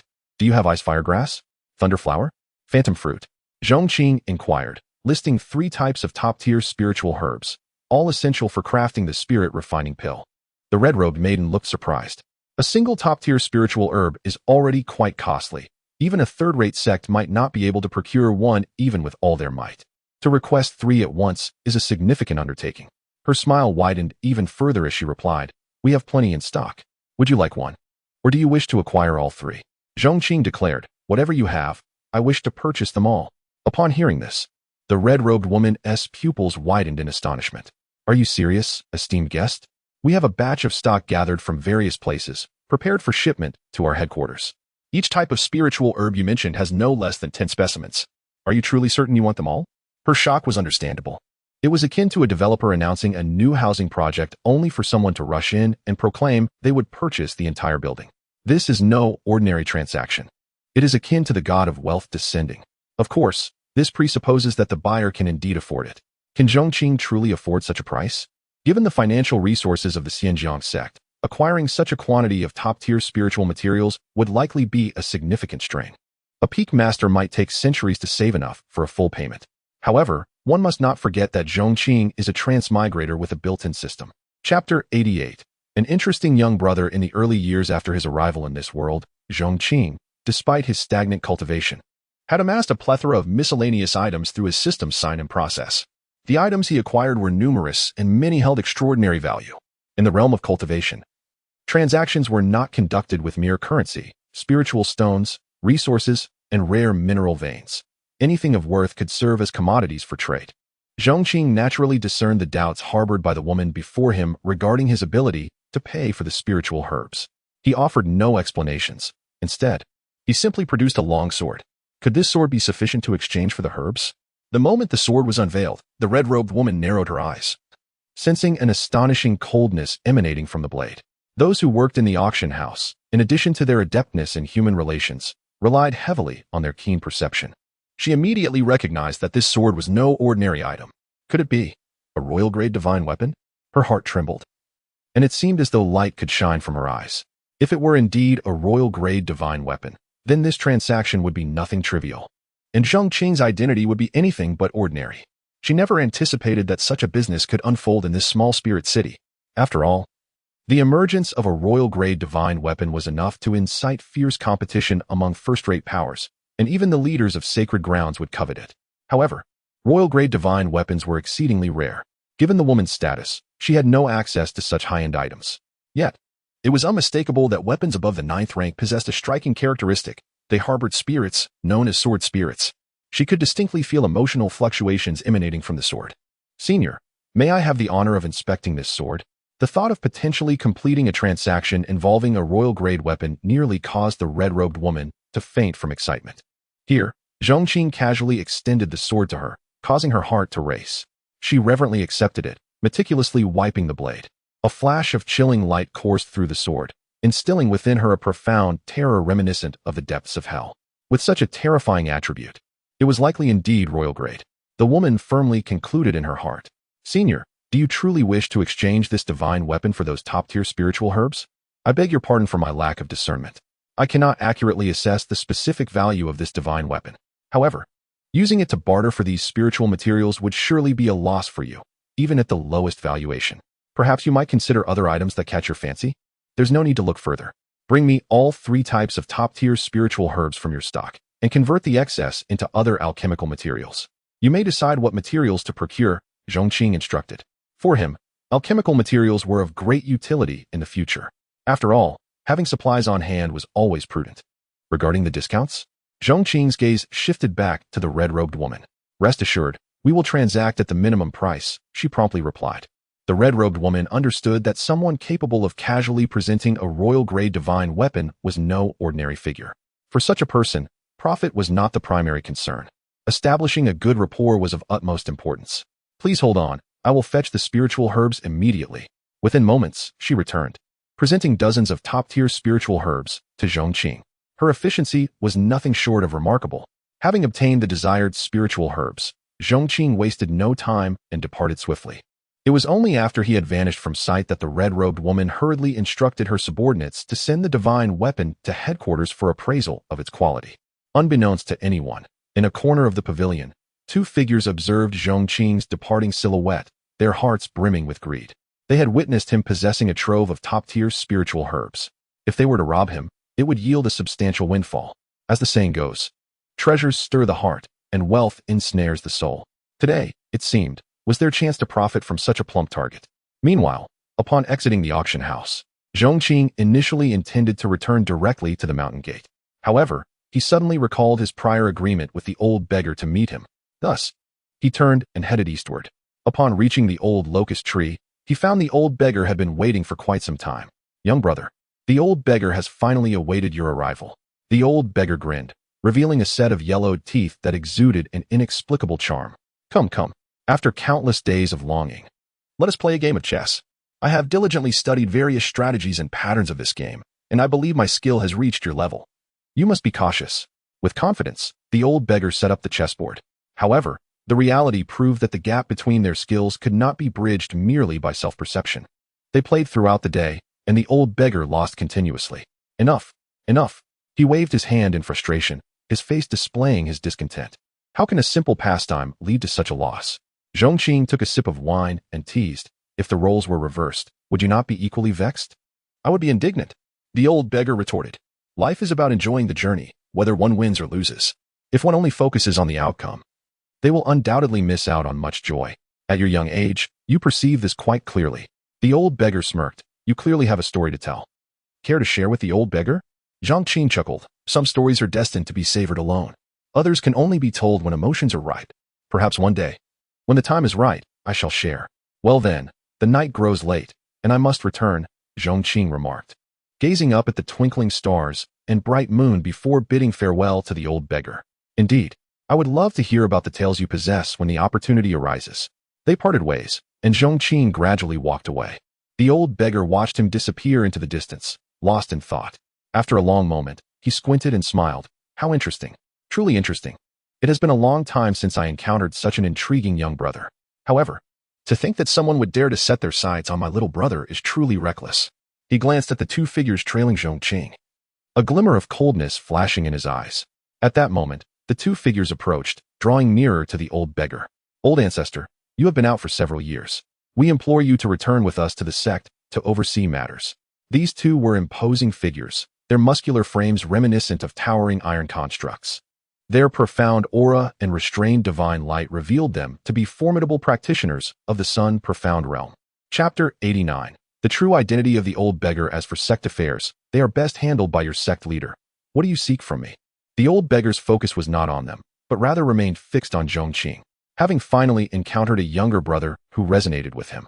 He could not disregard the potential danger Zhong Qing might face. However, if he intervened to save Zhong Qing, his own strength would inevitably be revealed. The two individuals before him, he had approached with a spirit of equality. If they were to learn certain truths about him, would it jeopardize their pure camaraderie? In the next moment, the old beggar's gaze shifted to the two flattering figures beside him, Iron Tower and Mountain Guard. Ancestor, are you willing to return to our sect with us? The two were visibly excited, bowing deeply to the old beggar once more. Return to what sect? Do you think my actions require your guidance? The old beggar replied, we dare not. The two responded with palpable trepidation. Let us not speak of returning to the sect any longer. I have an important task for you. Have you seen the young brother who left my side earlier? I now require you to secretly escort him back. Clear away the two tails behind him without revealing your own whereabouts or identities. If my young brother loses a single hair, I shall flay you alive. Seeing their ancestors' serious demeanor, the two dared not delay, their myriad thoughts coalescing into a singular response. Understood. In a flash, they transformed into streaks of light, pursuing their task. The moon hung in the sky, countless stars twinkling like diamonds embedded in the horizon.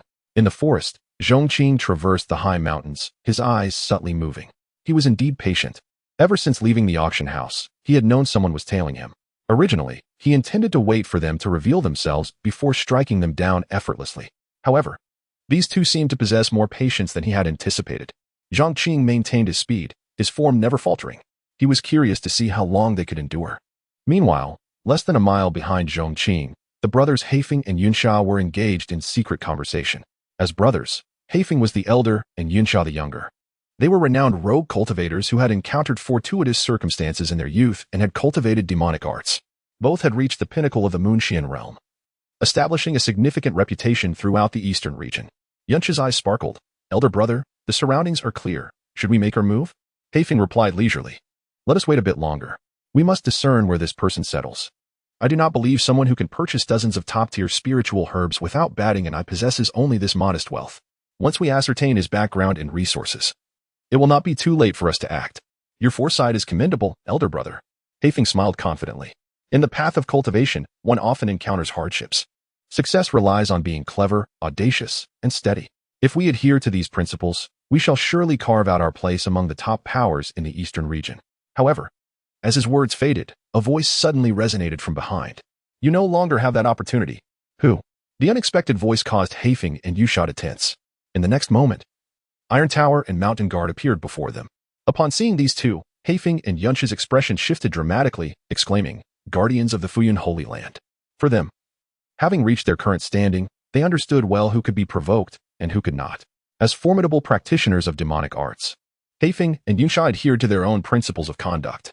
They could freely eliminate individuals from third-rate sects, selectively target those from second-rate sects, and should avoid confrontations with first-rate sects at all costs. As for the Holy Land sects, they were to be avoided at all costs, for even a mere elder or peak master was beyond their capacity to confront. Esteemed sirs, my brother and I have not offended you, nor have we disrespected your holy land. May I inquire what your intentions are in obstructing us? Surely there must be some misunderstanding?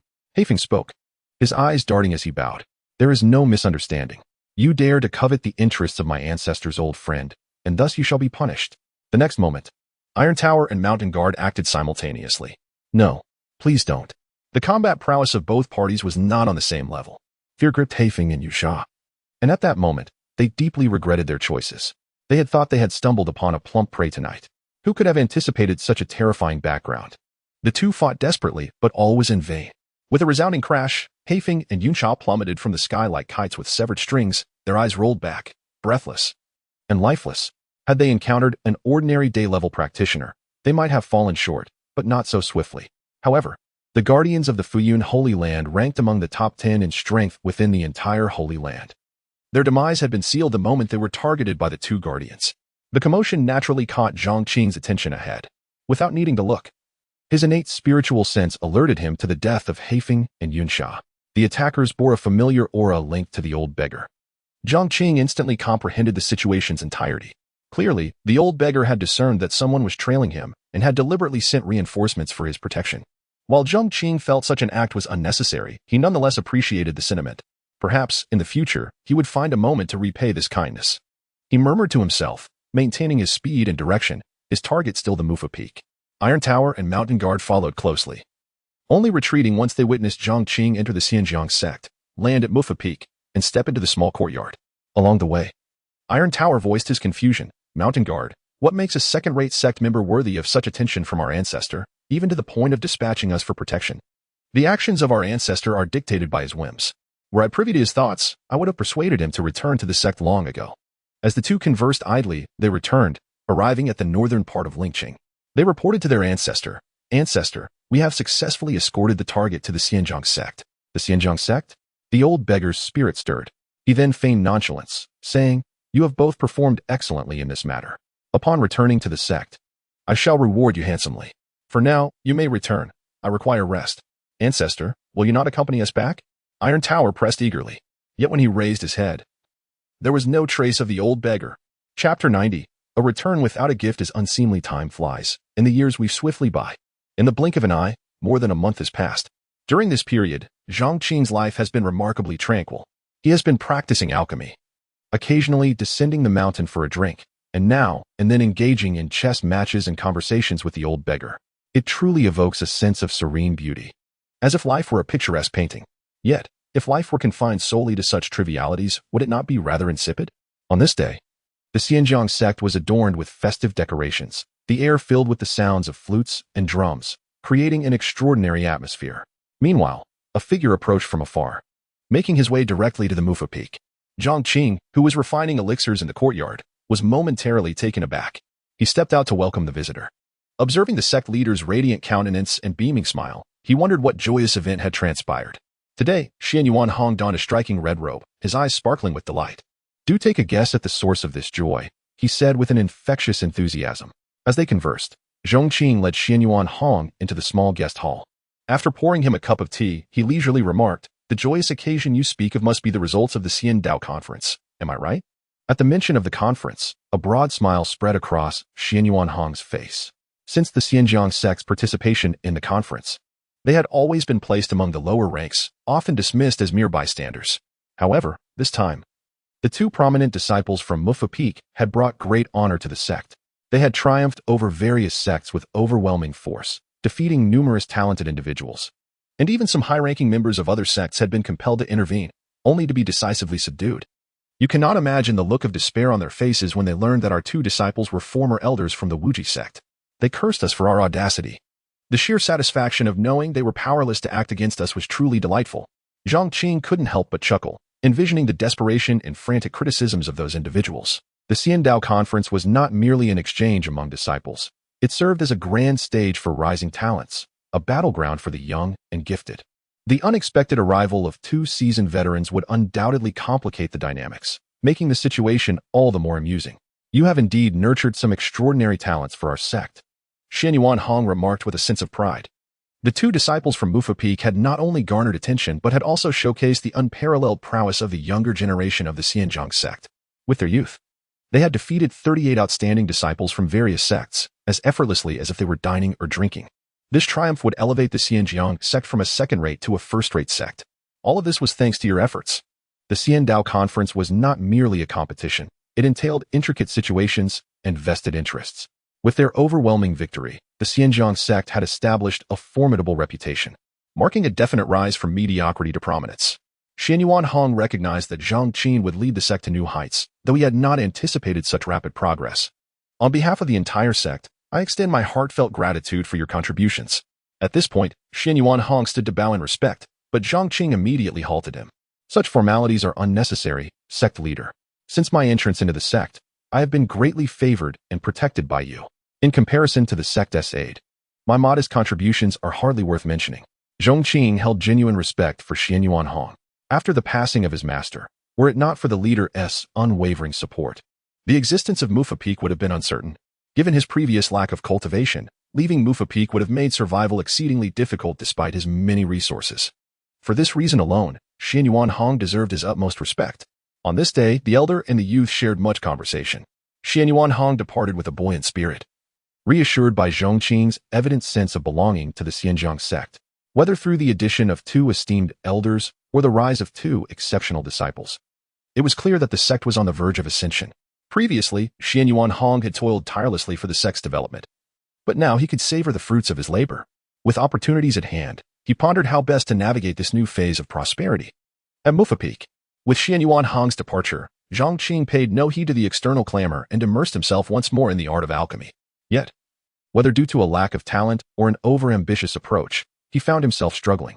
After exhausting several batches of materials for the refinement of the spirit-quenching elixir, he ended up with nothing but disappointment. In the past, he could achieve tangible results, but now he found himself left with mere dregs. Undeterred, Zhong Qing resolved not to let a simple elixir best him. However, after two failed attempts resulting in explosions, he felt a wave of frustration wash over him. Perhaps today was not suitable for alchemy. In moments of discontent, one often seeks a means of solace. Zhong Qing promptly decided to seek out the old beggar for a drink. Without hesitation, he descended the mountain under the moonlight. The lively streets of Ling City were illuminated, bustling with activity. In contrast, the northern wall of the city was relatively tranquil. Upon reaching the old locust tree, he discovered the old beggar indulging in solitary drinking. His eyes glazed and clearly 3 parts inebriated. Troubled by something? Zhong Qing inquired as he took a seat nearby. The old beggar turned, recognizing him, and laughed heartily. As fate would have it, I am leaving tonight, but I am glad to see you again. Come, share a drink with me. The old beggar tossed a gourd of wine to Zhong Qing, who caught it deftly, and they began to drink in a lively exchange. As the wine dwindled, the old beggar sighed. I must depart. There are matters at home that require my attention. Zhong Qing paused, a hint of concern evident. Do you need assistance? The old beggar smiled. This is a matter that no one else can help with. In my travels, few have caught my eye, but you are one of them. The thought of leaving this place for an extended period stirred something within him. He promptly removed his waist token, offering it as a parting gift. Take this jade pendant as a token of remembrance. It is a protective talisman I crafted. In times of danger, it will shield you from a powerful attack. In this perilous world, brimming with cultivators, one could never predict what calamity awaited. This pendant was the old beggar's gift, a safeguard that could save Zhong Qing's life in dire moments. He refrained from explaining its function, believing that a gentleman's friendship should be as light as water. Ideally, he hoped Zhong Qing would never have to use it. Yet, Zhong Qing could not be oblivious to the pendant's worth. As he examined it in his hand, His thoughts swirled with complexity. The old beggar had indeed shown him unparalleled kindness. Not long ago, upon discovering that he was being followed, the other party had discreetly resolved the issue. Now, on the eve of departure, he bestowed upon him a precious talisman. This jade pendant, even to the old beggar himself, was an invaluable treasure. Yet, he offered it as a parting gift without hesitation. The sentiment behind it far outweighed the material worth of the present. After a moment of contemplation, Zhong Qing reciprocated with an offering of his own, a wooden carving. This carving, acquired recently through a sign and bonus, could unleash the might of a celestial profound realm expert. Furthermore, it had allowed him to glean some insights into the mechanics of the sign and system, revealing that auxiliary items of this nature would scale with his cultivation level, unlike techniques and magical artifacts. It is said that one good turn deserves another. Please, accept this. Upon being presented with the wooden carving, the old beggar grinned, remarking, "This piece is exquisitely crafted. Keep it for yourself. It would be wasted in my hands." Clearly, he perceived Zhong Qing's gift as a work of art, and he lacked the artistic sensibilities to appreciate it. "Take it. It may prove useful to you in a moment of crisis," Zhong Qing insisted, pressing the carving into the old beggar's hands. Seeing this, the old beggar relented and accepted the gift, though inwardly he smiled wryly. Throughout the entirety of the eastern region, there were few who could aid him. So what purpose could a mere artistic carving serve? Very well, this old beggar must take his leave. Once I have attended to matters at home, I shall seek you out another day to share a drink, my young friend. And with that, the old beggar departed, not with sentimental sorrow, but with a solemn countenance, burdened by weighty thoughts. Chapter 91. How can a mere wooden carving stand in the way? Under the moonlit night, the old beggar had scarcely departed when two shadowy figures swiftly followed in his wake, transforming into two imposing men. They were none other than the guardians of the Pingjiang Sect, the Iron Tower, and the Mountain Protector. Ancestor, that jade pendant is a symbol of your identity. A treasure capable of withstanding a full force strike from a strong practitioner in the earthly profound realm, even if you are on familiar terms with him. Is it truly necessary to bestow such a valuable item? The Mountain Protector questioned, his face a mask of confusion. You do not understand. The old beggar replied, his hands clasped behind him, his gaze profound. We must hurry. If we delay any longer and allow that vile creature to escape, it will indeed spell catastrophe. At these words, both Iron Tower and Mountain Protector instantly grew tense. The Pingjiang Sect was one of the 5 sacred places of the Eastern Domain, and its guardians were renowned experts. Their ancestor existed in a realm beyond that of ordinary beings. What could possibly weigh on them so heavily? The answer lay in the fact that the Pingjiang Sect was suppressing a terrifying beast. The seal containing the beast had begun to weaken, showing signs of impending rupture. Across the sect, no one possessed the capability to mend the seal, which is why the old beggar felt compelled to return. The trio soared through the skies like a streak of light, ultimately arriving at the Pingjiang Sect as dawn approached. A beastly roar echoed through the mountains, shaking the heavens. The sound waves crashed like a tsunami, causing the earth to tremble. The expressions of the 3 men shifted dramatically. Without a moment's pause, they raced toward the rear mountains. The site of the beast seal. They entered a valley, where golden light shimmered and runes adorned the air, forming an energy barrier that enveloped the entire valley, a barrier now marred by countless cracks. This was the great array meant to suppress the beast. Outside the array, the sect leader, Meng Xiao, along with numerous elders and high-ranking members, was exerting their utmost efforts to mend the fractures. Unfortunately, their pace was far outstripped by the array's collapse. As the array threatened to shatter completely, the atmosphere grew intensely grave. At that moment, the old beggar took decisive action. With a swift motion, he appeared before the array, channeling his vast spiritual power to inject fresh energy into the formation, repairing the broken runes. Ancestor, you have finally returned. The appearance of the old beggar was akin to a stabilizing force, bringing a wave of relief amidst the collective anxiety. Do not slacken. Join me in suppressing this abomination. The old beggar commanded, his voice resonating with the weight of urgency.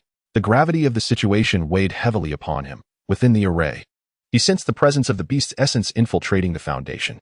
A horde of ants. You think you can confine me? The voice of a malevolent entity roared from the depths, echoing like a demon from the abyss. In an instant, a horrifying force surged from the valley's crevice, overwhelming the air with a tempest of monstrous energy. A colossal hand emerged from the depths, crashing down upon the array with the force of a mountain. The resulting thunderous noise echoed for miles. The already burdened array shattered into countless fragments. With a violent rebound, the array's defenders were flung backward, some collapsing to the ground. Spitting blood, the demon has broken free. Meng Xiao grasped his cracked chest, his face paling as he beheld the figure now revealed amidst the settling dust, a massive, black demon ape stood defiantly, its fur dark as ink and flowing in the wind, exuding an aura of dread akin to a mountain pressing upon their hearts. Its gaze swept across the gathered crowd, finally locking onto the old beggar. "Old fool, you conspired against me while I was gravely wounded, imprisoning me for a millennium. Today, I shall settle the score." With a bloodthirsty glint in its eyes, the demon ape lunged forward with terrifying speed, the very air seeming to shatter in its wake. The old beggar, recognizing the imminent danger, braced himself, summoning all his strength to withstand the onslaught. Yet, the disparity in their might was glaringly apparent. With a single blow, he was sent sprawling. How is this possible? For the members of the Pingjiang Sect, this scene was akin to the earth itself crumbling beneath them. The old beggar was their strongest protector, a figure of legend in the Eastern domain, yet he had been so easily overwhelmed. Staggering to his feet, the old beggar's expression was one of profound shock. Half step to the heavenly profound. At this declaration, the hearts of those present sank as if plummeting into an abyss. A heavenly profound expert was a being of legend. Even a half step in that direction was beyond their capacity to confront. Is it truly the end for the Pingjiang Sect? An elder's pallid face reflected despair. "Ha!" The demon ape cackled. "When you imprisoned me, you should have foreseen this moment. Today, I shall cleanse the Pingjiang Sect of the shame of my 1,000-year confinement." Its voice was thunderous, the oppressive aura stifling those around it. The old beggar gritted his teeth, standing resolute before the others. "Flee. I will hold him back." In the face of overwhelming power, numbers held little significance. It was clear he was prepared to sacrifice himself to buy time for the others to escape. "Ancestor!" Some cried out in anguish. "Go now?" The old beggar bellowed, his voice strained yet commanding. "As long as you endure, the sect I founded shall not perish. Do you wish to witness my sacrifice in vain? Depart." Meng Shao roared, making a swift decision to lead the retreat. "Before me, can you truly escape?" The demon ape sneered, unleashing the full might of a half-step heavenly profound expert. "I vow to cleanse the Pingjiang Sect to assuage my wrath. The reckoning begins with you." With an air of arrogance, it gestured, unleashing a power far greater than before. Is this the end? The old beggar thought bitterly, recognizing that the attack had completely sealed his retreat, forcing him into confrontation. Yet he understood he could not withstand the full force of a half-step heavenly profound expert. At that moment, he felt a warmth emanating from within his robes. Suddenly, a flash of light shot forth. "This is..." The old beggar was taken aback. He had not anticipated that the wooden carving gifted by Zhong Qing would reveal extraordinary properties at such a critical juncture. Nevertheless, even if this wooden carving possessed some extraordinary qualities, how could it possibly contend with a half-step heavenly profound expert? Chapter 92. Ancestor, if you possess such a trump card, why not reveal it sooner? The emergence of the wooden sculpture naturally attracted the attention of the demon ape. However, much like the old beggar, he did not take it seriously. "Old man, do you intend to bring out a mere toy to amuse me?" The demon ape sneered, his lethal aura still intact. In an instant, he lunged forward. Yet, in the next moment, the wooden sculpture erupted in a dazzling radiance, seemingly imbued with life, transforming into a real person who delivered a powerful punch to the demon ape. Boom! This punch shattered the void, its terrifying force akin to a cataclysmic disaster. The moment it struck, it displayed the might of a formidable heavenly Xian realm expert. How is this possible? The demon ape's eyes nearly bulged out in disbelief. A mere wooden sculpture could unleash the combat prowess of a heavenly Xian realm warrior. If a half-step heavenly Xian could easily crush a earthly Xian expert, then the heavenly Xian realm surpassed the half-step in every respect. The difference of a mere half-step was akin to the chasm between heaven and earth. Bang! With an explosive sound, the once invincible and rebellious demon ape, intent on annihilating the entire Pingjiang Sect, was obliterated. Following this lethal strike, the wooden sculpture reverted to its original form, plummeting to the ground as if nothing had transpired. Silence blanketed the world. Everyone stood in stunned astonishment at the scene before them, especially the old beggar. He could hardly fathom that what he had deemed an art piece could unleash such terrifying power. That was a half-step heavenly Xian demon, erased in an instant. He swallowed hard, recalling his encounters with Zhong Qing.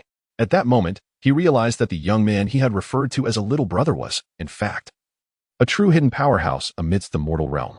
In other words, all this time, the fool had been himself. As he reflected on having gifted the jade pendant, believing it would protect Zhong Qing, his face flushed with embarrassment. Could someone capable of producing a wooden sculpture that unleashed heavenly Xian power truly need his safeguarding? The old beggar picked up the wooden sculpture from the ground, shaking his head with a wry smile. "My dear brother, I thought I had concealed myself well enough. I never imagined you would be even more adept at it." Initially, he had been reluctant to accept this wooden sculpture, which Zhong Qing had forcibly thrust upon him. He was uncertain whether it had been unintentional or deliberate. If it were the latter, and he had foreseen the predicament he would soon face, then Zhong Qing's strength was indeed terrifying. As the old beggar's thoughts grew increasingly intricate, the others remained frozen in place, their bodies seemingly paralyzed. Led by Meng Xiao, the group was utterly astonished. They had believed their ancestor would surely perish, and amidst their inexplicable sorrow, a profound sense of desolation emerged. The elders and high-ranking members were on the verge of tears. Yet, to their astonishment, the ancestor remained unharmed, while the demon ape was completely annihilated. The expressions on the faces of some elders were a blend of shock, joy, and lingering fear. Once they confirmed that the crisis had been thoroughly averted, one elder lamented, "Ancestor, if you possess such a trump card, why not use it sooner? You had us believing in a tragic farewell." And the eldest elder's tears were all for naught. The eldest elder quickly denied it. "I did not. Do not speak so recklessly." His flustered demeanor incited a wave of laughter, transforming the previously somber atmosphere into one of merriment. The elders who had shed tears moments ago became the subject of playful banter, which only deepened the resentful gazes directed towards the old beggar. The old beggar opened his mouth, awkwardly stating, "In truth, I was unaware of the wooden sculpture's true power." His admission left the already aggrieved elders speechless. Though they said nothing, their expressions conveyed a multitude of unspoken sentiments, as if to say, "Ancestor, do you not feel a twinge of conscience when you utter such words?" They were all too familiar with the ancestor's mannerisms. Despite his age and strength, his approach to matters was incongruous with his years. He was, in essence, a mischievous old child, having played pranks on everyone within the sect. Clearly, they perceived this as yet another of the ancestor's elaborate jest, albeit one that had gone too far, ensnaring the entire sect's leadership in his antics. The old beggar, seasoned and astute, could easily decipher their thoughts. Yet, seeing that further explanations were futile, he opted to focus on the wooden sculpture in his hands. This time, Zhong Qing had indeed saved the entire Fuyun sect. He would undoubtedly remember this favor. However, the thought of someone casually producing a wooden sculpture capable of unleashing heavenly Xian power left him feeling apprehensive. Repaying such a debt seemed an insurmountable task. Meanwhile, the attention of the Fuyun sect's leadership shifted entirely to the wooden sculpture. Each one scrutinized it with fervor, speculating on its origins. However, noticing their ancestors' inscrutable expression, they dared not inquire further. Unbeknownst to them, the guardian deities, Iron Tower and Mountain Protector, were well aware of its provenance. They had witnessed firsthand that the wooden sculpture was a gift from the master of the Mufu Peak of the Pingjiang Sect to their ancestor. Initially, they believed that the ancestor's act of gifting his jade pendant was a stroke of good fortune for Zhong Qing. Now, they realized their understanding had been shallow. The true bearer of great luck was their ancestor. This entire affair was surreal, a tale too fantastical for even the most imaginative legends. For the Fuyun sect, this day marked an unforgettable night. The demon ape's emergence had instilled terror in countless high-ranking members. Just as they believed the sect faced utter calamity, a mere wooden sculpture effortlessly resolved the crisis. Such an event warranted a grand celebration lasting at least 3 days. While the Fuyun sect rejoiced, basking in a vibrant atmosphere of jubilation, another sacred sect, the Wuzhizong, was shrouded in a thick veil of gloom. The patriarch of Wuzhizong, named Yu Wenjun, had vanished from sight a century ago, rumored to be wandering the world. However, during this time, he had returned to the sect. Ordinarily, the return of an ancestor would be met with fanfare and uplifted spirits. After all, a patriarch was akin to a pillar of strength for any sect. Yet, upon his return, Yu Wenjun provided only a brief account before collapsing, gravely injured and unresponsive. This left the elders and high-ranking members of Wuzhizong in a state of distress. Chapter 93. What on earth happened to the outer sect disciples? At the Wuji Hall, the esteemed leader Ouyang Hao and several elders were anxiously awaiting outside. "Master, what is the situation?" The high-ranking members of the sect were gathering from all directions, clearly having heard the news of the ancestor's grievous injury upon return. Yet the specifics remained unclear. Ouyang Hao's expression darkened, frustration evident on his face. Still, he patiently explained, the ancestor entered an ancient secret realm where he suffered unimaginable injuries. Currently, Elder 6 is attending to him. The true extent of the situation would only be revealed once Elder 6 emerged. As he spoke, a figure emerged from a chamber and strode directly into the great hall. This individual was none other than Elder 6, the one diagnosing the injuries of the Wuji sect's ancestor. "Elder 6, how is the ancestor's condition?" Ouyang Hao inquired earnestly, his voice laden with concern. This question resonated through the hearts of all present. Elder 6 furrowed his brow in contemplation, pacing within the hall, a gesture that tightened the collective anxiety. He finally spoke slowly. "The ancestor's condition is far from optimistic. Not only are numerous meridians severed, but the internal organs have also suffered severe damage. If it were merely these injuries, with some extraordinary medicine, recovery would not be insurmountable. However, the critical issue lies in the fact that the ancestor's soul has also sustained grave harm. This is particularly challenging, and I find myself powerless. Upon hearing this, the already heavy hearts of the assembly sank even deeper. Elder 6, a physician of unparalleled skill within the Wuji sect, now claimed to be at a loss. Were they to helplessly watch as the ancestor departed this world? Elder 6, do you truly have no solutions at all? Ouyang Hao pressed, unwilling to yield. After a moment's reflection, Elder 6 replied, there is a slight possibility. The ancestor's soul has been injured, and, to my knowledge, there exists a soul-refining pill specifically formulated for such afflictions. If we can acquire this pill, I am confident I can save the ancestor. However, the formula for this pill has been lost to time. Finding it would be akin to searching for a needle in a vast ocean. Ouyang Hao, filled with urgency, asked, can we substitute it with another spirit pill? A less effective alternative exists, Elder 6 responded solemnly. The soul pill could serve as a substitute. Yet, even this alternative is exceedingly rare and not available on the market. Only top-tier alchemists can concoct it. If we can summon 2 master alchemists, there may still be a glimmer of hope for the ancestor. This statement prompted the assembly to think of the Dan Ding Pavilion. It was widely recognized as one of the 5 sacred places of the eastern region, housing over 70% of the region's most esteemed alchemists. Ouyang Hao inquired, how much longer can the ancestor endure? I can sustain his life for 3 days. Beyond that, even divine intervention would be futile. This declaration caused the brows of the assembly to furrow deeply. The Dan Ding Pavilion lay to the south of the eastern region, while the Wuji Hall was situated far to the north, a distance of several 100,000 miles apart. Not to mention, summoning the top alchemists from Dan Ding Pavilion would require a considerable expenditure. And even a powerful practitioner of the earth-profound realm could not traverse such distances in just 3 days. As the weight of despair settled upon them, Elder 6 added, Master, if we gather all the alchemists from the Wuji sect's alchemy peak, there might be a slim chance to concoct the remedy. Upon hearing this, Ouyang Hao's eyes brightened. Then let us hasten to assemble the alchemy peak, he exclaimed. However, he soon added, but the 7th and 8th elders have already taken their leave. Our manpower is insufficient. Although they have departed, bringing them back for assistance should not pose a problem, Ouyang Hao continued. After all, their ties to the sect remain. I believe Wu Yu and Shi Shaodian would grant me this favor. With this thought, Ouyang Hao promptly summoned the leader of the covert guards. Upon the leader's arrival, Ouyang Hao inquired, do you know where the 7th and 8th elders have gone since leaving the sect? The leader's expression shifted to one of intrigue.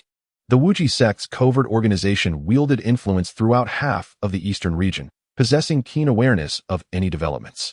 As the leader, he was well aware of their whereabouts and had even contemplated whether to report this to the master. Now, faced with the inquiry, he promptly relayed the information he possessed. Master, the 7th and 8th elders have joined a second-tier sect, the Pingjiang Sect, becoming outer disciples of its Mufa peak. During the recent Stindao assembly, they achieved first place in the disciple competition as representatives of the Pingjiang Sect's Mufa peak. What? Upon hearing this news, Ouyang Hao's pupils constricted, his eyes widening in disbelief. The other elders were equally incredulous, questioning their own hearing. Elders of the sacred grounds held high standing, revered by the masses. And wherever they went, they drew attention. Yet, what had they just heard? 2 individuals had abandoned such esteemed positions to join a second-tier sect and become mere outer disciples? Was this the act of a rational person? Ouyang Hao, as the leader of the Wuji sect, felt utterly betrayed. When the 7th and 8th elders had requested to resign, they claimed to seek a life of seclusion. And yet, in the blink of an eye, they had embraced another sect. If they had sought a place superior to the Wuji sect or one more conducive to their development, it would have been understandable. Perhaps the Dan Ding Pavilion could offer what the Wuji sect could not. But now, they had merely joined a second-tier sect. A second tier? What could possibly justify the Wuji sect being inferior to such a trivial entity? Ouyang Hao felt deceived, a raging fire of indignation igniting within him. An array of emotions, anger, confusion, and bewilderment, swirled in his eyes. He had treated the 2 well, yet their actions had shattered his trust, leaving him with more questions than answers. However, this was not a time for anger. The ancestor's life hung in the balance. The 7th and 8th elders were now the only lifeline within reach. Where is the Pingjiang Sect? I must make my way there. Taking a deep breath, he forcibly suppressed the tumult of negative emotions and turned to the leader of the covert guards. The leader respectfully produced a map, highlighting the specific coordinates. Meanwhile, he harbored unspoken doubts about the Pingjiang Sect, sensing something amiss. The 8th elder had previously demanded the map with an intimidating demeanor, only to vanish shortly thereafter. The same had happened to the seventh elder. Now, the master sought the map. He drew in a sharp breath, suppressing any unrealistic thoughts that arose in his mind. Chapter 94. Just the two of you? With the return of several disciples, the atmosphere of the faction peak regained a touch of human warmth. Zhong Qing remained as tenacious as ever in his pursuit of the divine refining pill. Yet the results were far from satisfactory. After yet another explosion of the furnace, he turned his gaze to the two outer sect disciples waiting nearby. You too. Come and lend me a hand. Ultimately, he opted for Wu Yu and Shi Xiaoyan's assistance. Of course, upon hearing this, the two were filled with excitement. Although the peak master's alchemical talent was, to put it mildly, lacking, they relished the opportunity to assist him. After all, it was a rare chance to observe their master's alchemical recipes openly. They busied themselves, eager to commit the formula to memory. Indeed, this ancient pill was remarkable. Using only the simplest of ingredients, it could be refined into an extraordinary, top-tier elixir. Should this formula be disseminated, it would undoubtedly drive the entire alchemy guild into a frenzy. Wu Yu, brimming with enthusiasm, offered his commentary as he watched, while Shi Xiaoyan marveled. Indeed, the ingenuity of this formula and its extraordinary effects far surpassed those circulating in the market by 100-fold. Naturally, while they praised the formula, they did not neglect their primary duties. With their continuous suggestions and assistance, Zhong Qing's alchemical process proceeded much more smoothly this time around. However, the journey to successfully refining the pill was still a considerable distance away. As noon approached, Wu Yu and Shi Xiaoyan suddenly froze. They sensed a familiar presence not far from Faction Peak. Why is he here? They exchanged glances, both recognizing the identity of the visitor, the leader of the Wuzhizong, Ouyang Hao. Could it be that he had come for the two of them? They silently speculated about Ouyang Hao's intentions. Regardless of the reason, they could not allow him to disturb Zhong Qing. Provoking this esteemed figure would undoubtedly lead to dire consequences. With this thought in mind, Wu Yu quickly whispered to Zhong Qing, Master, an old acquaintance has come seeking us. May we step out to greet him? Go ahead. Zhong Qing replied nonchalantly. With his approval, the two rose and exited Faction Peak. Shortly after leaving, they spotted Ouyang Hao descending from the sky. Upon their meeting, the atmosphere grew tense. As Ouyang Hao landed, his gaze toward them was filled with complexity. Throughout his journey, he had repeatedly reminded himself that rescuing the ancestor was paramount, and that other trivial matters could be set aside. Yet, at this moment, he found it hard to contain himself. Finally, after a moment of silence, he uttered a single word. Why? This soul-searching question left Wu Yu and Shi Xiaoyan feeling uneasy, as they knew their actions had been less than honorable. However, if given the opportunity to choose again, they would still depart from Wuzhizong and join Pingjiang Sect. After a prolonged silence, Wu Yu stepped forward and said slowly, Master, this matter is rather intricate. Let us not delve into it now. You did not come to pursue our accountability, did you? His words caused Ouyang Hao, who had intended to reprimand them, to momentarily hesitate. Indeed, not only could he not hold them accountable, but he also needed to seek their assistance. This was quite vexing. Yet thinking of the ancestor's perilous condition, he set aside his frustrations and quickly conveyed the current situation, explaining that they needed the combined talents of the entire alchemy peak to have a chance at crafting a soul-repairing elixir. The duo did not refuse. Please wait, Master. We must first consult with the peak master, Wu Yu replied. His respectful demeanor struck Ouyang Hao with a wave of melancholy. Even during their time at Wuzhizong, they had never shown him such deference, which left him astonished. As leaders, he was the master of a holy sect, revered by thousands, while Zhong Qing was merely the peak master of a second-tier sect. What charisma did Zhong Qing possess that could bind these two so completely, requiring them to report, even for a simple outing? While Wu Yu went inside to explain the situation to Zhong Qing, Shi Xiaoyan seemed to discern Ouyang Hao's confusion. He promptly remarked, Master, the reasons behind our willingness to serve as outer disciples here are rather complex. You will understand once we return with you. Before long, Wu Yu exited the small courtyard. Regarding their impending return to Wuzhizong to concoct the elixir to save their ancestor, Zhong Qing was entirely agreeable. Master, saving a life is as urgent as extinguishing a fire. Let us depart at once. Both held a profound affection for Wuzhizong and were acutely aware of the dire situation facing their ancestor. Without any delay, the group set forth from Faction Peak. After a day of swift travel, they finally arrived at Wuzhizong. As they entered the Wuzhizong Hall, the high-ranking members who had been waiting were filled with joy at their arrival. Their presence signified hope for the ancestor's survival. At that moment, Elder Lu stepped forward and addressed them. Old Hey, I trust the Master has briefed you on the situation. Time is of the essence, and the task is weighty. We hope you will exert yourselves to the fullest. However, do not feel overly pressured, as this is a collective effort from the Alchemy Peak. You need only assist as necessary and perform to your usual standards. Wu Yu pondered briefly but did not respond further. As he and Shi Xiaodian took their places, Yang Hao waved his hand, summoning everyone from the alchemy peak to the hall. Various spiritual herbs and materials were prepared, piled high. Each herb was of considerable value, including several high-grade and top-grade varieties, with even a few royal herbs among them. At this moment, the depth of their holy sect's resources was laid bare. In the bustling hall, the alchemists of Wuzhizong debated fervently. Since this was a group alchemical endeavor, some argued that those skilled in fire control should lead, while others contended that those with abundant spiritual energy would be better suited. However, after prolonged discussion, they could not reach a consensus. For the matter at hand was of grave importance, concerning the very life and death of their ancestor. Should the ancestor perish, Wuzhizong might fall from its holy status. This was a burden no one could bear. As the debate raged on, Shi Xiaodian and Wu Yu exchanged glances, seemingly having made a decision. Shi Xiaodian then spoke. Everyone. For this alchemical process, why don't we take the lead? This declaration stunned the entire assembly. You two? Yang Hao regarded Shi Xiaodian with skepticism. It was not that he sought to undermine them for having left Wuzhizong, but he genuinely doubted their ability to lead. Although their alchemical skills were indeed formidable, they were still not ranked among the top in the entire alchemy peak. Chapter 95. The Spirit Refinement Pill. Are you suggesting that the two of you will lead the effort to concoct this elixir for our ancestor? Yang Hao asked, his expression one of astonishment. Master, you misunderstand. It is not us leading the alchemy. Rather, it is we who shall directly brew the potion, Shi Xiaodian declared. However, as soon as he spoke, a voice of reprimand echoed from the side. Preposterous. The head of the alchemy peak chastised. This matter concerns the life and death of our ancestor. It is no laughing matter. To even suggest that you two would directly brew the elixir is a jest too far. Should anything happen to our ancestor, are you prepared to bear the consequences? Step aside. Wu Yu and Shi Xiaodian frowned slightly, unable to contain themselves. Peak Master, a scholar should be re-evaluated after 3 days. Do you truly believe we would make light of our ancestor's life? The head of the alchemy peak scoffed. The Spirit Refinement Pill requires an enormous quantity of rare herbs.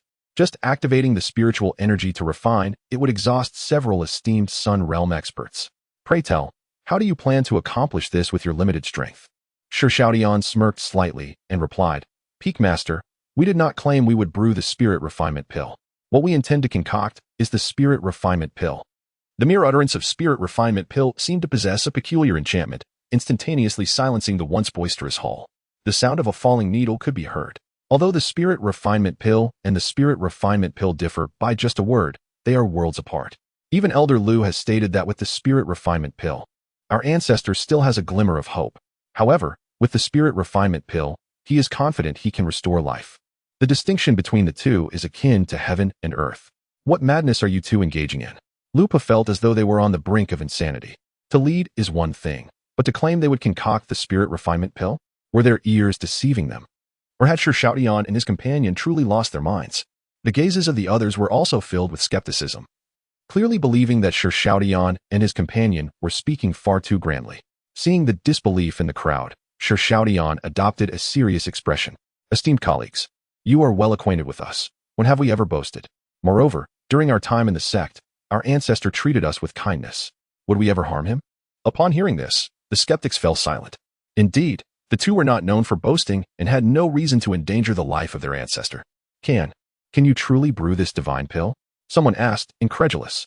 After all, the Spirit Refinement Pill was an ancient elixir, its name known, but its existence unseen. The recipe had long since vanished into the annals of time. We swear upon our lives, Shi Xiaodian asserted firmly. As the oath was spoken, the crowd exchanged glances. Could the two truly possess such capability? In that moment, even the previously skeptical head of the alchemy peak fell silent. They realized that since the two had returned, they had become increasingly inscrutable. Why not let them try? Yang Hao suggested. The crowd, observing the earnest expressions of Shi Xiaodian and his companion, hesitated for a long while before finally nodding in agreement. With the crowd's consent, Wu Yu and Shi Xiaodian commenced their endeavor. The exchange of words paled in comparison to the weight of action. As the two sought out the necessary materials among the herbs, they immediately ignited the furnace for alchemy. Witnessing this, although doubts lingered in their hearts, the urgency of their ancestors' plight compelled the others to protect the two. Typically, the process of alchemy is tedious and monotonous. Yet, the techniques employed by Wu Yu and Shi Xiaodian flowed seamlessly, a harmonious display of artistry. Not only did they exude a sense of beauty, but their methods were also remarkably unique. While ordinary alchemists primarily relied on fire to refine, the two showcased exceptional skill from the outset, simultaneously manifesting water and fire. They utilized flames to refine the essence while water crystallized the spirit. This singular technique left many alchemists present feeling inadequate, for such mastery was beyond the reach of most. This was, indeed, the hallmark of Wu Yu and Shi Xiaoyan's expertise. Yet, as time progressed, the forces of water and fire evolved into the radiant light of the five elements. This transformation elicited gasps of astonishment from the gathered alchemists. The five-elemental alchemy technique. The five-elemental alchemy technique was nearly extinct in contemporary times, existing only in legend. In the entirety of the eastern region, no one had ever been known to master such a method. How could they possibly possess this skill? At that moment, no one dared to voice their doubts, fearing they might disturb the two. Consequently, the crowd's skepticism gradually shifted into anticipation regarding Wu Yu and Shi Xiaoyan's ability to produce the spirit refinement pill. Before their eyes, the furnace was enveloped in the energies of gold, wood, water, fire, and earth, radiating a divine light of five colors. One by one, the spiritual materials, under the refinement of these elemental forces, formed droplets of spirit liquid in hues of red, white, blue, purple, and green. The air was thick with a mystical aura, transforming into strands of dark light, the dross of the spiritual materials. This remarkable method of purification left the onlookers in awe, deeply impressed by the spectacle before them. After a day of arduous refinement, the furnace was finally opened, revealing a crystal-clear, smooth, and fragrant spirit refinement pill, emanating a divine glow. Thus, the long-lost spirit refinement pill, once thought to be extinguished from the annals of history, was resurrected in the hands of Wu Yu and Shi Xiaoyan. At the moment they beheld the finished product, a wave of shock rippled through the crowd. This was undoubtedly a king-level pill. To produce a king-level elixir is to earn the title of Pill King. Did this not imply that the two standing before them, Wu Yu and Shi Xiaoyan, were indeed Pill Kings? Gasp. In an instant, the crowd collectively inhaled sharply. Their gazes towards the two transformed entirely. Just the title of Pill King alone would cause even the most esteemed leaders to feel a sense of diminishment in their presence. It must be noted that the effects of this elixir were indeed formidable. With a single dose, the ancestor of the Wuzhizong, who teetered on the brink of death, was pulled back from the gates of the afterlife. Although he remained unconscious, the affliction of his spirit was dissipating like snow under the first rays of the sun. Awakening was merely a matter of time. This revelation invigorated the crowd, but soon someone voiced a lingering question. Elder Heibai, we are curious. How have your alchemical skills improved so rapidly? Could you enlighten us? This inquiry resonated with the sentiments of many in attendance. Countless gazes turned toward Wu Yu and Shi Xiaoyan, awaiting their response. Upon hearing the question, the two exchanged knowing smiles. Shi Xiaoyan, without pretense, spoke directly. This is precisely why we joined the Pingjiang Sect. The recipe for the spirit refinement pill originates from our peak master. As these words fell, the hearts of those present surged like a tempest. A second-rate sect had produced two Pill Kings? They possess such a remarkable recipe? We did not allow the crowd time to digest this revelation.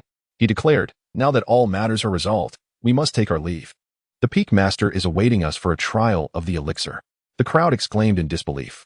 To have two Pill Kings test the elixir was an act of sheer audacity. One must understand the prestige of a Pill King. They are revered as the stars of the realm, treated as honored guests.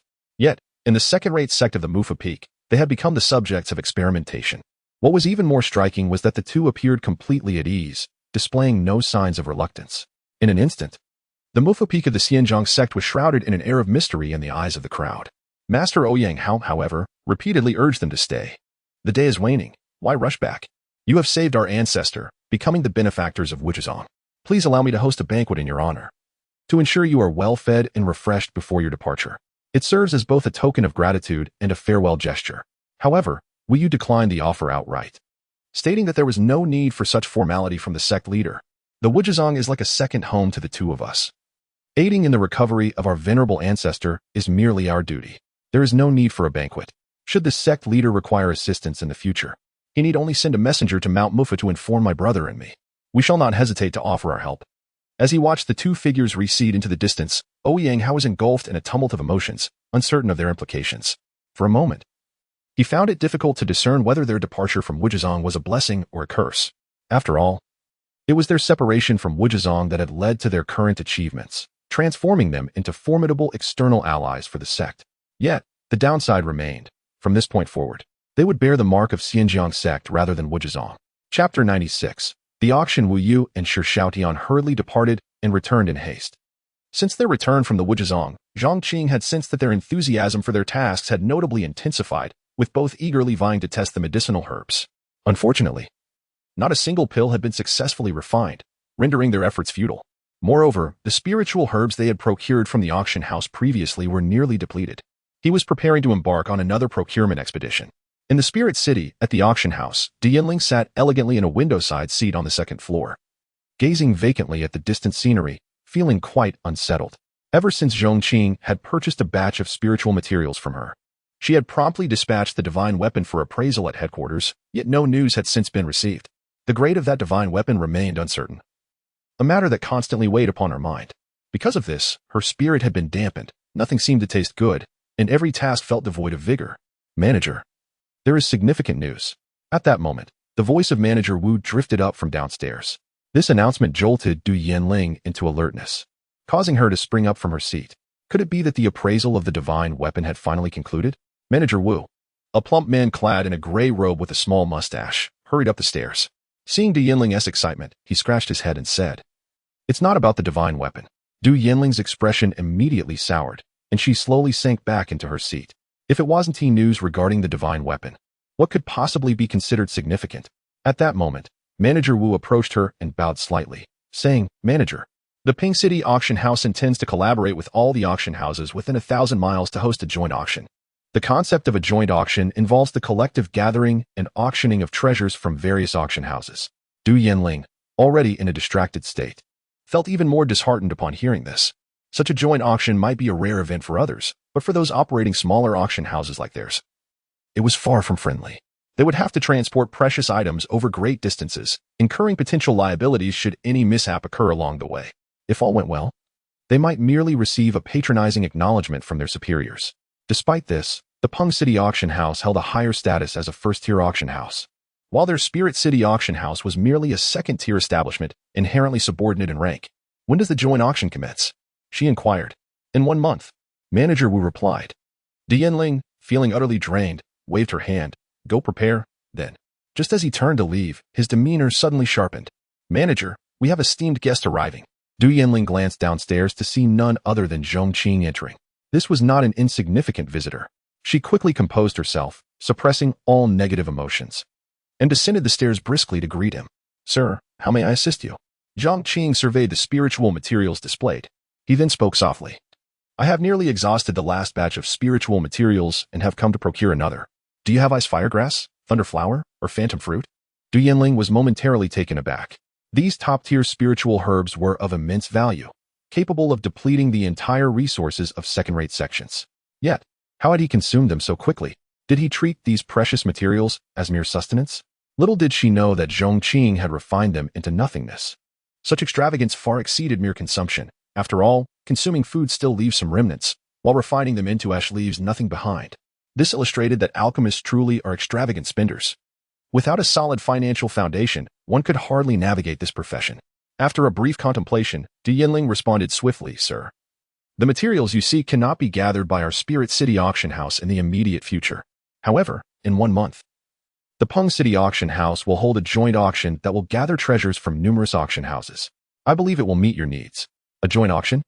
Zhong Qing pondered, noting this location. He could hardly believe that despite his seemingly inexhaustible resources, he had yet to conquer the god-tempering pill. Since he could not find what he sought here, he prepared to take his leave. At that moment, Du Yinling said, "Sir, if you wish to participate in the Ping City auction, please take this VIP card. The organizers will ensure you receive the finest service. In terms of industry standards, this sky blue VIP card was akin to an ultimate VIP pass from Zhong Qing's previous life. The holder would not only enjoy discounts at auction houses in the Eastern Domain, but also be regarded as a distinguished guest. This type of VIP card was of high rank. Even with Du Yinling's authority, she could only bestow one throughout her lifetime. Zhong Qing was the most extravagant client she had encountered, and given his extraordinary demeanor and considerable demand for spiritual herbs, she unhesitatingly gifted him her only blue VIP card. Upon receiving the card, Zhong Qing's expression turned slightly peculiar. No wonder the Danding Pavilion Auction House could monopolize the entire Eastern Domain. Their business acumen was unparalleled. Yet, he was not particularly concerned. This was a world where cultivation reigned supreme, fundamentally different from one where wealth held sway. Strength was the essence of existence, while wealth merely served as embellishment along the path of cultivation. As time flowed like water, a month swiftly elapsed. Peng City, a remarkably prosperous metropolis. With a population exceeding 10 million, it boasts convenient transportation and a thriving commercial sector, standing as a renowned stronghold within 1,000 miles. Recently, the most vibrant event in Ping City was the upcoming joint auction. Each auction hosted by the auction house incited a wave of enthusiasm. This particular event, involving the collaboration of numerous auction houses, was of a scale seldom witnessed in a century. As noon approached, a continuous stream of cultivators flocked to the Ping City auction house. Some were drawn by the alluring information about the treasures to be auctioned, while others were opportunists, seeking to exploit any chance to gain advantage. A significant portion of the crowd, however, came simply to partake in the excitement. Though the auction had yet to commence, the hall was already filled with people from all walks of life, their seating arranged according to their respective status and strength. In this realm of cultivation, a hierarchical system prevailed, subtly marking one's worth even in such seemingly simple seating arrangements. Chapter 97. The Celestial Box. On this particular day, Zhong Qing arrived at the auction house early. When he presented the VIP card gifted by Du Yanling, the steward was taken aback. Although Du Yanling was merely the manager of a subordinate venue, she could only bestow such a unique VIP card once in her lifetime. Surely, it was not given to an ordinary individual. Moreover, they had heard rumors that someone had recently offered a treasure of suspected royal caliber for exchange at Du Yanling's venue, and it was highly likely that the individual before them was that very person. Consequently, the tall and elegant attendants began to regard Zhong Qing with newfound respect. The steward promptly sought approval from higher authorities regarding Zhong Qing's presence. Moments later, a message was relayed from above. He was to be escorted to the Celestial Box number 1. The steward was astonished but did not dare to question this directive, hastily leading Zhong Qing upstairs and into the prestigious box. Throughout the entire auction house, there were 4 primary boxes: celestial, earthly, mysterious, and yellow. The celestial box held the highest prestige, with the earthly box following closely behind. Only exceptionally important guests were permitted entry. In the entire Ping City, those qualified to enter these 4 boxes were exceedingly rare. Once inside, Zhong Qing could survey the entire auction scene from a vantage point. He was quite satisfied with the arrangements made by the auction house and settled into the box, savoring tea with his eyes half closed, patiently awaiting the commencement of the auction. As time elapsed, more attendees began to fill the room. The entrance of a young man clad in splendid attire drew numerous gazes. His tall stature was complemented by an air of melancholy. "Young master son, you have arrived. Your seat has been prepared. Please, come in," an attendant exclaimed, fawning over him. This scene left many astonished. Who was this individual that could elicit such servility from the auction house steward? It was evident he was an outsider. This man was Sun Yu, the sole heir of the esteemed Han sect. The Han sect was well known. It was a first-rate sect that governed the entire Peng City. The weight of his background was indeed formidable. Despite the first-rate sects holding little sway in Zhong Qing's presence, even the sacred lands were merely average to him. Yet, across the eastern domain, the 5 sacred lands remained exalted, while the other first-rate sects dominated their regions with overwhelming power. Amidst the murmurs of the crowd, Sun Yu was led to earthly box number 2, causing his brow to furrow deeply. Previously, he had always occupied the celestial box during his visits to the auction. What did it signify that he was brought to the second box this time? However, upon reflection, he recalled that the other boxes had remained largely vacant, with only he possessing the qualification to occupy the celestial box. Occasionally switching to a different box was inconsequential, and thus he dismissed the matter from his mind. Shortly after Sun Yu settled in, the auctioneer delivered an impassioned introduction, officially commencing the auction. The first item presented was a 5th-grade elixir, a rarity indeed, as the auction house was backed by the most formidable alchemists in the eastern domain. For many lower-tier cultivators, a 5th-grade elixir was a coveted treasure, with numerous bidders vying for it. Ultimately, a solitary rogue cultivator acquired the elixir, having staked his entire fortune. With the successful sale of the first item, a variety of rare treasures were subsequently brought forth for auction. The atmosphere grew increasingly fervent as the auctioneer's enthusiastic descriptions prompted the crowd to bid fervently, driving the prices ever higher. The next item featured was a top-tier spiritual fruit, the Thunder Spirit fruit, which grew in the Thunder Mountain range. Infused with the power of thunder, direct consumption could enhance one's physique and improve foundational skills, with a certain probability of elevating one's innate talent. Furthermore, it served as a principal ingredient for many high-grade elixirs. The starting price was set at 100,000 middle-grade spiritual stones, with minimum increments of 10,000. As the auctioneer's words faded, an uproar of astonishment and exclamations resonated through the crowd. Not only was the fruit's extraordinary potential a topic of discussion, but its exorbitant price also elicited gasps. It is well known that the potential to enhance one's innate talent is a rare gift, and the mere possibility of achieving such an enhancement would undoubtedly incite envy in many. However, the steep price deterred numerous bidders. In this realm, spiritual stones served as the common currency among cultivators.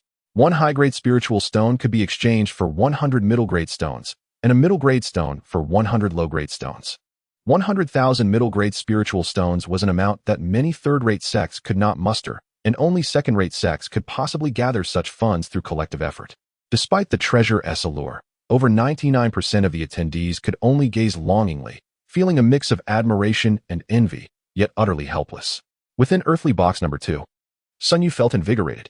After a prolonged wait, he had finally encountered a treasure worthy of his attention. Having recently reached a bottleneck in his cultivation, if he could enhance his innate talent, a breakthrough would be inevitable.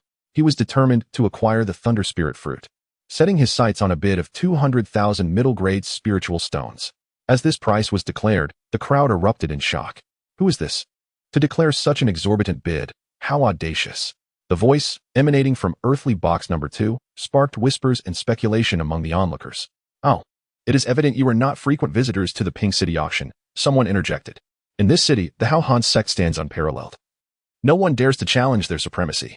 The top floor houses 4 primary boxes, yet only members of the Han sect have ever occupied them. Thus, who else could it be but the young master of the Han sect? Yet, as the individual spoke, he too harbored doubts. Sun Yu typically occupied the celestial box. Why was he suddenly in the earthly box today? Nevertheless, his explanation brought clarity to the astonished gazes around him. Indeed, first-rate sects were deserving of their reputation. Just as Sun Yu believed the Thunder Spirit fruit was within his grasp, a voice rang out declaring, 250,000 middle-grade spiritual stones. Instantly, all attention was drawn to the speaker. Who was that? It seemed to come from the celestial box. Someone remarked uncertainly. Chapter 98. This young master will have you dead. The first private box. Heaven box number 1? Surely, you must be mistaken. Was it not said that only members of the Han sect could access the top floor? How could there be others? In an instant, the gazes of all present turned towards Heaven box number 1, filled with astonishment as they sought to discern the identity of those within. Those with keen insight discerned even more. The young master of the Han sect had been assigned to Heaven box number 2. Did this imply that the newcomer held an even more formidable status than the young master of the Han sect? Whispers of speculation filled the air. Unperturbed by the chatter around him, Zhong Qing's attention remained fixated on the Thunder Spirit fruit before him. This fruit, as recorded in numerous alchemical texts, served as a primary ingredient in many potions. Encountering it, one could hardly neglect the opportunity. Meanwhile, in Heaven box number 2, Sun Yu's expression darkened, his fury palpable. He had not anticipated the presence of others on this top floor, nor the fact that his arrival had relegated him to the lower box. The incessant discussions below only exacerbated his discomfort. I, Sun Yu of the Han sect, wish to inquire about your identity. He projected towards Heaven box number 1. Silence ensued, stretching on interminably.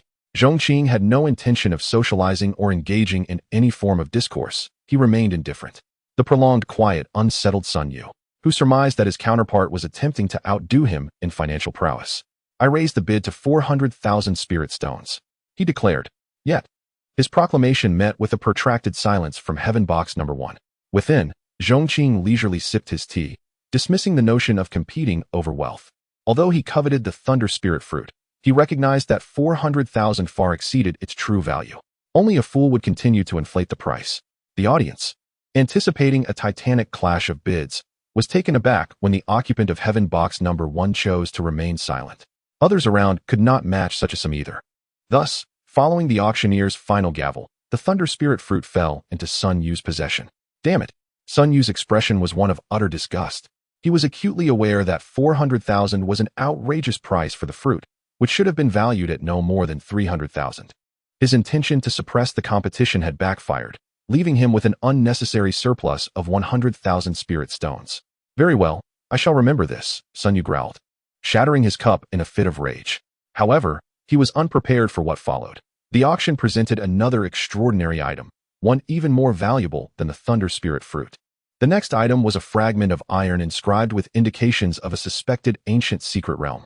The value of such a realm is widely recognized.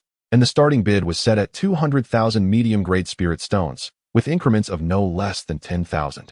The appearance of the secret realm iron sent the crowd into a frenzy, their breaths quickening. It was common knowledge that a secret realm was akin to an untapped treasure trove, brimming with limitless potential. Moreover, the mention of the ancient era significantly amplified its worth. While some secret realms may have deteriorated over time, the discovery of valuable artifacts within could lead to extraordinary fortunes. Detected ancient secret realm map. It is advised that the host secures it at any cost. Zhong Qing was taken aback. He had not anticipated that such an unassuming piece of iron would provoke the system's interest. This was a clear testament to its value. This item must be acquired. Zhong Qing composed himself and prepared to bid, but Sun Yu was quicker to act. 200,000. He called out, clearly captivated by the iron fragment. Yet, to his astonishment, the previously silent occupant of Heaven Box number 1 suddenly entered the fray. 300,000. 400,000. Upon hearing Zhong Qing's bid, Sun Yu's temper flared. 450,000. He retaliated. Zhong Qing continued to raise the stakes, and the originally modest starting price of the Thunder Spirit fruit quickly escalated to an astonishing 450,000. The onlookers were electrified. Had the occupants of Heaven Box number 1 and Heaven Box number 2 engaged in a bidding war? The stakes climbed higher with each bid, and the crowd could hardly contain their excitement. 500,000. 550,000. With each increment, the audience became increasingly entranced. The sheer magnitude of these sums was beyond what many could hope to amass in a lifetime. Yet the bidding persisted. 600,000. 650,000. As the figures soared, the crowd was left in a state of shock. In Heaven Box number 2, Sun Yu's previously sullen demeanor morphed into one of seething rage. Zhong Qing's earlier maneuver had already infuriated him, and now he faced the additional insult of being challenged again. The most galling aspect was that, due to his prior expenditure on the Thunder Spirit fruit, he was now financially incapacitated. Friend, I am the young master of the Pingjiang Sect. Might you grant me the courtesy of allowing me to acquire this iron fragment? I promise to repay your kindness in the future, he implored, attempting to leverage his status. The entire Ping City was under the Pingjiang Sect's dominion, and losing face in his own territory was intolerable. However, Zhong Qing was wholly unresponsive. 900,000, he boldly declared. Sun Yu's eyes blazed with fury. A murderous glint flashed within them, for he knew this price was beyond his reach. With Zhong Qing's announcement, silence enveloped the room, and no one dared to counter the bid. The auctioneer, after several calls for additional bids, finally struck the gavel, declaring, "Congratulations to the esteemed guests of Heaven Box No. 1 for successfully acquiring this item." This final blow sent Sun Yu's rage spiraling to the brink of explosion. He, the young master of the Pingjiang Sect, a future leader of a first-rate sect, was ignored despite his attempts to assert his identity. Damn it, how dare you disregard me? Sun Yu's face twisted with fury. His temples throbbing, fists clenched tightly, a chilling aura of malice enveloping Heaven Box number 2. This young master will have you dead, he growled, his voice resonating like a dim chapter 99. And then, regardless of how furious Sun Yu became, he ultimately dared not unleash his wrath within the auction house. While the strength of the Pingjiang Sect was formidable, it remained a tier below the auction house backed by the Dan Ding Pavilion. Time flowed slowly, and the auction continued with fervor. The emergence of the secret realm iron piece elevated the ambience to an extraordinary climax. For a span of time, Zhong Qing made consecutive bids, acquiring numerous precious herbs. By the conclusion of the auction, Zhong Qing had purchased items worth no less than several million spirit stones, among which were the materials he sought for refining the divine quenching pill. When all was accounted for, this journey proved remarkably fruitful. Sir, please follow me to the VIP room to collect your purchased items and complete some necessary formalities, the attending steward promptly addressed as Zhong Qing exited his private box. Nodding in acknowledgement, Zhong Qing followed the steward through a lengthy corridor until they arrived at an opulent VIP room. Shortly after he seated himself, Yichang Kong, the head of the Pingjiang auction house, personally arrived with the items Zhong Qing had acquired. Various precious herbs and treasures were piled high, shimmering with ethereal light. A sight most delightful. Sir, all your purchased items are here. Please take a look. There's no need for inspection. I trust the credibility of your establishment, Zhong Qing remarked, glancing briefly before retrieving a divine weapon to settle the account. The weapon was a long blade, measuring 3 feet and 6 inches in length, with a width of 4 fingers and 2/10 of an inch. It radiated an enchanting spiritual glow, exuding powerful energy and a keen edge. The moment Yi Chong Kong beheld the divine weapon, he was profoundly shaken. Sir, may I take a look at this divine weapon? Be my guest. Zhong Qing waved his hand nonchalantly. Yi Chong Kong cautiously accepted it, and, after a lengthy examination, tentatively assessed, this is likely a king-level divine weapon. However, given its high caliber, I have yet to encounter one personally. For a definitive appraisal, it must be sent to headquarters for evaluation. Previously, news had circulated that someone at the Spirit City auction house had used a king-level divine weapon for payment. And now it was apparent that Zhong Qing was indeed that individual. A king-level divine weapon is a treasure even among the great sacred lands, a relic of exceptional legacy. To his knowledge, in the other 4 sacred lands, a king-level divine weapon was considered a treasure of the sect. The fact that this person could procure 2 of them consecutively to settle accounts left Zhong Qing in a state of bewilderment regarding Zhong Qing's true identity. In his eyes, Zhong Qing had acquired an air of mystery, veiled yet suggestive of extraordinary qualities. Such a figure must be befriended at all costs. Realizing this, Zhong Qing's expression shifted. Sir, given the extreme value of your auctioned items, it is likely that unscrupulous individuals may covet them. Our auction house can provide security to ensure your safe departure. We can even help eliminate potential dangers and troubles, such as the individuals who previously confronted you at the auction. Evidently, in his attempt to curry favor with Zhong Qing, Zhong Qing was willing to take great risks, even involving Sun Yu as a token of allegiance. After all, Sun Yu was the heir of a first-rate sect. Naturally, Zhong Qing felt confident making such an offer, as first-rate sects were relatively insignificant before the Danding Pavilion. No need. Zhong Qing flatly refused. He did not regard these minor nuisances as worthy of concern. Let us settle the account. Observing Zhong Qing's dismissal of the auction house's offer, Zhong Qing chose not to press further.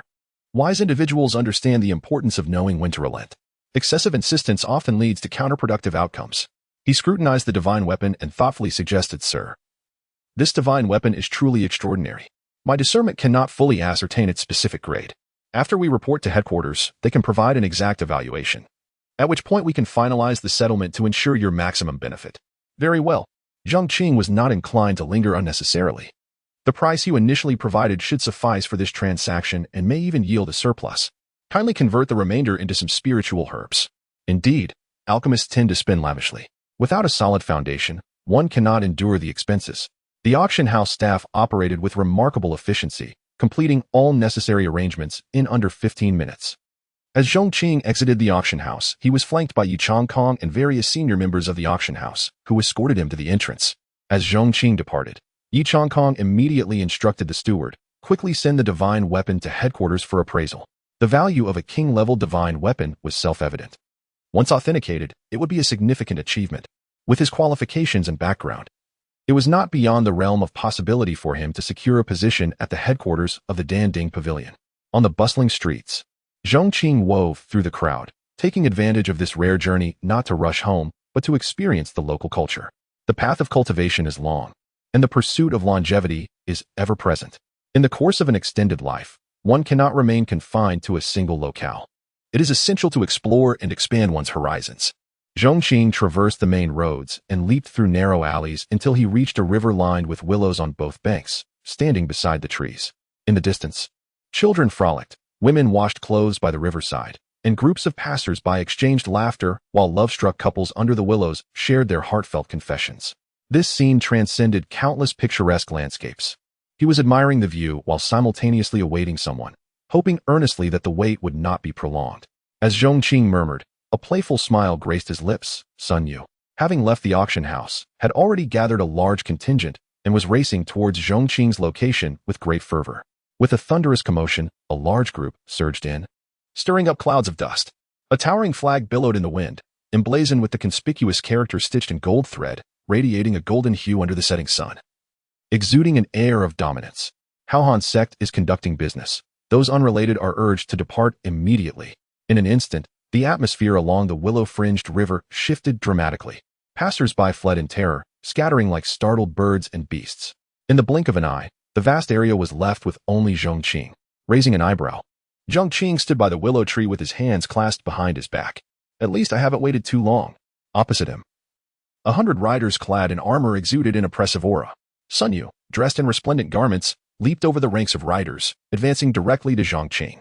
With a commanding presence, he looked down with a darkened expression and said, "Are you aware that in Pingjiang, no one dares to disrespect me?" Zhong Qing maintained his composure. And then, Sun Yu, enraged, laughed maniacally. "I know you possess some extraordinary qualities, but today, I shall impart a lesson. There is always someone greater, And in this territory of Pingjiang, if you are a dragon, you must coil. If a tiger, you must crouch. The Pingjiang Sect reigns supreme in this realm. Here, I say first, and no one dares to say second. Zhong Qing took a few steps back, not out of fear, but because Sun Yu's melodramatic proclamation was grating on his ears. Enough, I understand your prowess. And then? Zhong Qing's nonchalant demeanor infuriated Sun Yu, who felt deeply insulted despite the palpable killing intent surrounding him. Hand over the ancient secret realm iron piece. Otherwise, you shall not leave the confines of Pingjiang. Zhong Qing chuckled, showing no leniency. With a swift motion, he delivered a resounding slap. In an instant, Sun Yu, who had been boasting about his immense power just a moment ago, was sent flying. The force of the blow propelled him far away, akin to a cannonball shot into the sky, disappearing into the horizon in the blink of an eye, utterly vanishing from sight. Meanwhile, Zhong Qing found himself in possession of a jade box, which he opened to reveal the coveted thunder spirit fruit, while the other party coveted the treasures he possessed. Zhong Qing too had harbored thoughts about the thunder spirit fruit that adorned his adversary. Indeed, the relationship between hunter and prey is often one that can be mutually transformed. Chapter 100. An unexpected encounter by the Willow Riverbank. At the banks of the Willow River, the once formidable 100 Iron Cavalry were utterly taken aback. They had witnessed violence before, but never had they seen an adversary sent soaring into the sky with such force. Young master, after a prolonged moment of shock, someone finally reacted, exclaiming in alarm before soaring into the air in pursuit of Sun Yu's figure. Each of these cavalrymen possessed considerable strength, ranging from the Qin realm to the Star realm, having been meticulously trained by the Pingjiang Sect. They were the elite forces of Ping City. Clearly, Sun Yu had made extensive preparations prior to seeking out Zhong Qing. Such a formidable armed force should have allowed him to dominate Ping City effortlessly. However, it appeared that these preparations were insufficient. While a few cavalrymen took flight, the majority remained rooted in place, casting wary glances at Zhong Qing. The leader of the Iron Cavalry stepped forward, his voice cold. Young Master Sun is the sole heir of our Pingjiang Sect's leader. Do you not fear the retribution of our sect for your actions? Zhong Qing's display of prowess had instilled fear in him.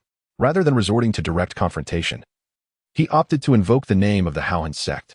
Although the tactic of intimidation was both crude and commonplace, its longevity and widespread use stemmed from its undeniable effectiveness. Zhong Qing regarded them with a stoic expression. Such mindless rhetoric was tiresome. If he truly feared retaliation from the Pingjiang Sect, he would not have chosen to act.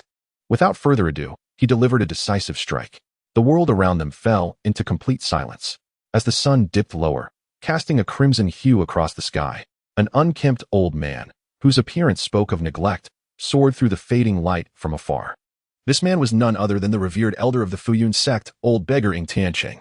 Since the resolution of the demon crisis within the Pingjiang Sect, he had long wished to express his gratitude to Zhong Qing in person. Having somehow learned of Zhong Qing's arrival in Ping City, he hastened to reunite with him. Although Ping City lay within the domain of the Pingjiang Sect, the Pingjiang Sect was, in truth, the true sovereign of the surrounding territories. With the arrival of his savior in his territory, the old beggar could not neglect his duty as a host. Hovering above Ping City, he scanned the area with his spiritual sense and quickly spotted Zhong Qing's figure. Before he even arrived, his voice echoed through the air. Brother Zhong Qing, who had been wandering aimlessly, brightened at the sight of him. Old beggar, what a surprise to encounter you here. Reunions in foreign lands were always a cause for joy. As Tianqing approached, he gazed at Zhong Qing's youthful visage, momentarily lost in thought. At merely 18 years of age, this young man had wielded the power to unleash the might of a celestial realm expert through a seemingly simple wooden carving. What level of strength must he possess? As his emotions surged, the old beggar clasped his hands in salute. Young brother, I have come to express my heartfelt thanks. Had it not been for that wooden carving you gifted me, I fear I would never have had the chance to see you again. Zhong Qing waved his hand dismissively. No need for such formalities between us. Let us go. I shall treat you to a drink. How could I allow you to bear the expense? In this place, the old beggar, am but a half-hearted host, and it is only right that I treat you. As they bantered, the old beggar led Zhong Qing several miles to a quaint tavern. Brother, do not be misled by the size of this establishment. Their osmanthus wine is truly exceptional. Such a delicacy cannot be found elsewhere, as it is a unique treasure of Ping City. They ordered 3 jean of wine and 2 plates of appetizers, and soon enough, the delicacies arrived. Indeed, the local specialty was worthy of praise. The two friends drank and chatted, as if they had returned to the days of their first meeting. The old beggar sighed. Young brother, I once believed I had hidden myself deeply enough, only to discover that you have concealed yourself even more profoundly. May I be so bold as to inquire about your current cultivation level? Seeing the old beggar's keen curiosity, Zhong Qing smiled. There is nothing to conceal.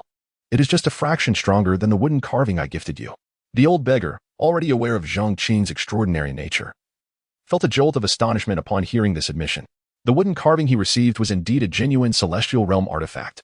To claim his strength exceeded that of the celestial realm, did that imply he was above the celestial realm? At just 18 years of age, possessing such terrifying prowess. How could this make the old relic, who had lingered in the earth realm for millennia, feel? As he recalled their first encounter, where he had presented a plethora of top-tier techniques to Zhong Qing, believing he was bestowing a great opportunity upon him, a flush of embarrassment crept across his face. Come, let us drink. Zhong Qing laughed heartily. Previously, he had only noticed the charm of a young girl's blush. Now, he found equal delight in witnessing the old beggar's embarrassment. As the two shared drinks and laughter, another figure soared into view from the horizon. This person was none other than Yu Wenjun, the esteemed elder of the Wuji sect. Upon awakening, Yu Wenjun had immediately sought to understand the events that transpired during his unconsciousness. After rewarding his sect members for their valor, he made his way to the Pingjiang Sect, intent on expressing his gratitude to Wu Yu and Shi Xiaodian. However, upon their meeting, both Wu Yu and Shi Xiaodian were reluctant to accept credit, stating that their achievements were solely due to the guidance of the Peak Master. Without Zhong Qing, they would never have attained such success. Moreover, the formula for the divine refinement pill was in Zhong Qing's possession. If gratitude were to be expressed, it was only right that it be directed toward the Peak Master. Upon inquiring, Yu Wenjun learned that Zhong Qing had already departed from the Mufa Peak and arrived at Ping City. After seeking a description of Zhong Qing's appearance, he hurriedly made his way to the city, traversing thousands of miles for the sake of a simple thank you. Finally, upon confirming Zhong Qing's location with his spiritual sense, he arrived directly at the small tavern. Just as he was about to express his gratitude, he caught sight of the old beggar beside Zhong Qing, leaving him momentarily stunned. Old beggar, what brings you here? Chapter 101. The specialist in saving ancestors. The ancestors of the 5 great sacred lands of the Eastern Domain stand at the pinnacle of the entire region, and naturally, they're acquainted with one another. The old beggar gazed at the suddenly arrived Yu Wenjun and could not help but exclaim, Old beggar has come to express gratitude to my lifesaver. Why can't I be here? Yet, I have a question for you. What brings you here? Yu Wenjun completely disregarded the latter part of the old beggar's statement, feeling a slight surprise, and could not help but inquire, Sir, have you also been saved by him? At several millennia old, why is there still such astonishment? The old beggar retorted, but suddenly grasped the implication. You mean, Brother Zhong Qing has also saved your life? Indeed. Yu Wenjun replied, cupping his fists in salute. Upon hearing this confirmation, the old beggar was not overly surprised. From the moment that wooden sculpture saved his life, he knew Zhong Qing was no ordinary individual. Since he could save the old beggar, it was only natural that he could also save Yu Wenjun. We must raise a glass together, the old beggar added, pouring another cup. Thus, the originally 2-person toast transformed into a trio. After several cups of strong liquor, the atmosphere gradually became more jovial. Yu Wenjun turned to Zhong Qing and said, Sir, had it not been for the elixir formula you provided, I would have surely returned to the netherworld. Today, the old beggar is hosting, and I shall toast to you, sir. Thank you for saving my life. As Yu Wenjun entered, Zhong Qing had already used his celestial eye to pierce through his information, understanding the events that had transpired. He replied, drinking is fine, but there is no need for such expressions of gratitude. In his heart, he felt that he and the other party had never met before. The notion of being a benefactor seemed rather far-fetched. However, Yu Wenjun held a different view, his expression serious as he declared, a great debt of life must be acknowledged. Should you encounter trouble in the future, simply voice it.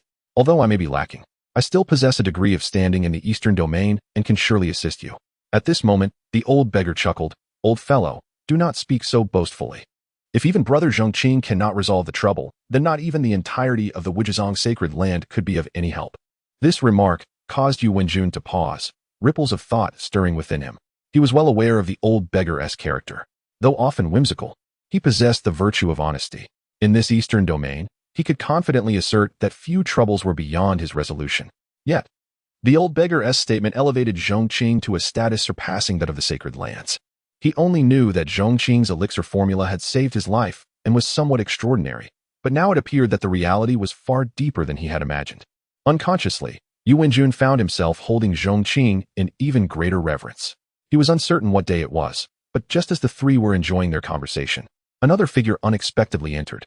Clad in white and adorned with jade, This individual, an elderly man nearing the grave yet dressed like a youthful noble, made quite an impression. Benefactor. Upon entering, he excitedly performed a deep bow towards Zhong Qing. This individual was none other than Zhong Qing, one of the three ancestors of the Chashia Valley. Zhong Qing. Goodness, another one has arrived. Previously, he had not noticed, but now with three individuals gathered, he felt as if he were becoming a specialist in saving ancestors. Zhong Qing's arrival left the old beggar and Yu Wenjun exchanging glances. Today was indeed extraordinarily lively. The three sacred land ancestors, who had not gathered together for countless years, were now united due to a single lifesaver. Upon noticing the two, Zhong Qing was evidently taken aback. What brings you both here? The old beggar countered. What brings you here? I received word that my benefactor had appeared in Pingjiang. He saved my life, and now that I have recovered, I naturally came to express my gratitude. But you two? Yu Wenjun laughed heartily. Your purpose is precisely our purpose. So it seems our benefactor is a lifesaver to all three of us? And we chose the same day to pay our respects? Zhong Qing's eyes sparkled. It is said that the concept of fate is inexpressibly marvelous. With such a coincidence, we should toast to our benefactor. Such a sentiment resonated well with both the old beggar and Yu Wenjun. Zhong Qing never anticipated that what began as a simple gathering for drinks and conversation would nearly transform into a gratitude ceremony. With Zhong Qing's addition, they ordered several more jars of fine wine and a few dishes to accompany them. After the wine had flowed for some time, the old beggar teased, "Third, you are always chasing after flowers and willows. Do not tell me you ended up in a situation where brother Zhong Qing had to save you from a young lady. Go away, you old rascal." Zhong Qing brushed his white-streaked hair. I, Zhong Qing, am not as unworthy as you imagine. I stumbled into an ancient secret realm and was saved by my benefactor. At this declaration, both the old beggar and Yu Wenjun were taken aback. An ancient secret realm was synonymous with danger, and Yu Wenjun was particularly aware of this. Not long ago, he had entered such a realm and understood its horrors all too well. Though he had escaped, he had been gravely injured, and had it not been for Zhong Qing's elixir formula, he would have surely perished. Third, do share with us what treasures lie within that secret realm. The old beggar expressed keen interest. Matters concerning ancient times invariably sparked curiosity. Zhong Qing waved his hand. There is not much to say. That ancient secret realm is worn and dilapidated, and its treasures have long been eroded by time. Ironically, although all the wonders have vanished, there remains an ancient formation still in operation. Had it not been for my benefactor, I would have likely perished within. These words further elevated Zhong Qing's status in the hearts of the old beggar and Yu Wenjun. He possessed immense strength, commanded ancient elixir formulas, and could dismantle ancient formations. Though he seemed as unassuming as a mountain or as deep as the sea, perhaps this was the true essence of a hermit concealed within the mundane world. Zhong Qing was unaware of how the banquet concluded. He only remembered the three elderly men continuously toasting him. By the end, he had lost count of the number of drinks consumed. Meanwhile, on another front, Sun Yu, after being sent flying by Zhong Qing's palm, landed quite a distance away. When two iron riders found him, they discovered him hanging from a tree branch, a considerable distance from Pingjiang. Had it not been for the protective treasure on him, he would have surely met his end. Although he was still alive, his condition was quite tragic. His face was bloodied and unrecognizable, several ribs were broken, and half his body was nearly twisted beyond recognition. Despite his severe injuries, he was still gasping for breath. A testament to his tenacity, his resilience was such that even a cockroach would be envious. The two iron riders were utterly stunned. What kind of technique could send someone flying for dozens of miles? Without delay, they swiftly transported Sun Yu back to the Hound Sect. At the Hound Sect, the leader Sun Wanshan was in exceptionally high spirits. Recently, he had acquired a rare treasure, which, upon consumption, had significantly boosted his strength, elevating him to the late stage of the Sun Realm. With such cultivation, he was only a hair's breadth away from matching the leaders of the major sacred lands. This surge in power had inflated his ambitions. Under his leadership, it was not impossible for the Hound Sect to step closer to becoming the sixth great sacred land of the Eastern Domain. With such aspirations, Sun Wanshan had been diligently studying the maps of surrounding forces in his study, attempting to expand the dominion of the Hound Sect further afield. A sudden knock echoed through the air, accompanied by the urgent voice of a messenger guard. "Master, grave matters have arisen." Sun Wanshan furrowed his brow deeply. He rose and stepped out of his study, not pausing to inquire about the situation, but instead reprimanding sharply, "In the sacred grounds of our sect, what is this frantic behavior? Should others learn of this, they might presume I fail to instruct my subordinates. Seize him and administer 100 lashes to instill the importance of decorum." "Master, please. I assure you I have an urgent matter to report." The guard's expression turned desperate. Sun Wanshan's gaze darkened, proclaiming, "In this vast world, rules reign supreme. Whatever the issue, it can wait until after the punishment. Proceed." At that moment, two members of the enforcement team advanced, swiftly sealing the man's powers, followed by the vicious crack of a fiery whip that descended mercilessly. Amidst his cries of agony, after he was left nearly lifeless, Sun Wanshan finally commanded them to release him. "Speak. What calamity has led you to such a state?" The guard, appearing feeble, managed to respond, "Master, the young master is in peril, his life hanging by a thread, and he is currently undergoing emergency treatment in the medicinal hall." Upon hearing this, Sun Wanshan's countenance darkened with fury. "Incompetence! Such a significant matter, and you did not speak sooner. Seize him and beat him to death." The guards, both the assailants and the punished, fell into stunned silence. Upon arriving at the pill hall, Sun Wanshan discovered a group of elders desperately attempting to save Sun Yu. "How fares my son?" he inquired. "Master, the young master's condition is dire. Even if he survives, it is likely he will be rendered a cripple for life. We implore you to find solace in this sorrow," one elder replied. With those words, Sun Wanshan nearly stumbled, struggling to maintain his composure as he glanced at his son's grievous state. A surge of rage ignited from the depths of his being, swiftly engulfing him and consuming his rationality. "Who has done this to my son?" His eyes glowed with a crimson fury, a terrifying aura radiating from him that caused the surrounding temperature to plummet. Witnessing Sun Wanshan's frenzied demeanor, the waiting cavalry were struck with dread. Trembling, they conjured an image of Zhong Qing in midair. "Master, it is this person." Sun Wanshan, with eyes ablaze, cast a mere glance before shattering the image, causing the air to ripple. "In the territory of my Howan sect, how dare you harm my only son?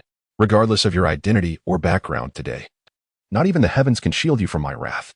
His cold voice reverberated through the skies as Sun Wanshan ascended with a fierce determination. Chapter 102. For people gathered at a mahjong table under the scorching sun and a clear sky, within a small distillery. The old beggar was eager to engage Zhong Qing in a game of chess early in the morning. The old beggar had but two great passions in life, chess and fine wine, both of which he cherished dearly. Having indulged in drink the previous night, his attention naturally turned to the game today. Zhong Qing chuckled, suggesting that solitary enjoyment pales in comparison to shared merriment, with four present. It seemed inappropriate for just two to play chess. "Why don't I teach you a new game?" he proposed. "Excellent." The old beggar enthusiastically approved, raising his hands and feet in agreement. The last game Zhong Qing had devised, a profound variant of chess, had thoroughly captivated the old beggar. He was eagerly anticipating the new game. Zhang Chanfeng also showed interest. While he may not have matched the others in cultivation when it came to revelry, he surpassed both the old beggar and Yu Wenjun combined.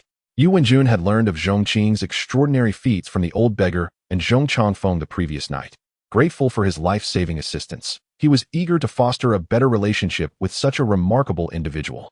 Thus, the three elderly gentlemen sat below while Zhong Qing perched atop a platform, crafting the tiles and explaining the rules of the game. Indeed, this time he intended to teach them how to play mahjong. The old beggar fetched a small stool, resting his chin on his hands, listening intently. The other two followed suit, appearing adorably naive. Before Zhong Qing, they had completely let go of their dignified personas, resembling jovial neighbors rather than enlightened sages. Just as Zhong Qing was engrossed in his explanation, a menacing figure emerged. Sun Wanshan, filled with murderous intent, stormed in. In the sky above, Sun Wanshan approached with ferocity.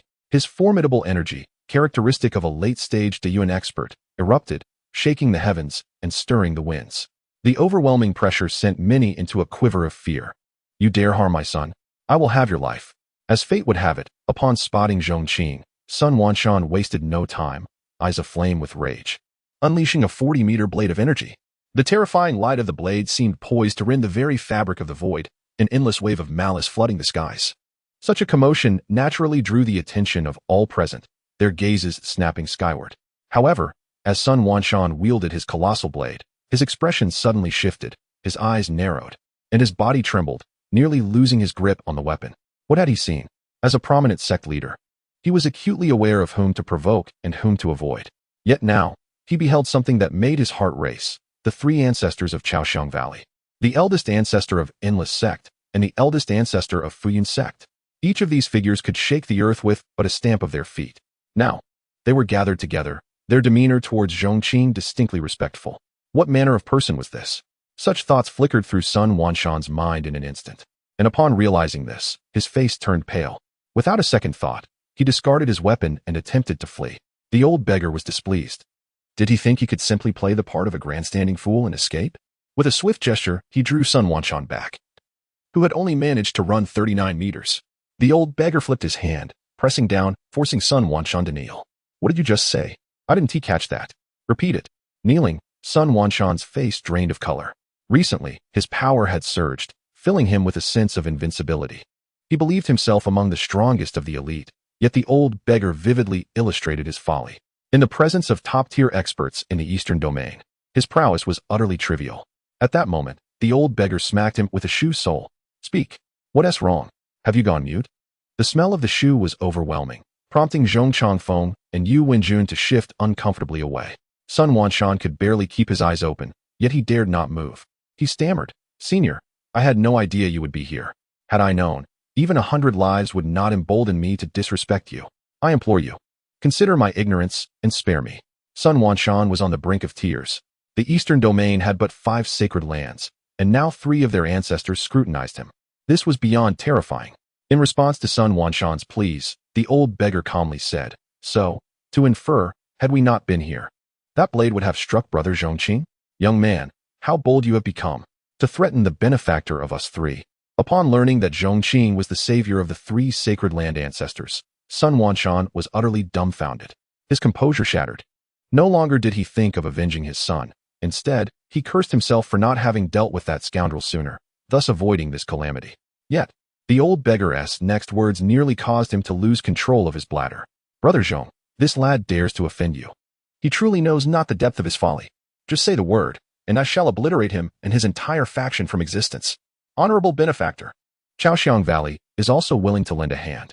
At that moment, Zhong Qing expressed his position. If you require assistance, Wuzhizong shall also comply. Yu Wenjun, with a serious expression, echoed his sentiments. As the 3 revealed their intentions, Sun Wanshan crumpled to the ground. One sacred land was beyond the capabilities of the Houhan sect to confront. Should all 3 act in concert, it would spell utter annihilation for the Houhan sect. Senior, I was wrong. I beseech you for a chance to reform. Sun Wanshan, overwhelmed with fear, wept openly. The esteemed leader of a first-rate sect now found himself in a most humiliating position. At that moment, Zhong Qing possessed the power to determine the fate of an entire sect with but a word. Zhong Qing approached, gazing at Sun Wanshan, and slowly stated, Give me a reason not to kill you. Chapter 103. Was it not agreed that this world would remain in chaos? Sun Wanshan's forehead glistened with sweat. He understood that his forthcoming response was of paramount importance. A misstep could lead to the annihilation of his entire clan. Furthermore, he needed to present terms that would entice Zhong Qing. However, he found himself at a loss as to how to captivate Zhong Qing's interest. Indeed, as the leader of a first-rate power, he possessed treasures of immeasurable worth. Yet, the value of such possessions depended on the audience. The ancestors of the 3 great sacred lands were seated in a row, reverently regarding Zhong Qing as their leader, and he feared that his meager assets might not warrant their attention. Seeing him silent for an extended period, Zhong Qing's expression darkened. This startled him into action. He hastily knelt, trembling in fear of a potential blow from Zhong Qing. In a moment of desperation, he cried out, Predecessor, I am willing to lead the Houhan sect in submission. I vow to never regret it, to remain steadfast until death. Should I break this oath, may heaven and earth conspire against me. I beseech you to grant me this opportunity. Sun Wanshan was resolute. If his meager treasures were of little interest to Zhong Qing, he would offer them all. As he spoke, he immediately swore a heavenly oath.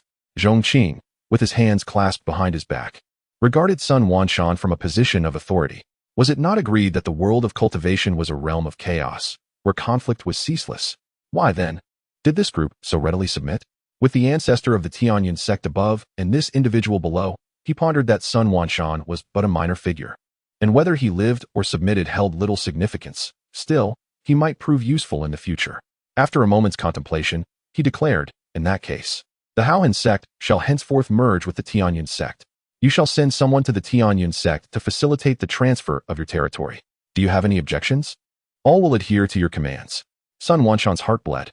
The foundation of the Houhan sect, built over millennia, was now to be laid to waste in his hands. Yet, the loss of the sect was preferable to its complete annihilation.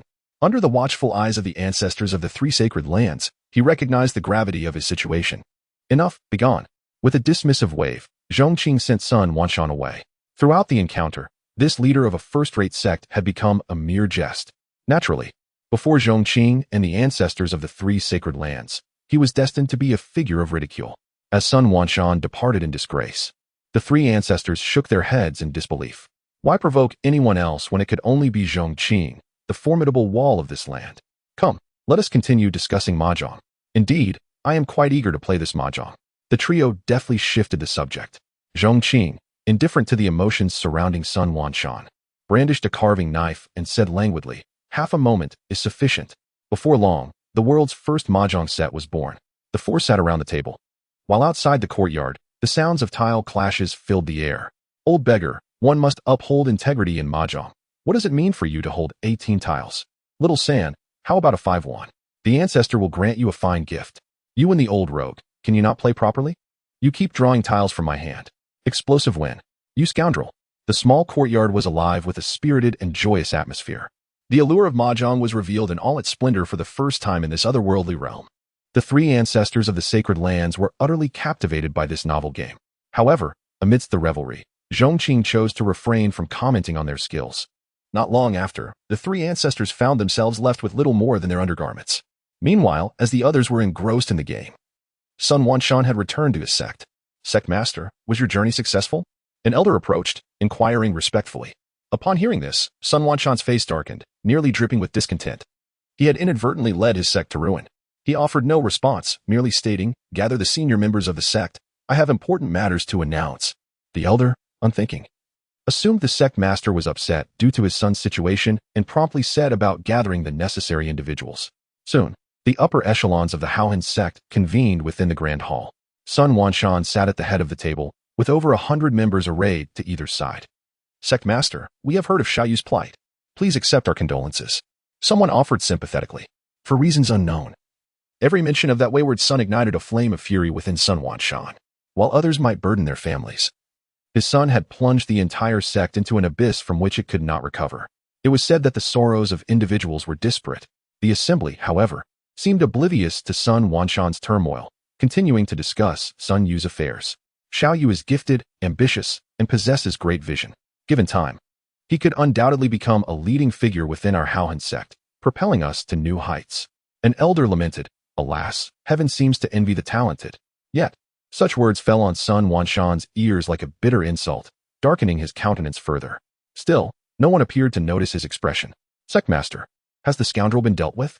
Another elder, positioned at the end of the table, spoke with righteous indignation. "How dare he commit atrocities within our territory? Have we ascertained the forces behind him? I am willing to lead a party to eradicate his sect and avenge Xiaoyu."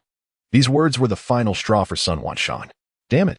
He exploded, fury erupting from him as he struck the elder, reducing him to a bloody pulp. "Anyone who utters another word shall meet the same fate. Speak of revenge no more." His voice, laden with a heavy aura, reverberated throughout the grand hall. All present were left speechless, especially when confronted with the mangled remains of the elder, their minds swirling with confusion. What in the world had just transpired? However, witnessing Sun Wanshan's current demeanor, none dared to utter a single word. At that moment, Sun Wanshan's void, could you really bear to witness the complete obliteration of the Haohan sect from this world, leaving not a trace behind? As these words were uttered, the authority unique to the sect master instantly overwhelmed the entire assembly, rendering the once boisterous hall silent. After a prolonged pause, someone appeared to grasp the underlying implication of Sun Wanshan's words and, in a state of profound distress, inquired, "Sect Master, who could possibly invoke such trepidation in you?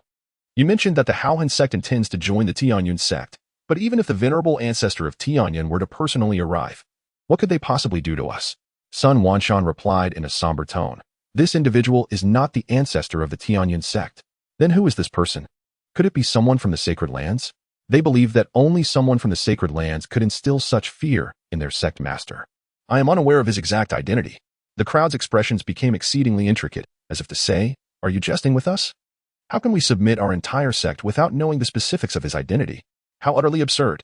Sun Wanshan did not allow the crowd to voice their inquiries. Instead, he spoke with a face etched in bitterness. "The three great sacred lands, Ranjing Sect, Chaoxiang Valley, and Fuyin Sect, hold this individual in high esteem."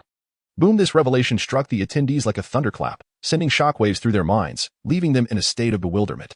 In the next moment, Sun Wanshan unveiled yet another earth-shattering piece of news. The ancestors of the three sacred lands boldly declared that upon his command, they would unite their forces to annihilate the Howhan Sect. This announcement detonated within their hearts like a nuclear bomb.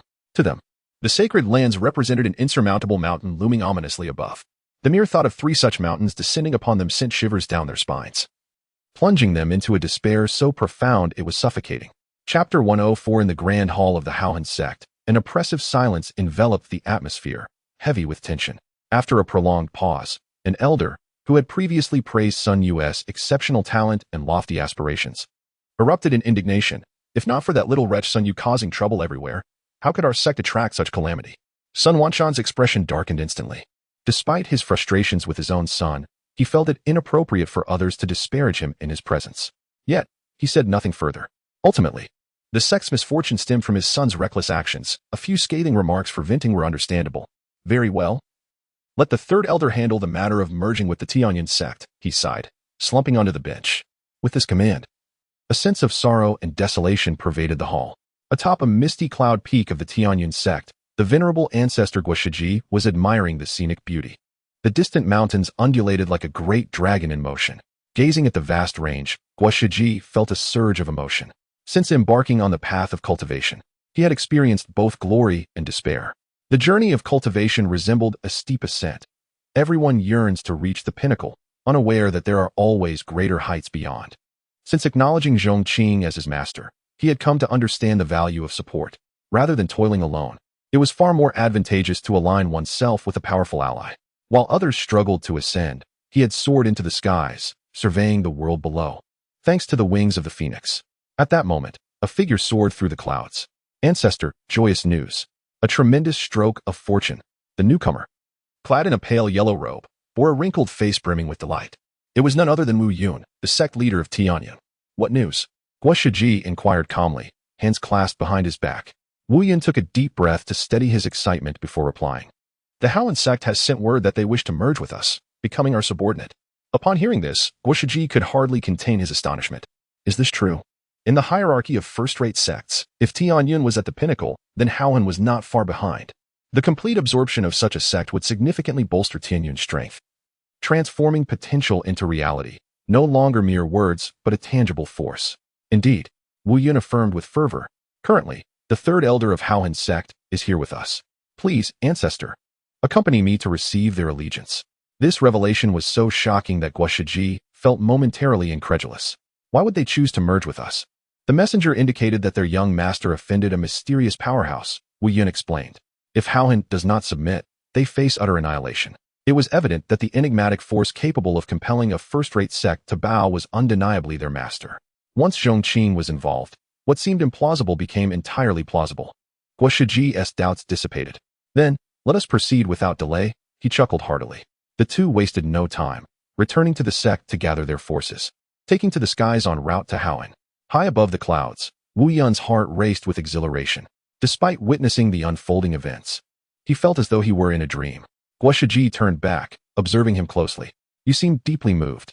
What thoughts occupy your mind? Wu Yun gazed at the white clouds rushing past. Ancestor, witnessing Howhan's fate reminds me of our own past. There was a time when Tianyun faced near destruction. Had you not intervened at a critical moment, acknowledging that individual as our master, Tianyun would have been erased from the eastern region, and we would not enjoy our current standing. Guoshiji raised an eyebrow, unable to conceal his smile. He too believed that recognizing Zhong Qing as their leader was the wisest decision of his life, preserving Tianyun and providing a formidable ally. The integration of the Howhan sect into Tianyun proceeded remarkably smoothly.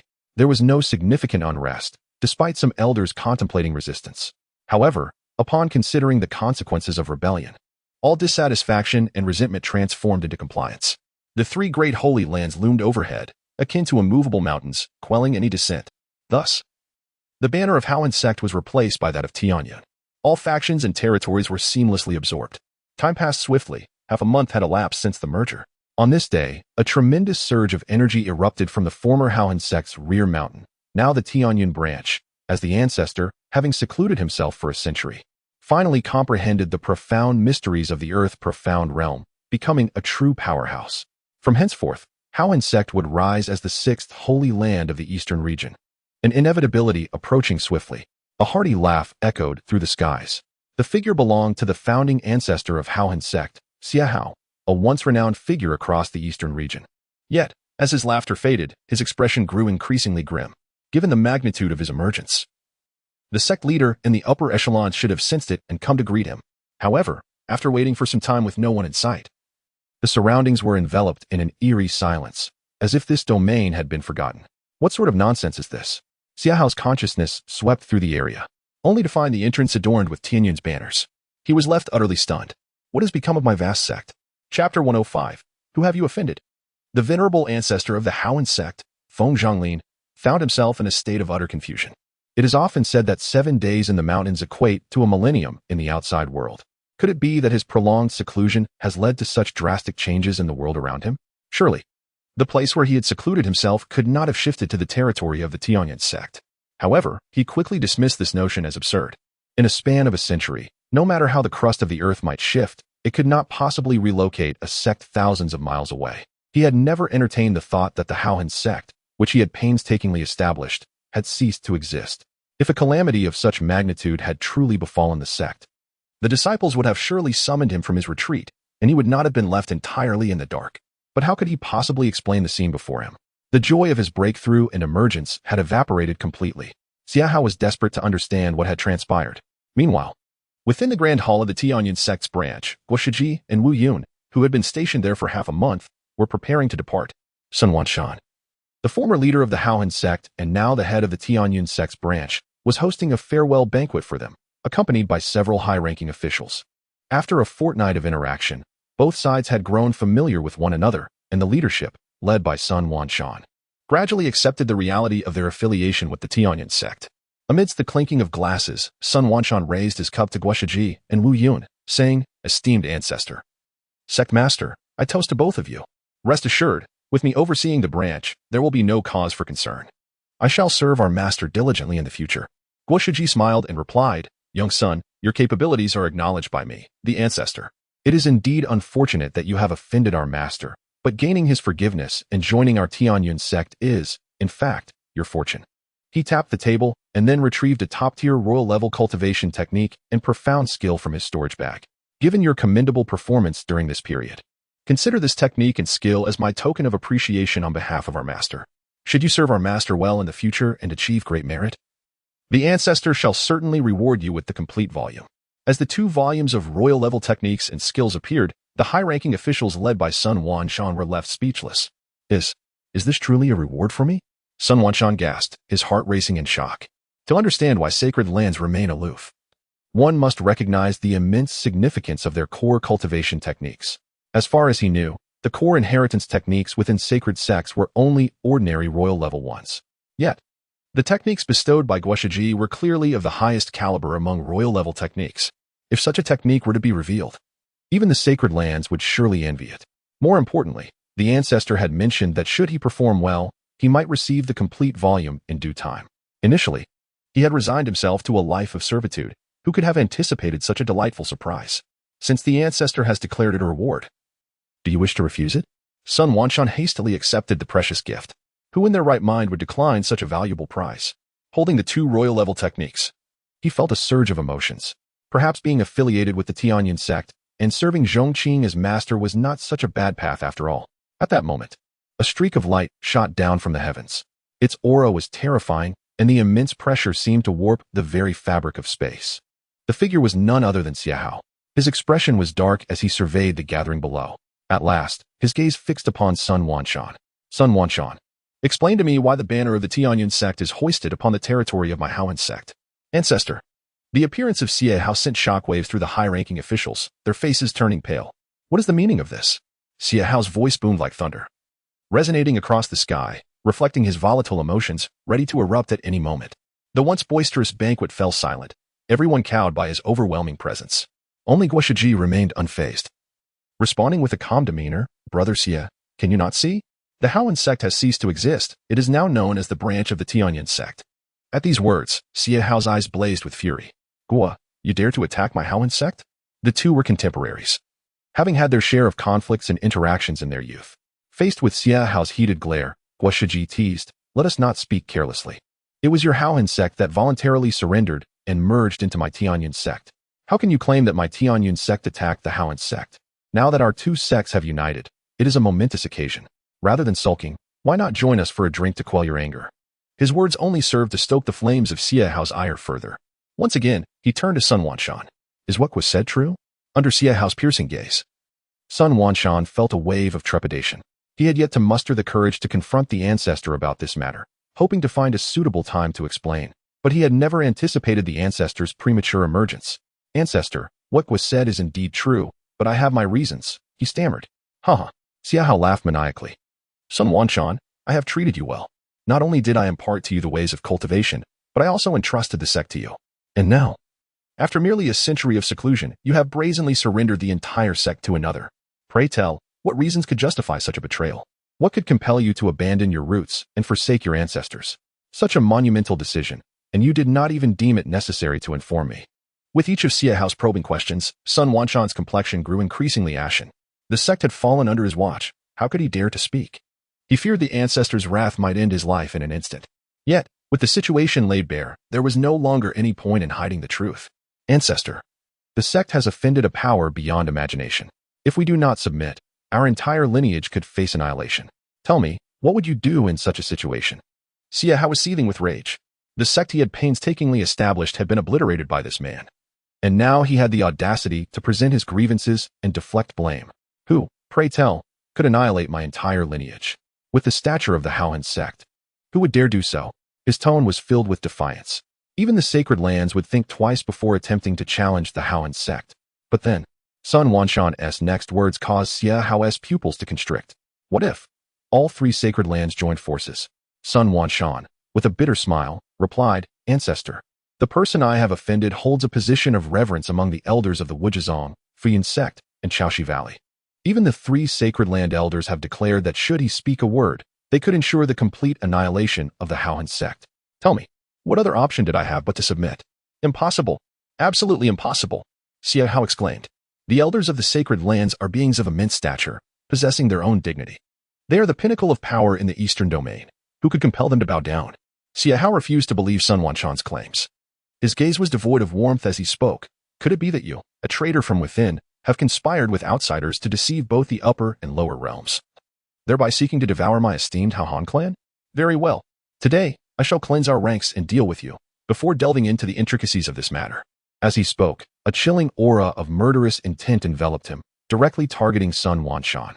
Brother Xie, do you intend to slay a member of Tianyun sect without consulting my opinion? At that moment, Gua Shiji stepped forth, positioning himself defiantly in front of Sun Wanshan. Old Gua, do you wish to obstruct me? Xie Hao's eyes darkened. Do you possess the ability to do so? Gua Shiji replied with a grave expression. Whether I can or not, let us find out. He challenged. Come, it has been centuries since we last met. Let me see if your strength has truly advanced. Chapter 106. I also have my means in the midst of the scene. The two venerable ancestors exchanged glances. Xie Hao sneered, Old fool Gua. Age does not equate to strength. In the past, you relied on your seniority to suppress me. However, some realms cannot simply be attained through the passage of time. As he spoke, he unleashed the formidable power unique to an earthly profound realm expert. I have been in seclusion for a century, and now I have stepped into the earthly profound realm. Do you still possess the courage to confront me? He stood tall, his demeanor brimming with arrogance, and indeed, he had the credentials to be so. After all, his cultivation had surpassed that of the sacred land's leader, reaching the level of an ancestral figure. In the entire eastern domain, few could match his prowess.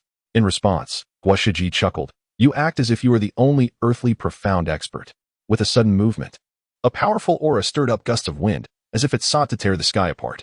The two earthly profound experts faced each other, their terrifying presence weighing heavily on the hearts of the onlookers like two towering mountains. Unexpectedly, after many years, you have also attained this realm. Xie Hao's expression turned grim. Nevertheless, there are distinctions even among those of the same level. Allow me to measure your worth as an earthly profound expert. In the next instant, Xie Hao moved. His motion was akin to a mountain crashing down, carrying with it an overwhelming divine might, as if it sought to shatter the earth. The might of an earthly profound expert is indeed terrifying, as evidenced in this moment. Faced with this destructive strike, Gua Shiji casually unleashed a palm strike. In an instant, the void shattered, and the palm print spanned the heavens and the earth. It was as if the hand of a deity had struck. Blood spurted forth. and Xiahao was sent flying by the force of the palm. Blood, like a torrent, stained the sky crimson. The spectators had anticipated a fierce clash. Yet who would have thought that the outcome would be decided in an instant? With a resounding thud, Xiahao fell heavily to the ground, his face a mask of horror. What kind of technique is this? He had initially believed that even if the opponent broke through to the earthly profound realm, there would still be a disparity in their capabilities. Yet, the level of the technique employed by his adversary was clearly superior to his own. He had been defeated, and it was a crushing defeat at that. Guo Shiji, with his hands behind his back, smiled nonchalantly. If you wish to learn, join the Pingjiang Sect, and I shall teach you. Delusional, Xiahao spat in anger. Do you think that I built the vast Haoan sect and established a formidable reputation in the eastern domain with such trivial means? As he spoke, his aura became somewhat ethereal and inscrutable. This declaration caused Guo Shiji to take him slightly more seriously, just as everyone expected him to unleash a grand technique. Xiahao suddenly soared into the sky, accompanied by a voice filled with resentment. I shall remember this. One day, what I have lost shall be reclaimed by my own hands. With that, he vanished without a trace, leaving the onlookers in stunned silence. So, his trump card in dominating the eastern domain was to escape? Above the clouds, Xiahao, having fled from the Pingjiang Sect's branch, felt an overwhelming sense of desolation. It is said that the tides of the sea shift and human hearts change. However, after a solitary retreat, he felt utterly alone. Now, he had nowhere to return, and the forces he had painstakingly built were merely a dowry for others. The more he pondered, the more resentment he felt, and the more stifled he became. Throughout his illustrious life, the esteemed ancestor had never suffered such a profound loss. His face darkened, fists clenched tightly. I must reclaim my honor. But who was truly responsible for rendering him a wanderer? Sun Wanshan? The Pingjiang Sect? Or that person whom Sun Wanshan claimed the Haoan Sect could not afford to offend? Did such a person even exist? No. He was desperate to uncover the truth behind the betrayal of the Haoan Sect. Soon, a glimmer of determination flickered in his eyes as he formulated a plan. It was evident that Xiahao had become an ancestral figure due to his formidable strength and exceptional cunning. Stealth and tracking were his specialties. Moreover, he possessed a secret technique for soul-searching, allowing him to delve into the memories of others. After extensive inquiries, he finally discovered the truth. The Haoan Sect had indeed offended a person named Zhong Qing. It was this individual who had instigated the betrayal, prompting the entire sect to align with the Pingjiang Sect. Yet, this Zhong Qing was merely the peak master of a second-rate sect. The revelation left him incredulous. So, the root cause of my solitude was a mere peak master of a second-rate sect? In a secluded forest, Xiahao's expression twisted with rage. He was beside himself. After much contemplation, he resolved to investigate the background of Zhong Qing at Mufu Peak. He was determined to uncover the hidden truths behind this situation. Was Zhong Qing truly as formidable as Sun Wanshan claimed, commanding the respect of the three great ancestral figures? Or was Sun Wanshan colluding with the Pingjiang Sect and fabricating excuses upon being discovered? With his mind made up, Xiahao soared into the sky. His target clear, the Pingjiang Sect, Mufu Peak. At this moment, Zhong Qing was blissfully unaware that he had become the focus of someone else's schemes. After spending a few days in Pingjiang, he returned to Mufu Peak.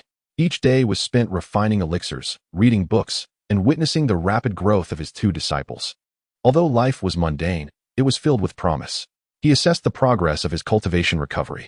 At this rate, perhaps within 3 days, he would make another breakthrough. In his courtyard, Zhong Qing lounged in a hammock, muttering to himself. His cultivation had reached the celestial profound realm, a status that was almost legendary within the eastern domain. Achieving another level would place him among the ranks of true powerhouses, even on a global scale. The impending enhancement of his cultivation filled Zhong Qing with joy, while his talent in alchemy drove him to frustration. He could not determine whether it was due to a lack of talent or bad luck. After so long attempting to refine the divine elixir, he had yet to achieve a single success. Thus, it was evident that perfection was a rare occurrence in this world. Even a life filled with extraordinary luck had its own share of tribulations. For Zhong Qing, the success or failure of refining the divine elixir had become a source of anxiety. Nevertheless, it remained a cherished hobby, and he believed that with patience, success would eventually come. I shall persevere, he resolved. Chapter 107. The decision of the Danding Pavilion. The Danding Pavilion, as one of the 5 sacred sites, undoubtedly represents an ethereal existence. In comparison to the other 4 sacred sites, the Danding Pavilion's transcendence is manifested not only in its formidable strength, but also in its immense wealth. The entire pavilion is divided into 5 halls, each constructed from spirit stones and meticulously crafted by human hands. This illustrates the extent of its opulence. bordering on the frenzied. On a mountain peak, a humble thatched cottage stands in stark contrast to the surrounding crystalline spirit stone mountains. Should one mistakenly assume this is merely an ordinary cottage? That would be a grave error. The thatch used for the cottage is made from the finest spirit herbs, while the timber employed is of the highest grade spirit wood. Even the wooden tables and chairs in front of the cottage possess an extraordinary origin, crafted from 9 grade spirit trees. Upon the table, 2 elderly gentlemen, exuding an air of celestial grace with youthful faces and white hair, are engaged in a game of chess. The identity of those who can afford to play chess in such lavish surroundings is naturally exceptional. One of them is Yi Qing, the master of the Spirit Treasure Hall, and the other is Jun Xiaoyao, the master of the Dan Treasure Hall. I heard that the Spirit Treasure Hall recently acquired 2 royal-level divine weapons. Jun Xiaoyao remarked casually, holding a white piece. Yi Qing smiled wistfully. What, are you envious? To some extent, Jun Xiaoyao openly admitted. After all, even in our esteemed Dan Ding Pavilion, royal-level divine weapons are a rarity. However, beyond the preciousness of these weapons, I am more concerned about the identity of the person capable of offering 2 divine weapons as payment. It must be someone of considerable significance. Yi Qing pondered. Are you suggesting we should pay closer attention? Yi Qing inquired. With a swift motion, as Jun Xiaoyao placed his piece, the game came to a decisive end. Well, it's getting late. I must take my leave. Yi Qing chastised playfully. You always leave right after winning, without a thought for others' feelings. If you don't change this habit, you'll find yourself friendless one day. Jun Xiaoyao chuckled as he departed, leaving Yi Qing, who had just received 2 royal-level divine weapons, in a slightly more melancholic mood. He gathered the chess set and sat on a stone bench, taking several gulps of wine in contemplation. After a moment's reflection, as if having made a resolution, he ambled into the backyard of the cottage. Compared to the front yard, the back was more spacious, where 2 youths were practicing their cultivation. They appeared to be under 18, yet they possessed remarkable skills. Grandfather. Upon Yi Qing's arrival, the 2 halted their training and bowed respectively. Yi Qing approached his eldest grandson, Yi Chun, with a beaming smile. There's no need for formalities, Chun-er. How has your training been today? Any questions?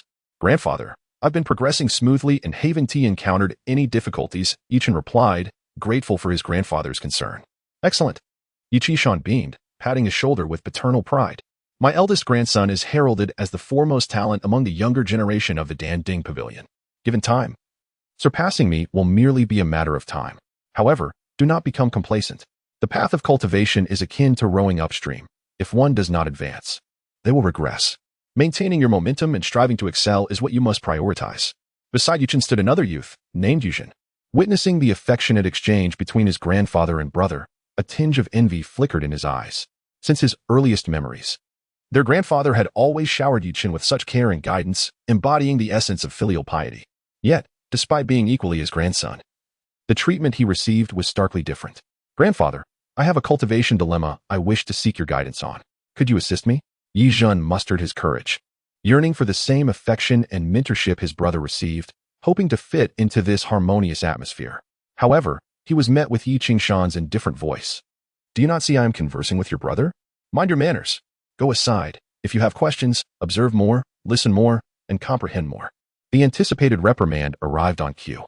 Even though he had prepared himself for rejection, when Yi Qing's cold and unfeeling words were uttered, Yi Zhen felt his heart bleed. Silently, he retreated, turning away with reddened eyes, clenching his teeth to prevent tears from falling. Yi Qing paid no heed to Yi Zhen's expression, instead calling Yi Qing aside. Speaking earnestly, Chun-er, the Spirit Treasure Hall has recently acquired 2 royal-level divine weapons.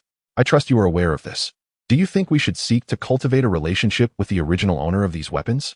Yi Qing, without a hint of hesitation, responded, Grandfather, it is undeniable that royal-level divine weapons hold immense value. The individual who can produce 2 such weapons is certainly not an ordinary person. However, our Dan Ding Pavilion stands as a paragon of transcendence. Countless individuals aspire to forge connections with us. When has it been our place to seek others? Moreover, even if that individual can produce 2 royal-level divine weapons, they may not be able to produce a 3rd. In my view, there is no necessity. Initially, Yi Qing contemplated sending Yi Qing to establish a rapport with the divine weapon's owner, but upon hearing his grandson's argument, he found it reasonable. The Dan Ding Pavilion, as a transcendent entity in the entire eastern region, has never been known to actively seek relationships, even with other sacred sites. While the individual in question may have an impressive identity and the means to easily produce royal treasures, it does not necessitate such a humble approach to forge connections. Thus, Yi Qishan dismissed the idea of sending Yi Qin on such a mission. Meanwhile, Yi Zhen's mind was racing. The recent acquisition of 2 royal-level divine weapons by the Dan Ding Pavilion had indeed stirred considerable excitement. The person capable of offering these weapons as payment must be someone exceptional, although he initially had no thoughts on the matter. The conversation between the two sparked a notion within him. Perhaps this is my opportunity. He glanced at the congenial duo of grandfather and grandson before looking at his solitary self. With a firm resolve, he clenched his teeth and made a decision. On this day, Yi Qishan conversed extensively with his eldest grandson. His affection for Yi Qin was genuine. Not only did he learn swiftly, but he also grasped concepts with remarkable ease. Since childhood, he had exhibited exceptional intelligence, aiding Yi Qishan in numerous decisions. It could be said that Yi Qin was the only one capable of inheriting his legacy. The two engaged in conversation from sunset to moonrise, entirely oblivious to the fact that Yi Zhen had quietly departed the mountain gate. That night, under the luminous moon and a sky adorned with stars, Yi Zhen emerged from the spirit treasure hall. Holding a map, he discerned his direction and proceeded straight towards the spirit city. For years, he had been waiting for this opportunity. Now, the moment had arrived. He had a premonition that this journey could potentially alter the course of his destiny. Chapter 108, The Right Place, Spirit City, Auction House. Manager, the results of the divine weapon appraisal have arrived. A loud shout echoed, and the steward, with an invigorated expression, strode forward. His voice was so thunderous that it seemed to tremble the beams of the room. Du Yinling, upon hearing this, was overwhelmed with joy and nearly dashed out of the private room. What is the outcome? Let me convey this news to Manager Du. Following the steward was a relatively young man, Yi Changkong, the head of Ping City. Lord Changkong, what brings you here? Du Yinling was taken aback. The auction house in Peng City held a higher status than that of Spirit City, and it was customary for her to visit him. It was quite rare for him to come to her humble abode. Yi Changkong smiled. I have some matters to attend to in this area, and thought to come by and share some good news with you. The appraisal results confirm it is indeed a royal-grade weapon. Congratulations, Manager Du. With such an impressive accomplishment, you are likely to ascend to a higher position soon. At his words, a radiant smile blossomed on Du Yinling's face. Although she had anticipated this conclusion, the confirmation lifted a great weight from her heart, allowing her to relax completely. Lord Changkong, please, take a seat in the private room. In the elegantly decorated room, the two took their respective seats. Du Yinling instructed someone to pour 2 cups of fragrant tea. The recent joint auction held by the Ping City Auction House had achieved unprecedented success, with mid-grade spirit stones flowing in at a staggering 10 million level. With Lord Changkong's many years of service and the triumph of this joint auction, it was only fitting to congratulate him, as his position would likely rise soon. Yi Changkong, with a serious expression, said, speaking of, the success of this joint auction owes much to your efforts. Manager Du, I must express my gratitude. Du Yinling was taken aback. Lord Changkong, you jest. Our Spirit City Auction House merely contributed a few rare auction items. It was only our duty. Why would it warrant such thanks? Yi Changkong lightly tapped the table with his fingers and smiled. If it weren't for your recommendation to that esteemed individual, this joint auction would have seen a decrease of at least 1/3 in its revenue. Not only that, but that gentleman also procured a royal-grade divine weapon from the Ping City Auction House. Such a tremendous favor surely deserves a word of thanks. What? That gentleman purchased another royal-grade divine weapon from you, Lord Changkong? This revelation left Du Yinling utterly astonished. Royal-grade divine weapons were treasures revered by the major holy lands, often unseen by ordinary people in their lifetimes. Yet, this esteemed guest had produced 2 such artifacts in succession for payment. How could that not be shocking?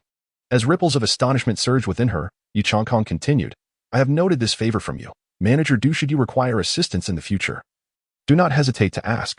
I will certainly oblige. Today, I also wish to consult you on another matter, he added. Du Yinling's expression grew serious. Please, Lord Changkong, go ahead. After a moment of contemplation, he slowly inquired. The first place that gentleman appeared was at your Spirit City Auction House. Do you know his specific identity and whereabouts? Du Yinling could not help but smile wryly. Lord Changkong, all I know is that he is extraordinary, having given away his only VIP card. As for his identity and background, I truly do not know. This response disappointed Yi Changkong. Just then, a figure approached the entrance of the auction house. Clad in white garments, with a crown-like headpiece, a jade pendant at his waist, and a complexion as fair as cream. He possessed the graceful demeanor of a noble young man. His appearance garnered exclamations of admiration, for he was none other than Yi Zhen, who had just emerged from the Dan Ding Pavilion. He strode confidently into the auction house, prompting the steward to rush forward. Sir, would you like to purchase? Do you need assistance and recommendations? With a flourish, Yi Zhan produced a token that had seemingly appeared in his hand. The token, an ancient bronze color, bore an intricate character signifying spirit. The steward was taken aback, instantly recognizing the identity of this individual as someone from the headquarters of the Lingao Hall. After revealing his identity, Yi Zhan stated his purpose. I wish to meet your manager. The steward, not daring to refuse, promptly escorted him to the private room, ensuring he would not have to wait. Just as he was about to knock, Yi Zhan halted him. Inside, Du Yinling and Yi Changkong were engrossed in discussing Zhong Qing. Manager Du, that person wields power beyond our imagination. Should we encounter him again, we must spare no effort to curry favor.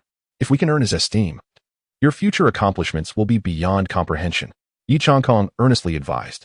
Du Yinling was momentarily stunned. Lord Changkong, I am aware this individual is remarkable. However, our Holy Land sects are above such matters. Is it not excessive to go to such lengths? Yi Changkong's fingers tapped rhythmically on the table. He then lowered his voice. If he had merely produced 2 royal-grade divine weapons, it would not warrant such solemnity. However, this man is far more complex than we perceive. I have just received word that he has close ties with the 3 esteemed ancestors of Chashia Valley, Wuzhong, and Fuyun Sect. Moreover, these 3 Holy Land ancestors subtly regard him as their superior. Do you not think such an existence deserves our utmost respect? Upon hearing this, Du Yinling's pupils dilated, and tumultuous waves surged within her heart. The 3 Holy Land ancestors were figures of immense stature, standing at the pinnacle of the Eastern domain. Yet, such illustrious beings seemingly held this individual in high regard. What extraordinary background could he possibly possess?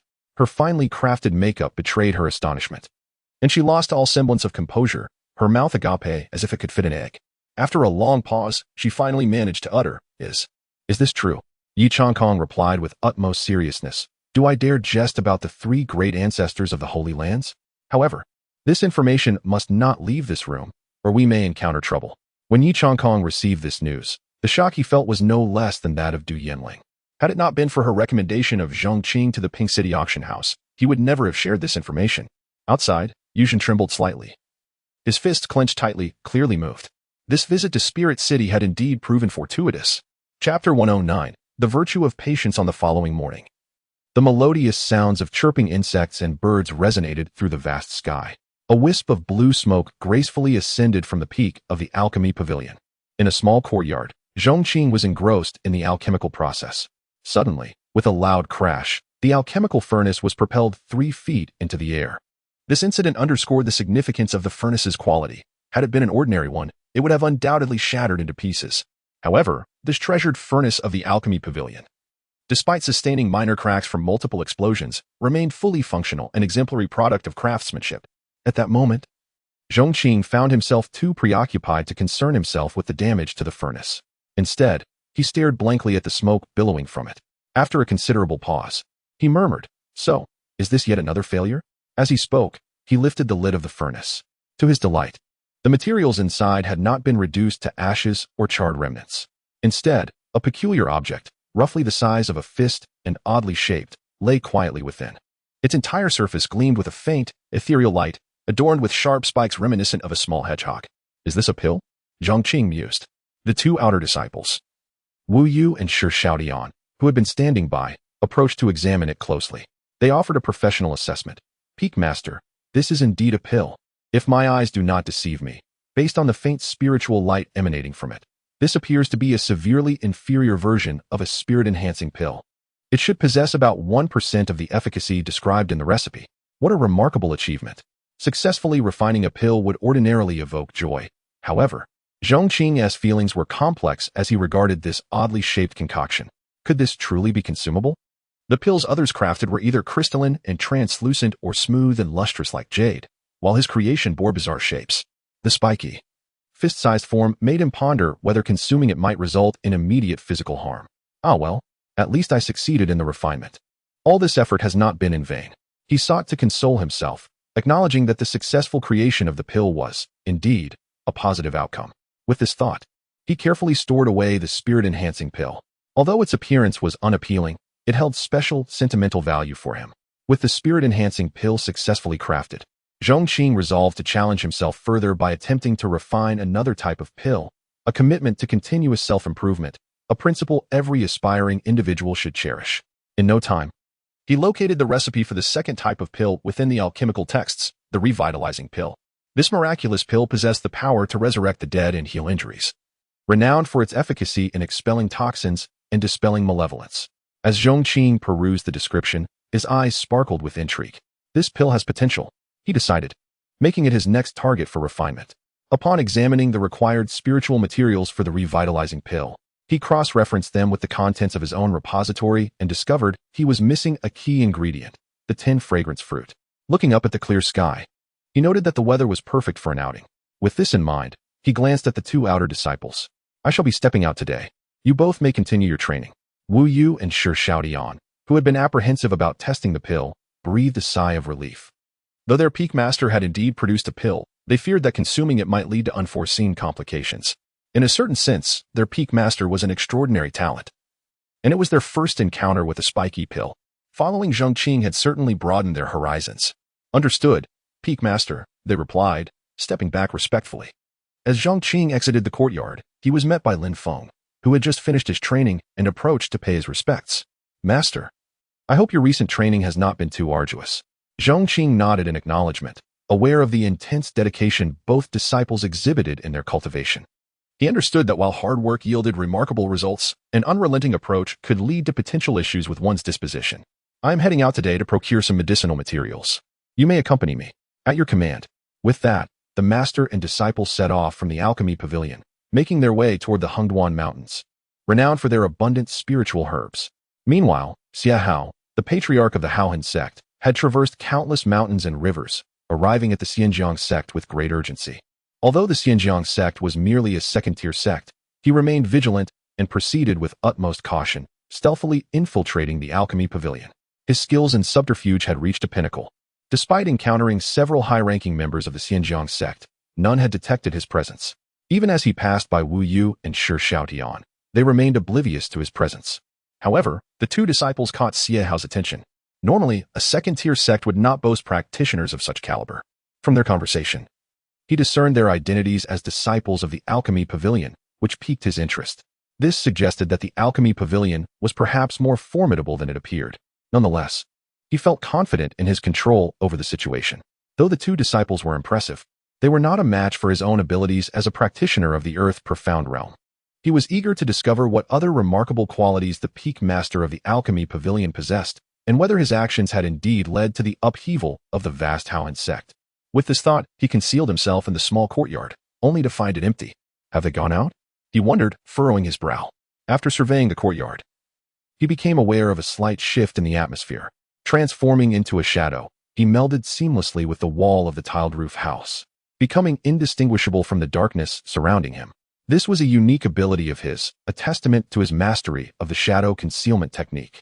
As long as there was a shadow, it could become his domain of concealment, imperceptible to the naked eye. Only those with legendary insight or those whose cultivation far surpassed his own might perceive any anomaly. Yet, Xia Hao felt assured that he would not be discovered. Since mastering the shadow concealment technique, he had never encountered anyone capable of detecting him, not even those at the heaven profound level. Zhong Qing's departure had provided him with the perfect opportunity to find a hiding spot, ideal for observation and easy escape. I can only hope your abilities are as grand as Sun Wanshan claims. Otherwise, he thought, a cold smile creeping across his face, as he lay in wait. For someone who had traversed the south and ventured north, experiencing both triumphs and setbacks on his journey to the Earth Profound Realm, he possessed an abundance of patience. Chapter 110. Doubts of existence in the rugged mountain range. Ancient trees stand tall, enveloping the landscape in lush greenery. The hills undulate endlessly, occasionally pierced by the ferocious roars of savage beasts echoing through the forest. This is the Hungduan Mountain Range, a land abundant in rare herbs and teeming with fierce creatures. Amidst this perilous territory, where most would find themselves facing certain death, the master and disciple, Zhong Qing and Lin Feng, stroll leisurely as if taking a post-dinner walk, wandering through the woods. Should any unwitting beast approach, it would undoubtedly meet its demise with just a glance. Master, there's a strange fragrance wafting from ahead. Lin Feng exclaimed, his expression shifting as he pointed toward the distant mountains.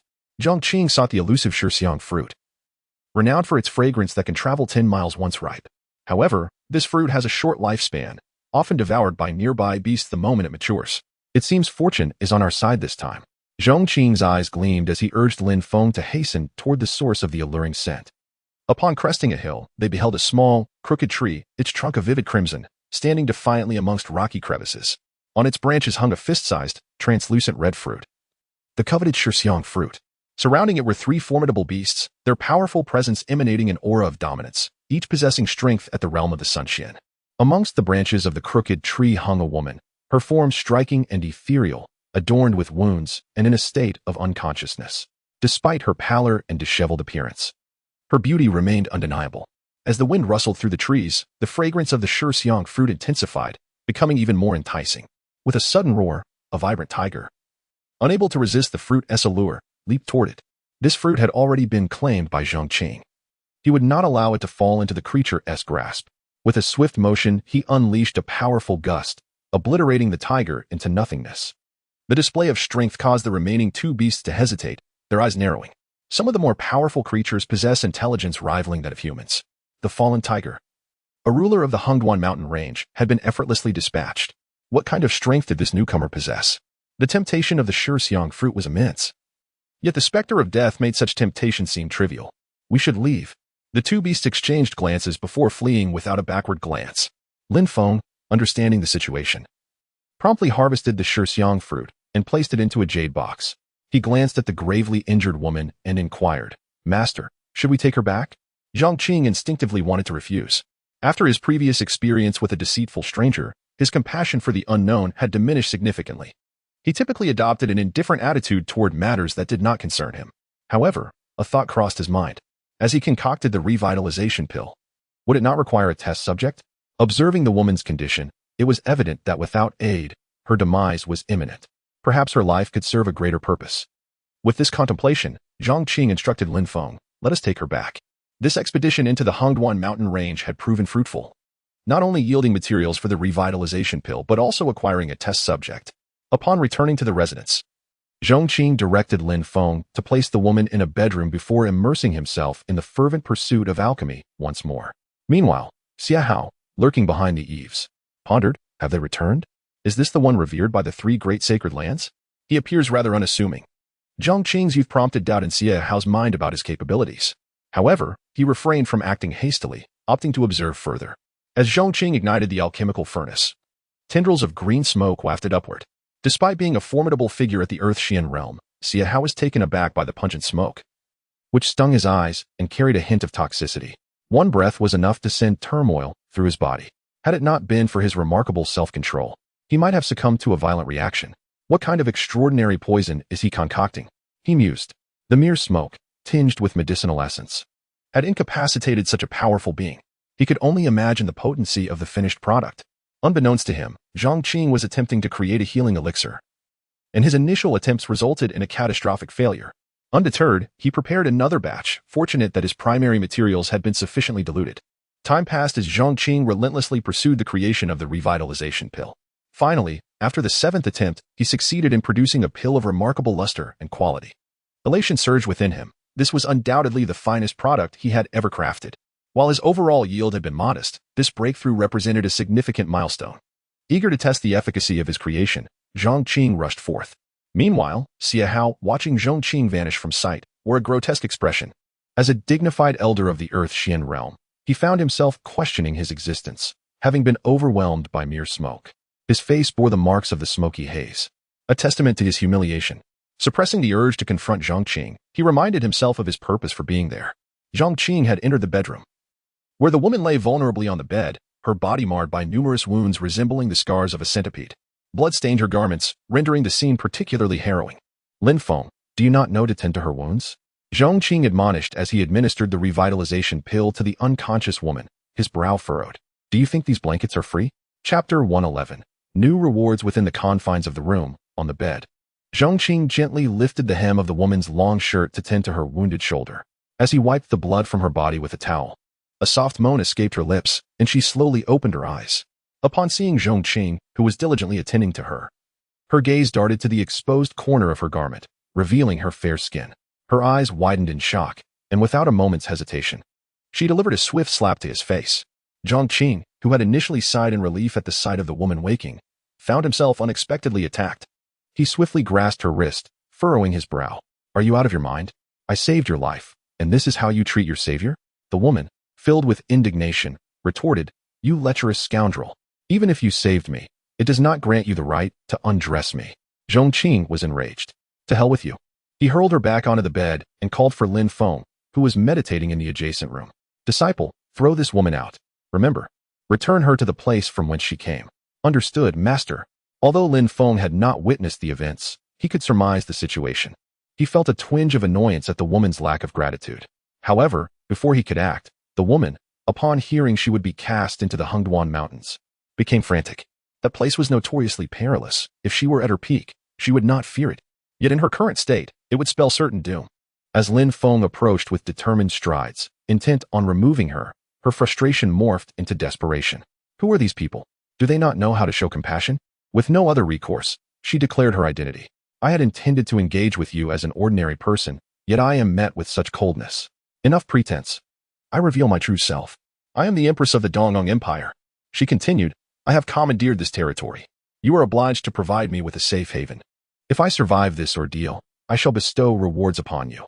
In your humble realm, royal-grade divine weapons and techniques must be extraordinary.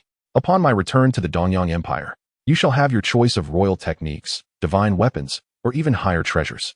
She gazed down upon Zhong Qing and Lin Feng with an air of superiority, believing that once she revealed her status, they would scramble to curry her favor.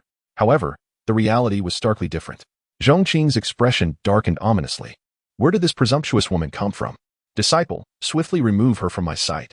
His irritation palpable, he watched as Lin Feng moved to take her away. "Release me. I am the sovereign of the Dongyang Empire. Do you dare treat me this way, knowing I could annihilate your entire clan?" The woman thrashed violently. But Lin Feng remained unfazed, regarding her with disdain. Regardless of the truth behind her claims, even if she were truly an empress, what of it? His master was an immortal emperor. In the presence of his master, whether one were a dragon or a tiger, they must bow low. Even a divine being would kneel before the immortal emperor. With that, he carried her back to the Hundredfold Mountains, ultimately tossing her onto a crooked little tree on the cliff's edge. Without a backward glance, he departed. "Come back. I command you to return." The woman screamed hoarsely from her perch in the tree. Yet Lin Feng paid her no mind, disappearing in an instant. A gust of mountain wind rustled the little tree, causing it to sway precariously, and the woman trembled in the cold. The distant roars of wild beasts echoed through the forest, sending shivers down her spine. In that moment, she truly felt the weight of despair, as if heaven offered no path and earth no refuge. Regret flooded her heart, intertwining with a burgeoning hatred. Who was she? The ruler of the Dongyang Empire, a being above countless subjects. No one had ever dared to treat her so disrespectfully. Meanwhile, Zhong Qing swiftly cast aside thoughts of the woman, for his mind was consumed by a momentous breakthrough in his cultivation. In the span of a mere tea break, he had ascended to a new realm. Open Personal Attributes panel. Host, Zhong Qing Cultivation Level, 3 realm. Disciple, Lin Feng, Initial Stage of Star Profound Realm. Hundredfold Amplification activated. Disciple, Su Yi Perfected Stage of Morning Profound Realm. Hundredfold Amplification activated. Activated bonds. Trash bond 2-2. More bonds await development. Acquired physique. None. Acquired special skills. Old 6 aura. Heavenly eye. Same level suppression. Personal small world. Lin Feng had broken through to the Star Profound Realm a month prior, while Su Yu had also attained the perfected stage. After months of training, they had propelled Zhong Qing's cultivation from the Heavenly Profound Realm to the 3 realm. In the small courtyard, Zhong Qing sat upon a stone bench, gently clenching his fist, feeling a surge of unprecedented strength. This newfound power made him feel as though he could effortlessly crush a mountain. The breakthrough in cultivation was accompanied by a system reward. Congratulations, host. You have broken through to the 3 realm. Reward, 1 Ancient Beast card. The Ancient Beast card could summon an ancient beast, but it required the host to actively subjugate it. To Zhong Qing's surprise, this time the system had granted an additional reward for his cultivation breakthrough. He retrieved the Ancient Beast card from the system space. It was a gray card, the size of a palm, adorned with intricate patterns of sun, moon, stars, mountains, and rivers, exuding an aura of primal antiquity. On this small card, the silhouettes of various ancient beasts could be seen, such as a celestial wolf howling at the moon, a golden-winged roc soaring high, and fearsome creatures like the azure dragon, Qilin, and vermilion bird. The card seemed to imprint an entire world within its confines. Upon closer inspection, it felt as if it were alive. System. Does this ancient beast card summon at will or randomly? Random summon. The summoned beast's strength will not exceed the host's level. Zhong Qing felt a pang of disappointment. If he could choose, he would undoubtedly summon the Azure Dragon first. After all, as a descendant of Yan and Huang, who could resist the allure of a dragon? Yet, if he were to summon it, who would subdue whom? The second limitation served as a form of protection from the system. Without further hesitation, Zhong Qing tossed the summoning card into the air. As a flash of light erupted, the card transformed into a black hole. Around the black hole, nebulae and thunderclouds swirled, exuding an aura of profundity and mystery. Soon, a terrifying presence emanated from the black hole, revealing a glimpse of the summoned beast's true form. Zhong Qing raised an eyebrow in surprise. It was indeed it. Chapter 112. The door that won't open above the small courtyard. Thunder rumbled, and the winds changed abruptly. A strange beast leaped forth from a dark portal, its presence utterly terrifying. It soon drew the attention of the people at Mufa Peak. Wu Yu and Shi Xiaodian, who were engrossed in the study of ancient alchemical formulas, hastened to the courtyard. Upon witnessing the beast towering in the sky, both were left astounded. Su Yi and Lin Feng also rushed to the scene, their faces filled with shock as they beheld the creature. The sword spirit within Lin Feng's ring was equally alarmed. How could such a formidable being appear in this place? What manner of existence is this, one I have never encountered before? Xia Hao, hiding in the crevices of the eaves, felt his scalp tingle with fright, his blood nearly freezing from terror. High above, a single horned beast, with a menacing visage and fierce gaze, coldly surveyed the scene. Its body spanned over 10 zhong, immense and imposing. Black scales shimmered with an eerie light, as though forged from divine metal, radiating a glow that seemed to cascade from its form. Its limbs were as thick as pillars, and its claws resembled weapons of the gods. A terrifying aura emanated from it, threatening to crush the very heavens. The beast's unparalleled ferocity lent its terrifying form a sense of regal authority, rendering onlookers almost incapable of direct gaze. It bore a resounding name, the Qilin. A unique black single-horned Qilin, in fact. This form was even more magnificent than what Zhong Qing had glimpsed on television in his past life. In Zhong Qing's previous existence, the Qilin was regarded as a mythical creature, walking alongside gods and standing tall against demons. It could summon winds and rain, turning rivers and seas with ease, a true divine beast. In an instant, the mere dispersion of its aura left the crowd trembling with fear. This was not merely the oppression of a high-level being over a lower one, but a testament to the disparity in life levels. Zhong Qing gazed at the Qilin with shining eyes. He had thought the existence of an Azure Dragon was improbable, yet here stood a Qilin. Although it seemed slightly lesser than a true dragon, it was still a divine beast. Was this not a case of one door not opening while another does? Moreover, its cultivation level was remarkably high, having reached the 3rd realm. From this day forth, I shall be your master, Qilin, he declared, proclaiming their relationship. However, the response he received was the Qilin's furious roar. With a bellow, it plunged downward, its colossal form capable of shaking mountains and earth. Its eyes blazed with wrath. How could a Qilin of such stature be reduced to servitude?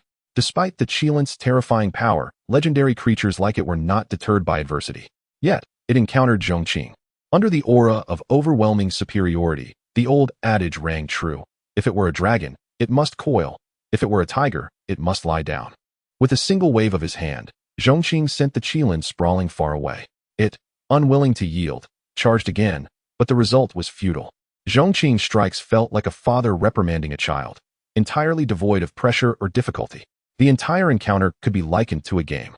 After being thrown back countless times, the Qilin's gaze shifted toward Zhong Qing, filled with astonishment and fear. It was willing to submit. Zhong Qing stood with his hands clasped behind his back, approaching the Qilin once more. This time, the Qilin did not resist. Fear and struggle flickered in its eyes, revealing its inner turmoil. Zhong Qing made no haste, patiently awaiting its decision. After a prolonged silence, the Qilin finally lowered its noble head, prostrating itself at Zhong Qing's feet. It had come to realize that in the face of absolute strength, dignity holds no value. Thus, Zhong Qing accepted his first mount since arriving in this world. The onlookers were utterly dumbfounded. Such a terrifying beast had been subdued so easily. The scene was so fantastical that it felt like a dream. Lin Feng and Su Yi were somewhat prepared, knowing their teacher was extraordinarily powerful. However, Wu Yu and Shi Xiaodian, 2 outer disciples of Mufa Peak, were completely astounded.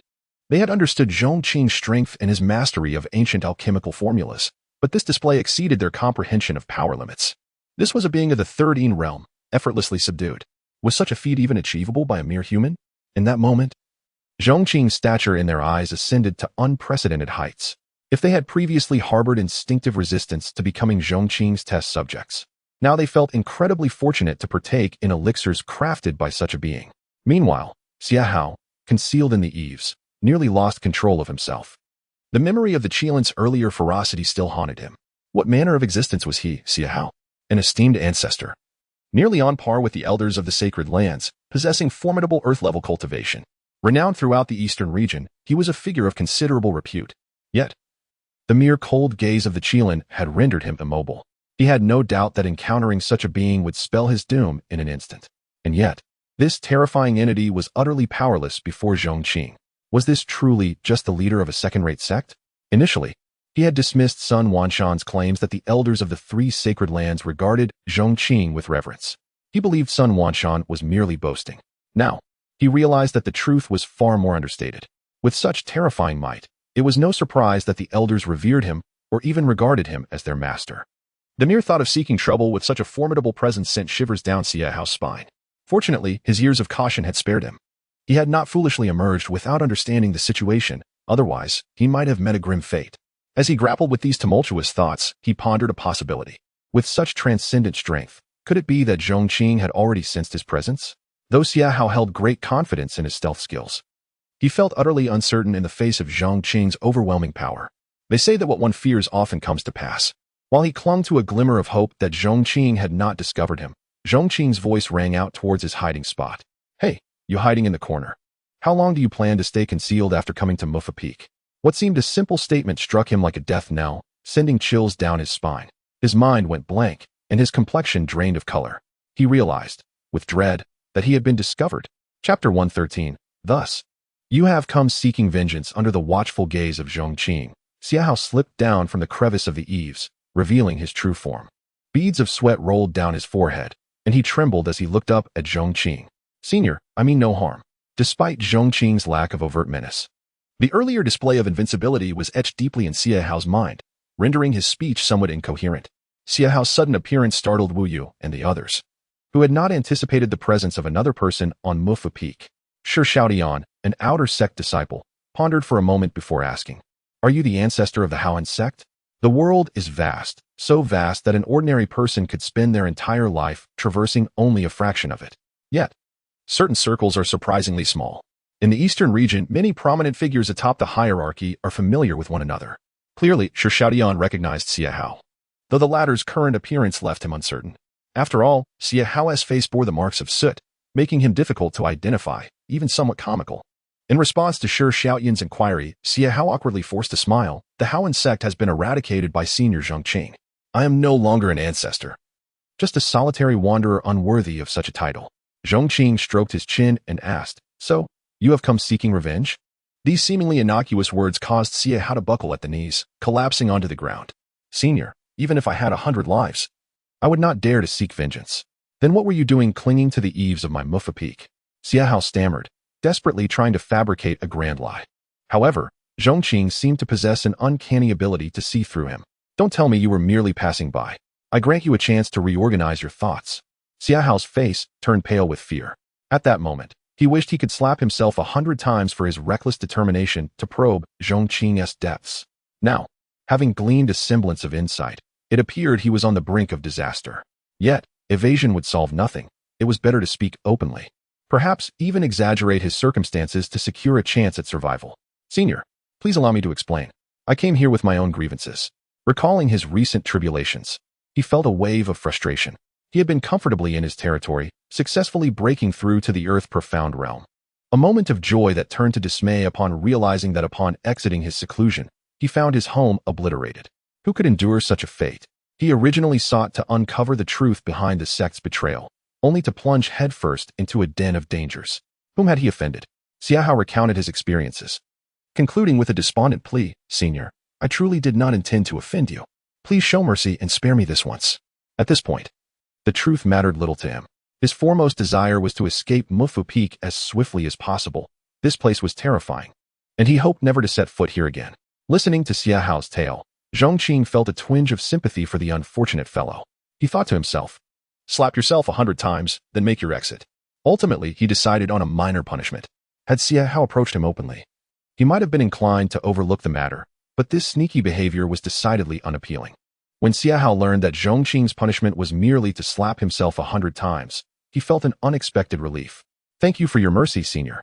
As he spoke, he began to slap his own face vigorously, the force of each strike resounding loudly. By the end, his face was swollen beyond recognition, and he rolled away in a comical fashion. The scene struck Wu Yu and Shi Shaodian with a sense of astonishment. Xiahao, a figure of notable repute in the eastern region, was reduced to this state by a single command from the Peak Master. Even their former sect, the Wuji sect, lacked such terrifying authority. They perceived in Zhong Qing a radiance of mystery, grandeur, and inscrutability. Perhaps the most astute decision they had ever made was to depart from their original sect and join Mufu Peak. For reasons unknown, both felt a premonition that even as mere outer disciples of Mufu Peak, their futures would undoubtedly surpass all expectations. In the small courtyard, having dealt with Xiaohao's matter, Zhong Qing waved his hand to his companions. "All right, there's nothing more to discuss.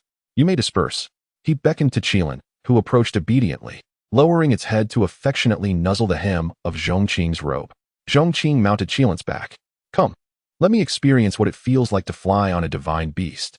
Upon hearing this, Qilin soared into the sky, its powerful limbs propelling it through the air, traversing the 9 heavens with the swiftness of lightning. A trail of dazzling light followed in its wake, twinkling for some time before dissipating. As Zhong Qing rode atop Qilin, surveying the vast expanse below, he felt a stir within his heart. He caressed Qilin's ebony scales. "You are entirely black. Henceforth, you shall be called Little Black." Qilin appeared displeased with this name, protesting with a sound, but Zhong Qing paid it no heed. Soon, they arrived above Ling City. At this juncture, Zhong Qing's gaze sharpened. The primary ingredient for the reversal pill was nearly depleted, so he decided to visit the auction house to see if any other essential herbs were available. However, he soon faced a dilemma regarding Qilin's size. While riding it was indeed impressive, its large stature drew far too much attention. "Little Black, can you shrink your size?"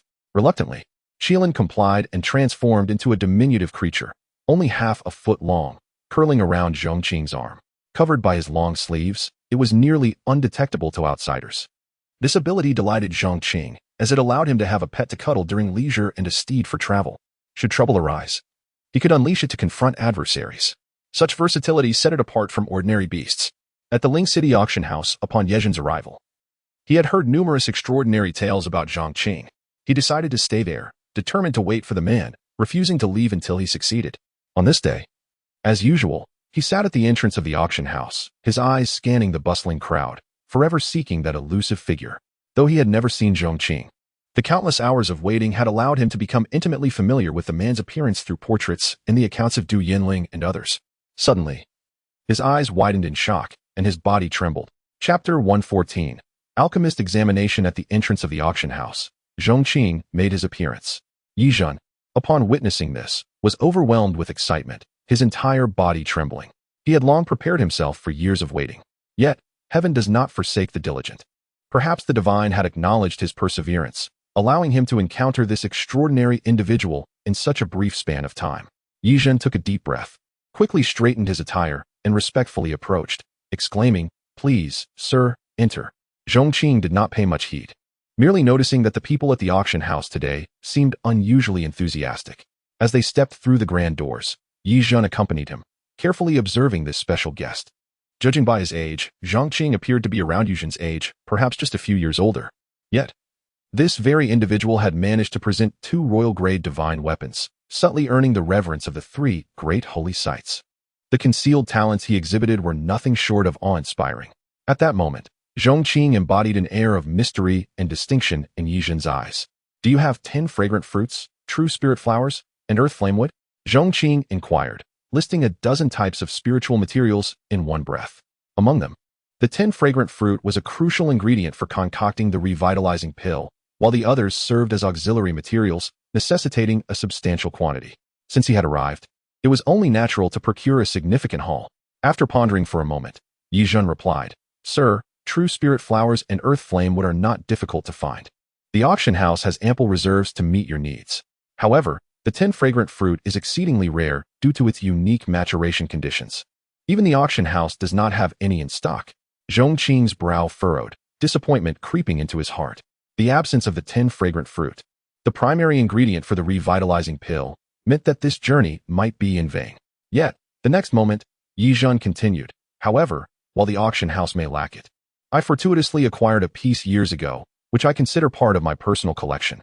After a moment of contemplation, he added earnestly, if you require it, I would be honored to gift it to you. This declaration took Zhong Qing by surprise. Are you certain it is a gift and not a transaction? Yizhen nodded affirmatively, indeed.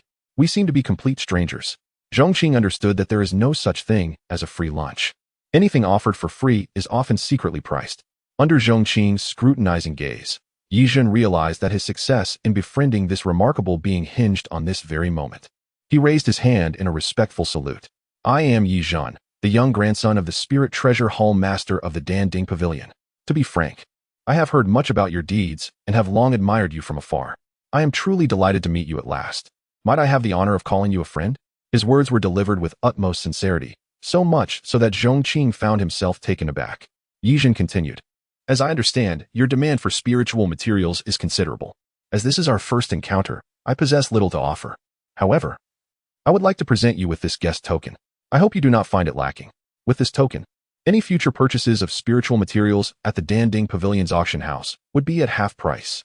In an attempt to cultivate a relationship with Zhong Qing, Yizhen had indeed made a significant concession. Not only did he offer a cherished item, but he also relinquished his only guest token. This token, a deep crimson plaque, exuded an air of ancient grandeur, with intricate dragon and phoenix motifs engraved on its reverse side. Zhong Qing took the token, examining it closely. It was of exceptional quality, not an ordinary item. After a moment's contemplation, he remarked, if I accept this token, does it imply that I will become a guest of the Danding Pavilion in the future? Yizhen quickly clarified, please do not misunderstand. This guest status is merely a title. While you may enjoy certain privileges, you are not obliged to fulfill any duties, and I assure you, I will not intrude upon your time.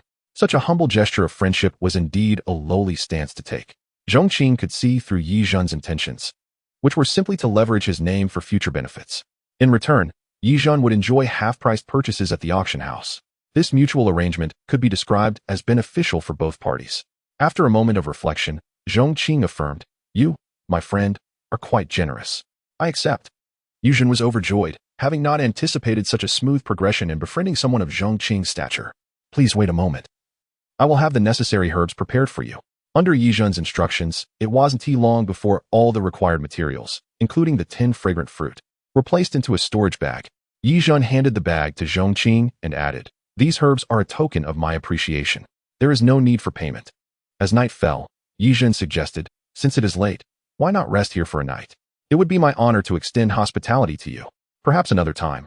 Zhong Qing replied. His visit to the auction house had been a spontaneous decision, and he intended to ride his qilin to explore the vast landscapes. Yizhen did not take offense, understanding that relationships with such extraordinary beings cannot be rushed, but must be nurtured gradually. May I inquire where you reside, senior? If you require any spiritual materials in the future, please do not hesitate to inform me. I will promptly coordinate resources from nearby auction houses to assist you. Pingjiang Sect. Mufa Peak. Yizhen was taken aback by the response. What connection do you have with the Pingjiang Sect? I am the peak master of Mufa Peak. This revelation left Yizhen utterly astonished. In his eyes, Zhong Qing was either a person of immense power or possessed a formidable background. To find that his true identity was that of a peak master of a second-rate sect was beyond his expectations. Naturally, Yizhen dared not express any disdain. In fact, he felt even more invigorated. Many reclusive powerhouses prefer to reside within smaller sects, a phenomenon not uncommon throughout the continent's history. Additionally, he had received news that the Pingjiang Sect was on the verge of advancing to a first-rate sect. Reflecting on this, he realized that Zhong Qing was undoubtedly intertwined with this progress.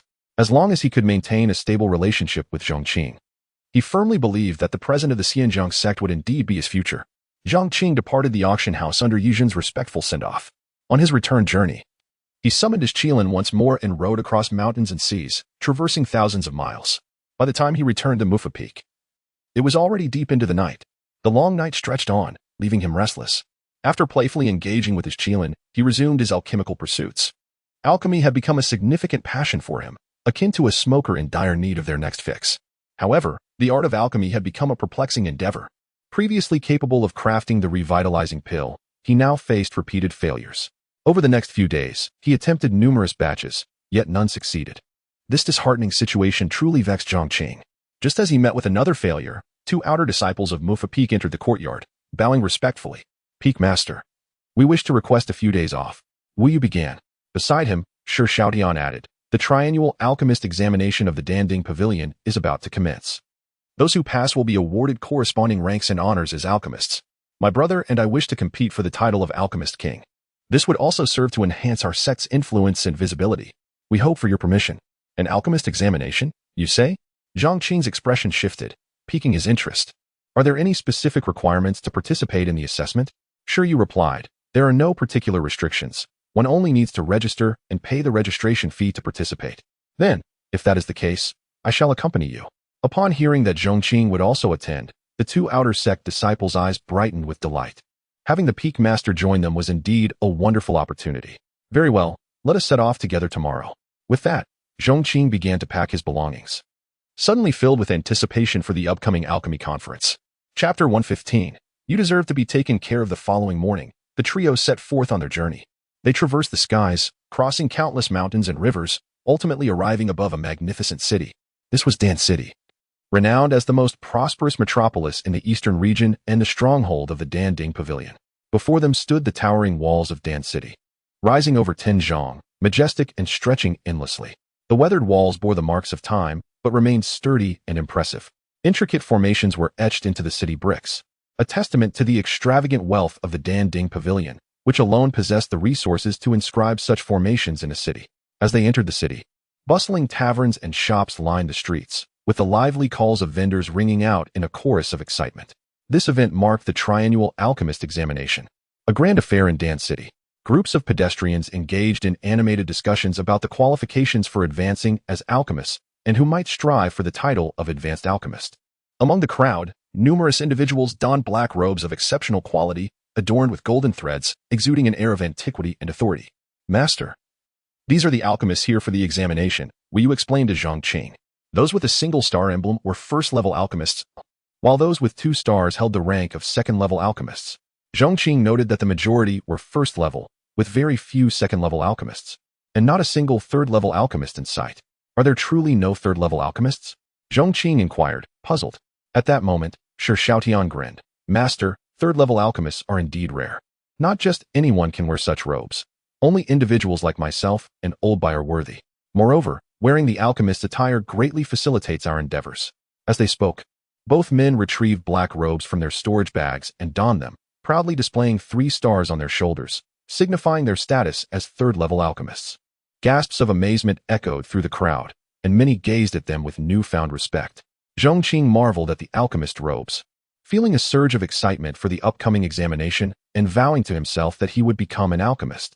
As they walked, the two continued to enlighten Zhong Qing about the alchemist realm.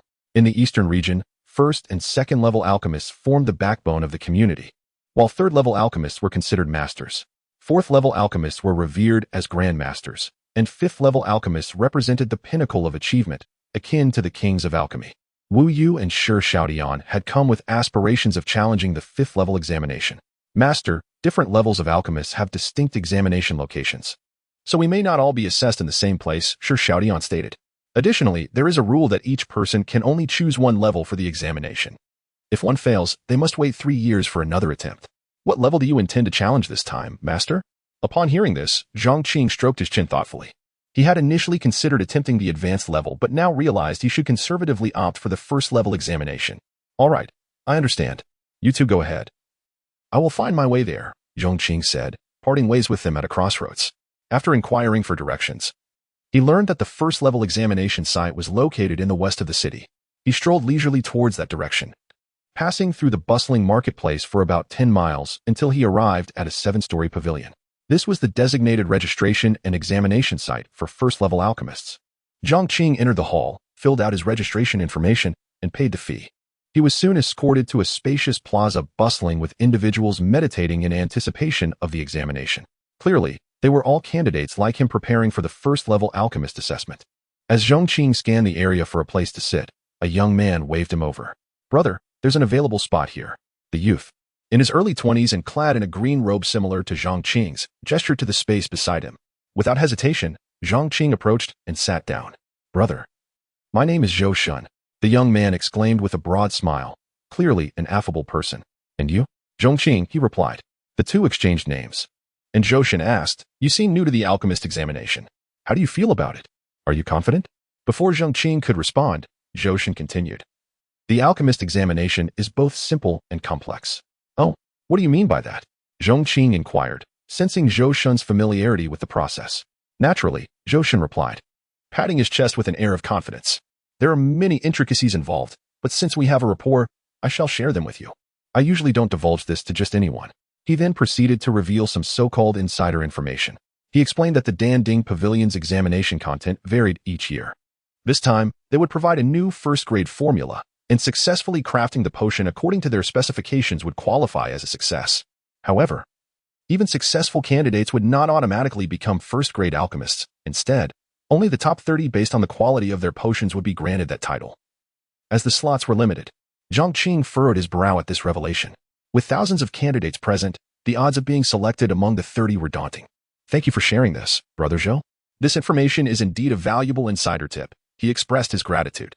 "If there is a chance in the future, I shall celebrate with you over drinks." Zhou Shen waved his hand dismissively, grinning. "No need to wait for another occasion. We can do it now. The examination will take a while yet. As long as you don't cause any trouble, you can enjoy a drink here without anyone bothering you." "Oh?" Zhong Qing's eyes brightened at the prospect. "In that case, let us indulge in a drink together today." He unfastened the wine gourd from his waist and offered it to Zhou Shen, who accepted it without hesitation and took a hearty swig. After a lengthy pause, Zhou Shen's eyes lit up. "This wine is delightful." Soon, they were toasting back and forth. Zhou Shen, a natural chatterbox, could hardly contain himself once the wine flowed, regaling Zhong Qing with tales of his exploits. He boasted of his unparalleled talent in alchemy, claiming he would undoubtedly become a legendary alchemist. He recounted a tale of how he had pursued an enemy relentlessly for 3 days and nights, nearly invincible at his level. The conversation eventually turned to women, where he portrayed himself as a hero graced by divine favor. Zhong Qing couldn't help but smirk at his over-the-top boasting. If exaggeration were a crime, he mused, Zhou Shen would surely face a life sentence.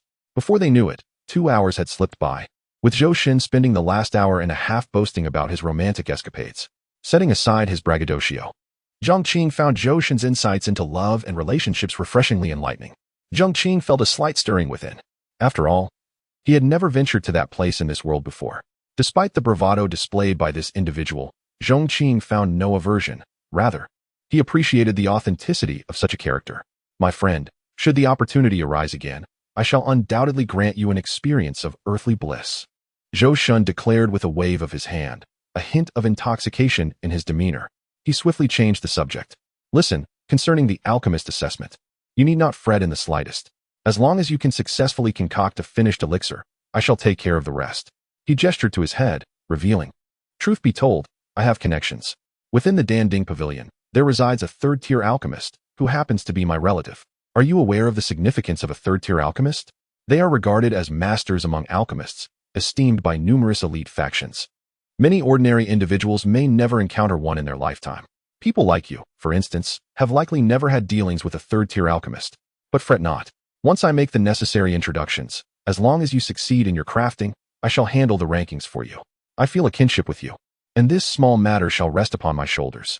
"Oh, is it possible to receive such favors?" Zhong Qing exclaimed gratefully, clasping his hands in appreciation. Zhou Shen relished the gratitude emanating from Zhong Qing and waved his hand dismissively. "It is but a trifling matter. My friend, there is no need for such formality. However, despite our familial ties, the proper procedures must still be observed. Gifts must be presented. Naturally, I shall take it upon myself to deliver your portion." He patted Zhong Qing's shoulder with a grand gesture. "After all, your taste aligns with mine, to the point that we even dress similarly. It is only fitting that I extend my care to you." Chapter 116, The Assessment of the Two Outer Sects on the Other Side. At the registration area for the 5th-level alchemist examination, a stark contrast to the bustling scene at the 1st-level alchemist examination could be observed. Not a single soul was present here. The attending steward was so idle that he was nearly dozing off. The reason for such a desolate atmosphere stemmed from the fact that 5th-level alchemists were considered the pinnacle of the alchemical world in the Eastern region. Throughout the expanse of the Eastern region, they were extraordinarily rare figures. It had been a millennium since a new 5th-level alchemist had emerged, and over this span, the steward had changed numerous times, yet some may never encounter even a single candidate seeking to take the examination in their lifetime. However, today marked the arrival of Wu Yu and Shi Xiaotian. As they stepped into the registration hall, The steward rubbed his sleepy eyes. May I inquire who you are? Registration for the examination. Wu Yu promptly articulated their intent, causing the steward to spring up as if ignited by fire. Please have a seat. He eagerly beckoned them to sit down, swiftly preparing tea and water for their refreshment. He then retrieved a form from the counter. Kindly fill in your information. I will contact the higher-up shortly, who will come to preside over the examination. It was no wonder the steward was so attentive. Regardless of whether the two would succeed in their examination, their status as third-level alchemists warranted such careful consideration. After they completed the registration and paid the symbolic fee, the steward took their forms and complimented, "Please hold on for a moment. I shall return shortly." With that, he summoned the front desk attendant to tend to them and dashed off in a hurry towards the alchemical tower. The alchemical tower served as the headquarters of the alchemical guild. Each alchemist examination was a grand event for the guild, a prime opportunity to recruit new talent. Consequently, during such gatherings, the five lords, each presiding over different domains, often convened together. At this moment in the main hall of the alchemical tower, the five lords were assembled. Yi Qingshan, the lord of the spiritual treasure hall, remarked, "This year, the number of applicants for the examination has increased compared to previous years. This signifies that our alchemical guild's influence has grown even further. I wonder if we will witness any remarkable talent during this examination." Another lord interjected. As the sacred ground of the eastern region, our alchemical guild attracts a multitude of extraordinary talents. Comparatively, I hope to see several fourth-level alchemists emerge this time. The mention of fifth level was conspicuously absent. While the lords engaged in casual conversation, the steward rushed into the hall, exclaiming, "Lords, two individuals have arrived seeking to take the fifth-level alchemist examination." This proclamation left the five lords momentarily stunned. The steward promptly presented the candidates' forms respectfully to Jun Xiaoyao, the lord of the treasure hall. Is it truly them? Jun Xiaoyao's eyes glimmered with intrigue as he gazed upon the names on the forms. Who are they? The other lords inquired eagerly. Very few possessed the confidence to attempt the fifth-level alchemist examination across the eastern region, he replied. Behold for yourselves. He passed the forms to Yi Qingshan, and as each lord perused the details, one spoke up. Wu Yu and Shi Xiaotian. I recall them. They were promoted to third-level alchemists a century ago, possessing notable skills in alchemy. However, they have never attempted the fourth-level examination, instead opting directly for the fifth level, which I deem a slim chance of success. Seated at the head of the table, Jun Xiaoyao tapped his fingers rhythmically upon the surface. Regardless of their chances, the fifth-level alchemist examination warrants our utmost seriousness. Another lord proposed, why don't we, the five of us, collectively devise the examination content for these two? Excellent. The suggestion garnered unanimous agreement. Following the conclusion of their deliberation, the five lords wasted no time and proceeded directly to the fifth-level alchemist examination venue, instructing the steward to escort the candidates to the testing grounds. The fifth-level alchemist examination was conducted at the Danwang Pavilion. Renowned for its wealth and grandeur, the alchemical guild dominated the cityscape. While other resources may be scarce, financial abundance and towering structures were plentiful. The Danwang Pavilion was yet another iconic edifice of the alchemical guild, revered among alchemists for its unparalleled significance. This venue was likened to a carp leaping over the dragon gate. Succeeding here would open the doors to boundless opportunities and immortal glory. Within the splendid and ancient hall, the five lords each took their respective seats, flanked by two imposing furnaces.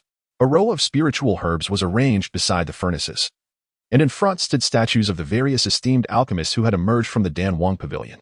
As Wu Yu and Shi Xiaotian entered the arena, Jun Xiao spoke with a measured tone. This examination shall be overseen by the five of us. Each of you will be provided with a fifth-level alchemical formula. You must successfully concoct the designated fifth-level elixirs within 3 days using the limited spiritual materials provided. Upon completion, we will collectively assess the quality of your elixirs to confirm your success. Do you have any objections? Wu Yu and Shi Xiaotian shook their heads in unison. Then let the fifth-level alchemist examination commence. With those words, the examination was set in motion. Wu Yu and Shi Xiaotian exchanged glances at the alchemical formula. Then with a grand gesture, ignited the furnace with their spiritual energy. As the flames intensified, the two began methodically adding the spiritual materials into the furnace. The five lords observed patiently, occasionally offering discreet commentary on their techniques. Overall, their performance was competent but lacked any extraordinary flair, yet there were no apparent faults. However, mere competence would not suffice for the creation of a fifth-level elixir. One of the lords shook his head, asserting, the crafting of a fifth-level elixir is no simple feat. A deep understanding of the properties of the spiritual materials is imperative. Moreover, mastery over temperature control, essence extraction, and the intricacies of blending these essences require substantial skill, given that 5th-level elixirs involve over 100 high-grade materials. Extracting the essence from each would demand significant time and focus. Without remarkable initial performance, 3 days would be woefully inadequate. Yet soon, as time progressed, the expressions of the 5 lords began to shift. Wu Yu and Shi Xiaotian's movements accelerated. They harnessed their spiritual energy to manipulate the 5 elemental forces, creating a radiant aura around the furnace. By employing the principle of the 5 elements to extract the essences of the spiritual materials and harmonizing them through their interactions, they demonstrated a technique long thought to be lost to time, the legendary 5-element alchemy method. A lord gasped in astonishment, exclaiming, "Could it be?" Chapter 117. I am the nominal elder. The 5 elements alchemy technique, a legendary existence within the realm of alchemists, is said to have long vanished into the annals of history. Even the 5 great palace masters have only gleaned fragments of its extraordinary nature from ancient texts. Yet now, they are witnessing the complete 5 elements alchemy technique manifested in the 2 individuals before them. The spiritual essences have been entirely refined. At this moment, one of the palace masters pointed at the alchemy furnace, his expression filled with disbelief. Under normal circumstances, a low-level alchemist would be fortunate to extract 20% of a spiritual herb's essence. Even for these top-tier alchemists, achieving 60% is already a mark of superiority. However, under the refinement of the 5 elements alchemy technique, the extracted essence has reached an astonishing 100%. It can be said that with this alone, Wu Yu and Shi Xiaotian have surpassed their peers in alchemical proficiency. The onlookers were treated to a mesmerizing visual feast as Wu Yu and Shi Xiaotian executed their techniques with such finesse that they appeared almost ethereal. Above the alchemy furnace, radiant hues erupted, and purple lights spilled forth. What was ostensibly an act of alchemy was transformed into a dazzling display of skill by the 2. Their unique methods of extracting spiritual essences and the path to forming pills left the 5 masters in stunned silence. Unbeknownst to them, 2 days slipped by. With a rush of fragrant vapor, Wu Yu and Shi Xiaotian's concoctions neared completion. When the final products emerged, all 5 palace masters were shaken. 2 pills radiated with a shimmering aura, smooth and flawless, undoubtedly of the 5th grade quality. Not only 5th grade, but the finest among them. Observing the tranquil and composed demeanor of the 2, it was evident that crafting 5th grade pills posed no challenge for them. They even began to suspect whether the duo's true capabilities might surpass 5th grade. Jun Xiaoyao, suppressing his astonishment, spoke up. Congratulations to both of you on successfully refining 5th grade pills. From this day forth, you shall be recognized as newly minted pill kings. I wonder if you would consider holding honorary titles at my pill cauldron pavilion? As honorary elders, you would enjoy complete freedom, and we would provide abundant spiritual materials annually. Furthermore, you would benefit from the protection of our pavilion, possessing certain rights to mobilize our resources. All we ask in return is your assistance in researching and refining any new pill formulas that may arise at critical moments. Jun Xiaoyao's offer was rich and sincere. The prospect of being able to access a portion of the pavilion's resources was an irresistible temptation for anyone. Wu Yu and Shi Xiaotian exchanged glances, feeling the stirrings of interest. However, they refrained from immediate acceptance, as they were still disciples of the Mufa Peak. They needed to consult their peak master before engaging with other sections. Wu Yu responded, "We would appreciate the opportunity to consider this matter further. There is no rush." Jun Xiao smiled as he presented them with a communication jade slip. "This slip will allow you to contact me. Once you have made your decision, feel free to respond. The doors of the Pill Cauldron Pavilion will always be open to you." Wu Yu accepted the slip, eliciting a wave of joy from the 5 palace masters. Generally, not outright rejecting the offer and accepting the communication slip indicated a high likelihood of agreement. The presence of 2 pill kings would undoubtedly elevate the prestige of the Pill Cauldron Pavilion. Instantly, the 5 masters' attitudes toward Wu Yu and Shi Xiaotian turned markedly warm. The stature of 2 pill kings commanded such respect that the highest-ranking leaders of the pavilion were eager to cultivate relationships. After exchanging pleasantries, Wu Yu and Shi Xiaotian exited the Pill King Pavilion, their expressions brimming with happiness, while the 5 masters saw them off. However, just as Wu Yu and Shi Xiaotian basked in their triumph, another scene unfolded nearby. Zhong Qing and Zhou Shen sat disconsolate on the steps, sighing heavily. A gentle breeze swept by, casting a chill over their spirits. Not far from them, a notice was posted. It revealed the list of candidates who had advanced to the rank of first-grade alchemist. Alongside this list was another prominently displayed notice.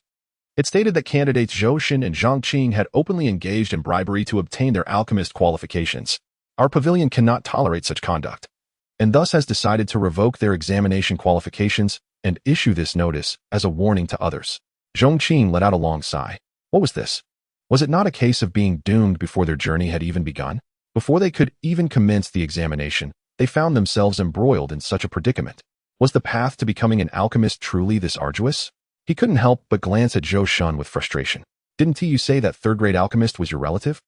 Zhou Shun bowed his head, unable to meet Zhong Qing's gaze, muttering softly, relatives are relatives, but it's a bit distant.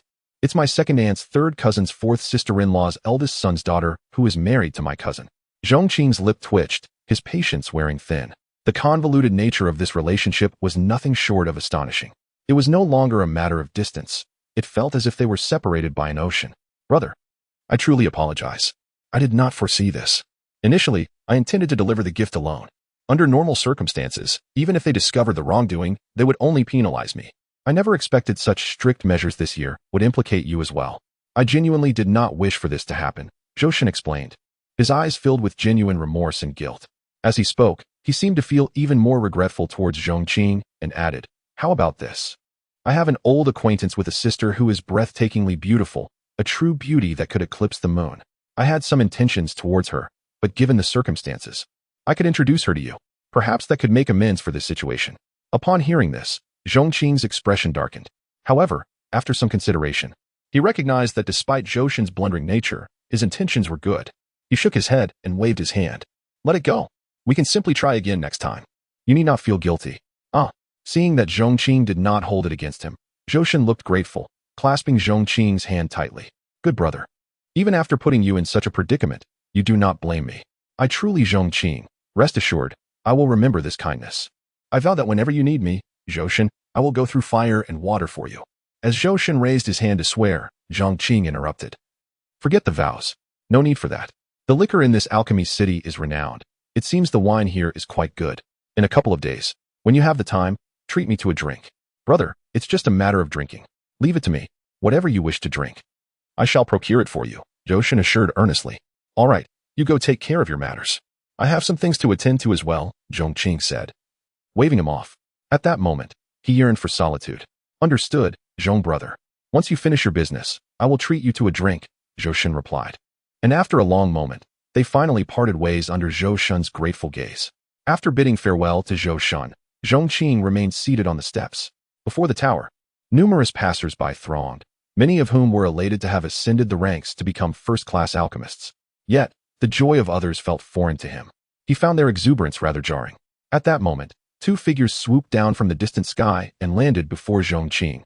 Wu Yu and Shi Xiaotian had arrived. Upon seeing the peak master, the two bowed respectfully. However, as they completed their salutation, a sense of astonishment washed over them. For they sensed something amiss with their master's demeanor. Had their esteemed leader perhaps been disqualified? Their expressions shifted slightly, and they hastened to Zhong Qing's side. Master, what troubles you? Wu Yu inquired cautiously. Zhong Qing glanced up at the two, his expression impassive, and gestured toward the notice board not far off. The two hurried over to examine the announcement. Upon reading it, they were instantly taken aback. Initially, they presumed their master was merely disheartened by a failed alchemist assessment. To their shock, they discovered that his qualification had been outright revoked. What in the world was this? Although they were aware that their master's alchemical skills were somewhat difficult to articulate, they also recognized his unparalleled prowess, far surpassing that of the Eastern region's pinnacle. He was a being who could effortlessly navigate the realms of the three Yin. In truth, whether or not he could refine elixirs was of no consequence to someone of his caliber. If he wished to concoct a particular pill, he could simply summon a master alchemist from the Danding Pavilion to serve as his aide, and none would dare utter a word of dissent. Not to mention, Zhong Qing possessed countless ancient formulas of extraordinary potency. Thus, his desire to partake in the alchemist assessment was purely a matter of personal interest. In their view, the opportunity for the Danding Pavilion to host their peak master was an honor in itself. What was this nonsense of stripping their master of his qualification? Was it too much to expect a warm reception from the Danding Pavilion? Was it not a mark of respect when he offered gifts? How dare they treat him as a mere figurehead elder? Wu Yu, in a fit of indignation, retrieved the sound transmission jade slip previously given by Jun Xiaoao. Chapter 118. The bewildered five hall masters within the grand hall of the Danding Tower. As Wu Yu and Shi Xiaotian departed, the five hall masters reconvened. Their spirits were evidently buoyant as they sipped tea and engaged in lively conversation. One of the hall masters remarked, with the inclusion of these two individuals, I believe we can commence the refinement of that pill formula, which is tantalizingly close to the 6th grade. Upon hearing this, the eyes of the assembly flickered with interest, and solemn expressions adorned their faces. The Danding Pavilion stood as a colossal entity within the eastern region, regarded as a sacred sanctuary by countless souls. Its enterprises spanned the entirety of the region. However, despite its vastness, the pavilion found itself ensnared in a developmental bottleneck. The aforementioned pill formula, nearing the 6th grade, represented a pivotal opportunity for the Danding Pavilion to expand its reach beyond the eastern region. Regrettably, even with the full might of the Danding Pavilion, the refinement of this formula remained unattainable. The emergence of Wu Yu and Shi Xiaotian had ignited a glimmer of hope for its creation. Jun Xiaoyao, seated at the head of the table, was poised to deliver an invigorating message when, suddenly, his jade slip vibrated at his waist. The ensuing fluctuation instantly captured the attention of the others, eliciting expressions of delight. Is that the communication jade slip connected to Wu Yu and Shi Xiaotian? One hall master inquired eagerly.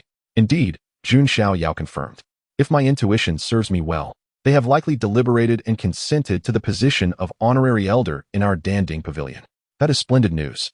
Upon hearing Jun Xiaoyao's affirmation, the other 4 hall masters beamed with excitement. Jun Xiaoyu shared in their enthusiasm.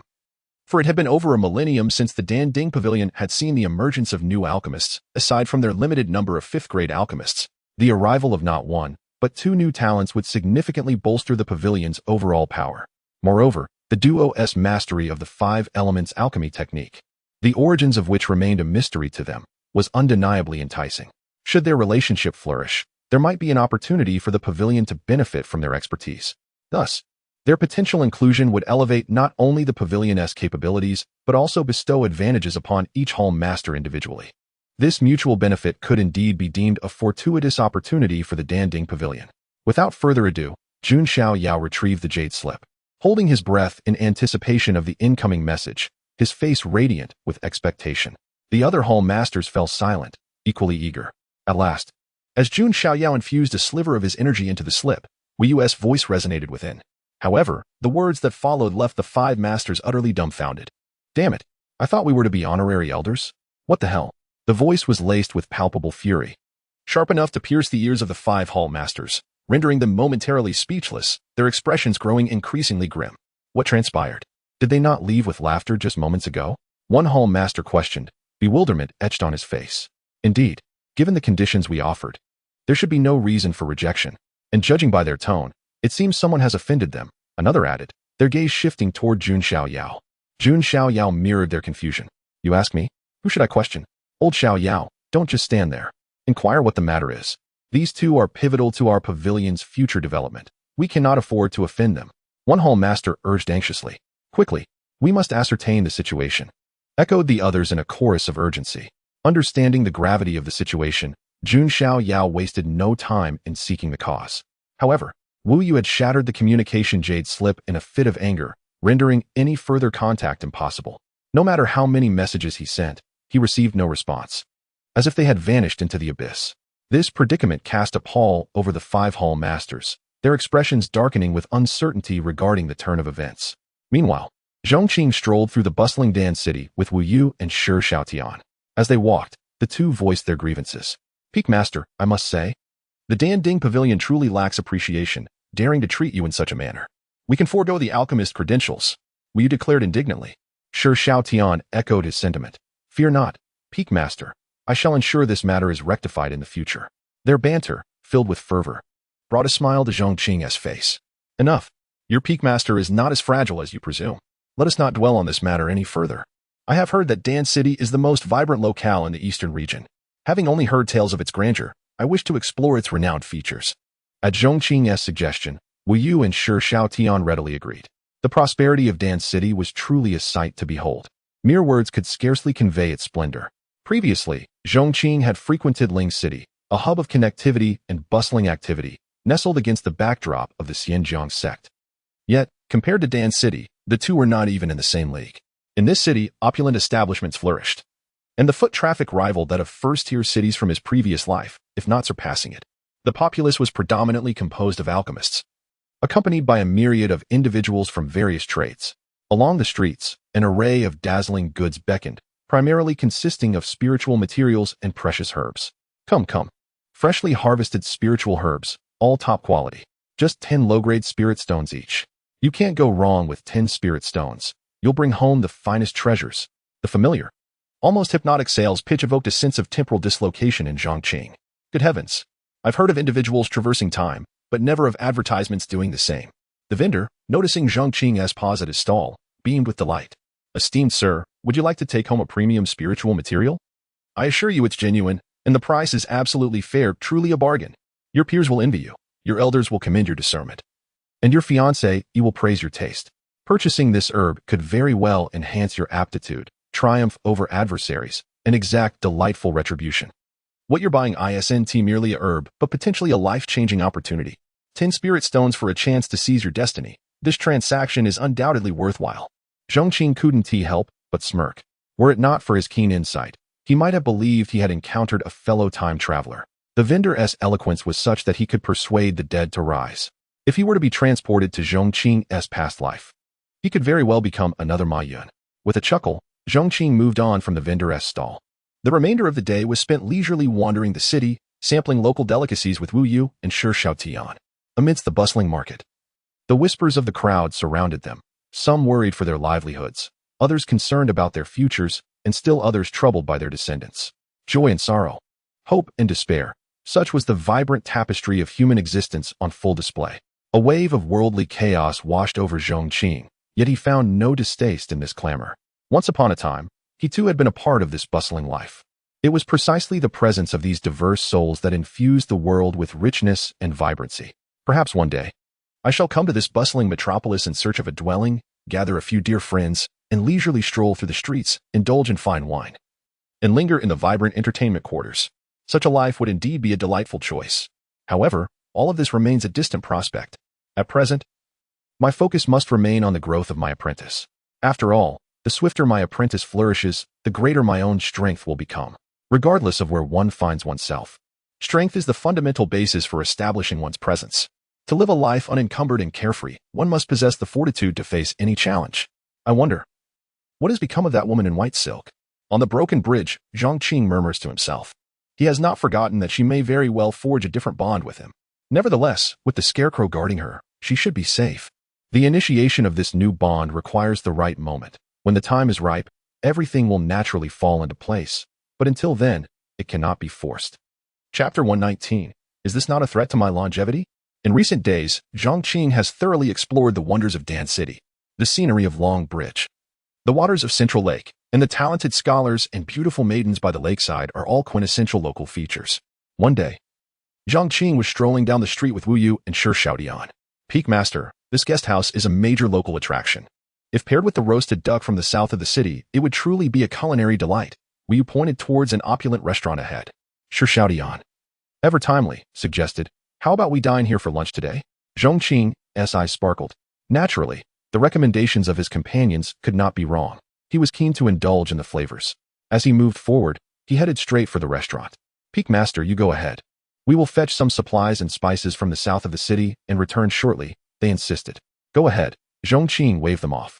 After parting ways, he stepped directly into the guest house. No wonder this place is considered a local highlight. Within the restaurant, it was bustling with patrons, leaving no vacant seats. Just as Zhong Qing contemplated whether to share a table with someone, he felt a gentle tap on his shoulder from behind. Brother Zhong Qing, the newcomer, clad in a blue robe and radiating excitement, was none other than Zhou Shun. I was just planning to find you later, but I didn't expect to encounter you here. This is what fate looks like, he exclaimed with a broad smile. My good brother, I take full responsibility for what happened last time. I intend to introduce you to an important figure. As he spoke, he eagerly pulled Zhong Qing towards a private room, his demeanor exceedingly warm. Once seated, he poured a cup of tea for Zhong Qing and, with a hint of mystery, inquired, do you know what I have been up to these past few days? What have you been doing? Zhong Qing, playing his part, feigned ignorance. Zhou Shen, clearly pleased, replied, I have been dedicating my time and efforts, even leveraging my connections, to befriend a significant figure from Danding Pavilion. My hard work has borne fruit. Today, that esteemed individual has agreed to meet with me. I initially planned to get acquainted with him before contacting you, to bring you along to a few gatherings and establish a connection with him. With this alliance, we shall navigate the entirety of Dan City at our leisure. When the next assessment occurs, securing the rank of first-class alchemist will be mere child's play. Should he utter a word? However, he added, it's fortuitous that you are here. When that important figure arrives, remember to make a splendid impression. If you catch his eye, enjoying the finer things in life will be effortlessly within reach. After pondering for a moment, Zhong Qing replied, I have 2 companions joining me shortly. Perhaps I should select another venue? Brother Zhong Qing, you are being too formal. Your friends are, after all, my friends as well. It's merely a matter of adding a couple of extra sets of chopsticks. There's nothing to worry about. Just remind them not to offend this esteemed individual. Zhou Shen reassured him. As they spoke, the teacup was emptied. Zhou Shen refilled it, his excitement palpable. Let me share some details about this important figure, so we don't inadvertently offend him and breach etiquette. His name is Yang Tiancheng, an esteemed steward of Danding Pavilion and a third-class alchemist. This is genuine, a bona fide third class. This gentleman has a fondness for romance, and also appreciates wealth in the form of spirit stones. Just observe my performance later. I assure you, I will have him in high spirits. At that moment, a figure clad in a black robe entered the guest house. As he stepped in, the previously lively atmosphere fell into a hush.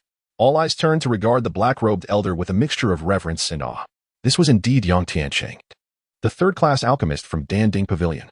In the eyes of many, a third-class alchemist was a figure of great significance. Master Yang, you have arrived. Please come in.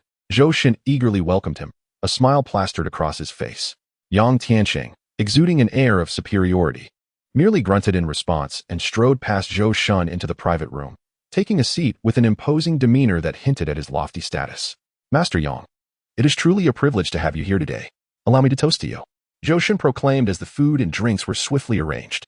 Yang Tiancheng cast a languid glance at him, lifted his cup, but did not sip. I have little time. State your business, he replied coldly, his demeanor indifferent. Zhou Shen froze momentarily, uncertain how to proceed without appearing too eager to curry favor. Just then, Zhong Qing noticed Wu Yu and Shi Xiaodian returning. Come in and take a seat. Zhong Qing beckoned them. Yes, Peak Master, they responded, bowing respectfully. At this juncture, Zhou Shen also welcomed them. Ah, 2 old friends. Age matters not. Please, take a seat. However, I must first ensure Master Yang is entertained before raising a toast to you both. Yang Tiancheng, leaning against the doorframe, had yet to notice Wu Yu and Shi Xiaodian's presence. When he saw Zhong Qing, a frown crossed his face. The mention of 2 additional guests darkened his expression further. Did he truly believe that anyone could sit at the same table as him? Before he could voice his displeasure, Wu Yu and Shi Xiaodian had already taken their seats across from him.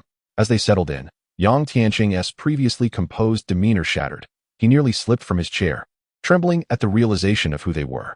He recognized them well, having been the one to facilitate their registration for the 5th-class alchemist examination. Although Danding Pavilion had concealed their elevation to 5th-class alchemist status until they became honorary elders, he, as their steward, was privy to this information.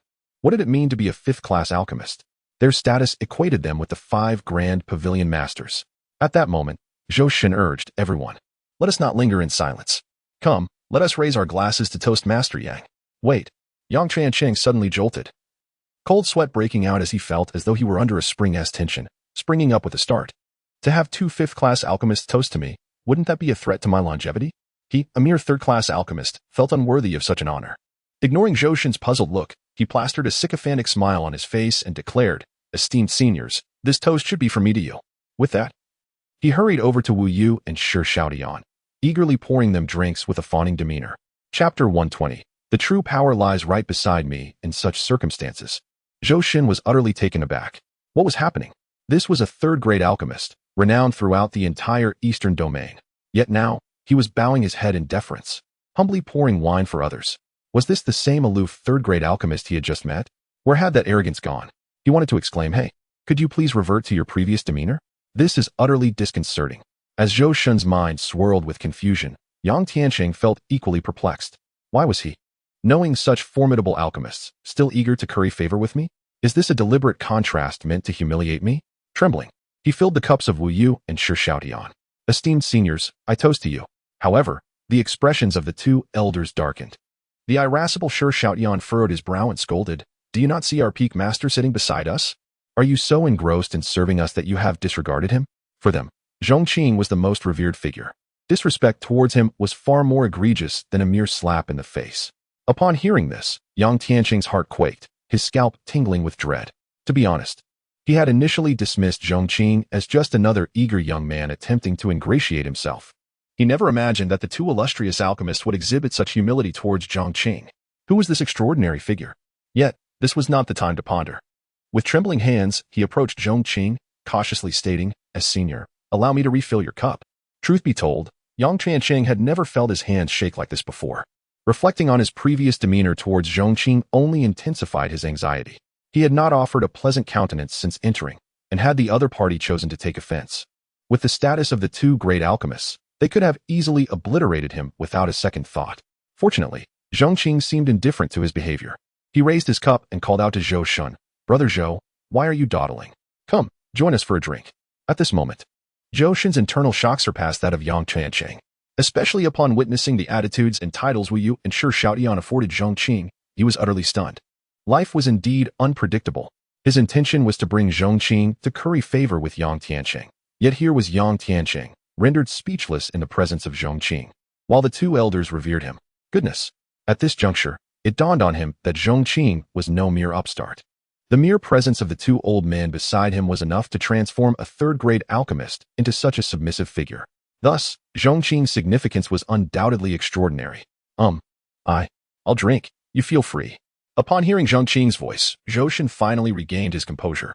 Without further ado, he raised his cup and downed it in one go, as if attempting to quell the tumult within. However, the fiery liquor surged through him like a raging inferno, leaving him parched and his blood boiling, yet his heart remained restless.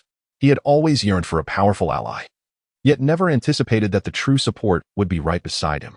Fortunately, as the rounds of toasts and merriment progressed, the atmosphere gradually lightened, and Zhou Shun began to relax. Yet, the focus of attention, Yang Tianqing, had become a peripheral figure, akin to a servant, perpetually refilling everyone's cups, including Zhou Shun's. This left Zhou Shun somewhat astonished. After all, this was a third-grade alchemist. The fact that such an individual would prostrate himself to serve him was a tale he could boast about for a year. Simultaneously, his curiosity regarding the identities of Zhong Qing and the others deepened. He found it hard to fathom what status and power could compel a third-grade alchemist to adopt such a humble demeanor. Could it be that these two were fourth-grade alchemists? Just the thought of sharing drinks with fourth-grade alchemists made his heart race with excitement. He had never encountered such towering figures before. In a bid to clarify his thoughts, he eagerly raised his cup towards Wu Yu and Shi Shaotian, exclaiming, "Esteemed seniors, allow me to toast to you." However, just as he lifted his cup, Wu Yu waved his hand dismissively, saying, "No need, no need. It's more fitting for you to call us brothers." "Ha ha ha, indeed," Shi Shaotian chimed in. They joked that since their peak master was friends with Zhou Shun, acknowledging him as a senior would imply they were of an older generation than their own peak master, which they would never dare do. "Well, if you insist, then I shall not stand on ceremony. I shall address you both as brothers." Zhou Shun laughed heartily, emboldened by the wine. In the past, he would never have dared to respond so freely, even if asked. He then inquired, "By the way, brothers, I had intended to introduce little Yang to you today, yet it seems you are already acquainted. Isn't fate quite marvelous? I wonder how you two know each other." The once respected Yang Tianqing was now referred to as Little Yang by Zhou Shun. As Yang Tianqing poured wine, he felt his mouth twitch at the sudden demotion. Had Zhou Shun dared to speak to him so disrespectfully before, he would have ensured that the young man understood the gravity of his actions. Yet now, he could only endure it, for it was he who had requested Zhou Shun to address him that way. At the table, Wu Yu and Shi Shaotian clinked glasses with Zhou Shun. Naturally, a friend of their peak master deserved their respect. Wu Yu drained his cup and replied, "It's not quite an acquaintance. We merely met when I registered for the 5th grade alchemist examination, and he was responsible for the reception." Upon hearing this, Zhou Shun's expression brightened with understanding. It made perfect sense that one aspiring to become a Dan Wang would require the prowess of a 4th grade alchemist. No wonder Yang Tianqing was so humble in their presence. His gaze towards the two men grew even more fervent. 4th grade alchemists.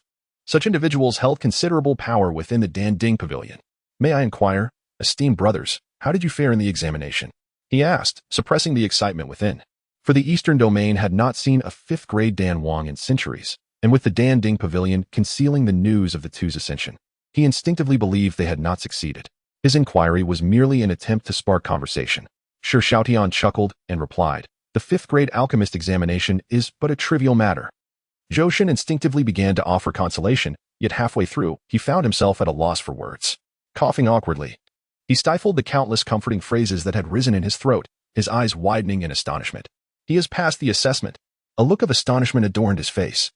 The turmoil within him surged like a tempestuous tsunami unleashed by an 18th-level typhoon, a truly overwhelming force. If a fourth-level alchemist appeared to him as a figure of great renown, then a fifth-level alchemist surely belonged to the realm of legends, an unattainable domain for ordinary mortals. Thus, it could be said that he was not merely drinking with a fourth-level alchemist, but rather sharing camaraderie with a fifth-level alchemist, akin to brothers. If his deceased father were to learn of this, he would likely be so exhilarated that he would leap from his grave, only to bounce back down again. Chapter 121. The master is right beside us at the banquet table. The festivities continued. Upon learning that Wu Yu and Shi Xiaodian were both alchemy kings, Zhou Shen felt as if he were floating in the air. He became increasingly curious about Zhong Qing's identity, especially since both esteemed alchemy kings held him in such high regard. After taking a moment to digest the fact that the two were fifth-tier alchemy kings, he inquired, "Brothers, may I ask what your relationship is with Brother Zhong?" Seeing Zhou Shen's astonishment rise and fall like ocean waves, Wu Yu found it amusing and decided to stoke the flames further. He candidly remarked, "We are fortunate to be taken in by the sect master as outer disciples." Buzzing. The moment those words escaped his lips, Zhou Shen's mind felt as if it had been struck by a nuclear bomb, reverberating violently within him. His pupils constricted once more, and his eyes reddened as if they might explode from disbelief. Two alchemy kings, merely outer disciples. Good heavens, could it be so exaggerated? Could it be so exhilarating? An alchemy king is a figure revered in any faction, a celestial body admired by all. Even within the esteemed alchemy pavilion of the Eastern Domain, such individuals would stand shoulder to shoulder with the 5 pavilion lords. And now, to be told that such people are merely outer disciples. While Zhou Shen had sensed that his new brother was extraordinary, he never expected him to be this remarkable. This was truly akin to a young calf boasting of its brilliance, a brilliance that soared to the heavens. Yang Tianqing shared a similarly tumultuous inner turmoil, if not greater. As a third-tier alchemist, he understood the weight of an alchemy king's status. Across the entire alchemy pavilion, or indeed throughout the Eastern Domain, an alchemy king represented the pinnacle of the alchemical realm. Such a person could easily establish a transcendent force if they so desired, given enough time. It was entirely possible that a 6th or 7th holy land might emerge within the Eastern Domain. Remarkably, this individual was willing to be an outer disciple, and they appeared almost proud of that status. What kind of sect could this be? Who was this seemingly unassuming young man, exuding such unfathomable power? At that moment, Zhong Qing sat calmly, with an air of nonchalance, yet he loomed in Yang Tianqing's mind like an imposing mountain. Majestic, mysterious. He radiated an aura of profound depth. It was laughable to think that he had previously failed to regard Zhong Qing with any seriousness. The thought of having feigned greatness before such a figure made Yang Tianqing feel like a mere jester, utterly ridiculous and comical. His demeanor, as he offered drinks to others, became increasingly humble. As the cups were exchanged, Zhou Shen's gaze grew increasingly dazed. He leaned towards Zhong Qing, raising a thumb in admiration. With a tipsy slur, he remarked, "Brother, I thought I was impressive, but alas, my prowess was mostly inflated. I never imagined you would be the real deal. If you ever find yourself in need of a trinket, don't forget me." This half-joking, half-sincere comment drew a genuine smile from Zhong Qing. He felt no disdain, rather. He appreciated the honesty. He patted Zhou Shen on the shoulder, saying, "Trinkets are in abundance, but friends are scarce. Should you ever need assistance, feel free to call upon me. I shall not refuse." These words left Zhou Shen grinning like a fool for the rest of the afternoon, until he finally collapsed onto the banquet table. In his slumber, he continued to mumble about having met an incredibly impressive brother. Zhong Qing instructed Wu Yu and Shi Xiaodian to escort Zhou Shen to the inn. This gesture astonished Yang Tianqing, prompting him to think, "My goodness, this lad must have stumbled upon extraordinary luck, associating with such figures. It seems I must cultivate a good relationship with Zhou Shen. If I can connect with someone like Zhong Qing through him, this trip will not have been in vain." Yang Tianqing even contemplated which of his descendants possessed notable looks and outstanding talents. If he could arrange a match between them and Zhou Shen, he would surely secure his own future. How fantastical this situation was. Zhou Shen, who had previously exhausted himself trying to curry favor with Yang Tianqing, had now become the object of Yang Tianqing's earnest attempts to cultivate their relationship. Even during a mere drinking session, fate had woven a new bond.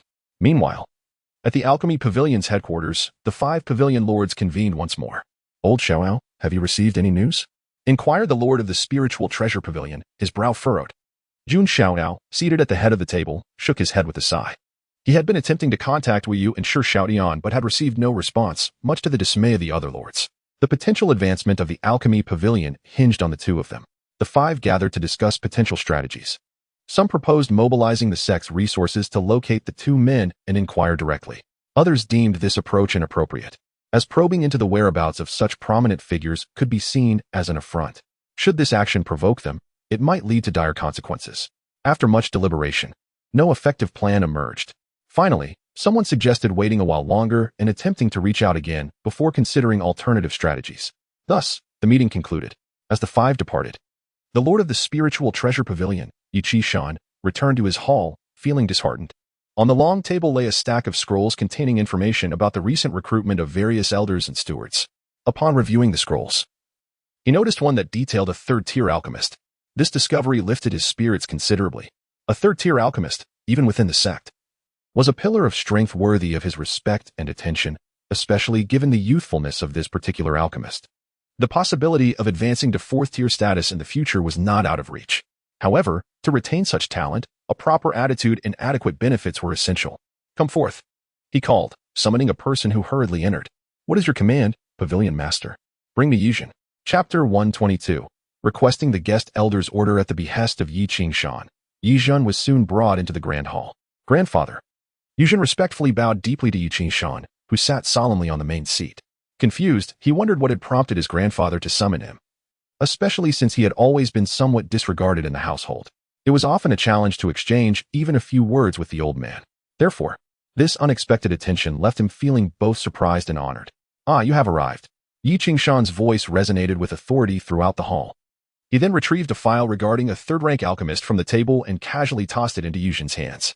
"This is Dan Qingzi, a third-rank alchemist. I intend to assign him to your name." Upon hearing this, a look of disbelief crossed Yizhen's face.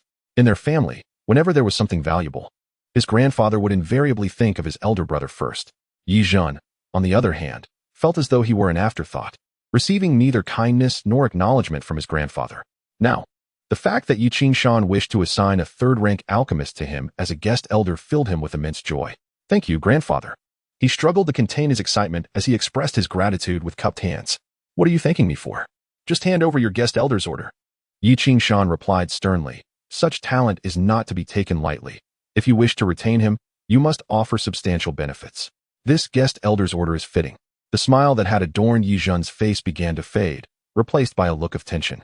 He realized that the guest elder's order had already been given to Zhong Qing, and now he had no means to present it. His hesitance did not escape Yiqi Shan's notice, and his expression darkened. "Why are you hesitating? Hand it over," he snapped. "With this attitude, how can I entrust you with greater responsibilities in the future?" "Grandfather, I have given the guest elder's order to someone else." "What?" Yiqi Shan's voice rose sharply. He stood up in anger and struck Yizhen across the face. "You incompetent fool. How could you not understand the importance of the guest elder's order? You actually gave it away? I don't care who you gave it to. Go retrieve it immediately, or I will disown you." Yizhen stumbled out of the grand hall, unsure of how he had made his exit. He had believed that his grandfather's attitude might be changing, but who could have foreseen this? A heavy sigh escaped him, filled with unexpressed sorrow and loneliness. Tears streamed silently down his cheeks. Everyone envied him for his prestigious lineage, born into the esteemed Dan Ding Pavilion, enjoying a life of luxury and continuous cultivation resources. Yet, who truly understood the suffering within him? His elder brother sidelined him, and his grandfather disregarded him. The old man's attitude had rendered him a pariah among the second-generation elites. It seemed that the younger generation from other halls took pleasure in teasing him. Living in such an environment suffocated him. Now, even the guest elder's order he possessed was not entirely under his control. How tragic. "Young master, you must believe that the old master means no harm. Everything he does is for your benefit. We should set out at once. If we delay, we may incur his displeasure." A man named Fu Bo urged beside him. He was the family steward, once a subordinate of Yiqi Shan. His presence served dual purposes: to ensure Yizhen departed promptly, and, if necessary, to intervene with force should the situation require it. "I understand," Yizhen replied with a bitter smile. Initially, he had insisted on giving the guest elder's order to someone else. Now, he was tasked with reclaiming it. How could he bring himself to ask for it back? Yet, regardless of his reluctance or dissatisfaction, within the Yi family, Yiqi Shan's words were law. He could never dare to defy or question his grandfather's commands. Thus, he gathered himself and prepared to head towards Ling City. However, just as he stepped away from the Lingbao Pavilion, he sensed a familiar presence. The guest elder's order was crafted from exquisite Tianli wood, emanating a unique fragrance that only he could recognize after wearing it for many years.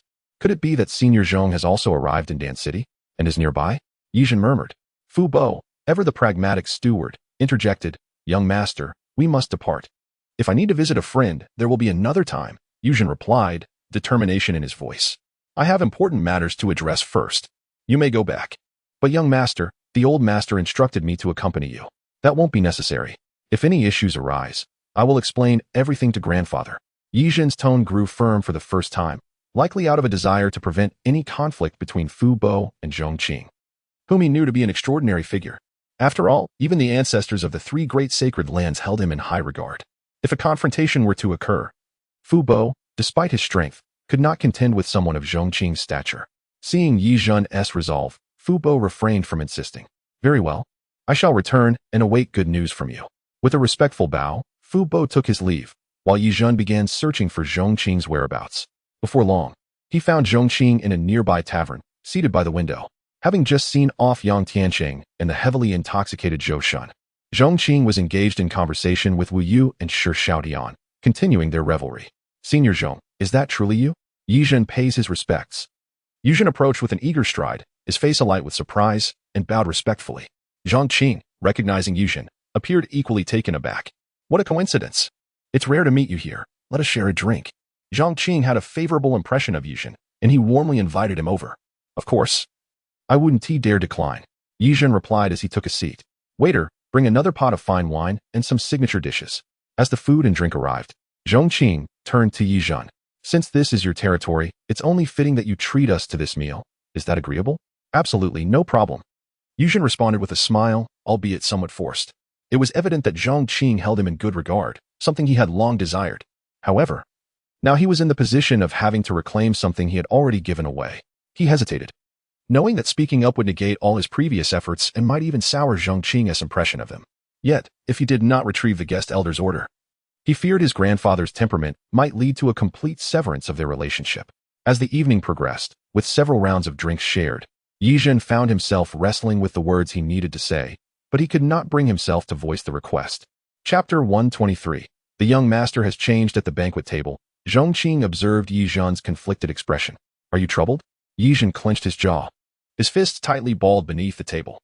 As his emotions shifted, he ultimately reached a resolution. Throughout his life, there had never been a single decision he could truly call his own. It seemed that from the moment of his birth, an overwhelming set of rules had descended upon him. They constantly dictated what he should and should not do. His existence appeared to revolve entirely around their desires, with no one ever inquiring about his own aspirations. Even when he yearned to pursue something, he was invariably forced to relinquish it due to various uncontrollable circumstances. As a result, he was often scolded by his grandfather for being a failure and a coward. Yet today, he resolved to defy his grandfather's wishes just once. Having made this decision, he was determined to see it through. This was partly because he did not wish to offend Zhong Qing, and partly because he longed to truly live for himself. With this thought, Yi Zhen's expression transformed into one of unwavering resolve. Meeting Zhong Qing's inquisitive gaze, he smiled faintly and said, "It is nothing, Senior Zhong, merely that this wine lacks sufficient potency. I have a batch of monkey wine, brewed by the mountain's mischievous monkeys. Shall we go and enjoy it to our heart's content?" These words sparked a glimmer of interest in Zhong Qing's eyes.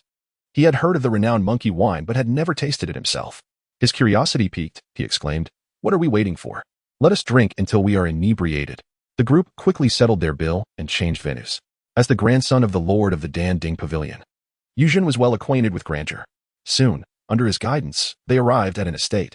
At the entrance, 2 stone lions stood sentinel before a pair of crimson doors. The plaque above was inscribed with 4 powerful, ancient characters: Summer Resort, Young Master. Upon Yi Zhen's arrival, a guard hurried forward to greet him. "Go. Summon Ah Su to bring the treasured monkey wine to the Listening Heart Pavilion.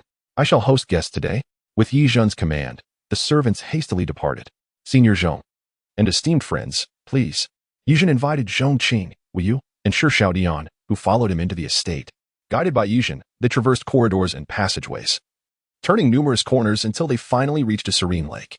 The water was a clear emerald, adorned with blooming lotus flowers. The surface shimmered with sparkling reflections, veiled in a delicate mist, exuding an ethereal tranquility.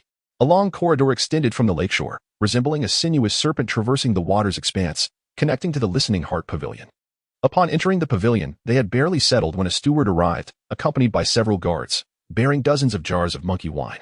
"Come, Senior Zhong and esteemed friends. Allow me to toast to you. As the servants spread out a tablecloth and filled their cups, Yuzhen raised his glass in salute. The rich aroma of the wine filled the air, intoxicating all present. The moment the fragrance enveloped him, Zhong Qing could no longer restrain his craving. With Yuzhen's toast, he downed the drink in one go. It was no wonder the monkey wine was famed far and wide. The experience was nothing short of exhilarating. Emboldened by the monkey wine, even Wu Yu and Shi Shaodian, who had already indulged generously, found themselves tempted to drink more. In the pavilion, as the jovial atmosphere persisted, Yuzhen once again raised his glass to Zhong Qing. Senior Zhong, my hospitality has been lacking during your visit to Dan City. Though this humble abode may be somewhat remote, it offers tranquility. Would you consider staying here? It would allow me to extend my hospitality as the host. Zhong Qing pondered. Would that be inconvenient? What inconvenience could there be? I possess several such retreats. You need only reside here, and if anything is lacking, simply inform the steward, and he will provide for your needs, Yuzhen assured, producing a set of keys. This estate has 81 guest rooms. Choose whichever you prefer. Stay as long as you wish. Seeing the warm invitation, Zhong Qing, having no other accommodations, accepted without hesitation, appreciating the serene environment. Then I shall impose upon your hospitality for a time. As they conversed and exchanged pleasantries, news of Yuzhen's whereabouts reached Yi Qingshan, the lord of the Linggao Pavilion. What? That wretch still has the audacity to entertain guests and drink wine. In the grand hall of Linggao Pavilion, Yi Qingshan's fury erupted like a raging lion. Bring him to me at once. How dare he disregard my words? At the sound of Yi Qingshan's wrath, Fu Bo, who had conveyed the message, felt a tremor of apprehension. My lord, please calm your anger. I shall bring the young master back immediately. He sighed deeply, unable to comprehend his young master's actions. Despite knowing he was not favored, Yuzhen had an opportunity to win his grandfather's affection but chose instead to provoke him time and again. In the Lingbao Pavilion, Yuzhen had grown under Fu Bo's watchful eye. Fu Bo held deep affection for the boy, fully aware of the difficulties he faced over the years. Yet, regardless of the hardships, Yuzhen had persevered with unwavering resolve, earning Fu Bo's admiration. However, this time, Yuzhen's actions had truly disappointed him. As Fu Bo departed the Lingbao Pavilion, he made his way to the summer resort. Meanwhile, the banquet was drawing to a close. The guests had indulged from day until night, and even Zhong Qing felt the effects of intoxication. Yuzhen was even more affected, nearly unable to stand. Despite this, he did not forget to instruct the servants to see Zhong Qing and the others to their quarters. Young master, what about you?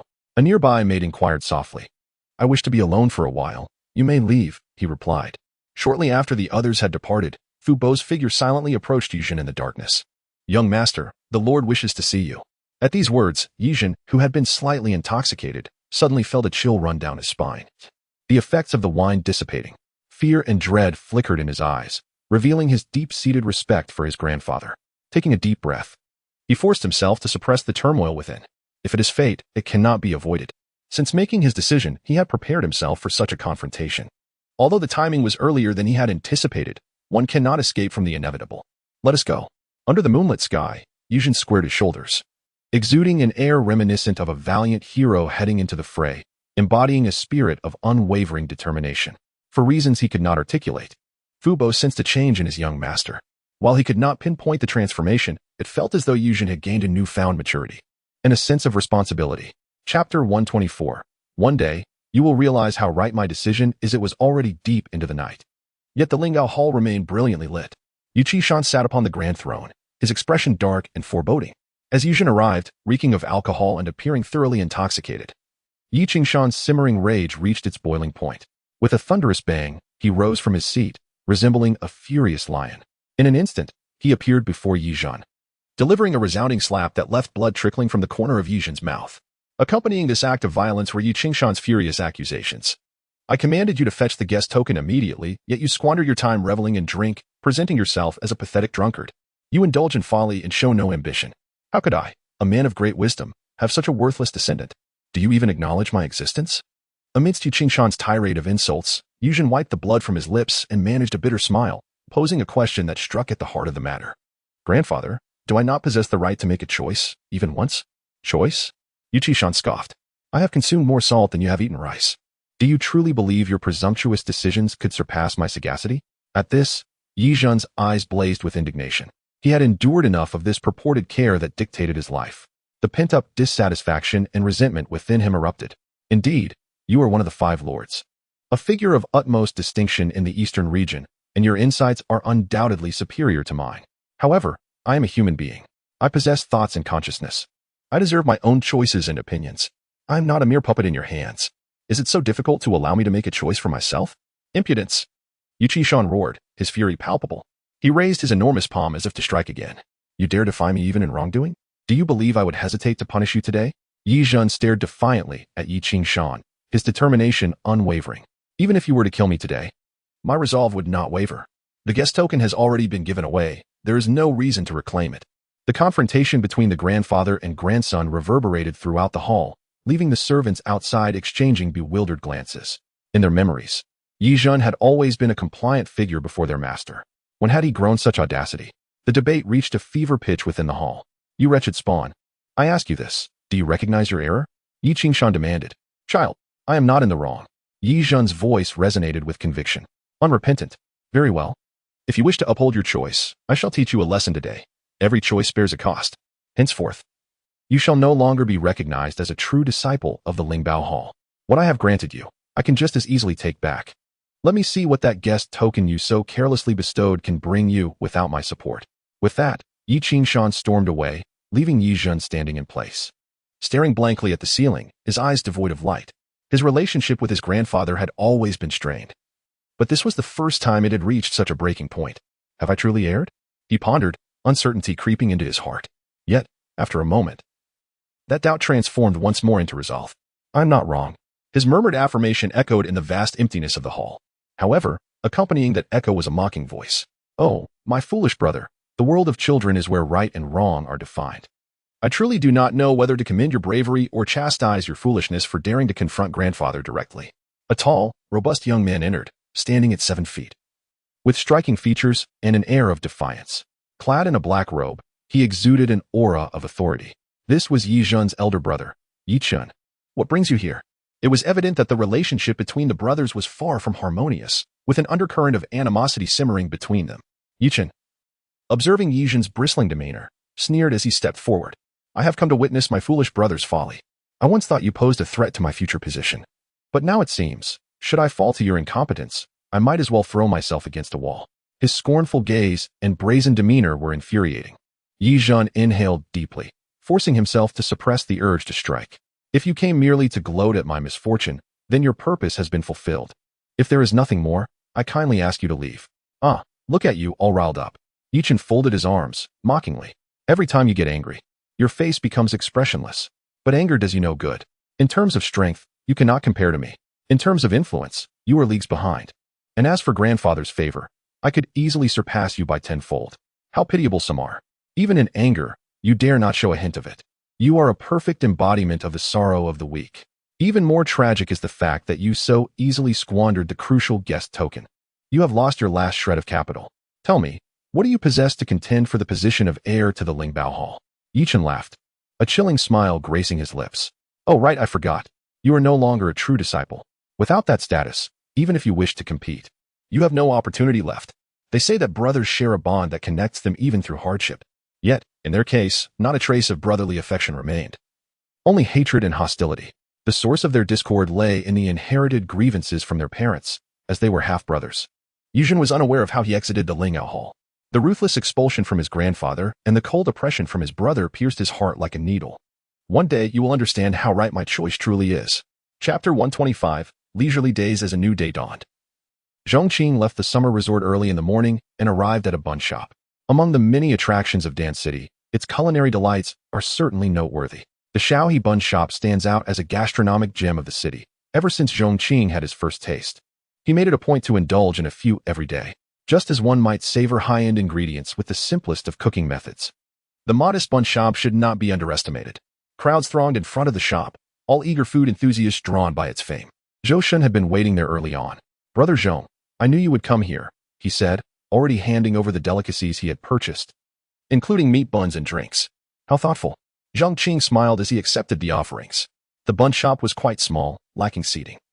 So the two settled on the roadside to enjoy their meal, creating an incredibly down-to-earth scene. Where shall we venture today, Brother Zhong? Having lived in this area since childhood, I am well acquainted with the local attractions. Zhou Shun eagerly suggested numerous scenic spots and entertainment venues. I am not inclined to wander today, if you have no other plans. How about accompanying me to the auction house? Zhong Qing proposed. The art of alchemy, he mused, was akin to an addiction. Without practicing it for a day, he felt a sense of unease. He intended to purchase an alchemical furnace and some herbs to hone his skills. Zhou Shun, understanding the importance of this endeavor, readily agreed and recommended the nearest auction house. The auction houses in Dan City were incomparable to those in Ling City or Peng City, boasting an array of goods and a dazzling variety that could overwhelm any visitor. After selecting the items he needed and approaching the checkout, Zhong Qing suddenly remembered he possessed a guest token that granted a 50% discount. He promptly presented the guest token, bestowed upon him by Yi Zhan, to the attendant in charge of the accounts. Could you check if this guest token qualifies for a discount? Upon seeing the token, both Zhou Shun and the auction house attendant were taken aback. The existence of the guest token was no secret, and its significance was well known. It served as a symbol of status and an emblem of boundless wealth. Possessing such a token meant that all items sold at the auction houses under the Dan Ding Pavilion were available at half price. Moreover, using the token for reselling could yield substantial profits in a short time. However, Zhou Shun's surprise quickly faded. He was well aware that Zhong Qing was associated with two esteemed alchemists, making the possession of a guest token seem entirely reasonable. The attendant, not daring to be negligent, recognized the rarity of such tokens within the Dan Ding Pavilion. Each token represented a significant guest of the establishment.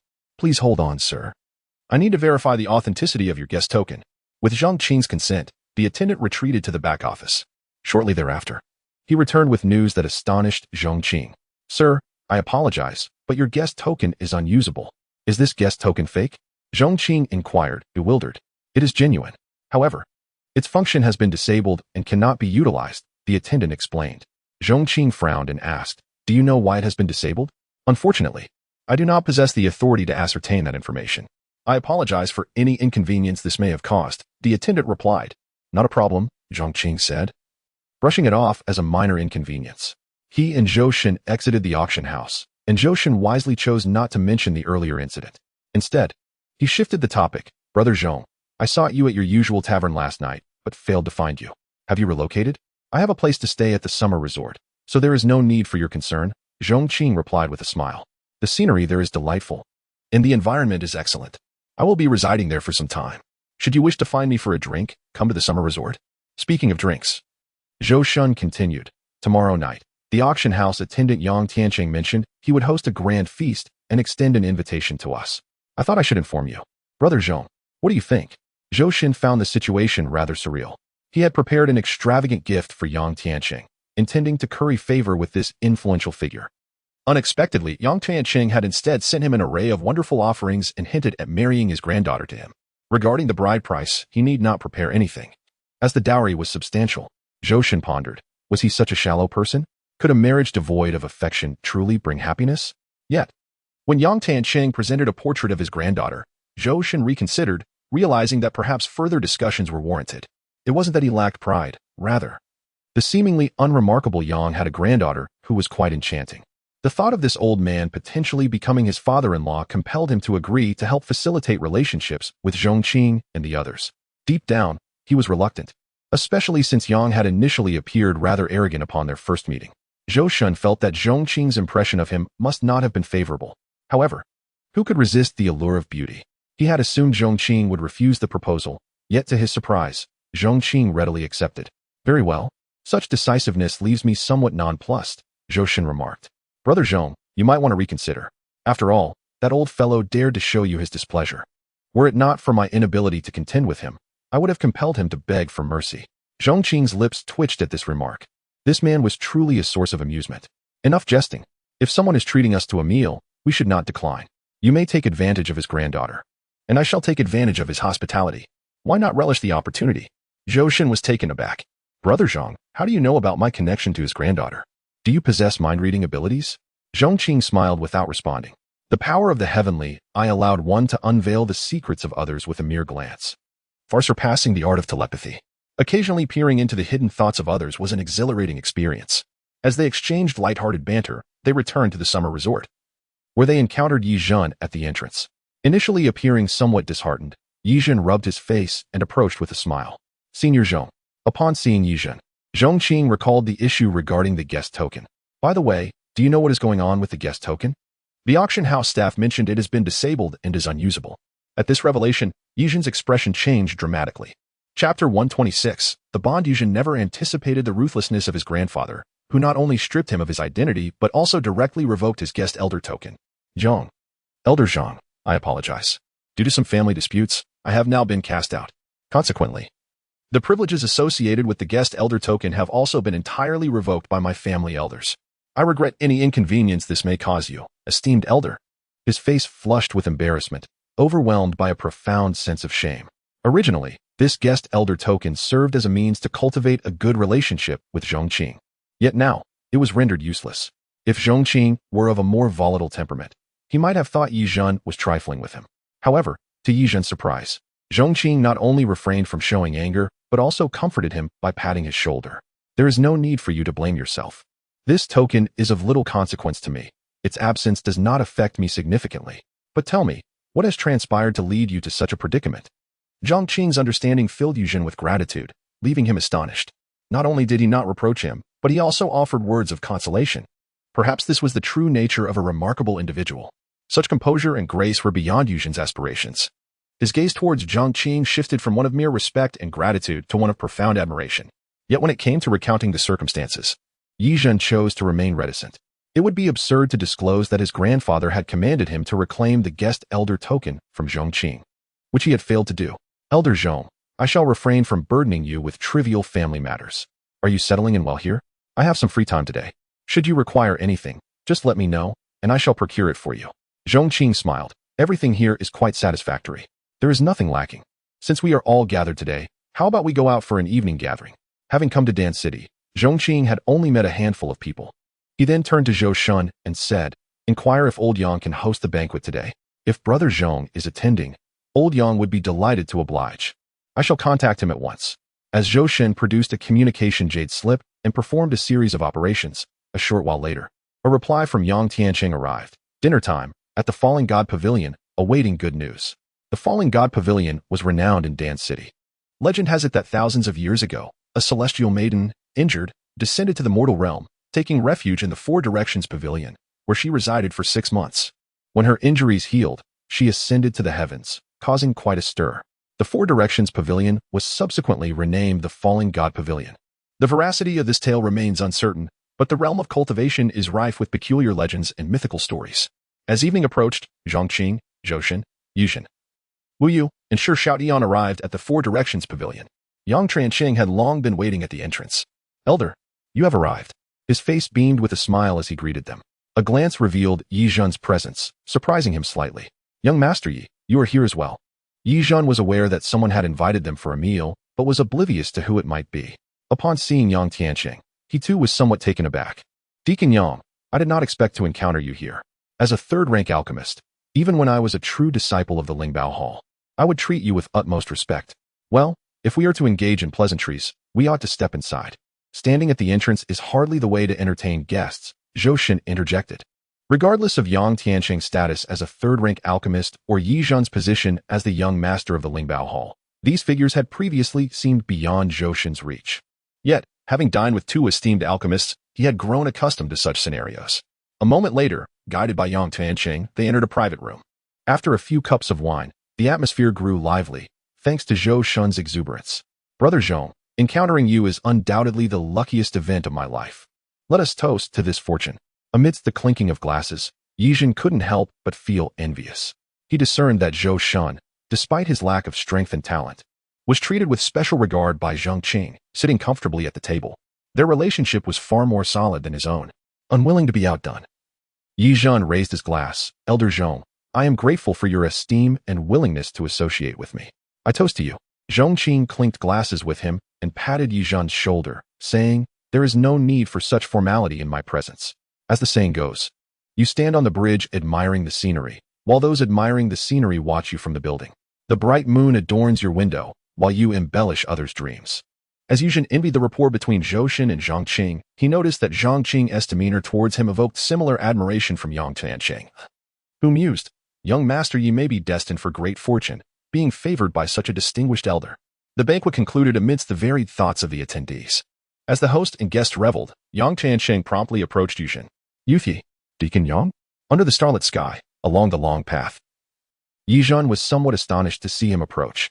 Yang Tianqing presented a gift box, saying, "Though we are fellow disciples, we have seldom interacted. This small token of goodwill, I hope you will accept. I look forward to your guidance in the future." Faced with Yang Tianqing's gesture, Yizhen declined, offering a wry smile. "I have now been stripped of my true disciple status, rendering me akin to a clay idol crossing a river, incapable of safeguarding myself. Given your esteemed position in the sect, how could I possibly assist you? Please, take this gift back. I am utterly unworthy of receiving it." Yizhen's response astonished Yang Tianqing, who clearly was unaware of his expulsion. Yet this revelation invigorated him further. During the banquet, Zhong Qing had openly expressed his admiration and concern for Yizhen. With such an influential figure supporting him, Yizhen's future seemed destined for greatness. Realizing that the young man was currently in a low point in life, Yang Tianqing saw this as an opportunity to extend a helping hand. He straightened his expression and proclaimed, "Young Master Yi, with such a distinguished figure backing you, even if you possess nothing now, I believe that in the near future, you will soar to remarkable heights. I wish to pledge my allegiance to you. Would you be willing to accept me?" Yang Tianqing's offer stirred profound ripples within Yizhen's heart. Chapter 127. Yang Tianqing's allegiance reflecting on the recent past. He was cast out of his home, primarily due to his inability to produce the guest elder token in his attempts to court a third-tier alchemist. Yet now, an esteemed third-tier alchemist is eager to pledge allegiance to him. Even in his current state of utter destitution, the other party expresses a willingness to follow him. He understands that this stems from his close association with Zhong Qing, but such allegiance is undeniably genuine. Yang Tianqing's loyalty invigorates Yizhen, signifying that his earlier choices were not in vain. In fact, the returns exceed his wildest expectations. Faced with Yang Tianqing's logical reasoning and earnest appeal, Yizhen finds no grounds to refuse. However, a flicker of curiosity arises within him. "Young Lao, may I inquire how you came to know Senior Zhong Qing?" This question momentarily unsettles Yang Tianqing, as his acquaintance with Zhong Qing is not particularly glorious. Nonetheless, with Yizhen asking, he sees no reason to conceal the truth. At that time, the esteemed elder was alongside Zhou Shan, and I initially paid no heed. My demeanor was somewhat presumptuous. It wasn't until the esteemed Wu Yu and Shi Xiaodian made their entrance that I comprehended his extraordinary nature. As he speaks, Yang Tianqing's expression shifts. "Yi Xiao, you may not yet be aware, but the two individuals seated to the left of Senior Zhong Qing today are the revered alchemists who have recently ascended to the rank of Dan Wang in the 5th level assessment." Boom. Upon hearing this revelation, Yizhen feels his heart tremble profoundly. The news of Wu Yu and Shi Xiaoyan's elevation to Dan Wang has not been disclosed by the 5 palace masters, who have even imposed strict orders to keep it under wraps. This leaves only those present at the time in the know. What is the connection between these two and Senior Zhong Qing? Yizhen asks, somewhat bewildered. Yang Tianqing takes a deep breath, grappling with the incredibility of their relationship. The two Dan Wangs once declared that he is an external disciple under Zhong Qing. This revelation leaves Yizhen utterly astonished. He is aware of Zhong Qing's remarkable prowess, having witnessed him effortlessly wield 2 king-level divine weapons, and having received whispers that the ancient ancestors of the 3 holy lands hold him in high regard. Yet, none of this information is as shocking as the notion that 2 Dan Wangs are merely qualified to be external disciples. How utterly preposterous! Yet, such an incredible reality unfolds before him, leaving him in awe. As Yizhen delves deeper into understanding, he becomes increasingly aware of Zhong Qing's profound depth and transcendence. The mere glimpse of his capabilities is enough to leave one spellbound. With this connection to Zhong Qing, their interactions grow more frequent, and their rapport strengthens. The Dan Ding Pavilion is vast, sprawling over countless territories, a realm where ordinary individuals would exhaust their lifetimes without ever traversing its full extent. Yet, paradoxically, it is also quite small, as many truths cannot escape the discerning ears of the astute. One day, as Yang Tianqing prepares to visit Yizhen once more, he is unexpectedly intercepted by a figure. "Might I inquire where Elder Yang is headed?" It is Yu Qin, the favored disciple of Yu Qi Shan, the master of the Lingbao Palace. Possessing remarkable talent and formidable strength, Yu Qin holds a high status within the Dan Ding Pavilion, seemingly on the cusp of becoming the foremost figure of the younger generation. "Elder Yi?" Yang Tianqing responds, surprised, as realization dawns on him regarding Yu Qin's presence. "Surely, I need not report my whereabouts to you, young Master Yi?" At this, Yu Qin's brow furrows. He had previously attempted to win Yang Tianqing over, sensing a vague inclination from the latter toward alignment with him. Yet now, Yang Tianqing's demeanor suggests an unyielding distance, catching him off guard. "Elder Yang, It is said that those who recognize the times are wise. Yuzhen has lost even his status as an inner disciple. He is but a relic of the past. A mere fish on the board.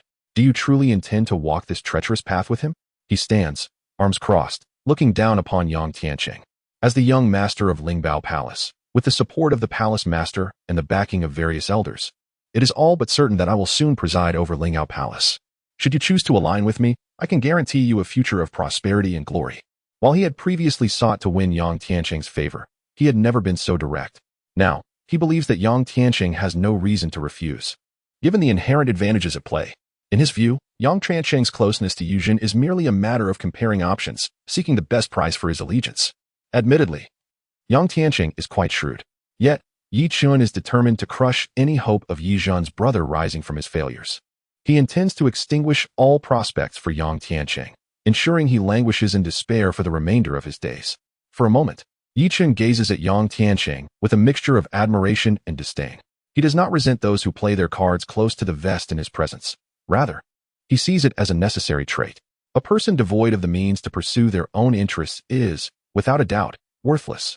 Such individuals, if brought under his wing, would only prove to be mediocre at best. However, he has meticulously planned everything, never anticipating that Yang Tianqing would refuse. Young Master Yi, I am grateful for your consideration, but as the saying goes, one cannot serve two masters. I have already pledged my allegiance to Yi Xiao, and thus cannot shift my loyalty to you. I regret disappointing your good intentions, but I must take my leave now. Yang Tianqing's stance leaves Yi Chin's expression darkened. He believes he has displayed sufficient courtesy, only to be met with such blatant ingratitude. He wonders what Yuzhen possesses that could possibly rival him. Yet, Yang Tianqing has already turned away, his figure quickly vanishing from sight. For the first time in his life, Yi Chen experiences the bitterness of rejection. Very well. Excellent. Splendid. He growls, his expression twisted in fury. Since you choose to walk this path with that waste, I shall make you aware that some choices come with a price far beyond your capacity to bear. And you, Yi Zhen, truly believe that merely acquiring a third-tier alchemist will allow you to contend with me? Congratulations, for you have ignited within me the desire to act. I will ensure you understand the vast chasm that lies between us, a divide so immense it will plunge you into despair. His gaze shifts to the distance, an inferno of rage igniting within him, as a chilling aura radiates from his being, causing the temperature of the surrounding air to plummet as if winter had abruptly descended. Chapter 128. Am I dreaming? In the Danding Tower, the five masters convened once more. Have we yet to receive any news from those two? One master inquired, breaking the previously somber silence, only to plunge the atmosphere into a deeper stillness. During this period, Jun Xiaoyao had been incessantly reaching out to Wu Yu and Shi Xiaodian through the communication jade slips. However, the slips were nearly smoking from overuse, yet still yielded no response. If we fail to establish contact again, we shall be in a predicament, lamented one master, his tone tinged with urgency. Initially, their intention was merely to find Wu Yu and Shi Xiaodian to assist in concocting a pill of 5th grade or higher, approaching the 6th grade, to penetrate other realms' markets. However, not long ago, the headquarters issued a notice stating that an assessment would take place in 6 months. While the Danding Pavilion is regarded as a transcendent sanctuary in the eastern region, few are aware that it is merely a subdivision of the Danzun Pavilion. Its true strength and influence far exceed what the world perceives. The impending assessment from headquarters heightened their desire to enlist the aid of the two renowned alchemists. The five masters wore expressions of deep concern. Yi Qishan articulated, this assessment is crucial for our Danding Pavilion and cannot be compromised. The results will affect the distribution of cultivation resources from above and will greatly influence our paths to advancement. I have heard that other branches already possess the capability to refine 6th grade pills, while we can only manage ordinary 5th grade ones. With such results and reports, we can only anticipate that our Danding Pavilion will once again rank at the bottom. As his words hung in the air, the countenances of the assembled masters darkened further. One remarked bitterly, everyone understands this, but how can we act when we cannot even reach those two? They had considered dispatching the Danding Pavilion's forces to seek out the two, yet the unique circumstances made such actions seem disrespectful. If the two were to find out, it could yield counterproductive results.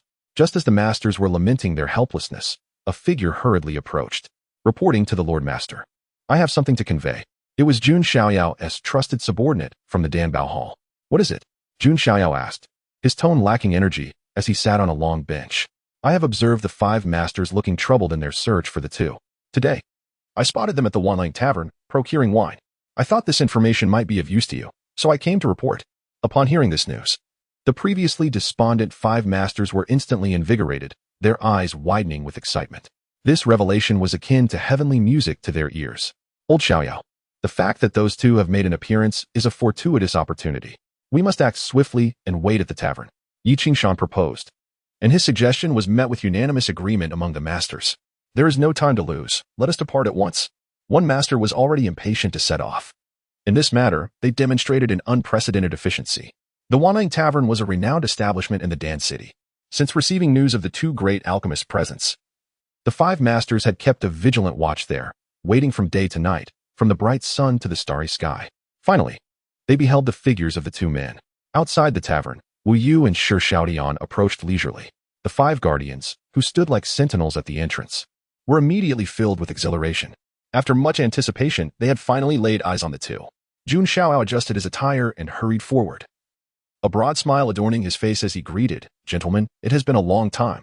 Shi Xiaodian, upon seeing the 5, merely snorted coldly, showing them little courtesy. Wu Yu, maintaining a poker face, asked, "What is the meaning of this, 5 masters? Do you intend to eliminate us if we refuse to join the Danding Pavilion?" The countenances of the 5 masters shifted dramatically at his words. "Please, allow us to explain. We harbor no ill intentions toward you. We are here with sincerity, wishing to invite you to join our Danding Pavilion as honorary elders.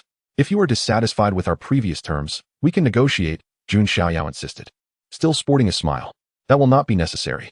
We dare not aspire to such heights as the Danding Pavilion." Wu Yu responded without a moment's hesitation. Jun Xiaoyao, perplexed, queried, "It seems you harbor a deep-seated prejudice against our pavilion. Might I inquire what has caused your displeasure?" At this moment, Shi Xiaotian stepped forward, snorting disdainfully. "Your Danding Pavilion is quite impressive, isn't it? My peak leader came here for an assessment, yet you chose to disqualify him and his friend over a trivial gift. Although my leader approached with a playful spirit and regarded the assessment as mere formality, what a grave oversight it is on your part to dismiss him. We have shown restraint in not causing a scene, yet you still wish for us to join? Are you dreaming? You may as well give up on that notion." With that, Wu Yu and Shi Xiaodian brushed past the 5, procured their wine, and departed without a backward glance. Chapter 129. A diligent effort. The 5 individuals, left with grim expressions, exchanged bewildered glances, momentarily stunned. They had previously been puzzled by the stark contrast in attitudes displayed by Wu Yu and Shi Xiaodian. Now, the truth had emerged, but it stirred a tempest within their hearts. From the words of the 2, it seemed they had inadvertently offended someone they deeply revered. Who could command such respect from 2 esteemed 5th-grade alchemists? Suppressing his own shock, Jun Xiaoyao hastily pursued Wu Yu and Shi Xiaodian, mustering the audacity to inquire, "Gentlemen, may I ask who this revered peak master you mention is?" Shi Xiaodian halted and regarded him with a stern gaze, declaring, "Our peak master is none other than Zhong Qing of the Pingjiang Sect." Zhong Qing? The various sect leaders exchanged glances, their confusion palpable. They had never heard of this name before. Moreover, weren't these 2 elders from the Wuji sect? What brought them to the Pingjiang Sect? They contemplated speaking further, but Wu Yu and Shi Xiaodian offered them no opportunity, striding past and departing. This left the 5 men with exceedingly grim faces. In truth, it was not their fault for being unaware of Zhong Qing. The Danzun Pavilion was an aloof entity, seldom entangled in the disputes of other factions. Their fear of offending Wu Yu and Shi Xiaodian had deterred them from deeper investigation, resulting in their ignorance. Equally perplexing was how someone who could command such esteem from 2 alchemical masters could have been stripped of their qualifications by the Danzun Pavilion. What had transpired? The 5 sect leaders, burdened with questions, promptly returned to the Danding building. With a swift command, they soon uncovered the entire story. They learned how Zhong Qing had been expelled from the examination qualifications due to a certain Zhou Xin attempting to offer a gift while invoking Zhong Qing's name, seeking favor from the relevant steward. This act was deemed cheating, leading to the disqualification. With the facts laid bare, the 5 leaders furrowed their brows and began deliberating. This matter was indeed troublesome. One leader pondered, strictly speaking, Zhong Qing did not offer gifts, it was merely someone acting on his behalf. And thus the disqualification seems excessively hasty and rather arbitrary. Moreover, there was a significant loophole. If someone wished to frame an alchemist during the examination, could they not simply send a representative to bribe and attach that alchemist's name to it? Not to mention the flaw in the punishment. The critical aspect was Zhong Qing's identity. The rules of this world tend to favor the powerful over the weak. The fact that 2 esteemed alchemists held such reverence for Zhong Qing indicated he was no ordinary individual. Although Zhong Qing's target for examination was merely a first-grade alchemist, Wu Yu and Shi Xiaodian had previously stated that Zhong Qing was participating purely out of interest. Thus, they would not be foolish enough to underestimate him. In any case, having such a prominent figure come to the Danzun Pavilion for an examination warranted a proper reception, especially considering Wu Yu and Shi Xiaodian's regard for him. Yet now, he had been summarily stripped of his examination qualifications. If the situation were reversed, they would undoubtedly feel quite displeased. Jun Xiaoyao tapped his fingers against the table repeatedly. Difficult as it may be, we must find a solution, with the headquarters examination imminent. Securing the allegiance of these two esteemed alchemists is urgent. However, we must be strategic. Seeking out Wu Yu and Shi Xiaodian may be futile. We must approach the key figure, Zhong Qing. At worst, we shall swallow our pride and offer an apology, along with a substantial gift to facilitate his re-examination. Since he is here to pursue first-grade alchemist certification, it stands to reason that this certification holds considerable allure for him. With this dual approach, we may achieve remarkable results. Once Zhong Qing speaks, given Wu Yu and Shi Xiaodian's attitude towards him, there should be room for negotiation. Upon hearing this, the others felt a mix of emotions. It was typically individuals who came to them seeking examination opportunities. Now they found themselves in the position of offering lavish gifts to solicit an examination. Not only that, but given their high status, the notion of having to apologize felt quite disconcerting. Nonetheless, in light of the need to win over these two powerful alchemists, this appeared to be their only viable course of action.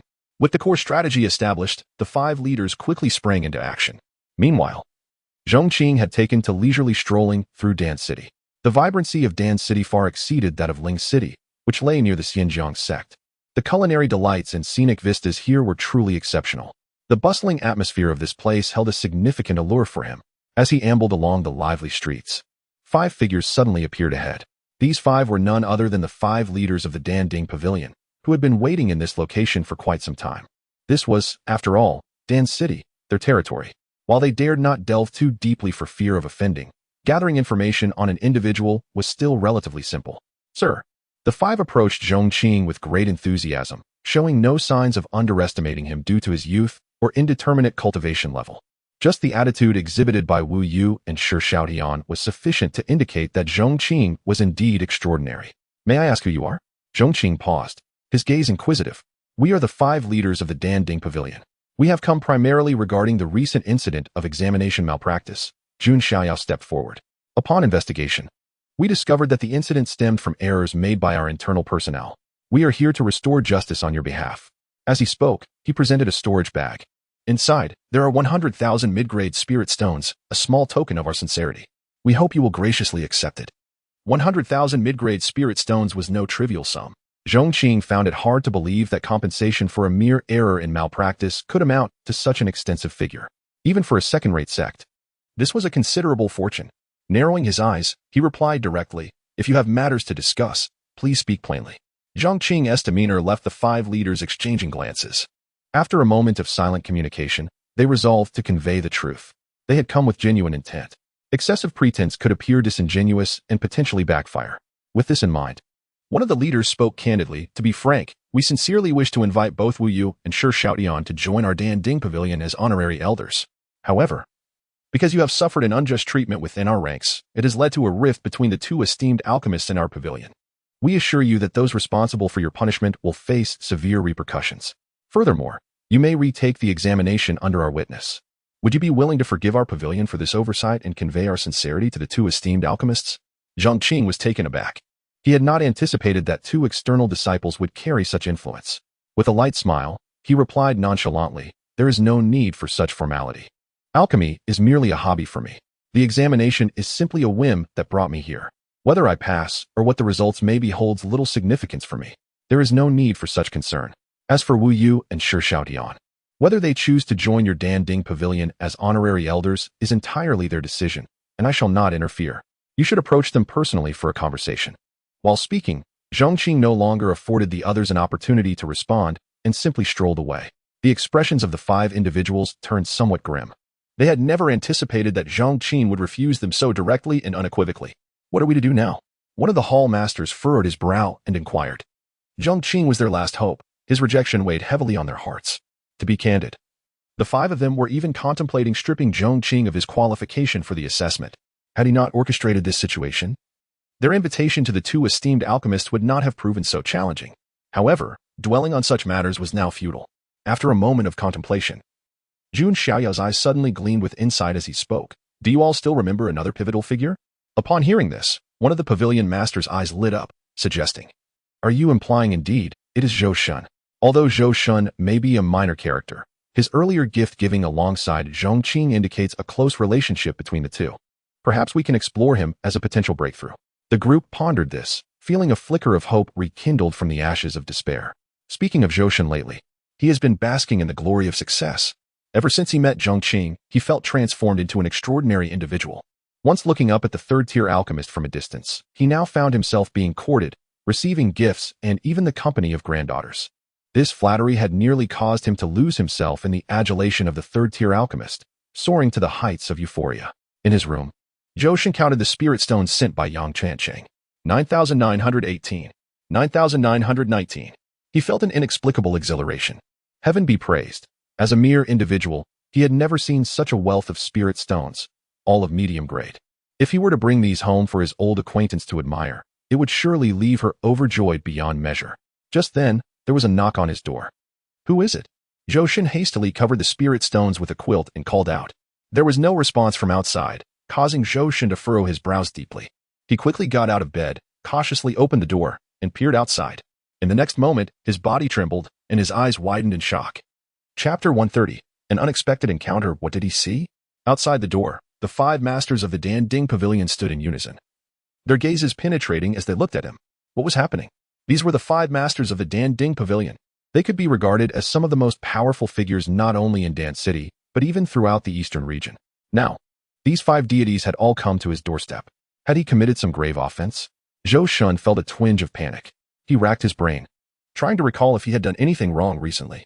The only thing that came to mind was the gift he had presented during the assessment, and his flirtatious exchanges with the steward Yang Tianqing. The former had already issued a reprimand, but surely the latter wouldn't provoke the attention of the five masters? As these thoughts swirled in his mind, Zhou Shun trembled slightly as he spoke. May I ask what brings you esteemed masters here? I shouldn't have done anything wrong, should I? The five could easily discern his nervousness. They sighed inwardly, realizing that a small figure like him lacked the perceptiveness to understand their intentions. Did they appear to be here to cause trouble? Nonetheless, despite their thoughts, one of the masters spoke first. Do not be alarmed, young brother. We come with no ill will. Rather, we bring you a tremendous opportunity. Upon hearing this, Zhou Shun was utterly bewildered. The five masters had come to bestow a boon upon him. This was utterly implausible. The others remained silent. And Jun Xiaoyao directly presented a storage bag filled with 100,000 spirit stones. Young brother, regarding the previous incident of examination misconduct, it was evidently an overreaction by some of our internal personnel. You merely offered a gift, yet they stripped you of your qualification. This is a small compensation from our Dan Ding Pavilion. We hope you can accept it. At these words, Zhou Shun's excitement surged. He accepted the storage bag and glanced inside, instantly freezing in place. Spirit stones. A dazzling pile of spirit stones. It was impossible to count how many there were. He was simply astounded. A wave of euphoric disbelief washed over him. How much wealth was this? His arithmetic skills were lacking. He could hardly fathom the magnitude of the spirit stones before him. In that moment, Jun Xiao chuckled, patting his shoulder. It's not much, merely 100,000 mid-grade spirit stones.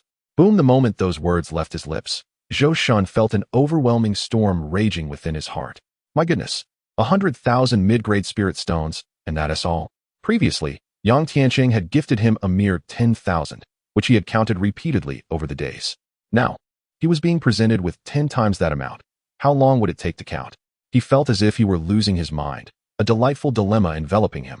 Of course, this was a dilemma he relished. If it were possible, he would wish to be surrounded by such troubles every day. Zhou Shun took a deep breath, struggling to suppress his inner excitement. He clutched the storage bag tightly. Was this truly meant for him? Jun Xiaoyao beamed. Of course. However, we would need your assistance with a matter in return. Zhou Shun immediately thumped his chest, declaring, I'm at your service. Be it one task, 10, or even 100, I shall comply. If you wish to adopt me as your son, I would even persuade my parents to agree. This remark darkened the expressions of the five masters. If they were to have a son like Zhou Shun, their first instinct would likely be to disown such an unfilial child. Surely, anyone with a shred of dignity would not accept such a title frivolously. However, Zhou Shun's shameless and spineless nature was precisely what they found appealing. It signified that, as long as the benefits were substantial, he could be persuaded to do anything. With this thought, the way the five looked at Zhou Shen softened considerably. Yi Qingshan pondered for a moment before speaking. In truth, it is not a monumental task. You are familiar with Zhong Qing, who was also stripped of his examination qualification, correct? Not just familiar. We are quite close, practically inseparable. We drink and feast together every day. Zhou Shen replied eagerly. The five masters exchanged glances, excitement igniting within them. They had indeed come to the right person. Yi Qingshan restrained his enthusiasm and continued. Here is the situation. Aside from providing you with compensation, we wish to ask for your help. Would you be able to provide us with real-time information about Zhong Qing and persuade him to join our Danding Pavilion? If you can accomplish this, the 100,000 spirit stones are merely a small appetizer. I can assure you a position as an honorary steward. This honorary steward position is a true authority within our Danding Pavilion, enjoying the benefits of a third-tier alchemist. What do you think? Would you consider it? As he spoke, he fixed his gaze firmly on Zhou Shen. In his view, this offer was nothing short of lavish. Even individuals of steadfast character would be tempted, let alone someone like Zhou Shen, who had little in the way of integrity or principles. However, the jovial Zhou Shen's expression shifted to one of seriousness in an instant. He promptly thrust the storage bag back into Jun Xiaoyao's hands. I'm sorry, but I cannot accept your terms. The five masters were taken aback. Why was that? Did he not feel tempted by 100,000 spirit stones? Did he find the position of honorary steward insufficient and wish to negotiate? One of them inquired. Zhou Shen shook his head. This is not about the spirit stones or the benefits. Indeed, if I were to accept your conditions, I would gain unimaginable wealth, an exalted status, and a chance to rise to prominence. It is true that I, Zhou Shen, am shameless and lack principles. Yet, I have one bottom line. I have never betrayed my friends. Zhong Qing regarded me as a friend, regardless of our differing statuses. How could I betray him for the sake of riches and glory? You have come to me because he has likely turned down your offer. Since he has made his choice, how could I interfere? What right do I have to do so? Therefore, if you have matters to discuss, I suggest you speak with him instead. I shall retire now and bid you farewell. With that, he retreated into his room and closed the door, leaving the five masters in a state of bewilderment. They stood there, staring at one another in shock. Clearly, they had never anticipated that someone of Zhou Shen's stature would reject their enticing offer. Despite the rejection, they found themselves respecting Zhou Shen a little more. They finally understood why he had managed to maintain such a close relationship with Zhong Qing. Though frustration simmered within them, they refrained from taking action against Zhou Shen, opting instead to return and devise another plan. Meanwhile, Zhou Shen, having closed the door, buried himself under the covers, trembling with anxiety. He had just turned down a significant offer. Would they storm in and strike him down in retribution? After a tense wait, he saw no one enter. Summoning his courage, he cracked the door slightly to peek outside. To his relief, the five masters had already departed. He let out a sigh of relief, only to be met with the sight of the pile of spirit stones on his bed, which caused a pang of regret to wash over him. Those were 100,000 spirit stones. That was the treatment afforded to a third-tier alchemist, or perhaps even higher, all because of a single statement. He had turned it down. He had never imagined that his words could hold such immense value. Certainly, though the heart aches, if given another chance, he would still make the same choice. For without Zhong Qing, who would acknowledge such a minor character as himself? In this life, one can undertake many endeavors. Yet one must never commit acts that betray one's conscience. Chapter 131. What? It's actually him. The five masters returned to the Pill Cauldron Tower, their brows furrowed with worry. At this moment, they truly wished to strangle the person responsible for stripping Zhong Qing of his qualification for the assessment. If that incident had not occurred, the situation would not have escalated to this point. However, the deed was done, and lamenting over it now would be futile. Instead of wallowing in despair and blaming fate, it would be far more prudent to contemplate potential remedies. Within the grand hall, the five individuals brainstormed collectively. At this juncture, one master spoke up, suggesting that the key to breaking the deadlock lay with Zhong Qing. Perhaps they could approach the matter from another angle. Upon hearing this, the other four turned to him, curious about his thoughts. What do you have in mind? One asked. The man pondered before responding. Every person has their own needs and desires. Indeed, we previously offered 1,000,000 spirit stones, believing it to be a sincere gesture. Yet, we are dealing with someone who has 2 grand alchemists as their disciples. How could they possibly regard mere spirit stones with any significance? Therefore, we must first ascertain what he truly needs or values. Only then can we achieve the desired results with minimal effort. As these words were spoken, the eyes of the others brightened in agreement. However, one raised a new concern, but we don't even know where he resides. How can we discern his preferences? The group was not deterred by the challenge of problem solving. Rather, they feared a lack of direction. Now that a general strategy had been proposed, it was imperative to overcome any obstacles that arose. Actually, this matter is quite solvable, another master interjected. Let us not forget where we are. This is the main stronghold of the Pill Cauldron Pavilion. Although we cannot delve deeply into investigating his information, we can certainly deploy some spies to discover where he resides and what he has been doing in Dan City. This way, we can gather the information we seek. Upon hearing this, the others nodded in agreement, acknowledging that this was their only viable option. Soon enough, through the meticulous arrangements made by the masters, Zhong Qing's residence was swiftly brought to their attention. The summer resort. The crowd was taken aback. How could he be at the summer resort? One master, with a perplexed expression, turned to Yi Qingshan and said, if I recall correctly, the summer resort was a property gifted to your grandson Yizhan by the old immortal for his 10th birthday, wasn't he it? At that moment, the expressions of everyone were quite telling. They were eager to uncover why Zhong Qing was at the summer resort and what connection he had with Yizhan. Their intelligence-gathering capabilities were indeed formidable. Before long, new information emerged before them.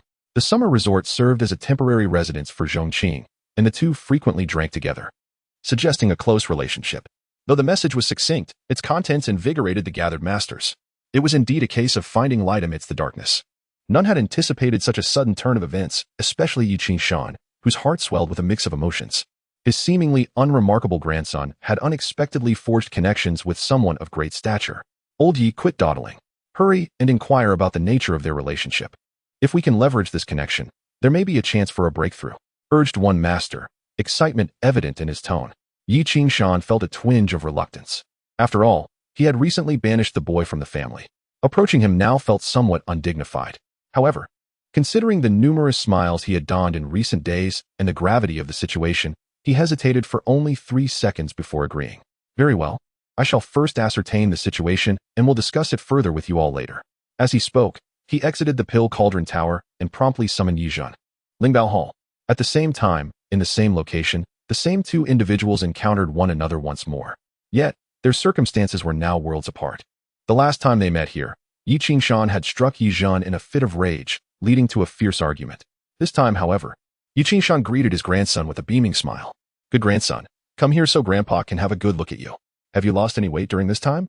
Such a benevolent demeanor was something Yizhan had only ever witnessed in his dreams. He suppressed the tumult of emotions rising within him and coldly replied, Yizhan has been expelled from the family. Whether I live or die seems to no longer concern you. Does my weight matter? If there is nothing else, I shall take my leave. Wait. Yi Qingshan's smile faded, his expression darkening at an alarming rate. Given their respective statuses, how dare Yizhan show him such disdain? The audacity. Yet, he had matters to discuss and could not afford to lose his temper. He suppressed his anger and said icily, I have heard that Zhong Qing has been residing at your place. What is your relationship with him? To be frank, this person has 2 grand alchemists under his command. Yi Qingshan continued, these 2 are of great importance to our Pill Cauldron Pavilion. If you can persuade Zhong Qing to have them join us, I can assure you that you will regain your status as a true disciple. Haha. Yizhan laughed heartily, causing Yi Qingshan's already dark expression to grow even more sullen. What are you laughing at? He demanded.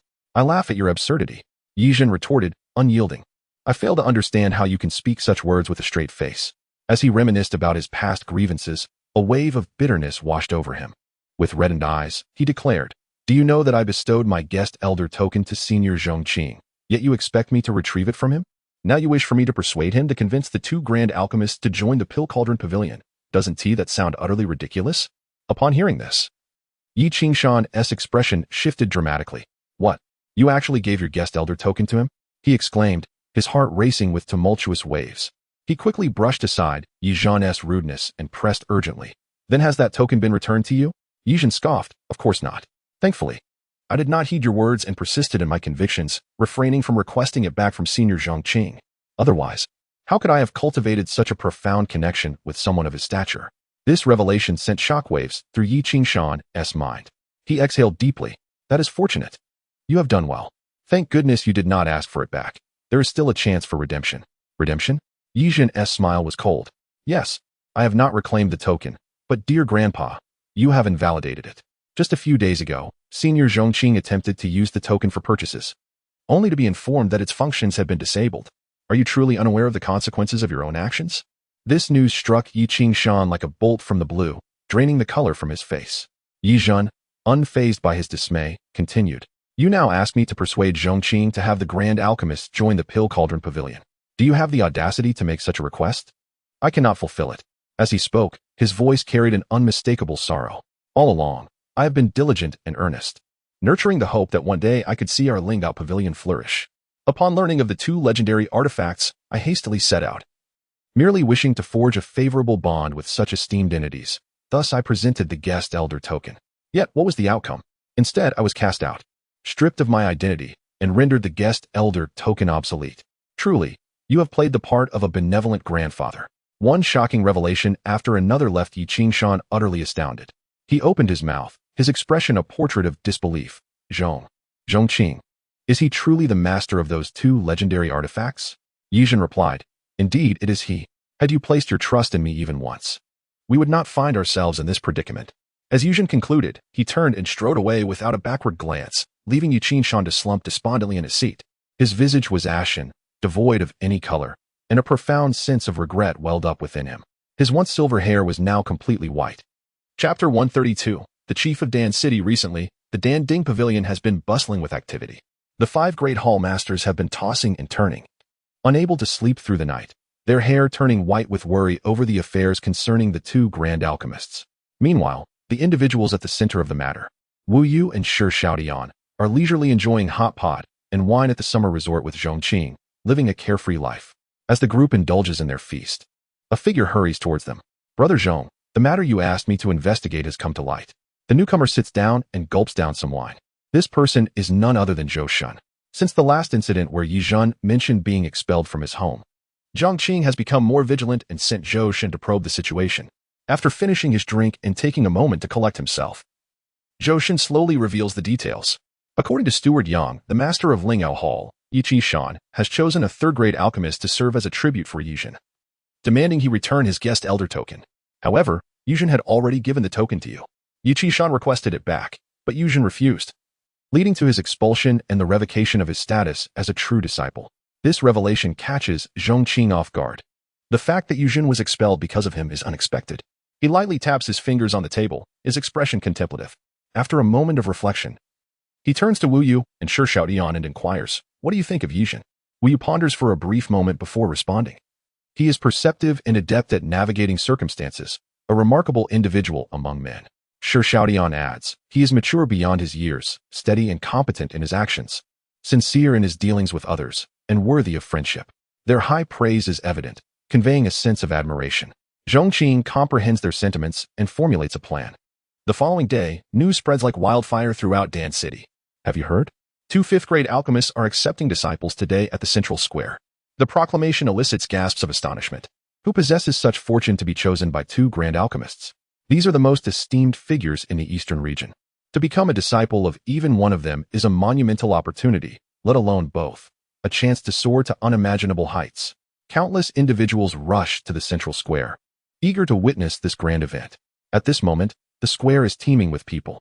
In the center stands a towering statue, a tribute to the continent's first 9th-grade alchemist, revered by all alchemists. Such statues are found in every Dan city. In the alchemical community, there is an unwritten rule that the highest honor for an alchemist to accept disciples is before this statue, symbolizing legacy and hope.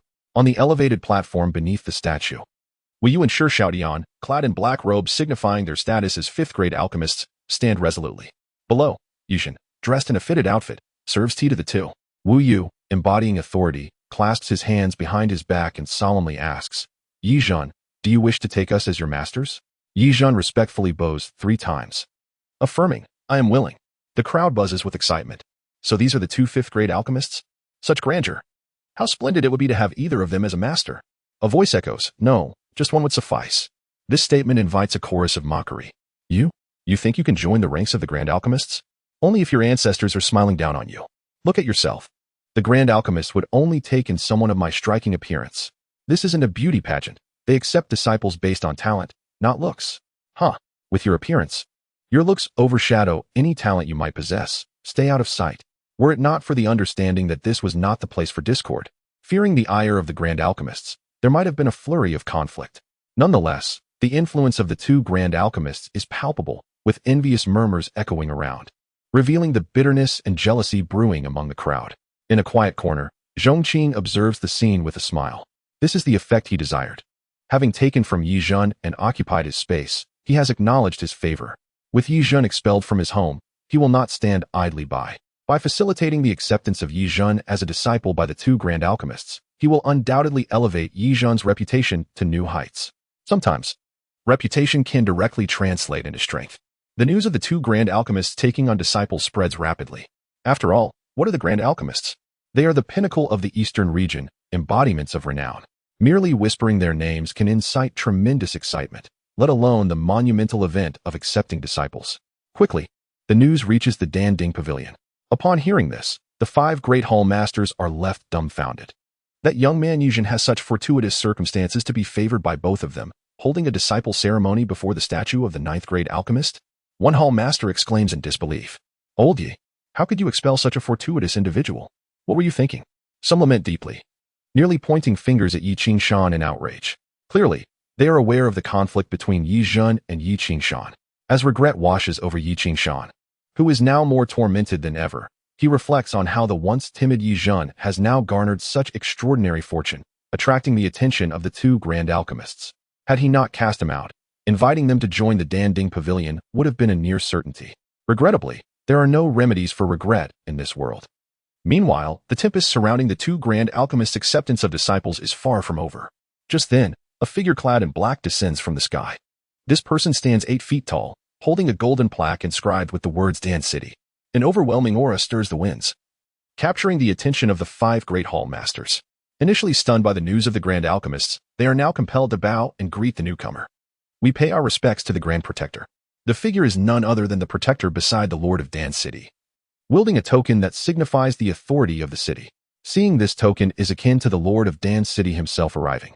The Lord is the true master of Dan City, a steadfast pillar that has safeguarded the city for countless years, an almost mythical presence. The black-clad figure approaches the gathered crowd, brandishing the golden plaque. His voice resonates like thunder as he proclaims, by the decree of the city lord, Yi Zhen of Danding Pavilion, young and accomplished, with exceptional talent and virtuous character, is hereby granted the title of Chief of Dan City. Boom. This announcement sends shockwaves through the already tumultuous minds of the five great hall masters, akin to a hurricane sweeping through. The Lord of Dan City has not issued a decree in many years, so why now? And to directly confer the title of Chief upon Yi Zhen? The Chief is a figure of immense significance, the second in command of Dan City, nearly on par with them. This is a meteoric rise. With the backing of two grand alchemists and the support of the city lord, Yi Zhen now wields unprecedented power. This remarkable turn of events leaves the five hall masters stunned and shaken. A once junior figure now seems poised to surpass them, igniting feelings of discontent within their hearts. However, in regard to the decisions of the Lord of Dan City, they possess no authority to refute his commands, other than to respectfully comply. We shall faithfully adhere to the Lord's directives. The five responded in unison. Simultaneously, they accepted, with complex thoughts, the black robe and identity token representing the Chief of Dan City, bestowed upon them by the Grand Protector. If the news of the two Dan Kings taking disciples spread like wildfire throughout Dan City, then the Lord of Dan City's act of pardoning Yi truly ignited a conflagration, causing the entire city to erupt in fervor. Chapter 133, Remorse and the Pinnacle of Pill City. This title had remained vacant, with Pill City not having produced a holder for many years. Yet now, it had suddenly descended upon someone, signifying that in the absence of the Pill Sovereign, the holder was qualified to manage all affairs of Pill City. Upon Spirit Treasure Peak, Yi Zhen, while plotting against Yu Zhen, was dumbfounded upon hearing this news. His face contorted hideously. Impossible. This is absolutely impossible. How could that good-for-nothing become the pinnacle? What qualifications does he have? Filled with rage and disbelief, he soared into the sky, only to be pulled down by a large hand. Where are you going? The one who had stopped him was none other than Yu Qishan. He was aware of Yi Chen's frequent suppression of Yi Zhen, but had been too indifferent to care. Yi Chen was his most promising heir, the one on whom he had pinned his hopes. As long as Yi Chen didn't go too far, he had turned a blind eye. Now that Yu Zhen had soared, his rise unstoppable, Yu Qishan sensed that his grandson would be resentful and had come to dissuade him. Seeing Yu Qishan, the rage on Yi Chen's face did not diminish. Grandfather, how is that good-for-nothing qualified to be the pinnacle? How can someone who was once a nobody suddenly turn the tables? I want to ask the Pill Sovereign. What does Yi Zhen have that I don't? What makes him qualified to be the pinnacle of Pill City? Upon hearing this, Yi Qingshan flew into a rage, slapping Yi Chen across the face. You truly disappoint me. What kind of existence is the pill's sovereign? Even I must respectfully pay my respects. How dare a junior like you question his decisions? I thought you were prudent, intelligent, and had vision, but what are you now? You have disappointed me greatly. Faced with Yi Qingshan's heartfelt rebuke, the rage on Yi Chen's face intensified. His eyes widened in disbelief. You hit me? All I wanted to know was why that good-for-nothing Yi Jin is qualified to rise above me. Is that wrong? He roared. In terms of cultivation, he is inferior to me. In terms of talent, he is far behind. In terms of temperament and skills, he cannot compare to me in any way. I just want to know, how can such a useless waste be above me?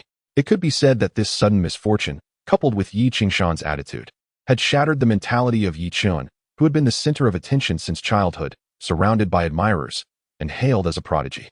Faced with Yi Chen's bovine roar, Yi Qingshan felt endless sorrow. Is this the heir I chose? Blindly arrogant, complacent, unable to accept the success of others, forever living in a self-centered world. With such a temperament, how can he achieve great things? In comparison, he suddenly realized that Yi Jun was far superior. It was laughable that he had regarded rubble as treasure and pearls as stone.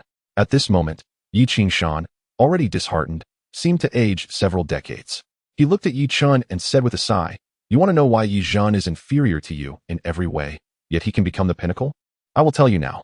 It is because he has 2 5th-grade alchemists backing him. He has 2 5th-grade Pill King masters. What, you mean? Yi Chen was thunderstruck, his face filled with disbelief. That's right. The one rumored to have been accepted as a disciple by 2 Pill Kings is him. Yi Qingshan's words left Yi Chen as if struck by lightning. No, impossible. His heart refused to believe it. But he knew that Yi Qingshan had no reason to deceive him. To tell you the truth, those 2 Pill Kings are subordinates of Zhong Qing, who paid with 2 king-tier divine weapons. I originally wanted you to build a good relationship with him, but your arrogance, your conceit, and your disdain for everything cost you this opportunity. Upon hearing this, Yi Chen, already struck by lightning, collapsed as if his spine had been removed. He stared blankly at the sky. So, the opportunity to become a disciple of 2 great Pill Kings was originally mine? The opportunity to be personally appointed as the pinnacle by the Pill Sovereign was also mine? It was I who pushed this opportunity away, creating that nobody? The thought of the heaven-defying opportunity that belonged to him being stolen twisted Yi Chen's features out of shape. The hatred in his heart was like a surging river, erupting endlessly. However, Yi Qingshan's words sank his heart to the bottom. Now that Yi Jin had gained momentum, rising like a meteor, I don't want to hear about any more conflicts between you and him. Otherwise, don't blame me for expelling you from the family. This was a warning, a deterrent, extinguishing Yi Chen's desire for revenge. Looking at the despondent Yi Chen, Yi Qingshan had no heart to comfort him. After all, his own mentality had been shattered recently. Take care of yourself. He snorted coldly and left with his hands behind his back, leaving Yi Chen, who was filled with grief, anger, and regret, slumped on the ground. At this moment, he felt that the sky was gray, and the surroundings were filled with sadness. No, after a long time. A roar filled with unwillingness echoed through the sky, as if it were his last act of defiance. The aftermath of the 2 Pill Kings accepting a disciple gradually subsided after a few days. At this time, Zhong Qing had started his alchemy endeavor at the summer resort. It must be said that the myriad source pill scripture was profound and comprehensive, recording numerous methods of forming pills in the path of alchemy. It was a true emperor scripture. Zhong Qing refused to believe that he couldn't refine a high-grade pill with such a powerful tool in his hands. Sure enough, after some research and exploration, he had devised a brand new method of refining pills. In a courtyard, a large cauldron stood in the center. Yi Qing was beside the cauldron, adding various precious spiritual materials, attempting to refine an extraordinary pill, just as he was wholeheartedly immersed in his alchemy endeavor. The figures of the 5 hall masters appeared outside the door. After much deliberation, the 5 hall masters finally decided to pay a visit to Zhong Qing to see if there was any chance of a turnaround. However, before they could enter, they were stopped by Wu Yu and Shi Xiaodian, who were guarding the door. Our peak master is refining pills. No entry. Wu Yu, like a door god, coldly shouted. Shi Xiaodian's face was even more unpleasant, not giving them any pleasantries. The 5 people looked embarrassed. Yi Qingshan said with a smile, we wouldn't dare to disturb him. We'll just wait outside. After Mr. Zheng finishes refining pills, please inform him that we are requesting an audience. After speaking, the 5 of them stood obediently to the side, watching Zhong Qing refining pills through the open courtyard door. This undoubtedly aroused their curiosity. Chapter 134. The mountains remain unchanged. The waters flow forever within the courtyard. As Zhong Qing formed intricate hand seals, an enigmatic aura began to emanate. A vast reservoir of spiritual energy enveloped the entire alchemical furnace. Following a series of fluid and seamless movements, a swirling light of black and yellow hues burst forth from the furnace, eliciting a sense of delight from Zhong Qing. He had always believed he possessed a modicum of talent in alchemy, and after extensive research, it appeared he had finally made some progress. Judging by the current circumstances, he was on the verge of successfully concocting a high-grade elixir. In stark contrast to Zhong Qing's inner elation, the 5 major hall masters were struck with trepidation. "This smoke is making me feel a bit dizzy," one hall master exclaimed, rolling his eyes and gasping for breath. "Not only dizzy, but it feels as though my very blood is in turmoil, and the energy within me is becoming uncontrollable." It felt as if a flame was igniting within them. Suddenly, Jun Xiao's face changed dramatically. "This is bad. The smoke is toxic, and it's highly poisonous." In an instant, the group felt a shiver of fear. They hastily circulated their spiritual energy to expel the poisonous fumes from their bodies. However, this endeavor proved to be quite arduous. After nearly half an hour of effort, they managed to dispel a significant portion of the toxin, yet some remnants stubbornly lingered within them. This residual poison could not be eradicated in a short span. Even with their cultivation levels, it would likely take them days or even weeks to completely cleanse themselves. "What kind of poison is this, so fierce and domineering?" one hall master gasped. Yet, as he inhaled again, he sensed the air was thick with toxins and quickly covered his mouth and nose. The others quickly sealed their respiratory systems, their gazes fixated on the alchemical furnace, opting for silent communication through thought. Jun Xiaoyao, with a grave expression, remarked, "If I am not mistaken, he is attempting to refine a toxic elixir. Given its potency, it is unlikely to be below the 6th grade. Sixth grade. And it's a toxic elixir? Are you implying he is a poison master?" Someone stammered, clearly shaken. What did a 6th grade toxic elixir signify? The combined efforts of their entire alchemical hall could not produce one. Otherwise, they would not have displayed such desperation in seeking out 2 esteemed alchemists. Moreover, concocting a toxic elixir was significantly more challenging than that of a standard elixir. If the difficulty of refining an ordinary elixir was quantified at 1,000, the challenge of a toxic one escalated to over 10,000. Is it truly a 6th grade toxic elixir? One questioned incredulously, finding the notion utterly unbelievable. The mere emanation of toxic smoke nearly incapacitated all 5 of them. It was unfathomable how terrifying the elixir itself must be. In that moment, a profound realization struck the assembly. A 6th grade poison master had deprived them of their qualification for assessment. If previously their desire was simply to eliminate the one who revoked Zhong Qing's qualifications, now there was a fervent wish to unearth his ancestral graves. Poison masters were the most unique among alchemists. While ordinary alchemists could only save lives, poison masters possessed the ability to both save and take lives, often en masse. Throughout the continent, the profession that everyone was most reluctant to offend was undoubtedly the poison master. A wave of dread washed over the hall masters. Should Zhong Qing choose to retaliate, with the prowess of a 6th grade poison master, he could easily poison the entire alchemical city. Yet, they were equally perplexed. If he was indeed a 6th grade poison master, why would he come here to assess as a 1st grade alchemist? What was his motive? One person voiced the question that lingered in their minds. Jun Xiaoyao replied with a wry smile. Such individuals operate beyond the mundane, following their whims. He likely seeks merely to indulge in the alchemist's certification as a pastime. After all, I recall that Wu Yu and others mentioned he was here for leisure with friends. As the hall masters were engulfed in a whirlwind of thoughts, Zhong Qing's alchemical process was nearing its conclusion. This batch of elixirs had indeed succeeded. The form was somewhat better than before, yet Zhong Qing felt a twinge of disappointment. The color and luster still paled in comparison to ordinary elixirs, appearing as dark as the large detoxification pills from his previous life. His lips twitched slightly as he pondered which step had gone awry. Just then, Wu Yu entered, approaching Zhong Qing with a respectful bow. "Peak Master, the 5 major hall masters have come to request an audience." Zhong Qing, already vexed, waved his hand dismissively. "I shall not meet them. Tell them to return whence they came, and inform them that should there be any matters concerning the alchemical hall, I recognize only Yuzhen. I wish to have no dealings with them." Wu Yu bowed again and exited. The exchange was clearly heard by the 5 hall masters, leaving them somewhat uncomfortable. Wu Yu's cold demeanor further emphasized, "My peak master is unwilling to meet you. Please return. If the alchemical hall truly has matters for my peak master." He too recognizes only Yuzhen.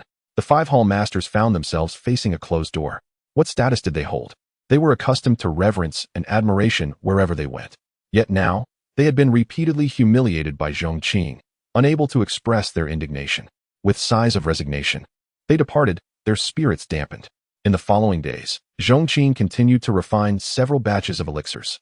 It seemed he possessed a peculiar, almost mystical affinity for alchemy. Explosions were commonplace, and the success rate hinged upon luck and fate. Eventually, one alchemical furnace exploded, utterly vanishing without a trace, remaining airborne for a considerable time, leaving Zhong Qing's expression dark. "Peak Master, shall I procure a new furnace for you?" Wu Yu asked cautiously. Zhong Qing waved his hand in dismissal. "Never mind. The feng shui here is not favorable. It is unsuitable for alchemy." Wu Yu and Shi Xiaodian exchanged incredulous glances. Did alchemy truly correlate with feng shui? Could there be any connection at all? Yet, even if such a connection existed, they were in Alchemical City, perhaps the best location in the entire eastern region. However, they dared not voice their thoughts, nodding in agreement. After all, the Peak Master's word was law. "Let us tidy up. It is time for us to depart." Zhong Qing stretched, acknowledging the duration of their stay had indeed been lengthy. As news of Zhong Qing's impending departure spread, Zhou Yixin, and Yang Tianqing were the first to come and bid farewell. "Senior, I apologize for my inadequate hospitality. Why not stay a little longer?" Yixin respectfully suggested, his eyes reflecting reluctance. Without Zhong Qing, he would not have achieved his current standing. He held deep gratitude for Zhong Qing. "Indeed, Brother Zhong, I have yet to explore the city's delights with you, nor have we reveled in the beauty of life together. Is it not too hasty to leave now?" Zhou echoed, attempting to persuade him. Yang Tianqing observed their interaction with a hint of complex emotion, as the bond between the two had solidified into a familial connection. Was it appropriate to speak of such indulgences in front of his father-in-law? However, upon realizing it concerned Zhong Qing, he felt reassured. "Do you lack the means for entertainment? I could provide assistance if needed. There will be future opportunities." Zhong Qing patted Zhou shoulder. Turning to Yixin, he said, "In the future, should you encounter any difficulties, feel free to seek me at the Pingjiang Sect's Mufa Peak. Additionally, if it is within your capacity, I kindly ask you to look after my friend." After imparting a few words, he waved farewell to the crowd. "The mountains remain unchanged, and the waters flow eternally. We shall meet again another day. There is no need to see me off." With that, he departed. As his voice faded, a shadow leaped forth from his long sleeve, transforming into a fearsome creature measuring over 10 zhong in size. This was none other than the divine Kirin. It bore Zhong Qing upon its back, and with a flicker, they ascended to the clouds. In pursuit were Wu Yu and Shi Xiaodian, soaring skyward right behind them. The appearance of the Kirin sent shivers down the spines of the three men. The sheer might radiating from the creature was overwhelming. A mere glance at it made their souls quiver. As they regained their composure, the figures had completely vanished from sight, leaving them exchanging bewildered glances. Though they had long recognized Zhong Qing's exceptional nature, the fact that he could ride the divine Kirin was truly astonishing. In that moment, Zhong Qing's already towering presence in their minds surged to an even greater height, placing him on par with celestial beings. Chapter 135, The Starry Purple Deer at Pingjiang Sect. The mountains remain unchanged, and the waters flow as before. As Zhong Qing descended on his qilin in the small courtyard, his two disciples, Lin Feng and Su Yi, joyfully greeted him upon his return. Observing the rapid advancement in their cultivation, Zhong Qing praised them sincerely, acknowledging their diligence during his absence. "Have there been any disturbances within the sect during my time away?" he inquired. "Master, everything is well," Lin Feng replied respectfully. Zhong Qing nodded. Noting that his return did not stir any significant upheaval within the sect, life on Mufa Peak continued in its usual tranquility. Meanwhile, thousands of miles southwest of Pingjiang Sect, amidst a grove of purple maples, the sect leader, Xianyuan Hong, was leading a group of elders in pursuit of a mystical beast. This creature resembled a deer but bore no antlers, its body cloaked in purple fur adorned with star-shaped spots that emitted a gentle glow. "Third elder," Xianyuan Hong called from a distance. Ahead, an agile figure emerged from the thicket, successfully intercepting the creature's escape route. It was indeed the third elder, who had been lying in wait. "Now, where do you think you can flee?" Xianyuan Hong smiled confidently, believing the beast was now ensnared within their grasp. The deer-like creature emitted a sharp cry, realizing its escape was futile, and retaliated fiercely, the star-shaped spots on its fur shimmering ominously. "Be cautious. The starry purple deer is about to unleash its fury. Do not engage directly," Xianyuan Hong warned. At that moment, numerous bursts of spiritual light erupted from the creature's spots, each carrying formidable power, aimed at the gathered members of Pingjiang Sect. Prepared for this, the elders adeptly employed various defensive maneuvers, ensuring no one was harmed. Under Xianyuan Hong's guidance, they began a coordinated assault on the starry purple deer.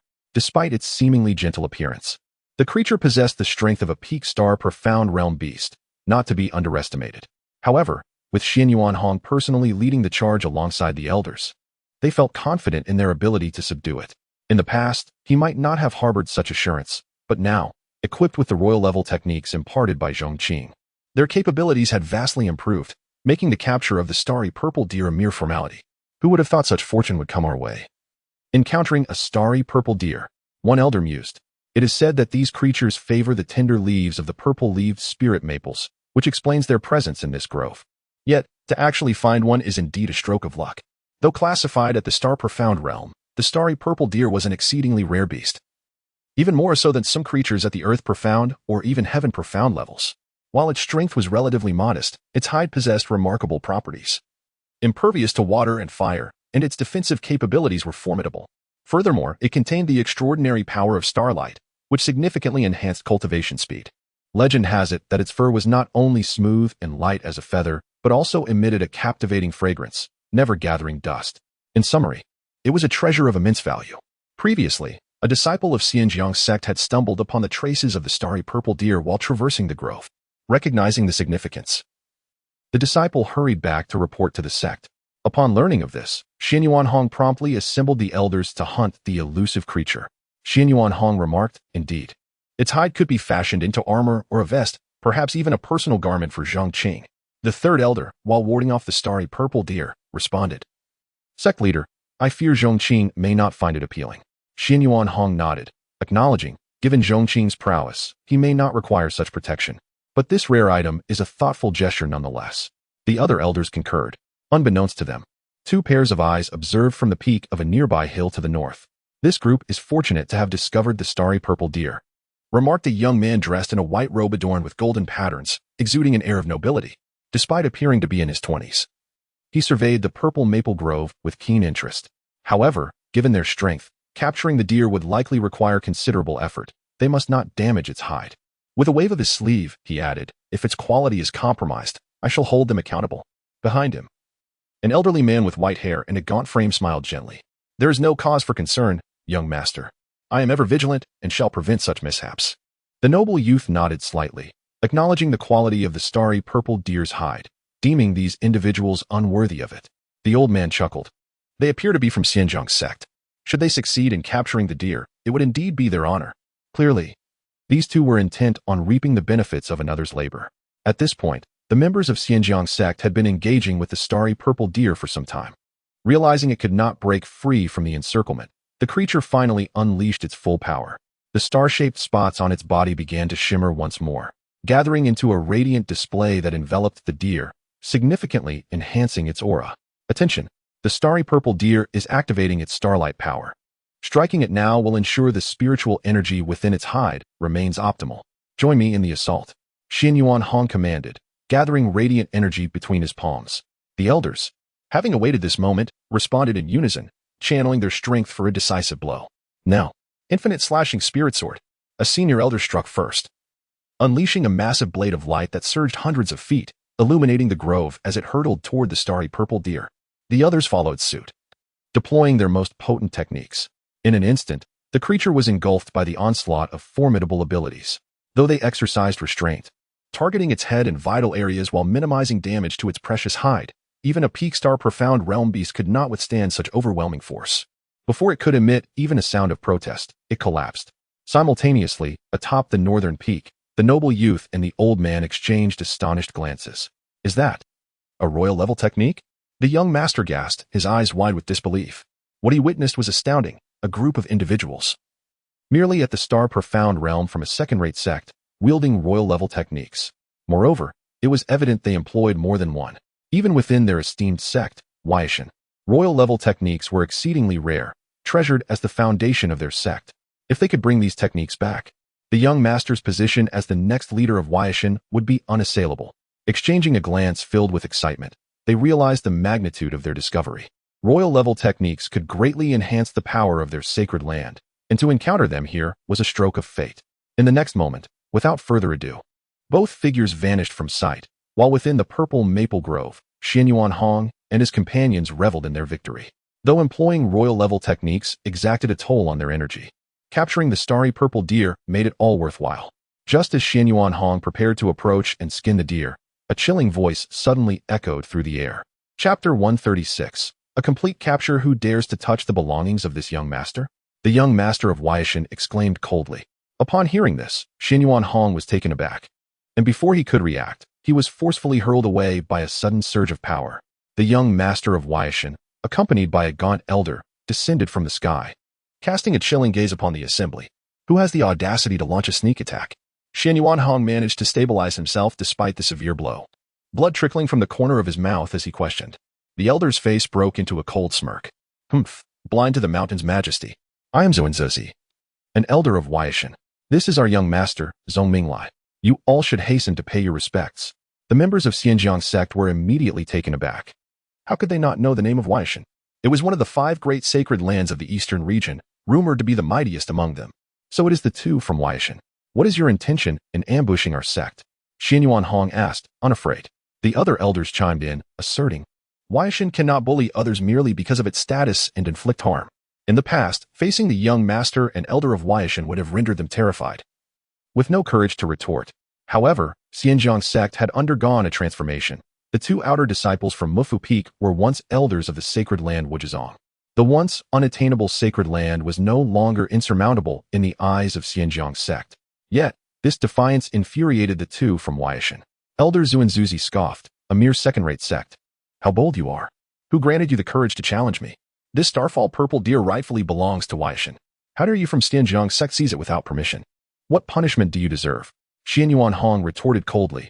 Your words are preposterous. Everyone knows the starfall purple deer cannot be tamed, and we are leagues away from Weishan.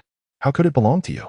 With a snort, Zunzuzi unleashed another powerful strike, sending Xianyuan Hong flying again, blood gushing forth. Simultaneously, his formidable aura, characteristic of a late-stage sun profound realm cultivator, emanated throughout the area, instilling fear in the members of Pingjiang Sect. What I say is law. Do you have any objections?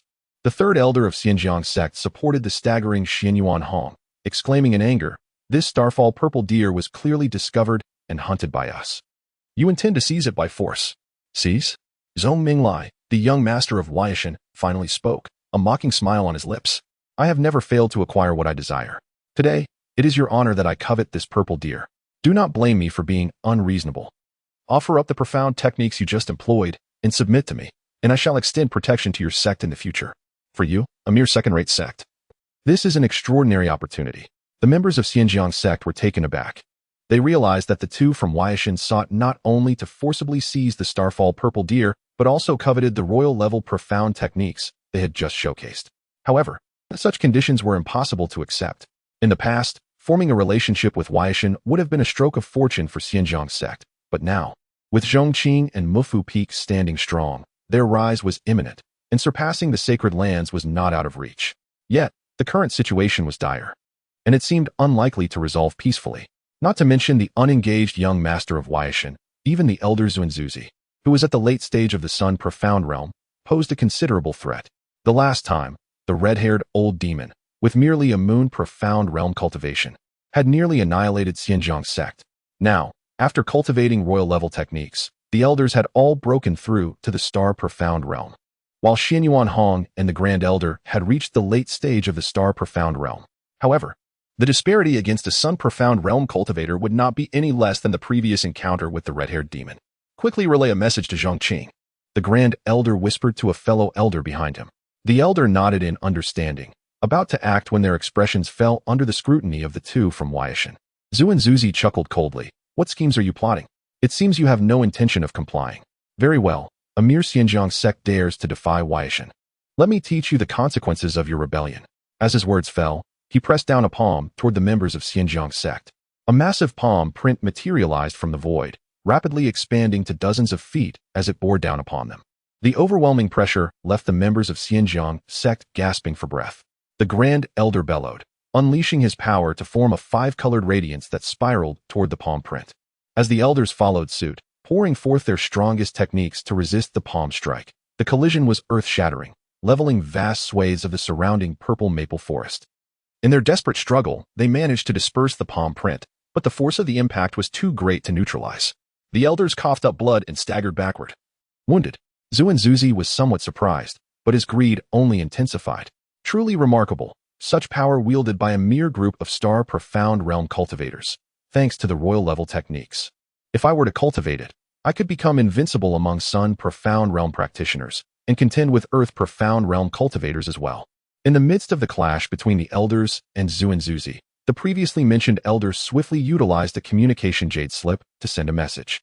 This scene did not escape the notice of the two Waishan members. Zhong Minglai sneered, sending a message? Seeking reinforcements? What does it matter if you send out a message? In the eastern region, who can rival Waishan? Even the other four sacred lands must show respect upon seeing me. Who can save you? Elder Xian, seize their storage rings. The profound techniques must be within. Zuzi had long harbored this intention, grinning as he launched another strike. This time, the elders had no strength left to resist, and they were all sent flying, gravely injured. The storage rings and spatial treasures of the wounded elders and Xian Yuan Hong were swiftly collected by Zuzi with a simple wave of his sleeve. The members attempted to resist, but found themselves too weak, helplessly watching as Zuzi took their belongings, including the corpse of the starfall purple deer. Humph. Daring to retaliate against me, truly foolish. Once I acquire the profound techniques, I shall deal with you. Driven by the allure of royal-level techniques, Zuzi was impatient. Barely glancing at the injured members, confident they could not escape. The restrictions on their storage rings were as nothing to him, easily erased. As his consciousness scanned through them, a look of disbelief surfaced on Zuzi's face. Does this storage ring contain royal-level techniques? Zhong Minglai inquired eagerly. Only then did Zuzi snap out of his stupor, his expression transforming into one of incredulity and overwhelming excitement. Young master, this truly is a fortuitous encounter from the heavens. Our Waishan is blessed. This storage ring contains not only royal-level techniques, but also royal-level cultivation methods. 8 in total. What? Zhong Minglai gasped, taking the storage ring and scanning its contents with his consciousness, revealing the same incredulous shock. His hands trembled with excitement, nearly losing his grip on the ring. Ha ha ha. This insignificant Pingjiang Sect possesses 8 royal-level techniques and cultivation methods. Truly a blessing from the heavens. They had just opened the storage ring of their sect leader, Xian Yuan Hong. It is indeed unfortunate that Xian Yuan Hong, as the sect leader, holds the 8 profound techniques in the highest regard. Concerned for their safety, he chose to carry them personally rather than entrust them to the sect's scripture repository, leaving the other elders with no choice but to borrow them. Yet, in a twist of fate, they have now been entirely seized. Xian Yuan Zizi remarked with a smirk. I suspect that the Pingjiang Sect has perhaps stumbled upon a fortuitous discovery of an ancient relic, enabling them to acquire such a plethora of royal treasures. Zhong Minglai concurred. For how could a mere second-rate sect possess royal techniques and profound skills, let alone 8 of them? Now, however, they have all fallen into his grasp. Retrieving these 8 royal treasures would undoubtedly elevate their standing in Waishan to an unassailable level, simultaneously augmenting the sect's overall strength. While Waishan has long been hailed as the mightiest among the 5 sacred lands, the disparities in power amongst them have always been marginal. Yet with these 8 royal techniques and skills, it would not be long before Waishan could surpass the other 4 sacred lands, claiming its rightful position as the supreme sacred land of the eastern region, truly the most formidable power. In that moment, he would ascend to leadership of Waishan, becoming the paramount figure in the entire eastern region. The more Zhong Minglai pondered, the more exhilarated he became. Typically composed and aloof, he could not suppress his laughter, a stark contrast to his usual demeanor. Below, Xian Yuan Hong and the other elders of the Pingjiang Sect seethed with anger at the sight of their triumphant expressions, yet felt utterly powerless. All they could do was hope that Zhong Qing would receive the news and arrive swiftly. Chapter 137. I shall crush your support at the same moment, at the peak of the Pingjiang Sect. Lin Feng and Su Yu were engaged in a discussion about their cultivation experiences. Suddenly, an earth-shattering explosion erupted from a nearby alchemy chamber, shaking the ground thrice. Master has blown up another furnace, Lin Feng and Su Yu remarked without batting an eye, casually resuming their previous conversation. To them, Zhong Qing's frequent furnace explosions had become a hallmark of the Mufu Peak, something they had grown accustomed to. On days when no explosions occurred, they would likely find it peculiar. Naturally, they did not believe their master was concocting ordinary elixirs. Rather, it seemed as if he were developing a miraculous super elixir. After all, with Master S' remarkable abilities, how could he possibly be blowing up furnaces daily? Inside the alchemy chamber, Zhong Qing, in a foul mood, retrieved the communication jade slip from his waist. The last batch of elixirs had felt just right. Under normal circumstances, it should not have exploded. It was the incessant noise from this jade slip that had disturbed him. Let me see who dares to interrupt me. If it's not of great significance, I shall make them pay, he muttered. However, Upon receiving the message from the slip, his expression turned icy. Soon, Lin Feng, Su Yi, and the recently returned Shi Xiaodian and Wu Yu witnessed Zhong Qing stepping out with a face clouded by cold fury. A sense of apprehension gripped their hearts. Zhong Qing's mood appeared exceptionally foul. Was it truly necessary to be so enraged over a single furnace explosion? After all, it was not uncommon for him to have several such mishaps in a day. Zhong Qing's voice was equally somber as he addressed Shi Xiaodian and Wu Yu. Come with me. The shadowy figure of Heibai, who had been waiting atop the peak, appeared silently behind him. As you command, master. The two exchanged glances, wondering who had provoked Zhong Qing. Who in the eastern region would dare to challenge their peak master? They dared not ask further and followed Zhong Qing as he soared into the sky, heading southwest. In the Zifeng forest, young master. How should we deal with these individuals? After examining the 8 royal treasures, Xianzhouzi and his companion finally recalled the members of the Pingjiang Sect. To Zhong Minglai, a figure from a second-tier sect was nothing of consequence. He scoffed, if they refuse to submit to me, let us eliminate them to prevent any leakage of our techniques. Although they had acquired the royal techniques, the members of Pingjiang Sect had also undergone training. These 8 royal techniques would become the foundation of his Huaishan in the future. How could a mere second-tier sect presume to practice them? Not only did he plan to eradicate those present, but he also intended to send Xianzhouzi to the Pingjiang Sect to eradicate any remaining threats. After all, with so many having practiced royal techniques, it was likely that others within the sect had as well. To prevent any information from leaking, no one could be left alive. He spoke without a hint of concealment, and the members of the Pingjiang Sect exchanged shocked and furious glances. They never anticipated that the young master of Huaishan would be so ruthless, not only seizing the starfall purple deer in techniques but also intending to annihilate them. Do not be overly arrogant. Leave some room for future encounters. The Pingjiang Sect is not without its own support. An elder interjected. Our peak master Zhong Qing is already on his way. The peak master? Zhong Minglai sneered. What of it? As long as I am here, even if a dragon were to come, I would ensure it returns empty-handed. Young master, Xianzhouzi cautioned. The peak master Zhong Qing is regarded as a support by these people. He likely has practiced royal techniques and may possess other royal skills. Zhong Minglai nodded. Elder Xian is correct. We cannot let him go. A cruel smile crept onto his lips. Since you all rely on this Zhong Qing, I shall wait for him here. Humph. Leave room for future encounters? You will have no future to worry about. His words were chilling, and as Xian Yuan Hong and the elders exchanged glances, they felt a sense of relief. Thankfully, this person was so arrogant. Otherwise, if he were determined to strike now, they might not withstand even a couple of blows. Zhong Minglai noticed the relief in their eyes and coldly mocked. What? Are you relieved that I have granted you a reprieve? How naive. I intend to wait for your so-called savior to arrive, only to crush him before your eyes. At that moment, you shall learn what despair truly means. Just then, a chilling voice interrupted. Well, I must thank you for your kind intentions. To repay you, I shall let you experience what despair truly is. The voice was abrupt, and Zhong Minglai and his companion were startled, turning to see a strikingly handsome young man emerging from the Zifeng forest, flanked by 3 others, hands clasped behind his back. Zhong Qing, you have arrived.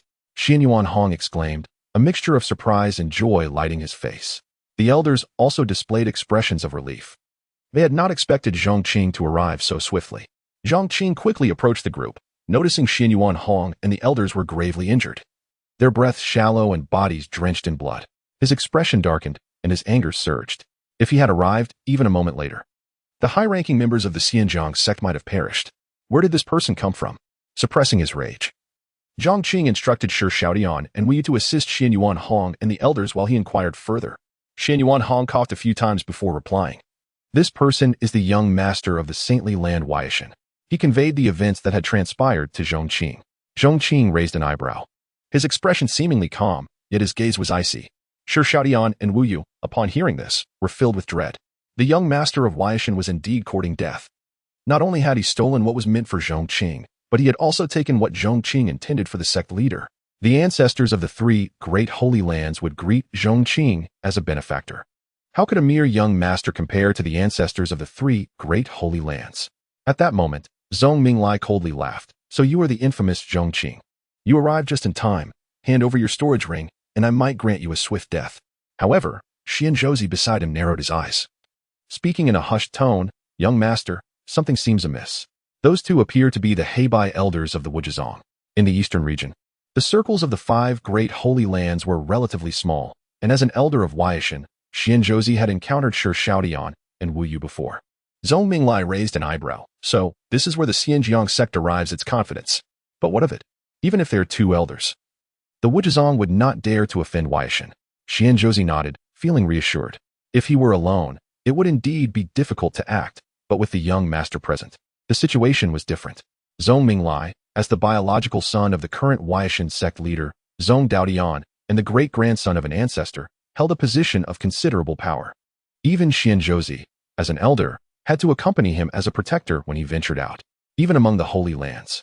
Zhong Minglai did not regard Shi Shaodian and Wu Yu, ordinary elders, as threats. However, both were formidable Dayuan realm experts and should not be underestimated. Zhong Minglai, fully aware of this, casually remarked, I shall release the dual puppets of wind and fire to assist you in dealing with these two. You go and capture Zhong Qing. Xianzhouzi nodded, confidence surging within him. He was aware that the sect leader, Zhong Daotian, had bestowed 2 puppets of the Sun Profound Realm to protect Zhong Minglai.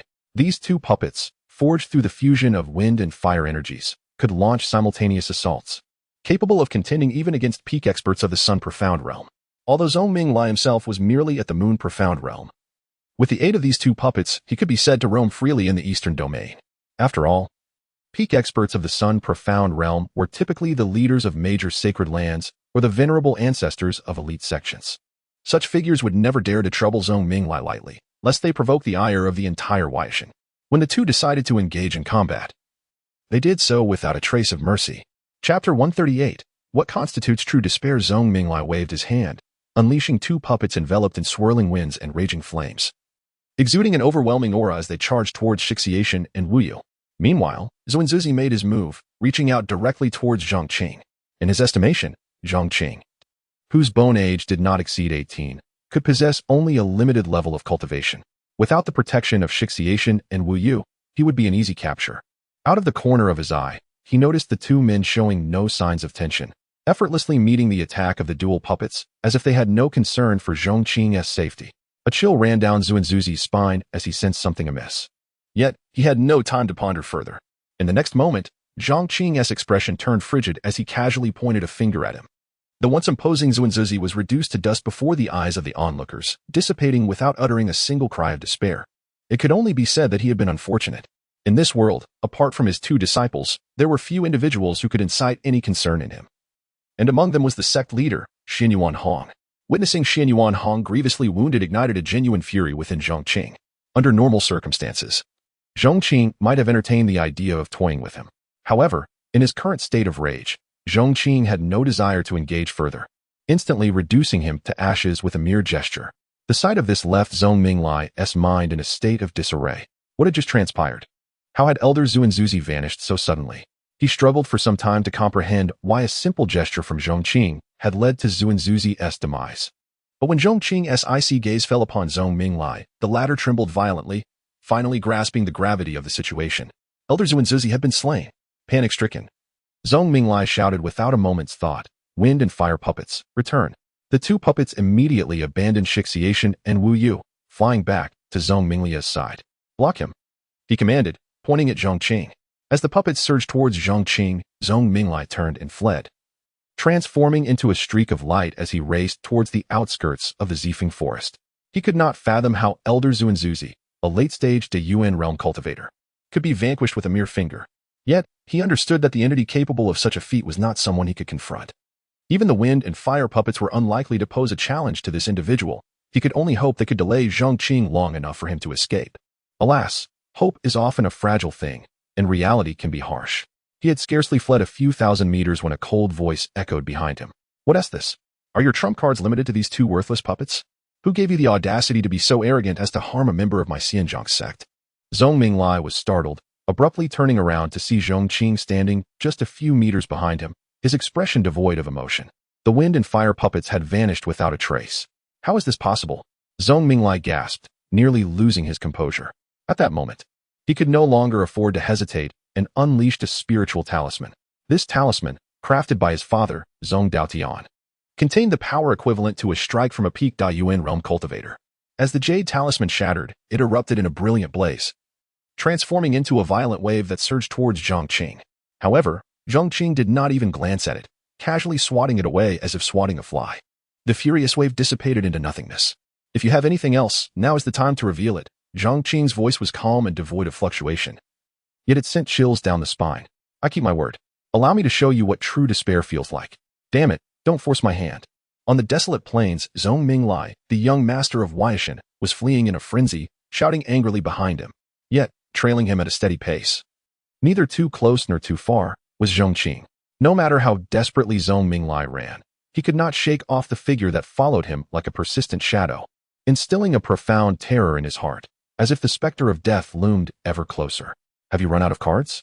The figure behind him inquired. Zhong Qing, hands clasped behind his back, leisurely kept pace with Zhong Minglai, maintaining an unwavering distance, even as Zhong Minglai exerted every ounce of strength to escape. The gap between them remained unchanged. If you have exhausted your options, then your end is nigh. Gritting his teeth, Zhong Minglai shouted defiantly, to kill me, Zhong Minglai, will not be so simple. With that, he flung a handful of spiritual talismans, each possessing power comparable to the one he had used before. Zhong Daodian, concerned for his son, regularly crafted new talismans to serve as Zhong Minglia's trump cards. Yet, given Zhong Minglia's stature, how many dangers could he encounter in the eastern domain? Over the years, he had accumulated a significant number of talismans, and rarely did he find himself in a position to utilize them. Now, faced with Zhong Qing, he cast them all aside in a desperate bid for survival. Boom! The deafening sound of explosions reverberated throughout the sky. A multitude of talismans, each equivalent to a strike from a peak Dayuan realm cultivator, detonated simultaneously, unleashing an astonishing force. If they struck the ground, they could vaporize a mountain.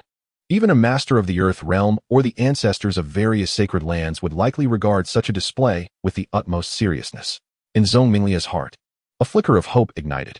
He did not expect to kill Zhong Qing outright, but if he could injure or hinder him, he might seize the opportunity to escape. Yet, that fleeting hope swiftly morphed into despair as, amidst the chaos of the explosions, Zhong Qing emerged unscathed, maintaining the same distance from Zhong Minglai, his clothing not even singed. With a cry of despair, Zhong Minglai turned once more to flee. As he ran, he frantically scattered countless talismans and magical artifacts, some for offense, some for defense, and others for escape. Each was extraordinary, even coveted among Dayuan realm practitioners, showcasing the terrifying resources at Zhong Minglia's disposal as the young master of Weishan. Despite his own cultivation being merely at the moon realm, the sheer number of these trump cards could allow him to navigate the Dayuan realm with impunity. Yet now, he cast them aside like refuse, desperately grasping at the slightest chance to prolong his life. However, with each flung talisman, the weight of despair within Zhong Minglai deepened. No matter the nature of the attack, it fell upon Zhong Qing as if it were a stone sinking into the ocean, creating not even a ripple. Initially, Zhong Qing would occasionally swat away attacks, but soon he could not even be bothered. He allowed them to strike him without so much as raising an eyebrow. The protective barriers surrounding Zhong Minglai, which he had hoped would shield him, shattered effortlessly under Zhong Qing's gaze. Most disheartening were the escape techniques he relied upon. Regardless of whether he attempted the 5 elements escape art or the flowing light transformation, each time he turned back after employing his last resort, he would find Zhong Qing still trailing behind, maintaining that same distance, like a true shadow. How could one escape their own shadow? The two continued this relentless chase, covering nearly 10,000 miles, yet Zhong Minglai saw no glimmer of hope for escape. What manner of ancient being is this? Zhong Minglai finally cracked. In his mind, Zhong Qing was undoubtedly an ancient entity, toying with him as if he were a mere plaything. A profound shadow of death loomed over him, eroding his sanity, threatening to drive him to madness. This young master will fight you to the end. Zhong Minglai bellowed furiously, a blood-red jade token materializing in his grasp. He bit through the tip of his tongue, spraying a mouthful of essence blood onto the token. The jade radiated an overwhelming brilliance, and a spectral figure resembling an elderly man emerged, emitting a cold snort before striking towards Zhong Qing with a palm. The force of this strike was terrifying, akin to the collapse of heaven and earth and the shattering of mountains. It eclipsed the combined might of numerous peak, sun, Xian realm talismans unleashed previously, representing a genuine blow from the Earth Xian realm, far surpassing ordinary levels of that tier. This was Zhong Minglai's ultimate trump card, bestowed upon him by the venerable ancestor of Weishan, encapsulating a fraction of the ancestor's formidable power. However, the strength of the Earth Xian realm was immensely potent, far beyond what Zhong Minglai, a mere moon Xian realm cultivator, could wield. Thus, activating this jade token demanded the sacrifice of his essence blood, resulting in a severe backlash, inflicting harm upon himself in the process. He would never resort to such a measure unless driven to desperation. Yet, at this moment, did he have any other choice? Zhong Minglai entrusted all his hopes to this singular strike. As the palm from the ancestor of Huaishan bore down upon him, Zhong Qing remained utterly motionless, seemingly too indifferent to counter. Was he unable to defend himself, resigned to surrender? Zhong Minglai murmured to himself. But in the next instant, his eyes widened in disbelief, his mouth agape, unable to close. Zhong Qing neither dodged nor evaded, allowing the spectral figure of the Huaishan ancestor to strike him atop the head. Remarkably, he did not even tilt his head, merely exhaling gently. The phantom, imbued with the ancestor's power, dissipated as if it were a mere illusion upon the water. Zhong Minglai trembled, his legs turning to jelly, unable to flee. Had he exhausted his final card? After enduring the ancestral phantom strike without losing a single hair, Zhong Qing coldly regarded Zhong Minglai and inquired with a dispassionate tone. As Zhong Qing approached, Zhong Minglai, in a state of utter despair, cried out, "Do not come any closer."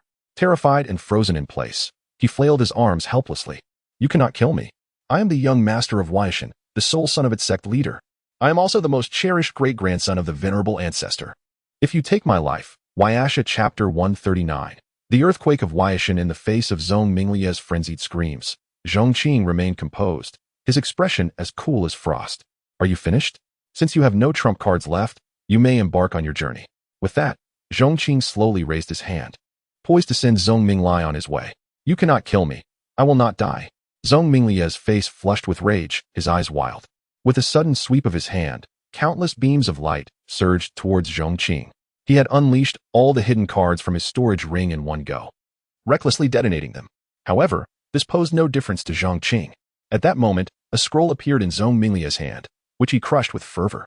A burst of light erupted, and the space behind him tore open. A teleportation scroll? Zhong Qing raised an eyebrow, intrigued, and halted his actions. The rift in space churned before stabilizing, revealing a breathtaking scene on the other side, a majestic mountain shrouded in mist, perched atop a sea of clouds. At its summit stood a grand palace, the very stronghold of Huaishan. Joy flickered in Zhong Minglai's eyes. This was his last card and a precious lifeline, an extraordinary spatial scroll. Unlike the long-distance teleportation technique, this scroll could directly tear a passage between two locations. On the other side lay his ancestral home, Huaizong. Once he returned, no one could harm him. With renewed vigor, his previously weak legs sprang to life as he dashed into the spatial rift, shouting, "Help! Father, save me! Ancestor, save me!" Meanwhile, on the other side of the rift, at the heart of Huaishan, despite its name, the mountain was part of an extensive mountain range, sprawling larger than any of the other four sacred lands.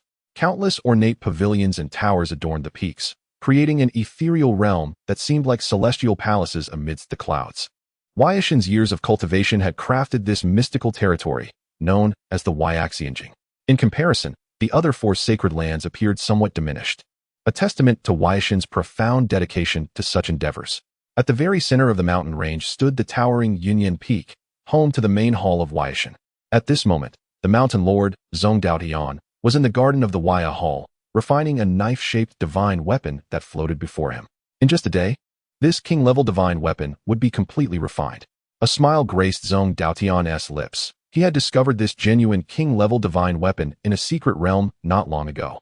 And fortuitously, its attributes resonated perfectly with his own, a stroke of divine favor. Thus, he had been engrossed in the refinement process, neglecting affairs from the outside world. If he succeeded in refining this weapon, his personal strength as the sect leader would surpass that of the other four sacred lands, rendering him invincible beneath the earthly profound realm. In contrast, all other trivial matters paled in significance. Just as Zhong Daotian envisioned his future supremacy over the other four sacred lands, a piercing scream shattered the tranquility. "Help! Father, save me!" Startled, Zhong Daotian snapped back to reality, initially enraged at the interruption during his weapon refinement. Who dared disturb him at such a critical moment? If it interfered with his process, he would have the offender's entire family pay dearly for it. Yet, in the next instant, he recognized the voice. Was it his son, Zhong Minglai? "Ancestor, save me!" The anguished cry echoed again, jolting Zhong Daotian into action. It was indeed Zhong Minglai. Consumed by fury, he bellowed, "Who dares to harm my son in Huaishan?" He leaped into the air, followed closely by the elders of Huaishan, who, upon hearing the desperate cries of their young master, could not remain idle. They beheld Zhong Minglai emerging from the spatial rift, disheveled and covered in dust, his appearance a pitiful sight. Zhong Daoyan's heart raced with dread and fury. His beloved son, whom he rarely reprimanded, had been reduced to such a state. Whoever was responsible would face dire consequences. Upon seeing Zhong Daoyan and the elders take flight, Zhong Minglie's eyes glimmered with hope. "Father, please save me. Someone is chasing me." Ah! Before he could finish, a pale, slender hand reached out from the rift. Grasping the air, Zhong Mingli felt himself ensnared like a chick in an invisible grip, releasing a chilling scream as he was dragged back. Zhong Daoyan, horrified, unleashed his full power towards the hand. "You audacious fiend, release my son." Yet, his furious strike dissipated into the void, the hand absorbing the blow without a scratch. Gradually constricting further, Zhong Minglie's bones creaked under the pressure, his cries piercing the heavens. "Spare him!" Zhong Daoyan exclaimed, desperation evident in his voice. Meanwhile, Zhong Mingli, in despair, cried out, "Father, save!" His final plea was abruptly cut short as the hand clenched tighter. He was crushed into a bloody pulp, the splatter of crimson raining upon Zhong Daoyan, who halted in shock, trembling uncontrollably. My son." Through the partially closed rift, Zhong Daoyan finally caught sight of the figure on the other side, a strikingly handsome young man clad in simple garments, his expression devoid of emotion. Zhong Daoyan's eyes filled with rage as he screamed, "Beast, you have slain my child. I will have your life."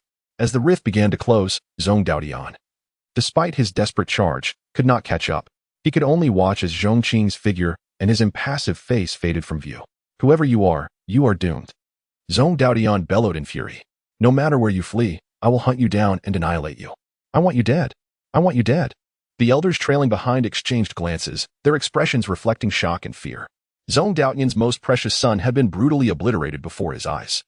This was his only chapter 140 nonsense. In a fit of rage, Zhong Daoyan had not entirely lost his last shred of reason. With a flick of his sleeve, he conjured an ethereal image in the void, resembling none other than Zhong Qing. "This man was the murderer of my son. I command the entire sect, regardless of the means employed or the price to be paid, to swiftly uncover his identity. Then, I shall personally obliterate his entire family, leaving no trace behind." Almost roaring these words, Zhong Daoyan departed in haste. Through the aura of the scroll, he could still trace the direction of the rift. At this moment, the murderer was likely no longer at the original location, but the remains of his son still lay there, which he could not ignore. The elders and peak masters of Weishan exchanged glances, their faces darkened as they departed. It seemed that a tempest was about to descend upon them. Meanwhile, Zhong Qing, having effortlessly killed Zhong Mingli, tossed the bloodied corpse aside without a glance and turned back towards the Zifeng forest. At this time, Xianyuan Hong and the others had already consumed the healing elixirs brought by Shi Shaotian and his companion. Their injuries stabilized, but they remained gravely burdened. To withstand 2 strikes from a Daiyuan realm opponent with their Xingxuan realm cultivation was a stroke of fortune in itself. Zhong Qing still had some self-crafted Huaitian pills, but he was wise enough to refrain from distributing them, uncertain if they would heal or harm. Instead, he harnessed his power, employing his profound energy to treat the injuries of the group. With his current San'in realm cultivation, healing a group of Xingxuan realm practitioners was quite simple. However, Zhong Qing felt a twinge of regret. He had overlooked the fact that the cultivation levels of the sect leaders posed significant danger outside. The sect leaders rarely ventured out, which led Zhong Qing to forget this crucial detail. Had he known, he would have left some wooden carvings for Xianyuan Hong's protection. Today had been perilous indeed. It nearly left the Pingjiang Sect with only the Mufa Peak as its solitary remnant. Once the group's injuries were sufficiently healed for movement, Zhong Qing led them back to the Pingjiang Sect. They entered seclusion to recuperate, while Zhong Qing prepared to return to Mufa Peak, instructing Shi Shaotian and his companion to concoct some proper Huaitian pills for the others. "Zhong Peak Master," the Grand Elder called out before his departure. "That individual is the young master of Weishan. Killing him will not go unpunished. While Weishan may not pose a threat to you, exercise caution nonetheless." Zhong Qing nodded in agreement. Caution was indeed warranted. Although Weishan could be dealt with swiftly, he did not wish to replicate the previous incident with the red-haired old ghost, where by the time he arrived, many disciples had already suffered losses. Subsequently, Zhong Qing returned to Mufu Peak. Before leaving, he made sure to leave several wooden carvings for Xianyuan Hong and the others, all of which he had recently won in a lottery. After returning to Mufu Peak, Shi Shaotian and his companion did not dare to delay. They worked through the night to refine several batches of Huaitian pills, distributing them to the various peaks of the Pingjiang Sect. With their current alchemical prowess, concocting Huaitian pills was well within their capabilities. And they were also researching the rejuvenating elixir from the Dan Yuan Dao scripture, which, if successful, could elevate them to a level beyond that of mere alchemists. Days slipped by in the blink of an eye. At the summit of Yunyu Peak, within the Weishan Hall, Zhong Daotian wore a grim expression as he listened to his subordinates report their findings. The man in question is named Zhong Qing, the newly appointed peak master of the first-rate sect, Pingjiang Sect, Mofu Peak. Despite only possessing a singular visage, the influence of the Holy Land was unparalleled. They had swiftly identified Zhong Qing within mere days. Pingjiang Sect, a mere newly ascended first-rate sect dares to slay my son, truly oblivious to the consequences. A glint of murderous intent flashed in Zhong Daotian's eyes. His subordinate continued. Moreover, although Pingjiang Sect is unimpressive, it seems that Zhong Qing is not an ordinary individual. Oh, Zhong Daotian inquired coldly. In what manner is he extraordinary? The subordinate hesitated before speaking again. It has come to my attention that the elders of Wuzhizong, the black and white elders, Shi Shaodian and Wu Yu, have both left Wuzhizong to join Mofu Peak as outer disciples. Elders of Wuzhizong, outer disciples? Zhong Daotian was momentarily taken aback, then frowned. Where did you acquire this information? Utter nonsense. How could esteemed elders of the Holy Land stoop to become outer disciples? It is more likely that Pingjiang Sect employed some underhanded means to align with Wuzhizong, which explains their audacity in slaying my liar. But even if they are merely allied with Wuzhizong, I shall not spare them for slaying my liar. The subordinate pressed on. Furthermore, it is said that Zhong Qing possesses remarkable strength, having once single-handedly defeated the red-haired old ghost. And the Grand Elder of Faidaman is rumored to have also fallen at his hands. Additionally, he once infiltrated Tianyun Sect alone, forcing them to submit, and the first-rate sect, Howen Sect, merged with Tianyun Sect under his influence. Merely inconsequential figures, Zhong Daotian waved dismissively. If that is all there is to it, there is no need for further discussion. The likes of Tianyun Sect and Howen Sect may be regarded as first-rate sects, their strength seemingly comparable to the Holy Lands in the eyes of outsiders. But as the true master of the Holy Land, Weishan, I would not deign to regard them highly. The subordinate paused again, hesitating before adding. In addition, it is rumored that Zhong Qing has a mysterious background. The three ancestors of Chaoxiao Valley, the ancestor of Wuzhizong, and the ancestor of Fuyun Sect have all received his favor and regard him with reverence. Even the 5 hall masters of the Danzun Pavilion treat him with utmost respect. Before he could finish his sentence, Zhong Daotian interrupted him. Nonsense. Pure folly. From where did you obtain such absurd tales? How dare you bring such ridiculous claims before me? According to your words, in the eastern region, there are only 5 holy lands, and aside from Weishan, the other 4 are all his subservients? Why not simply claim that the ancestors of Weishan are his servants as well? If such a figure existed in the eastern region, how could our sect not have heard of him? Or do you imply that during these few months I have been in seclusion refining divine weapons? This person emerged to subjugate the 4 holy lands? I did not send you to gather rumors. I expected you to bring back credible intelligence. The subordinate, pale with fear, immediately prostrated himself in apology. In truth, he found these rumors far-fetched as well, feeling a pang of anxiety as he shared them. While those rumors were indeed ludicrous, it was indisputable that 2 elders from the Holy Land had joined Mofu Peak, and Howen Sect had recently merged with Tianyun Sect. Zhong Qing himself was likely no ordinary figure, perhaps concealing even greater secrets. The subordinate resolved to investigate further. Chapter 141. Who dares to challenge the Pingjiang Sect? Zhong Daotian waved his hand dismissively, declaring, no need for that. I already have a clear understanding of the situation. This individual has merely displayed some skills, managing to subdue a few minor sects, and now, emboldened by a tenuous connection to the Wuzhizong, he recklessly dares to slay a member of Weishan. If we do not reduce him to ashes, how can my liar find peace? What becomes of Weishan's prestige? His voice was frigid as he issued commands. Relay my orders to summon all the masters of our sect, including all elders and peak masters, for a collective mobilization. We shall, in full view of the eastern domain, annihilate the Pingjiang Sect to avenge liar's blood. Furthermore, dispatch someone to inform the ancestor in seclusion of this matter. His subordinate, taken aback, immediately bowed in compliance. Yes, Sect Master. In just a few days, a shocking piece of news reverberated throughout the eastern domain, stirring countless waves. The masters of Weishan, one of the 5 holy lands, assembled with great fervor, heading eastward to obliterate the Pingjiang Sect. The Holy Lands held an unparalleled status in the eastern domain. Even a minor action could tremble the entire region.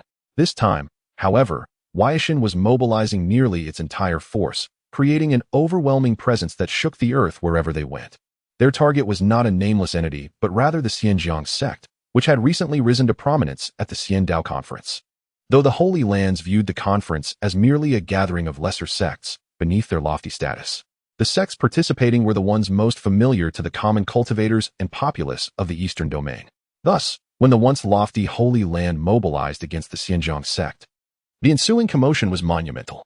Huaishan dispatched numerous experts, none below the Xingxuan realm, and had they traveled at full speed, they would have reached the Pingjiang Sect long ago.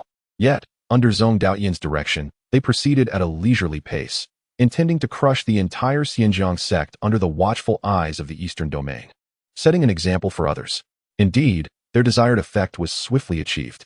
The entire Eastern Domain was abuzz, from the major sects and families to the common folk, all engaged in fervent discussions about the event. Countless factions hastily sent out scouts to gather intelligence, while their own experts raced to the Pingjiang Sect, eager to witness the unfolding drama.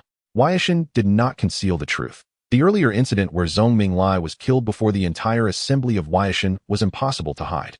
Thus, it quickly became common knowledge that it was the Pingjiang Sect that had slain Huaishan's young master, prompting Huaishan's wrath and mobilization for revenge. In no time, all eyes in the Eastern Domain were fixated on the Pingjiang Sect, with its name echoing through every street and alley. At the Tianyan Sect, within the Grand Hall, the ancestor Guoshiji abruptly rose. What? Huaishan intends to annihilate the Pingjiang Sect? Sect Master Wu Yun nodded gravely. It is undoubtedly true. It is said that our master killed Huaishan's young master, Zhong Minglai, which has incited Huaishan's retaliation. Guoshiji's countenance darkened. Humph, a mere Huaishan, truly unaware of its own mortality. He turned to the elder beside him, commanding, "Elder, swiftly gather the disciples of our sect and head to the Pingjiang Sect." The elder was momentarily taken aback. Ancestor, but that is Huaishan. Although the Tianyan Sect had previously claimed to fear no holy land, the reality was that they were not prepared to confront one directly. Fool, Guoshiji rebuked. What does Huaishan amount to before our master? You have no idea what is sealed within our master's blade. If we delay, we might not even have the opportunity to act. Indeed, Wu Yun chimed in. This is our chance to demonstrate our loyalty to the master. We cannot afford to miss it. Quickly gather our forces. The elder, though initially hesitant, resolved himself upon hearing Guoshiji and Wu Yun's words. Yes, ancestor, sect master, I will gather the troops at once. At the same moment, within the former Haohan sect, now a branch of the Tianyan sect, sect master Sun Wanshan bellowed, "Everyone, move quickly. Depart for the Pingjiang sect within the hour. Anyone who dares to lag behind will face the consequences." Like Guoshiji, upon receiving the news, Sun Wanshan immediately resolved to lead his people to the Pingjiang sect. What nonsense is this? They wish to destroy the Pingjiang sect? Have they consulted the ancestors of Chashia Valley, Wuzhizong, and Fuyun sect? He perceived this as a splendid opportunity to showcase their strengths, should they perform exceptionally. They might no longer be a mere branch of the Tianyan sect, but could potentially reverse their standings. You don't even have a master at the Earth Profound realm. What can you achieve? Suddenly, an aged voice interjected. Upon recognizing the speaker, Sun Wanshan was taken aback. Ancestor? Indeed. The newcomer was none other than the former ancestor of the Haohan sect, Xia Hao. Ancestor, did you not depart? With half his face still bearing signs of bruising, Xia Hao coughed and approached. I have reconsidered. The merging of Haohan sect into the Tianyan sect may not be entirely unfavorable. That enigmatic elder, Zhong Qing, possesses profound abilities, and acknowledging him as our master presents an opportunity for the advancement of the Haohan sect. After all, I founded the Haohan sect. How could I abandon it? Sun Wanshan felt tears of excitement welling up. Ancestor, you have finally seen the light. Although the Haohan sect pays homage to Zhong Qing, without a master at the Earth Profound realm backing them, they cannot compare to the Tianyan sect under Guoshiji's protection. With Xia Hao's return, how could Sun Wanshan not rejoice? Now that their strengths are comparable, it is difficult to determine who is merely a branch sect. Xia Hao had indeed come to clarity. Though he had been terrified on Mufu Peak, the thought that his own Haohan sect had willingly submitted to Zhong Qing transformed his perspective. Why should this not be an opportunity? His life had already been limited to the Earth Profound realm, but now, with someone like Zhong Qing, who could effortlessly tame divine beasts, how could he have ever aspired to such heights? Such a fortuitous opportunity should not be squandered. As for the matter of losing face, compared to clinging to a powerful ally, a little shame is inconsequential.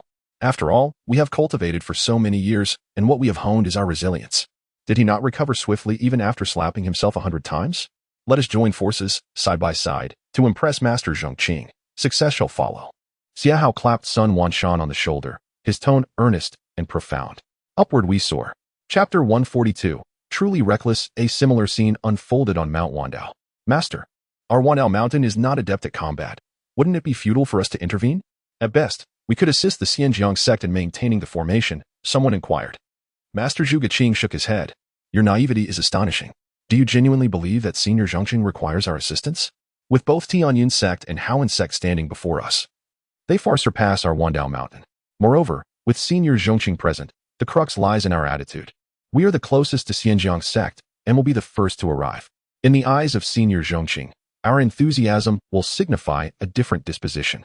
We must leave a favorable impression. Do you understand? The individual then appeared enlightened. Zhuge Qing waved his hand. Let us depart.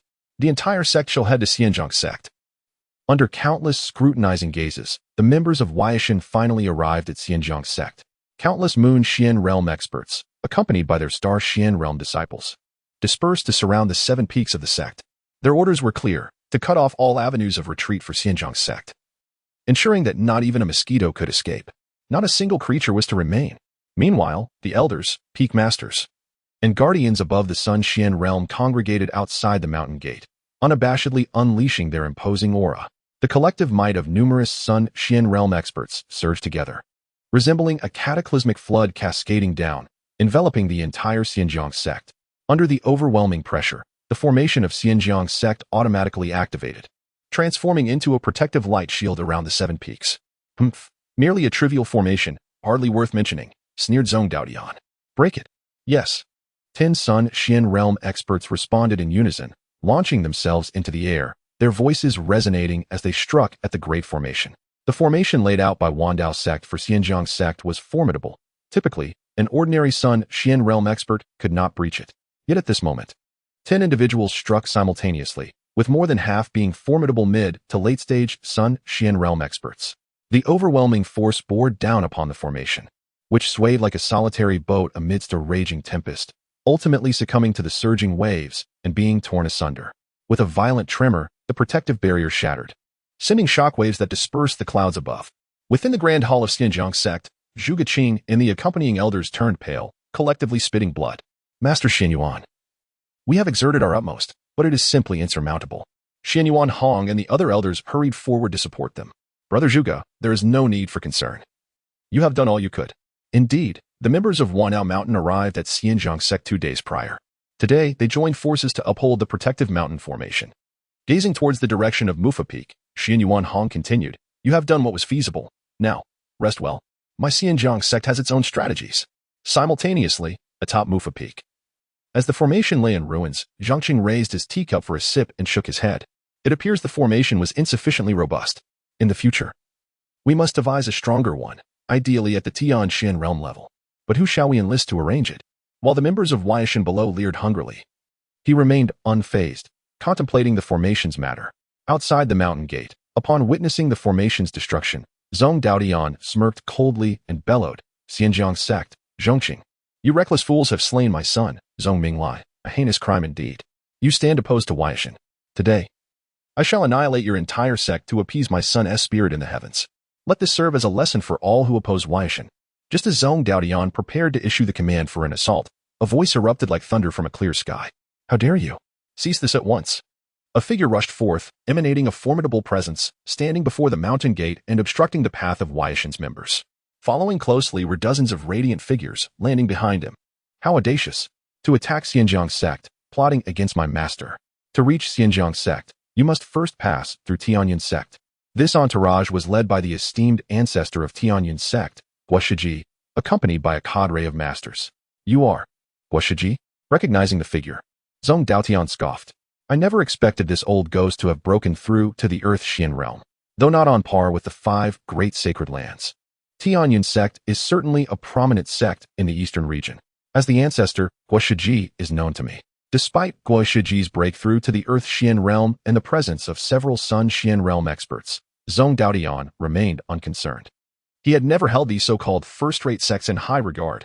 What did it matter if there was an additional Earth Xian realm expert? A mere newly ascended Earth Xian realm dares to show off before Huaishan. While the ancestors of the 5 great sacred lands were indeed all of Earth Xian realm caliber, they possessed profound foundations, ensuring they were not limited to a single Earth Xian realm expert. From behind Zhong Daodian came a disdainful snort. A tall, emaciated elder stepped forward. revealing his aura as a formidable Earth Xian realm expert, equally matched with Guoshiji.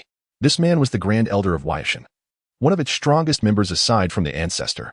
Guoshiji's expression shifted slightly. The Earth Xian realm of ordinary sects could not be compared to that of sacred lands, especially considering the adversary's longer tenure at that level. Yet, at that moment, a hearty laugh echoed. Ha ha, what of the sacred lands? The majesty of my master is not to be trifled with by you insignificant insects. As the words fell, a colossal palm descended from the heavens, aimed squarely at Zhong Daotian.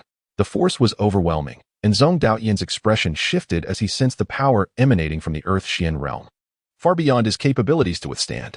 However, the Grand Elder merely snorted and pointed, dissipating the palm strike into nothingness. Zhong Daotian exhaled in relief, only to see another imposing figure descend, accompanied by a host of formidable practitioners. It was none other than the former ancestor of Haoan Sect, Xia Hao, arriving with Sun Wanshan and others. Humph, Haoan Sect, Xia Hao? Zhong Daotian sneered. So, it is two Earth Xian realm experts. Zhong Qing, is this your confidence in avenging my son?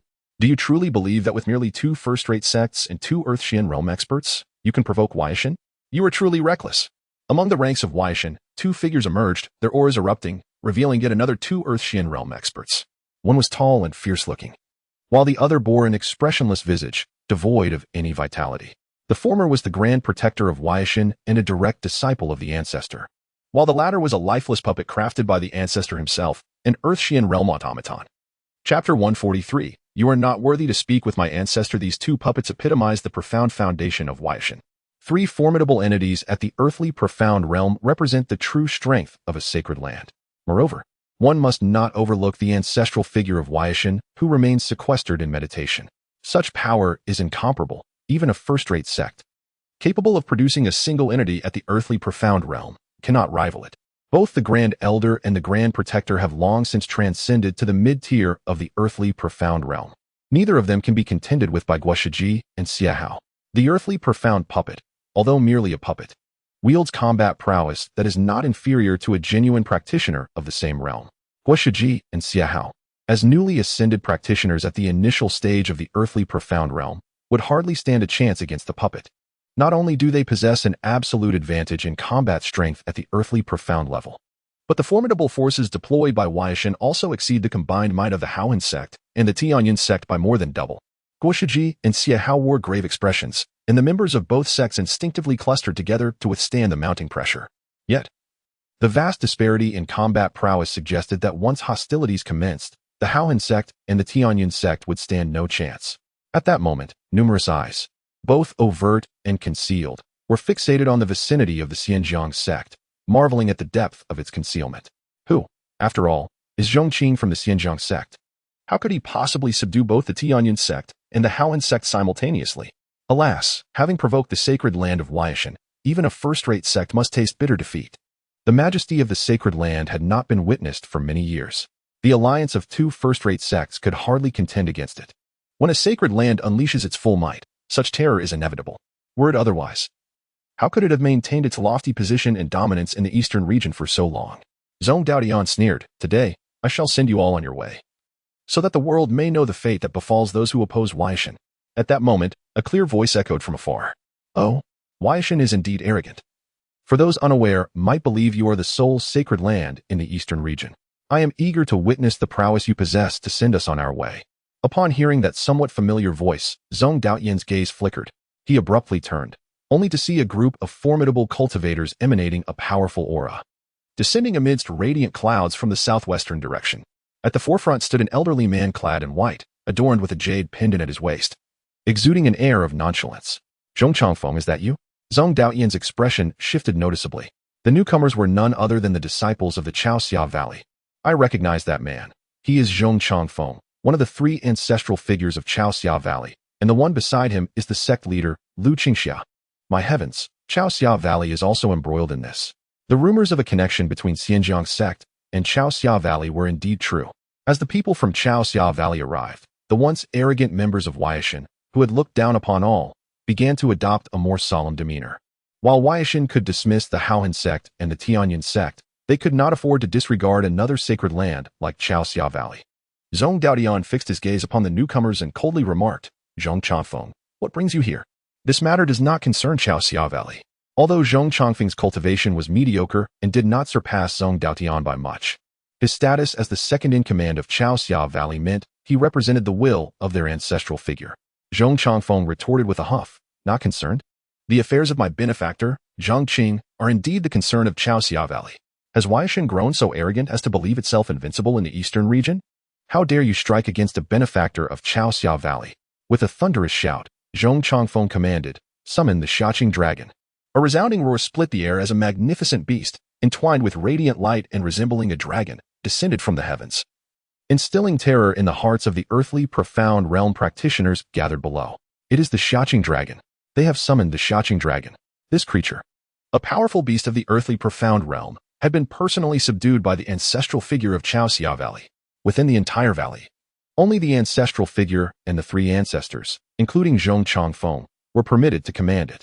It was precisely for this reason that when Zhong Qing had been trapped previously, the members of Chaoxia Valley were unable to summon the Shaching Dragon and were compelled to seek Zhong Qing's aid.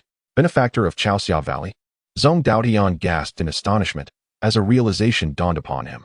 However, the situation was rapidly evolving, leaving him no time to ponder further. He angrily exclaimed, "Are you Chaoxia Valley truly intent on opposing Huaishan? The conflict among sacred lands is no trifling matter. Can you, Zhong Qing, bear the responsibility?" A cold scoff rang out. "Oh, a conflict among sacred lands? What grandiose claims! Who do you think you are trying to intimidate?" "I, the old beggar, am eager to witness how Huaishan intends to contend." The members of Huaishan felt a jolt of alarm and turned abruptly. They beheld yet another group of cultivators clad in black robes, embroidered with floating clouds, descending from the northeastern direction. At the lead was an elderly man dressed in tattered, filthy clothing, appearing as a beggar. He was the old beggar from the Pingjiang Sect, accompanied by members of the sect. "That attire belongs to the Pingjiang Sect." Someone in the distant crowd exclaimed in surprise. "The Pingjiang Sect has also arrived? Another sacred land. This day is truly an eye-opener." Zhong Daotian's countenance darkened completely. He could never have anticipated that the Pingjiang Sect would also intervene, and that the ancestral figure would personally lead the charge. "What on earth is Zhong Qing from Pingjiang Sect?" With a grim expression, Zhong Daotian stated, "Elder, the Pingjiang Sect has no stake in this matter. Why must you intervene? The Pingjiang Sect's Zhong Qing has slain my disciple, Zhong Minglai. There exists a profound enmity between him and Huaishan. I hope the Pingjiang Sect, considering our relationship, will refrain from meddling in this affair. No matter how audacious Huaishan may be, they would never dare claim the ability to contend with two sacred lands simultaneously." The current situation had escalated far beyond his control. The old beggar erupted into laughter.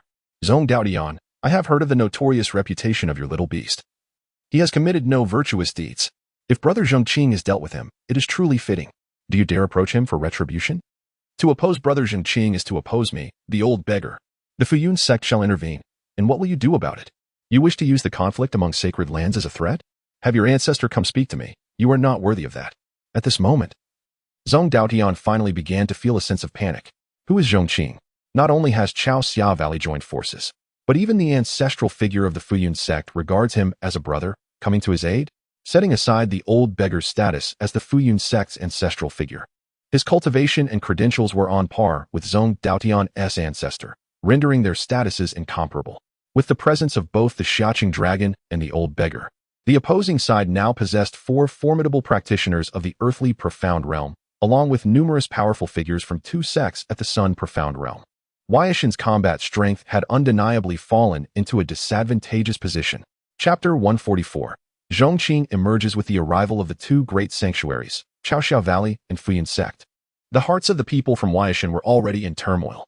Zhong Daotian, struggling to suppress his unease, spoke in a deep voice, "My friends, we from the 5 great sanctuaries have always been united to stand against Pingjiang Sect and Huaishan. Is that not breaking protocol? What will Wuzhizong and Danding Pavilion think?"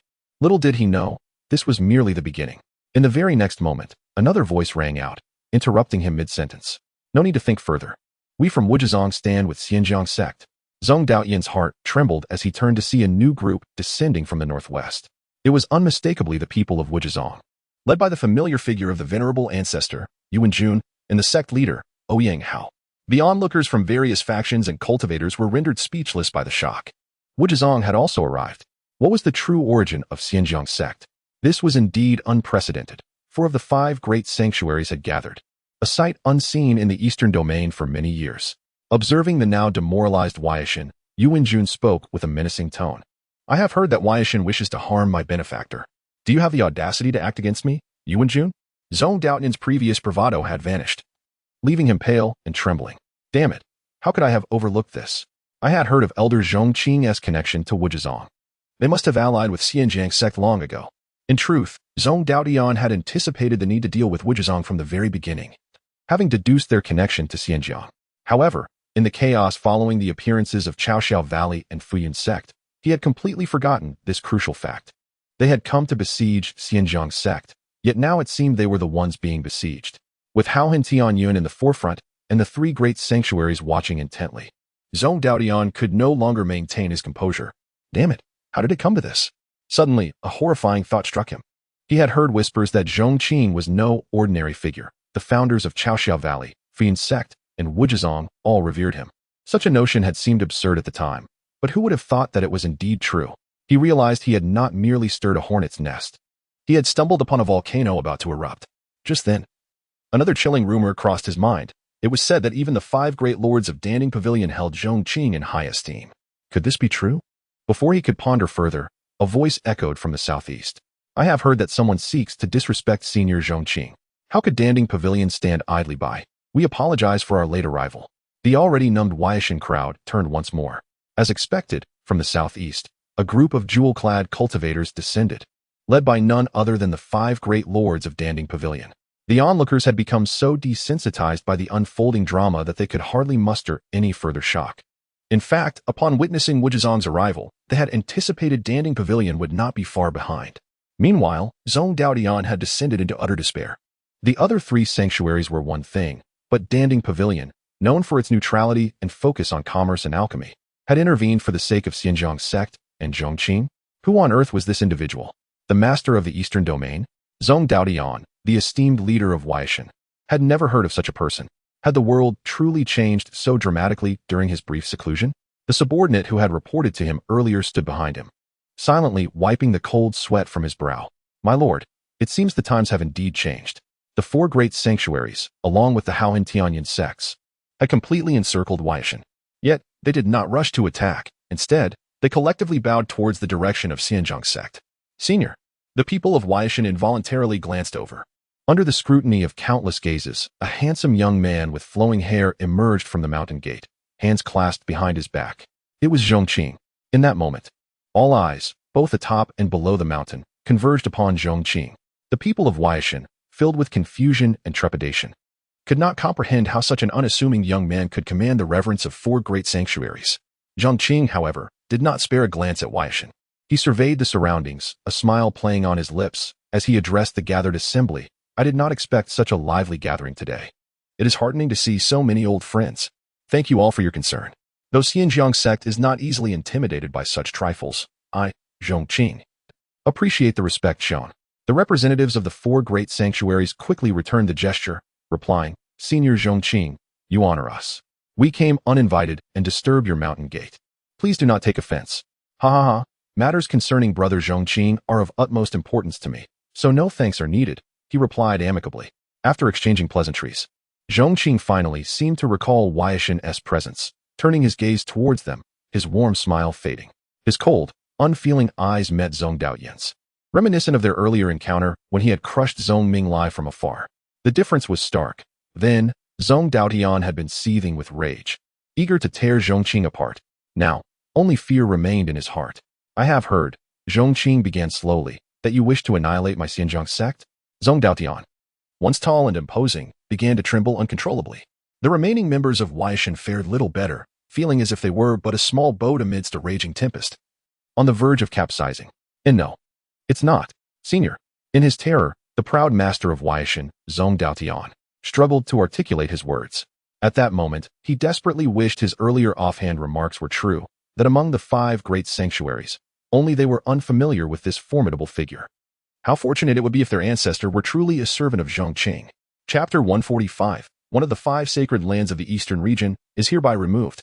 In the current scenario, the 4 major sacred lands have gathered, and even the ancestor of Weishan returning from seclusion would be of no avail. Concurrently, there is the fury directed towards Zhong Minglai. This wretched creature has entangled Weishan with such formidable enemies. It is indeed a shame to have nurtured such a little beast. Had Zhong Minglai still been alive, I would have crushed him with my own hands. He conveniently forgets that it was his own indulgence that led to Zhong Minglia's current state. It is he who seeks vengeance for Zhong Minglai, decisively planning to annihilate the entire Pingjiang Sect. Observing the trembling members of Huaishan surrounded by numerous esteemed figures, the old beggar let out a cold snort and turned his gaze towards Zhong Qing. How shall we deal with this lot, brother Zhong Qing? Simply give the word. Zhong Qing's lips curled into a subtle smile, yet his eyes lacked warmth. I have always believed in reciprocity, since they are so fond of extermination. Wishing to obliterate the Pingjiang Sect, let us return the favor. His casual tone belied the despair etched on the faces of the Huaishan members. Only the Grand Elder and the Chief Protector exchanged glances, a glint of ruthlessness flickering in their eyes. As the top combatants of Huaishan, they understood they were in dire straits. With the 4 major sacred lands joining forces alongside the 2 sects of Haohan and Tianyun, their only path was death. Yet, as formidable beings of the Earth profound realm, how could they resign themselves to such a fate? In the blink of an eye, the 2 of them had devised a plan. The next moment, a figure surged forth, expressionless and devoid of vitality, bearing only an icy aura of death. It was the Earth profound realm puppet. Simultaneously, the Chief Protector and the Grand Elder darted out, one to the left and one to the right. The 3 formidable Earth profound warriors of Huaishan charged from different directions, encircling the Pingjiang Sect's mountain gate, with their sights set on Zhong Qing himself. In their view, regardless of Zhong Qing's identity or the extent of his power, his youth was evident. He could not possibly possess a high level of cultivation at such a tender age. If they could capture him, the 4 sacred lands and the 2 sects would hesitate to act, thus granting Huaishan a sliver of hope. Zhong Daotian's eyes sparkled with realization. How could he not discern their intentions? Indeed, the Grand Elder was astute. Even in such a desperate situation, he could find an opportunity. As the 3 approached Zhong Qing, the distance was such that the Earth-profound experts from the 4 sacred lands and 2 sects would be unable to intervene in time. A smile had begun to form at the corners of Zhong Daotian's mouth. Yet, unbeknownst to them, both the 4 sacred lands and the powerful figures of Haohan and Tianyun bore indifferent expressions, devoid of any concern. Conversely, the countless spectators outside felt a sudden surge of apprehension, fearing for Zhong Qing's safety. However, the next moment, Zhong Qing expressionlessly raised his hand and gently pointed. The puppet charging forward disintegrated suddenly, shattering into countless fragments. Subsequently, terror washed over the faces of the Grand Elder and Chief Protector. In the blink of an eye, their bodies exploded in midair, transforming into 2 clouds of blood mist that stained the sky crimson. All gazes, both within and outside the Pingjiang Sect, fell into a state of shock. The assembled sects and forces were left speechless, their mouths agape in disbelief. What had they witnessed? The 3 formidable Earth-profound warriors. Obliterated by a mere gesture from Zhong Qing, Zhong Daotian's smile froze upon his face, as he struggled to believe his own eyes. Suddenly, a realization struck him. Why did the 4 sacred lands treat Zhong Qing with such reverence? If it were merely due to his background, how could he occupy a humble position as a peak master in the Pingjiang Sect? What could possibly compel the 4 sacred lands to submit willingly? Zhong Daotian experienced an epiphany. It was, indeed, strength. This seemingly unremarkable youth was, in truth, an unfathomably terrifying powerhouse. Yet, the moment he grasped this truth, it was already too late. In fact, it was not only Zhong Daotian. Even the members of the 4 sacred lands were witnessing Zhong Qing's prowess for the first time. The impact of his action was earth-shattering. With a flick of his finger, 3 Earth-profound warriors were reduced to ashes. Though Zhong Qing had previously annihilated a half-step heavenly profound beast with a mere wooden sculpture, the shock of witnessing him act directly was unparalleled. At this moment, Zhong Qing once again raised his hand towards the members of Huaishan. Since you are still defiant at death's door, let me send you on your way. Just then, Xia Hao from the Haohan sect snapped back to reality and suddenly shouted, Master, hold back. Zhong Qing paused, bewildered, as he looked at Xia Hao. When had he become Xia Hao's master? However, he saw Xia Hao's righteous demeanor as he proclaimed. Those 3 Earth-profound warriors were fortunate to perish at the hands of the master. The remaining rabble, mere trifles, are unworthy of your personal attention. Allow us to handle this. Guo Shiji from Tianyun sect regained his composure and inwardly cursed. How could this old man react so swiftly, even outpacing him? He quickly chimed in, Brother Xia is right. If even these minor characters require the master to intervene, what purpose do we serve? Please rest, master, and allow us to deal with this rabble. The members of the 4 sacred lands soon joined in. Having witnessed Zhong Qing obliterate 3 Earth-profound warriors with a mere gesture, they understood that should he strike again, the remaining members of Huaishan would not withstand it. If all were to perish at Zhong Qing's hands, what need would there be for them? They had traveled a great distance, not merely to spectate or to take a leisurely trip. This was a hard-won opportunity to showcase themselves before Zhong Qing, and they could not let it slip away. Thus, the members of the four sacred lands echoed in unison, "Senior Zhong Qing, leave these people to us. Please rest assured." As their voices fell, Xia Hao and Guoshiji surged forward with fervor. The members of the four sacred lands, not wishing to lag behind, shouted as they charged forward, each striving to outpace the others. They feared that if they delayed, Zhong Qing's finger would claim the lives of the Huaishan members before they could act. Zhong Qing observed with a twitch of his lips. How could they be more eager than himself? Nevertheless, since they wished to take action, he allowed them to proceed. Zhong Daotian, if you seek blame, let it be for Huaishan's brazen actions that provoked those who should not be provoked. Ouyang Hao, the leader of the Wuji sect and a longtime acquaintance of Zhong Daotian, snorted coldly. As he struck with his palm, he declared, "Today, you shall learn that even sacred lands are not exempt from retribution." Zhong Daotian's face was already consumed by boundless dread. He quickly shouted, "Do not act. I, Huaishan, recognize our mistakes." Before he could finish, he and the other Huaishan members were engulfed by a torrent of violent attacks surging from all directions, akin to a colossal wave, drowning them in an instant. In the blink of an eye, the earth was swept away by the tide, amidst the deafening sounds of explosions. Thus, one of the 5 sacred lands of the eastern region was eliminated. Chapter 146. The conclusion of master and disciple affection. The downfall of Huaishan swept through the entire eastern region like a tempest scattering leaves, stirring endless waves. The 5 sacred lands, previously exalted and aloof, loomed over countless forces like monumental peaks. Yet, one of these transcendent entities met its demise with such suddenness. How could one not be astonished? How could one not be horrified? At this moment, the Pingjiang Sect was in jubilant celebration. Countless individuals gathered together, laying out a grand feast to commemorate this victory. During the banquet, Xianyuan Hong rose and raised his cup. Addressing the assembly, "I am deeply grateful to all of you who have journeyed from afar to assist us. The Pingjiang Sect is humbled by your presence, and I wish to express my thanks. Let us toast to you all." As his words resonated, the crowd raised their cups in unison. Lu Qingxiao, the leader of Chaoxiao Valley, smiled and interjected, "Sect Master Xianyuan is too modest.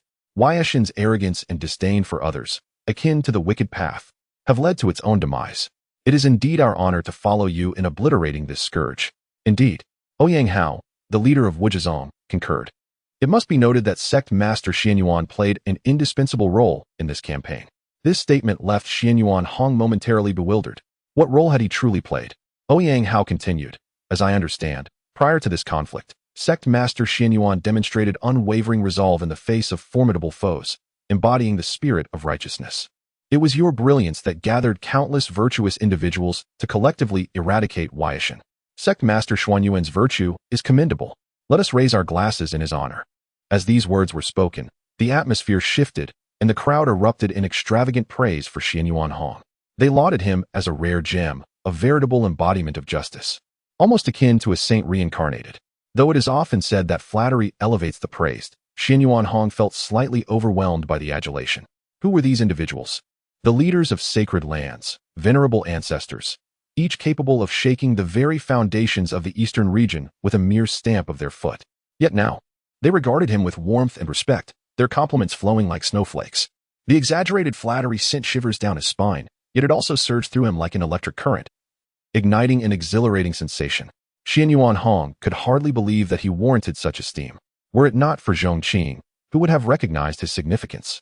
It is precisely because of Zhong Qing that no one could afford to overlook him. Such is the marvel of the world.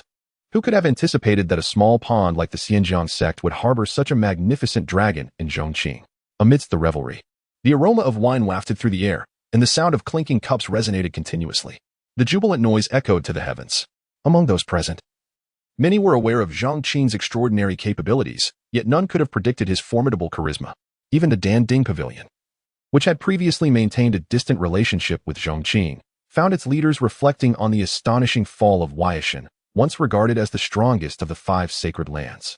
Despite the fact that they had witnessed the destruction firsthand, the reality still seemed surreal. From this point onward, the power dynamics of the eastern region would undoubtedly undergo a transformation. Jun Xiaoyao sighed, contemplating the collapse of a sacred land that had reigned for years, replete with abundant resources. Such a colossal entity's downfall would inevitably lead to a feast among various forces. It was foreseeable that another sacred land would rise in prominence following this day. His words drew the attention of the others, who gazed enviously at Xianyuan Hong. Indeed, given Xianyuan Hong's strength and the modest stature of the Pingjiang Sect, it seemed unrelated to the sacred lands. However, everything changed with Zhong Qing's presence. As long as Zhong Qing remained, even the Pingjiang Sect, no matter how small, could contend with the great sacred lands, perhaps even surpass them. Should the Pingjiang Sect fully assimilate Huaishan's legacy, given time, it could very well emerge as a new sacred land, even without Zhong Qing. One of the pavilion masters chuckled ruefully. Initially, I believed Zhong Qing's ability to concoct 6th-grade poison pills was impressive. However, since he rejected our overtures, we felt it prudent to remain uninvolved in worldly disputes. In retrospect, the Dan Master's foresight was remarkable. Were it not for his directive to summon us, we would not have undertaken this journey. Yet, it was this very command that eased our rapport with Zhong Qing, revealing not only his terrifying alchemical prowess, but also his unparalleled strength. Such an individual, should he desire, could easily ascend to become the supreme ruler of the eastern region with but a word. Each person present harbored their own thoughts, rippling with varied emotions, some astonished, some fearful, and others incredulous. Among those present, many had previously clashed with Zhong Qing, such as the Tianyan sect and its branch leaders, Xia Hao and Sun Wanshan. Yet now, they could only feel immense relief for having surrendered early, acknowledging their mistakes swiftly. Otherwise, they would not be enjoying the current state of affairs. Had they been less perceptive, they might have shared the same fate as Huaishan, bathed in the golden glow of the setting sun. Zhong Qing stood as a towering figure in the eyes of all, a being shrouded in mystery, seemingly insurmountable. The grand feast persisted for several days. Following the conclusion of the festivities, the inevitable division of Huaishan spoils ensued.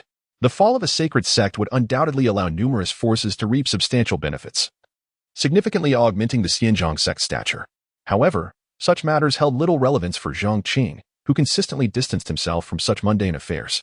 Professional matters were best left to adept individuals. At this juncture, it was time for sect master Xianyuan Hong to shine.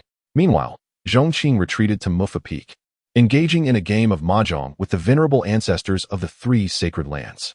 In the small courtyard, the 4 sat together, the sounds of shuffling tiles and clattering bets filling the air. Lin Feng and Su Yi, deep in their training, closed their eyes in distress, reminiscent of schoolchildren doing homework, their minds bombarded with terms like 3009 bamboo.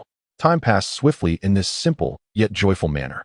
The 3 venerable ancestors lingered at Mufa Peak for half a month before reluctantly bidding farewell to Zhong Qing.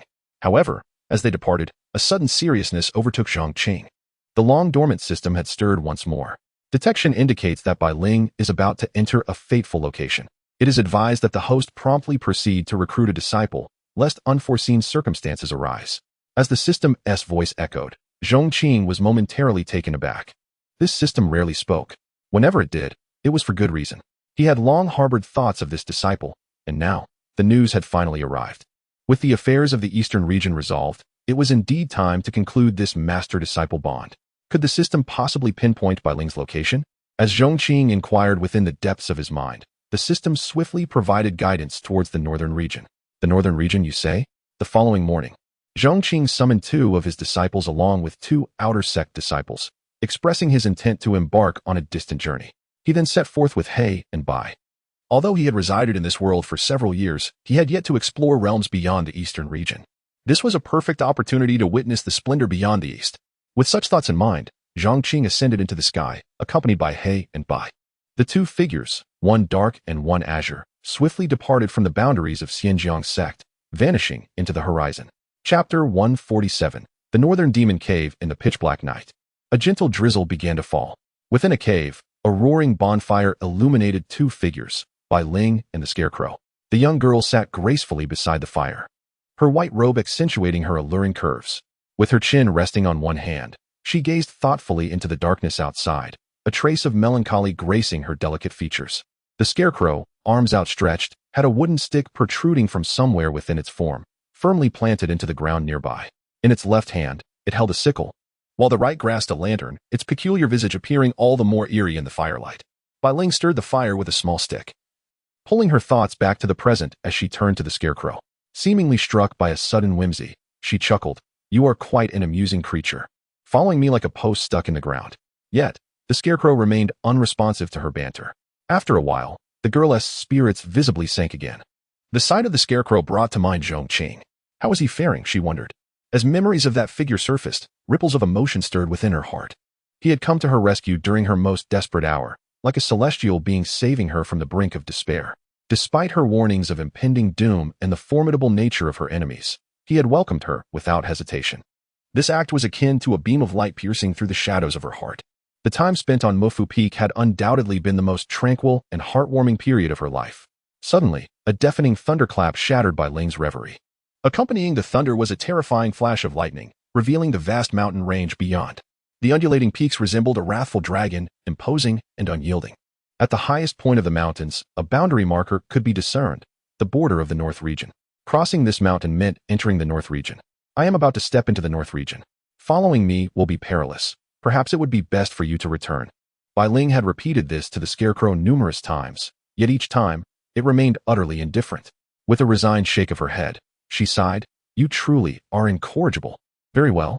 Since you have managed to accompany me thus far, I presume you possess certain abilities. From now on, you shall assist me in keeping watch and gathering some basic intelligence." Bai Ling slowly began to recount her origins. The world speaks of the Northern Demon Cave as the lair of monsters, the source of evil. Yet, who knows that in ancient times, gods and demons were one. True demons were also venerated by the people. Within the Northern Demon Cave, there are 8 clans. And I am a descendant of the White Demon. Due to my ancestral bloodline, I have been designated as the next leader of the Northern Demon Cave. Truth be told, I have no desire to assume this role, yet circumstances have conspired against me. A bitter smile graced her lips. Once, she had a warm and joyful family, filled with love from her parents and brothers, a benevolent uncle, and sisters with whom she shared a bond akin to that of blood. However, everything changed when she was chosen as the future leader of the Northern Demon Cave. Power breeds madness, and jealousy ignites envy. The 8 clans were not united, each holding their own pride. Some were unwilling to see her ascend to leadership and sought to strip her of her bloodline, launching a series of ruthless attacks against her. After all means of framing and betrayal were exhausted, her parents and kin suffered tragic fates while protecting her. Friends who once shared everything with her turned treacherous, revealing the depths of human malice. Had it not been for the timely intervention of the ancestral spirit of the White Demon, she would have long been a lost soul.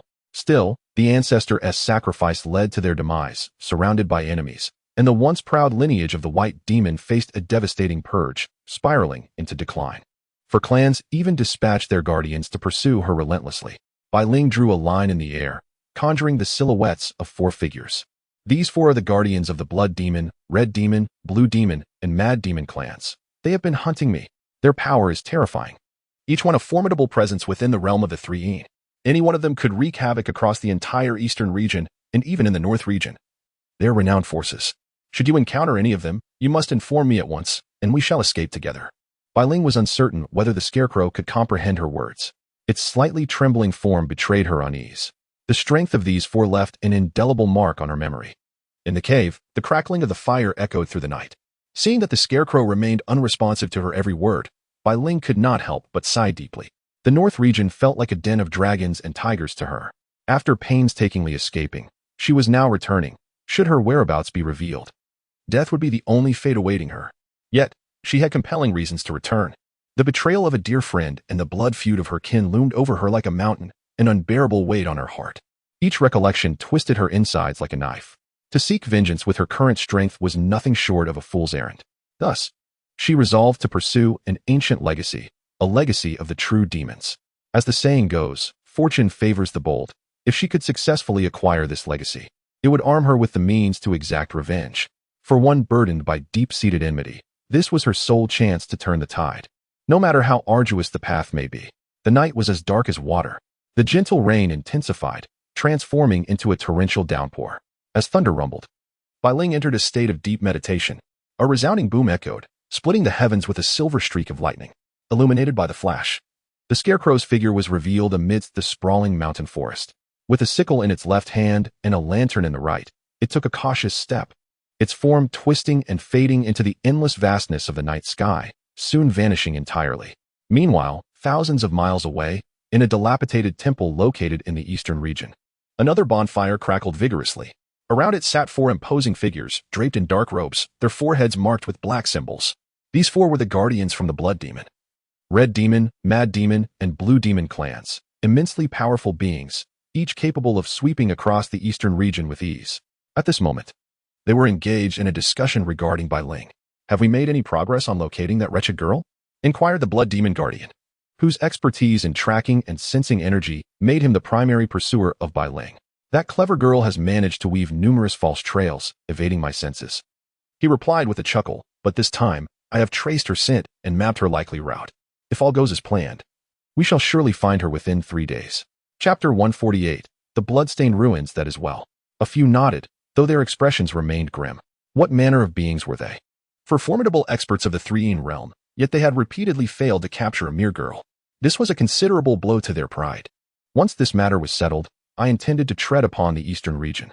At this moment, however, the Green Demon Protector spoke up. In the absence of a tiger in the mountain, the monkeys assumed the role of king. In such a modest place as the eastern region, the fall of a wretched sect like the Endless Mountain had sparked such great turmoil. Clearly, during their pursuit of Bai Ling, they had heard the news of the sect's demise. It was astonishing that a sect whose strongest member was merely at the earth-profound level could once reign supreme in the vast eastern region. This notion, to the Green Demon Protector, was somewhat unbelievable, yet it also stirred within him ambitions of ruling the eastern region himself. He turned to the 3 others and smiled, expressing his intent to consolidate and conquer the eastern region. Once he had seized control, he would gather all resources to nourish himself, and in the future, he might even advance further. They should not compete with him then. The burly Red Demon Protector poured cold water on his enthusiasm, cautioning, "Green Demon Protector, do not be overly simplistic in your thinking. The eastern region is notorious for its poverty. It lacks sufficient resources suitable for our cultivation. Moreover, the stability among the various regions over the years has not been as straightforward as it appears. The depths of the eastern region may hold unforeseen perils. For now, our priority is to capture that girl and extract her bloodline." The Green Demon Protector dismissed this with a scoff. How deep could the waters of such a destitute land be? With his strength, he could easily flatten the entire eastern region. As the 4 conversed, a chilling giggle suddenly echoed from outside the dilapidated temple. Who? The 4 Red Demon Protectors furrowed their brows. What sort of demon dared to behave so audaciously before them? The Green Demon Protector's eyes darkened, filled with murderous intent. However, before he could react, a long scythe was already poised at his throat. The blade glimmered with a sinister light, crafted from an unknown material that exuded an ancient aura. Cold sweat trickled down the Green Demon Protector's brow. Who was he? An expert of the Three-Yin realm. Yet now, a scythe had been placed at his neck without his notice. The earlier mockery of the eastern region's lack of strong fighters was now replaced by a palpable fear. Years had passed since he had last felt threatened, ever since he transcended to the celestial profound realm. Yet this time, it would mark the last moment of his life. With a sound akin to a slicing wind, the Green Demon Protector's head was severed. His head, the size of a bowl, shot up into the air, blood spraying like a fountain onto the remaining 3 Red Demon Protectors, sending their nerves into a frenzy. This all transpired in the blink of an eye from the moment they sensed a presence approaching, to the scythe at the Green Demon Protector's throat, and finally to his decapitation. Even more astonishing was the fact that they didn't catch a glimpse of the assailant due to the incredible speed of the attack.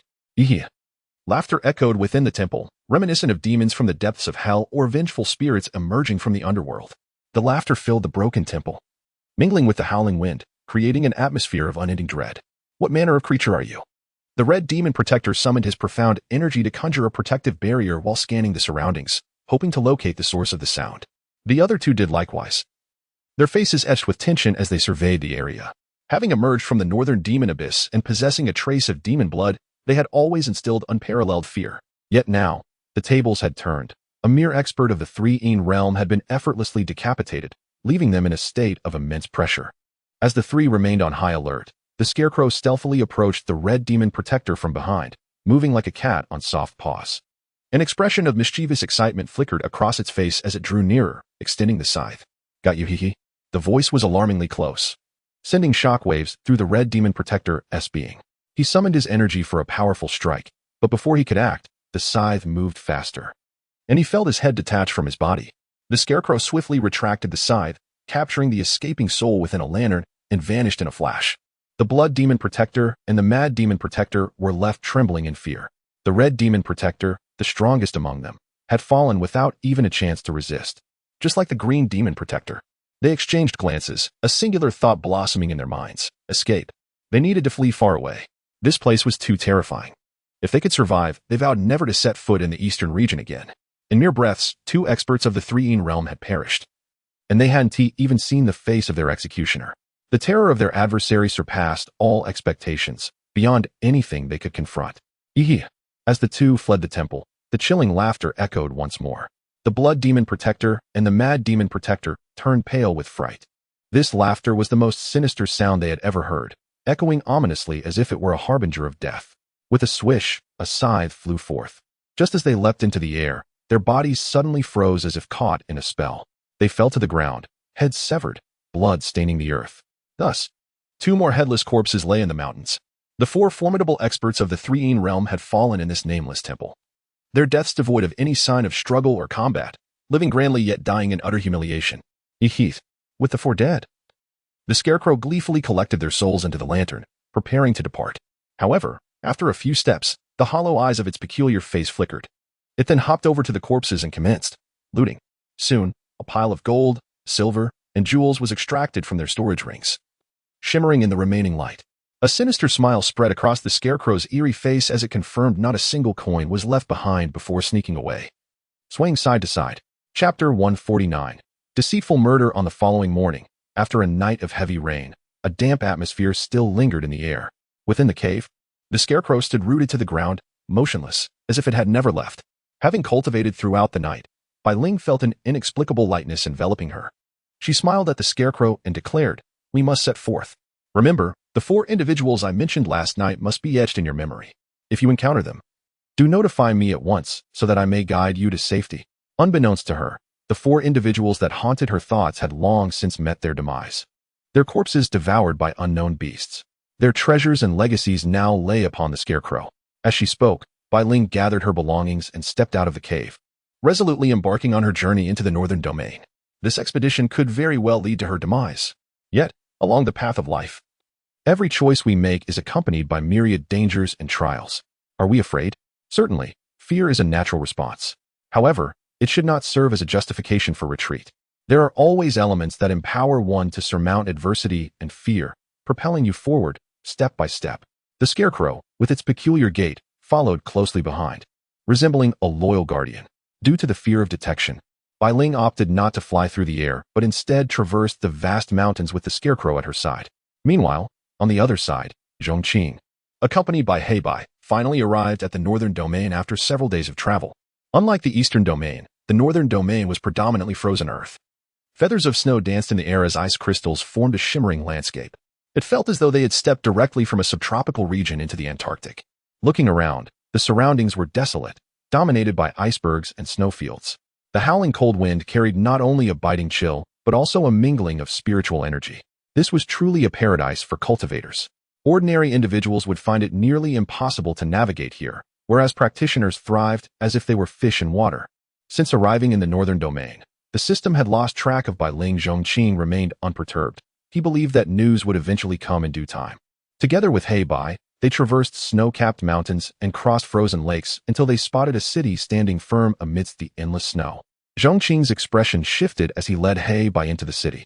This was the Silver City of Wind and Snow. The surroundings were marked by a scene of dilapidation and decay. The remnants of collapsed buildings hinted at a recent tumultuous conflict that had ravaged the area. The streets were deserted, and the biting cold wind intensified the desolation. On either side of the road, inns and shops were closed, leaving no place to find a warm meal or a drink. At that moment, a group of men appeared around a street corner. Dressed in leather coats and equipped with long bows and arrows, they paused at the sight of Zhong Qing and Bai, initially taken aback. But soon their faces lit up with joy. The leader stepped forward, clasping his hands in greeting. "Brothers, I am Lin Bufan. We have discovered a secret realm outside the city. However, we lack the manpower to access it. Would you be interested in joining us to explore this secret realm?" Zhong Qing observed the group with a glint of amusement in his eyes. The people of the northern domain indeed had their peculiarities. Upon his arrival, he was approached by individuals eager to share the discovery of a secret realm. It was akin to walking down a street in a previous life, only to have someone ask, "Brother, do you wish to become wealthy? If so, follow me." It was evident that there was something amiss. Nevertheless, Zhong Qing did not decline.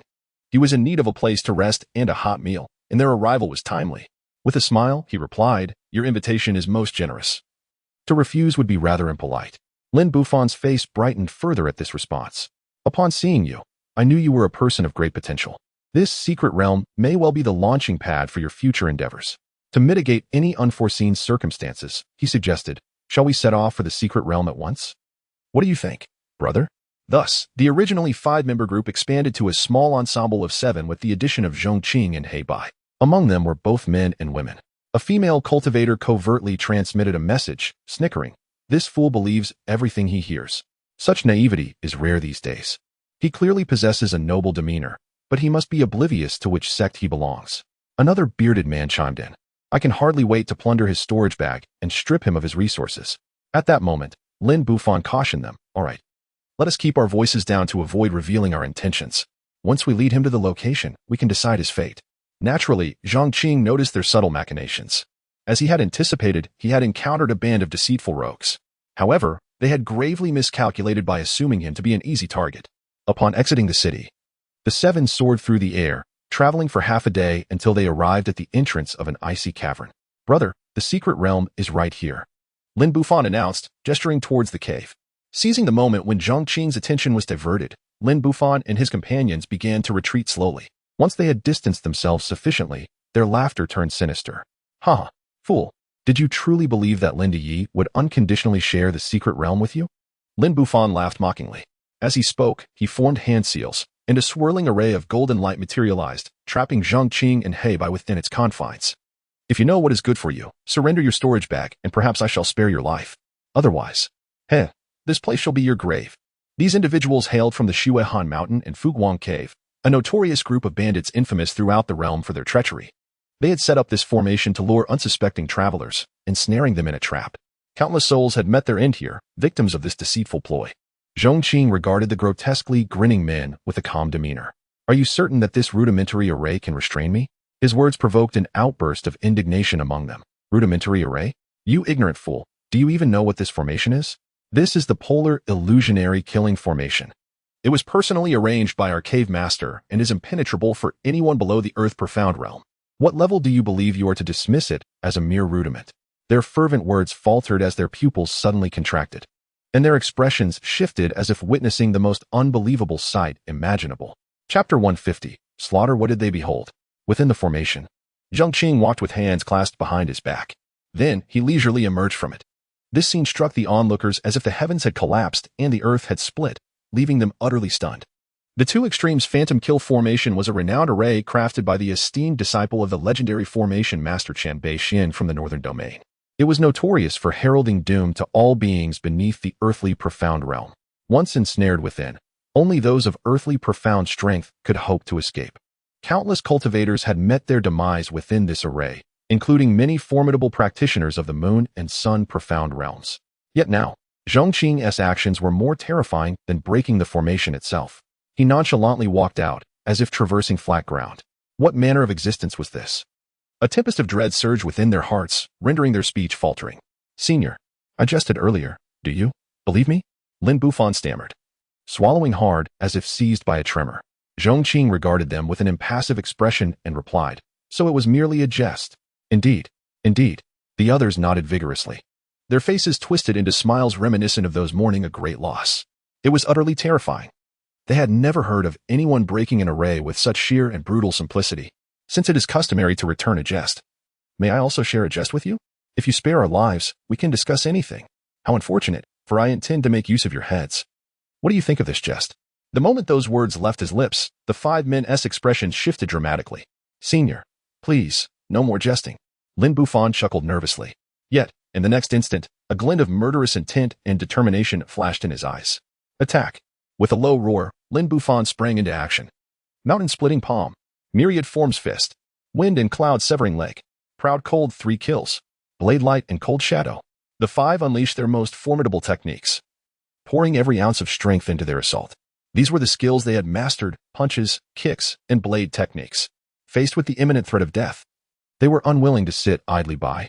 They believed that even if they could not prevail, they could create enough chaos to seize an opportunity to flee. However, they had overestimated themselves and underestimated Zhong Qing. Amidst the flurry of attacks, he merely pointed a finger, releasing an invisible sword chi that effortlessly dismantled their onslaught, instantly slaying 4 of them. Left standing in shock was a woman in red, her face contorted in horror as she stared at Zhong Qing. With a single move, he had not only neutralized their collective assault but had also dispatched her 4 companions. How terrifying was this man's cultivation? She realized that they had truly encountered an insurmountable adversary. After that singular strike, Zhong Qing made no further move. This inaction ignited a flicker of hope within the woman. "Senior, we were blind and foolish to offend you. Please spare my life. I am willing to devote myself entirely to serving you, in gratitude for your mercy." As she spoke, she lowered her garment, revealing a fair expanse of skin. It is said that in the face of life and death, many abandon all sense of decorum and honor. Clearly, the woman sought to barter her body for her life. She employed every seductive tactic, either gazing longingly or striking alluring poses, desperately showcasing her assets before Zhong Qing. "Cease your clumsy attempts at seduction. I have no interest in you." With those words, Zhong Qing's cold demeanor rendered her motionless, standing in stunned silence. She had always held great confidence in her beauty. Why had he killed the 4 men and spared her if he was not interested? Yet, upon witnessing his indifferent expression, she felt a pang of insecurity regarding her allure. Some women often harbor an inexplicable sense of superiority at various times. Zhong Qing, however, paid no heed to her thoughts. As he methodically collected his spoils, he inquired, "I have a few questions for you. If I answer truthfully, will you spare me?" The woman sensed a glimmer of hope. "I shall do my utmost to answer, senior." Without holding anything back, "Where is this place?" "Returning to you, this is Snow-Cold Mountain. Do you have a gathering place?" "We are disciples of the Fuguang Cave under the 3 protectors of Snow-Cold Mountain. Fuguang Cave is our stronghold." "Where is Fuguang Cave located?" "To the east. Over 2 mountains from here lies our stronghold." "Senior, I also know that within Fuguang Cave lies a mysterious fragment that contains records of a true secret realm. Can this information buy me a life?" The woman was cooperative, divulging everything she knew. However, to her dismay, Zhong Qing shook his head. Her eyes widened in disbelief. "You promised to spare my life." Yet Zhong Qing showed no inclination to explain. With a casual wave, a spiritual blade manifested, swiftly severing the woman's life. To openly declare him foolish in front of him was a grave mistake. Zhong Qing did not consider himself a virtuous man. He bore grudges. The moment they chose to act against him, their fate was sealed. With a thunderous roar, the woman fell to the ground, her eyes wide open in fear of the powerful foe. Of course, no matter how wide her eyes were, it would not deter Zhong Qing from looting her corpse. It is said that killing and arson yield riches, and the wealth of the 5 was surprisingly substantial, enough to astonish Zhong Qing. More importantly, among their possessions were several high-quality spiritual materials, nearing half-king level. This piqued his interest further in Fuguang Cave. If his subordinates were so wealthy, one could only imagine the treasures hidden within the den of thieves at their headquarters. As this thought crossed his mind, a glimmer of excitement and anticipation flickered in Zhong Qing's eyes. "Hey Bai, let us depart." With that command, Hey Bai, still within the formation, unleashed a devastating punch that obliterated the entire array. Newly emerged, Hey Bai had transitioned from a moon-profound puppet to a genuine earth-profound puppet after numerous enhancements from Zhong Qing. An array designed to entrap beings below the earth-profound realm was no match for his might. As Hey Bai emerged, the master and servant soared into the sky, their destination set for Fuguang Cave. Meanwhile, the inhabitants of Fuguang Cave remained blissfully unaware of the impending peril, lost in their indulgences and revelries. Chapter 151. Annihilation. Amidst the vast, icy mountains lies a cavern. This cave traverses half the mountain range, its interior sprawling like an underground palace. This is the Fuguang Cave. The cavern resembles a grand palace, imbued with an ancient and elegant design, adorned with lavish decorations. Within, a roaring bonfire blazes. The cave master, Siduwuji, sits regally upon the throne in the grand hall, indulging in meat and wine, surrounded by numerous women attending to him. Nearby, several high-ranking guardians are similarly entertaining themselves with the women, some even resorting to force. These women, primarily low-tier cultivators, have been forcibly brought to the mountain. Some have been so ruthlessly tormented that they have lost their spirit, reduced to mere shells of their former selves, at the mercy of their captors. Others attempt to resist with all their might. Yet, even if their powers were not sealed, escape from such heinous hands would be nearly impossible. The hall resonates with cries and pleas for mercy, intertwined with the sounds of laughter and debauchery, epitomizing a devil's paradise and a hell on earth. The cave master, Siduwuji, finds little amusement in these low-tier cultivators. Why not take us to the larger sects another day and seize a few saintesses? Women of such status would provide far more enjoyment than these mere trinkets. After finishing with one woman, an elder callously kills her, embodying ruthlessness to the extreme. This scene fails to deter the debauched crowd. Rather, the sight of blood only stirs their primal instincts further. Clearly, They are accustomed to such brutality. Situ Wuji's fingers tap rhythmically on the table as he nonchalantly proclaims, "There's no rush regarding the saintesses. When you join the Fuguang Cave, I promised you the finest pleasures, the strongest wines, and the most beautiful women to indulge in, free from constraints. But to indulge freely, one must possess strength. Once I advance further in my cultivation, I shall lead you to grand exploits. Not only saintesses, but even their mothers will be delivered to your beds."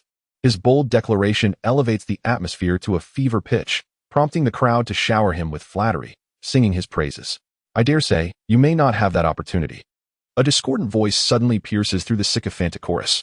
The crowd's demeanor shifts, brows furrowing in confusion. Who dares? Amidst their bewildered glances, Zhong Qing strides in with black and white, entering the grand hall directly. Situ Wuji's expression darkens ominously. "You, young man, possess remarkable courage to intrude upon my Fuguang Cave. State your name. I do not slay nameless intruders." Ignoring Situ Wuji's bluster, Zhong Qing surveys the hellish scene around him, a profound sigh escaping his lips. He understands the harsh realities of the cultivation world, survival of the fittest, where the strong dominate the weak. However, as someone educated for 9 years, this sight profoundly challenges his moral compass and shatters his ethical foundation. The women in this cave have no rights, their bodies and minds ruthlessly trampled upon. These individuals exhibit no humanity. Calling them beasts would be an understatement. You all deserve to die. A rare surge of murderous intent wells up within Zhong Qing. He acknowledges that he is not a good person. Yet he has no qualms about eradicating such scum. The audacity of youth.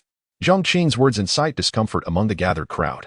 A young man dares to speak so boldly on their territory. Let me see if your skills match your bravado. One of the 3 guardians steps forward, brandishing a large blade as he charges at Zhong Qing, the glint of the blade flashing ominously.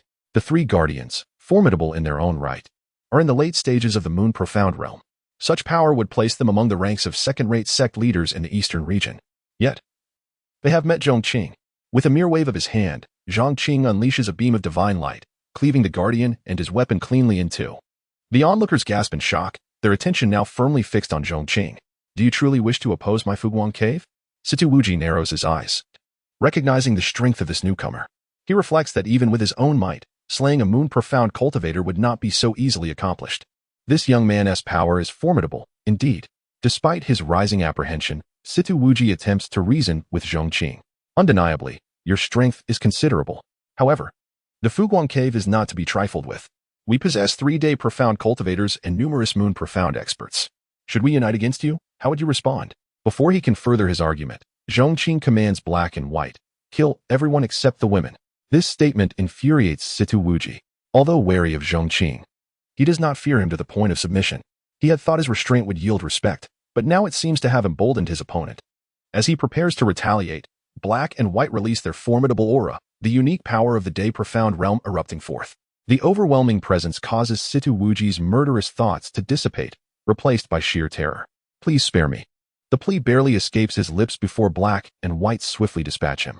A spear is hurled, pinning him against the crystalline wall with brutal efficiency. With Situ Wuji dead, chaos erupts among the crowd. The master is dead. "Flee, flee." A voice cries out in horror, panic spreading like wildfire as individuals scatter in terror. What right do they possess to invoke the wrath of a day profound cultivator? In an instant, the scene transforms into a one-sided massacre. Cries of despair and pleas for mercy fill the air. If this was once a devil's paradise, it has now become a slaughterhouse.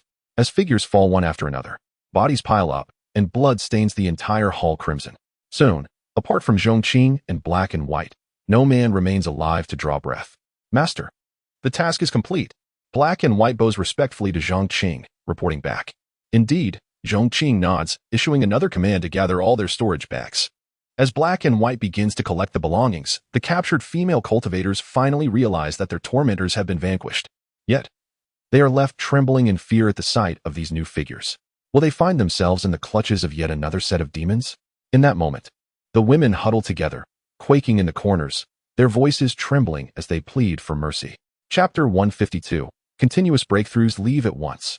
Zhong Qing glanced at them with indifference, casually waving his hand, showing little interest. "Thank you, thank you. Thank you for sparing us, senior." Upon sensing Zhong Qing's lack of interest, the women burst into tears of joy, their hopes for survival rekindled. They knelt in gratitude, quickly tidying their clothes before hastily departing. Before leaving, they did not forget to take savage bites from the corpses, a testament to their deep-seated hatred as only such animosity could drive one to drink blood and consume flesh. Once the women had departed, Zhong Qing began to survey his surroundings. In a den of thieves like this, there must be a treasure trove somewhere in addition to the storage bags they carried. The cave was vast, and Zhong Qing was in no rush. He searched slowly. After half an hour, his gaze sharpened, and his steps came to a halt at the entrance of a secret chamber. This was a door made of 10,000-year cold iron, incredibly sturdy. Without a key, even a powerful figure from the Dacian realm would find it impossible to open. Yet for Zhong Qing, this posed no challenge. Placing his palm on the door, he applied a slight force, causing the cold iron to shatter effortlessly. Before him lay a mountain of spirit stones, with various spiritual materials and precious medicines displayed upon the shelves. Numerous cultivation techniques and mysterious skills were also abundant. Moreover, there were some rare treasures, all of considerable value. Zhong Qing was taken aback. Is it true that these bandit dens are so affluent now? The spirit stones alone were of medium quality or higher, numbering well over 1 million, and even the top-grade spirit stones were in the tens of thousands. Among the many spiritual materials and medicines, there were 3 royal-grade herbs alone. Other refining materials, such as star iron and indestructible bones, were also of exceptionally high quality, suitable for crafting royal-grade divine weapons or even semi-imperial-grade weapons. Although Zhong Qing had acquired countless treasures through the system, he acknowledged that not everything was available to him. Good things are never deemed excessive. Furthermore, others' possessions always seem more enticing. Within the treasure trove, Zhong Qing successfully located the fragment of the secret realm that the earlier woman had mentioned. The fragment was the size of a palm, neither quite gold nor iron, and felt slightly heavy in hand. It emanated an ancient aura, indicating its remarkable origins. However, this item was merely a fragment. Zhong Qing quickly discerned that a single piece was useless. Only by gathering multiple fragments could it serve a purpose. After securing the fragment, he shifted his focus to the other treasures. It would not be an exaggeration to say that the value of this treasure trove alone could purchase several former Pingjiang sections. Zhong Qing profoundly experienced the disparity between the eastern and northern regions. However, all of these treasures were now his. The thrill of killing and plundering was undeniably exhilarating. Zhong Qing packed everything into his small world, swiftly emptying the treasure trove. Not even the techniques he regarded as beneath him were left behind. A mouse entering would undoubtedly leave in tears, exemplifying his relentless spirit of not sparing a single thing from his heist. With everything completed, Zhong Qing left the treasure chamber and proceeded to reunite with He and Bai. Their bounty was equally impressive, having collected hundreds of storage bags filled with a plethora of treasures, pills, techniques, spirit stones, and rare artifacts, everything one could imagine. This was indeed a bountiful harvest. As Zhong Qing was organizing his spoils, the system suddenly chimed in. A spiritual vein has been detected in this area. It is recommended that the host proceed to absorb it. The system's words caused Zhong Qing to pause in his task, ripples of excitement stirring within him. Spiritual veins are coveted by cultivation sects, indispensable to practitioners, regardless of their quality or size. Word of a spiritual vein's existence could incite fierce battles among many sections. He never expected that a simple expedition to eradicate bandits would yield such a delightful surprise. The original bandits likely had no inkling of the spiritual vein lying beneath them. After collecting all the treasures and storage bags into a small world, Zhong Qing opened his heavenly eye to locate the precise position of the spiritual vein. The function of the heavenly eye allows one to see through any secret, naturally enabling the probing of the essence of all things, making it perfect for exploration. In Zhong Qing's view, beneath the mountain range where the Fugong Cave was located, the tail end of a spiritual vein lay quietly. Following the tail upward, he discovered that the vein extended for dozens of miles, resembling a slumbering white dragon. He made his way out of the Fugong Cave, but not before casting one last glance back. This place had lost its purpose. With a resounding boom, he struck the air with his palm. A massive handprint, nearly 100 feet wide, descended, causing a tremendous tremor. In an instant, the area around the Fugong Cave was reduced to rubble. As the dust settled, the once undulating mountain range for miles around was transformed into a flat expanse. And with it, the Fugong Cave was erased from existence. Amidst the shaking earth, Zhong Qing made his way toward the source of the spiritual vein, with He and Bai closely following. After traversing a mountain range, they arrived at a vast valley of ice. This was indeed the source of the spiritual vein. System. How should I absorb this spiritual vein? Zhong Qing asked, feeling a sense of impatience. The system will automatically absorb it for the host. With a thunderous rumble, as the system's voice faded, the mountain trembled violently. The spiritual vein seemed to be drawn in by an overwhelming force, transforming into a torrent of spiritual energy that surged into Zhong Qing's body like a tidal wave. In an instant, the surrounding heavens and earth were enveloped in spiritual energy. Its density akin to liquid. Centered around Zhong Qing, a 100-foot radius was covered with a lake of spiritual liquid. Zhong Qing, akin to an insatiable black hole, absorbed the surging spiritual liquid under the system's influence. This continued from day to night, and from night back to day. Time passed, and after 3 to 4 days of absorption, the entire spiritual vein was completely depleted of its energy, with not a single drop remaining. Originally, Zhong Qing had only attained the first level of the 3 realm. After consuming the entirety of the spiritual vein, he directly ascended to the second level of the 3 realm. This enhancement was extraordinarily formidable. It is well known that as one progresses in cultivation, advancement becomes increasingly arduous. For ordinary practitioners, entering the Tianxian realm means that every minor step forward may take hundreds or even thousands of years of perseverance and refinement. Once one enters the 3 realm, crossing to the next level is akin to an insurmountable challenge. Each advancement in realm brings about a stark transformation in strength. Zhong Qing keenly sensed that if the combat power of the first level of the 3 realm was likened to 10,000, the second level of the 3 realm soared to a staggering 100,000. Such was the stark contrast between realms. Just as Zhong Qing believed his enhancement had concluded, the system's voice echoed once more. Detected that Su Yi has broken through to the great perfection of the Star Xian realm. The host will receive a cultivation refund. As the system's voice faded, Zhong Qing's expression brightened with joy. Having just absorbed a spiritual vein, he was about to receive a cultivation refund. In his delight, a vast surge of power flowed toward Zhong Qing in an instant.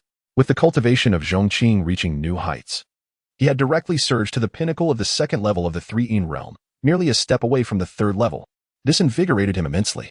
Su Yi, that young lad, had indeed worked diligently. In such a short span, he had broken through to the great perfection of the Star Xian realm. Splendid. Upon his return, he planned to reward this promising disciple. However, being at the peak of the second level still felt slightly incomplete to Zhong Qing. If only Lin Feng had also made a breakthrough. With his strength, a breakthrough followed by a 10,000-fold return should be sufficient to propel him into the third level of the 3 realm. Yet, fortune is an unstoppable force. Just as he pondered this, a system notification echoed through his mind. Detection indicates Lin Feng has broken through to the initial stage of the Moonxian realm. Host receives cultivation return. Upon hearing this news, even Zhong Qing, with his composure, could not help but draw in a sharp breath. His luck was simply extraordinary. It seemed that whatever he wished for came to fruition. These 2 disciples truly exceeded his expectations, justifying his fondness for them. Their rapid advancement was remarkable, each surpassing the other. With Lin Feng's breakthrough and the subsequent 10,000-fold return of cultivation, Zhong Qing completely transcended the barrier between the second and third levels. He opened the system attribute panel. Host, Zhong Qing, cultivation, third level of the 3 realm. Disciple, Lin Feng, initial stage of the Moonxian realm. 100-fold augmentation in progress. Disciple, Su Yi, great perfection of the Star Xian realm. 100-fold augmentation in progress. Activated bonds. Waste material bond 2-2. More bonds to be developed. Acquired physique, none. Acquired special skills. Old 6 halo, heavenly eye, same level overwhelm, personal miniature world. Zhong Qing gazed at the attribute panel with a sense of elation. He had first scoured the Fuguang cave for treasures, and subsequently discovered a spiritual vein, elevating his cultivation further.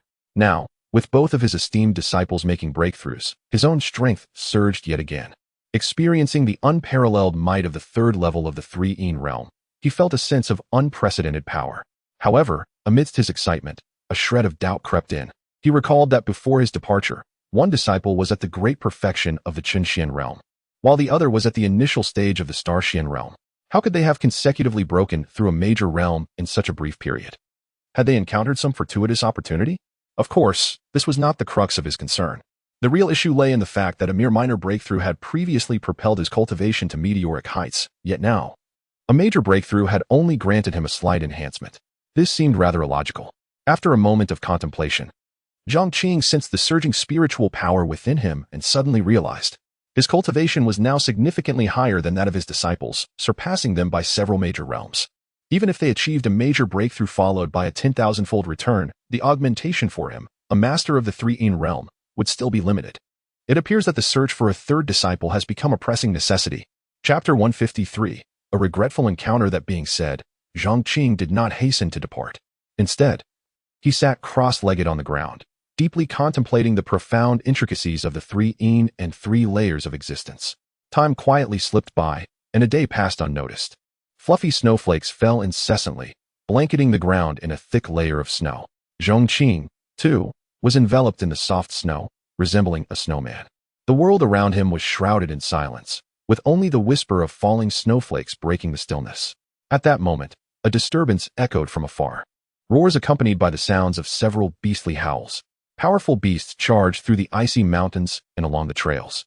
These creatures varied in size from 10 to 30 feet, each exuding an aura of fierce power, their strength fluctuating between the realms of moon and Sunday. Upon their backs sat riders, clearly indicating that these beasts had been tamed as mounts. Among the myriad of beasts, a white jade dragon horse stood out remarkably. Its elongated body glimmered with the radiance of white jade, adorned with 2 majestic horns, a beard beneath its jaw, and scales along its belly. On its back was a small, intricately crafted palace, entirely azure in hue, marked with the characters Nangong. This was evidently a faction belonging to the Nangong family. Surrounding the palace, the riders on the fearsome mounts were clad uniformly in azure guard uniforms, exuding an impressive presence, a testament to their formidable martial prowess. Their speed was astonishing, akin to a whirlwind. Yet, as they approached within a dozen yards of Zhong Qing, a commanding voice rang out, "Halt." With that, the group of beasts came to a unified stop, perfectly embodying the meaning of obedience. "What has occurred, Uncle Feng?" A melodious voice emerged from within the palace. As the window was drawn open, a breathtakingly exquisite face appeared. Her name was Nangong Xiaoman, the eldest daughter of the Nangong family. "Miss, there is someone atop the mountain ahead," replied Feng Tianxing, a robust man with a long scar across his face. As he urged his mount closer to the palace window, "We know not his origins or intentions. Let me ascertain whether he is friend or foe before we proceed." His caution was understandable. Nangong Xiaoman, being a precious gem of the Nangong family, held a noble status that demanded utmost protection. The presence of an unknown individual near the infamous Fu Guang cave, notorious for its plunder and violence, naturally aroused suspicion. With this thought, she called out toward the icy mountains, "To the friend ahead, we are unaware of your name or intent. Might you kindly reveal yourself?" Upon hearing her words, Zhong Qing shook off the snow covering him, revealing his true appearance. He leisurely retrieved a gourd from his waist, taking a sip of the liquor within. The fiery drink dissipated some of the cold that had seeped into him, even at his level of cultivation, which allowed him to withstand extreme temperatures. Prolonged exposure to the fierce snowfall brought discomfort. He glanced down at the group, but chose to ignore them, closing his eyes once more to delve into the mysteries of the 3 yin and 3 layers. His indifference was palpable, indicating his lack of interest in their affairs. Noticing Zhong Qing's silence, Feng Tianxing's eyes flickered with menace, his scarred visage twisting into a grimace as he prepared to take action. However, Nangong Xiaoman intervened. "Uncle Feng, hold your temper." She stepped out of the palace, casting her gaze upon Zhong Qing, her eyes glinting with unexpected admiration. Though Nangong Xiaoman hailed from a distinguished family of practitioners and had encountered countless prodigies, none could compare to Zhong Qing. His allure was not merely aesthetic. It radiated an ineffable charm that evoked an inexplicable fondness. "Sir, please do not take offense. Uncle Feng merely acts out of concern for my safety and means no disrespect. May I inquire as to your destination?" Not far ahead lies Fu Guang Cave, a den of ruthless marauders known for their brutality and bloodshed.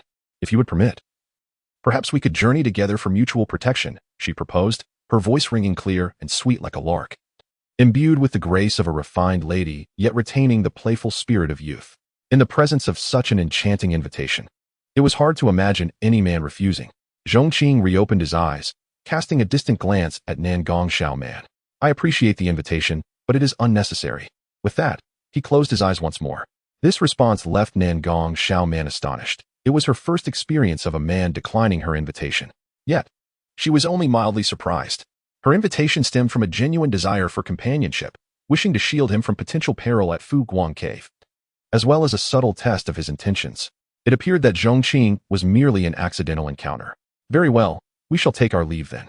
If fate allows, I hope to cross paths with you again in the future." With that, she gracefully returned to her palace and prepared to depart. However, Feng Tianxing was displeased. "Humph, ungrateful wretch. Just wait until you encounter the rogues of Fu Guang Cave. You will surely regret this." "Enough, Uncle Feng. Speak less and avoid unnecessary trouble," Nangong Xiaoman interjected, unable to contain herself. "Rest assured, Mississippi, I have no intention of quarreling with him. I simply find it irksome," Feng Tianxing replied. As a subordinate who had watched her grow, he felt a protective instinct toward her. Seeing her rejected stirred feelings of discontent within him. Moreover, your earlier actions were overly reckless. The individual's background is unknown. Should he harbor ill intentions, it could lead to complications, he cautioned. Nangong Xiaoman smiled sweetly and replied calmly. Uncle Feng, his demeanor seems quite amiable. He does not appear to be a nefarious character. I was merely concerned for him being alone, in case he encountered trouble with the rogues of Fu Guang Cave. Feng Tianxing glanced at the palace, hesitating to voice his thoughts. Ultimately, some words remained unspoken. Good and evil are not easily discerned by mere appearance. His young mistress was indeed too naive and kind-hearted. The more he thought about this, the more resolute he became in his determination to safeguard her, ensuring her safety until they reached their destination. With this thought, he cast a serious glance toward the direction of Fu Guang Cave. This cave was notorious within a 1,000-mile radius, a haven for brigands and thieves, a disgrace to the cultivation world. If they were to set their sights on his mistress, it would undoubtedly lead to a fierce confrontation. But upon taking a closer look, he was momentarily stunned. He recalled that this area was once defined by 2 winding mountain ranges. Yet now, there was not a mountain to be seen, nor even a small hill. The landscape sprawled open and flat as far as the eye could see. Chapter 154. Who exactly is it? What is happening? This scene truly challenges the perceptions of the onlookers. It is an iceberg, timeless and impervious, extraordinarily hard. Yet now, these 2 massive icebergs have simply vanished. Moreover, the notorious thieves and bandits have completely disappeared without a trace. Someone, go investigate what happened. The voice of Nangong Xiaoman echoed from within her chamber. As her words fell, 2 figures swiftly darted away. A group of people seized the opportunity to pause and regroup. As Nangong Xiaoman emerged from her quarters, Feng Tianxing produced a water pouch and respectfully offered, Miss, would you like some water? No, I am not thirsty. Nangong Xiaoman clearly lacked the appetite for food or drink, her gaze fixed with intrigue towards the direction of the Fugong Cave. Meanwhile, the 2 guards assigned to investigate arrived at the site above the former Fugong Cave, searching thoroughly but finding no signs of life. However, beneath the thick blanket of snow, they detected a pungent smell of blood that lingered ominously. Digging through the debris, they were met with a shocking sight. Corpses lay strewn everywhere. The bodies were piled thickly, and even the cave master, Situwuji, had been nailed to the ruins. This scene undoubtedly had a profound impact on them. It is important to note that Situwuji was a formidable presence, a master at the Dacian realm, merely a step away from the Earth-Xian realm. Yet, from the scene, it was evident he had shown no resistance and had been killed outright. The rest of the Fugong Cave's members similarly lacked the capacity for meaningful defense, having been swiftly annihilated. Without further delay, the 2 guards reported their findings to Nangong Xiaoman. Miss, all the people of Fugong Cave are dead. Not a single soul remains. There was no fierce conflict. What we witnessed was a one-sided massacre.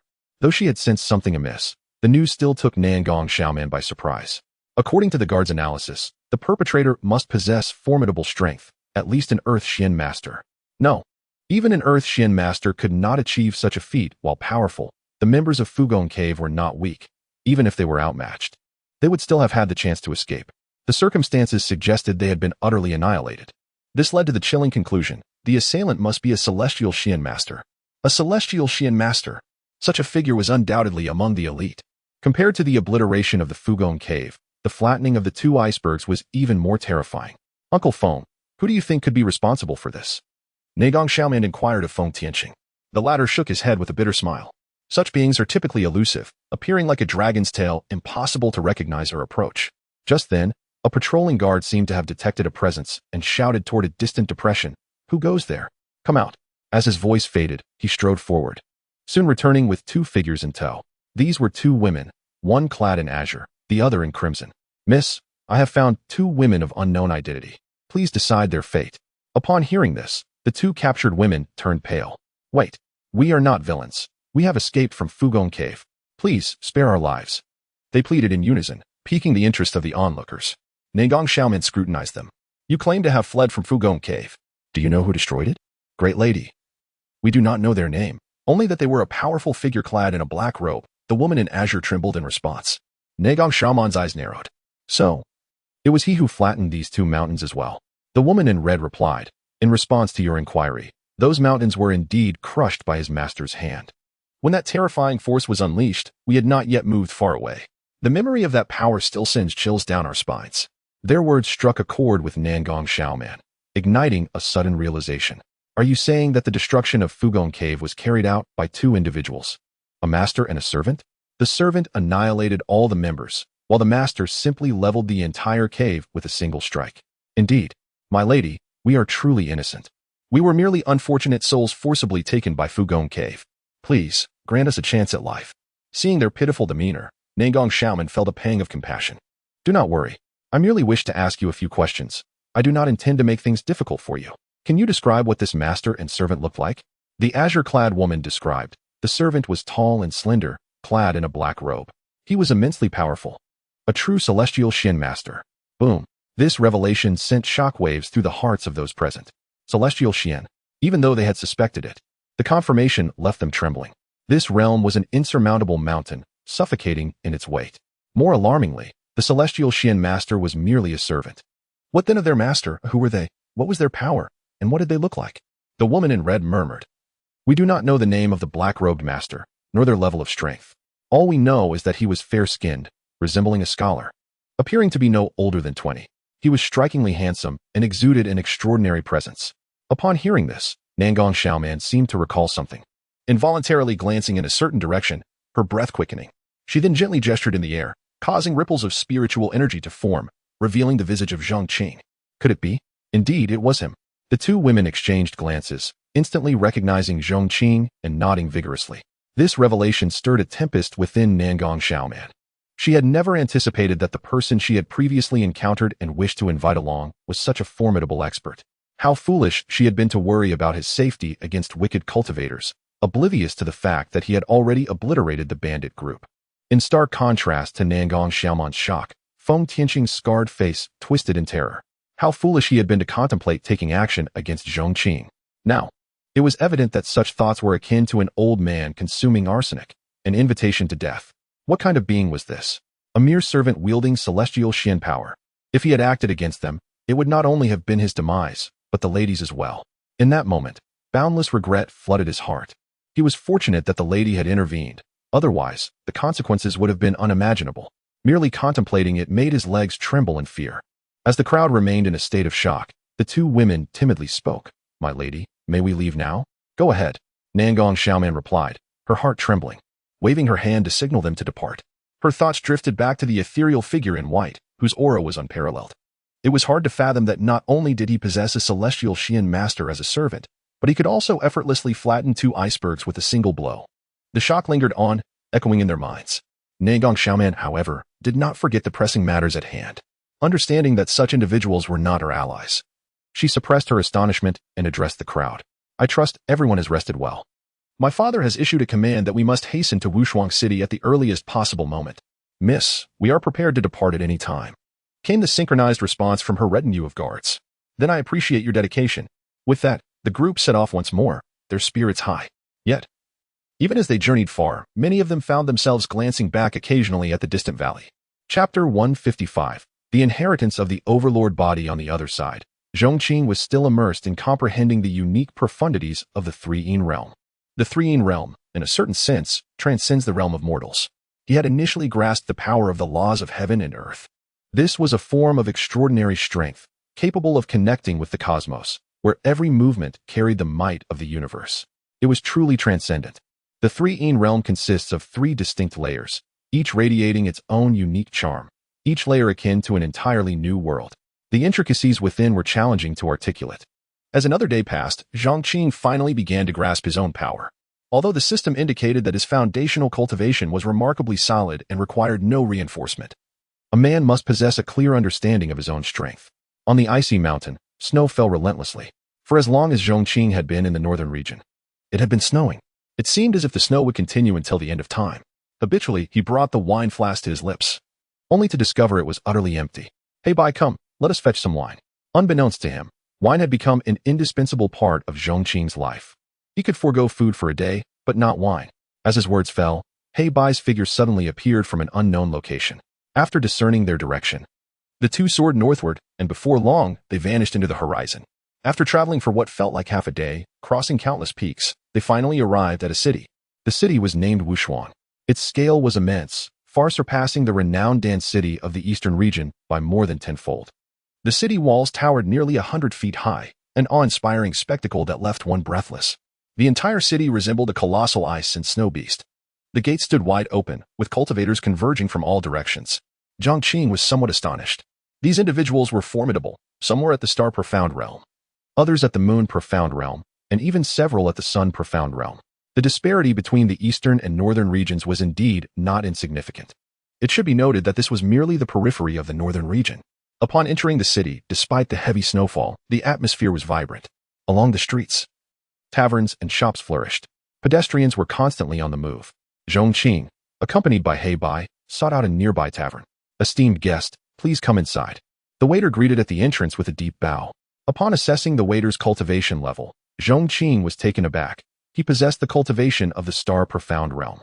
Such an individual would already be considered a talented disciple in the eastern region. Yet here, he was merely a servant. Having ventured out, Zhong Qing felt he had indeed broadened his horizons. The tavern boasted 3 stories, constructed entirely of ice crystal, which was a specialty of the northern region. This material was commonly chosen for building, being both hard and aesthetically pleasing, resembling a sky-blue castle.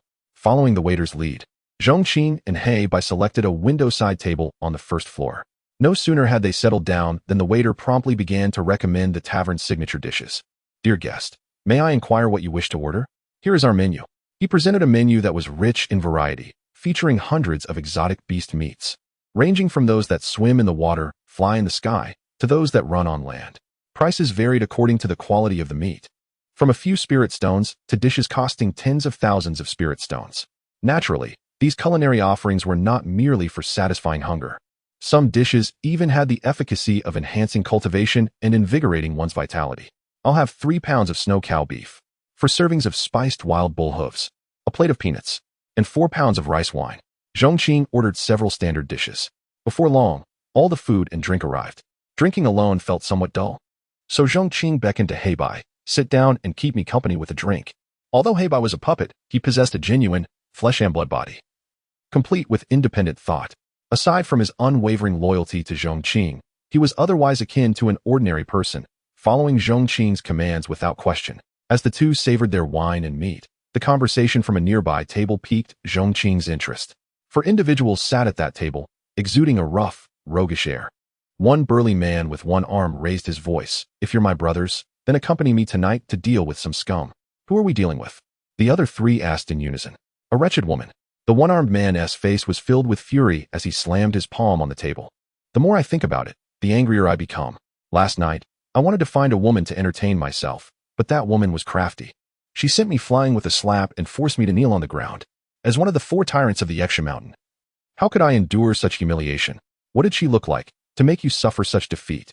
The one-armed man replied, dressed in red, adorned with a jade hairpin, and a wind chime at her waist. "Boss, why are you asking about her appearance? Just tell me, will you help me or not?" The red-haired man hesitated. "Third brother, I hope you can endure this." The one-armed man was incensed. "When we became brothers, we vowed to share glory and wealth. Now that my brother has suffered such a great humiliation, you expect me to endure it?" These words instantly darkened the red-haired man's expression. "If you wish to die, go ahead and seek your own death. Don't drag the rest of us down. If I'm not mistaken, that woman is He Wan Hong, a formidable Earth profound realm expert. If you can survive her, consider it a stroke of luck. And to seek revenge against her, are you tired of living, or do you wish to make things difficult for your brothers?" This revelation sent shockwaves through the other men. An Earth profound realm powerhouse was indeed beyond their reach. The one-armed man stammered a few words and fell silent, clearly conceding. After all, the 4 of them were merely at the star profound realm. Together, they wouldn't be able to withstand a single attack from an Earth profound expert. A burly man with a scarred face expressed his anxiety. "Big brother, I've heard that those with higher cultivation levels tend to hold grudges. Third brother has offended her. She won't come seeking revenge, will she?" "Not necessarily. If my guess is correct, that woman is here for the overlord body inheritance from the Nangong family. Now that experts from all around have gathered in Wushuang City, all eyes are on the overlord body inheritance. As long as we don't provoke her, she likely won't have the time or energy to concern herself with a small fries." On the other side, Zhong Qing chuckled softly. He found this somewhat roguish atmosphere quite to his liking. Enjoying wine and meat while listening to all sorts of gossip was indeed a great pleasure in life. However, the discussion surrounding the overlord body inheritance sparked his curiosity. Since entering Wushuang City, it seemed everyone was abuzz about this inheritance. Moreover, It had evidently drawn the attention of powerful experts from all directions. Could it be something extraordinary? Chapter 156. Whose flower falls where when faced with unclear matters? One must consult the system. System, what is the dominant body? Reporting to the host, the system responded. The dominant body is a unique constitution. For those who inherit the dominant body, its effects are not significant before reaching the 3-ene realm, but after entering the 3-ene realm. They are virtually invincible within the same realm. This is because the dominant body can immunize against the attacks of the laws of heaven and earth. And the powers and techniques employed above the 3-ene realm often carry elements of these laws. In simpler terms, techniques executed in the 3-ene realm and beyond are ineffective against him. In layman's terms, a person with the dominant body is immune to any grand attack. To defeat them, one can only rely on basic physical combat. This constitution is also known as the unyielding battle body, allowing one to combat at higher levels with an ease akin to eating or drinking. What a revelation! Zhong Qing's eyes widened in astonishment. The dominant body is indeed extraordinary. Those endowed with such a physique leave no room for others to thrive. I suggest the host secure the inheritance of the dominant body, the system continued. Once the inheritance is obtained, the host may select an individual to bestow it upon. After the gift, that individual can be taken as a disciple, activating the dominator bond. This news illuminated Zhong Qing's eyes, akin to a bulb shining at 300 degrees, so bright it was almost alarming. Although he pondered why the inheritance could not be utilized for himself but rather given to another before taking them as a disciple. It was clear the system implied that activating a new dominator bond would yield benefits surpassing those of personal integration. The news of the Nangong family's acquisition of the dominant body had spread like wildfire throughout the entire Wushuang city. There were those who envied, those who resented, and many who watched with keen interest. In ancient times, a figure with the dominant body once ascended to the throne, overpowering countless clans and reigning supreme over an era. To possess the dominant body is almost synonymous with invincibility. Such an inheritance is bound to incite madness and desire. Of course, not everyone possesses the qualification to covet such a divine artifact. The Nangong family is not considered weak within Wushuang City. They have numerous earth-profound experts stationed within the clan, making them a genuine second-tier pinnacle force. Such stature ensures that they are not to be trifled with. However, some lamented, fortune is good, but one must possess the strength to safeguard it.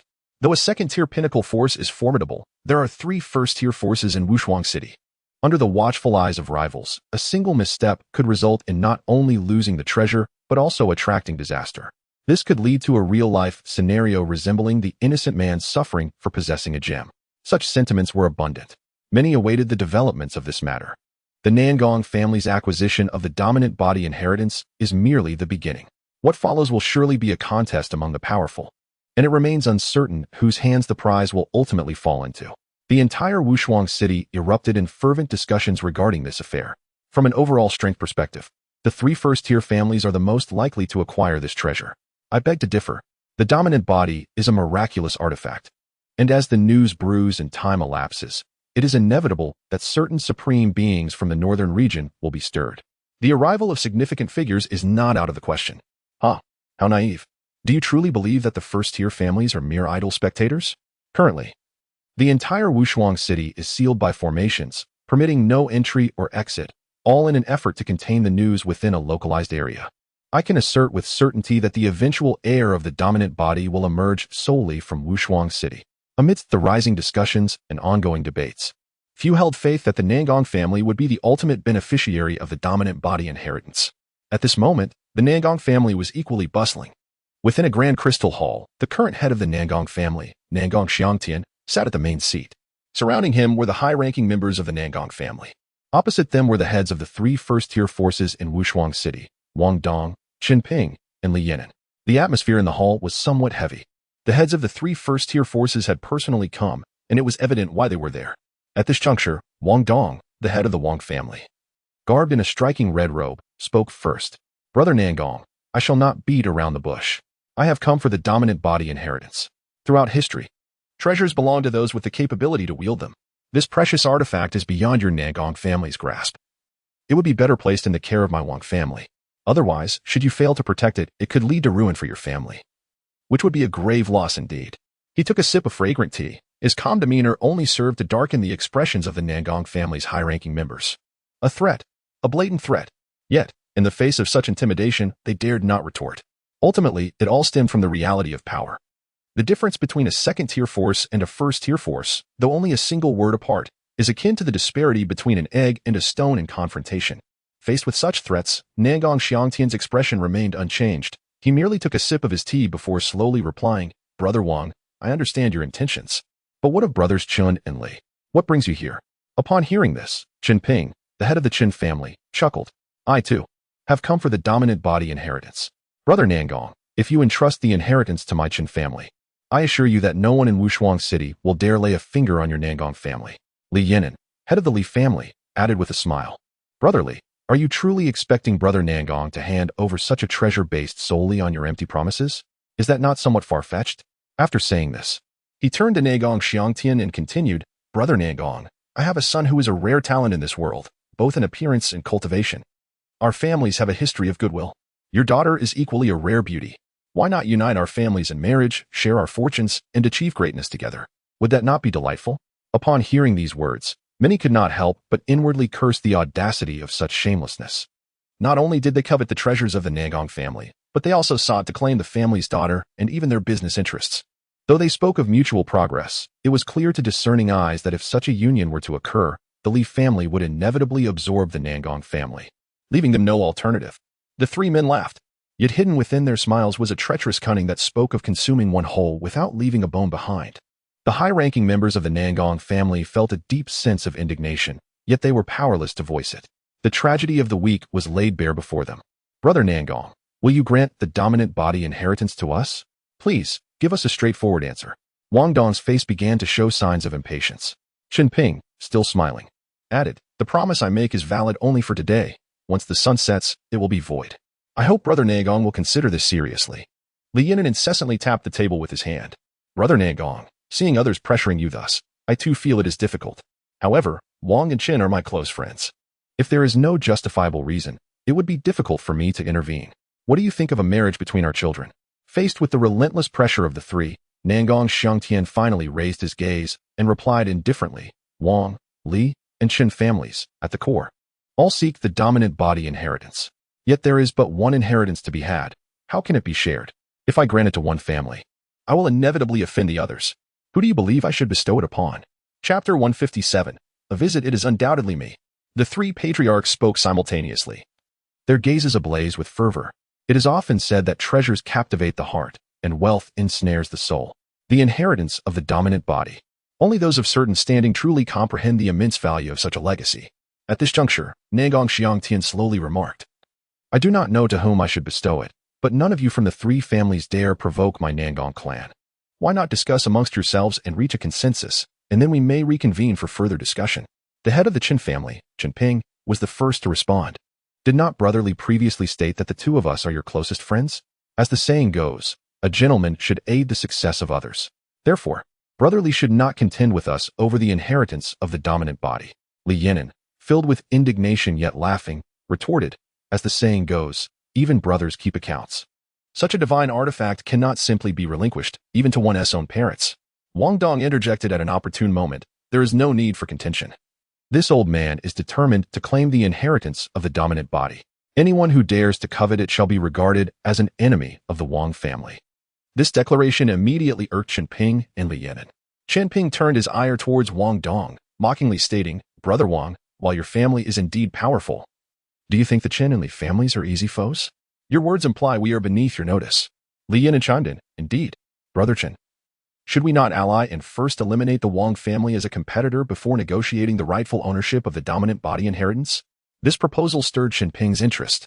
The atmosphere grew increasingly animated as the three patriarchs engaged in a fierce competition for the dominant body inheritance, akin to a struggle among three wolves. It appeared that the Chen and Li families were on the verge of forming an alliance against Wang Dong. With a hearty laugh, Wang Dong exclaimed, "Chen Ping, Li Yinan, do not jest. With your treacherous natures, can you truly trust one another? An alliance would merely be a farce." He continued, "Why dither? In the realm of cultivation, strength reigns supreme. Let us engage in a true battle. Whoever emerges victorious shall claim the inheritance." Upon hearing this, the other two patriarchs' expressions shifted. Li Yinan responded, "We are all esteemed individuals. What decorum would there be in resorting to violence?" However, as he spoke, he initiated an attack, unleashing a flurry of palm strikes that surged forth with the formidable strength unique to the earth-profound realm. directly targeting Wang Dong. Accompanying this was Li Yinen's cold voice. Since Brother Wang proposes such a contest, I shall oblige and put my life on the line alongside you. With a thunderous sound, the air reverberated as their energies clashed, sending shockwaves throughout the entire hall. The sheer force of the confrontation nearly tore the structure asunder, leaving the upper echelons of the Nangong family relatively unharmed. For they possessed considerable strength. Had it been ordinary disciples, they would likely have lost half their lives from the impact alone. Amidst the chaos, Wang Dong's boisterous laughter echoed. Li Yinen, you old curmudgeon, you claim to be uninterested, yet your strikes are more ruthless than anyone else's. I have long been wary of your hypocritical nature. Today, let us see if your strength has progressed over the years. The two continued their fierce exchange, their confrontation as terrifying as it was intense. Each move was imbued with earth-shattering power, their energies clashing like two colossal dragons battling for supremacy. The elite members of the Nangong family retreated, ensuring ample space for the titanic duel. Meanwhile, Qin Ping, observing the two locked in a fierce struggle, sought to capitalize on their distraction. However, he quickly found himself the target of both patriarchs. In an instant, the three were embroiled in a chaotic melee, threatening to upend the entire Nangong family. Master, what should we do? An elder of the Nangong family inquired anxiously from outside the battlefield. Nangong Xiangtian's expression was inscrutable. Let them quarrel amongst themselves. A little damage to our premises is something the Nangong family can endure. In this grand conflict, the three patriarchs vividly illustrated the concept of cunning and strategy. As they initially united against one, only to turn on one another in an instant, the hall was reduced to rubble amidst their fierce exchanges, with the battleground stretching from the ground to the heavens, leaving no sign of resolution in sight. Stop! As the conflict escalated, Li Yinen was the first to call for a halt. After a moment of contemplation, he declared, Gentlemen, if we continue in this manner, we shall not discern a victor. This is clearly a trap set by that old scoundrel Nangong, aiming for us to turn against one another. We must not fall for his scheme. Wang Dong retorted coldly. What if it is a trap? Do you mean to say you do not desire the inheritance? Li Yinen replied, Desire it I do. But this is not a sustainable method. We risk mutual destruction, allowing a third party to seize the opportunity. How about this? Let us each take a step back. We shall conclude today's matter here, and in the future, we can compete for the inheritance based on our individual merits. What do you think? Given that the three were nearly evenly matched, even though Wang Dong possessed a slight edge, he found himself at a disadvantage against the combined might of the other two. Thus, he conceded, Very well, let us cease for today. We shall reconvene another day to determine our standings. The three quickly reached a consensus, glancing towards the Nangong family and then at one another. Understanding that no resolution would be reached today, they mutually decided to withdraw. Upon witnessing their departure, the upper echelons of the Nangong family finally exhaled in relief. The three formidable patriarchs had finally taken their leave, yet alongside their relief, a sense of powerlessness and urgency began to settle in. The visit from these three elite families was merely a request. Next time, they might come to seize it by force. Given the strength of the Nangong family, they could hardly contend with any of these first-rate powers, let alone all three. Initially, they had rejoiced at acquiring the inheritance of the dominant body, but it now seemed a perilous burden. Master, retaining the inheritance of the dominant body within the clan may invite calamity upon the entire Nangong family, one elder whispered cautiously to Nangong Xiangtian. The gravity of the situation was not lost on Nangong Xiangtian. Yet, this inheritance was something he had toiled immensely to obtain. The thought of handing it over was utterly unacceptable. He surveyed the ruins, which seemed to foreshadow the fate of the Nangong family, and sighed deeply. For now, we can only take it one step at a time. In his heart, he hoped to retain the inheritance for his own kin. If they could withstand external pressures and nurture the individual who obtained the dominant body, the Nangong family's ascension would be imminent. Just as he pondered this, a servant approached with urgent news. Master, a cultivator from the eastern domain, calling himself Zhong Qing, has come to pay a visit. Chapter 158. May I have a word with you, Eastern Domain Cultivator? A group of high-ranking officials exchanged glances, perplexed. In their eyes, the Eastern Domain epitomized poverty and backwardness. How audacious for someone from such a disreputable place to set their sights on the Nangong family. Do they truly believe that our esteemed lineage lacks defenders? Master, please allow me to deal with this individual. I shall hang his corpse at our doorstep to instill fear in those insignificant beings. Let the world witness that the Nangong family is not to be trifled with, declared the third elder, exuding an air of menace. His words embodied the notion of being submissive to the powerful while striking fiercely at the weak. Clearly, he regarded Zhong Qing as a mere weakling. Nangong Xiangtian remained silent, tacitly approving of this course of action. The incessant prying and gathering of intelligence by lesser beings had become a source of annoyance for him. A timely reprimand was undoubtedly warranted. Just as the third elder was about to depart, the messenger interjected, "Third elder, please wait." He bowed and presented a square-long box, stating that it was a gift from the Eastern Domain cultivator who had come to visit. He suggested that the master might reconsider after seeing it and wish to meet. This piqued Nangong Xiangtian's interest. What an audacious claim. I am curious to see what this is that could possibly sway my decision. He accepted the box and opened a corner, his pupils narrowing in astonishment. After a long moment, he finally spoke. "Please, come in." This intrigued the others. "Master, what is this?" inquired the first elder. Nangong Xiangtian handed the box to them. As they beheld the contents, their eyes widened in shock. Within the square box lay a long sword, unmistakably a royal-grade divine weapon. The value of such an item was immense, capable of representing the foundation of a powerful faction. To think that the visitor would present such a formidable weapon as a gift was indeed rare, warranting the master's personal attention. Meanwhile, Zhong Qing was escorted into a grand hall. After being served tea and settling in, Nangong Xiangtian, clad in a flowing azure robe, arrived. After exchanging pleasantries and confirming their identities, Nangong Xiangtian got straight to the point. "I recall that the Nangong family has had no dealings with the Eastern Domain. What is the purpose of your visit, presenting such a significant gift?" Zhong Qing, unambiguous in his intent, replied, "I have heard that the Nangong family possesses a heritage of the Overlord body. I have come to propose a trade. I wish to exchange something of value for the Overlord body inheritance. What say you, Master Nangong?" Nangong Xiangtian felt a mixture of amusement and incredulity. Once again, someone sought the Overlord body inheritance. Observing Zhong Qing's youth belied the boldness of his request. Presenting a royal-grade divine weapon as a gift was indeed remarkable. Yet few things could rival the value of the Overlord body inheritance. He doubted Zhong Qing could meet such a price. "Return from whence you came. For the Overlord body inheritance is not for trade," he declared firmly. Had it not been for the royal-grade divine weapon, Zhong Qing might have been dismissed outright. Even the heads of the three major families had returned empty-handed when seeking the inheritance. Prior to this encounter, Nangong Xiangtian had never even heard of Zhong Qing, making such a request absurd. At that moment, a voice rang out from outside. "The young lady has returned." Shortly thereafter, a tall young woman hurriedly entered, exclaiming, "Father."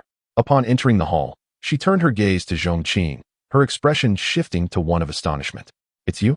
The newcomer was Nangong Xiaoman, who had crossed paths with Zhong Qing in the Fugong Cave. Zhong Qing reciprocated with a polite greeting. "Hello. May I ask what brings you here?" Nangong Xiaoman inquired, her demeanor slightly agitated. "If there is any way I can assist you, please do not hesitate to let me know." In the realm of Wushuang City, the Nangong family still held some influence, which explained her enthusiasm. Zhong Qing's identity was formidable. His prowess was virtually unfathomable, having obliterated 2 ice mountains with a mere gesture. Furthermore, he had a formidable heavenly profound expert in his service. Such a person was best befriended, for the Nangong family could not afford to provoke him. In response to Nangong Xiaoman's inquiry, Zhong Qing reiterated his purpose. "I wish to propose a trade with the Nangong family for the Overlord body inheritance." This statement momentarily stunned Nangong Xiaoman, but she quickly composed herself and clasped her hands in respect. "Might I ask you to wait a moment while I discuss this with my father?" "Of course," Zhong Qing replied amiably. At this juncture, Nangong Xiaoman turned to her father, Nangong Xiangtian, saying, "Father, may I have a word with you privately?" Nangong Xiangtian, without uttering a word, followed his daughter into a secluded chamber. "Do you know him?" he finally asked, voicing his curiosity. "We cannot say we know each other well, but we have met before. However, father, this individual is deeply enigmatic. We must be on good terms with him and cannot afford to offend him." Nangong Xiaoman responded gravely. Nangong Xiangtian furrowed his brow. "What makes him so extraordinary that you regard him with such caution?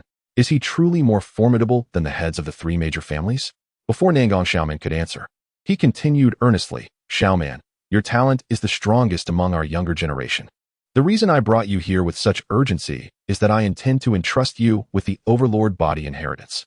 You are our family's hope. Do not let minor concerns jeopardize our future." The weight of her father's earnest words settled heavily on Nangong Xiaoman's shoulders.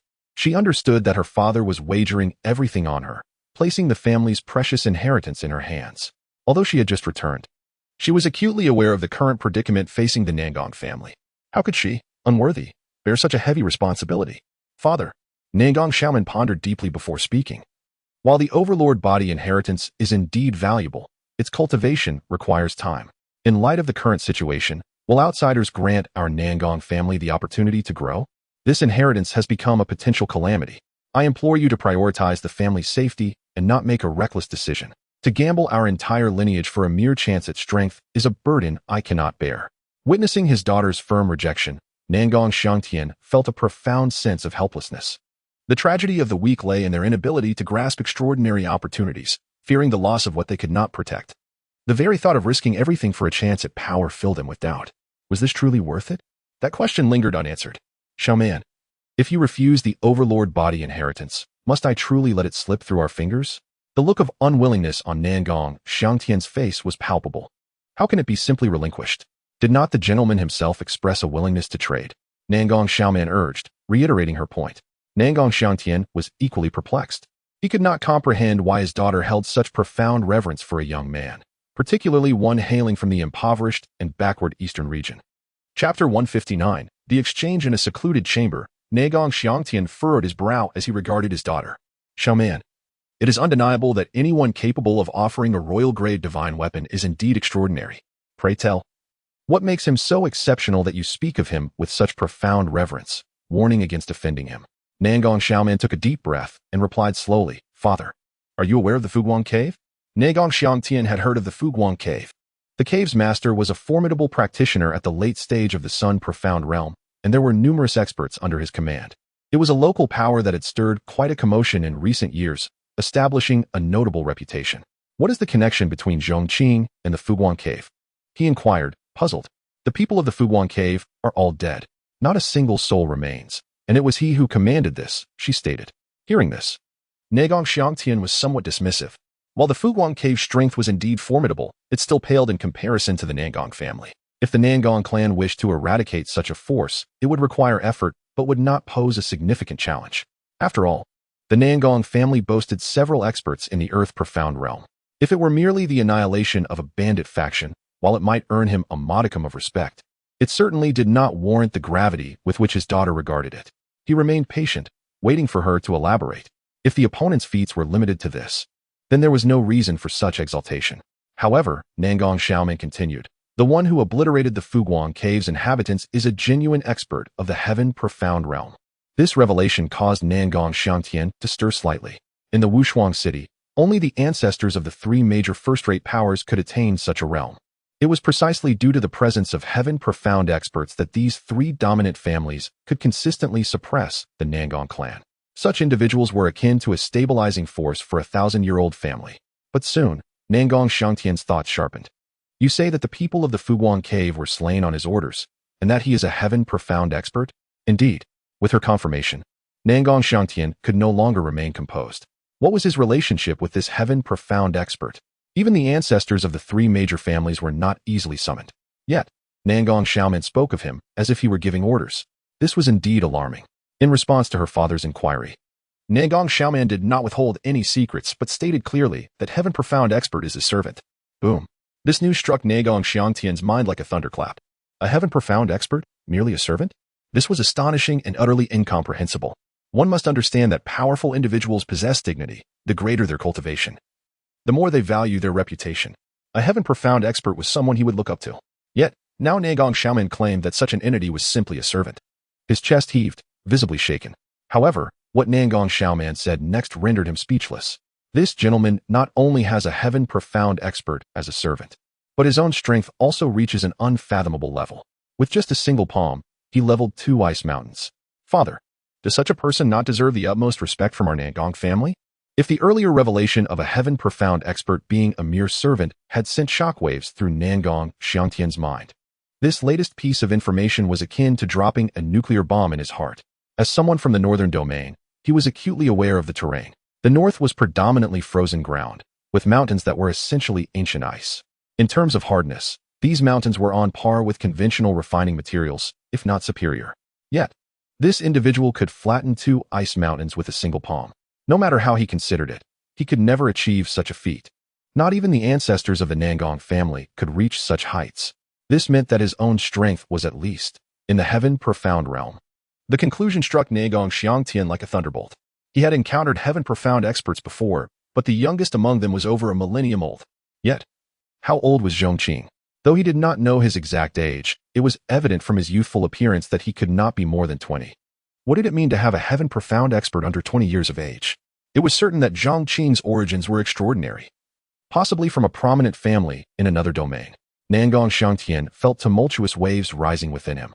No wonder Xiaoman warned against offending this person. Such an individual was indeed someone the Nangong family could not afford to provoke. Nangong Xiaoman allowed her father some time to digest this revelation. In truth, when she first learned of this information, her shock was no less than that of her father, perhaps even greater. After a brief pause, she spoke again. Father, as far as I know, the three major first-rate families are eyeing our Nangong family with malicious intent. The current situation regarding the dominant body inheritance has become a double-edged sword, given the nature of these three families. Even if we were willing to relinquish the dominant body inheritance, they would likely use various pretexts to suppress and deceive our Nangong family. Now, a mysterious unknown expert has come to negotiate rather than forcibly seize it, which clearly indicates he approaches us with sincerity. Therefore, why not consider his offer before making a decision? Nangong Xiangtian had to admit that he was swayed by his daughter's words. Recalling the shameless demeanor of the three major families, he felt that perhaps Zhong Qing's appearance was not a misfortune after all. In that moment, he reached a decision. Meanwhile, Zhong Qing remained in the main hall, sipping tea. He was not kept waiting long. Nangong Xiangtian and his daughter soon returned to the hall. Sir, we apologize for the delay. Having learned of Zhong Qing's remarkable prowess, Nangong Xiangtian's demeanor underwent a complete transformation. With a smile that bloomed like a chrysanthemum, he approached with warmth. The sudden shift in attitude eased Zhong Qing's tension. He had been contemplating whether to resort to special measures given the family's earlier brusqueness. However, it now seemed the situation had taken a turn for the better. Zhong Qing calmly lifted his teacup and took a sip. Are we to discuss the trade? My apologies. Sir, I am but a simple man and shall not beat around the bush. The dominant body inheritance is available for trade, but what sort of offer can you present? The unexpected straightforwardness took Zhong Qing by surprise. However, he was not concerned about them not being forthcoming. He believed that if they were willing to negotiate, they would certainly present something satisfactory. While he possessed an array of valuable items, he needed to carefully consider what to offer in exchange for the dominant body inheritance. After a moment's contemplation, Zhong Qing articulated the items for exchange. Chapter 160. I confess, I was blind just now. What is the worth of an imperial-level cultivation technique? Naturally, its value pales in comparison to the legacy of the dominant body. However, this was the result of Zhong Qing's careful deliberation. As the saying goes, a common man is innocent, but possessing a gem brings guilt. Given the stature of the Nangong family, even if they were granted an imperial-level technique, they might lack the capability to safeguard it, potentially leading to catastrophic consequences for their clan. After all, the legacy of the dominant body serves as a cautionary tale. At the moment Zhong Qing uttered the phrase imperial-level technique, Nangong Xiangtian and his daughter were momentarily stunned. Not due to the price being too low, but rather because it exceeded their expectations. While it is true that an imperial-level technique cannot be compared to the legacy of the dominant body, it is nonetheless the finest item they could access and negotiate for. One must understand that the core techniques of those transcendent powers are closely guarded secrets. Any one of them that circulates could incite envy among countless individuals. Typically, those who possess such techniques are individuals whom the Nangong family cannot afford to offend. If it were someone else, they might not have engaged in a calm negotiation but rather resorted to outright theft. Should you truly be able to present an imperial-level technique, I would willingly offer the legacy of the dominant body in return, Nangong Xiangtian gasped. A quality technique is immensely beneficial for the elevation of a power. It can be said to be the cornerstone of a faction's ascent to greatness. With this technique for contemplation, it is likely that the Nangong family could soon witness the emergence of a celestial Xian realm expert. Whereas the legacy of the dominant body requires wagering the family's future to potentially cultivate an extraordinary powerhouse who may falter along the way. The imperial-level technique is a remedy that can lead to an explosive enhancement of their strength in a short time. In this regard, although the value of the imperial-level technique is inferior to that of the legacy of the dominant body, it is undoubtedly the most suitable item for the Nangong family. With both parties in agreement, Zhong Qing wasted no time and directly produced a tome titled Imperial-Level Marvelous Record. In return, he successfully acquired the legacy of the dominant body, a jade slip radiating an ancient and desolate aura, containing a primordial will. The four ancient and vigorous characters inscribed read Legacy of the Dominant Body. Both parties had obtained what they desired, their gazes fervently assessing their respective gains. Once the authenticity was confirmed, Zhong Qing promptly stored the legacy of the dominant body into his small world. Turning to Nangong Xiangtian, he remarked, "In this transaction, it must be said that I have taken advantage of you." As he spoke, he produced 10 wooden carvings, stating, "Consider these as complimentary gifts." Accompanied by these wooden carvings, even if the imperial-level technique were to be exposed, it should suffice to help them cope. However, Nangong Xiangtian merely glanced at them, his focus reverting to the imperial-level technique. He complimented, "Sir, forgive this old man for being a simpleton. I cannot appreciate the exquisite craftsmanship of these wooden carvings. The technique alone suffices. Please retain the gifts." Zhong Qing, with a smile that danced on the edge of amusement, asked, "Are you truly refusing?" Nangong Xiangtian shook his head vigorously. "Seeing that you carry these carvings with you, they must be dear to you. As the saying goes, a gentleman does not take away what others cherish." Before he could finish, Zhong Qing activated one of the carvings. In an instant, it transformed into a living figure, emanating the distinct aura of a 3-ene realm expert. It is worth noting that the rewards from the system would grow alongside Zhong Qing's strength. These wooden carvings were among the many items he had received upon breaking through to the 3-ene realm. As the carving's ability was activated, Nangong Xiangtian's pupils widened in astonishment, overwhelmed by an intense sense of oppression emanating from the figure. This. His heart raced as he assessed the wooden figure, his excitement rendering him speechless. "Sir, is this truly a gift for me?" he stammered, swallowing hard, akin to a famished man suddenly confronted with a bevy of stunning beauties. Even Nangong Xiaoman, beside him, stared in awe, her mouth agape, completely shedding her demure demeanor. "Did you not say you did not want them?" Zhong Qing remarked with a knowing smile. At this moment, Nangong Xiangtian wished he could slap himself for his foolishness. Cursing his own blundering tongue.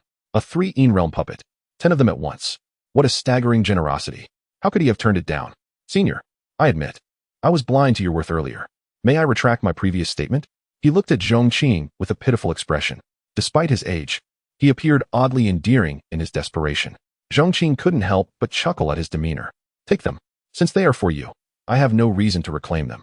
These wooden carvings, when activated, could unleash the power of the 3-ene realm for half a day, serving as consumables. Use them sparingly. Upon hearing Zhong Qing's explicit declaration of the wooden puppet's capabilities, Nangong Xiangtian's breath quickened once more. A 3-ene realm figure. It was impossible to find even one in the entire Wushuang city. Yet now, the Nangong family possessed 10 such wooden puppets. Now, it seemed there were only 9 left. The thought of having wasted one due to his blunder made his heart ache as if it were bleeding. If utilized well, these items could undoubtedly save lives and potentially alter the fate of the entire family. At this moment, he wished he could slap himself senseless for his foolishness. What a wasteful indulgence. Nevertheless, amid his heartache, he did not forget the matter at hand. "Thank you, Senior, for bestowing such treasures." He accepted the wooden carving as if it were a precious gem, fearful that Zhong Qing might change his mind. Simultaneously, he couldn't help but marvel at how the Nangong family had struck gold in this transaction. "Well, the deal is done. It is time for me to take my leave." Zhong Qing stood to bid farewell. "Senior, why not stay with us a while longer?" Nangong Xiangtian felt a twinge of reluctance as he spoke. There was no helping it. Zhong Qing had given them far too much. To him, he seemed like a deity descended from the heavens. Nangong Xiaoman chimed in. "Senior, why not linger some more? It would allow our family to extend our hospitality." "Not possible." Zhong Qing declined. "I have companions in the city, perhaps next time." Seeing Zhong Qing's firm intention to depart, the father and daughter felt compelled to escort him off. Once Zhong Qing had completely left the Nangong family, Nangong Xiangtian turned to Nangong Xiaoman and sighed, "Xiaoman, you have truly rendered great service to our family this time. With these trump cards in hand, our Nangong family can not only avert disaster, but also take a step further." Observing her father's spirited demeanor, Nangong Xiaoman felt a surge of joy from the bottom of her heart. It was not only the salvation of the entire Nangong family that thrilled her, but also the pride she felt from her father's praise and acknowledgement. Chapter 161. The crisis of the Nangong clan. The transaction concerning the dominant body inheritance did not incite dissatisfaction among the senior members of the Nangong clan. Rather, they appeared jubilant, relieved to have relinquished such a burdensome matter. An elder, still haunted by recent events, remarked on the anxiety they had endured in recent times, particularly with the 3 leading families arriving together, which filled them with trepidation, fearful of a potential massacre. Now, the source of their turmoil had vanished, and astonishingly, the clan leader had procured a royal-level martial technique, along with a trio of puppets from the 3-ene realm. With such resources at their disposal, the future growth and prosperity of the Nangong clan seemed assured. Within the grand hall, the senior members of the Nangong clan gathered, their faces radiant with joy. The dominant body inheritance was never meant for their grasp, yet the royal-level technique was a tangible asset they could cultivate. The clan leader was wise. And the young lady was remarkable. Without her, the entire clan might have descended into an abyss. Almost everyone praised Negong Xiangtian's adept leadership, lauding Negong Xiaoman's extraordinary contributions. Only the third elder bore a countenance fraught with apprehension, his body trembling with unease. Earlier, when Zhong Qing had visited, he had contemplated making a show of strength. But he had not anticipated the terrifying power of the visitor. The royal-level technique had been offered so freely. And the wooden sculpture he had produced turned out to be a formidable being from the Three-Yin realm. Thankfully, he refrained from striking, for had he acted, it would have been as effortless for the visitor to crush him as it would be to squash an ant. Naturally, his concerns went unnoticed by the others, who felt the oppressive clouds looming above them dissipate, revealing a bright future ahead. Some had even begun to prepare a grand feast to celebrate. Just as the banquet was being arranged and glasses were being raised, an enigmatic figure silently hovered above the Nangong clan. It was nightfall. Wang Che, the elder of the Wang family, floated in the air, observing the revelry below with a smirk of derision. Even as death approaches, they still indulge in merriment. Should I call them foolish or merely carefree? His demeanor was haughty, resembling a deity surveying mere mortals from the heavens. After the failure of Wang Dong, the head of the Wang family, to secure the dominant body inheritance, he had immediately summoned his ancestor to employ overwhelming force to seize it. Wang Che had no reason to refuse. Such divine artifacts would inspire desire in even the most formidable of figures. A crimson aura emanated from him, enveloping the surroundings like a shadow. This was a domain unique to the celestial realm, creating a space that severed external connections. Within this domain, unless faced with an equal, those beneath the celestial realm were doomed to be mercilessly slaughtered. As Wang Che's domain expanded, 3 elders within the Nangong clan's underground chambers suddenly opened their eyes.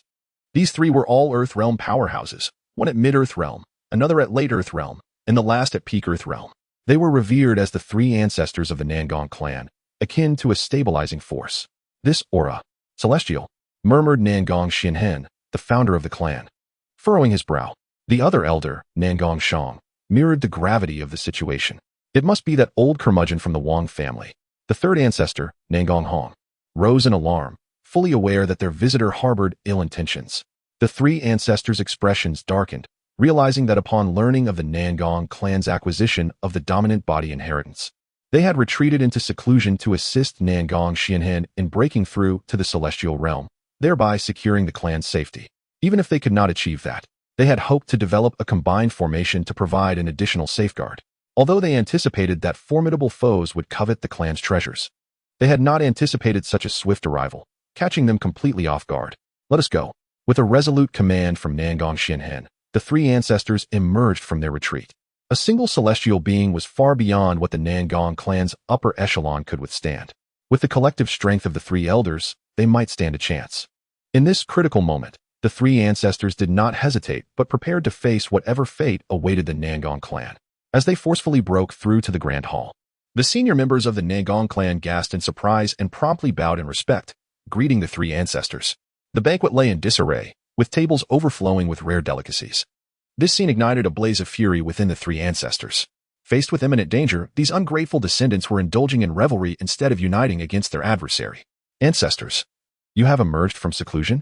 At that moment, Nangong Xiangtian stepped forward, questioning why the ancestors had not informed them of their return, so that they could properly welcome them. His words seemed to ignite a powder keg. Nangong Hong exploded in anger. Nangong Xiangtian, I entrusted the clan to you, and this is how you lead them? With a grave threat looming, you remain oblivious and encourage indulgence? How can such a person be fit to lead the entire Nangong clan? Calm your ire, ancestor. The others, perceiving the misunderstanding, hastily intervened. The clan leader is guiding us to new heights. The situation is not as you perceive. Enough. Their words only fueled the fury of the 3 ancestors. They had emerged in haste from their secluded chambers, fearing for the safety of their ungrateful descendants and anticipating a desperate fight. Yet, these descendants were proving to be utterly disappointing, refusing to acknowledge their faults and attempting to distort the truth. Had they not witnessed the events firsthand? Enough. We face a dire threat. This is not the time for reprimands. Let us not provide our enemies with a spectacle. Meanwhile, Nangong Xianhen gazed into the void, his voice resolute. A dire threat?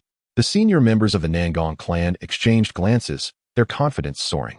With 9 puppets from the Three-Yin realm at their disposal, what enemy could dare to confront the Nangong clan?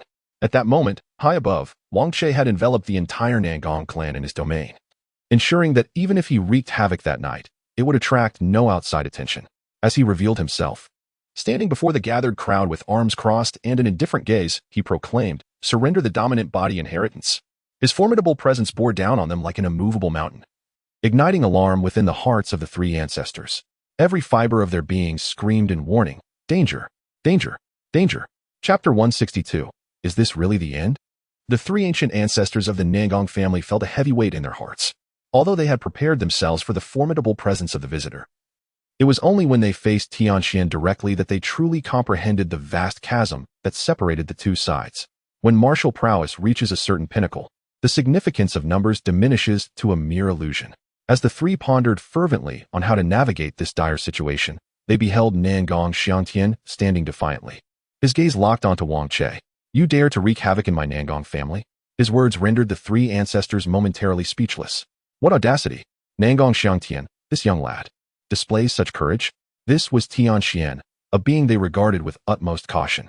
How could a mere Deyuan realm individual presume to act so brazenly in the face of such power? Wang Che, standing at the temple's entrance, was equally taken aback. Yet, a seething fury soon engulfed him. Who was he? The ancestor of the Wang family, a Tianxian powerhouse. How dare an insignificant insect challenge him so boldly? With a low growl, an overwhelming aura of killing intent erupted from Wang Che, chilling the air as if the temperature had plummeted several degrees. Heh. Old fool of the Wang family, do you truly believe that being at the Tianxian level grants you the liberty to act as you please? At that moment, an elder stepped forward, indignantly exclaiming, "Have you lost your sight? The Nangong family is not a place you can trespass. Since you have come, do not expect to leave unscathed. Kneel and bow 3 times, and perhaps we may consider sparing your life." The three ancestors of Nangong watched in disbelief as the elders expressed their fervor. Were these descendants mad? Where did they find the audacity to be so arrogant? Wang Che could only laugh in exasperation. A group of insignificant beings dared to demand an apology? Spare his life? A band of jesters. It appears you have yet to grasp the gravity of the situation. Allow the old ancestor to teach you the meaning of reverence. With that proclamation, a colossal hand descended from above, radiating a shimmering light infused with boundless destructive power, as if a divine mountain sought to crush all beneath it. Prepare to confront the enemy. The three ancestors of Nangong wore grave expressions, channeling their spiritual energy to bolster their defenses. Yet at that moment, Nangong Xiangtian spoke with a smile. Such a trivial Tianxian need not trouble the three ancestors. You may merely observe the spectacle. As he spoke, he summoned a wooden sculpture, which transformed into a figure that pointed directly at Wang Che. Boom. The force of that single finger bore an overwhelming, unstoppable momentum, as if it could rend the very fabric of reality itself, while the unique aura of a Sanine realm powerhouse erupted forth. Sanine realm? Wang Che's pupils constricted, his earlier composure evaporating to be replaced by sheer terror. If the disparity between the Deyuan and Tianxian realms was akin to a chasm, then the gulf between Tianxian and Sanine was an insurmountable abyss. How could a second-rate family possess such terrifying strength? A tempest of panic surged within Wang Che. He retracted the hand he had aimed to strike, hastily withdrawing his domain and turning to flee, drawing a teleportation scroll from his robe. The emergence of the Sanine realm wooden puppet had extinguished his will to fight. The two sides were not even in the same league. In the face of the impending mortal danger emanating from the opponent's finger, he yearned only to escape this perilous place. Hurry, hurry. At that moment, Wang Che was stripped of his previous arrogance, reduced to a frightened creature fleeing for its life. His face was a mask of panic as he activated the teleportation scroll with unprecedented speed. Just as the scroll's light enveloped him, the wooden puppet's deadly strike arrived. Boom. A terrifying blow pierced through him, leaving a horrifying gaping hole in his chest. A spurt of blood erupted as Wang Che's form vanished in the light of the scroll's teleportation. This entire sequence unfolded in the blink of an eye, leaving the three ancestors of the Nangong family utterly dumbfounded. When Nangong Xiangtian had insisted on preventing their intervention, they had been prepared to reprimand him for his lack of urgency. Yet, as the wooden puppet acted, it felt as though a vice gripped their throats, their faces flushing red with disbelief. Had a Tianxian powerhouse truly met such a sudden end? Is he dead? After a lengthy silence, Xin Yuanhen asked, appearing somewhat dazed. Most likely, Nangong Shang replied, swallowing hard, his demeanor disheveled. Even if he survived, that strike has extinguished at least 90% of his vitality. He probably won't last through the night. In that moment, the three ancestors were engulfed in tumultuous emotions. They had prepared to stand with the Nangong family in life and death, yet before they could act, the adversary had been vanquished. This was surreal, leaving them bewildered as to when their family had become so formidable. After a considerable pause, Xianyuan Hen regained his composure and turned to Nangong Xiangtian. The three ancestors were filled with questions. In response to their inquiries, Nangong Xiangtian did not hesitate to recount the circumstances that had compelled their family head to confront the visiting party, the predicament the Nangong family faced, and the matters concerning Zhong Qing's visit to negotiate for the dominant's body inheritance. Upon concluding, Nangong Xiangtian humbly acknowledged, in the urgency of the situation, coupled with the three ancestors being in secluded meditation, I neglected to consult you. Please punish me accordingly. You truly deserve punishment. Xianyuan Xian's breath quickened, his eyes reddening. At these words, the others felt a collective jolt, just as they were about to intercede. Believing the ancestor was angered over the family head's acquisition of the dominant's body inheritance, they heard Xianyuan Xian exclaim, "A Sanine realm puppet wasted due to your foolishness. You reckless child, I shall teach you a lesson." In that instant, words of comfort faltered on their lips. So that was the cause. In truth, upon learning that a Sanine realm puppet had been squandered, they felt a deep sense of loss, as if their hearts were bleeding.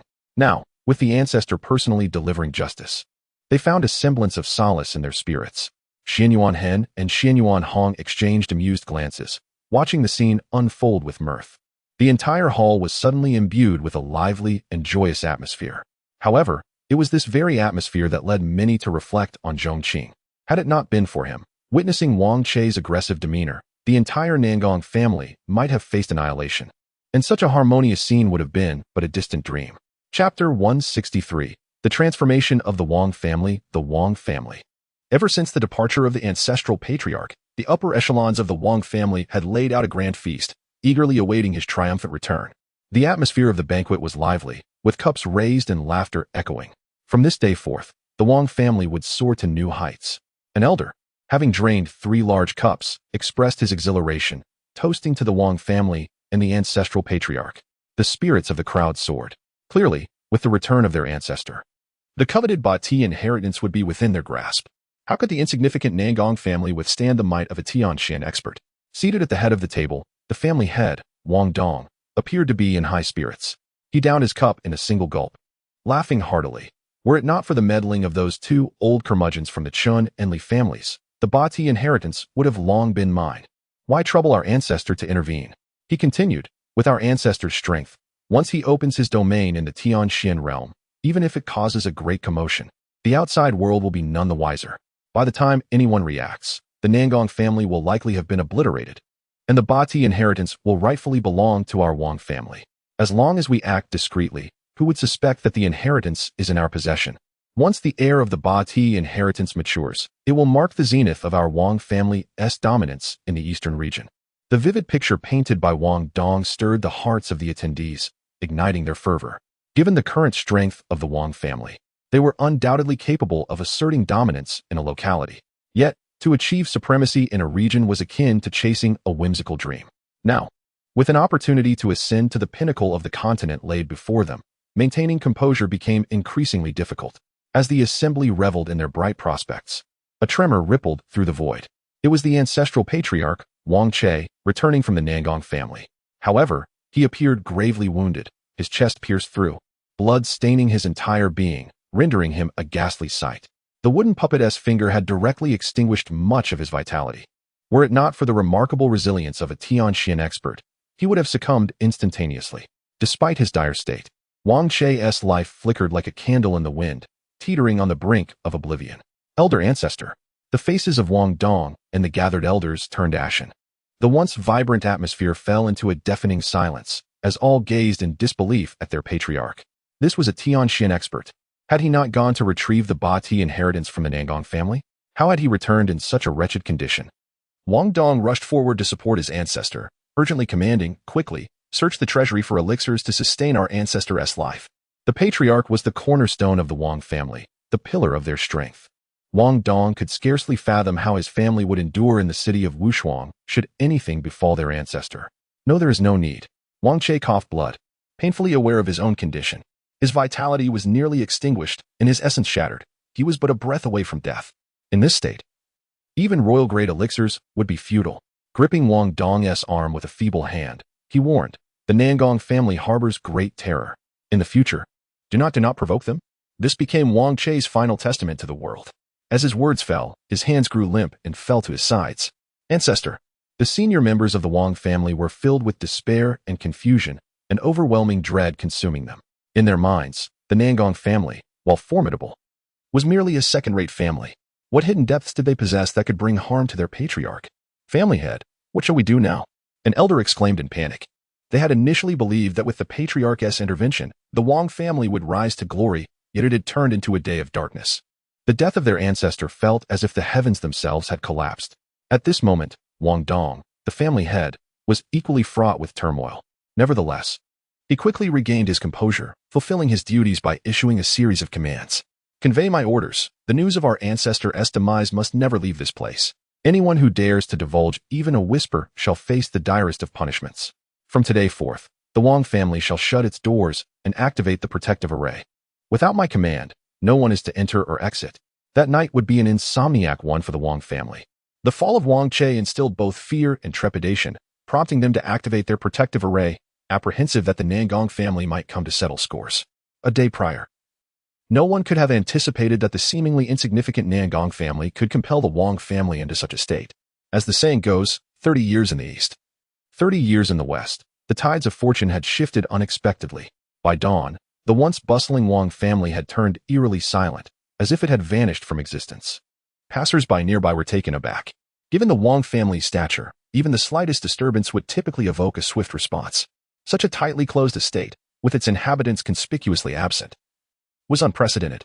This piqued the curiosity of many, leading them to speculate about the upheaval within the Wang family. Soon, this news reached the ears of the other two prominent families in Wushuang City, the Chun and Li families. The Wang family. What are they up to? Qin Ping, the head of the Qin family, furrowed his brow, perplexed. The three dominant families of Wushuang City had maintained a balance of power for years, and any stirrings within one family would inevitably draw the attention of the others.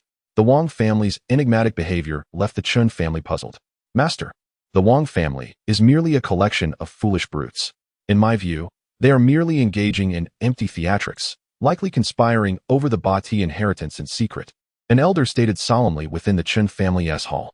Indeed, this sentiment was echoed by the gathered members. Our focus should remain on the Nangong family. How we can obtain the Bati inheritance is our immediate priority. As for the Wang family, we need not concern ourselves overly. Though Qin Ping harbored doubts, he suppressed them. What the assembly said made sense. Their immediate concern was how to maneuver for the Nangong family's inheritance, relegating other matters to the periphery. While the Wang family warranted caution, it was unnecessary to squander too much energy on them. Meanwhile, the Li family, much like the Qin family, found themselves bewildered by the Wang family's actions. However, the head of the Li family, Li Yinan, made a decision distinct from that of the Qin family. He would personally visit the Wang family to uncover the truth behind the upheaval. Chapter 164. Speculations of the Li family. The Wang family, in the present day, is beset by an atmosphere of paranoia. All clan members and disciples have retreated into the confines of their estate, remaining indoors. At this moment, outside the grand hall of the Wang family, Li Yinan gazes at the desolate entrance, his heart filled with astonishment. It is customary for first-class families to maintain a fade, valuing their reputation. Yet, the absence of even a single gatekeeper at this moment is indeed peculiar. Please convey to your family head that I, Li Yinan, have come to pay a visit, he declares, suppressing the doubts swirling within him. The Wang family is not receiving guests at the moment. Please return, Li family head, comes the cold, distant reply. Laced with an air of rejection, unfazed by the closed door, Li Yinan's mind races with the implications of such an unusual response, further solidifying his belief that some significant event has transpired within the Wang family. His gaze shifts, as if catching a whiff of something extraordinary. Upon returning to his own clan, he promptly convenes a high-level meeting. This gathering is particularly notable, as even the venerable ancestor of the Li family has graced them with his presence. The commotion surrounding the inheritance of the dominant's body has stirred the entire Wushuang city, prompting even the reclusive elders to take notice. In the grand hall, the upper echelons of the Li family convene, with the ancestor, Li Wushuang, seated at the head. Li Yinan occupies a position to his right, flanked by the various elders and protectors of the family. Family head, have you summoned us with new plans regarding the competition for the dominant's body inheritance? Inquires the eldest elder. Since the Nangong family acquired the dominant's body inheritance, The Li family has frequently convened to strategize its acquisition. With the elder's question, all eyes turn to Li Yinan. After a moment of contemplation, he states solemnly, I have gathered you not to discuss the dominance body inheritance, but to deliberate on the peculiar movements of the Wang family. The audience buzzes with discussion at the mention of the Wang family's strange behavior, clearly aware of the unusual circumstances. Forgive our ignorance, family head, please speak plainly. The eldest elder urges. Very well, since we are all comrades, I shall share my hypothesis, Li Yinan replies earnestly. The dominance body inheritance is coveted by all three prominent families.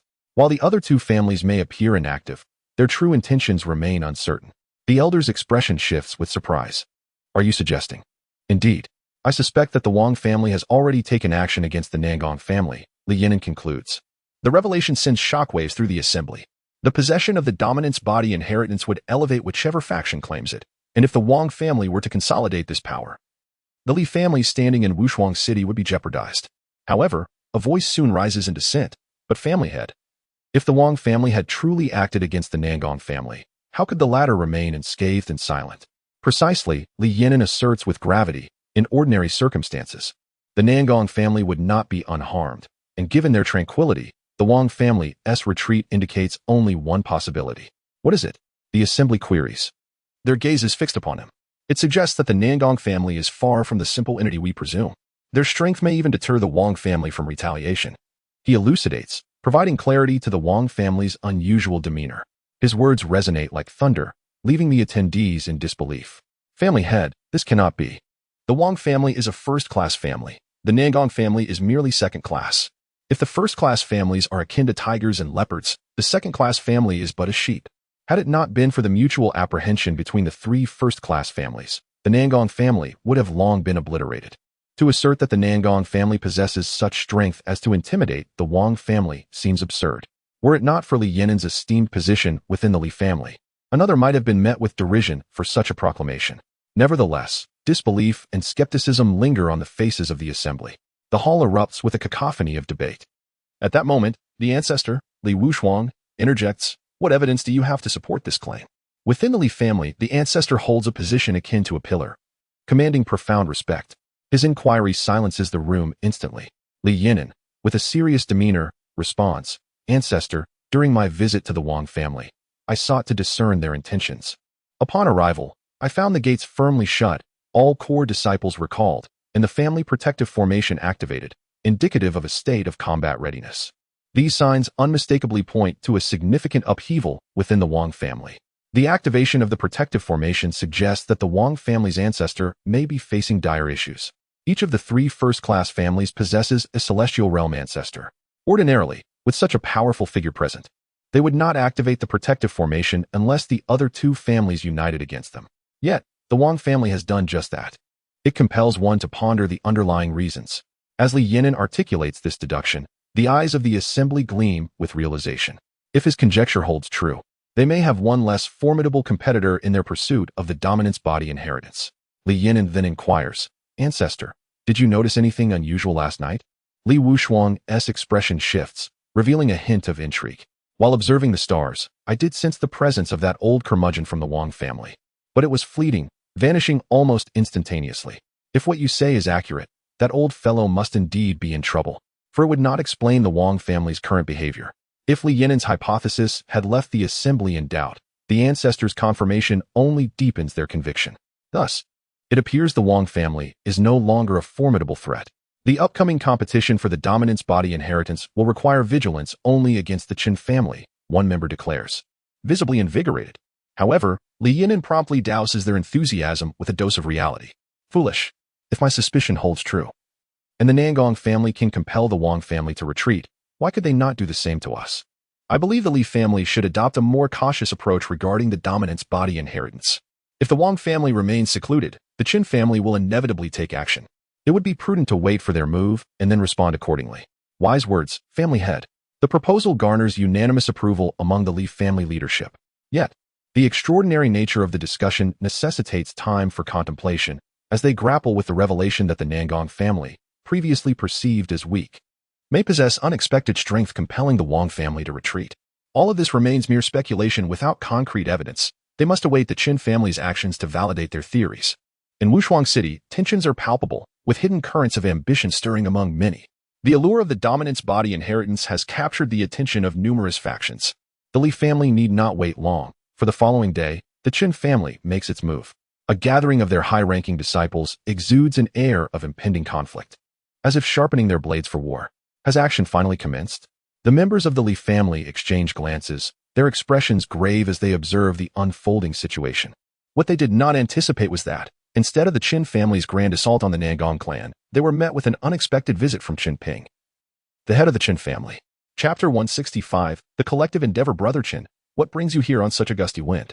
Although the three prominent families were embroiled in subtle and overt conflicts, the head of the Li family, Li Yinan, welcomed Qin Ping with a beaming smile upon learning of his arrival. After exchanging pleasantries, they entered the grand hall. Qin Ping, adopting a serious demeanor, declared, "Brotherly, I have come with genuine intentions to seek collaboration with the Li family. By combining our strengths, we can jointly obliterate the Nangong family, seize the body inheritance, and together repel the Wang family. Once we clear all obstacles, we can then contend for the ultimate prize." Upon hearing this, Li Yinan instinctively twirled the ring on his thumb, sitting upright on his throne before leisurely sipping his tea. He then replied, "Brother Chun, we both understand each other's natures. As the old saying by Wang Dong goes, we are both ruthless and treacherous individuals. I cannot place my trust in you, nor can you in me." Qin Ping frowned at this candid refusal. He genuinely wished to ally with the Li family, as the Wang family was the one he feared most among the three powers.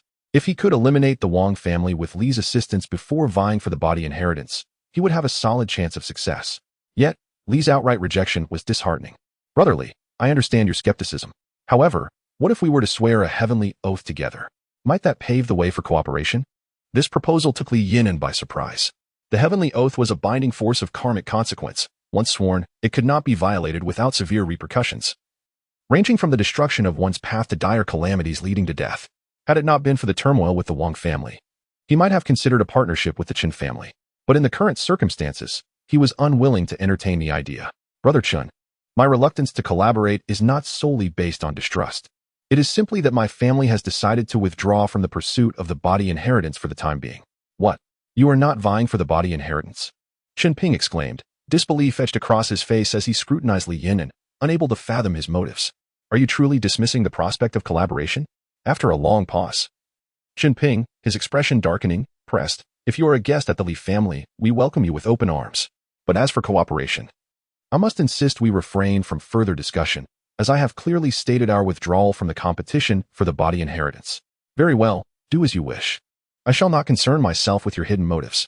I will purge the Nangong family and claim the body inheritance on my own," Qin Ping retorted angrily, turning to leave.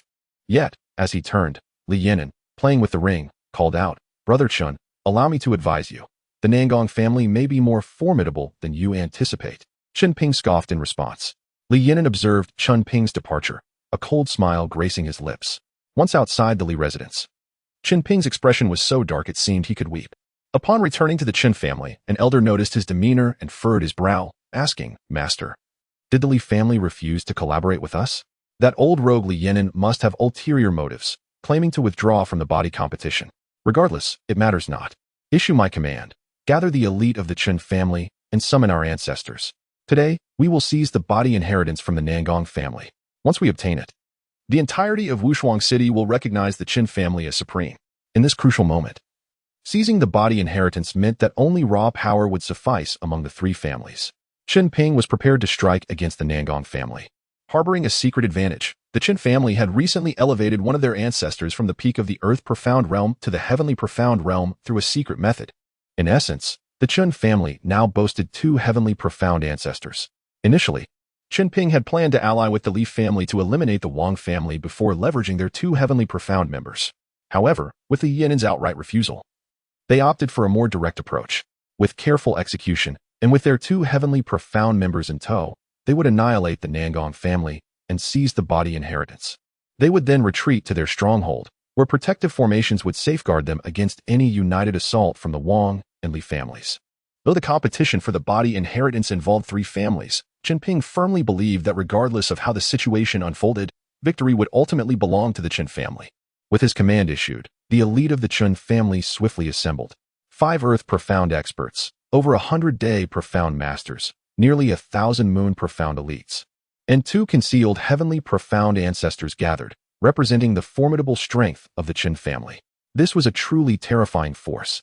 It was noteworthy that throughout the entire eastern domain, even within sacred lands, there were rarely more than a single earth profound expert and merely a handful of day profound masters. To put it plainly, the Qin family's might could easily overpower the 5 sacred lands that had stood for millennia in the eastern domain, with a contingent of over 1,000. They soared into the sky, their overwhelming presence shaking the very clouds. They appeared as a dark storm cloud sweeping over Wuhuang City, instilling a sense of dread in all who witnessed. Such a show of force prompted astonishment among the city's inhabitants. Has the Qin family truly mobilized their entire force? Some gasped. In recent times, the pursuit of the body inheritance had stirred considerable commotion within Wuhuang City. The citizens felt an impending sense of doom, aware that a great battle was inevitable. Yet, the rapidity of these developments caught them off guard, leaving them curious about the timing of the Wang and Li families' responses. Unbeknownst to them, the Wang family had retreated into seclusion. Following the demise of their ancestral patriarch, the body inheritance had become unattainable for them. Even if the Nangong family sought retribution against the Wang family, those within the Wang clan would be more than relieved to escape unscathed. As for the Li family, they remained idly poised. Regardless, Wuhuang City found itself on the brink of unprecedented upheaval. Under the watchful gaze of the populace, Qin Ping led his 1,000-strong contingent to encircle the Nangong family. Nangong Xiangtian, I offer you a chance. Surrender the body inheritance and submit to my Qin family, and I shall grant your family a chance at survival. Qin Ping declared, hands clasped behind his back, his voice resonating like thunder across the expanse. Chapter 166. No surrender. At this moment, Wuhuang City resembled a cauldron of boiling oil, bustling with fervor. I had long asserted that the inheritance of the overlord body was too formidable for the Nangong family to wield. And now, calamity has indeed arrived, hasn't it? Nearby, many watched with glee, curious about the fate of the Nangong family. Would they relinquish the overlord body inheritance? If they refuse, the entire clan shall perish. No matter how extraordinary the treasure, life must be preserved to utilize it. Amidst the clamor, a commanding voice emanated from the Nangong family. Do you possess the qualifications to make my Nangong family submit? As the saying goes, a single stone can stir up 1,000 ripples. This proclamation instantly incited a wave of uproar. Who is this? So audacious. Did they not see the Qin family mobilizing almost its entire force? Eyes widened in disbelief around the Nangong family. If I am not mistaken, that voice belonged to Nangong Xiangtian, the patriarch. How had I never realized before that the head of the Nangong family was so obstinate? This was the elite of the Qin family. Did he truly believe the Nangong family could stand against them?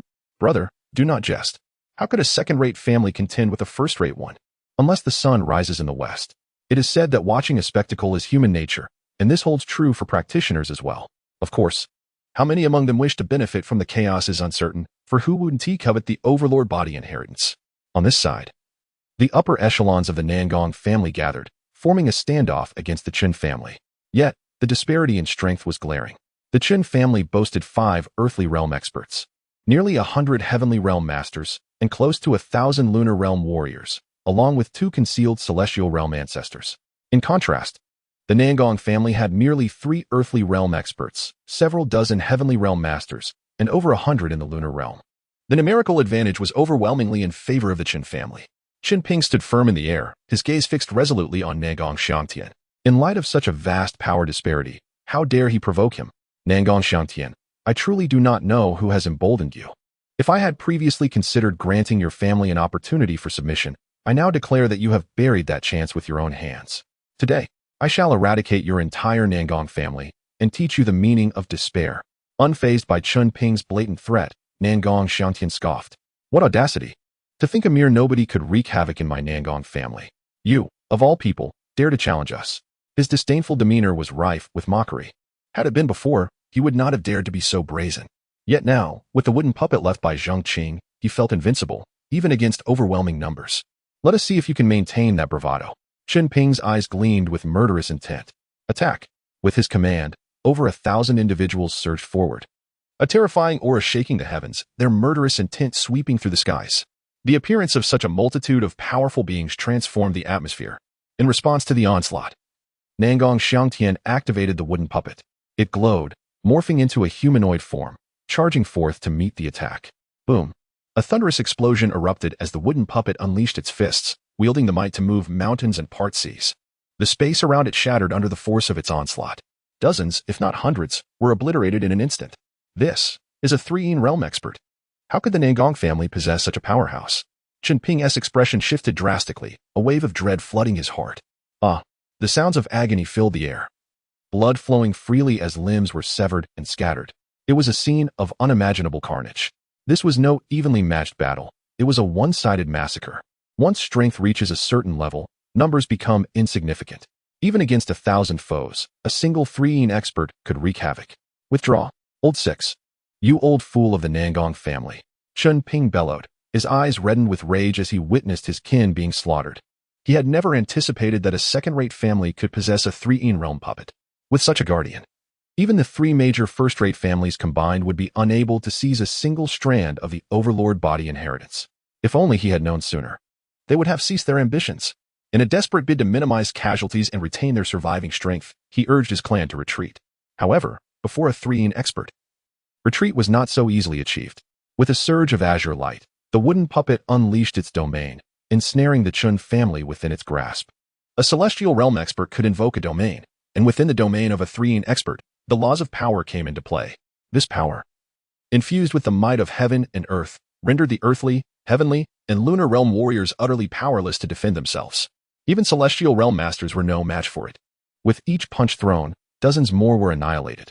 Even the two celestial realm ancestors of the Chun family were obliterated, their bodies reduced to dust. It was a merciless, indiscriminate slaughter. Ancestors. The remaining Qin family members were filled with despair. In their eyes, celestial realm experts were invincible, the pillars of their clan. With the death of the two celestial realm ancestors, their faith crumbled. The elite of the Qin family lost all will to resist. Viewing the wooden puppet as a reincarnated demon, this place had become a graveyard for the living. Flee. Panic-stricken individuals sought to escape the battlefield, to distance themselves from the harbinger of death. Yet, within the domain of the three-in expert, even those who summoned teleportation scrolls found it futile under the weight of the law. The wooden puppet acted as a relentless executioner, harvesting life after life with impunity. Patriarch of the Nangong family, I, Chen Ping, am willing to submit. Please, grant my Chun family a path to survival. He implored, his face ashen and despair evident. Among the fallen were not just comrades, but also beloved kin. He had anticipated that this assault on the Nangong family would be a one-sided affair.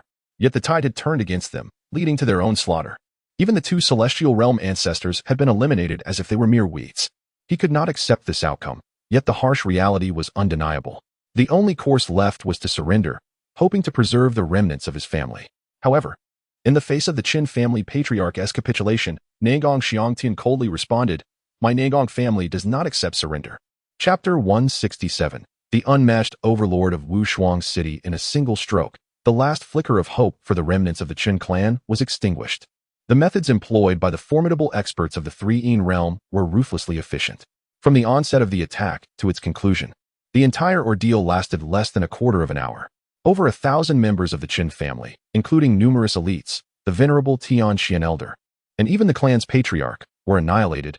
None survived. Not a single body remained intact. They were either reduced to mere powder and blood or torn asunder. The scene resembled a living hell, with the pungent stench of blood wafting for miles.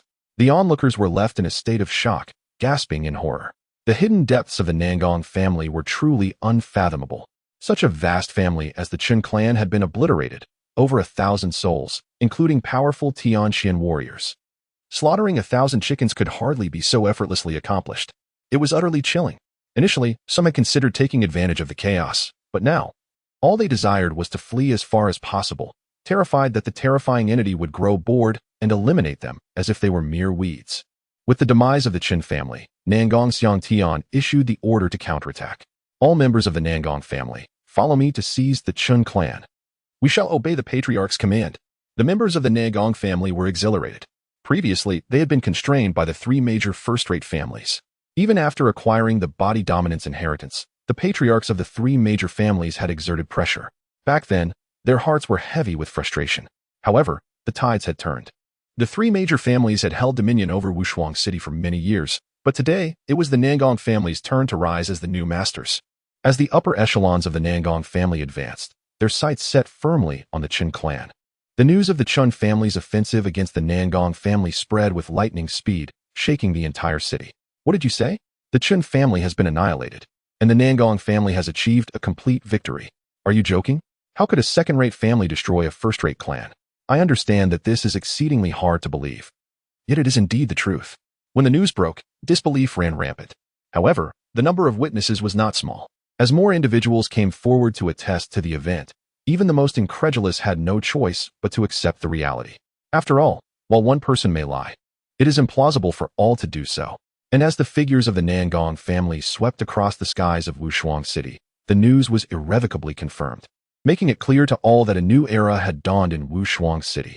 The once dominant Qin family, which had ruled for countless years, was no more. In its place, the Nangong family ascended like a star on the rise. The Li family. When Li Yinan, the patriarch of the Li family, and the high-ranking officials received this news, they stood frozen, as if turned to stone. The Qin family, with over 1,000 members and numerous high-ranking officials, including 2 Tianxian experts, had perished. The Nangong family had suffered not a single loss. Li Yinan's pupils constricted as he absorbed the information. His chest heaved uncontrollably, and tumultuous waves of shock surged within him. This was utterly unfathomable. The eldest elder's eyes nearly bulged in disbelief. The Qin family possessed 2 Tianxian experts. Yet such power had been utterly decimated by the Nangong family, without suffering a single casualty. It was beyond comprehension how the Nangong family had come into such fortune, first with the body dominance inheritance, and now with such terrifying trump cards.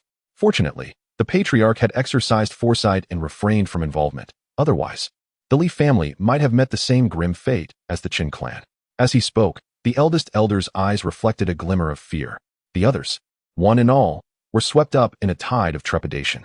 Initially, they had harbored some dissent towards the patriarch for making such sweeping judgments based on the actions of the Wang family, which had seemingly squandered their chance at the body dominance inheritance.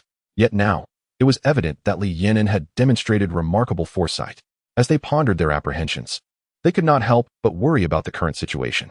Patriarch, what should our next course of action be?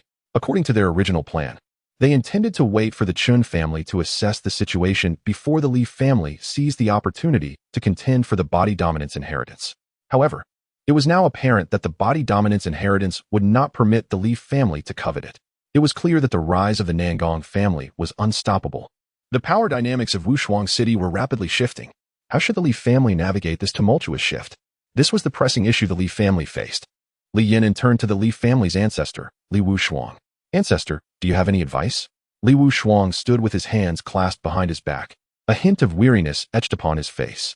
The recently fallen patriarch of the Qin family had been his contemporary, though their positions differed. The news of the Qin family's demise left him with an inexplicable sense of melancholy. After a moment's reflection, he spoke. Since the Li family has been entrusted to your care, I shall unconditionally support any decision you make. However, one thing is certain, we cannot oppose the Nangong family. Upon hearing this, Li Yinan's resolve crystallized. Everyone, given the strength of the Nangong family, they will undoubtedly make significant moves in the near future. They may even replace us as the new rulers of Wushuang City.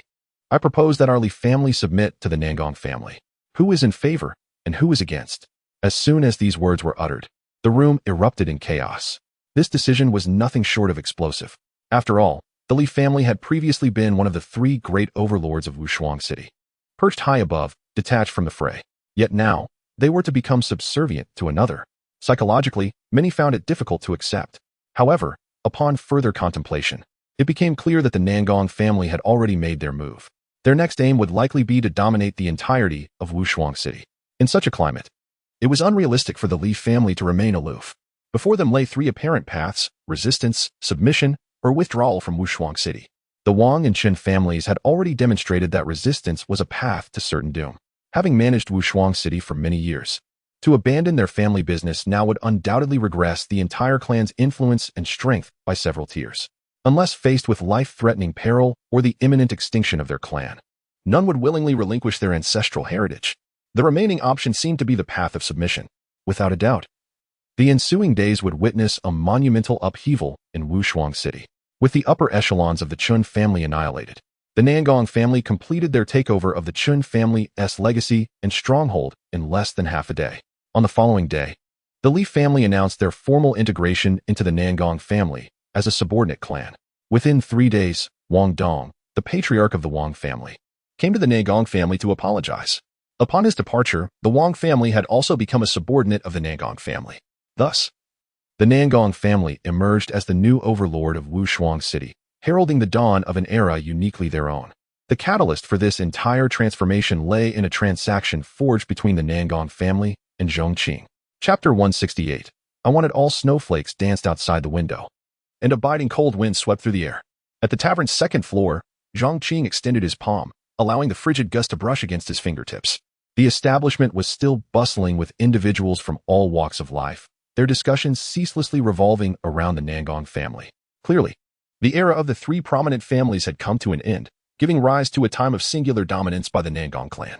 This swift transition, coupled with its unexpected ramifications, left the denizens of Wushuang City utterly astounded. However, Zhong Qing remained oblivious to the chatter around him. Once his warm wine was finished, he withdrew his hand from the window and poured himself a drink. Little did anyone in the tavern suspect that the true catalyst behind the profound changes in Wushuang City sat right by the window.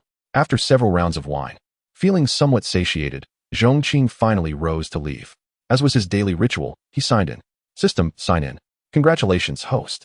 You have received a puppet upgrade card. Oh. Zhong Qing's eyes twinkled with interest. This was indeed a valuable item, perfectly suited to elevate Heibai once more. Without hesitation, he waved his hand, drawing Heibai into the small world. Within this realm, an array of items was strewn about, mountains of techniques, an abundance of divine weapons, and even vast seas of turmoil, among various other sundries. Having not entered for a while, Zhong Qing was surprised to find that the small world appeared to have expanded. He scrutinized the surroundings and confirmed that it had indeed grown. What could be the reason for this? Could it be that the small world had undergone spontaneous evolution? No, he had possessed this small world for some time, and it had shown no signs of change until recently. This implied that the small world's expansion was not a natural occurrence, but rather a consequence of some specific factor. Zhong Qing pondered this perplexity, but deemed it unnecessary to dwell on it. Heibai, he called, focusing his attention on his companion. Master, what are your commands? Heibai responded, bowing respectfully. Zhong Qing placed the puppet upgrade card upon Heibai's forehead. As the card melded into his essence, Heibai's aura surged dramatically. In no time, he broke through from the Tianxian realm into the Sanyin realm. This breakthrough was remarkably swift, akin to a single, effortless leap. One could discern from this that the items produced by the system were indeed extraordinary. The effects of the puppet upgrade card on Heibai surpassed that of any rare treasure. As Heibai's cultivation stabilized within the Sanyin realm, he knelt respectfully and said, Master, may I request a few royal-level mystic techniques from you? Zhong Qing was taken aback. This was the first time Heibai had openly requested something from him. It seemed this companion's intellect was on the rise. Naturally, this was a positive development. As a gift from the system, Heibai's loyalty was beyond doubt, and Zhong Qing was intrigued to see if Heibai could indeed cultivate these mystic techniques. With a wave of his hand, Zhong Qing summoned a collection of royal-level mystic techniques. Which one would you like? Master, may I have them all? Heibai's eyes gleamed with anticipation as he gazed at the techniques. Impressive, Zhong Qing thought, recognizing a lesson in Heibai's request. While children might be indecisive, adults would naturally desire everything. Very well, take them, he replied without hesitation, handing over the entire collection. After all, he had an abundance of these techniques, more than enough to burn in countless heaps. Meanwhile, Zhong Qing settled at a stone table in the small world, leisurely sipping his wine, while Heibai immersed himself in studying the royal-level mystic techniques. His reading speed was astonishing, akin to skimming through pages at lightning speed. After perusing a book, he promptly set it aside, commencing the practice of the techniques recorded within. Boom. As he unleashed his fist, the power of the laws swirled around him. His punches shot forth like mountains, shaking the very air. In that fleeting moment, it felt as though his fist transformed into towering peaks. The momentum surged, overwhelming in its might. As he moved, he seemed to morph into a vast ocean. The relentless barrage of punches grew increasingly fierce, each blow heavier than the last. Ultimately, the mere force of the wind from his strikes tore through the void. It was no exaggeration to assert that had those punches been real, they could have shattered several mountains in an instant. In mere moments, Heibai had mastered a royal-level mystic technique. Such rapid progress, if known, would undoubtedly astound many. It is well understood that the higher the level of a technique, the more challenging it is to comprehend. Other Sanyin realm cultivators, even those of exceptional talent, would require years to attain a minor understanding of royal-level techniques, and decades to achieve significant mastery. However, Heibai had effortlessly grasped the technique after a single reading. This was beyond mere talent. It was nothing short of miraculous. Yet Heibai did not pause after mastering one technique. He pressed on to the next. In the blink of an eye, his figure moved with astonishing speed, almost imperceptible to the naked eye. This was a technique focused on speed, and once again, he mastered it after a single glance.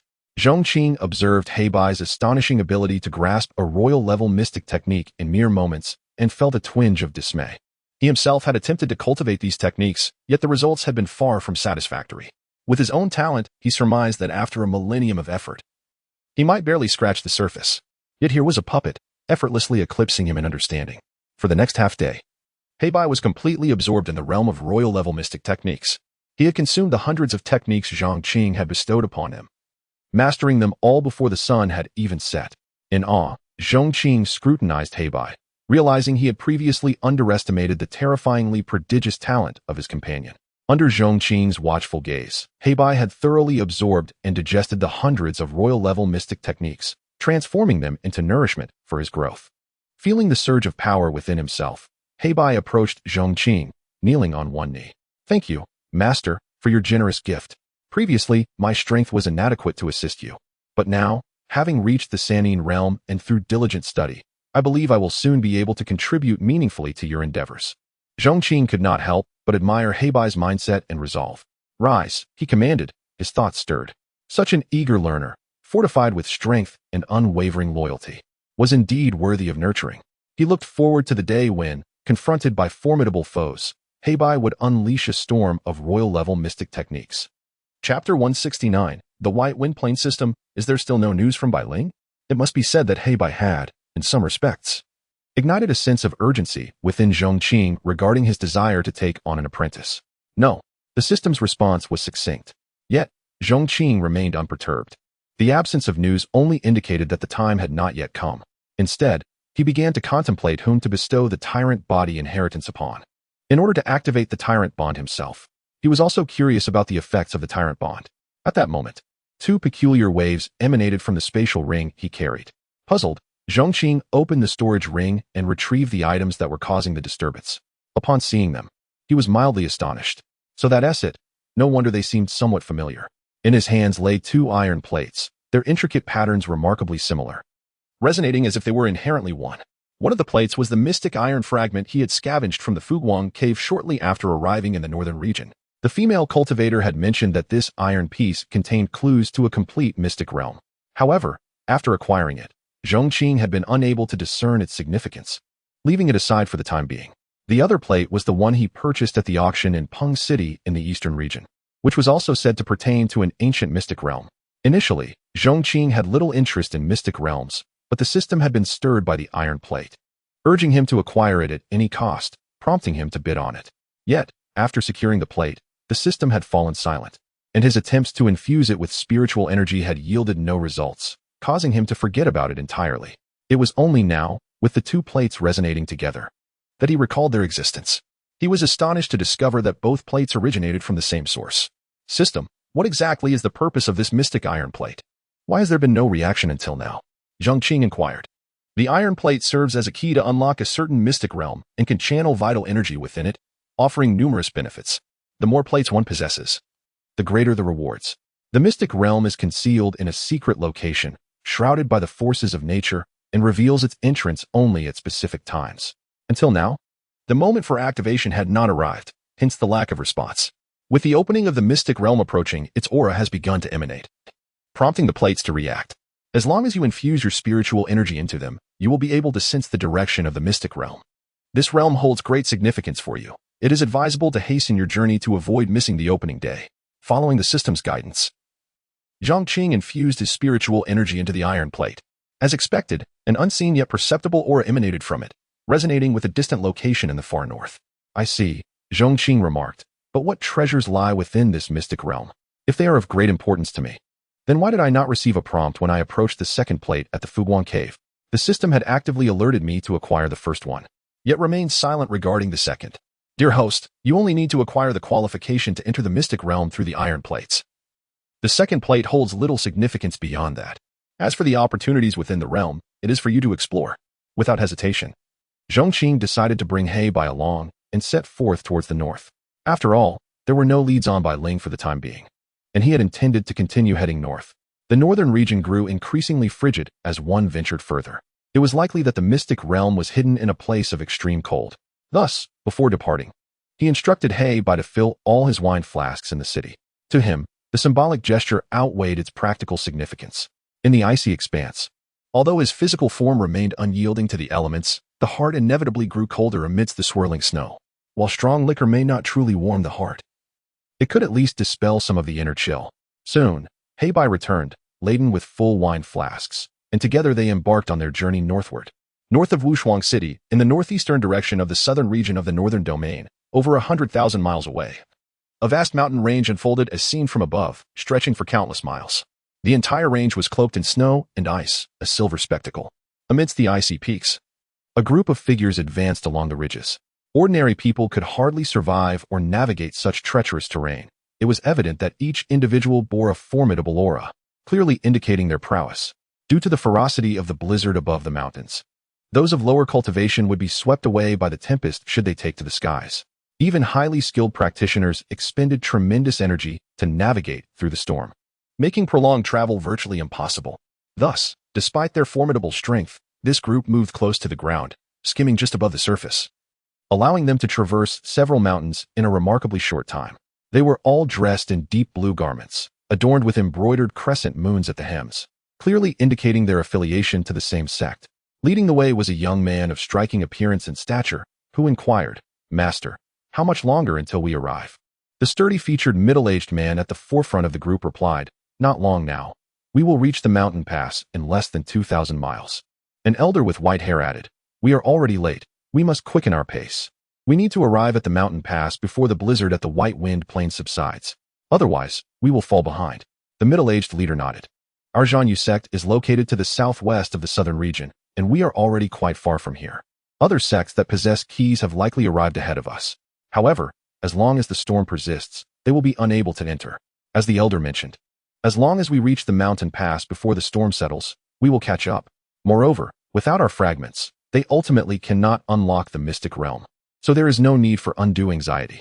As they spoke, the group had already traversed over a dozen mountain peaks. It seemed like the calm before the storm, as the raging blizzard overhead intensified, becoming more violent and terrifying. The frigid winds howled, swirling the silver snow, reminiscent of countless ferocious beasts roaring above, instilling fear in their hearts.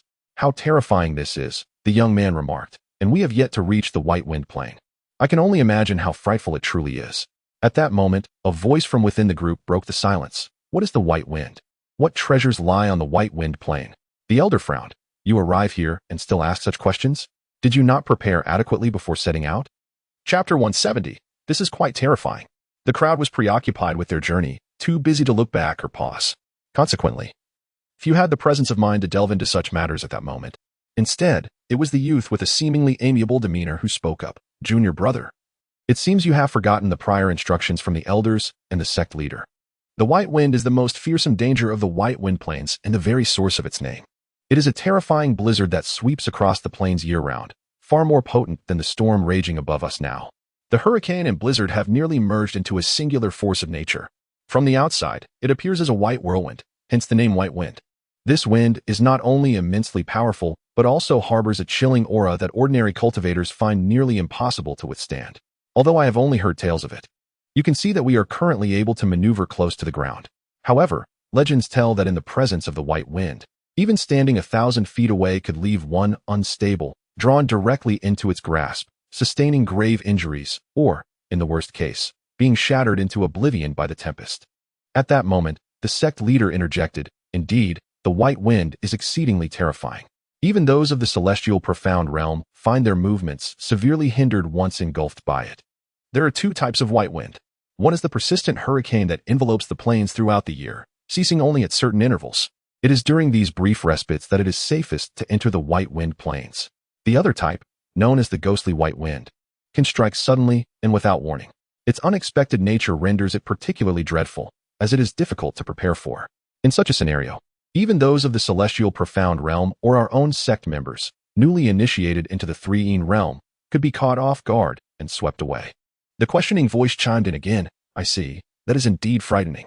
However, the ghostly white wind seems rather peculiar. What causes such a tempest to arise so suddenly?" The young man in blue shook his head and replied, "Junior brother, you truly have forgotten. Did we not mention that aside from the White Wind, the most terrifying aspect of the White Wind Plains is the numerous ancient formations left behind? These formations have existed for countless years, although most are in ruins. They still retain a degree of danger, capable of ensnaring even those in the celestial profound or three-ene realms. It is said that the White Wind Plains were once home to a powerful sect in ancient times. Some of these formations were designed by that sect to influence or even control the White Wind. Although the White Wind is a force of nature, a powerful formation master could harness that energy for their own use. Thus, it is likely that during that era, the White Wind was under the sect's control, appearing and vanishing at will to protect the sect. However, after the sect's demise and the passage of countless years, most of these formations fell into disrepair. It is under the influence of these fractured formations that the erratic, sudden ghostly White Wind arises. As we venture into the White Wind Plains, the most crucial aspect to be mindful of is this ghostly White Wind. However, based on prior explorations by our ancestors, during this time of year, shortly after the White Wind ceases, occurrences of the ghostly White Wind are rare, making it one of the safest periods to traverse the plains. While we cannot guarantee complete safety, it is undoubtedly our best opportunity. At that moment, the voice inquired for the third time, understood. So, the secret realm we are to visit lies deep within the White Wind Plains, correct? The young man in blue finally furrowed his brow. Was this junior brother truly so lackadaisical? He had seemingly forgotten entirely the sect's instructions. As the eldest senior brother of the Zhong Sect, he felt it was time to assert his authority and reprimand his lazy junior. Junior brother, how did you interpret the instructions when you arrived? Just as he turned to scold the one who had spoken, he heard the voice again, this time tinged with amusement. Thank you for clarifying, but I must apologize. I am not your junior brother. The young man in blue was taken aback. As he turned around, he saw a youth he had never encountered before. Clad in a long robe, exuding an ethereal charm, smiling at him. Beside the youth stood a man in a black robe, his features obscured but radiating a chilling aura. The young man in blue was jolted, stopping abruptly to exclaim, "Who are you?" The entire group halted at his action, finally noticing the two unfamiliar figures. A wave of alarm swept through them. They had failed to detect the presence of these two, who had accompanied them silently for an unknown length of time while engaging in conversation. Were they ghosts? The middle-aged sect leader narrowed his eyes at the two, his voice low and serious. "Who are you? Why have you appeared among the Zhong Sect's ranks?" As he spoke, he summoned his inner strength, remaining on high alert, prepared to strike at any moment. Despite his preoccupation with the journey, he had not focused his attention on the rear of the group. However, as a cultivator of the three-ene realm, it was quite alarming that he had failed to notice the silent infiltration of these two into their midst. If they had chosen to attack just then, they would have had no chance to respond. Though he considered himself powerful enough to withstand a sneak attack, the others in the sect would not be so fortunate. He had already dispersed his spiritual awareness to probe the newcomers, yet he could not ascertain their cultivation levels. This heightened his vigilance. These individuals either possessed an exceptionally potent concealment technique that eluded his senses or were simply formidable cultivators themselves. It was also possible they were a combination of both. While he did not believe their strength surpassed his own, they were certainly not to be underestimated. "Do not take offense," remarked Zhong Qing, meeting the tense gaze of the Zhong sect members with a calm smile. "I harbor no ill intentions. I merely happen to be traveling in this direction as well. I overheard your discussion about the White Wind Plains and out of curiosity, I inquired further." His casual demeanor did little to assuage the concerns of the crowd. The elder with white hair rebuked, "Nonsense. You claim to be traveling the same route? Why did we not see you earlier?" Zhong Qing chuckled lightly. "Because I was above you. You simply did not look up, so of course you did not see me." The Zhong sect members were momentarily taken aback, then suddenly alarmed. When he mentioned being above them, did that imply that Zhong Qing and his companion had been flying overhead the entire time? Chapter 171. Unexpectedly all on your shoulders, how is this possible? You have been flying through this snowstorm all along. A disciple of the Zhong sect exclaimed in astonishment. In response to his inquiry, Zhong Qing simply nodded. However, his nod left everyone in a state of unease. The sect leader of Zhong was equally astonished. Yet, this seemed to be the only explanation for why both parties had not noticed each other despite being on the same path.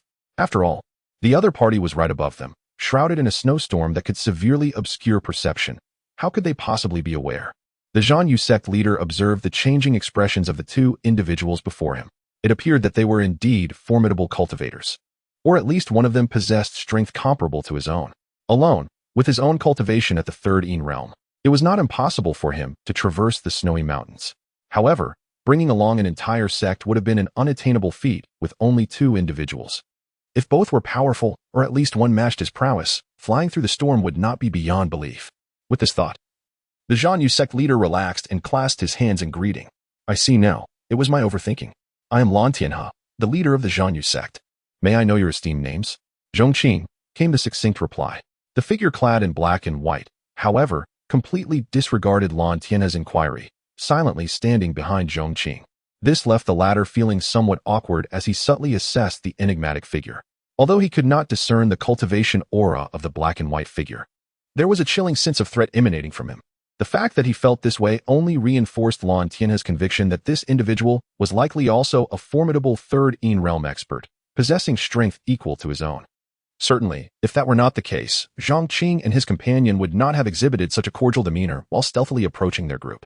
Possessing immense power and the ability to approach silently without resorting to violence was, in itself, an indication of a non-hostile intent.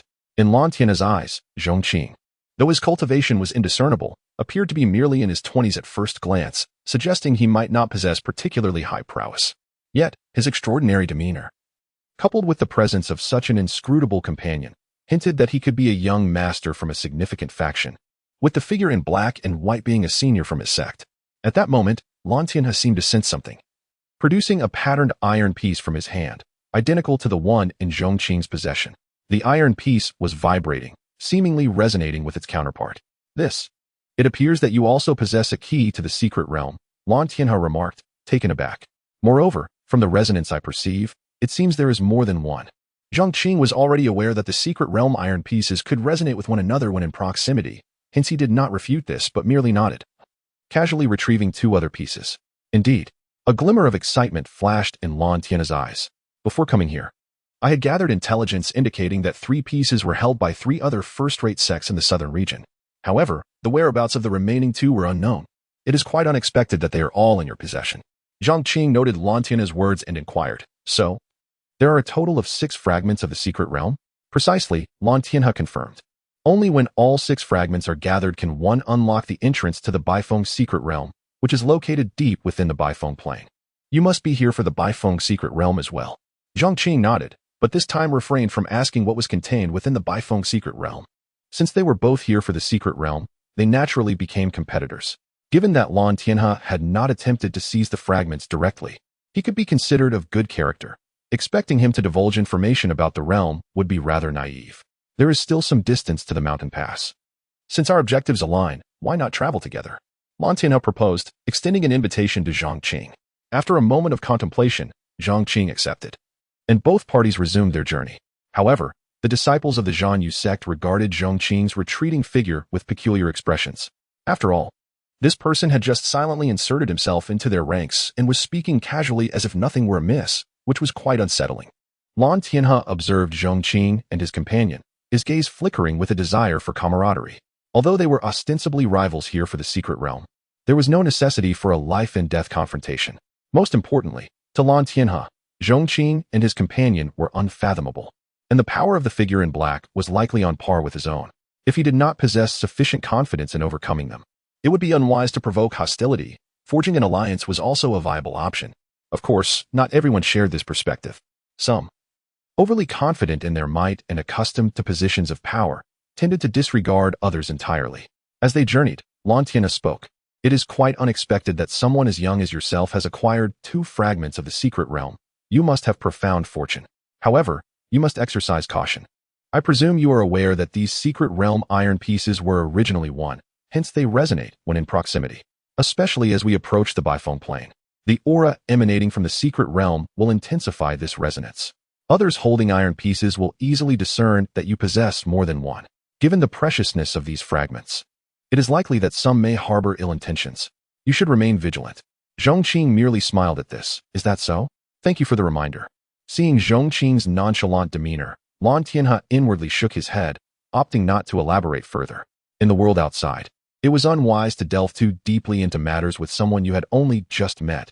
Since the other party did not seem concerned, further discussion could lead to misunderstanding. Soon, as they traversed one snow-capped mountain after another and maneuvered through various valleys, a conspicuous gap emerged between the continuous mountain ranges ahead. "We have arrived," Lan Tianhe proclaimed. "That is the entrance to Baifeng Mountain Pass. Beyond it lies the realm of Baifeng Plain." As the group drew closer to the mountain pass, the howling blizzard appeared to diminish. By the time they neared the threshold, the storm had considerably lessened, seemingly on the verge of subsiding entirely. Lan Tianhe let out a sigh of relief upon noticing this.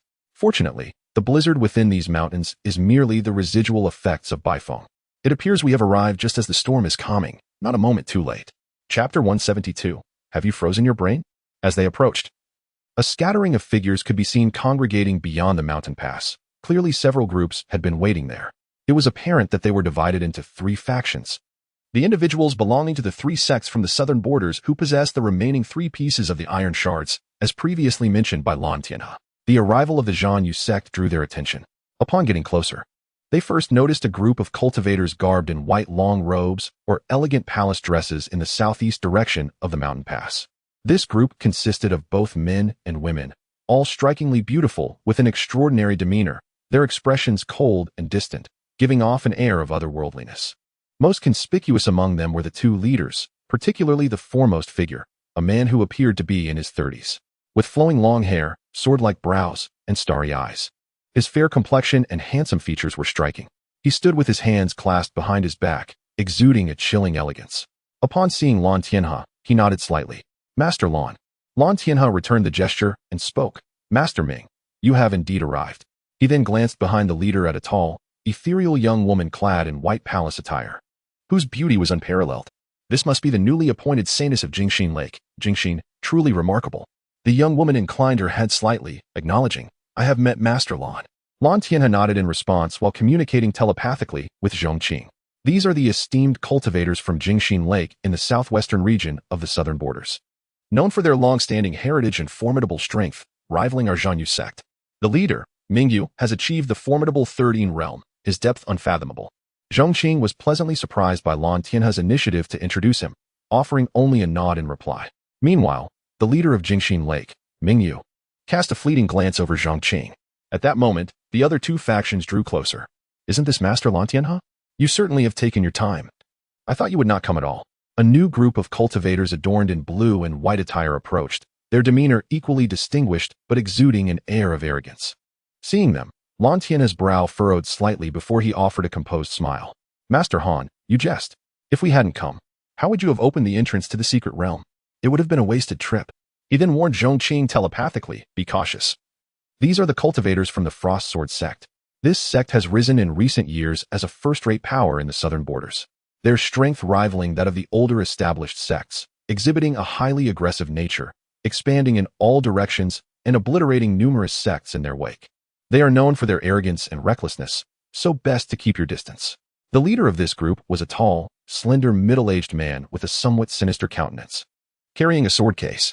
He sneered, "You speak the truth. It is said that to open the secret realm, at least 4 shards are required. However, it takes all 6 shards to fully unlock it. Even if our 4 factions gather their pieces, we still lack 2. I have searched for those 2 shards for many years without success, yet here they are today, quite unexpectedly. It seems fortune favors me." His gaze then fell upon Zhong Qing, a glimmer of cold light flickering in his eyes. This individual does not appear to be from the Zhong Qing sect.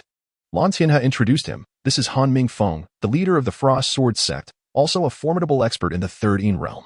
Zhong Qing's attire and aura were distinctly different from the Zhong Qing sect, making it unsurprising that he was recognized. More importantly, the presence of secret realm iron shards on both sides made it evident that Han Mingfeng had sensed the 2 shards on Zhong Qing. Who is this person? How does he possess 2 shards? At this moment, the final sect's members approached, clad in black, each adorned with golden threaded embroidery depicting a ferocious dragon. They radiated an unmistakable aura of menace. Lan Tianhe introduced them to Zhong Qing. "These are the members of the Black Flood Dragon sect from the Black Water Marshes in the southwestern region. It is said that the Black Water Marsh once housed a true dragon's bloodline, leading to the proliferation of countless black water flood dragons. The Black Flood Dragon sect has a secret technique to tame these dragons and absorb their malevolent energy, cultivating into a formidable Black Flood dragon demon body, making them one of the long-standing first-rate powers in the southern borders. Though their expansion has been limited to the Black Water Marsh due to geographic factors, their aggressive nature is rivaled only by the Frost Sword sect." Leading this group was a tall, imposing man with a fierce demeanor, pale skin, and a glimpse of a dragon tattoo peeking from his neck. His name was Gongsun Liao, also a formidable expert in the 13 realm, whose strength even Lan Tianhe considered potentially overwhelming. Now, the 4 major sects possessing the remaining iron shards had gathered. In response to Han Mingfeng's inquiry, Lan Tianhe calmly stated, "This is my friend, Zhong Qing, whom I met on the way here. He happens to possess the last 2 shards of the secret realm. With his shards, we shall surely unlock the complete secret realm, which is indeed fortunate." Han Mingfeng displayed a hint of a cold smile. "Is that so?" He turned his gaze to Zhong Qing. "Young man, where did you acquire your shards?" Zhong Qing met his gaze with indifference. "What does it matter to you?" Han Mingfeng's expression darkened. "A few years ago, our sect discovered a lead on one of the secret realm shards, only for it to be stolen. I suspect you are the thief. Hand over the shards for our examination." Zhong Qing turned his head, regarding Han Mingfeng with a disdainful look. "Have you frozen your brain?" Han Mingfeng erupted in fury. "You dare speak to me in such a manner?" With those words, an aura of chilling terror surged from him, fixating on Zhong Qing. "I offer you a chance. Hand over the shards, and I shall overlook this incident." Gongsun Liao, his eyes gleaming with malice, scrutinized Zhong Qing before breaking into a sinister smile. "You have 2 shards, do you not? Surrender them to me and Master Han, and we shall allow you to leave unscathed. What do you say?" Yet Zhong Qing remained utterly unfazed, ignoring their demands. As the leaders of first-rate sects in the northern and southern borders, they were accustomed to being revered, and such blatant disregard was insufferable. Anger boiling over, Gongsun Liao's eyes glinted dangerously, ready to strike. Chapter 173. It would be best not to encounter me. Stop. At that moment, it was Lan Tianhe who intervened, his body trembling as he unleashed the terrifying aura characteristic of the 13 realm, effectively blocking the energies of Gongsun Liao and Han Mingfeng. Simultaneously, he shielded Zhong Qing behind him. In his assessment, given Zhong Qing's capabilities, he would likely struggle to withstand even the clash of energies from the 13 realm. Humph. The fragments of the secret realm are scattered across the land, and whether one can obtain them depends solely on chance. Now that we have reached the entrance of the plains, do you intend to seize the iron fragments from others at this critical moment? Lan Tianhe remarked coldly. Do you also wish to snatch the fragments from my possession and those of the Ming sect? Would you prefer that all 6 pieces belong to your Frost Sword sect and Black Flood sect? Gongsun Liao and Han Mingfeng exchanged glances, their eyes glinting with coldness as they regarded Lan Tianhe. Unfazed, Lan Tianhe stood his ground, showing no inclination to retreat. His motivations were not born of a sense of justice. Rather, he had intended to forge a connection with Zhong Qing from the outset. And this situation presented an opportune moment. Despite Gongsun Liao and Han Mingfeng's arrogance, they belonged to first-rate sects and were also formidable 13 realm practitioners. Disinclined to engage in conflict lightly, Lan Tianhe recognized that, in a direct confrontation against 2 opponents, he would be at a disadvantage. Additionally, the figure in black beside Zhong Qing was likely another powerful 13 realm practitioner, making a united front against Gongsun Liao and Han Mingfeng a perilous endeavor for them. However, as Lan Tianhe contemplated this, his mental scan revealed a hint of astonishment in his eyes. He noticed that the enigmatic figure in black, who had been closely following Zhong Qing, had vanished. Initially, he marveled at the individual's unparalleled ability to conceal himself, realizing he had not perceived the moment of departure. Soon after, he felt a surge of frustration. How could the black-clad figure vanish at such a critical juncture? Was he truly expected to face both Han Mingfeng and Gongsun Liao alone? Brother, the confrontation is imminent. How could you abandon your ally? Yet, a glance at Zhong Qing revealed a tranquil demeanor, indicating that the black-robed figure's disappearance had not taken him by surprise. Lan Tianhe's heart settled slightly, speculating that the figure must be hidden nearby. Unbeknownst to him, as they approached the mountain pass, Zhong Qing had discreetly signaled to the figure in black and white to scout the surroundings. Despite having heard much from the Zhanyu sect, he remained largely ignorant of the Baifeng plains, and gathering intelligence was prudent. After all, one must always be wary of death. Thus, while Lan Tianhe remained oblivious, the figure had already departed, likely several thousand miles away by now. While he believed the black-clad figure had not truly left, Lan Tianhe felt a twinge of insecurity facing 2 opponents of equal caliber. His gaze swept over to the crowd at Jingxin Lake. He observed that the sect leader, Ming Yuxian, was watching with an indifferent expression, showing no inclination to intervene. Due to their cultivation methods, the members of Jingxin Lake were generally aloof, rarely engaging in conflict or forming alliances. It was unrealistic to expect their involvement at this juncture. Indeed, as expected, beside Ming Yuxian, the Saintess Ming Suxin inquired, "Master, shall we not intervene?" As she spoke, her captivating gaze drifted over Zhong Qing. Although his demeanor was intriguing as the Saintess of Jingxin Lake, she wouldn't hold him in high regard. She was merely curious as to how this seemingly young man had acquired 2 fragments of the secret realm, while they had only managed to secure one through considerable effort.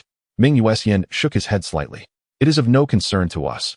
We shall observe the unfolding events. Regardless, we already possess 1 fragment and have secured our eligibility to enter the secret realm.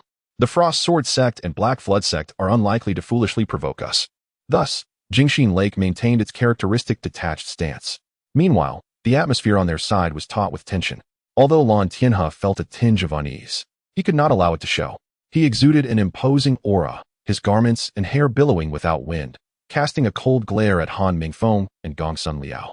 After a moment of standoff, Han Mingfeng suddenly broke into a smile. Lan Sect leader, you truly are righteous, standing up against injustice even upon a chance encounter. However, I am not a villain. I have no intention of forcibly seizing another's iron fragments. Our 2 sects have always maintained a harmonious relationship. Why would I wish to antagonize you? With that, he voluntarily reined in his aura. Gongsun Liao followed suit, offering a mocking smile. Lan Sect leader, despite the years apart, your presence remains as striking as ever. At this moment, Lan Tianhe's previously anxious heart finally eased, retracting his imposing presence. As long as you both recognize the gravity of the situation, it is well. Even in a 2-on-1 scenario, as peers newly entering the 3rd Yin realm. Should a conflict arise, even if I emerge victorious, it would be a Pyrrhic victory, and neither side would emerge unscathed. Furthermore, they were all wary of the possibility of allowing Ming Yuxian, who was merely watching, to take advantage of their weakened state. Han Mingfeng and Gongsun Liao exchanged a lingering glance with Zhong Qing, their eyes reflecting a sinister glint.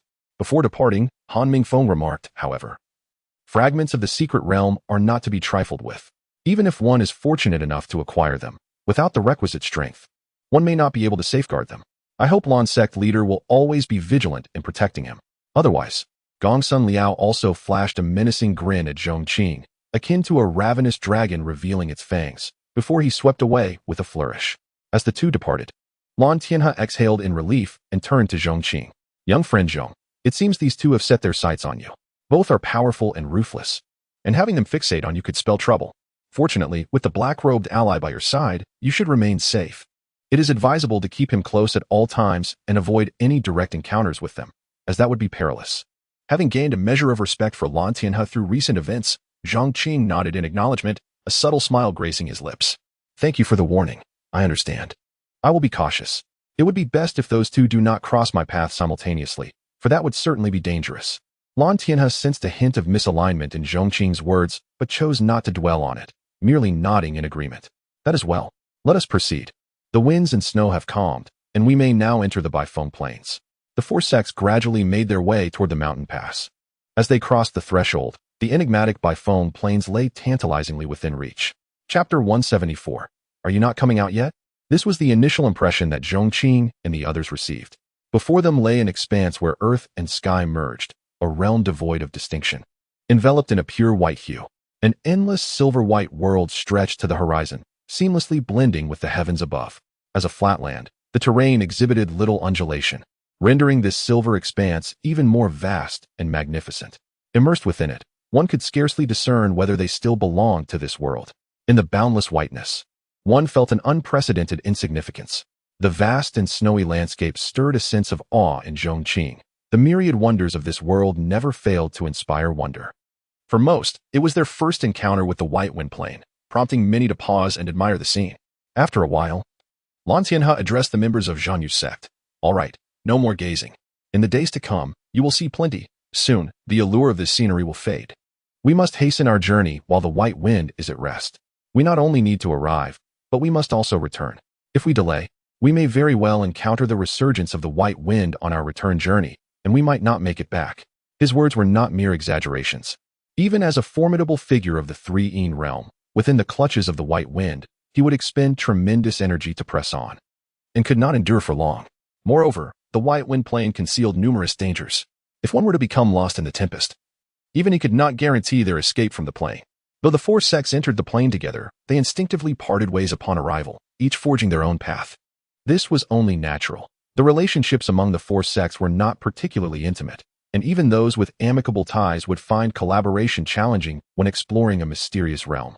Disparities and spoils often sow discord. How should opportunities be divided when 2 sects explore together? Not all gains can be evenly shared.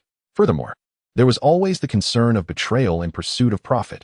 No one could afford to let their guard down around members of other sections. In such an environment, it was prudent to harbor suspicions towards others. Nonetheless, appearances necessitated a degree of politeness. Observing the lack of interaction among the other three sects as they drifted apart, Lan Tianhe turned to Zhong Qing.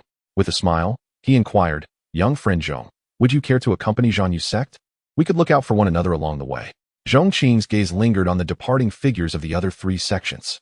As the members of Pingjiang Sect and Pingjiang Sect departed, he unmistakably sensed the malevolent glares emanating from their ranks.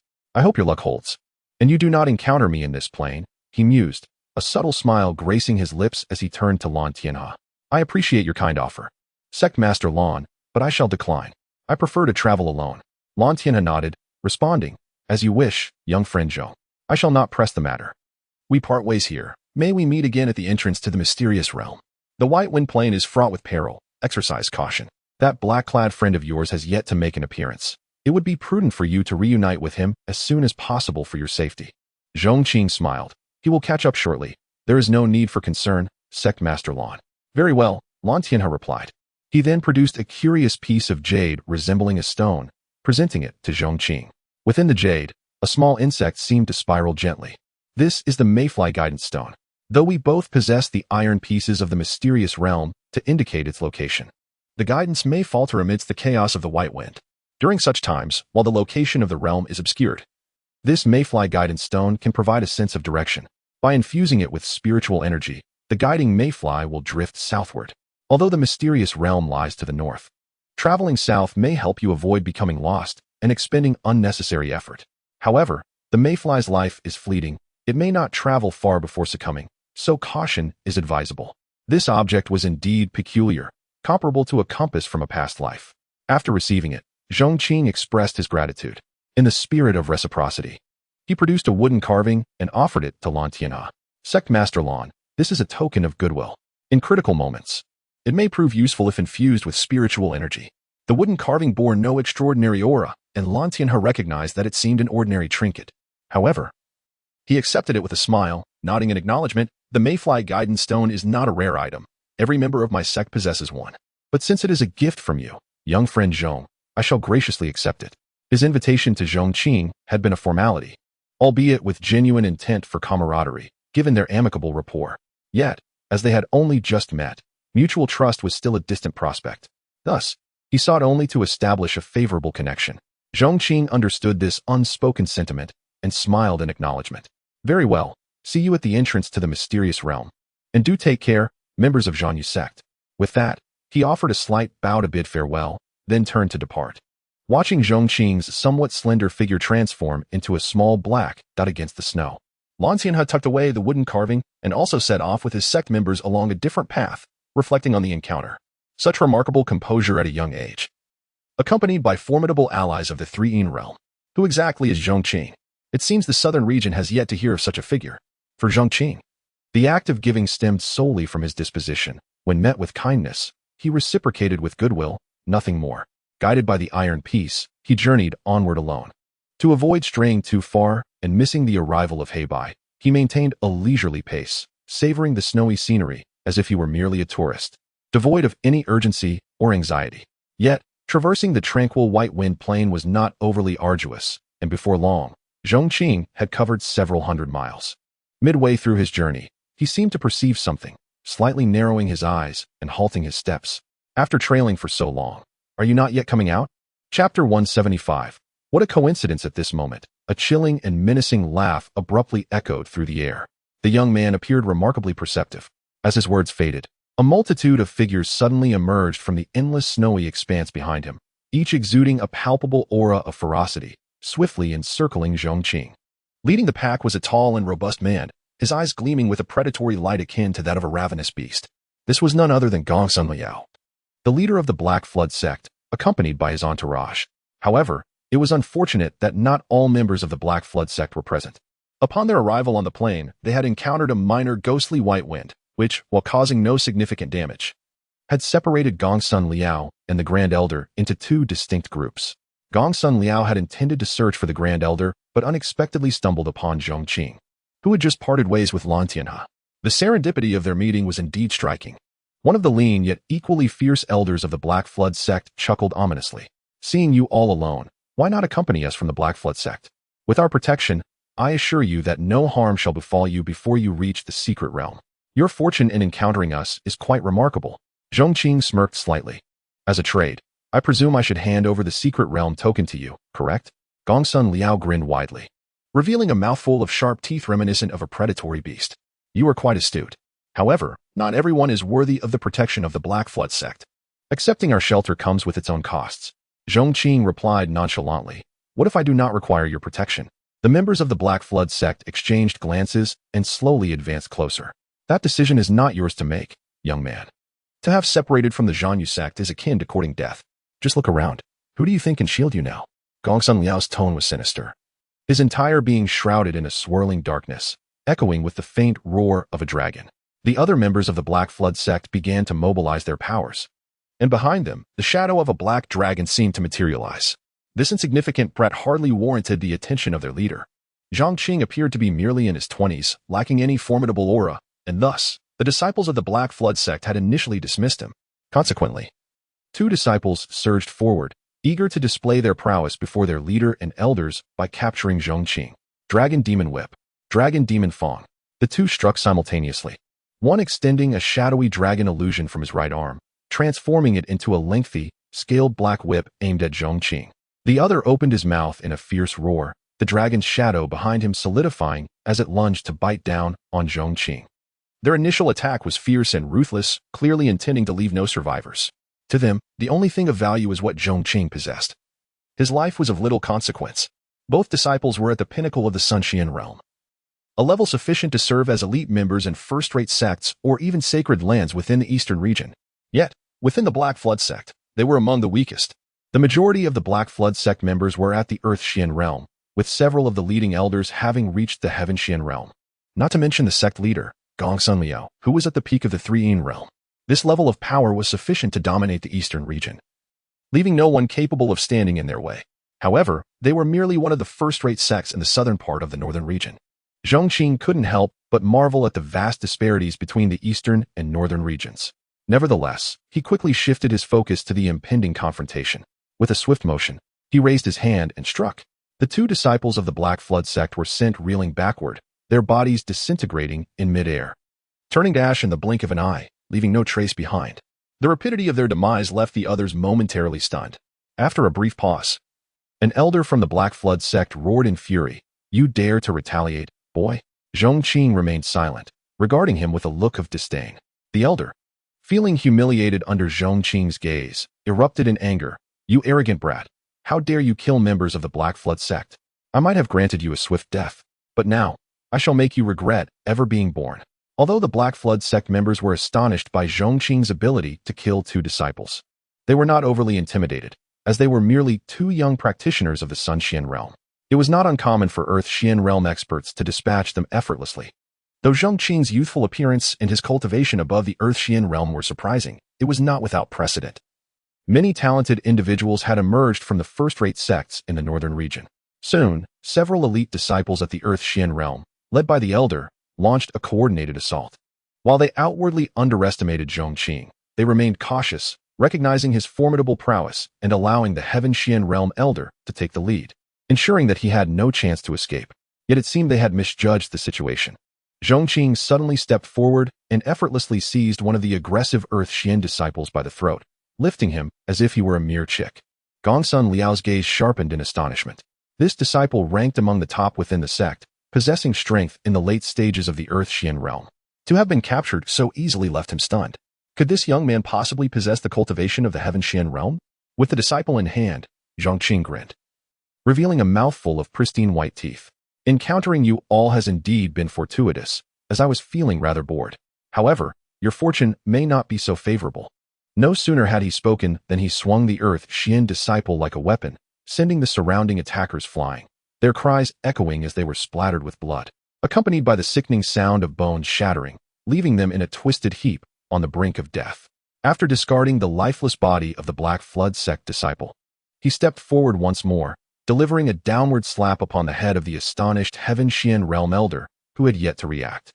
With a muffled thud, amidst the horrified gazes of the Black Flood sect members, the once powerful elder, brimming with Heaven Xian's strength, was instantly reduced in stature, not because he had shrunk, but because his head had been driven into his chest, leaving only his eyes visible, wide with shock, fear, and confusion, before he collapsed lifelessly. Zhong Qing's gaze then shifted towards Gongsun Liao and the remaining members of the Black Flood sect. Chapter 176. Can you escape? A shiver ran through the crowd as they realized the gravity of the situation, their faces drained of color. What manner of monstrosity was this? An elder of the heavenly profound realm was effortlessly slain with a mere slap? Gongsun Liao trembled, overwhelmed by profound dread. The heavenly profound realm was not to be trifled with. Even within his own Black Flood sect, only a handful of elders possessed such formidable strength. Despite his own cultivation in the three-yin realm, killing a heavenly profound elder would not pose much difficulty. Yet, he knew he could never achieve such a nonchalant feat as to slay them with a casual slap, as if swatting a fly. At that moment, Zhong Qing had already taken a third step forward. This seemingly insignificant movement brought him perilously close to Gongsun Liao, his hand slowly rising.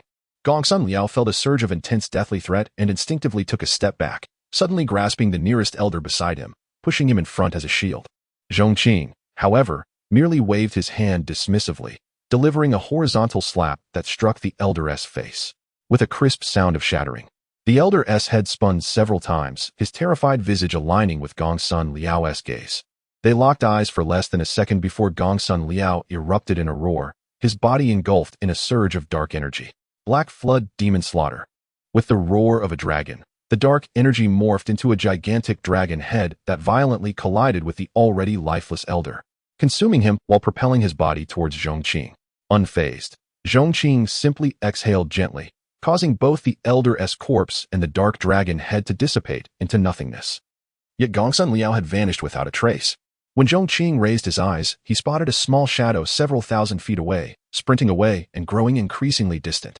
As the leader of the Black Flood sect and a formidable figure in the northern domain, Gongsun Liao was decisively fleeing. What a jest! Would he remain and await his demise? Although he did not witness Zhong Qing effortlessly disperse his profound technique, Gongsun Liao had seen enough to ascertain that this individual's strength surpassed his own. Engaging in combat would surely end poorly for him. The remaining members of the Black Flood sect soon snapped back to reality, their horrified cries echoing. The leader is fleeing. Quick, run. Gongsun Liao's retreat shattered their last vestige of resolve, causing them to scatter in all directions, instinctively following their leader's flight. Despite their fearsome demeanor, when faced with real danger, their escape was swift and unhesitating. Survival was paramount, after all. Zhong Qing flicked his fingers, effortlessly extinguishing those who lagged behind, and smirked at the retreating figures.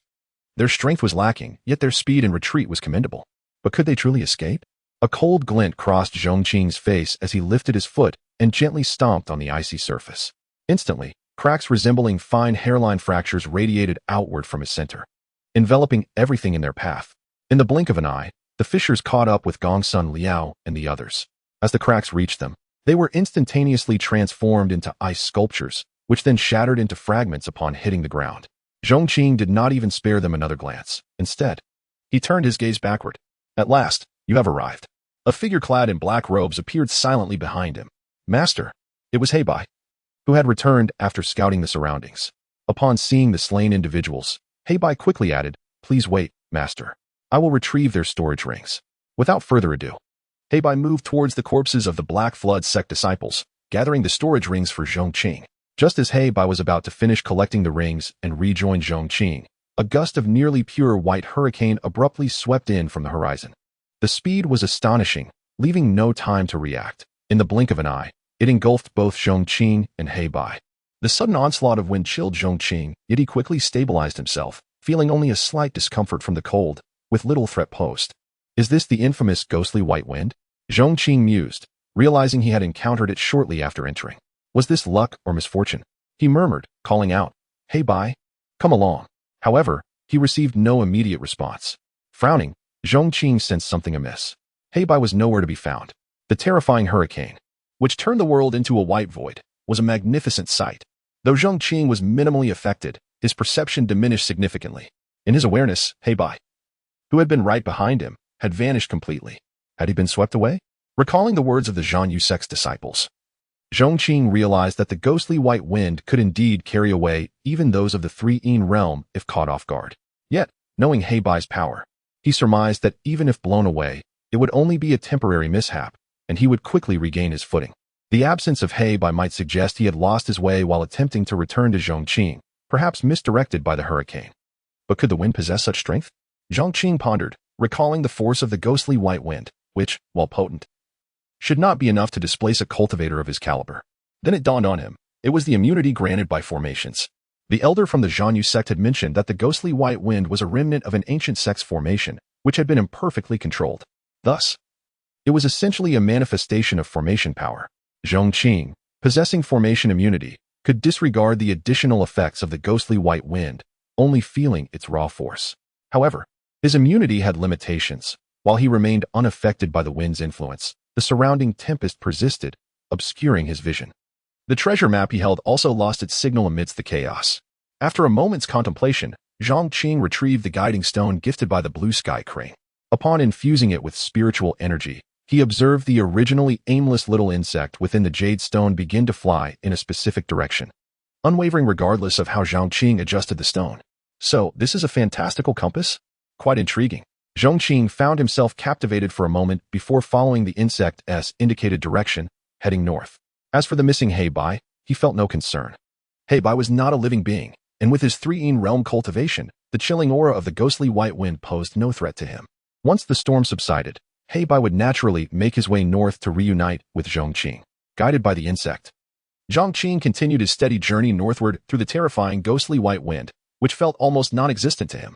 However, after traveling over 1,000 miles, he halted. Before him lay a snow hill, yet through his spiritual perception, he sensed a broken pavilion buried beneath the snow. This was the first object he had encountered since entering the White Wind Plains, aside from the snow itself, although he would not lose his way. The overwhelming whiteness of the ghostly white wind rendered visibility nearly impossible. Exploring this pavilion seemed a worthwhile endeavor. With a thought, he summoned the wind, dispersing the snow to reveal the entrance to the pavilion. This edifice, a stone structure whose architectural style starkly contrasts with the contemporary northern domain, exudes an ancient charm that is difficult to ascertain the age of. It is likely a remnant of a grand sect from the so-called ancient era. As Zhong Qing stepped into the stone building, a flicker of fire illuminated the frigid landscape outside. He reclined comfortably within, an armchair beneath him and a small table beside him, where a clay stove crackled with glowing coals, emanating a comforting warmth. Upon the stove rested a teapot, the boiling tea releasing fragrant wisps into the air. Zhong Qing leisurely sipped from his teacup, observing the howling blizzard outside. With a wave of his spiritual energy, he sealed the doors and windows, and coupled with the immunity granted by his formation, no gusts of snow could intrude upon his sanctuary. In this wintry scene, reminiscent of an apocalyptic world, he discovered a certain tranquility and leisure. "I'll wait for the storm to pass." Zhong Qing stretched languidly, remarking, "There's no rush." Yet, he realized that only he could afford such indulgence in this desolate environment. Meanwhile, thousands of miles away, amid a snowfield, the members of Zhang Sect huddled together. Their leader, Lan Tianhe, stood at the center, erecting a protective barrier with his spiritual energy to fend off the biting winds. Even with his profound cultivation at the third-yin realm, maintaining the shield against the frigid gales was an immense drain on his strength. Furrowing his brow, he strained under the effort. Several elders flanked him, channeling their energy to help him sustain the barrier. The white wind has barely ceased. How can there be a ghostly white wind so soon? One elder gritted his teeth, incredulous. Lan Tianhe sighed. What logic governs the white wind plains? The notion that ghostly winds would not follow swiftly after the white winds is merely derived from the experiences of our predecessors. It may not be infallible. We are simply unfortunate. The sudden onset of the ghostly white wind had caught them off guard. Yet their position was farther from the source of the tempest than where Zhong Qing and his companion had been, granting them a slight delay in its arrival. This respite allowed Lan Tianhe to raise the barrier to protect his comrades. Otherwise, he would have been swept away himself, with no strength left to shield others. Even so, two disciples, stationed a bit farther away, had vanished without a trace, and in such dire circumstances, their return seemed nearly impossible. They could only hope to survive and make their way to the northern secret realm to reunite with the others guided by the ephemeral stone. In this moment of hardship, Lan Tianhe inexplicably thought of Zhong Qing and his companion. He wondered if they had managed to come together and what their situation was like now. Despite the formidable strength of the figure in the black robe, he pondered, they were merely two individuals, unlike himself. who was bolstered by a group of elders lending their power, making their struggle likely more arduous. At that very moment, thousands of miles away, Zhong Qing gazed at the raging storm outside, which showed no signs of abating anytime soon. He took a sip of the steaming tea, relishing the warmth that enveloped him from within. Should he perhaps indulge in a brief slumber? Chapter 177. The seven-colored luminous flower. When Zhong Qing awoke, rubbing his sleepy eyes, the world outside was finally draped in a silvery white, having calmed after the tempest. The atmosphere had once again succumbed to a profound stillness, as if the tumultuous storm that had roared through was merely a figment of imagination. With the storm now quelled, it was time to embark on his journey. After tidying up the table and teapot, Zhong Qing stepped out of the stone cottage. Almost immediately upon his departure, a sudden flash of light erupted behind him, and the stone cottage silently disintegrated into dust amidst the brilliance. This radiant glow emanated from beneath the cottage, revealing intricate, arcane patterns swirling in the snow. A palpable aura of formidable power seeped from these patterns. However, Zhong Qing did not look back, remaining unaware of this astonishing scene. Not long after leaving the stone cottage, Zhong Qing discerned unusual activity. It seemed the recent ghostly white wind had stirred something, and as he journeyed northward for a mere few dozen miles, he beheld a dazzling halo of 7 colors encircling the horizon. Ah, could it be people? Or perhaps some extraordinary treasure? Having grown weary of the icy landscape, Zhong Qing's eyes sparkled with intrigue as he hastened toward the source. Upon traversing a stretch of low hills, he encountered a frozen lake nestled among the undulating terrain. Although it was a plain, the landscape was not devoid of elevation. He now stood amidst these modest hills, with the icy lake lying beneath their embrace. The 7-colored luminescence originated from the center of this lake, shimmering through the ice. As Zhong Qing prepared to descend the hill, he noticed a group of figures emerging from behind a hillside adjacent to the lake. Upon closer inspection, he recognized them as individuals clad in elegant white robes. Their appearances striking and their demeanor exuding an air of cool detachment. They were none other than the disciples of Jingxin Lake, one of the 4 sects, whom he had encountered previously at the mountain pass. In this stark, snowy expanse, everything stood out prominently, and Zhong Qing, perched on the hill, naturally caught the attention of the Jingxin Lake disciples. For a moment, both parties halted at the lake's edge, their gazes locking. The sect leader, Ming Yuxian, regarded Zhong Qing intently and spoke. "It is you." Zhong Qing nodded nonchalantly. Indeed, a rather fortuitous encounter. In truth, it was not fortuitous at all. The disciples of Jingxin Lake had also been drawn here by the 7-colored glow, lest their original paths and positions have kept them apart. Zhong Qing noted the pallor on the faces of the Jingxin Lake disciples, including Ming Yuxian, whose complexion bore signs of strain. Moreover, their numbers appeared diminished compared to what he had observed at the mountain pass. Clearly, they too had suffered during the preceding ghostly wind. Notably absent was Ming Suxin, the saintess of Jingxin Lake, who had been introduced by Lan Tianhe.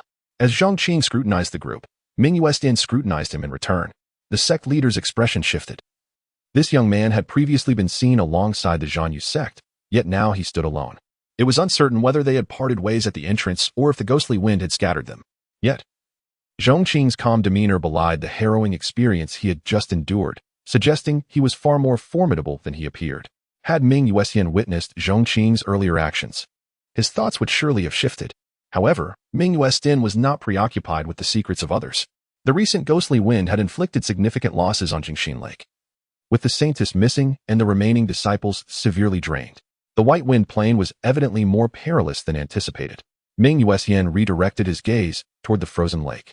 Suddenly, he made a decisive move, conjuring a burst of colorful light that cascaded onto the surface of the ice. The tranquil facade of the lake shattered instantly, revealing the source of the 7-colored glow beneath the ice. Through the crystalline water, one could discern a small plant thriving on a rock at the lake's bottom. This plant bore 7 leaves, each radiating a distinct hue, while the central bud, poised to bloom, exhibited a peculiar semi-translucent quality. Under the kaleidoscopic illumination of the leaves, it refracted a mesmerizing spectrum of colors, captivating all who beheld it. The spectacle was none other than the 7-colored luminous flower. A flicker of color ignited in Ming Yuxian's previously serene eyes. One of the elders from Jingxin Lake gasped in excitement, exclaiming, "Incredible! The 7-colored luminous flower, thought to be extinct in the southern realms for centuries." His reaction attested to the flower's extraordinary value. Zhong Qing, too, recognized the flower. He had encountered it in medicinal texts, where it was identified as the primary ingredient in the legendary 7 Spirits creation pill. This elixir was said to possess miraculous properties, capable of purifying one's essence and invigorating the spirit, simultaneously refining both body and soul to enhance a cultivator's innate talents. Furthermore, even aside from its remarkable effects, the seven-colored luminous flower itself could significantly accelerate cultivation, restore vitality, and mend injuries, making it an exceedingly potent treasure. As tension enveloped the atmosphere, the coveted treasure lay before them, with both Zhong Qing and the Jingxin Lake disciples having discovered it simultaneously. Ming Yuxian furrowed his brow slightly and stepped forward. Suddenly, the lake erupted in a blinding radiance, not from the flower, but from the intricate patterns illuminating the lake's depths. These patterns coalesced into an ancient formation, enveloping the lake in a mystical aura. An ancient formation, one of the Jingxin Lake elders intoned gravely. The White Wind Plain was rife with remnants of ancient sects, making such encounters unsurprising. They had previously encountered a powerful formation that nearly claimed the life of a Tianxian realm elder. Yet Ming Yuxian's expression relaxed as he turned to Zhong Qing. In that case, this simplifies matters. Since we both discovered this treasure, we need not resort to conflict. This lake is protected by a formation. Let us each rely on our abilities. Whoever can breach the formation may claim the seven-colored luminous flower. Zhong Qing was taken aback. He had anticipated a confrontation. Instead, he found himself regarding the Jingxin Lake disciples with newfound respect. Though their demeanor was aloof, they did not appear malicious, far more agreeable than those from the Frost Sword and Black Flood sections. Very well. Acknowledging their amicable approach, Zhong Qing nodded in agreement. Yet, his confidence stemmed from the knowledge that he was destined to prevail. While other obstacles might impede his progress, this formation posed little challenge to him. Just as he prepared to stride through the formation, Ming Yuxian acted first. With a powerful strike, he hammered against the formation's shimmering barrier. The impact reverberated, a testament to the might of a three-in realm powerhouse. However, the ancient formation, though worn and battered by time, remained resolute against his assault. Ming Yuxian, unfazed, summoned a mirror that floated into view behind him. The crystalline surface of the mirror shimmered, producing ripples as if touched by an unseen hand. Concurrently, a radiant beam of white light shot forth from the mirror, casting its glow upon the formation. Mirror spirit, break this barrier, Ming Yuxian commanded softly. And the white light surged forth, causing the formation's barrier to quiver. For Ming Yuxian, dismantling the formation was not unduly burdensome, had he not been so drained. He could have done so with greater alacrity. The seven-colored luminous flower held significant importance for him, having exhausted himself in the ghostly wind. Its restorative properties would be invaluable for his recovery. Without it, the path ahead would undoubtedly prove more arduous. The Jingxin Lake disciples, witnessing the formation's instability, wore expressions of elation, believing the acquisition of the seven-colored luminous flower to be nearly assured.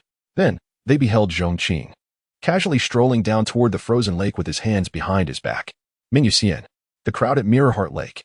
They instinctively rubbed their eyes to confirm they were not mistaken. Then, one by one, they were rendered speechless in astonishment. What was happening? The formation had yet to be broken, yet this individual had simply walked in. Were it not for the fact that the sect leader, Ming Yuxian, was still engaged in a contest with the treasure mirror and the formation's light barrier, they might have doubted the very existence of the formation. How did he manage to enter? An elder spoke, his eyes twitching with disbelief. Ming Yuxian remained silent, though confusion was evident in his dark eyes. Meanwhile, Zhong Qing, unhurried and composed, treaded upon the shattered ice of the lake's surface, making his way toward the center where the seven-colored luminous flower awaited. With each step, he seemed to tread upon the hearts of the onlookers at Mirrorheart Lake. Ming Yuxian's expression remained impassive, yet his heart raced with urgency. Ignoring his considerable exhaustion, he exerted his spiritual energy with fervor. The surface of the treasure mirror in the sky shimmered with ripples, the white light gradually transforming into a golden hue, amplifying its power. Break for me, Ming Yuxian commanded in a low voice, and with a clear, resonant sound of shattering, the formation's light barrier finally exploded, scattering radiant fragments throughout the air. The force of the formation's collapse reverberated, shaking the very ground, while the snow covering the surrounding hills was swept away by the residual waves, revealing the dark mountain beneath. Before he could catch his breath, Ming Yuxian leaped swiftly into the air, heading toward the heart of the lake. Regardless of the method Zhong Qing had employed to breach the formation, he could not forsake the seven-colored luminous flower. He had no intention of confronting Zhong Qing. It would be a race to see who could reach it first.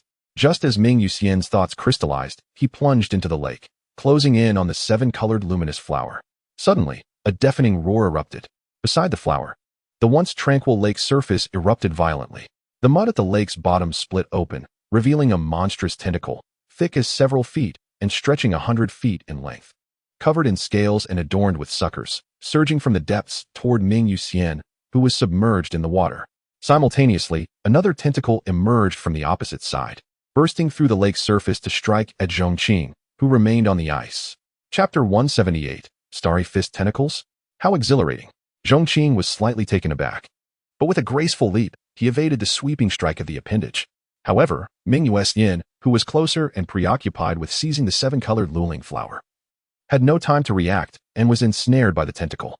Despite his formidable cultivation at the third level of the Yin realm, he felt a sharp pain as the tentacle wrapped around him. The countless suckers on the tentacle were relentlessly siphoning his spiritual energy and vitality.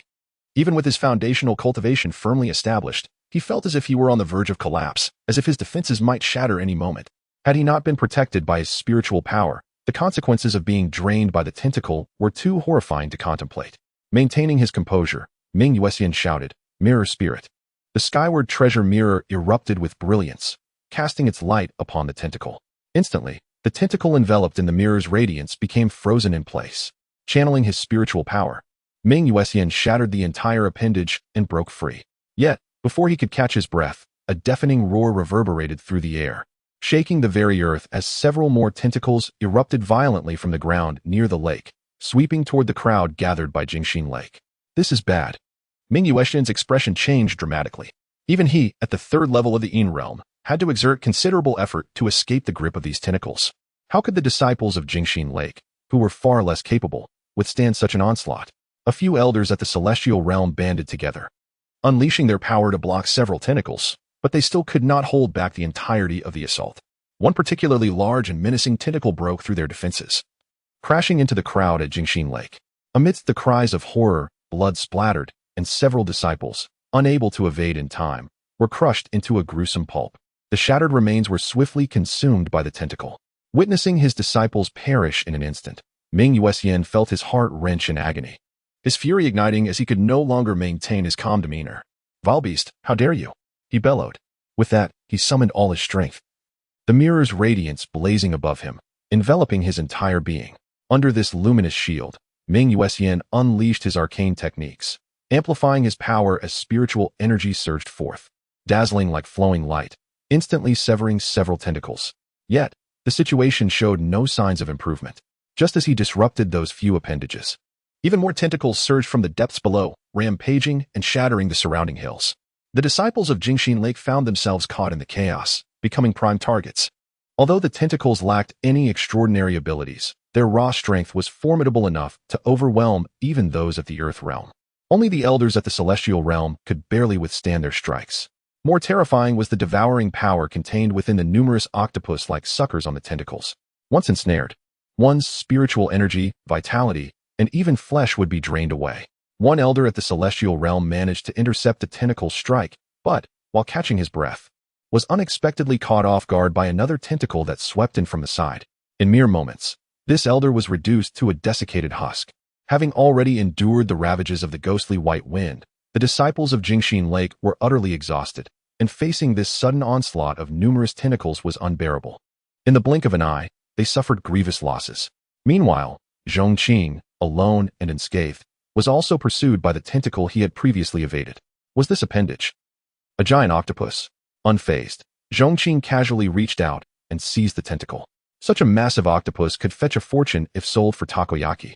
He marveled as he effortlessly tore the enormous appendage from its source. However, revulsion washed over him as he discarded the slimy tentacle. Its mucus made him feel quite uncomfortable. Zhong Qing shattered another advancing tentacle with a swift slap, shaking off the slime from his hand, and took a moment to survey the chaotic scene of writhing appendages. Just then, he witnessed the horrifying sight of an elder from Jingxin Lake being drained by a tentacle, causing him to furrow his brow. Ah, so it devours. His pupils constricted as he keenly observed that the tentacle's power surged exponentially as it consumed the elder. Realizing this, he swiftly took to the air. He had no intention of rescuing the people from Jingxin Lake.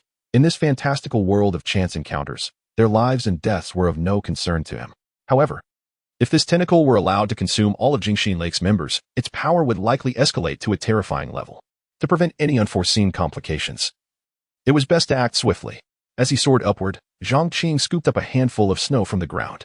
At the moment of his ascent, he flicked his wrist, sending snowflakes cascading down. Starry fist. In an instant, it was as if a miniature snowstorm swept across the icy expanse above the lake, freezing every visible tentacle in an instant. Following that, a gentle breeze blew, and all the tentacles silently disintegrated into icy dust. At last, the disciples of Jingxin Lake could finally breathe a sigh of relief. Overwhelmed by the near brush with death, they sat down, faces marked by shock and fear. After a moment, they recalled the source of their salvation, turning their astonished gazes toward Zhong Qing. Those numerous terrifying tentacles, which even their leader, Ming Yuesin, had struggled to contend with, had been effortlessly obliterated by Zhong Qing with a mere handful of snow? Ming Yuesin was equally astonished, having just battled the tentacles. He understood their immense power. Yet, they had been utterly shattered by Zhong Qing's casual strike. What had he just called it? Starry fist? Was that even a fist? He hadn't even thrown a punch. At that moment, Ming Yuesin's perception of Zhong Qing had completely transformed. Just moments ago, he had observed Zhong Qing treating an ancient formation with utter disdain, seemingly breezing through it. He had initially thought the young man was employing some form of technique. Now, it appeared that this youth's strength was beyond imagination. He had likely not regarded the formation at all. Once they had caught their breath and regained some composure, Ming Yuesin flew to Zhong Qing's side, bowing in gratitude. Thanks to your timely intervention, we shall no longer contest the seven-colored luling flower. Such a great favor is beyond words. Jingxin Lake shall remember this life-saving grace. Zhong Qing glanced at him, about to respond, when suddenly a low, ominous roar echoed, and the ground erupted once more. More tentacles, far greater in number than before, surged violently from the depths, sweeping toward the crowd. Chapter 179, The Legendary Divine Beast. Qilin beware. As Ming Yuesin's words left his lips, a surge of spiritual power enveloped him. Before he could react, a massive tentacle struck his back, causing him to emit a muffled groan and spew forth blood, sending him flying. The previously relaxed crowd at Jingxin Lake, caught unawares, suffered casualties as more than 10 were struck down by the tentacles in an instant. Countless tentacles surged forth, and Zhong Qing, displaying a hint of astonishment, leapt into the air to evade the onslaught. What was happening? How had he survived? The so-called starry fist he had unleashed was not a mere fluke. He had come prepared, wielding the capability to dominate within the same realm. As long as he remained within the confines of the three-yin realm, the existence of life and death lay solely within his contemplation. Consequently, all the tentacles had been obliterated in an instant. Yet, to his surprise, more tentacles emerged. Could it be that this tentacled creature was not vanquished? Or was it an entity beyond the three-yin realm? Zhong Qing found this unlikely. If the creature were of the three-yang realm, how could the elders of the Tianxian realm withstand its strike? Or was it possible that there were multiple tentacled creatures, with these appendages originating from different beings? As he pondered, countless tentacles pursued him relentlessly.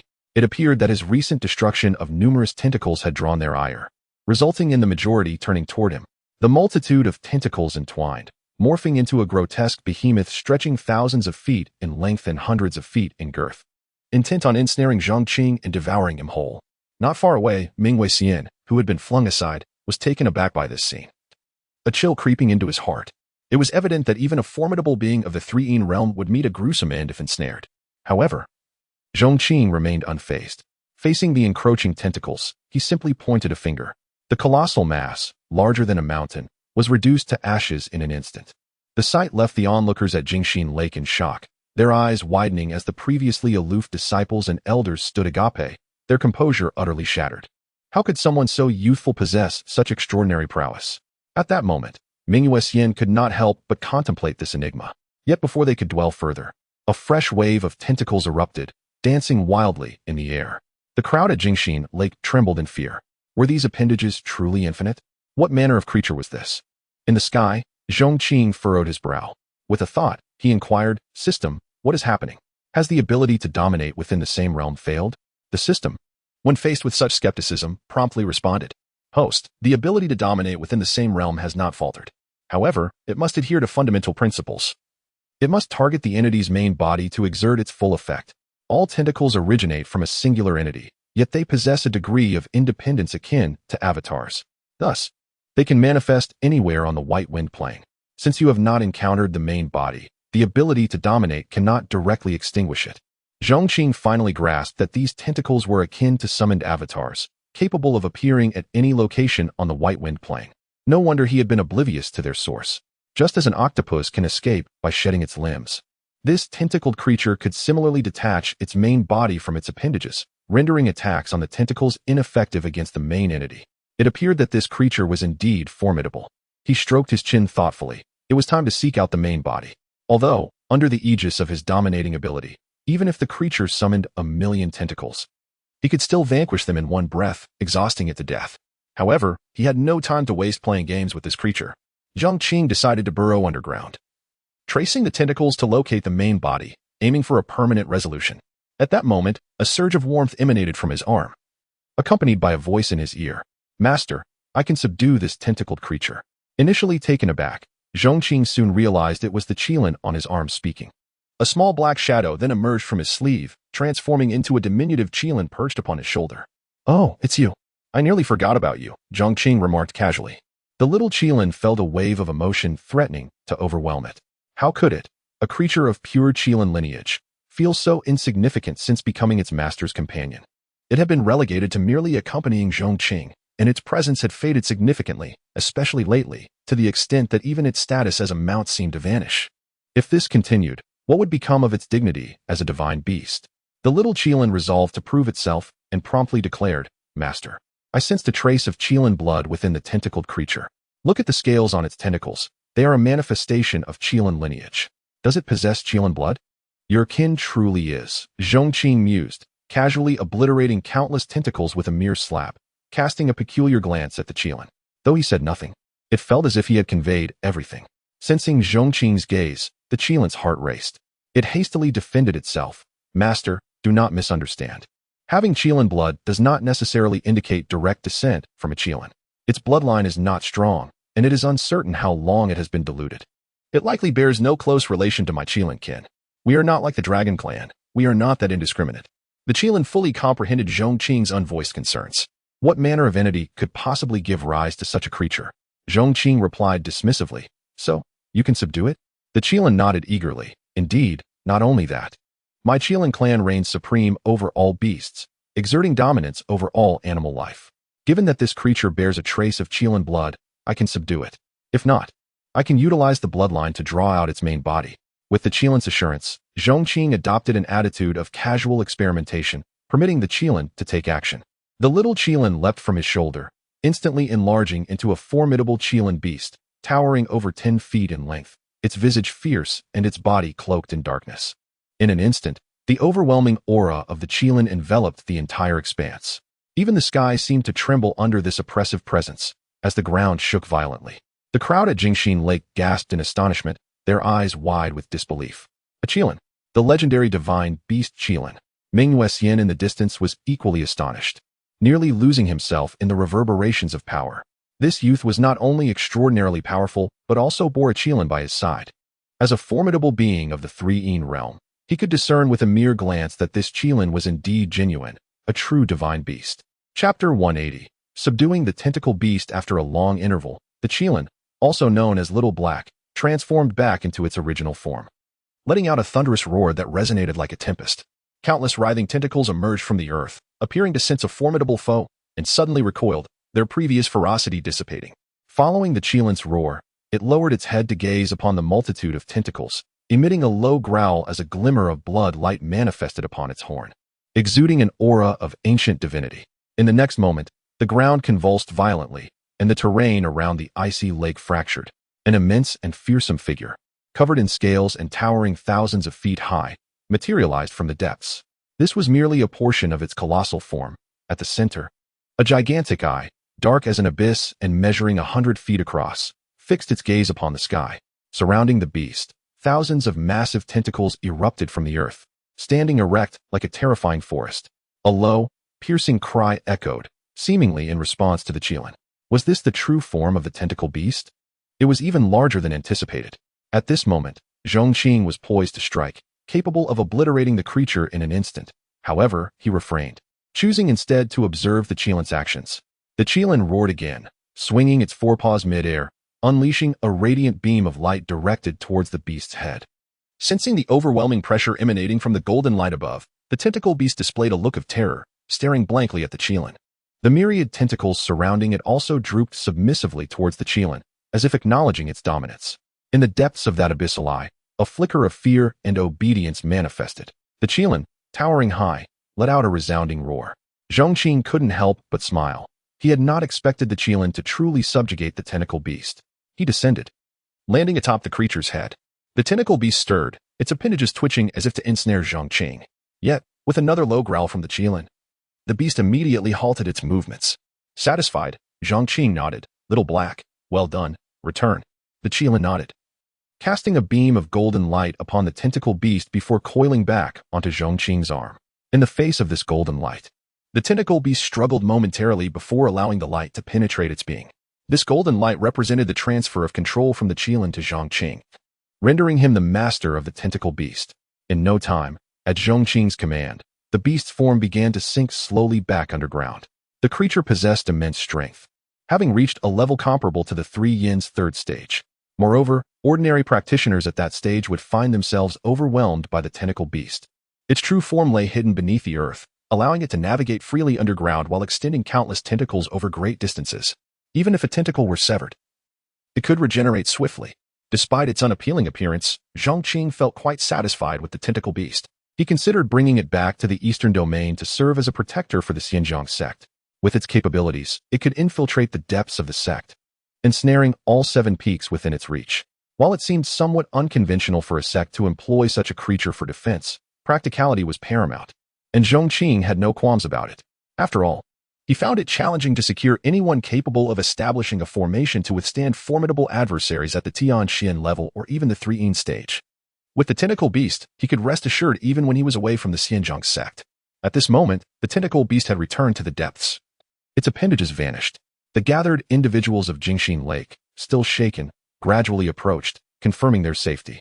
Ming Yuxian, pale and exhausted from the earlier strain and the beast's assault, approached Zhong Qing. I never imagined that you would possess a divine beast and subdue this creature. I am truly enlightened.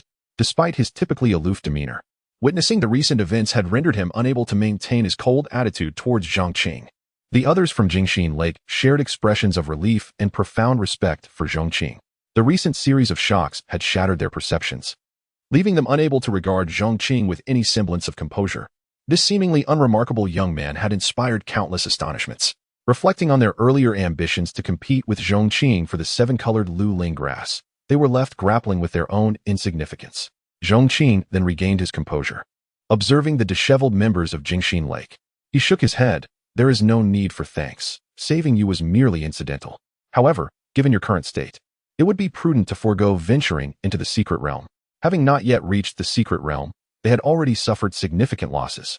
Continuing would likely result in their complete annihilation. A hint of regret flickered in Ming Yuxian's eyes, but he nodded in agreement. You are correct. Had it not been for your intervention, we would likely have perished here. The dangers of the Bifeng Plains are truly beyond imagination.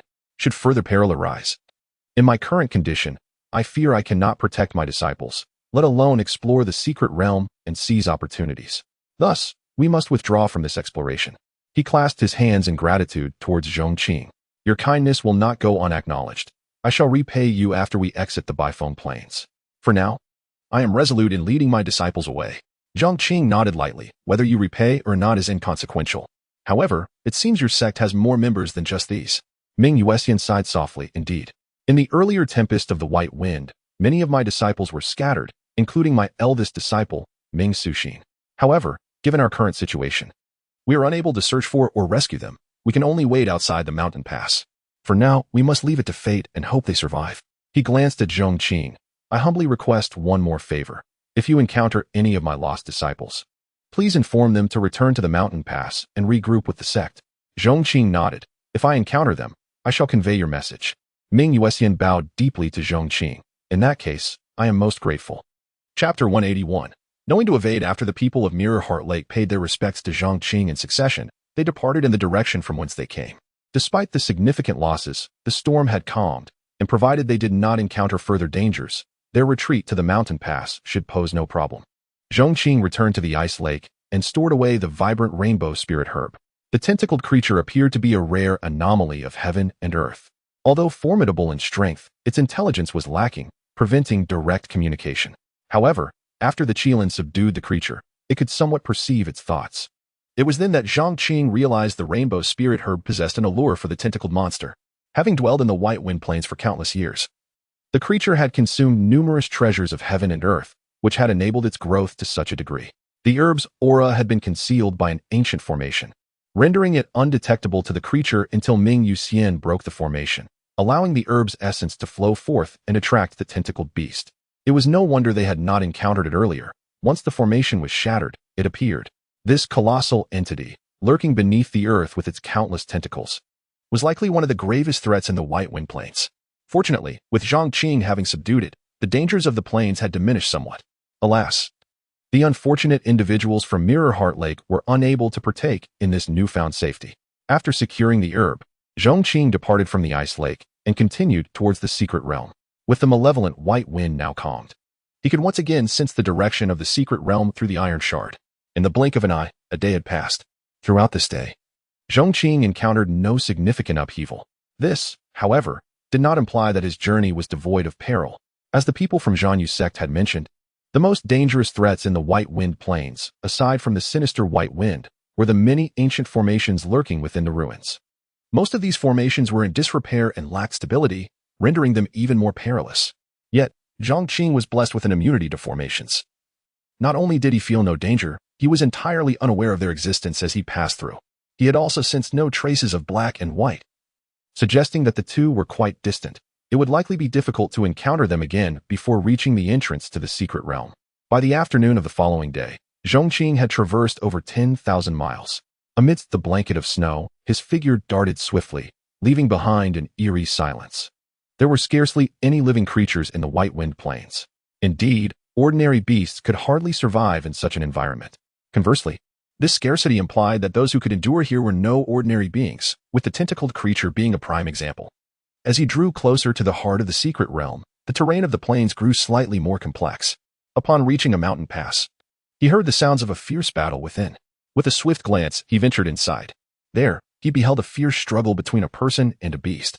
The creature was a towering figure, its silvery fur gleaming, muscular and bulging, resembling a colossal ape, yet possessing a head akin to that of a tiger or leopard. It exuded an aura of terrifying ferocity, with its fists causing rocks to shatter upon impact. Every movement was infused with explosive power, invoking awe and trepidation. Opposing this leopard-headed giant was a graceful figure clad in white palace attire. The lady, holding a bright mirror in one hand and a long sword in the other, moved with ethereal grace. Her right hand wielded the sword, slicing through the air with fierce brilliance, cleaving the mountaintop and inflicting deep wounds upon the giant. Meanwhile, the mirror in her left hand intermittently emitted beams of light, momentarily freezing the giant's movements and creating opportunities for attack. Zhong Qing observed the battle with calmness. Recognizing the combatant as Mingsu Xin, the saintess of Mirror Heart Lake whom he had encountered previously, he had not anticipated meeting their lost saintess so soon after parting ways with Ming Yuxian and the others. However, he had no intention of intervening, preferring instead to watch the intense confrontation unfold. The beast was formidable, boasting peak strength within the Earth Profound realm. Any creature capable of surviving in the White Wind Plains must possess such prowess at the very least. Yet, Mingsu Xin surpassed it. Her cultivation evidently at the early stages of the Heaven Profound realm, more than sufficient to deal with this beast. Zhong Qing couldn't help but reflect on the relative weakness of the Eastern Domain. It was challenging to find anyone at the Heaven Profound realm in the entire region, while those at the Earth Profound realm were already considered the level of ancient ancestors from various sacred grounds. In contrast, in the Northern Domain, prodigies from top-tier sects, such as Sons and Daughters of Heaven, had already attained the Heaven Profound realm. Although they were still in the early stages, they could easily dominate the Eastern Domain. It was high time to devise a plan to elevate the strength of the Eastern Domain, otherwise, he would feel embarrassed to claim it as his homeland while traversing the world. Although he hailed from Pingjiang Sect, the recent destruction of Weishan had left him on amicable terms with the remaining 4 sacred grounds of the Eastern Domain, considering them akin to kin. Should the opportunity arise, he would not hesitate to provide them with some fortuitous encounters. As he pondered, the battle reached its climax. Standing nonchalantly at the mouth of the valley, Zhong Qing caught Mingsu Xin's attention. She was not blind, after all. Yet, engrossed in battle, she had little time to acknowledge him. At that moment, the leopard-headed giant, under relentless assault from Mingsu Xin, was nearing its end. Driven by an instinctual fear of death, the creature, with its limited intelligence, hesitated to continue fighting and instead leaped toward the only escape route, the valley. Zhong Qing happened to block its path to freedom. Compared to Mingsu Xin, who radiated a formidable aura, Zhong Qing exuded no pressure at all.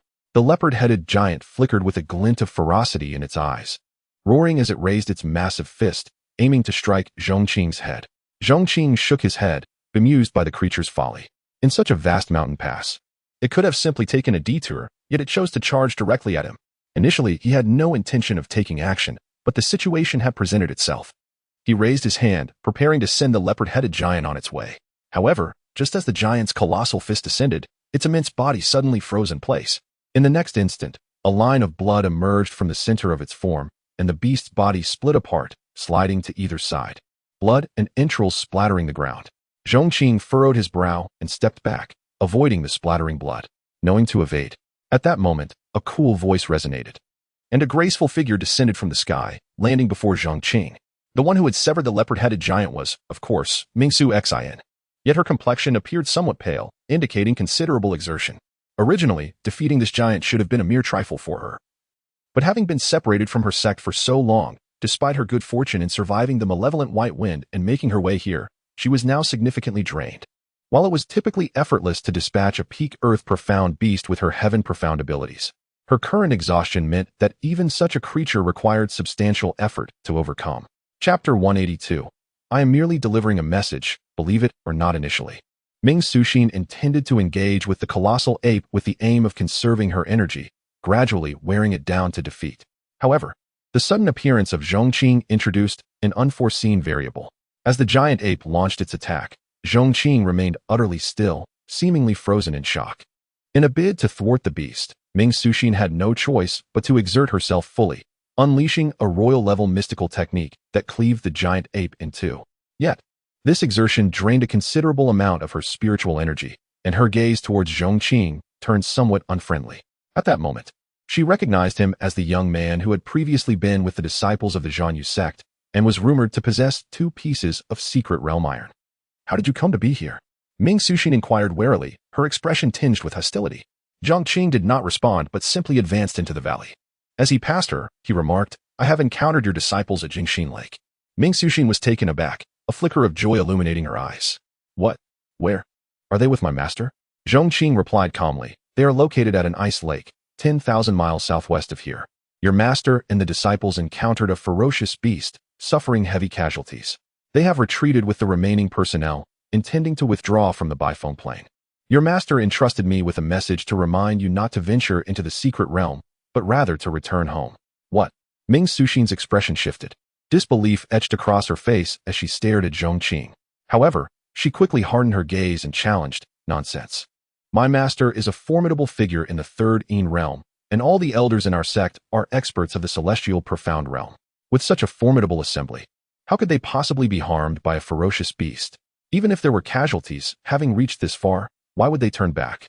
Zhong Qing cast her a sidelong glance, remaining silent as he walked past her, continuing on his path. He had merely agreed to convey a message. Whether she chose to believe it was no longer his concern, nor was it his obligation to explain further.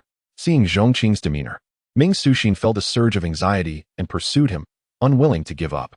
According to your account, you encountered a beast so fearsome that even my master would struggle against it, resulting in significant losses for Jingxin Lake and forcing them to retreat. But why are you unscathed? Zhong Qing continued to ignore her, walking further away. Annoyed, Ming Suxin propelled herself forward, catching up to him again. Moreover, you claim the place where you saw them is 10,000 miles away. Alone, how could you have arrived here in a single day? There hasn't been a ghostly white wind today.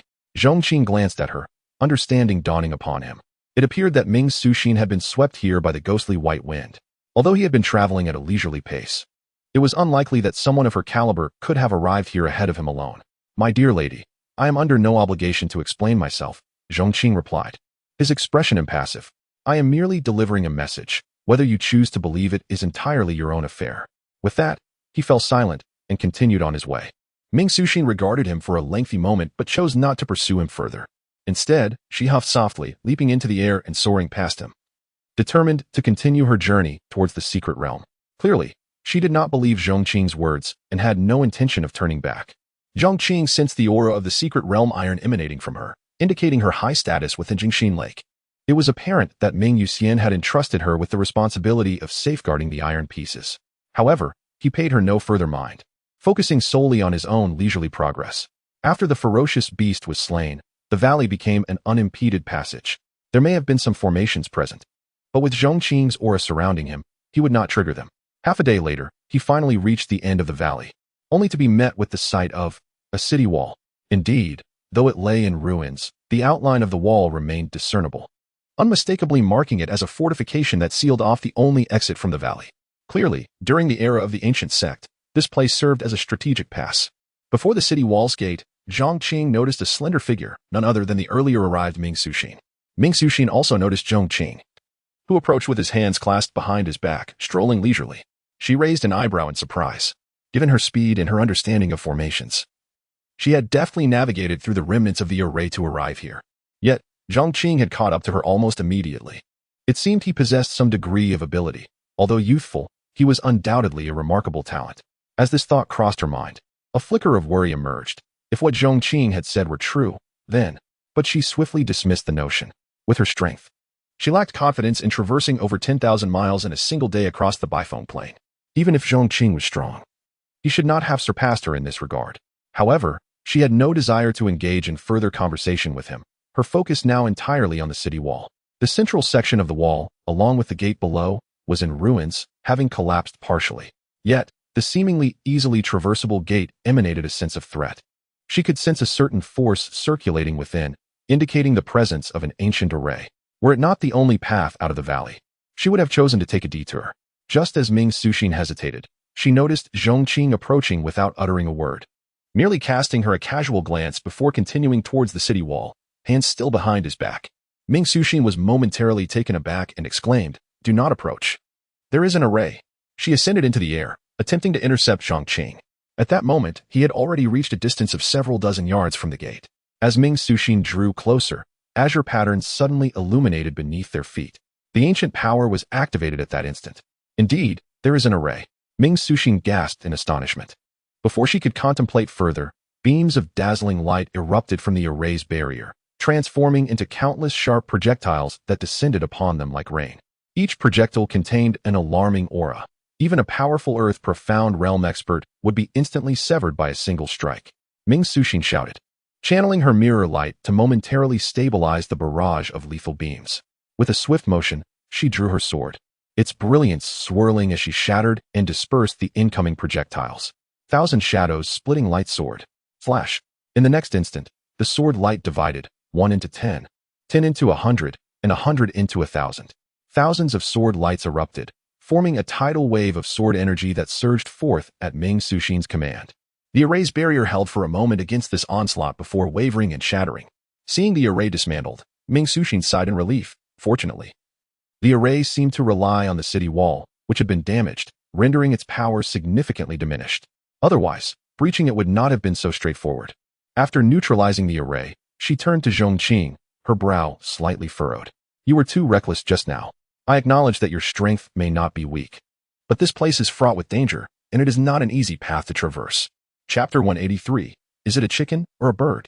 As Ming Suxin pondered, a sense of curiosity stirred within her. Clearly, Zhong Qing had been closer to the city tower before, so why did the formation only activate when she rushed forward? Zhong Qing remained calm, not responding, yet his gaze lingered on Ming Suxin for a moment longer.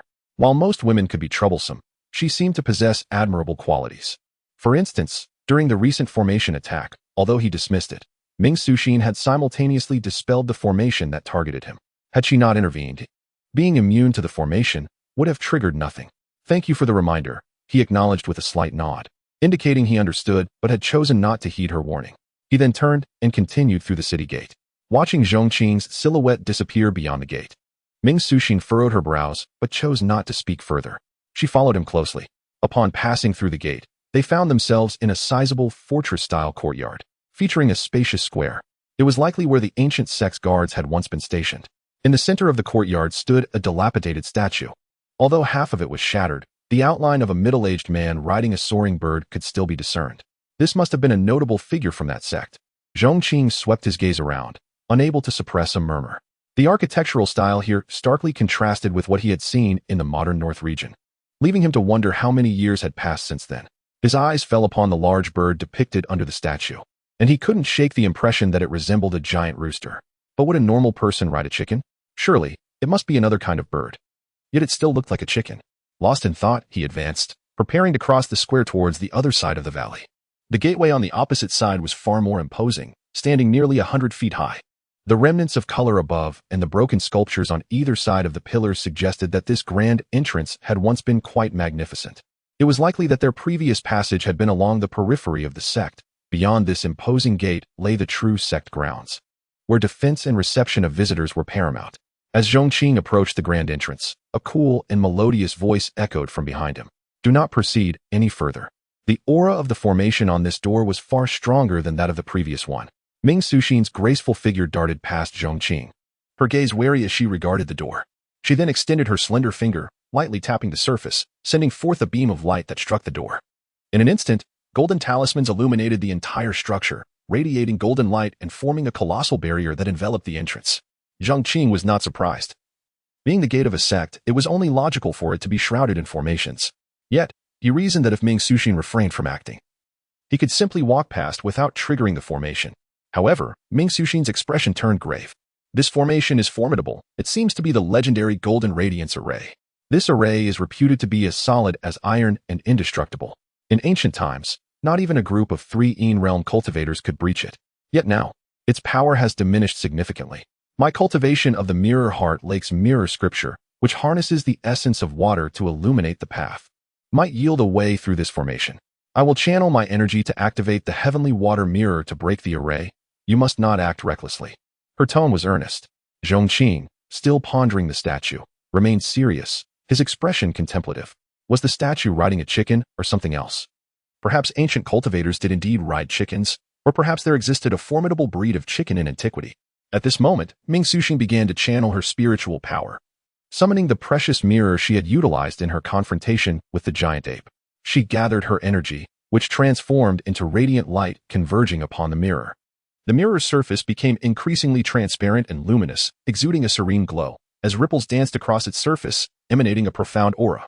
A crisp hum resonated from the mirror, and a drop of sweat slipped down Ming Suxin's flawless face, revealing the strain of expending her already depleted energy.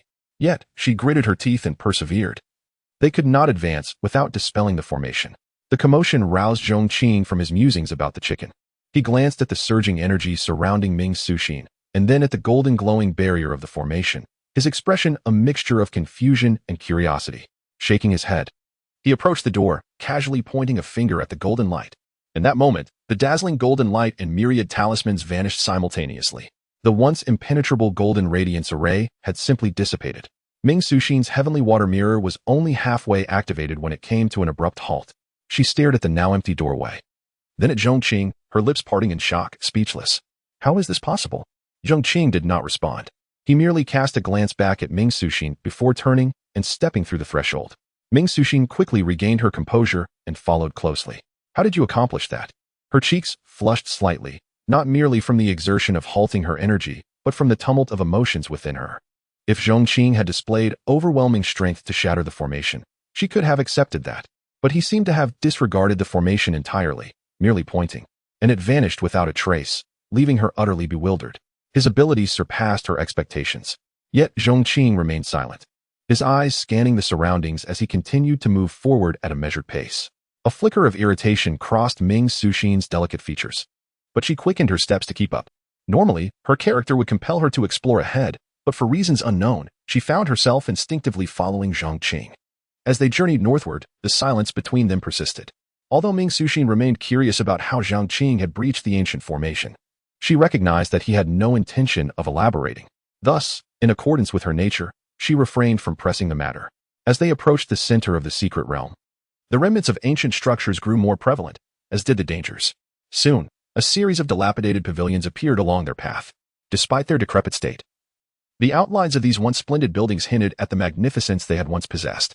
This aligned with Zhong Qing's assumptions. Beyond the gate lay the true grounds of the sect. Is this the so-called ancient sect? It appears quite powerful. But how did such strength come to ruin? Zhong Qing mused aloud, seemingly to himself, or perhaps posing a question. Ming Suxin paused momentarily before responding. I have heard my master mention that this region, the White Wind Plains, was not always known by that name. It was once home to a sect called the Great Snow Mountain Sect. This sect was among the most formidable in the North region during ancient times, enjoying a period of great prosperity. Of course, many of the sects that exist now were not yet established, and the balance of power was entirely different. It was only in the latter part of the ancient era that the Great Snow Mountain sect seemingly unearthed something, leading to its abrupt downfall overnight. However, the era is far too distant, and the specifics have long been obscured. Thereafter, this place became a perilous realm, seldom approached by anyone over countless years. Upon hearing this, Zhong Qing's gaze flickered, and he inquired, "What is the origin of this so-called secret realm, and how did you come to know of its existence?" Ming Suxin shook her head in response. The emergence of the secret realm occurred long after the fall of the Great Snow Mountain sect. I am unaware of the precise moment it manifested.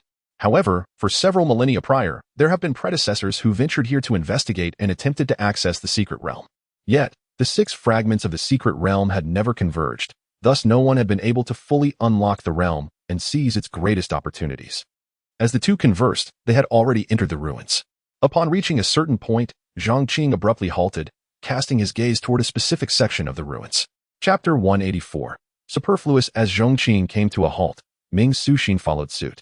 Both turned their gazes towards a dilapidated pavilion not far away. Sensing something unusual within its ruins, Ming Suxin perceived a peculiar aura emanating from the remnants. However, Zhong Qing walked directly towards it without a hint of hesitation. With a slight furrow of her brow, Ming Suxin cautioned, "Be careful, there may be remnants of ancient formations." Yet, Zhong Qing pressed onward into the ruins without a second thought. A moment later, he emerged with a piece of translucent jade, radiating a faint white light. Cradled in his hands, the jade was no larger than a fist, appearing unremarkable at first glance.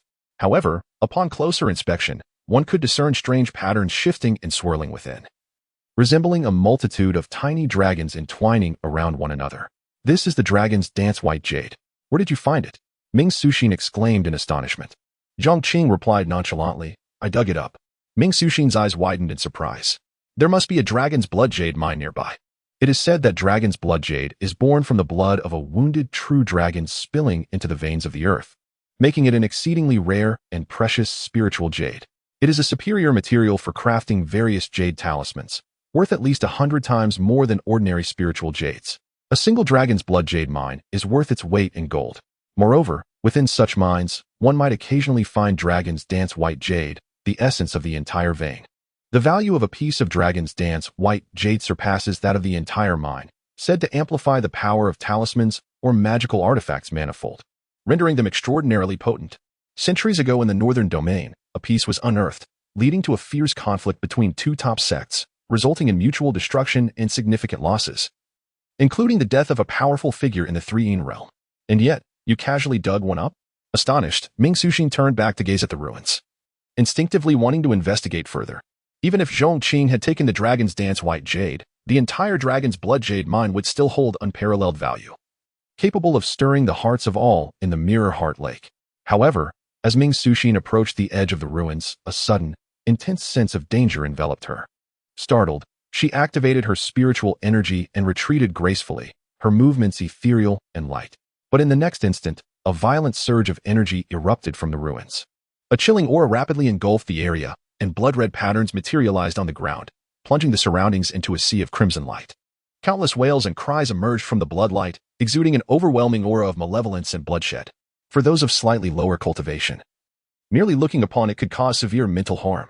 Reacting swiftly, Ming Suxin sealed her consciousness to avoid contact with the blood light, casting an incredulous glance at Zhong Qing. "This is the blood slaughter celestial formation. How did you not trigger it when you walked in?"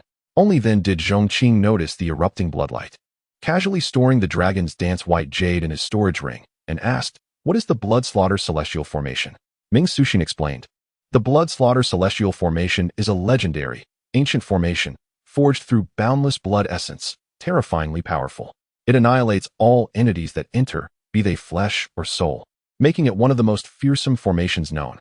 Normally, setting up this formation requires the sacrifice of tens of thousands of lives. I suspect this one was arranged by an ancient master, drawing upon the blood essence from the dragon's blood jade mine to protect it." Zhong Qing nodded, glancing around as though nothing were amiss, and continued on his way. To Ming Suxin, this was utterly incomprehensible. She had barely approached when she triggered the blood slaughter celestial formation, yet Zhong Qing had traversed it without incident. Surely it could not be due to the formation being in disrepair, functioning inconsistently?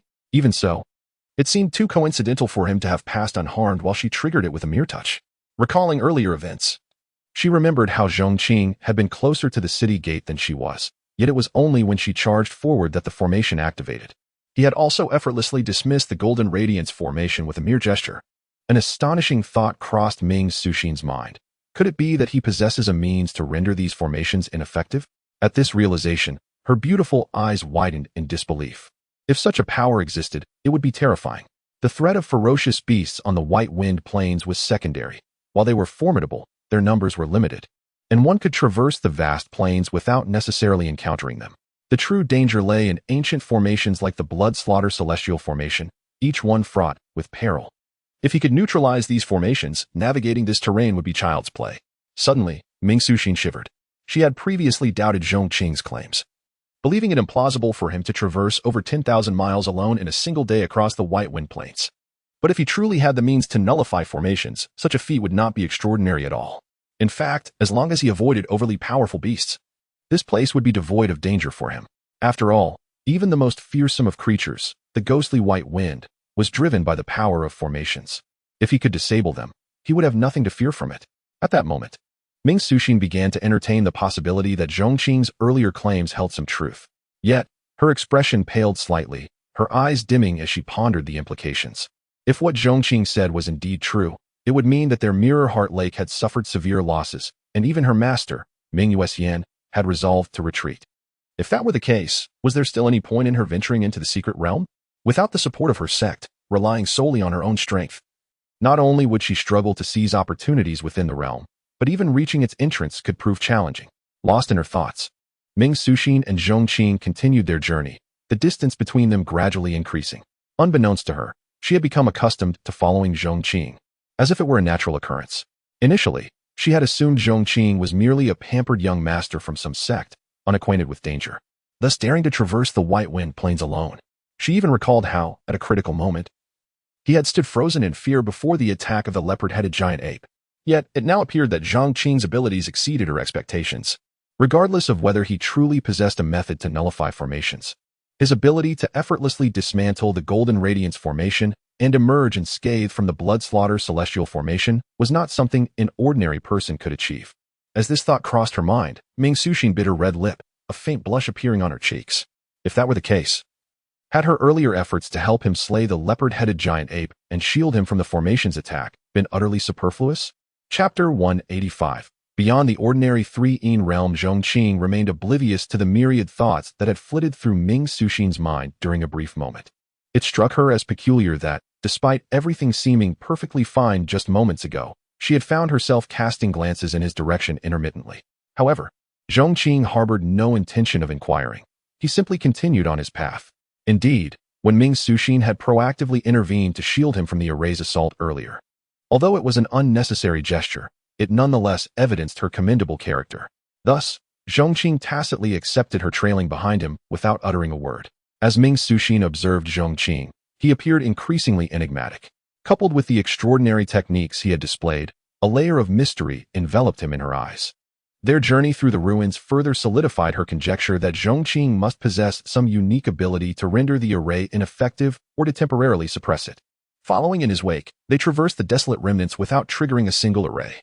While some concealed arrays were indeed deeply hidden and went unnoticed by her, on several occasions, she detected the presence of arrays, only to find that nothing transpired as Zhong Qing passed. This left her increasingly astonished. What kind of method could produce such an effect?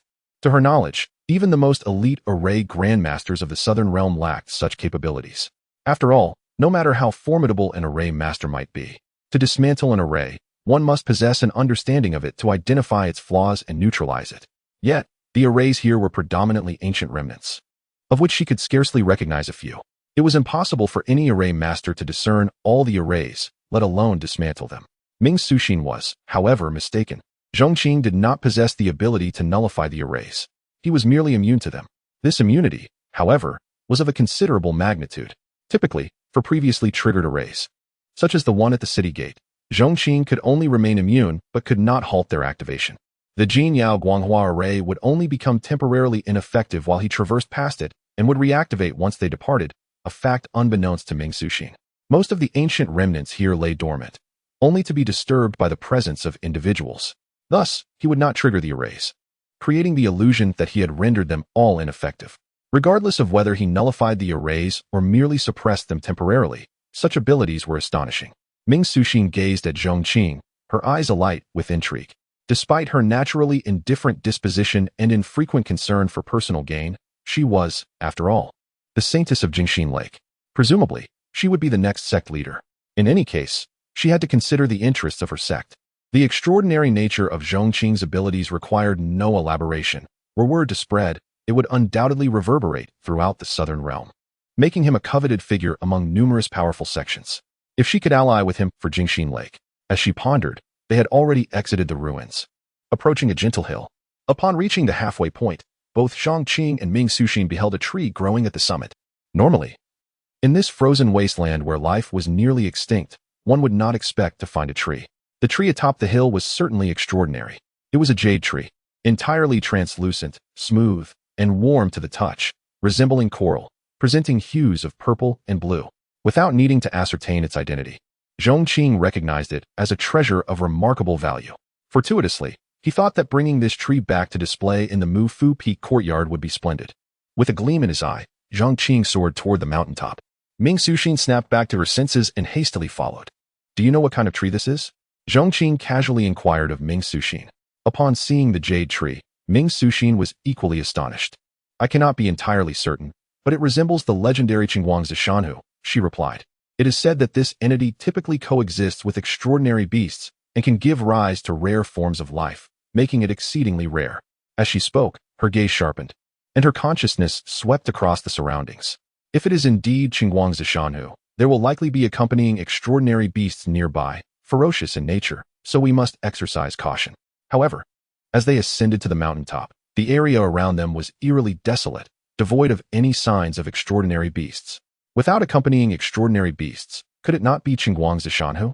Ming Suxin pondered aloud, perplexed. "Then, I shall claim it for myself," Zhong Qing declared, sweeping his hand to uproot the coral jade tree. Despite being a coral tree, it had long, elegant roots that resembled crystal, exuding an exquisite beauty that Zhong Qing found increasingly appealing. He planned to plant it beside the pond upon their return. Just as Zhong Qing secured the Qingguang Zishanhu within his storage ring, the ground suddenly trembled beneath them. In an instant, a tempest of wind and snow surged, accompanied by a deep, rumbling sound that reverberated from below. What? An earthquake? Ming Suxin's countenance shifted. She had never heard of earthquakes occurring on the Bifeng Plains. Yet, Zhong Qing's gaze flickered, and he shook his head before soaring into the air. "This is not an earthquake," he asserted as he ascended into the sky, with Ming Suxin following closely. As they hovered above, her eyes filled with suppressed astonishment. The tremors originated not from an earthquake but from the massive hill beneath them, which was quaking violently. The thick layer of ice and snow covering it cascaded down, revealing the dark mountain beneath, which appeared to be more than just a mountain. Ming Suxin's expression shifted as she discerned the truth. The hill was alive. Meanwhile, Zhong Qing maintained a calm demeanor, seemingly unfazed by the revelation. As the mountain's tremors intensified, it began to rise dramatically, elevating nearly 100 feet in a violent upheaval. No, it was not the mountain growing taller. Rather, the mountain was standing upright. A colossal and menacing head emerged from the base, nearly 1,000 feet in size, as if a smaller mountain had sprouted from beneath the larger one. For massive pillars of flesh supported the entire structure, and the thick ice and snow tumbled away like an avalanche, unveiling its true form. What they had thought to be a mountain was, in fact, an enormous and unfathomably vast beast. The mountain itself was merely the creature's protective shell. This being resembled a giant crocodile turtle, though it was vastly larger and more fearsome than any they had encountered. The Qingguang Zishanhu that Zhong Qing had just uprooted had been growing on its back. It had presumably slumbered here for countless ages, shrouded in ice and snow, until Zhong Qing's actions had roused it from its slumber. This was Ming Suxin's first encounter with such a gargantuan and ferocious creature, and she was taken aback, her countenance paling. It was not solely the enormity of the beast that unsettled her. It was the indescribable aura of terror that now radiated from it. The overwhelming presence of this beast surged forth, combined with its colossal size, rendering it an unparalleled entity in this realm. Without a doubt, it was an existence of the three-yin realm, and Ming Suxin concluded with certainty, it was no ordinary three-yin being. The sheer terror emanating from it surpassed even that of her revered master. Chapter 186. Demonstrating power, it is indeed the companion beast of the clear light purple coral. Zhong Qing remained silent, fully aware that this colossal tortoise was at the third yin realm. Moreover, It had already reached the third level within that realm, placing it on par with him. In fact, he suspected that even he, having only recently entered the third realm, might not measure up. Among all the ferocious beasts he had encountered, only the tentacled creature he had recently subdued could rival this giant tortoise in strength. The presence of such a formidable beast here was dire news. Even Ming Suxin, with her composed demeanor, could not help but reveal a hint of panic in her eyes. She had not anticipated that the mere desire for a coral tree would awaken such a terrifying creature of the third realm. She was certain that even her master, the immortal Mingyu, would likely flee in the face of this beast. How much less could the two of them hope to contend with it? Evidently, despite Zhong Qing's earlier display of various techniques in the formation, she did not believe he could match the prowess of this giant tortoise. Zhong Qing, gazing at the tortoise, was struck with awe, not so much by its strength, but rather by its sheer size. How immense it is, he mused. A tortoise that has lived for millennia. How many years must it have existed to grow to such proportions? What does it consume? Ming Suxin, however, was already engulfed in dread. This formidable tortoise, in her view, was beyond their capacity to handle. While it has just awakened and is not fully alert, we must flee quickly. It will be too late otherwise. But no sooner had she spoken than she felt a terrifying aura locking onto them. Oh no, it has targeted us. But how could this be? It's the clear light purple coral. Ming Suxin exclaimed in shock. Yes, it is the companion beast of the clear light purple coral and can sense its presence. Suddenly realizing the gravity of the situation, she urged, quickly return the purple coral. Perhaps it will quell its fury. Zhong Qing, with his hands clasped behind his back, glanced at her nonchalantly. I uprooted the tree through my own skill. Why should I return it? Ming Suxin stared at him in disbelief. Are you forsaking your life for a mere tree at a time like this? As her words fell, the giant tortoise below seemed to sense something and roared with a terrifying sound that shook the heavens and the earth. At the sound of its fury, Ming Suxin gritted her teeth and seized Zhong Qing, preparing to turn and flee. She figured that although the tortoise was immensely powerful, its massive size would hinder its speed, perhaps allowing them to escape. Yet the next moment, she beheld several dark, gaping holes appear on the tortoise's back. At that moment, a fierce red light began to coalesce within these openings, radiating such intense heat that the surrounding ice and snow melted instantly. In the blink of an eye, multiple beams of crimson light erupted from the holes, enveloping them from all directions, sealing off every possible escape route for Zhong Qing and Ming Suxin. Despair flickered in Ming Suxin's eyes. This tortoise may not be fast, but it possessed the ability to capture swift targets. As the red light cascaded down upon them, the searing sensation threatened to engulf her.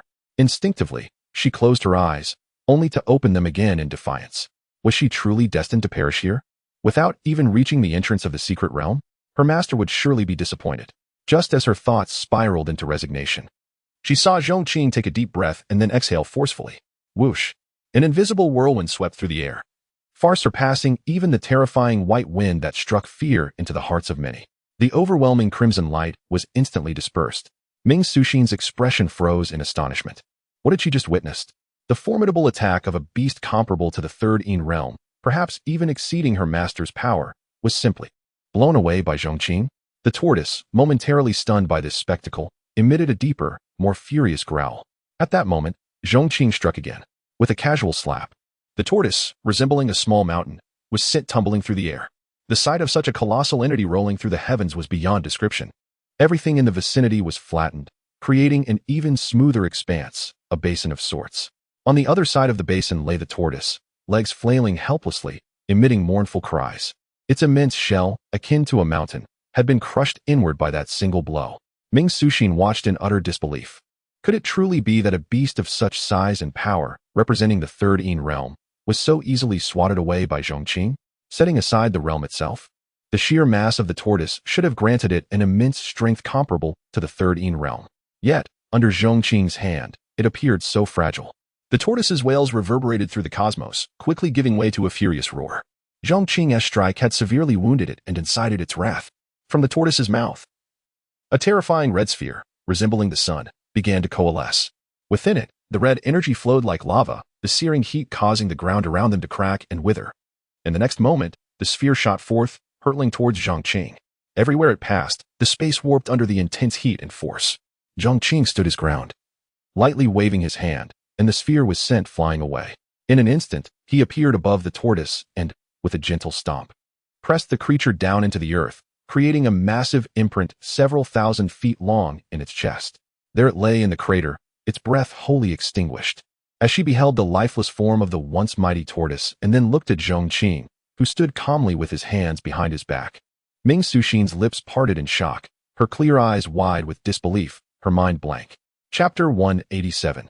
Indeed, a woman. The scene that had just unfolded completely astonished Ming Suxin, rendering her unable to gaze upon this seemingly ordinary young man. With a mere gentle step, he had crushed a terrifying beast of the third realm. As colossal as a mountain. What manner of existence was he? It was only when Zhong Qing returned to her side that Ming Suxin regained her composure. Her delicate frame trembled as she looked at him, instinctively taking a step back in fright. Her eyes widened, fixated on Zhong Qing, leaving her speechless. Zhong Qing glanced at her and inquired, "Why do you look at me like that? Am I frightening?" Ming Suxin remained silent, yet her demeanor spoke volumes. What a jest! How could he not be terrifying? The giant tortoise of the third realm had been effortlessly crushed beneath his foot. How could that not instill fear?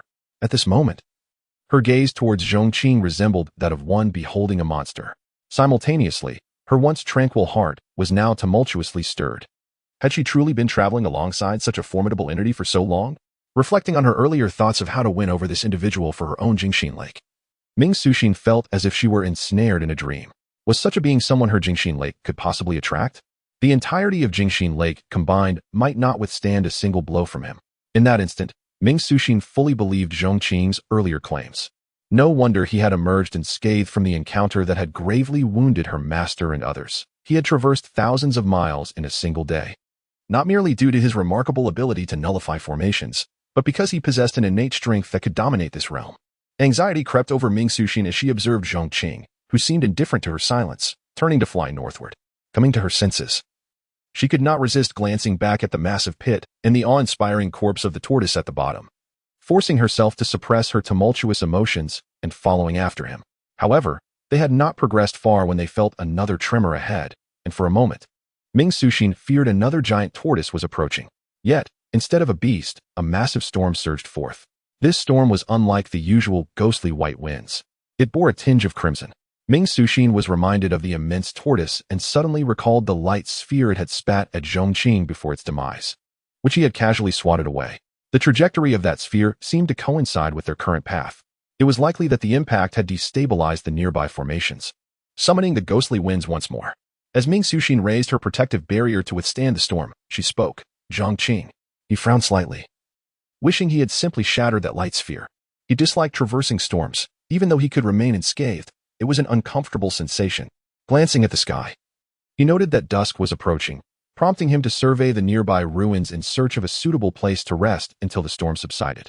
Before he departed, he paused momentarily and said, "If you wish to survive, keep up." Ming Suxin was momentarily taken aback, yet inexplicably elated. Gritting her teeth, she fortified her spiritual barrier and followed Zhong Qing. As she drew nearer to him, she noticed the wind had diminished significantly, providing her with a sense of relief. A thought crossed her mind. Surely Zhong Qing possessed some means to suppress the power of the formations, thus mitigating the storm they conjured.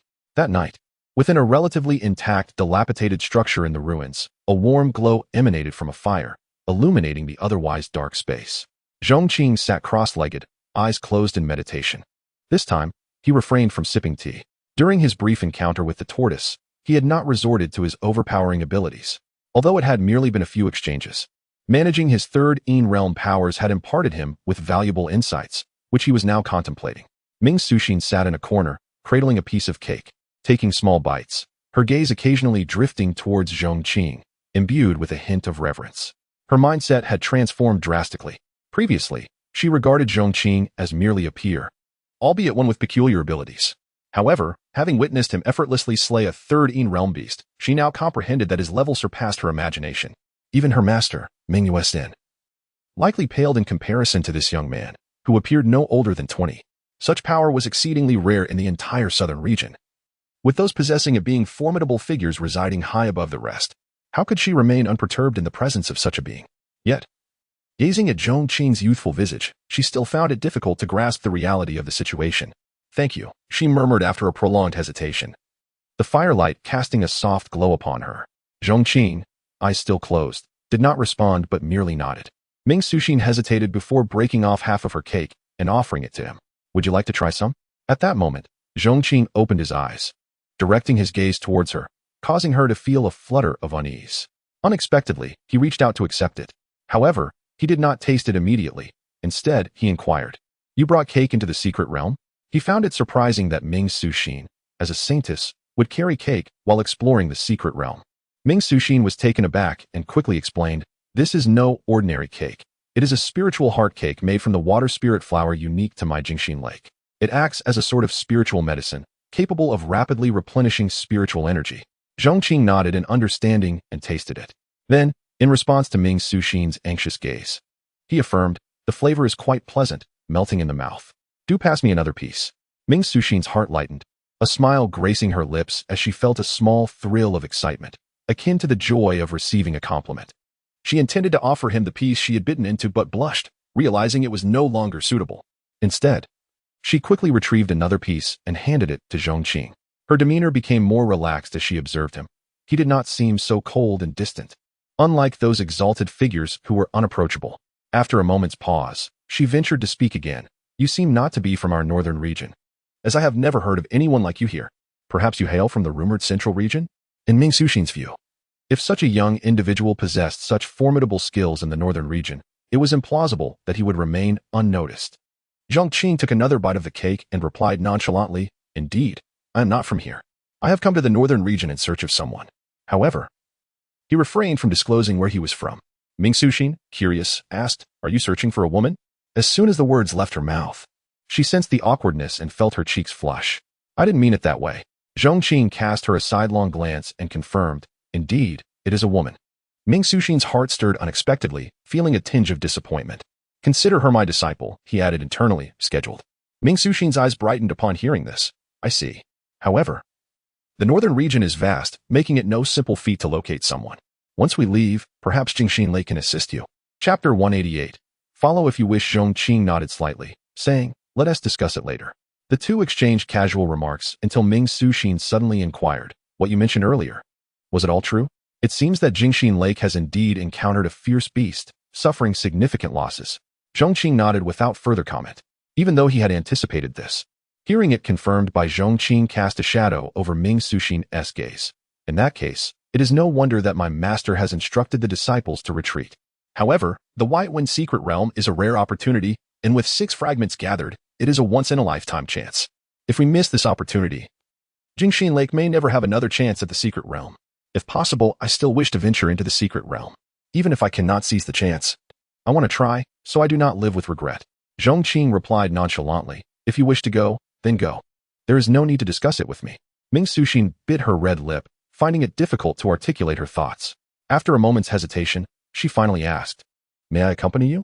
This place is fraught with dangers, and I do not have the confidence to reach the secret realm on my own." Upon hearing this, Ming Suxin's heart raced with anxiety as she looked at Zhong Qing. Although she had previously followed him, it was merely her own decision without his consent. In the world of cultivators, mutual suspicion is the norm. Not everyone is willing to interact with others. At this moment, Zhong Qing leisurely finished his second pastry and brushed off the crumbs from his hands. "If you can keep up, then accompany me." Ming Suxin's eyes brightened, and her heart leaped with joy. Though Zhong Qing did not give a definitive answer, his reaction clearly indicated he had not refused. "Thank you." Zhong Qing did not respond, but turned his gaze toward the outside. He noticed that the storm had unwittingly subsided.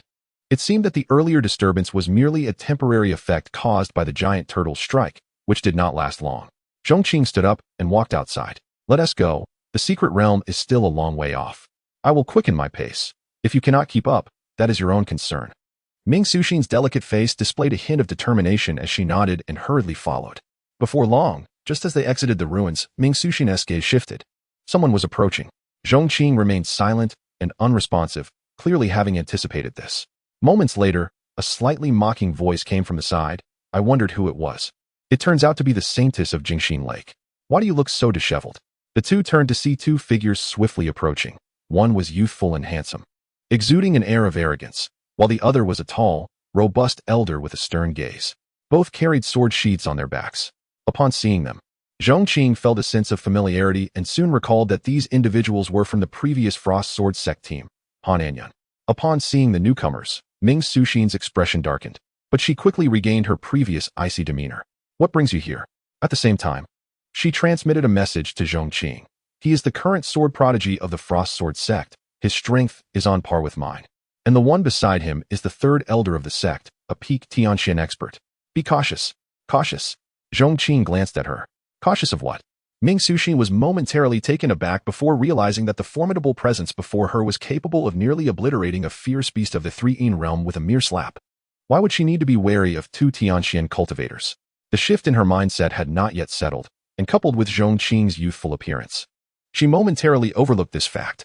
By now, Han Anyan and his companion had drawn closer. Heh, Ming Suxin, your words are truly peculiar. This is the White Wind Plains, not your Jingxin Lake.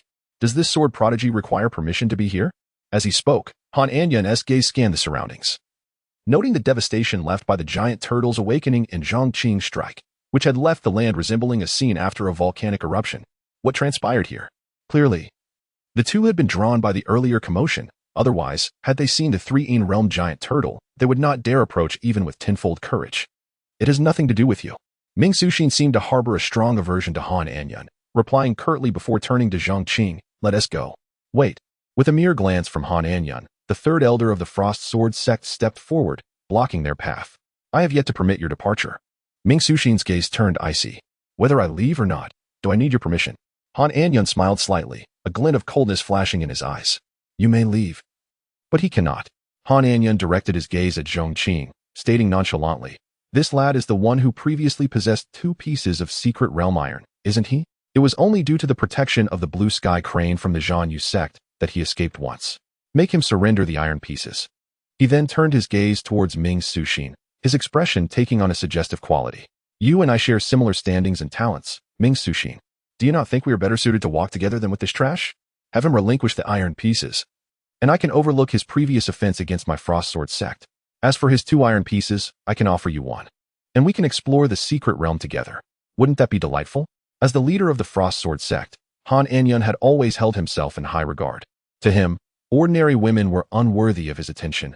Only true beauties, those who possessed extraordinary grace, were worthy of his consideration. Ming Suxin perfectly fit his criteria.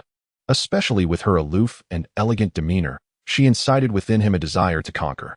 Securing such a woman would bring him a sense of accomplishment. At this moment, with him and the third elder present, he was confident that Ming Suxin would not refuse if she recognized the situation. As for Zhong Qing, he regarded him as inconsequential and unworthy of concern. Chapter 189. There is always a way out, however. The next moment, he heard a response from Ming Suxin that was entirely different. No need, she answered decisively, without hesitation. Even if I am alone, I have no intention of accompanying you. What did you say? A dangerous glint flickered in Han Anyan's eyes. Are you implying that you would rather be with such trash than journey with me? Ming Suxin's expression remained impassive, her tone tranquil. Indeed. But as for who the real trash is, that remains to be seen. Han Anyan's gaze sharpened, growing increasingly frigid.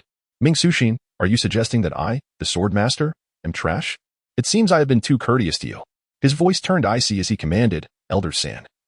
Bring the trash over here. I wish for Ming Suxin to witness who the true trash is. Elder San, expressionless, reached out toward Zhong Qing. To him, a young man in his 20s, even if a genius, could possess little substantial power and easy capture. Zhong Qing, equally expressionless, raised his hand to strike Elder San. In an instant, Elder San's head exploded. Elder San. Han Anyan stared in disbelief at the headless corpse of Elder San, momentarily at a loss, instinctively asking a question.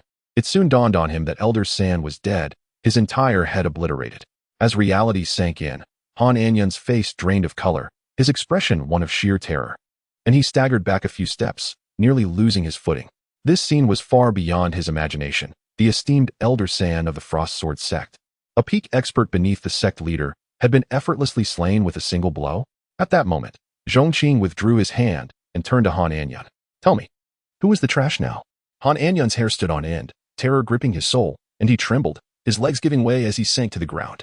You, don't come any closer. Spare me. I am the sword master of the Frost Sword Sect. You cannot kill me. My master will not let you go. Zhong Qing replied indifferently. Oh, is that so? He then flicked his finger at Han Anyan. The latter's head, too, erupted like a firework. Well, now you truly are trash, Zhong Qing remarked, brushing off his hands nonchalantly. It was only then that Ming Suxin came to her senses. Her fair face paling as a hint of shock crept into her eyes while gazing at Zhong Qing, the sword master and elder of the Frost Sword Sect.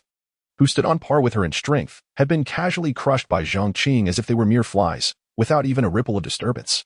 Up until now, she had only witnessed Zhong Qing's placid demeanor. She never anticipated he could be so terrifying. It seemed that the man before her was still a stranger, a mystery yet to be unraveled. All right, the trash has been cleaned up. Let us depart. Killing the sword master and elder of the Frost Sword Sect was as trivial to Zhong Qing as swatting 2 flies. He showed no sign of hesitation and immediately turned to leave. As Zhong Qing and Ming Suxin continued their journey toward the secret realm, various factions on the White Wind Plain hastened toward the same destination. However, most were in dire straits. Setting aside the severely wounded group from Mirror Heart Lake who had to retreat, the most disheveled were the remaining members of the Black Flood Sect. Once a formidable force, the Black Flood Sect was now reduced to the Grand Elder and a few scattered disciples.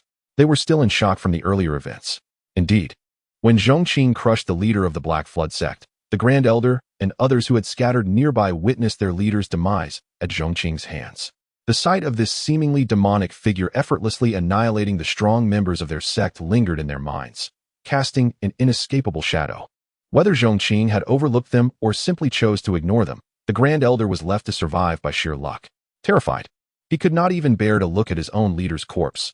Once the menace had departed, he fled without a second thought. The other disciples, equally terrified, followed the Grand Elder, their only instinct to escape. In the snowy expanse, where direction was already hard to discern, they fled in a panic, only to realize they had no idea where they had escaped to. Yet their misfortune was far from over. Without a moment's respite, as they fled through a frozen valley, they inadvertently disturbed a fearsome beast that had been slumbering within. As previously mentioned, very few beasts could survive on the White Wind Plain, and this one was particularly formidable. It was a monstrous creature with 6 arms and a single horn atop its head, resembling a ferocious bear, possessing strength comparable to the peak of the Three-Een realm. Under normal circumstances, the Grand Elder, a peak expert of the heavenly profound realm and a member of such a formidable sect, would have been able to hold his own, if not defeat, this beast, especially considering he practiced royal-grade techniques.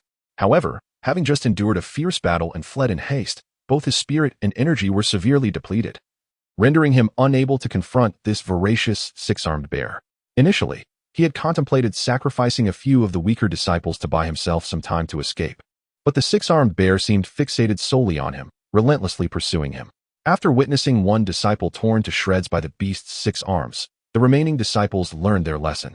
They neither fled far nor approached, realizing that in this desolate plain, if they strayed too far, they would all perish without exception. The Grand Elder was their only hope. Without the 6-armed bear, he could easily retrieve them. But now, besieged by the creature, he could hardly catch his breath, let alone rescue anyone. Fortunately, the 6-armed bear, while possessing ample strength, lacked speed, allowing him to escape for the time being. Yet in his current state, he could not sustain this for much longer. Just as despair gripped the Grand Elder, he caught a glimpse of a dark figure moving slowly across the plain. Anyone who could traverse the White Wind Plain alone must possess considerable strength. If nothing else, if he could delay even a few breaths, he might be able to unleash a secret technique to escape. With a flicker of hope igniting within him, the Grand Elder shouted with all his might, "Friend, I am the Grand Elder of the Black Flood Sect. We are in dire straits. I implore you to lend your assistance, and I shall reward you handsomely." However, the dark figure remained unresponsive, ignoring him completely, its pace unwavering. "Damn it, how can you sit idly by?" The Grand Elder's rage flared. Yet he did not consider that he would likely have done the same if their roles were reversed. Yet, as if fate had not forsaken him completely, the situation took a sudden turn. The 6-armed bear, sensing something, emitted a thunderous roar and abruptly turned to lunge at the dark figure. Chapter 190. The emotionless man in black robes. The Grand Elder was momentarily taken aback, but soon seemed to grasp the situation. During their earlier confrontation, he had noticed that the 6-armed monstrous bear was fixated on him, likely because his aura was the strongest among those present. Now, as the creature turned its attention toward the shadowy figure, it was evident that this figure emanated an even more potent and discernible energy. As a peak Tianxin expert, the Grand Elder pondered whether this being could possibly be a Three-Een realm powerhouse. However, the shadow did not resemble any of the 4 sect leaders. Did this imply the presence of another Three-Een realm expert in the White Wind Plains besides the sects? The Grand Elder quickly cast aside these thoughts. His primary concern was whether this figure could aid him in escaping. He observed the 6-armed monstrous bear lunging toward the shadow, yet he did not flee immediately.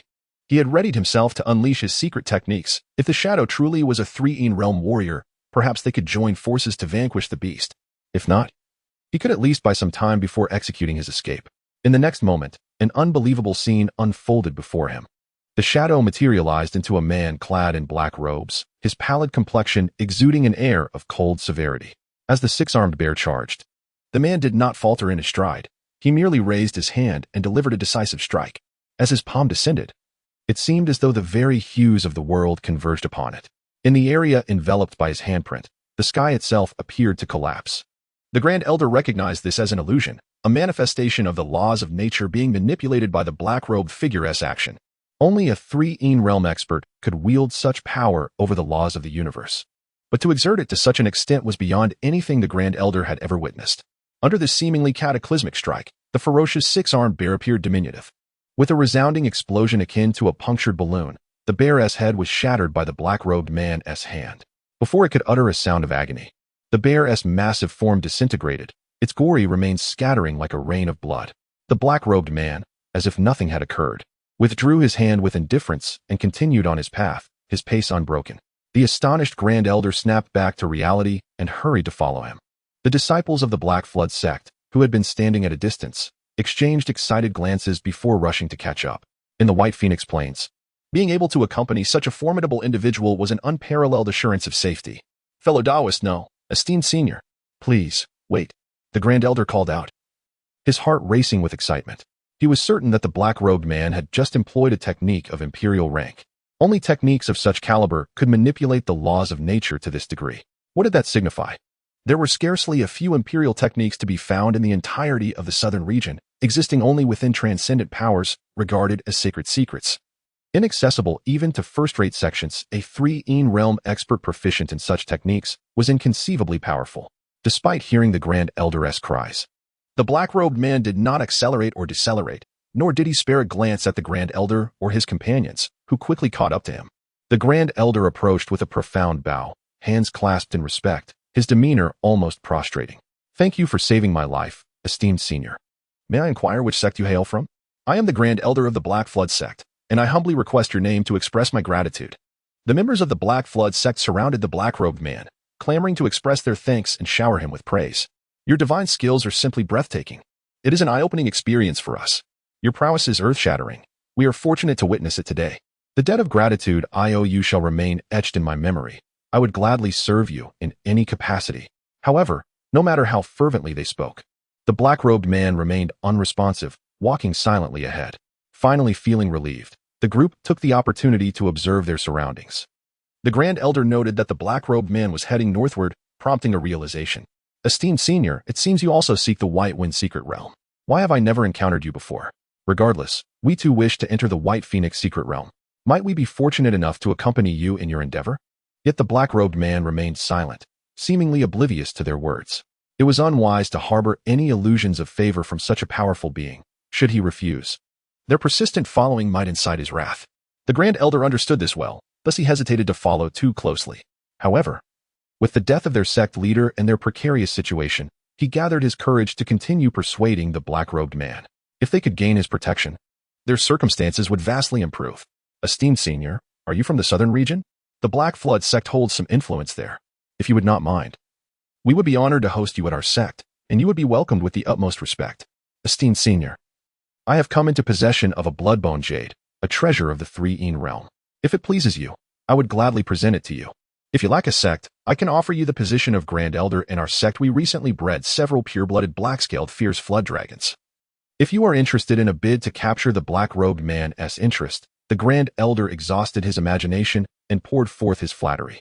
Yet the black-robed man remained taciturn, devoid of any reaction, resembling an emotionless statue.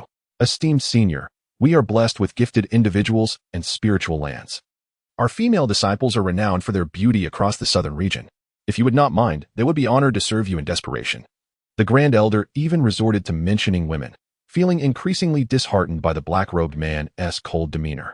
Unexpectedly, the black-robed man's footsteps paused for an instant, his aura wavering momentarily. In a heartbeat, he resumed his previous demeanor, but for the first time, he spoke. If you wish to follow, then do so. I will act when necessary. With those words, he resumed his forward march, leaving the Grand Elder and the others stunned into silence.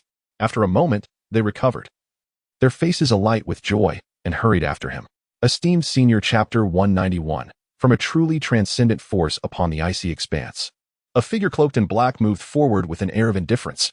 Accompanying him was a tall, white-haired elder, surrounded by a group of disciples clad in black, who eagerly offered their protection, their faces adorned with smiles so exaggerated they seemed on the verge of crystallizing. Esteemed elder, may I inquire your honored name? It would be most beneficial for us to have a proper address, the Grand Elder of the Black Flood Sect implored, his demeanor betraying an unprecedented humility. A state he had never before embraced, yet found himself relishing now. After all, a being capable of wielding royal-grade mystic techniques, a formidable figure of the 3 realm, was someone others could only dream of currying favor with. As he walked, the black-cloaked figure casually uttered 2 words, "Heibai." This name, seemingly not of human origin, sent the Grand Elder into a frenzy of delight. "Ah, it is Lord Heibai. Rest assured, I shall forever remember your esteemed name and express my gratitude day and night." Despite the joy of flattering such a powerful entity, the Grand Elder was left pondering which of his previous remarks had piqued Lord Heibai's interest. In his desperate attempts to ingratiate himself, he had offered every promise conceivable, yet remained baffled as to what truly captivated this powerful individual. However, he deemed this inconsequential. As long as he continued to fawn, all would be well. With the chance to align himself with such strength, any sacrifice was worth it. He would wager that if Lord Heibai took a liking to his partner, he would not hesitate to present her without a second thought. Throughout their journey, they encountered ferocious beasts several times, but whether they were of the Tianqian realm or the 3 realm, they fell like mere straw before Lord Heibai's effortless strikes. Even an ancient formation inadvertently triggered was shattered by a single blow from him. The Grand Elder and his companions were both astonished and increasingly elated. With such might displayed by their esteemed companion, what did they have left to fear in the White Wind Plains? Simultaneously, the image of a figure that had haunted the Grand Elder's mind surfaced, a presence akin to a demonic deity. Now that he had Lord Heibai by his side, why should he continue to dread that malevolent spirit? With a sudden resolve, the Grand Elder approached. "Lord Heibai, our sect initially boasted formidable strength upon entering the White Wind Plains. Yet, we encountered a rival who seized our treasures and ruthlessly slaughtered our disciples, leaving our forces and even our sect leader in his wake." He feigned a few exaggerated cries of distress. This individual is fiercely tyrannical, relying on his power to wreak havoc. Such a menace in the White Wind Plains will surely bring disaster. Might I implore Lord Heibai to intervene and subdue him? Lord Heibai maintained his icy demeanor, his pace unbroken, as he responded flatly, "I have stated that if necessary, I will take action." Hearing this, the Grand Elder's heart soared. They were en route to the secret realm, and since the malevolent spirit possessed fragments of the secret realm, he would inevitably arrive there as well. This meant they would undoubtedly cross paths again. With Lord Heibai present, avenging this blood feud would be a mere formality. Although the malevolent spirit's strength was indeed formidable, capable of overwhelming even their sect leader of the 3 realm, Lord Heibai wielded royal-grade mystic techniques, which were beyond the capabilities of a novice like Gongsun Liao. Such techniques were considered invincible among their peers, a belief shared by countless cultivators across the southern region and the continent. "Humph, young one, you had best pray that our encounter does not come too soon." The Grand Elder thought with a cold smirk. "Whether soon or late, I shall settle this blood feud." His motivations, however, were not solely for vengeance. By eliminating the malevolent spirit, he could seize the 2 fragments of the secret realm from him, enabling the greatest fortunes within the secret realm. Even if he could not claim them for himself, offering the fragments to Lord Heibai might earn him favor. Furthermore, with Gongsun Liao's demise, the Black Flood Sect would fall entirely under his dominion. Sacrificing one Gongsun Liao to curry favor with a being far superior was a gamble worth taking. In his eyes, Lord Heibai's mastery of royal-grade mystic techniques hinted at an affiliation with an otherworldly force, one that would likely dismiss the Black Flood Sect status. Thus, the position of sect leader would remain his.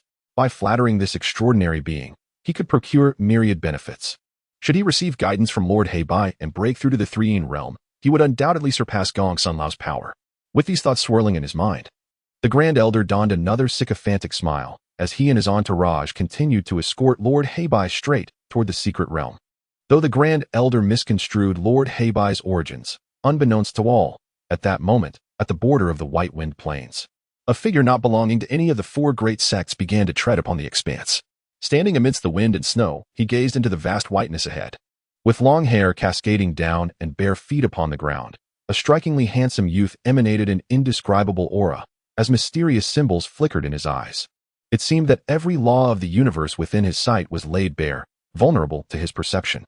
Indeed, upon arriving at this plane, He could sense the essence more clearly. His gaze shifted deeper into the white wind plains, appearing to pierce through boundless space to glimpse certain entities. Alas, separated by the realm of the secret, he could not fully discern their nature.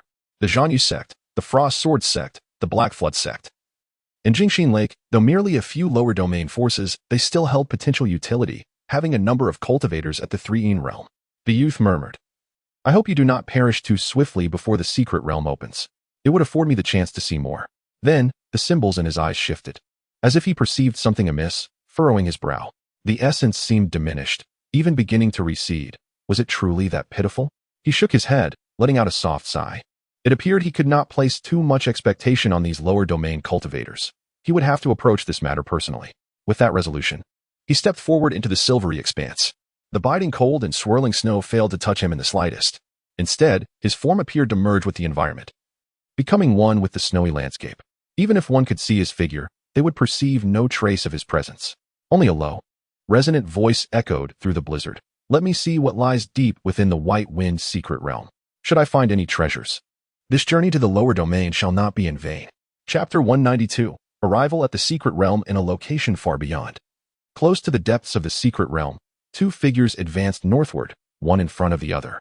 The journey was fraught with peril, having encountered the fierce beasts of the Three-Yin realm on numerous occasions.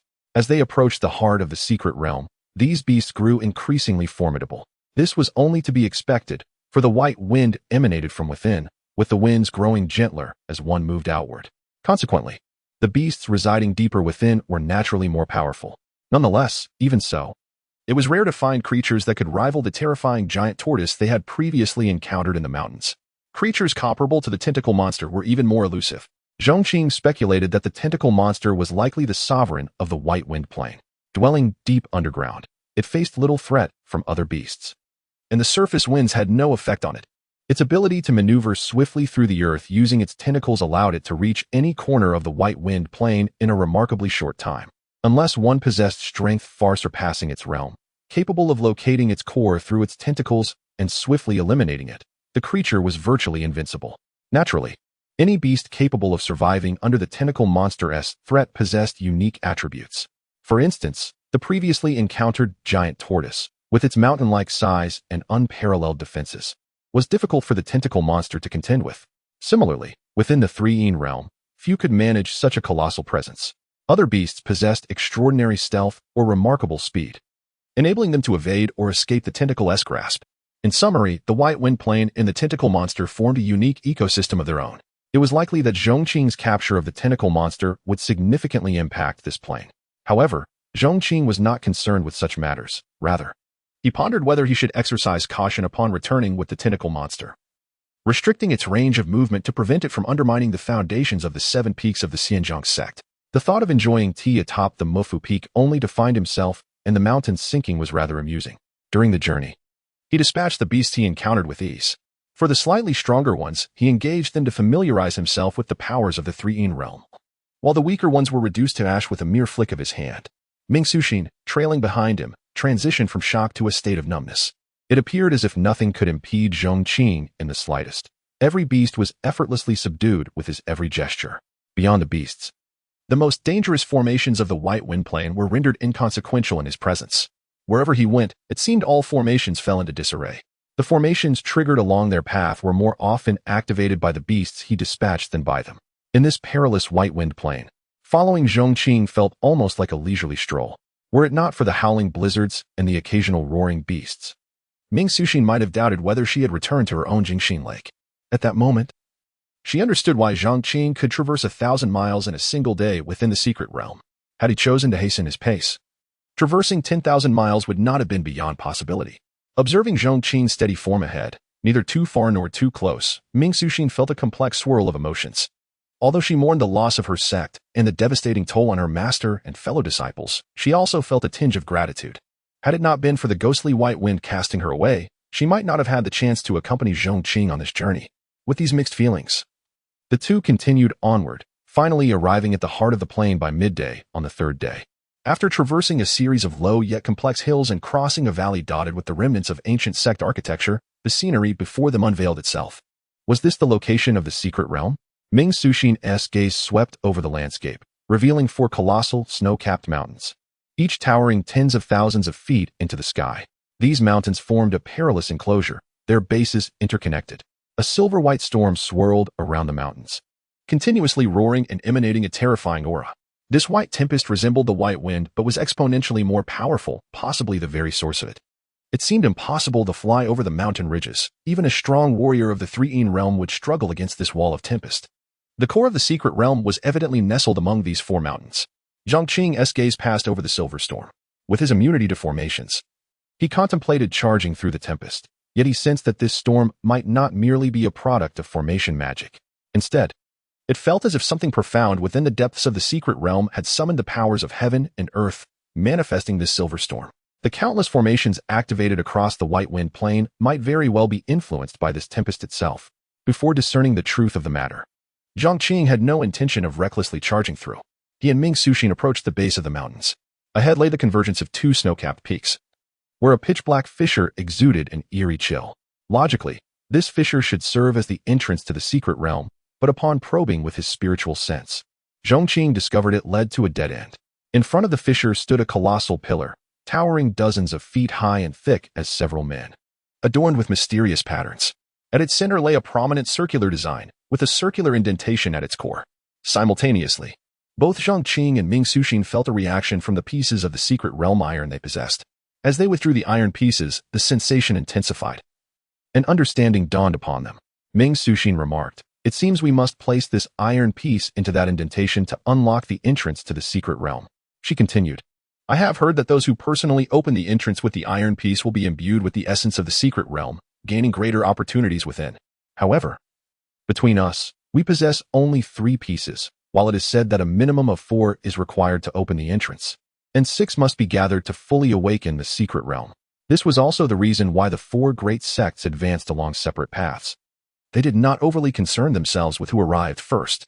Their urgency was merely to avoid being trapped within the plane during the White Wind Dormant period. Regardless of who reached the entrance first, no single sect's iron pieces would suffice to open it. However, if one were to entertain darker thoughts, the first to arrive might set traps to ambush later arrivals for their iron pieces, but that was another matter altogether.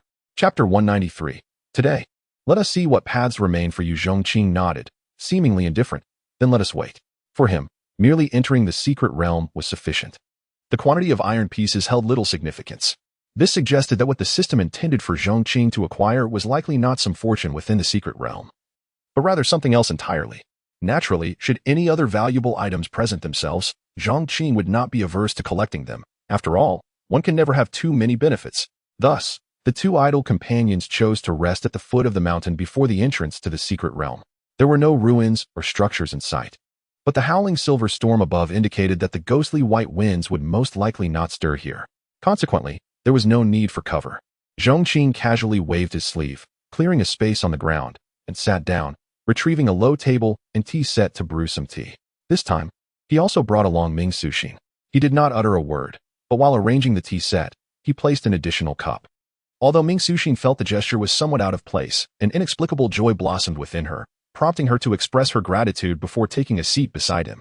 Behind them loomed the towering snow-capped mountains and the entrance to the secret realm, while overhead swirled the terrifying silver tempest.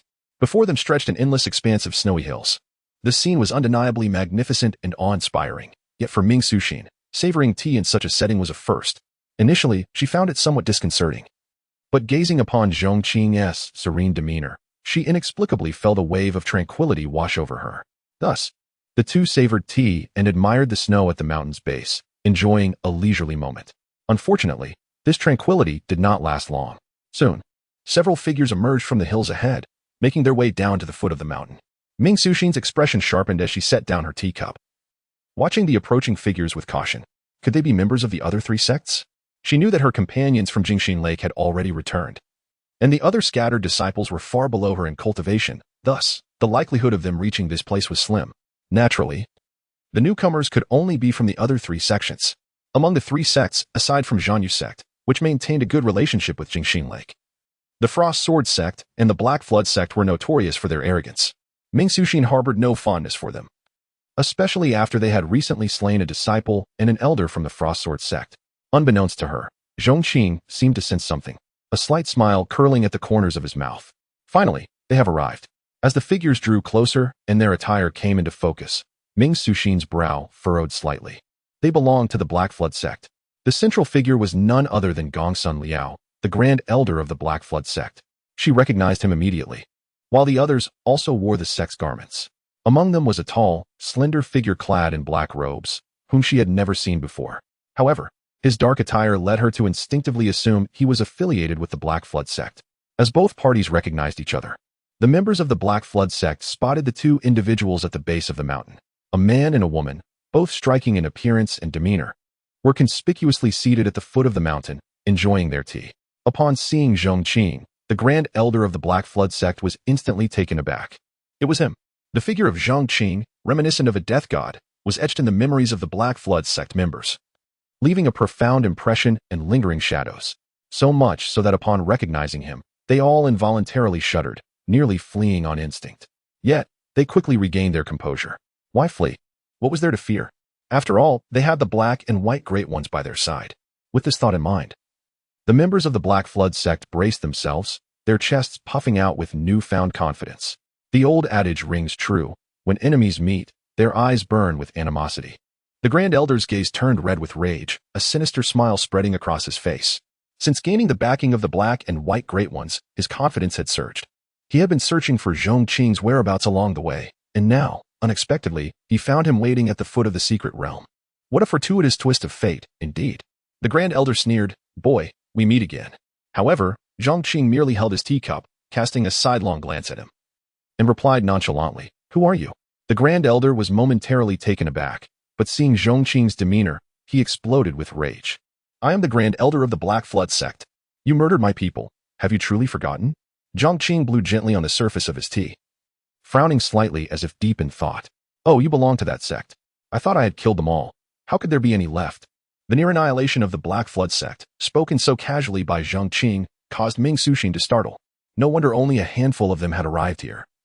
Had the rest truly perished at Zhong Qing's hands? A prestigious first-rate sect, on par with her own Jingxin Lake, seemed to be nothing more than an insignificant presence in Zhong Qing's eyes. He had not even mentioned them during their previous conversation, indicating they were of no concern to him. With eyes ablaze, the Grand Elder seethed, "You made a grave error by allowing me to survive. I shall ensure you regret it for the rest of your life." Zhong Qing took a sip of tea, his tone calm. "So? You have returned to seek death once more?" The Grand Elder shouted, stepping back several paces until he stood behind the black and white great ones. "With the black and white great ones here today, who shall die?" He pointed directly at Zhong Qing. "Black and white great ones. This is the reckless youth I mentioned before. He possesses 2 pieces of secret realm iron. If you wish to enter the secret realm, they are indispensable. I implore the black and white great ones to strike him down." The atmosphere fell into a heavy silence as Zhong Qing regarded the figures before him, an inexplicable smile playing at the corners of his mouth. Ming Suxin, however, felt a stirring within her as she gazed at the figure clad in black robes. He exuded an air of coldness, standing tall, embodying an unfathomable aura. Initially, she had assumed he was also a member of the Black Flood Sect, but it now seemed he was not. Could he be someone who escaped from Zhong Qing, seeking vengeance against him? The Grand Elder's face gleamed with triumph as he coldly sneered, "Boy, do not think that your strength grants you the right to act arrogantly. The black and white great ones wield imperial-level techniques and are formidable 3-in realm experts. Today, let us see what paths remain for you." Chapter 194. The unfortunate. Upon the utterance of the Grand Elder's words, Zhong Qing remained composed, while Ming Suxin was taken aback. The royal-level profound technique. As a saintess of a first-rate sect, she was acutely aware of the terrifying nature of such a technique. Those who wield royal-level profound techniques are virtually invincible among their peers, and in certain circumstances, could even transcend levels in battle. The sheer power of a 3-in realm expert who masters a royal-level profound technique is almost unimaginable. To vanquish ordinary 3-in realm beings would be as effortless as eating or drinking. Although she had witnessed Zhong Qing's might along their journey, where those 3-in realm beasts fell easily before him, she wondered whether he could remain unperturbed in the face of a 3-in realm master wielding a royal-level profound technique. Even Ming Suxin lacked confidence. After all, the Black Flood Sect had nearly been annihilated under Zhong Qing's hand, and they had surely experienced his formidable strength. Thus, their reliance on the figure in the black robe to subdue Zhong Qing could not be unfounded. While Ming Suxin felt uncertain, the members of the Black Flood Sect were brimming with confidence. Given their few remaining warriors, they should hardly have made it this far. Yet, their rapid progress to the entrance of the secret realm, nearly on par with Zhong Qing and his companion, was solely due to the presence of the formidable Heibai. Along the way, Heibai had been a force of nature, dispatching any beast or formation that dared to obstruct their path. The numerous heavenly profound and three-in realm beasts that had met their end at Heibai's hands were beyond count. Unlike Zhong Qing, who possessed an aura of immunity against formations, Heibai lacked such a shield and did not understand formations, instead charging forward in a straight line, triggering countless traps. Yet, those ancient and fearsome formations were shattered by Heibai's overwhelming might, leaving the members of the Black Flood sect in awe. Thus, their faith in Heibai swelled to unprecedented heights. With such a peerless powerhouse by their side, what did they have to fear from the so-called demon? No matter how formidable, could any rival Heibai's strength? At this moment, Heibai, silent and resolute, approached Zhong Qing. The members of the Black Flood sect wore expressions of glee, as if they were witnessing a familiar scene unfold. No matter the adversary or the formation, Heibai had always approached with quiet determination, extinguishing foes with a single strike. Heibai would soon act, and the young man was destined to meet his demise. A member of the Black Flood sect laughed maniacally, while the Grand Elder's face gleamed with delight, although he lamented not being able to deliver the fatal blow himself. Witnessing Zhong Qing perish beneath Heibai's hand would suffice to alleviate his long-held grudges. As Heibai drew closer, Ming Suxin felt her anxiety intensify. An invisible aura of slaughter enveloped the two powerful figures, growing heavier with each step they took towards one another. Weaker cultivators might have fainted under the oppressive atmosphere of impending death. At the zenith of this deadly aura, Heibai stood before Zhong Qing. Under the watchful gaze of everyone present, Zhong Qing placed his teacup down. Then, in a display of reverence, Heibai knelt, resembling a mountain bowing before a towering pillar. "Master, I have arrived late," Heibai intoned. Zhong Qing smiled lightly. "You have arrived just in time." The expressions of the Black Flood sect members, once filled with arrogance and bloodlust, froze in disbelief at that moment. The Grand Elder felt his mind whirl. He stared, dumbfounded, at Heibai kneeling and at Zhong Qing, who appeared so calm and untroubled. "You this," he stammered, struggling to articulate his thoughts. The scene before him felt like a nightmarish illusion. Yes, it had to be a dream, a mere figment of his imagination. The mighty Heibai, whom they had relied upon, was kneeling before this demon, calling him master? How could this be possible? It must be an illusion that could not deceive him. Overwhelmed by shock and terror, the Grand Elder felt his mind boil over. And in a fit of rage, he shouted, "Heibai! Heibai! Kill this brat!" Clinging to a final glimmer of hope, the Grand Elder proclaimed, "Kill this young man. And our Black Flood sect shall acknowledge you as our master. Wealth, power, beauty, whatever you desire, we can provide." In the next instant, it appeared that Heibai might indeed act as the Grand Elder envisioned. However, the target of his action was not Zhong Qing, but rather the members of the Black Flood sect themselves. Slowly, Heibai raised his hand towards them, and a chilling aura of death emanated from his pale palm, awakening the Grand Elder to the grim reality that everything had not been an illusion. He recognized the stance Heibai took to attack. He had witnessed it many times before. Each time Heibai struck, there was only one inevitable outcome for his opponents. Previously, the Black Flood sect members had felt astonished, awed, and exhilarated by Heibai's prowess. Now, only boundless fear and regret remained. If they had not pinned their hopes on Heibai for vengeance and had instead departed the secret realm after being rescued, they would not have found themselves in this predicament. Yet never could they have imagined that Heibai was truly a servant of the demon. What manner of existence had the Black Flood sect encountered? No, the Grand Elder's cry was abruptly silenced as he and the remaining members of the Black Flood sect were effortlessly reduced to mere pulp by Heibai's strike. Heibai collected the secret realm token from the Grand Elder's body with ease. Observing the carnage strewn across the ground, Zhong Qing furrowed his brow. "Next time, be cleaner in your execution. It affects my appetite." "Yes, master," Heibai replied humbly, lowering his head. With that, he gently swept his hand, conjuring a flurry of snow that engulfed the blood and flesh, restoring the ground to pristine whiteness as if the fallen had never existed. Meanwhile, Ming Suxin stood transfixed, her mind racing to comprehend the revelation. This enigmatic powerhouse, whom the Black Flood sect had relied upon, now stood humbly with head bowed, respectfully positioned behind Zhong Qing. Throughout the past few days, she had believed she had come to understand Zhong Qing, yet this scene utterly shattered her perceptions. A master of a royal-level profound technique, a rarity in the entire northern domain, was now revealed to be Zhong Qing's servant. Furthermore, the Black Flood sect, nearly obliterated by Zhong Qing, had the misfortune to encounter Heibai, whom they mistook for their hope of vengeance against him. Reflecting on this, she couldn't help but glance with a tinge of sympathy at the place where the Black Flood sect members had once stood. Truly, they were the most unfortunate of souls. Chapter 195. Entering the secret realm with a single palm strike, the enigmatic figure of Black and White extinguished several members of the Black Flood sect. Continuing to stand expressionless behind Zhong Qing, as if none of the preceding events had transpired, nor did they elicit the slightest ripple within him. Naturally, he was merely a puppet, perpetually austere, a fact that did not surprise Zhong Qing. However, he was somewhat intrigued by how Black and White had managed to bring these individuals from the Black Flood sect along. It wouldn't be unusual for the members of the Black Flood sect to encounter Black and White on their journey. Yet, given Black and White's disposition, it was logical to assume that, without his explicit command, he would not concern himself with others. If these individuals had trailed behind of their own volition, how could they possibly harbor such confidence in seeking vengeance through Black and White? Zhong Qing did not believe that these few from the Black Flood sect could persuade Black and White to shield them or act on their behalf. What transpired in between remained a mystery to Zhong Qing. More than the members of the Black Flood sect, it was Black and White's peculiarities that captivated Zhong Qing's curiosity. However, this did not seem to be the opportune moment to delve into the changes of Black and White. Shaking off the snowflakes that had settled upon him, he rose and stowed away the tea set. We now possess 4 pieces of the secret realm iron. Let us proceed. Ming Suxin paused for a brief moment, startled. Are we entering now? Are we not waiting for the secret realm iron pieces from the Frost Sword sect and the Zhang Yu sect? Zhong Qing shook his head. We shall not wait. Without awaiting her response, he turned and strode toward the colossal pillar. After a moment's hesitation, Ming Suxin followed suit. Although it was said that only when 6 iron pieces were gathered could one fully seize the opportunities within the secret realm, with Zhong Qing by her side, she did not expect to attain any complete opportunities. In her eyes, neither the Frost Sword sect nor the Zhang Yu sect stood a chance against Zhong Qing. Although he had previously consented to accompany her, it was merely to the secret realm. He had never promised to look after her thereafter.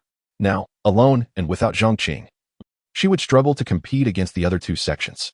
Given this, it was wiser to follow Zhong Qing into the secret realm early, gaining an advantage that might yield some rewards.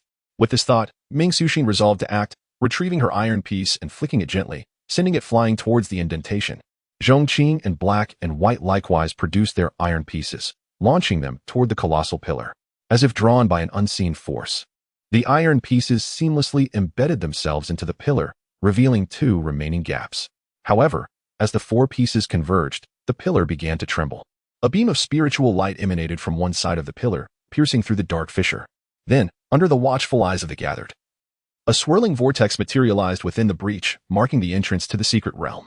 As the entrance opened, ethereal wisps of light, seemingly drifting and emanating a faint prismatic glow, surged forth from the embedded iron pieces, enveloping Zhong Qing and his companions. Among them, the aura surrounding Zhong Qing was the most robust, equivalent to the combined strength of the other 2. The trio did not flinch but allowed the aura to envelop them. Ming Suxin shivered, feeling an exceptionally pure spiritual energy intermingling with her own.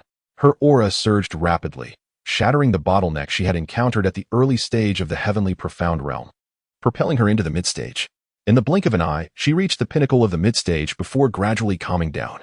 She sensed that if she were to enter seclusion for merely a few days, absorbing the residual spiritual energy, she could directly break through to the late stage of the heavenly profound realm. Moreover, the aura entwined within her seemed to possess some mysterious effect. The enhancement brought by merely activating an entrance with a piece of secret realm iron was staggering, enabling her to nearly leap across half a major realm, a testament to the extraordinary nature of this secret realm. Ming Suxin opened her eyes, a flicker of excitement dancing within them. Yet she noticed that Zhong Qing and Black and White displayed no reaction. Realizing that their cultivation realms were far too formidable, she understood that such an enhancement would yield little benefit for them. However, had others been present, utilizing more iron pieces to open the secret realm could have potentially allowed them to break through to the 13 realm. The allure of the secret realm within was unmistakable, explaining why the 4 major sects were willing to travel great distances and take risks to arrive here. Let us proceed. Only after witnessing Ming Suxin's breakthrough did Zhong Qing speak, turning toward the secret realm entrance, with Black and White silently following. Observing Zhong Qing's retreating figure, Ming Suxin's eyes sparkled with determination as she hurried to join him. The trio stepped cautiously into the secret realm enveloped by the snow-capped mountains. As they entered, the concealed wonders of the realm gradually unfolded before them. Upon catching sight of the secret realm scenery, Even Ming Suxin could not help but be momentarily awestruck. Unexpectedly, within the depths of this snowy expanse lay a vibrant world brimming with life. Before them stretched a picturesque landscape reminiscent of a paradise, adorned with lush meadows, towering forests, and babbling brooks. The secret realm's extent was not vast, yet it spanned several thousand miles. In the distant horizon, at the heart of the realm, a series of palatial structures could be discerned, with a majestic golden pagoda soaring at its center, visible even from the entrance. We have finally entered the secret realm. Though Ming Suxin's countenance remained composed, her heart raced with exhilaration. The coveted secret realm, sought after by the 4 major sects, was now laid bare before her. Before she could fully absorb the beauty around her, she noticed that Zhong Qing merely cast a few glances before resolutely continuing onward. The dangers within the secret realm might surpass those outside, and after traversing this path, she had subconsciously accepted following Zhong Qing as second nature. Behind his seemingly modest stature, she felt an unparalleled sense of safety. Indeed, with Zhong Qing leading the way, whether inside or outside the secret realm, tranquility prevailed. As they journeyed through valleys, forests, and even caverns, Ming Suxin sensed an extraordinary spiritual energy in the air. However, wherever Zhong Qing wandered, everything remained eerily silent. Nothing transpired. Instead, he casually collected rare treasures hidden within, while any fierce beasts that emerged, albeit small in stature but fierce in aura, were effortlessly dispatched by Zhong Qing with a mere slap. Navigating through a realm fraught with intricate mechanisms felt akin to a leisurely excursion. While the experience was undeniably surreal, Ming Suxin relished every moment. Concurrently, she began to uncover another layer of profundity granted by the protective aura of the secret realm.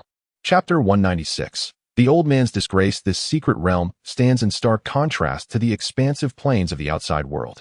It is evident that its formation was not innate, but rather a deliberate arrangement. Within this mystical domain lies an enigmatic essence, subtly resonating with the laws of nature. Typically, ordinary cultivators find it challenging to grasp such principles. However, Ming Suxin can perceive the secret realm's aura flowing within her, harmonizing with the external world. This allows her to keenly sense the operation of the laws within this realm, compared to the grand laws of the outer world. Those of this miniature universe are evidently more accessible to comprehend. For a cultivator at the pinnacle of the celestial realm, understanding these laws is essential for transcending to the 3-ene realm. This implies that if a peak celestial realm cultivator were to practice here, utilizing the secret realm's aura to comprehend its laws, they could more readily achieve a breakthrough into the 3-ene realm. Recalling the surge of spiritual energy when the giant pillars opened the entrance, Ming Suxin realized that under normal circumstances, a celestial realm cultivator could directly ascend to the peak of their realm by wielding several iron pieces infused with spiritual energy. Upon entering the secret realm, they could then resonate with the realm's aura to perceive the laws and directly transcend to the 3-ene realm, even without obtaining anything. Merely entering the secret realm promised such significant fortune. The White Wind secret realm truly lives up to its reputation, she mused. However, Zhong Qing harbored no such thoughts. He disregarded the laws of nature and the infusion of spiritual energy. Regardless of the fortune one possesses, relying solely on personal cultivation would suffice for him. His motivation for venturing further stemmed from the immediate system prompt upon entering the secret realm, indicating the presence of something of great significance to the host. He felt a surge of energy, realizing there was indeed something valuable within this realm for him, rather than the inherent fortune of the secret realm itself. Not only the system, but he also sensed a vague pull, as if something deep within the secret realm was beckoning him.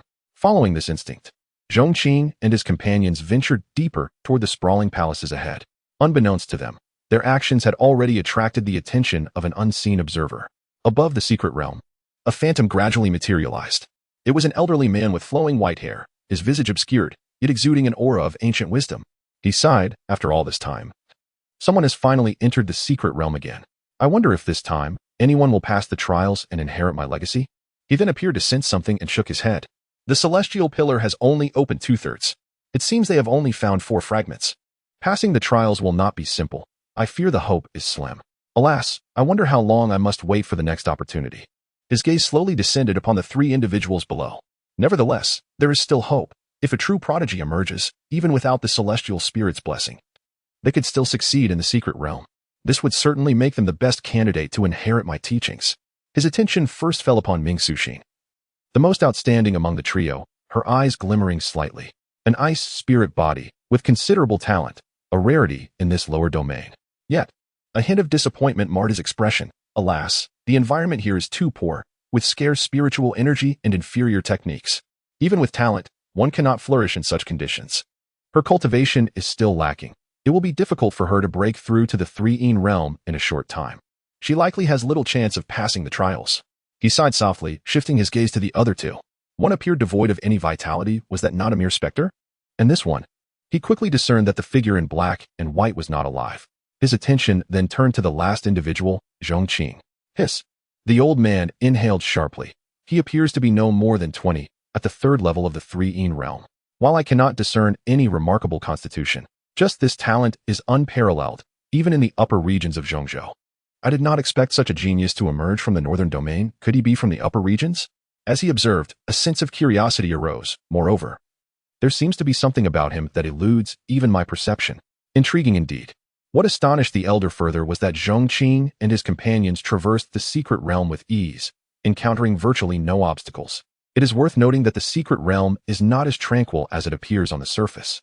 Almost every perilous mechanism has been meticulously arranged by him.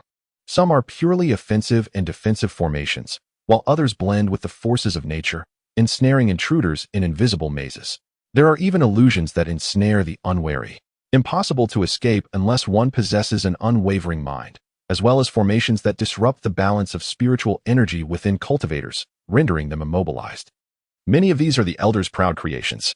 Yet, regardless of the complexity of the formations, they could not impede Zhong Qing and his companions in the slightest. No. Not only could they not be hindered, but where these three walked, the formations appeared non-existent, failing to function at all. What could this mean? The phantom elder gazed at Zhong Qing with a mixture of astonishment and suspicion. Among the trio, he could only fully comprehend Zhong Qing. If there were any hidden mysteries, they must reside within him. Could it be that this young man possesses some treasure capable of bypassing formations? He had not even observed Zhong Qing making any overt moves to break the formations, leaving him to speculate. Is there truly such a treasure in existence? Even the fabled formation-breaking cone would likely not possess such power. Yet, if this were the case, all the intricate trials I painstakingly arranged would be in vain.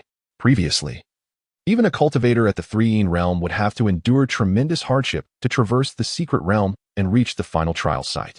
In his mind, they would need to overcome countless challenges, their will and resolve surpassing that of ordinary individuals.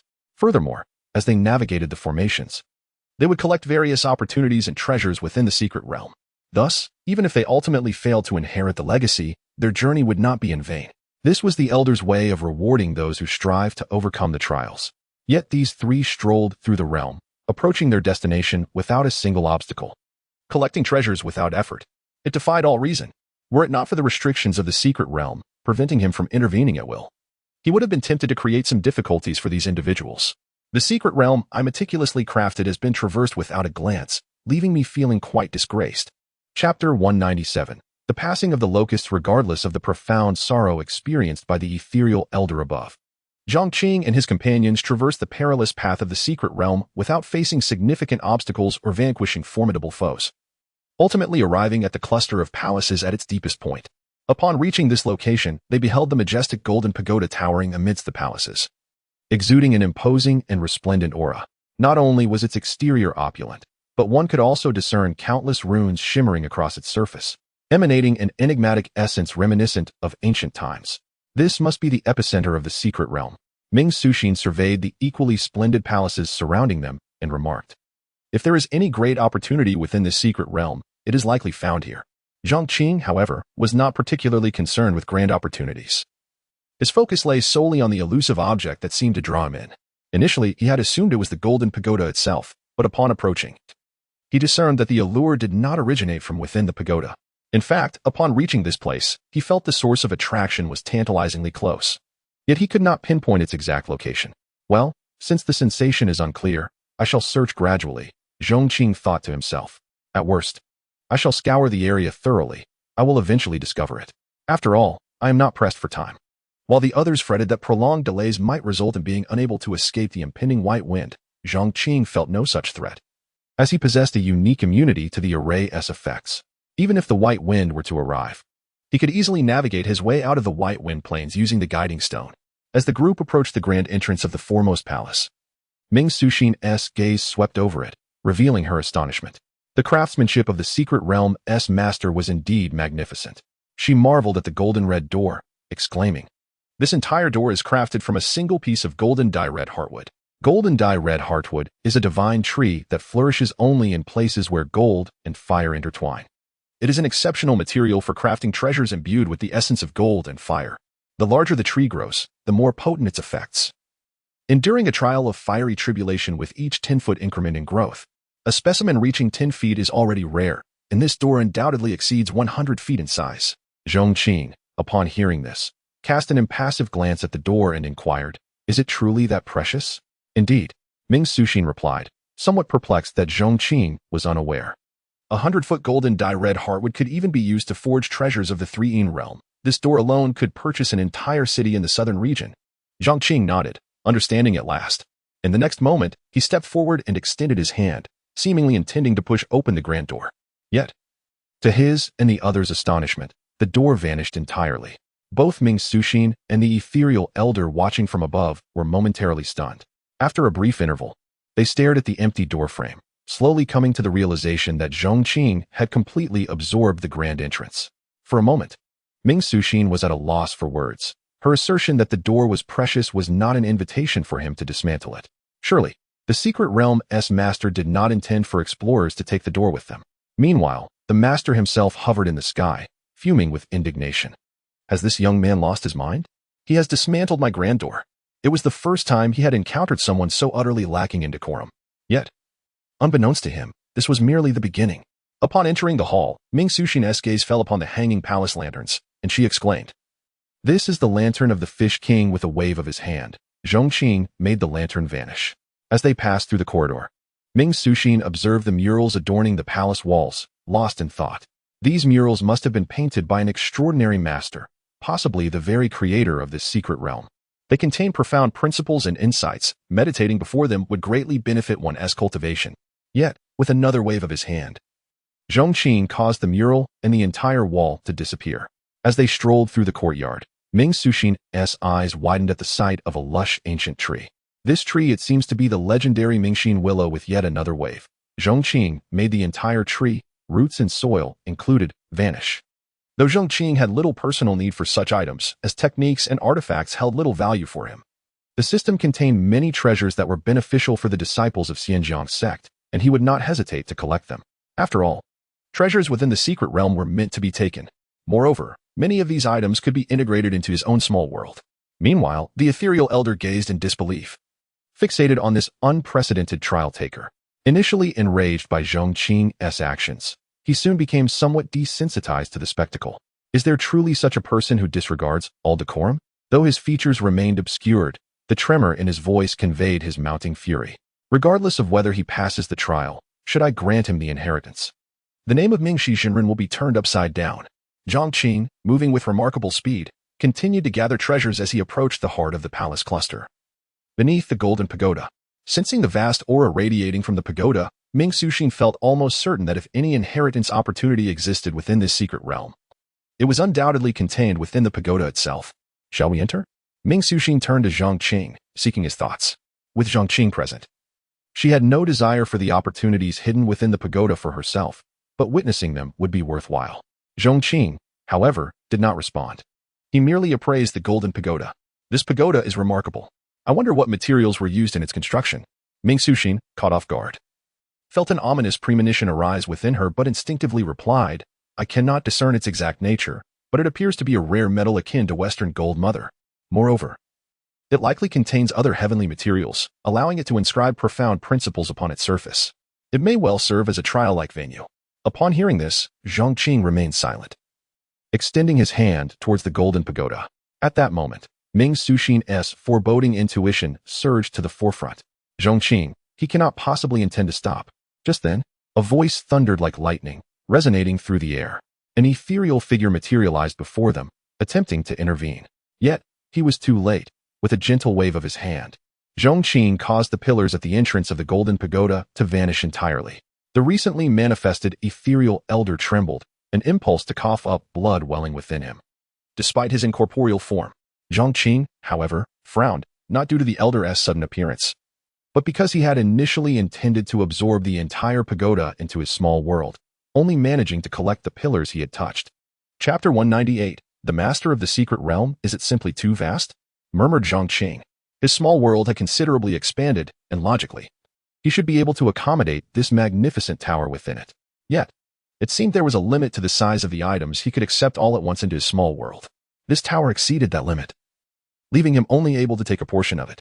However, this was reasonable if there were no restrictions on the size of the items he could collect. He could easily sweep an entire mountain or even a city into his small world with a mere gesture. That would be absurd, for even a formidable three-sun realm expert would likely lack such capability. Clearly, Zhong Qing was still lost in his own thoughts, even with the old man's appearance. Young man, do not be too overbearing. The ethereal figure spoke again, almost through gritted teeth. The golden tower I left behind is meant to test the worthy inheritors, not for you to dismantle. Zhong Qing had begun to disassemble things the moment he entered the palace of inheritance. The old man had tolerated it until now. But the fact that Zhong Qing even intended to dismantle the golden tower of his legacy was intolerable. Under normal circumstances, with Zhong Qing's strength at the Three realm, he should not be able to harm the tower in the slightest. Yet, this young man seemed rather peculiar. He had indeed managed to dismantle a pillar of the entrance. If he were to delay any longer, the tower might truly be in jeopardy. At that moment, Zhong Qing finally turned his gaze towards the old man. However, he was not surprised by the old man's presence, having sensed it earlier. In contrast, Ming Suxin appeared astonished, quickly realizing that this ethereal figure was likely the master of this secret realm. Is he the master of the secret realm? Upon hearing Ming Suxin's inquiry, the old man straightened his posture and stroked his long beard. I am the true man Ming Shi, and this secret realm is indeed of my creation. However, to be precise, I have long since passed away. What you see now is merely a fragment of my spirit fused with the rules of this realm. Only those exceptional enough may pass through the trials within the golden tower behind me, at which point I shall appear to guide them in inheriting my legacy. Ming Suxin's eyes flickered as she glanced at the expressionless Zhong Qing. An exceptional trial taker. Could he be referring to Zhong Qing? Setting aside his qualifications and strength, could a young man intent on dismantling the trial grounds truly be considered exceptional? Noticing the peculiar look in Ming Suxin's eyes, the ethereal figure, true man Ming Shi, cleared his throat a few times. This is a special circumstance. He then turned his gaze at Zhong Qing, anger evident in his voice. You, young man, if you wish to inherit, you must participate in the trials honestly. To think you want to dismantle the tower, how outrageous. Yet, before he could finish his admonition, Zhong Qing interjected, I apologize, but I am not here to seek an inheritance. This declaration left both true man Ming Shi and Ming Suxin momentarily stunned. If he did not want the inheritance, why had he come to the secret realm? After speaking, Zhong Qing bowed respectfully to true man Ming Shi, then redirected his gaze back to the tower, extending his hand towards it once more. If he could not take the tower in one go, perhaps he could collect it bit by bit. After all, he had just successfully taken in that pillar. It was feasible to gather everything into his small world and reassemble it later. Within his small world, he could manipulate its contents with a mere thought. Initially, true man Ming Shi had been somewhat wary upon his arrival. After all, a being capable of creating such a secret realm surely possessed strength at the Three-Sun realm, or even higher. While Zhong Qing had various trump cards to rely on, he still felt the pressure of the home field advantage that the master of the secret realm held. Should a confrontation arise, he might lose the opportunity to seek the treasures that lured him here. However, upon learning that true man Ming Shi was merely a fragment of spirit, his apprehension dissipated, and he resolved to continue his efforts to dismantle the tower. After all, leaving such an object untouched was a waste. True man Ming Shi nearly choked with indignation, urgently calling out, Stop! If you dismantle this tower, how will the trials proceed? Should you continue, the consequences will undoubtedly be dire. However, seeing that Zhong Qing showed no signs of halting his actions, true man Ming Shi, as a fragment of spirit, lacked the strength to intervene unless Zhong Qing breached the realm's rules. He was left with no choice but to soften his tone. This, young friend, may I request that you refrain from acting hastily? I have matters to discuss with you. As Zhong Qing's hand continued to approach the tower, true man Ming Shi became increasingly anxious. Young friend, no, esteemed sir, since you have no interest in the inheritance, there must be something else that draws you here? Zhong Qing's hand paused in its approach, and he turned to face true man Ming Shi, inquiring, What do you wish to say? True man Ming Shi breathed a sigh of relief and courteously clasped his hands in greeting. May I inquire your esteemed name? Zhong Qing hesitated for a moment before returning the gesture. Zhong Qing. Ah, so it is young Master Zhong. Shall we converse to the side? He glanced at Ming Suxin, fearful that Zhong Qing might resume his approach to the tower. If you do not mind, I would like to speak with you privately. Zhong Qing was indeed intrigued by what true man Mingxi had to say. As the master of the secret realm, he would likely possess knowledge of the treasures Zhong Qing sought. He nodded in agreement and followed true man Mingxi to a nearby spot. With He and by trailing closely behind true man Ming, she furrowed his brow slightly. It is of no concern. He and Bai are my companions. True man Ming, she nodded in acceptance. Since young master Zhong deems it acceptable, then it shall be so. Left behind, Ming Suxin bit her lower lip, her gaze wavering. She understood that true man Ming she had matters he did not wish for her to overhear. Though reluctant, she could do nothing. For her own strength was insufficient to engage in dialogue with the master of the secret realm. Meanwhile, true man Ming she surveyed Zhong Qing.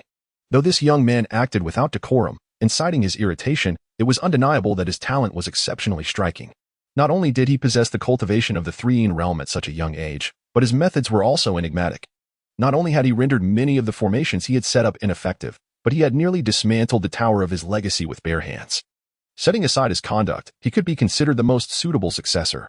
Of course, true man Ming she was unaware that, had Zhong Qing not slightly revealed his cultivation while traversing the secret realm, he would never have recognized Zhong Qing's three-in realm strength. Thus, true man Ming she began. Young Master Zhong, within this tower lies the culmination of my life's work. The pinnacle of the trial tower contains the techniques I have cultivated and the insights I have gained throughout my life. If one were to inherit this knowledge, breaking through to the three-sun realm would be effortless, and even higher realms would not be beyond reach. If you wish, you may enter the tower and undergo my trials. Your strength would surely assure your success. However, before he could finish, Zhong Qing interrupted. I apologize, but I have no need for that. True man Ming she found himself momentarily speechless, stifling his words before finally managing. Since you have no interest, it appears my legacy and you are fated to part ways. Let us discuss what you mentioned earlier. Zhong Qing fixed his gaze on true man Ming she. Surely, within this secret realm, there is more than just the inheritance you speak of? True man Ming she nodded, letting out a slight sigh. It seems your insight is indeed extraordinary. Prior to this, did you know that this Bifeng Plain was once the site of a great sect in ancient times? Zhong Qing nodded. I have heard of it, the Great Snow Mountain Sect. True man Ming she affirmed. Indeed, the Great Snow Mountain Sect was no ordinary sect. It was the dominant power of the northern region during ancient times, the sole great force in the entire northern domain. At its peak, even the central domain had to regard the Great Snow Mountain Sect with respect. Yet, this formidable sect vanished overnight. Chapter 199, The Bronze Door. Do you know why the Great Snow Mountain Sect met its demise? Zhong Qing shook his head. Having heard about this matter from Ming Shixin before and feeling a sense of curiosity, the real person Ming she sighed and recounted. It is said that within the sacred grounds of their sect, the Great Snow Mountain Sect unearthed a certain taboo. They inadvertently triggered the forces of this taboo, leading to their overnight annihilation. Even at that time, this event remained a mystery, yet many curious individuals from Zhongzhou ventured to investigate. The White Wind Plain, shortly after the sect's destruction, was far more perilous than it is now. Numerous seekers who ventured there disappeared without a trace, and thus, this place gradually transformed into a desolate land, untouched by anyone throughout an entire era. As the ancient era waned, it wasn't until the beginning of this chronicle that real person Ming she stumbled upon this account in an ancient tome in the great secret repository of Zhongzhou. Intrigued, he set out to explore this location. By the time of this chronicle, the crisis that had led to the Great Snow Mountain Sect's downfall had diminished significantly, allowing me to enter. When I arrived, the environment was not as it is now. The laws of heaven and earth were in utter chaos, time and space fragmented, and darkness reigned, making it impossible for any living being to survive. Even cultivators at the three-in realm could scarcely endure more than a single incense stick's duration. The residual effects of an epic still bore such astounding intensity. One can only imagine how terrifying the calamity that befell the Great Snow Mountain Sect in ancient times truly was. Fortunately, my profound cultivation allowed me to delve deeper. In the heart of the plain, I discovered a massive sinkhole, and at its bottom, I encountered a door. A door? At this, Zhong Qing was captivated by the words of real person Ming Shi and curiously inquired further. Indeed, the real person nodded and continued. Based on his conjectures and investigations, the location of this sinkhole should correspond to the sacred grounds of the Great Snow Mountain Sect, the very site from which the taboo was unearthed. At the bottom of the sinkhole, real person Ming Shi found no traces of life or remnants, yet he discovered a grand bronze door. This door lay deep underground, seemingly timeless, as if it had existed since the dawn of ages. Despite being a formidable figure in Zhongzhou, even real person Ming Shi could not glean any information about what lay behind this door, no matter how he probed. Yet this tightly sealed door emanated a peculiar allure. compelling him to enter. At that time, real person Ming Shi was nearing the end of his lifespan, and thus, he was not overly concerned with life and death. He simply wished to venture inside to uncover its secrets. It is important to note that with his strength at the time, he could have effortlessly flattened a mountain. Yet he could not budge the bronze door even slightly, driven by curiosity and that strange allure. Real person Ming Shi spent the following years residing at the bottom of the sinkhole, studying the bronze door day and night. He speculated that this door was the very taboo unearthed by the Great Snow Mountain Sect, likely the cause of their downfall. However, after several years, he found himself at a loss as to how to open it. He even considered transporting the door away, but despite exhausting all means, he could not move it an inch and had no choice but to abandon that idea. Nevertheless, real person Ming Shi did not leave empty-handed. Although he could not decipher the secrets of the bronze door itself, he discovered that its mere presence could influence the laws of heaven and earth within a 10,000-mile radius. The destruction of the Great Snow Mountain Sect must have been triggered by some powerful force that threw the surrounding laws and time into chaos. Normally, such chaos would gradually restore itself under the influence of the laws and time, returning to normal within a few decades at most. Yet, because of the bronze door, the operation of these laws and time was disrupted, preventing a complete restoration even after countless years. It was as if the very existence of the door suppressed all the surrounding laws and time. Thus, a sudden inspiration struck real person Ming Shi, leading him to harness the power of the bronze door to stabilize the surrounding environment. Ultimately, he created the present White Wind secret realm and reconstituted a portion of the protective formation of the Great Snow Mountain Sect from countless years ago, which manifested as the silver storm enveloping the realm. The White Winds on the White Wind Plain only revived thereafter, though this place was not severed from the world. It became a secret realm, almost akin to a small world. The laws of time and space here, influenced by the power of the bronze door, were entirely different from those outside. Thus, even when Zhong Qing attempted to breach the silver storm, he could not enter the secret realm. Upon hearing this, Zhong Qing was taken aback. He recalled that the small world initially rewarded by the system was merely 1 mile in radius. Although it had gradually expanded over time, it paled in comparison to the vast expanse of the White Wind secret realm. And this was merely a creation influenced by the presence of the bronze door. What level of existence could the bronze door itself represent? Zhong Qing had no doubt that the system's repeated reminders to come here were connected to something of great significance to him, likely related to the bronze door. However, having yet to see the door in its entirety, he dared not draw conclusions. Not only in my secret realm, but even after I had calmed the chaos in this realm, the influence of the bronze door persisted. The entire White Wind Plain was imbued with a trace of its essence. The laws of time and space underwent certain changes, leading to the birth of many extraordinary beings. Surely, you have encountered them on your journey here, have you not? Real person Ming Shi remarked. Zhong Qing nodded, immediately recalling the tentacled creature. Not only that, but also the giant tortoise he had previously crushed underfoot. Such extraordinary beasts were unheard of in the outside world. In my later years, I remained within the secret realm, studying that bronze door. Although I ultimately gleaned little, I continuously worked to enhance and arrange the secret realm itself. Aware that my time was limited and that I would soon attain enlightenment here, I found no purpose in returning to Zhangzhou. Therefore, I left the entirety of my life's accumulation and lineage in this place, constructing this treasure pagoda of inheritance in the hope that future heroes would inherit my legacy, while also continuing to unravel the mysteries of the bronze door. Chapter 200. Who is the master of the secret realm? The illustrious master Ming Shi sighed. Alas, the bronze door is shrouded in profound mysteries.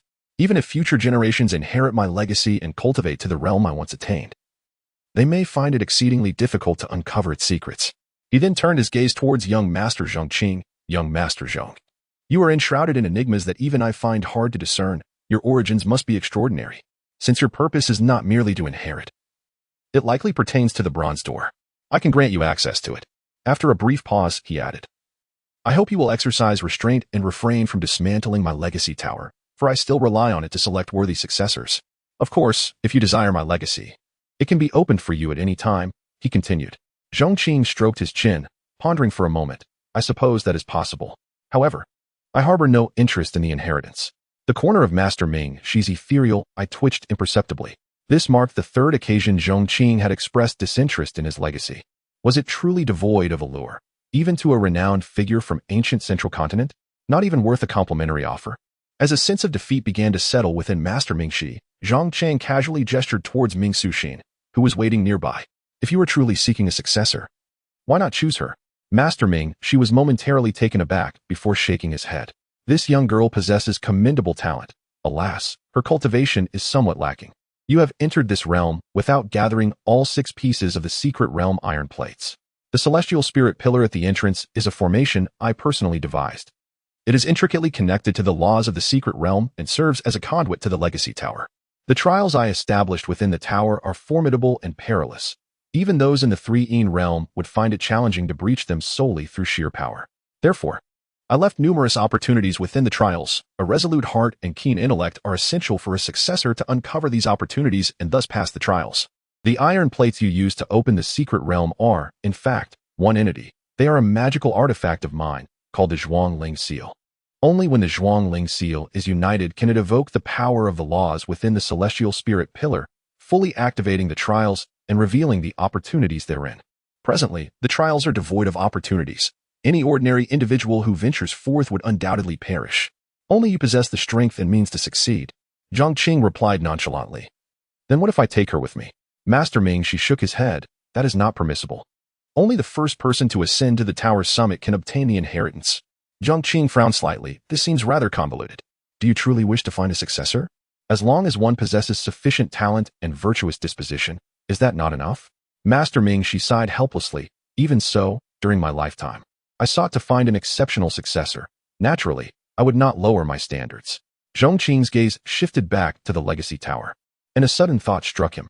If the legacy is at the top of the tower, why not simply remove the lower tiers? Master Ming, she's ethereal form flickered, nearly dissipating in exasperation.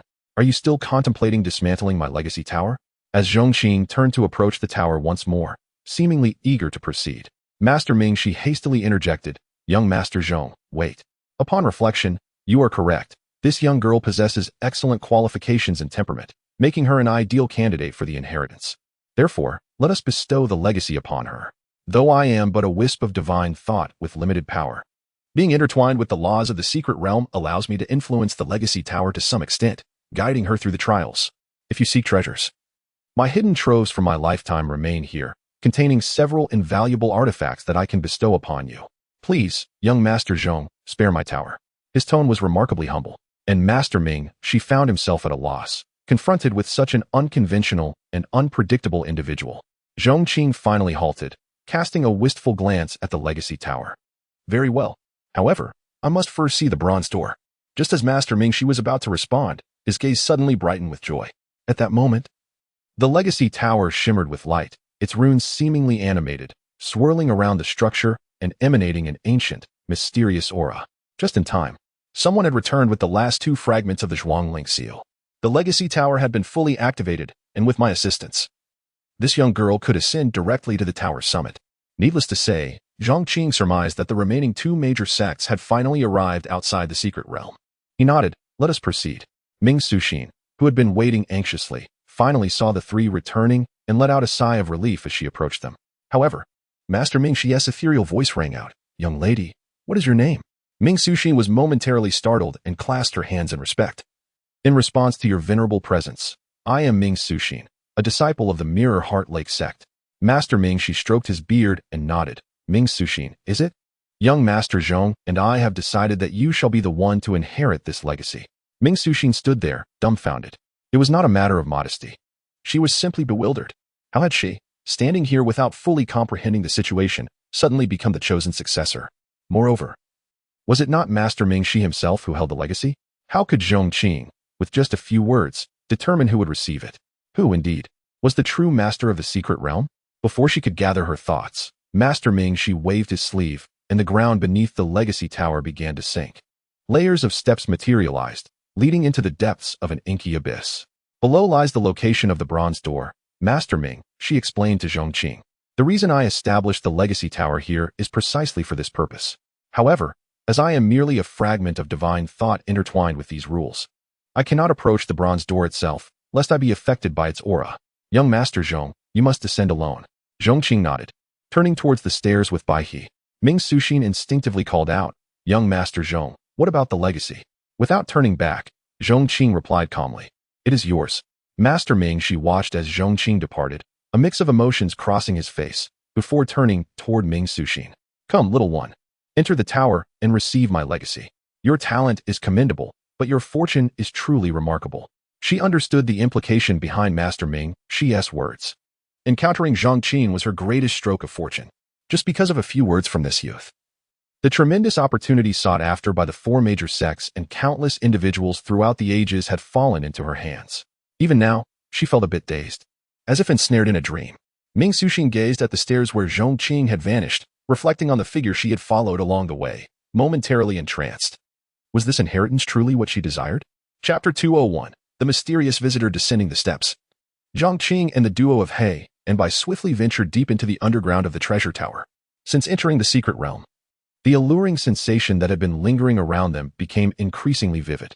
At this moment, he could directly sense the location of that door, even before reaching the lowest level. An image of an ancient, weathered bronze door adorned with peculiar patterns had already emerged in his mind. Upon finally arriving at the base and encountering the grand door standing in the dark void, his pupils narrowed slightly. The appearance of this door was, astonishingly, identical to the vision that had just manifested within him. It was not overly massive, standing merely a dozen zhang high and several zhang wide. Yet its imposing presence felt as weighty as a towering mountain before him. The tightly shut seams of the door seemed to conceal boundless mysteries, evoking an irresistible urge to push it open.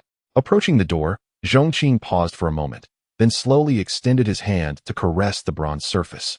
The rough texture greeted him. Though cold and hard, it imparted a peculiar sensation, as if he were caressing not an inanimate object, but rather the essence of mountains, rivers, and the very cosmos itself, teeming with vitality. Despite being unable to discern any particular uniqueness about this door, he instinctively understood that its origins were undoubtedly extraordinary.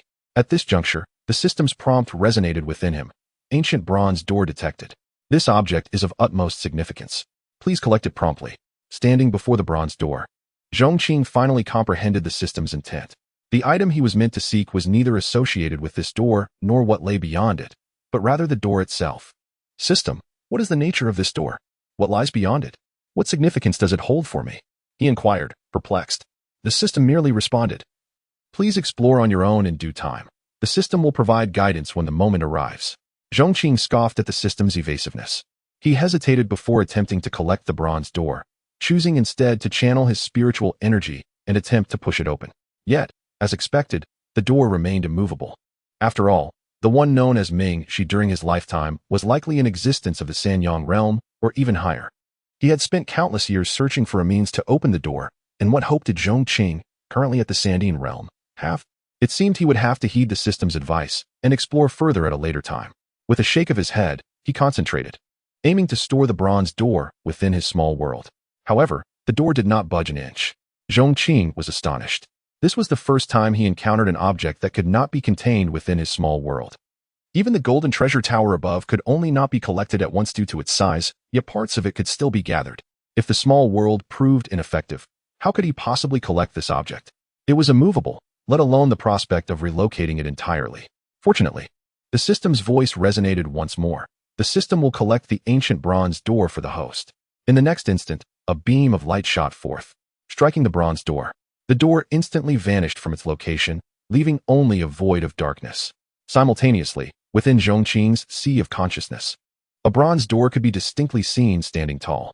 The system has stored it within my sea of consciousness? Zhong Qing gasped, yet upon sensing it, he felt no change within himself. Apart from the addition of a door in his sea of consciousness, nothing else had transpired. He attempted to envelop the door with his spiritual will to influence it, and with a thunderous sound, the bronze door suddenly appeared before him. With a thought, he again enveloped the door with his spiritual will, and in the next moment, it vanished once more. It appeared that he could release and retrieve this door at will from his sea of consciousness, yet beyond that, he could do nothing. And the door posed no impact on him personally. However, even after just one release and retrieval, he felt a wave of dizziness, as if his spiritual energy had been excessively drained. Clearly, the act of manifesting this bronze door was not without its burdens. Although storing the bronze door had not caused him any noticeable effects, unbeknownst to him, chaos had erupted above.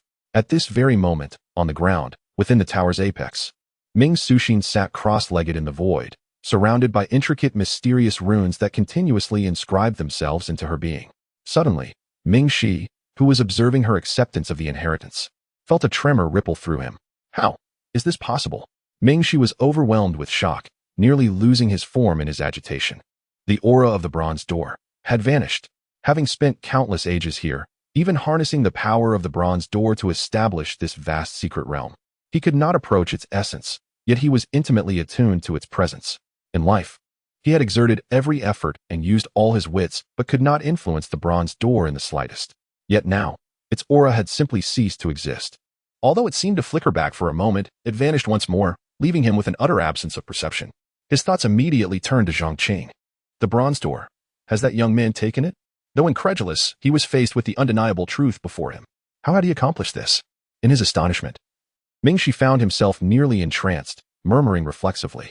While Zhong Qing had previously appeared somewhat mysterious in his eyes, being merely at the Sanyin realm and so young, he had never considered that Zhong Qing could affect the bronze door in any way. Yet now, this youth had directly taken the door that he himself had been unable to move in life. Such a feat was beyond imagination. The bronze door. So it truly is a door? At that moment, a cool and tranquil voice drifted in the air. Mingxi jolted back to reality, his gaze sharpening as he vanished from sight, reappearing outside the tower. There, before the entrance of the inheritance tower, beside the stairs leading into the depths, stood a strikingly handsome young man, barefoot and clad in a pristine white robe, his chest exposed and long hair cascading freely. Gazing intently downwards with his hands clasped behind his back, Mingxi felt a slight shock within. When had this youth appeared, managing to elude even his senses? Although he was but a wisp of spiritual thought, he was intertwined with the rules of the secret realm, and everything within it was under his control. Even an ordinary practitioner of the Sanyang realm could not escape his awareness. Alas, the moment he arrived, the aura had dissipated. The handsome young man slowly shook his head. It seems fate has dictated otherwise. We are not destined to meet. He then turned to face the ethereal image of Mingxi, seemingly unfazed by his presence. Esteemed Elder Mingxi, it is an honor to finally make your acquaintance. Chapter 202. My gratitude is beyond words. You actually know my name. The gaze of the Master Ming, she became somewhat grave. He was a formidable figure from the early days of this chronicle, hailing from Zhongzhou, and had long since perished countless ages ago. Yet, this young man could utter his name with such familiarity. His eyes fell upon the young man's brow, where a peculiar pale golden mark resided, resembling an 8-trigram symbol. Yet at its center was not the yin-yang diagram of Tai Chi, but rather a lotus flower. At the moment he beheld this mark, Master Ming, Shi's pupils constricted. So it is, you are of this generation. It seemed he comprehended something and spoke in a solemn tone. So you are the one who has set your sights on my secret realm. No wonder. It appears that those who have entered the secret realm this time are driven by your influence, are they not? The handsome young man shook his head. I am not acquainted with them. How could I possibly compel them to come? It is merely a matter of fate. All is the will of heaven. Moreover, I did not come here for your secret realm. Heaven's will. Humph, you still cling to the old rhetoric. Master Mingxi scoffed. If you are not here for the secret realm, then it must be for the treasures beneath. Alas, you have arrived too late. Upon hearing this, the handsome young man did not display any signs of disappointment. He merely nodded. Indeed, but this too is the will of heaven. Then, the corners of his mouth lifted, and he suddenly smiled, as if winter's ice melted under the gentle touch of spring. Yet, deep within his gaze glimmered a chilling aura. However, should I choose to act now, it may not yet be too late. Perhaps this too lies within the will of heaven, does it not?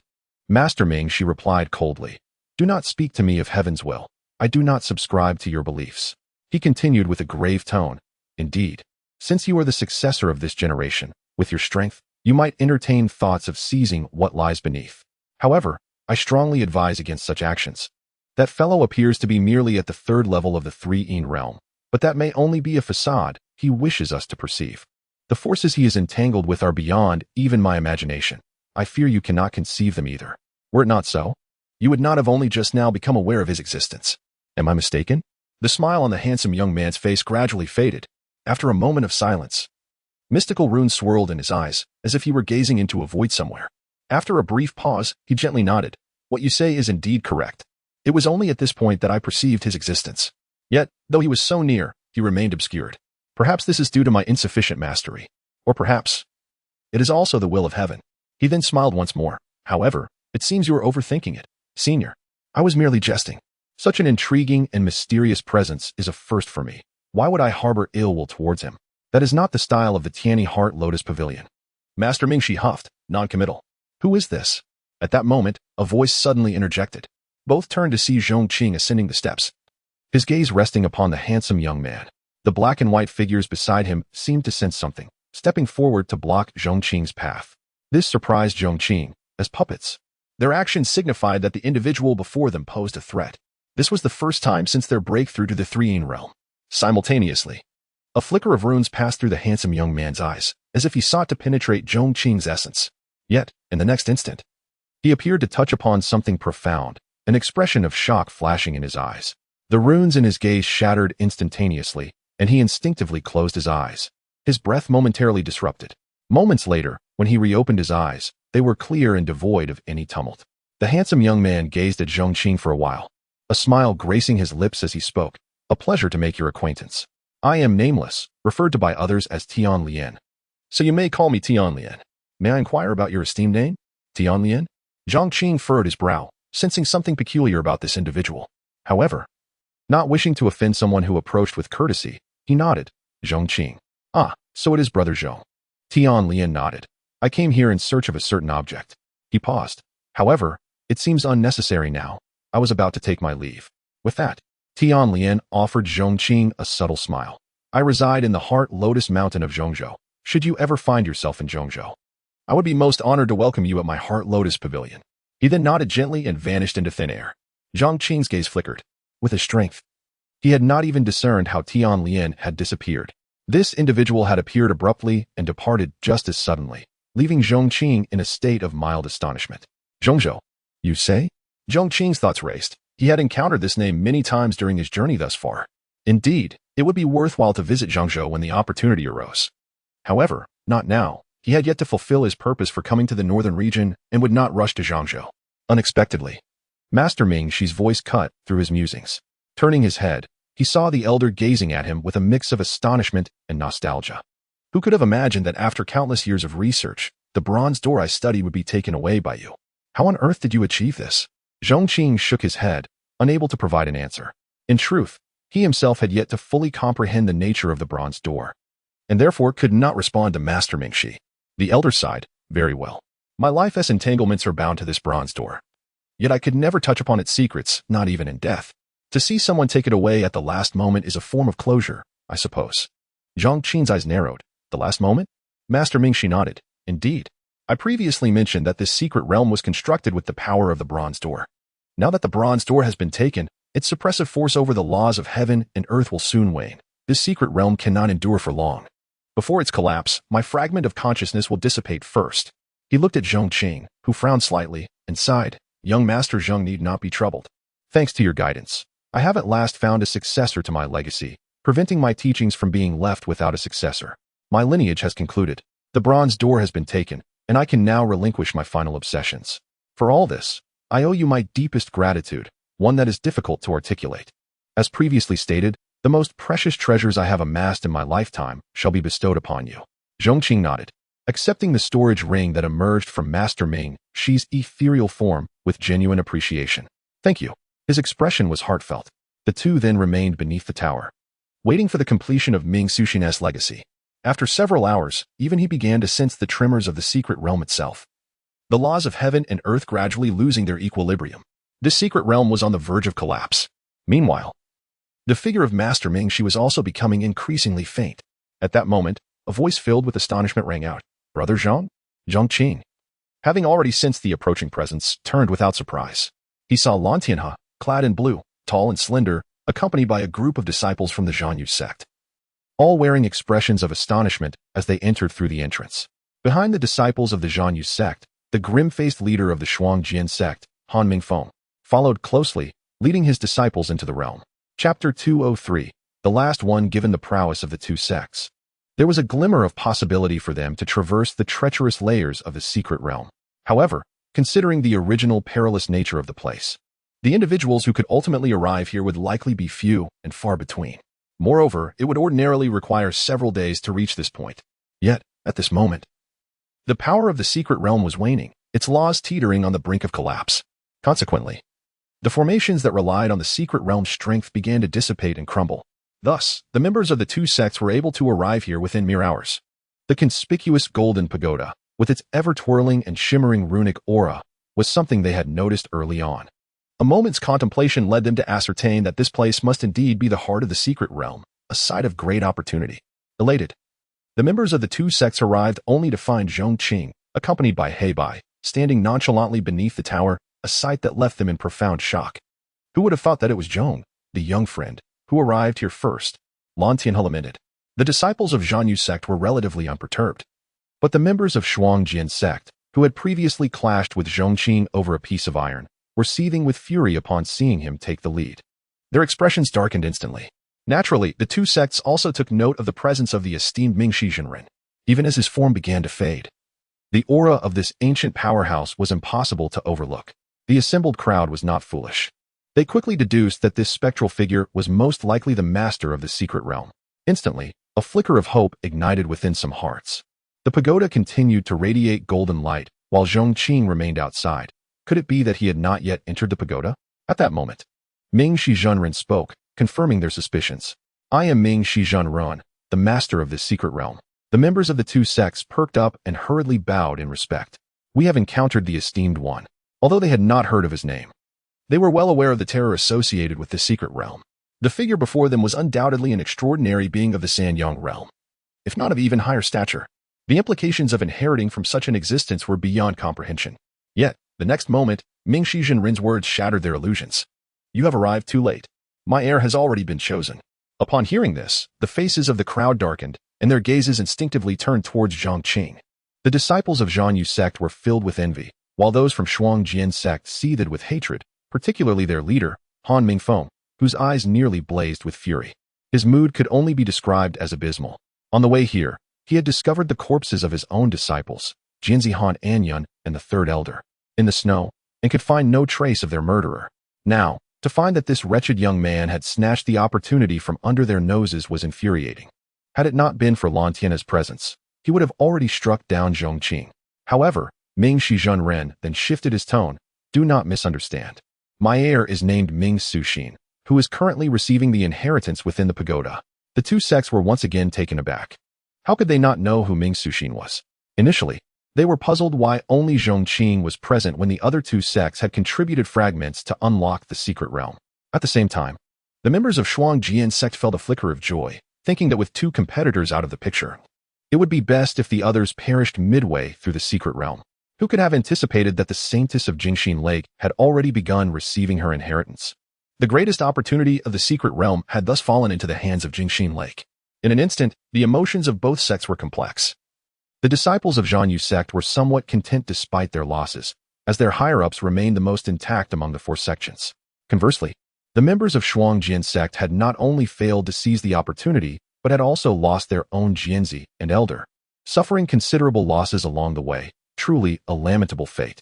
Of course, had they known that the last sect, Heijiao Sect, had perished completely without a single survivor to claim their remains, they might have felt somewhat more balanced.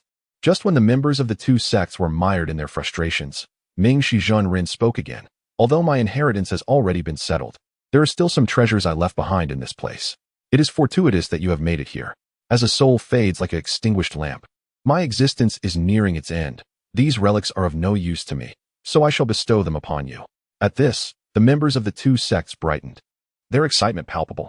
The treasures of an ancient powerhouse of the Sanyang realm were invaluable, beyond imagination, even if they did not obtain the inheritance. This journey would not have been in vain. However, Ming Shizhenren's next words doused their enthusiasm like cold water. Yet, the place where I store my treasures is also where I shall meet my end. Not everyone is qualified to enter where my essence resides. He then turned his gaze towards Zhong Qing. Originally, I intended to assess who among you is worthy of my legacy. Yet, with the inheritance nearing completion and my spirit reaching its limits, I must soon vanish. Young Master Zhong, may I trouble you to oversee this matter? I shall transfer the laws of the main hall to you, allowing you to decide who may enter, and you may freely select from the items within. Zhong Qing nodded and replied, Of course, it is but a small matter. Would you like me to take your remains to be buried elsewhere? He was not particularly concerned with the treasures within the hall, as Ming Shizhenren had already entrusted him with the most precious of his relics. Ming Shizhenren shook his head, smiling slightly. This secret realm is the greatest achievement of my life. Where could be more fitting than this place as my final resting place? Young Master Zhong, we part ways here. The elderly figure, his hair white as snow, offered a respectful bow to Zhong Qing, a beam of light descending upon him as his form gradually faded. Zhong Qing, observing this scene, raised his hand in a respectful gesture in return. Thus, they bid farewell. In the next moment, the ancient figure of the revered one vanished entirely. The radiance atop the inheritance tower also dissipated, followed by a tremendous surge of energy erupting forth, soaring into the heavens. Clearly, Ming Suxin had accepted the inheritance and, at this moment, had achieved a breakthrough. Only then did Zhong Qing lower his hands, placing them behind his back, and turn his gaze towards the members of the two sections. The main hall, brimming with countless treasures, lay just behind him. The disciples of Pingjiang Sect and Zhong Sect widened their eyes in astonishment, their hearts racing anew. Who could have anticipated that in the blink of an eye? The individual who would determine the outcome of their expedition had become Zhong Qing? Chapter 204. Annihilation in an instant. The members of the Frost Sword Sect sensed an ominous turn of events. Earlier, they had nearly clashed with Zhong Qing at the mountain pass. Now, the master of the secret realm, the esteemed Jinren Mingxi, had inexplicably entrusted the choice to Zhong Qing. It was evident, even without thinking, that Zhong Qing would never select them. At this realization, the expression of Han Mingfeng, the sect leader of Frost Sword, stiffened. Should he attempt to seize this young man and see if he could wrest the rules for opening the main hall? He quickly dismissed the thought. No, that would be unwise. The people of the Zhong Sect would not stand idly by, and moreover, he cast a wary glance at Zhong Qing. This young man possessed an uncanny aura, one that even the master of the secret realm treated with utmost respect, allowing him to choose whom to admit. After all, as a sect leader, Han Mingfeng had not ascended to this position without intelligence. Earlier, he had dismissed Zhong Qing, a mere youth in his 20s whose cultivation seemed unremarkable and who relied on the protection of Lan Tianhe. He considered him just another privileged heir from some faction. Yet now, even the dullest mind could deduce that one could not dare to arrive here without possessing exceptional skills. Recalling the arduous journey, Han Mingfeng's face forced a semblance of a smile. This young Master Zhong, it is unexpected that you arrived here before our two sections. Your methods are indeed impressive, and I am in awe. May I inquire whom you wish to select to enter the main hall? A faint smile curled at the corners of Zhong Qing's lips. A fair selection indeed. Very well. A glimmer of hope flickered in Han Mingfeng's eyes. He nodded and turned to Lan Tianhe, saying, in that case, Lan Sect leader, why not lead your people inside? Only the two sects were present. And since the Zhong Sect had previously formed a rapport with Zhong Qing, Lan Tianhe knew without a doubt that if Zhong Qing were to select, he would certainly grant them an opportunity. Yet, when he finally spoke, he could not contain his joy. He had not anticipated that Zhong Qing's intention was to allow the entire Zhong Sect to enter. Overwhelmed with delight, Lan Tianhe hastily clasped his hands in gratitude. Thank you, young Master Zhong. I, Lan Tianhe, and the Zhong Sect shall never forget this kindness. Zhong Qing nodded lightly. Go ahead. But be cautious not to disturb the remains of the master here. Of course, Lan Tianhe replied, quickly leading his people towards the entrance. Wait. Han Mingfeng could no longer contain himself. Seeing the Zhong Sect granted full access, while Zhong Qing disregarded the Frost Sword Sect, he was filled with urgency and anger. Was this what he called a fair selection? Not a single member of the Frost Sword Sect was deemed worthy. Zhong Qing nodded, his tone cool. Indeed, it is quite fair. For now, the one who wields the rules is I. Thus, what I deem fair is fair. Han Mingfeng trembled with rage, his eyes nearly ablaze. Yet he was powerless, watching as Zhong Qing waved his hand to open the main hall's doors, allowing the members of the Zhong Sect to surge in. Before departing, Lan Tianhe seemed to recall something and whispered to Zhong Qing, young master, having chosen us, the Frost Sword Sect will undoubtedly not let this go easily. How about I stay behind to accompany you two while my disciples enter? Zhong Qing smiled slightly. No need. You all may proceed inside. Upon reflection, Lan Tianhe realized that with the dark-cloaked figure beside Zhong Qing, his group would soon exit the hall, and there was no immediate cause for concern. He nodded in agreement. As the hall doors closed, all hope drained from Han Mingfeng's eyes. He glared at Zhong Qing and gritted his teeth. You have made a grave mistake, young man. Now that the Zhong Sect has entered, the Frost Sword Sect is destined to return empty-handed. At this moment, having made his choice, Zhong Qing saw no need for further appeasement. Instead, he would have to endure their wrath. Unexpectedly, Zhong Qing smirked and said calmly, have you considered why I allowed the entire Zhong Sect to enter the hall? Han Mingfeng scoffed. Is it not to humiliate my Frost Sword Sect? Zhong Qing shook his head. That is not entirely incorrect, but there is another reason. With them absent, there is no risk of collateral damage. What? Han Mingfeng was momentarily taken aback. Just then, the figures of He and Bai emerged behind Zhong Qing. He spoke nonchalantly. Remember what I said before. He and Bai bowed their heads in acknowledgement. As you wish, master. They recalled Zhong Qing's earlier words at the entrance to the secret realm. Next time he struck, it should be decisive. As He and Bai slowly raised their hands, The fury in the eyes of the Frost Sword Sect members gradually morphed into terror. Spectacular, multicolored, and varied forms of terrifying techniques, each radiating immense power, materialized around He and Bai. They were numerous, filling the surroundings, each one harboring a strength that even the Three-Yin realm could not withstand. In an instant, the entire atmosphere was suffused with an unimaginable pressure, making it feel as though colossal mountains were crushing every inch of their bodies. Emperor-level techniques. Han Mingfeng felt his body go weak. Though he had little experience with such formidable abilities, the sheer might and astonishing power of the laws made it clear to him. Every technique unleashed by this dark-cloaked figure was of the Emperor level. An overwhelming sense of dread and chaos surged within him. He could not fathom how this seemingly youthful individual surpassed all his expectations. With a mere wave, he commanded hundreds of Emperor-level techniques. Such a being was addressed as master. In that moment, he finally understood why even the master of the secret realm treated Zhong Qing with such deference. Overcome with fear, Han Mingfeng cast aside his dignity and shouted, "Spare me." However, He and Bai did not grant him the chance to finish. They directed a powerful palm strike towards the members of the Three-Yin realm.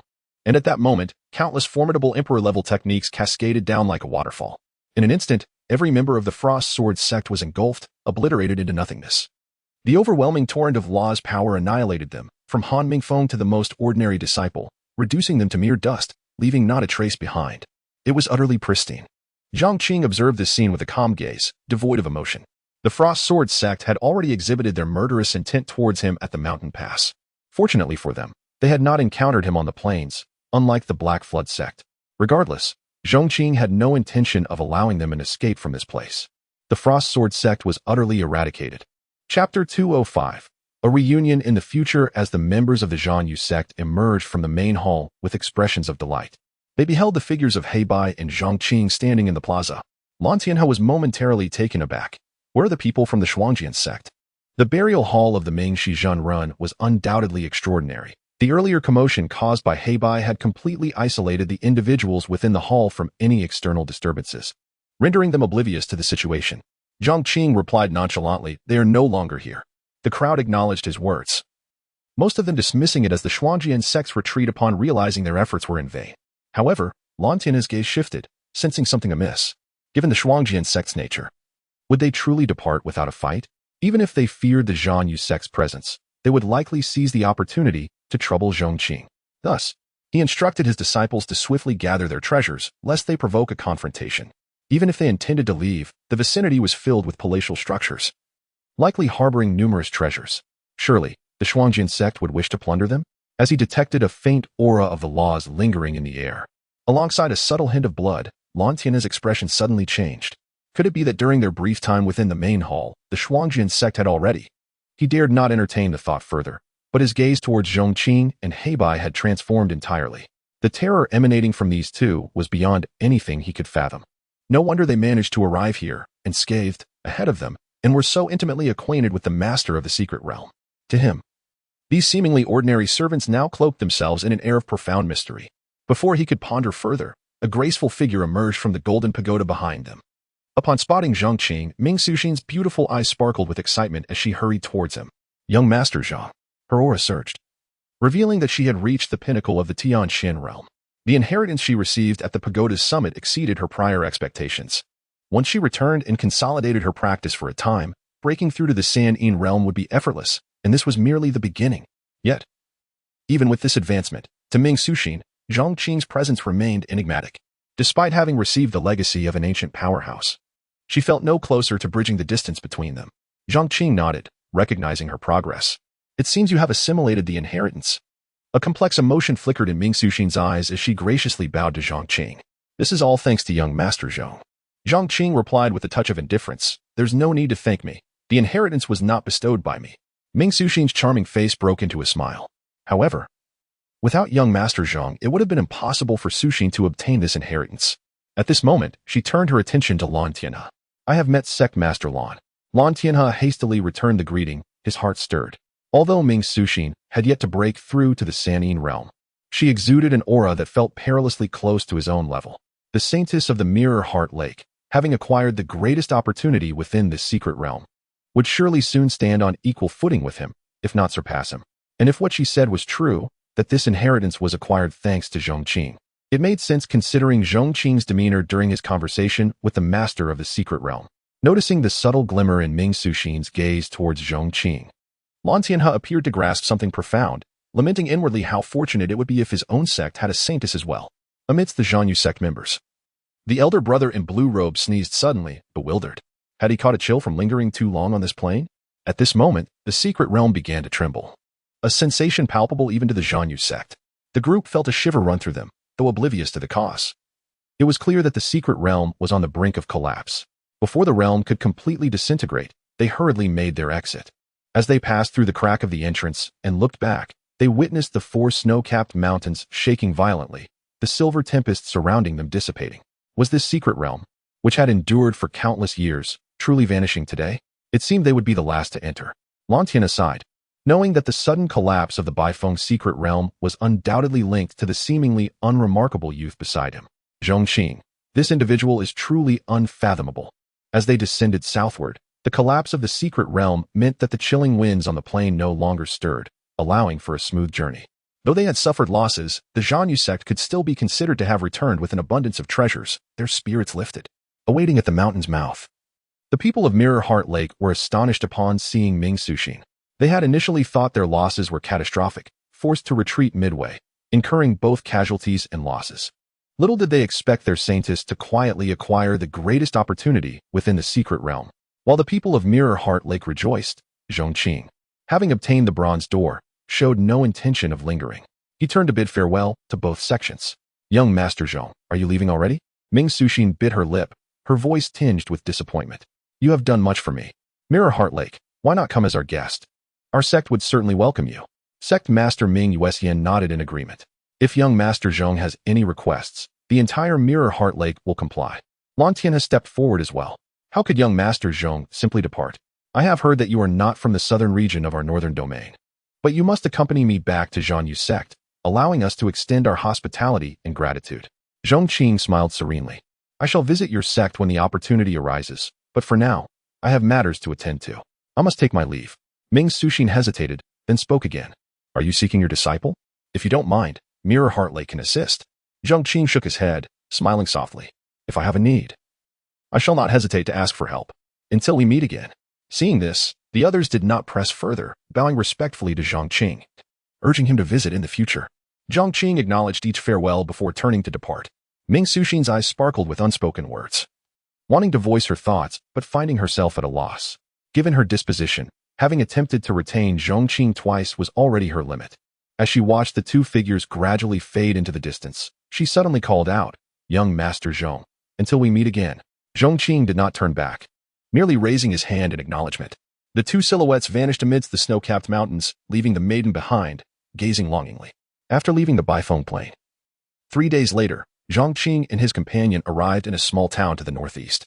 He had considered utilizing the resources of both sects, as Ming Suxin suggested, to track down Bailing. As prominent local sects, they wielded considerable influence, making it difficult for him to compete alone. However, upon further reflection, Bailing was inherently unpredictable, and if she were to attract the attention of local powerhouses, she would likely flee in panic. With a scarecrow accompanying him, he need not worry about safety. And it remained uncertain whether Bailing was still in the southern realm. He surmised that as a disciple recommended by the system, accompanied by a scarecrow produced by the system, he would likely receive some form of notification once the time was right.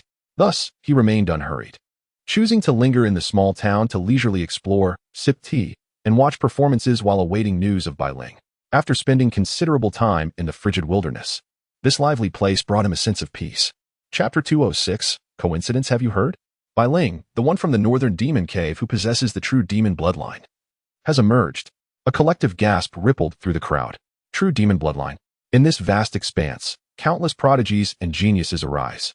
Some cultivate with astonishing speed, while others possess unparalleled combat prowess, unmatched among their peers. The true demon bloodline, imbued with the blood of a true demon, is destined for boundless terror if allowed to mature. They are said to rival the gods, legends walking the earth. How fortunate is the northern demon cave, already one of the most formidable forces in the northern region, which itself surpasses the southern region. Bailing's ascendance would ensure the northern demon cave's dominance over the entire northern region. A grim expression settled on someone's face. The northern demon cave's brutality is universally known. If they were to seize control of the northern region, Any hope of advancement would be extinguished, replaced by the constant threat of death and obliteration.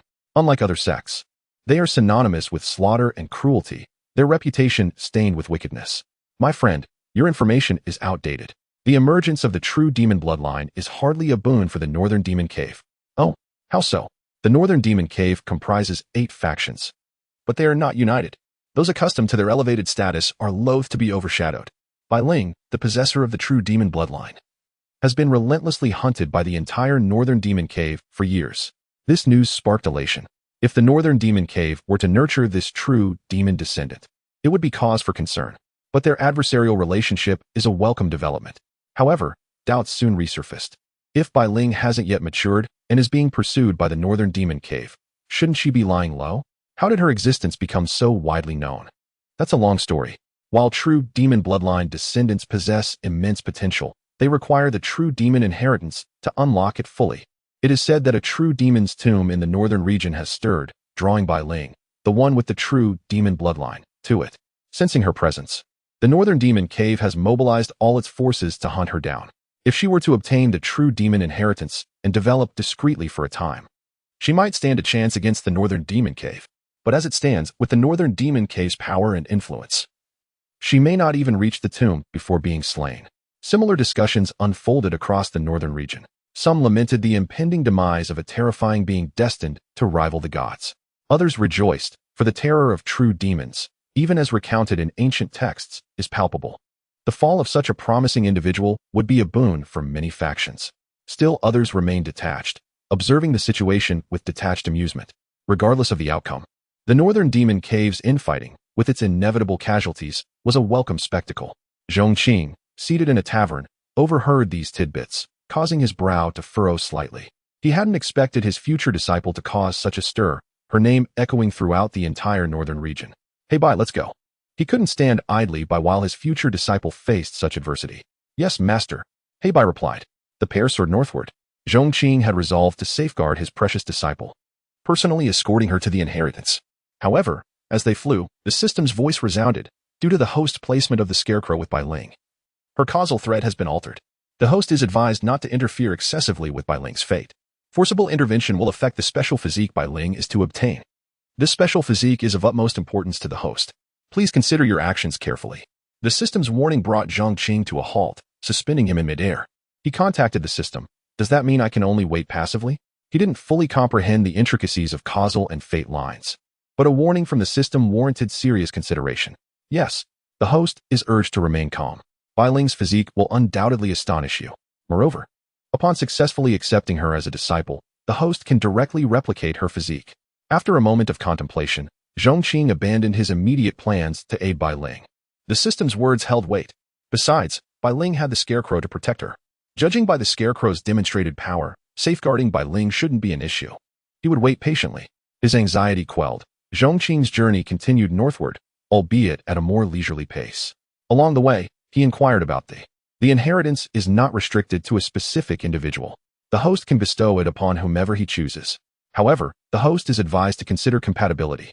These words stirred something within Zhong Qing. This immunity to laws was akin to immunity to magical attacks. If he were to find a disciple immune to physical attacks, the combined buffs would create a prodigy immune to both magic and physical damage, practically invincible. However, the inheritance was a rare and coveted treasure. Finding a disciple immune to physical attacks would be no easy feat, if such a person even existed. Ultimately, it would depend on fate, not force. Time passed swiftly, and several days elapsed. The world was blanketed in snow, swept by fierce winds, a scene of pristine white. Zhong Qing instinctively raised his wine gourd, only to find it empty. He clicked his tongue, lamenting the endless thirst. He glanced around and noticed a sect on a snow-capped mountain in the distance. Perched atop the mountain, the sect exuded a sense of grandeur and antiquity, inspiring awe with a single glance. The towering gate, nearly 100 feet tall, was constructed of crystalline ice, piercing the clouds. Array formations were etched onto the surrounding mountains, indicating a sect of considerable power. The words Mirror Lake were inscribed above the gate. Zhong Qing was taken aback. What a coincidence. They had interacted at White Wind Plains. Now seemed like the perfect opportunity to ask for a drink. With that thought, Zhong Qing, accompanied by He Bai, made his way towards Mirror Lake. However, Mirror Lake was far from peaceful, as a storm was brewing. Chapter 207. inevitable demise. The Mingxin Hall served as the venue for high-level meetings of the Mirror Heart Lake. At this moment, the hall was filled with senior members, and the atmosphere was palpable with tension. The assembly had seemingly divided into two opposing factions. One side was led by the sect master, Ming Yuxian, while the other was presided over by the Grand Elder. Ming Yuxian had long cautioned, "The waters of the Bifeng Plain run deep. You cannot grasp them." Under his leadership, the sect had suffered significant casualties among its high-ranking disciples. "What qualifications do you have to remain in the position of sect master?" The Grand Elder, clad in a black robe and adorned with a dark crown, scolded vehemently. This scene incited a stir among the disciples outside the hall. Is the Grand Elder truly reprimanding the sect master? One disciple exclaimed, astonished. What is so surprising about that? The Grand Elder and the sect master have had their disagreements for some time now, each vying for dominance, another replied. The sect master's expedition to the Bifeng Plain had not only resulted in grievous losses for the sect but had also left him severely injured. Rumor had it that the Holy Maiden had acquired the legacy of a powerful figure. Under such circumstances, how could the Grand Elder contain his frustration? The Mirror Heart Lake was on the brink of upheaval, and countless disciples were filled with trepidation. Within the hall, Ming Yuxian occupied the highest seat. His gaze fixed firmly on the Grand Elder. What do you propose? The Grand Elder retorted, standing defiantly with his hands clasped behind his back. In the world of cultivation, strength reigns supreme. A sect master must be capable, the incompetent must yield. You are no longer fit to occupy this esteemed position. If not now, then when? His words instantly drew a chorus of agreement from the high-ranking members present. We demand the sect master's resignation. Ming Suxin, standing nearby, could no longer contain her indignation. Grand Elder, you are being utterly tyrannical. Our master has devoted himself tirelessly to the development of Mirror Heart Lake. How dare you take advantage of this moment of turmoil? If our master is unworthy of the position, do you think you are any more deserving? The Grand Elder responded with a cold laugh. In terms of strategic insight and innate talent, how am I inferior? If he can sit upon the sect master's throne, why can't I? You, a mere junior. Flaunt your limited talents as if they grant you the authority to speak so boldly. I am still your elder. How dare you show such disrespect? Someone like you has no right to inherit the legacy of a powerful figure. It would be better to relinquish it to my grandson, so I might acknowledge your contribution. Otherwise, should I choose to act upon your insolence, I could strip you of your position as Holy Maiden. At this, the countenance of Ming Yuxian and Ming Suxin paled considerably. Though the Grand Elder had been at odds with them, there had previously been an unspoken restraint, allowing for a semblance of dignity. Now, however, the facade had been torn asunder. Ming Yuxian's expression darkened. We share the same roots. Why must we turn on one another so swiftly? He implored. The Grand Elder scoffed. If I were to disregard our shared ties, you would not even have the chance to resign. You have brought immense suffering to the sect. No punishment could be too severe for you. Ming Yuxian. There is a saying, a wise man knows how to discern the times. You are a man of integrity, and I am willing to offer you a dignified exit. But whether you seize this opportunity is entirely up to you. These words filled Ming Yuxian with a profound sense of helplessness. The individuals he had brought with him were mostly his trusted allies, yet many had perished on the Bifeng Plain, coupled with his own injuries.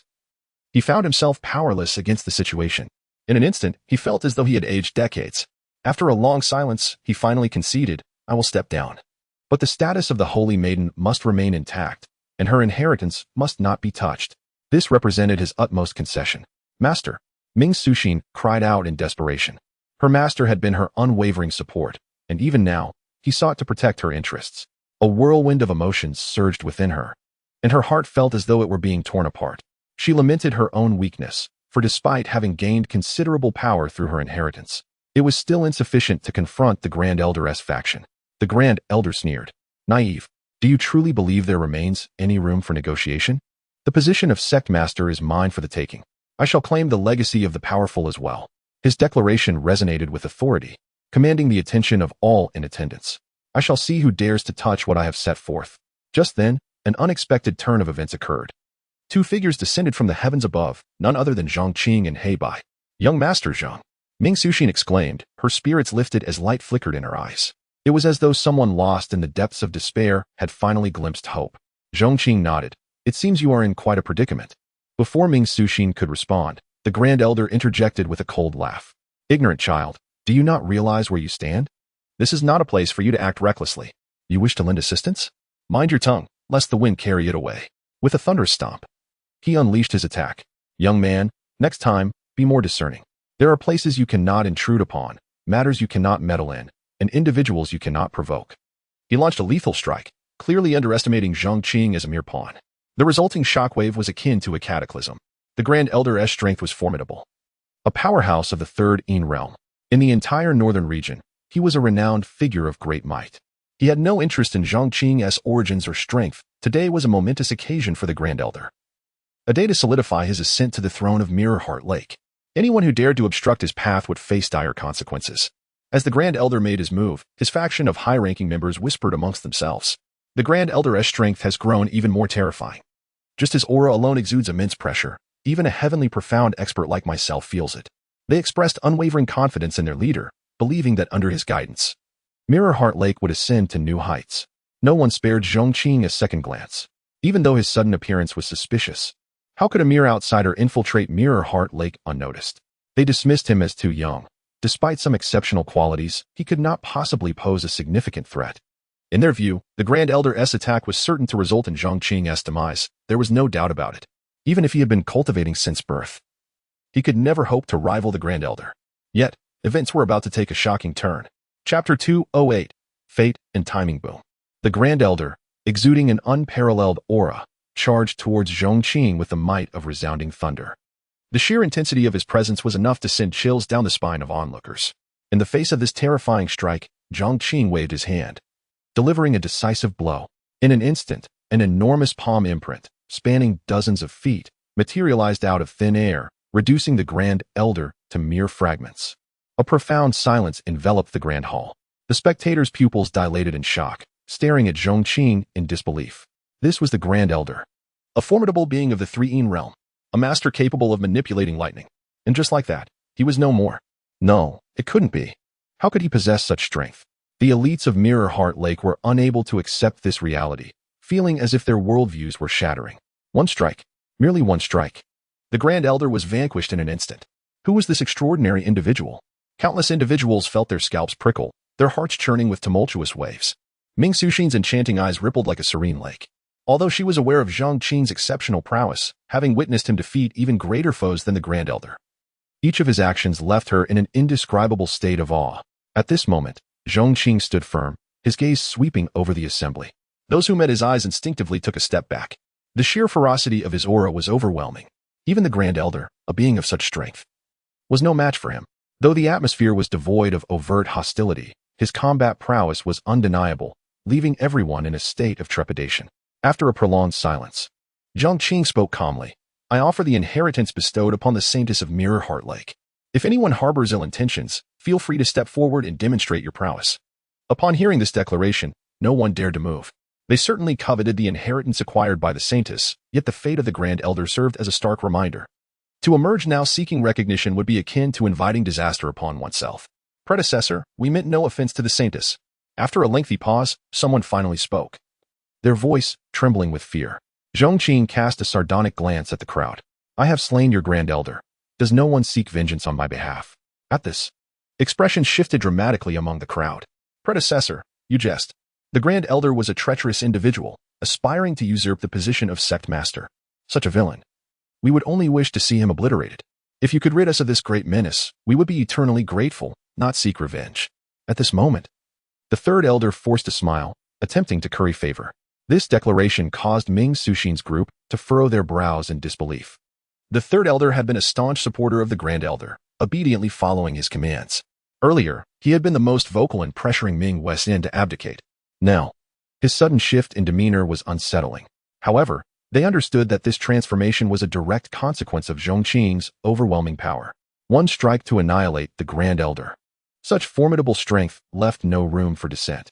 As the saying goes, in this world, all is for profit. The allegiance of these individuals to the Grand Elder was primarily driven by the benefits he provided. Yet now, with the Grand Elder gone and facing a being capable of such swift destruction, their choices were evident. Amidst the displays of submission and flattery, Zhong Qing remained unperturbed. He turned to Ming Suxin. How shall we proceed? The decision is yours. Thank you. Ming Suxin expressed her heartfelt gratitude, her gaze towards Zhong Qing brimming with appreciation. She realized that without his intervention, Mirrorheart Lake would have descended into chaos, resulting in countless casualties.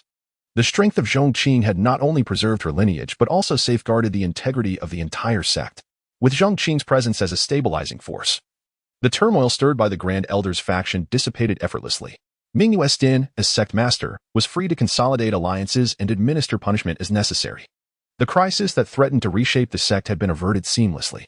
Once the matter concluded, the sect master of Mirror Heart Lake bowed to Zhong Qing, stating, "I have mismanaged affairs and caused this tremendous disturbance, allowing you to witness such folly. I am deeply grateful for your assistance. I should host a banquet in your honor, but alas, I am burdened with an ailment that requires my seclusion. I hope you can forgive my lack of decorum."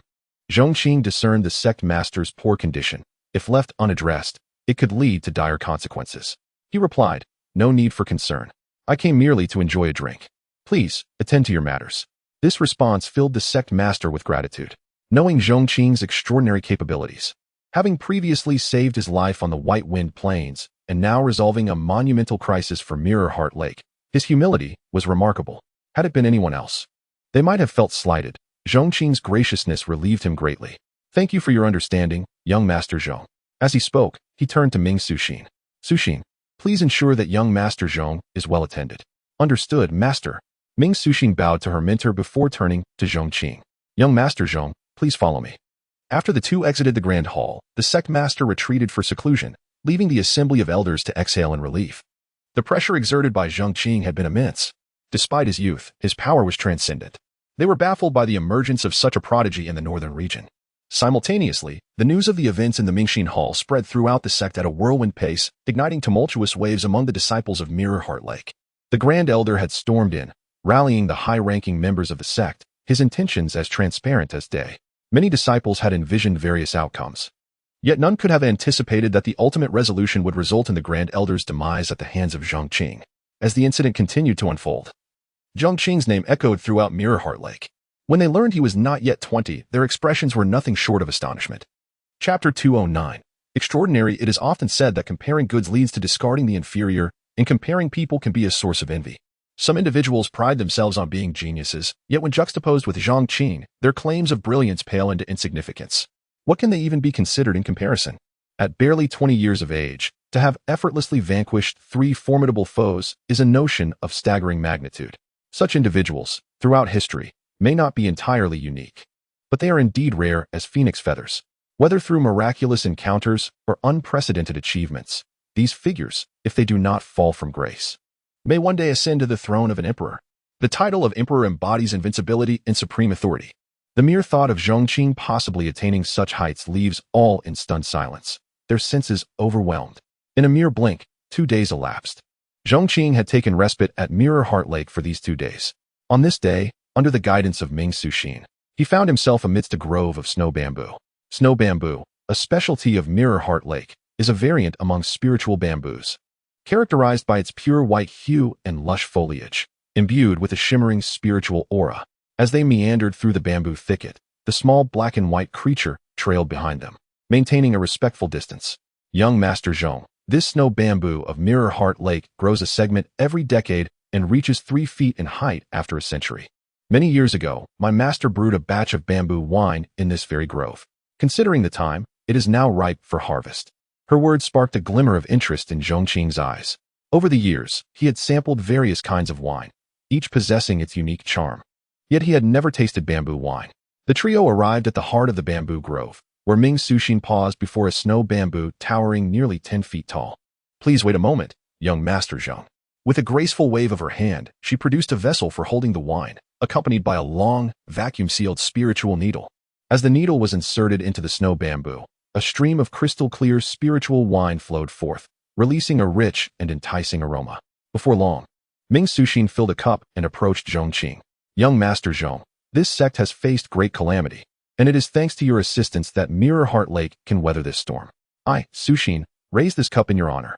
Zhong Qing accepted the cup with a smile, replying, "I merely came to enjoy a drink. There is no need for such formalities." With that, he drank deeply. The wine was sweet yet potent, imbued with the fragrance of tender bamboo. Excellent wine. Zhong Qing had consumed many varieties over the years, yet this bamboo wine undoubtedly ranked among the finest. Seeing Zhong Qing's delight, Ming Suxin felt a surge of joy. "If young Master Zhong enjoys it, you might consider staying at Mirror Heart Lake a bit longer. When you depart, I shall prepare a few more jars for you. Then I shall trouble you, Miss Suxin." Zhong Qing mused that the matter concerning Bai Ling would not resolve swiftly. Additionally, the harsh weather of the northern regions, often rife with cold winds and blizzards, might initially seem intriguing, but prolonged exposure would inevitably lead to visual fatigue. Therefore, staying a few extra days seemed reasonable. That night, the storm abated, and stars began to twinkle. Amidst the snowy peaks, Zhong Qing stood atop a rock, gazing at the vast expanse of stars, occasionally sipping from his cup. The luminous starlight blanketed the endless snow, imparting an ethereal purity and brilliance to the mountain landscape. Zhong Qing felt a profound tranquility within as he savored the wine and the scenery. It must be said that the flourishing development of Mirror Heart Lake can be attributed to its extraordinary location, which is indeed a rare paradise. The entire sect is established atop 3 mountains and 5 peaks, enveloped by a massive icy lake. If the mountains serve as the abode of the disciples of Mirror Heart Lake, the lake itself forms the foundation of the sect. The depths of the icy lake are rich with spiritual energy, and if Zhong Qing's perception was accurate, there appeared to be a vein of spiritual stones lurking in the depths. At that moment, a school of fish frolicked through the icy waters, each no larger than a thumb, their tails glimmering with a soft blue light, flickering like fireflies, captivating the eye. As the saying goes, you stand on the bridge admiring the scenery, while those admiring the scenery from afar gaze upon you. On the peak where Zhong Qing stood, several disciples of Mirror Heart Lake resided. A group of female disciples whispered among themselves, captivated by the figure on the cliff. Sister, is that young Master Zhong Qing? One of the disciples, along with Ming Suxin, gathered at her cave dwelling, inquiring. Indeed, Ming Suxin confirmed. Sister, do you know the extent of his powers? The elder of the 3 realm was effortlessly dispatched by him. I still find it hard to believe. Ming Suxin shook her head. Killing the elder is merely a trifle for him. As for his true strength, although I spent some time with young Master Zhong on the White Phoenix Plain, his exact capabilities remain a mystery. Her words left the others astounded. Sister, surely not. You and young Master Zhong spent such time together. Shouldn't there be a more intimate relationship? What relationship? Ming Suxin was taken aback, puzzled. Could it be that young Master Zhong harbors feelings for you? Otherwise, why would he stand up for you? Why would that powerful legacy be given directly to you? One girl, her sapphire-like eyes wide, suggested. Yet this elicited a sharp rebuke from Ming Suxin. What are you thinking? Such a person, lacking a steadfast heart towards the path, could never achieve such greatness. How could romantic feelings arise within him? Another quickly countered. Sister, there's no certainty. With your remarkable talent and striking beauty, any man would be smitten upon seeing you. I say, why not make an effort and strive for his affection? If you could form a bond with such an individual, Mirror Heart Lake would have a formidable ally. These words caused Ming Suxin's brow to furrow with irritation. This is getting absurd. The matters concerning young Master Zhong are not for you to speculate. Focus on your cultivation instead. Relying on others is far less reliable than relying on oneself. Better to enhance your own strength than to seek out a supportive figure. This prompted a chorus of murmurs and agreement. Some realms cannot be surpassed merely through diligent training. With your talents, without extraordinary opportunities, you may only reach the heavenly profound realm in this lifetime. Nonetheless, the discussion gradually waned, as the disciples noted the faint embarrassment on their sister's face, choosing to shift to lighter, more personal topics. Yet Ming Suxin seemed somewhat distracted, her gaze drawn to the figure atop the mountain. Under the moonlit night, atop the snowy peak, Zhong Qing was enveloped in a silvery glow, exuding an air of serene tranquility. The gentle breeze played with a strand of his hair, revealing half of his flawless visage, masculine yet handsome, calm yet profound, as if a celestial being had descended to the mortal realm, transcendent and extraordinary. This scene caused her heart to race inexplicably.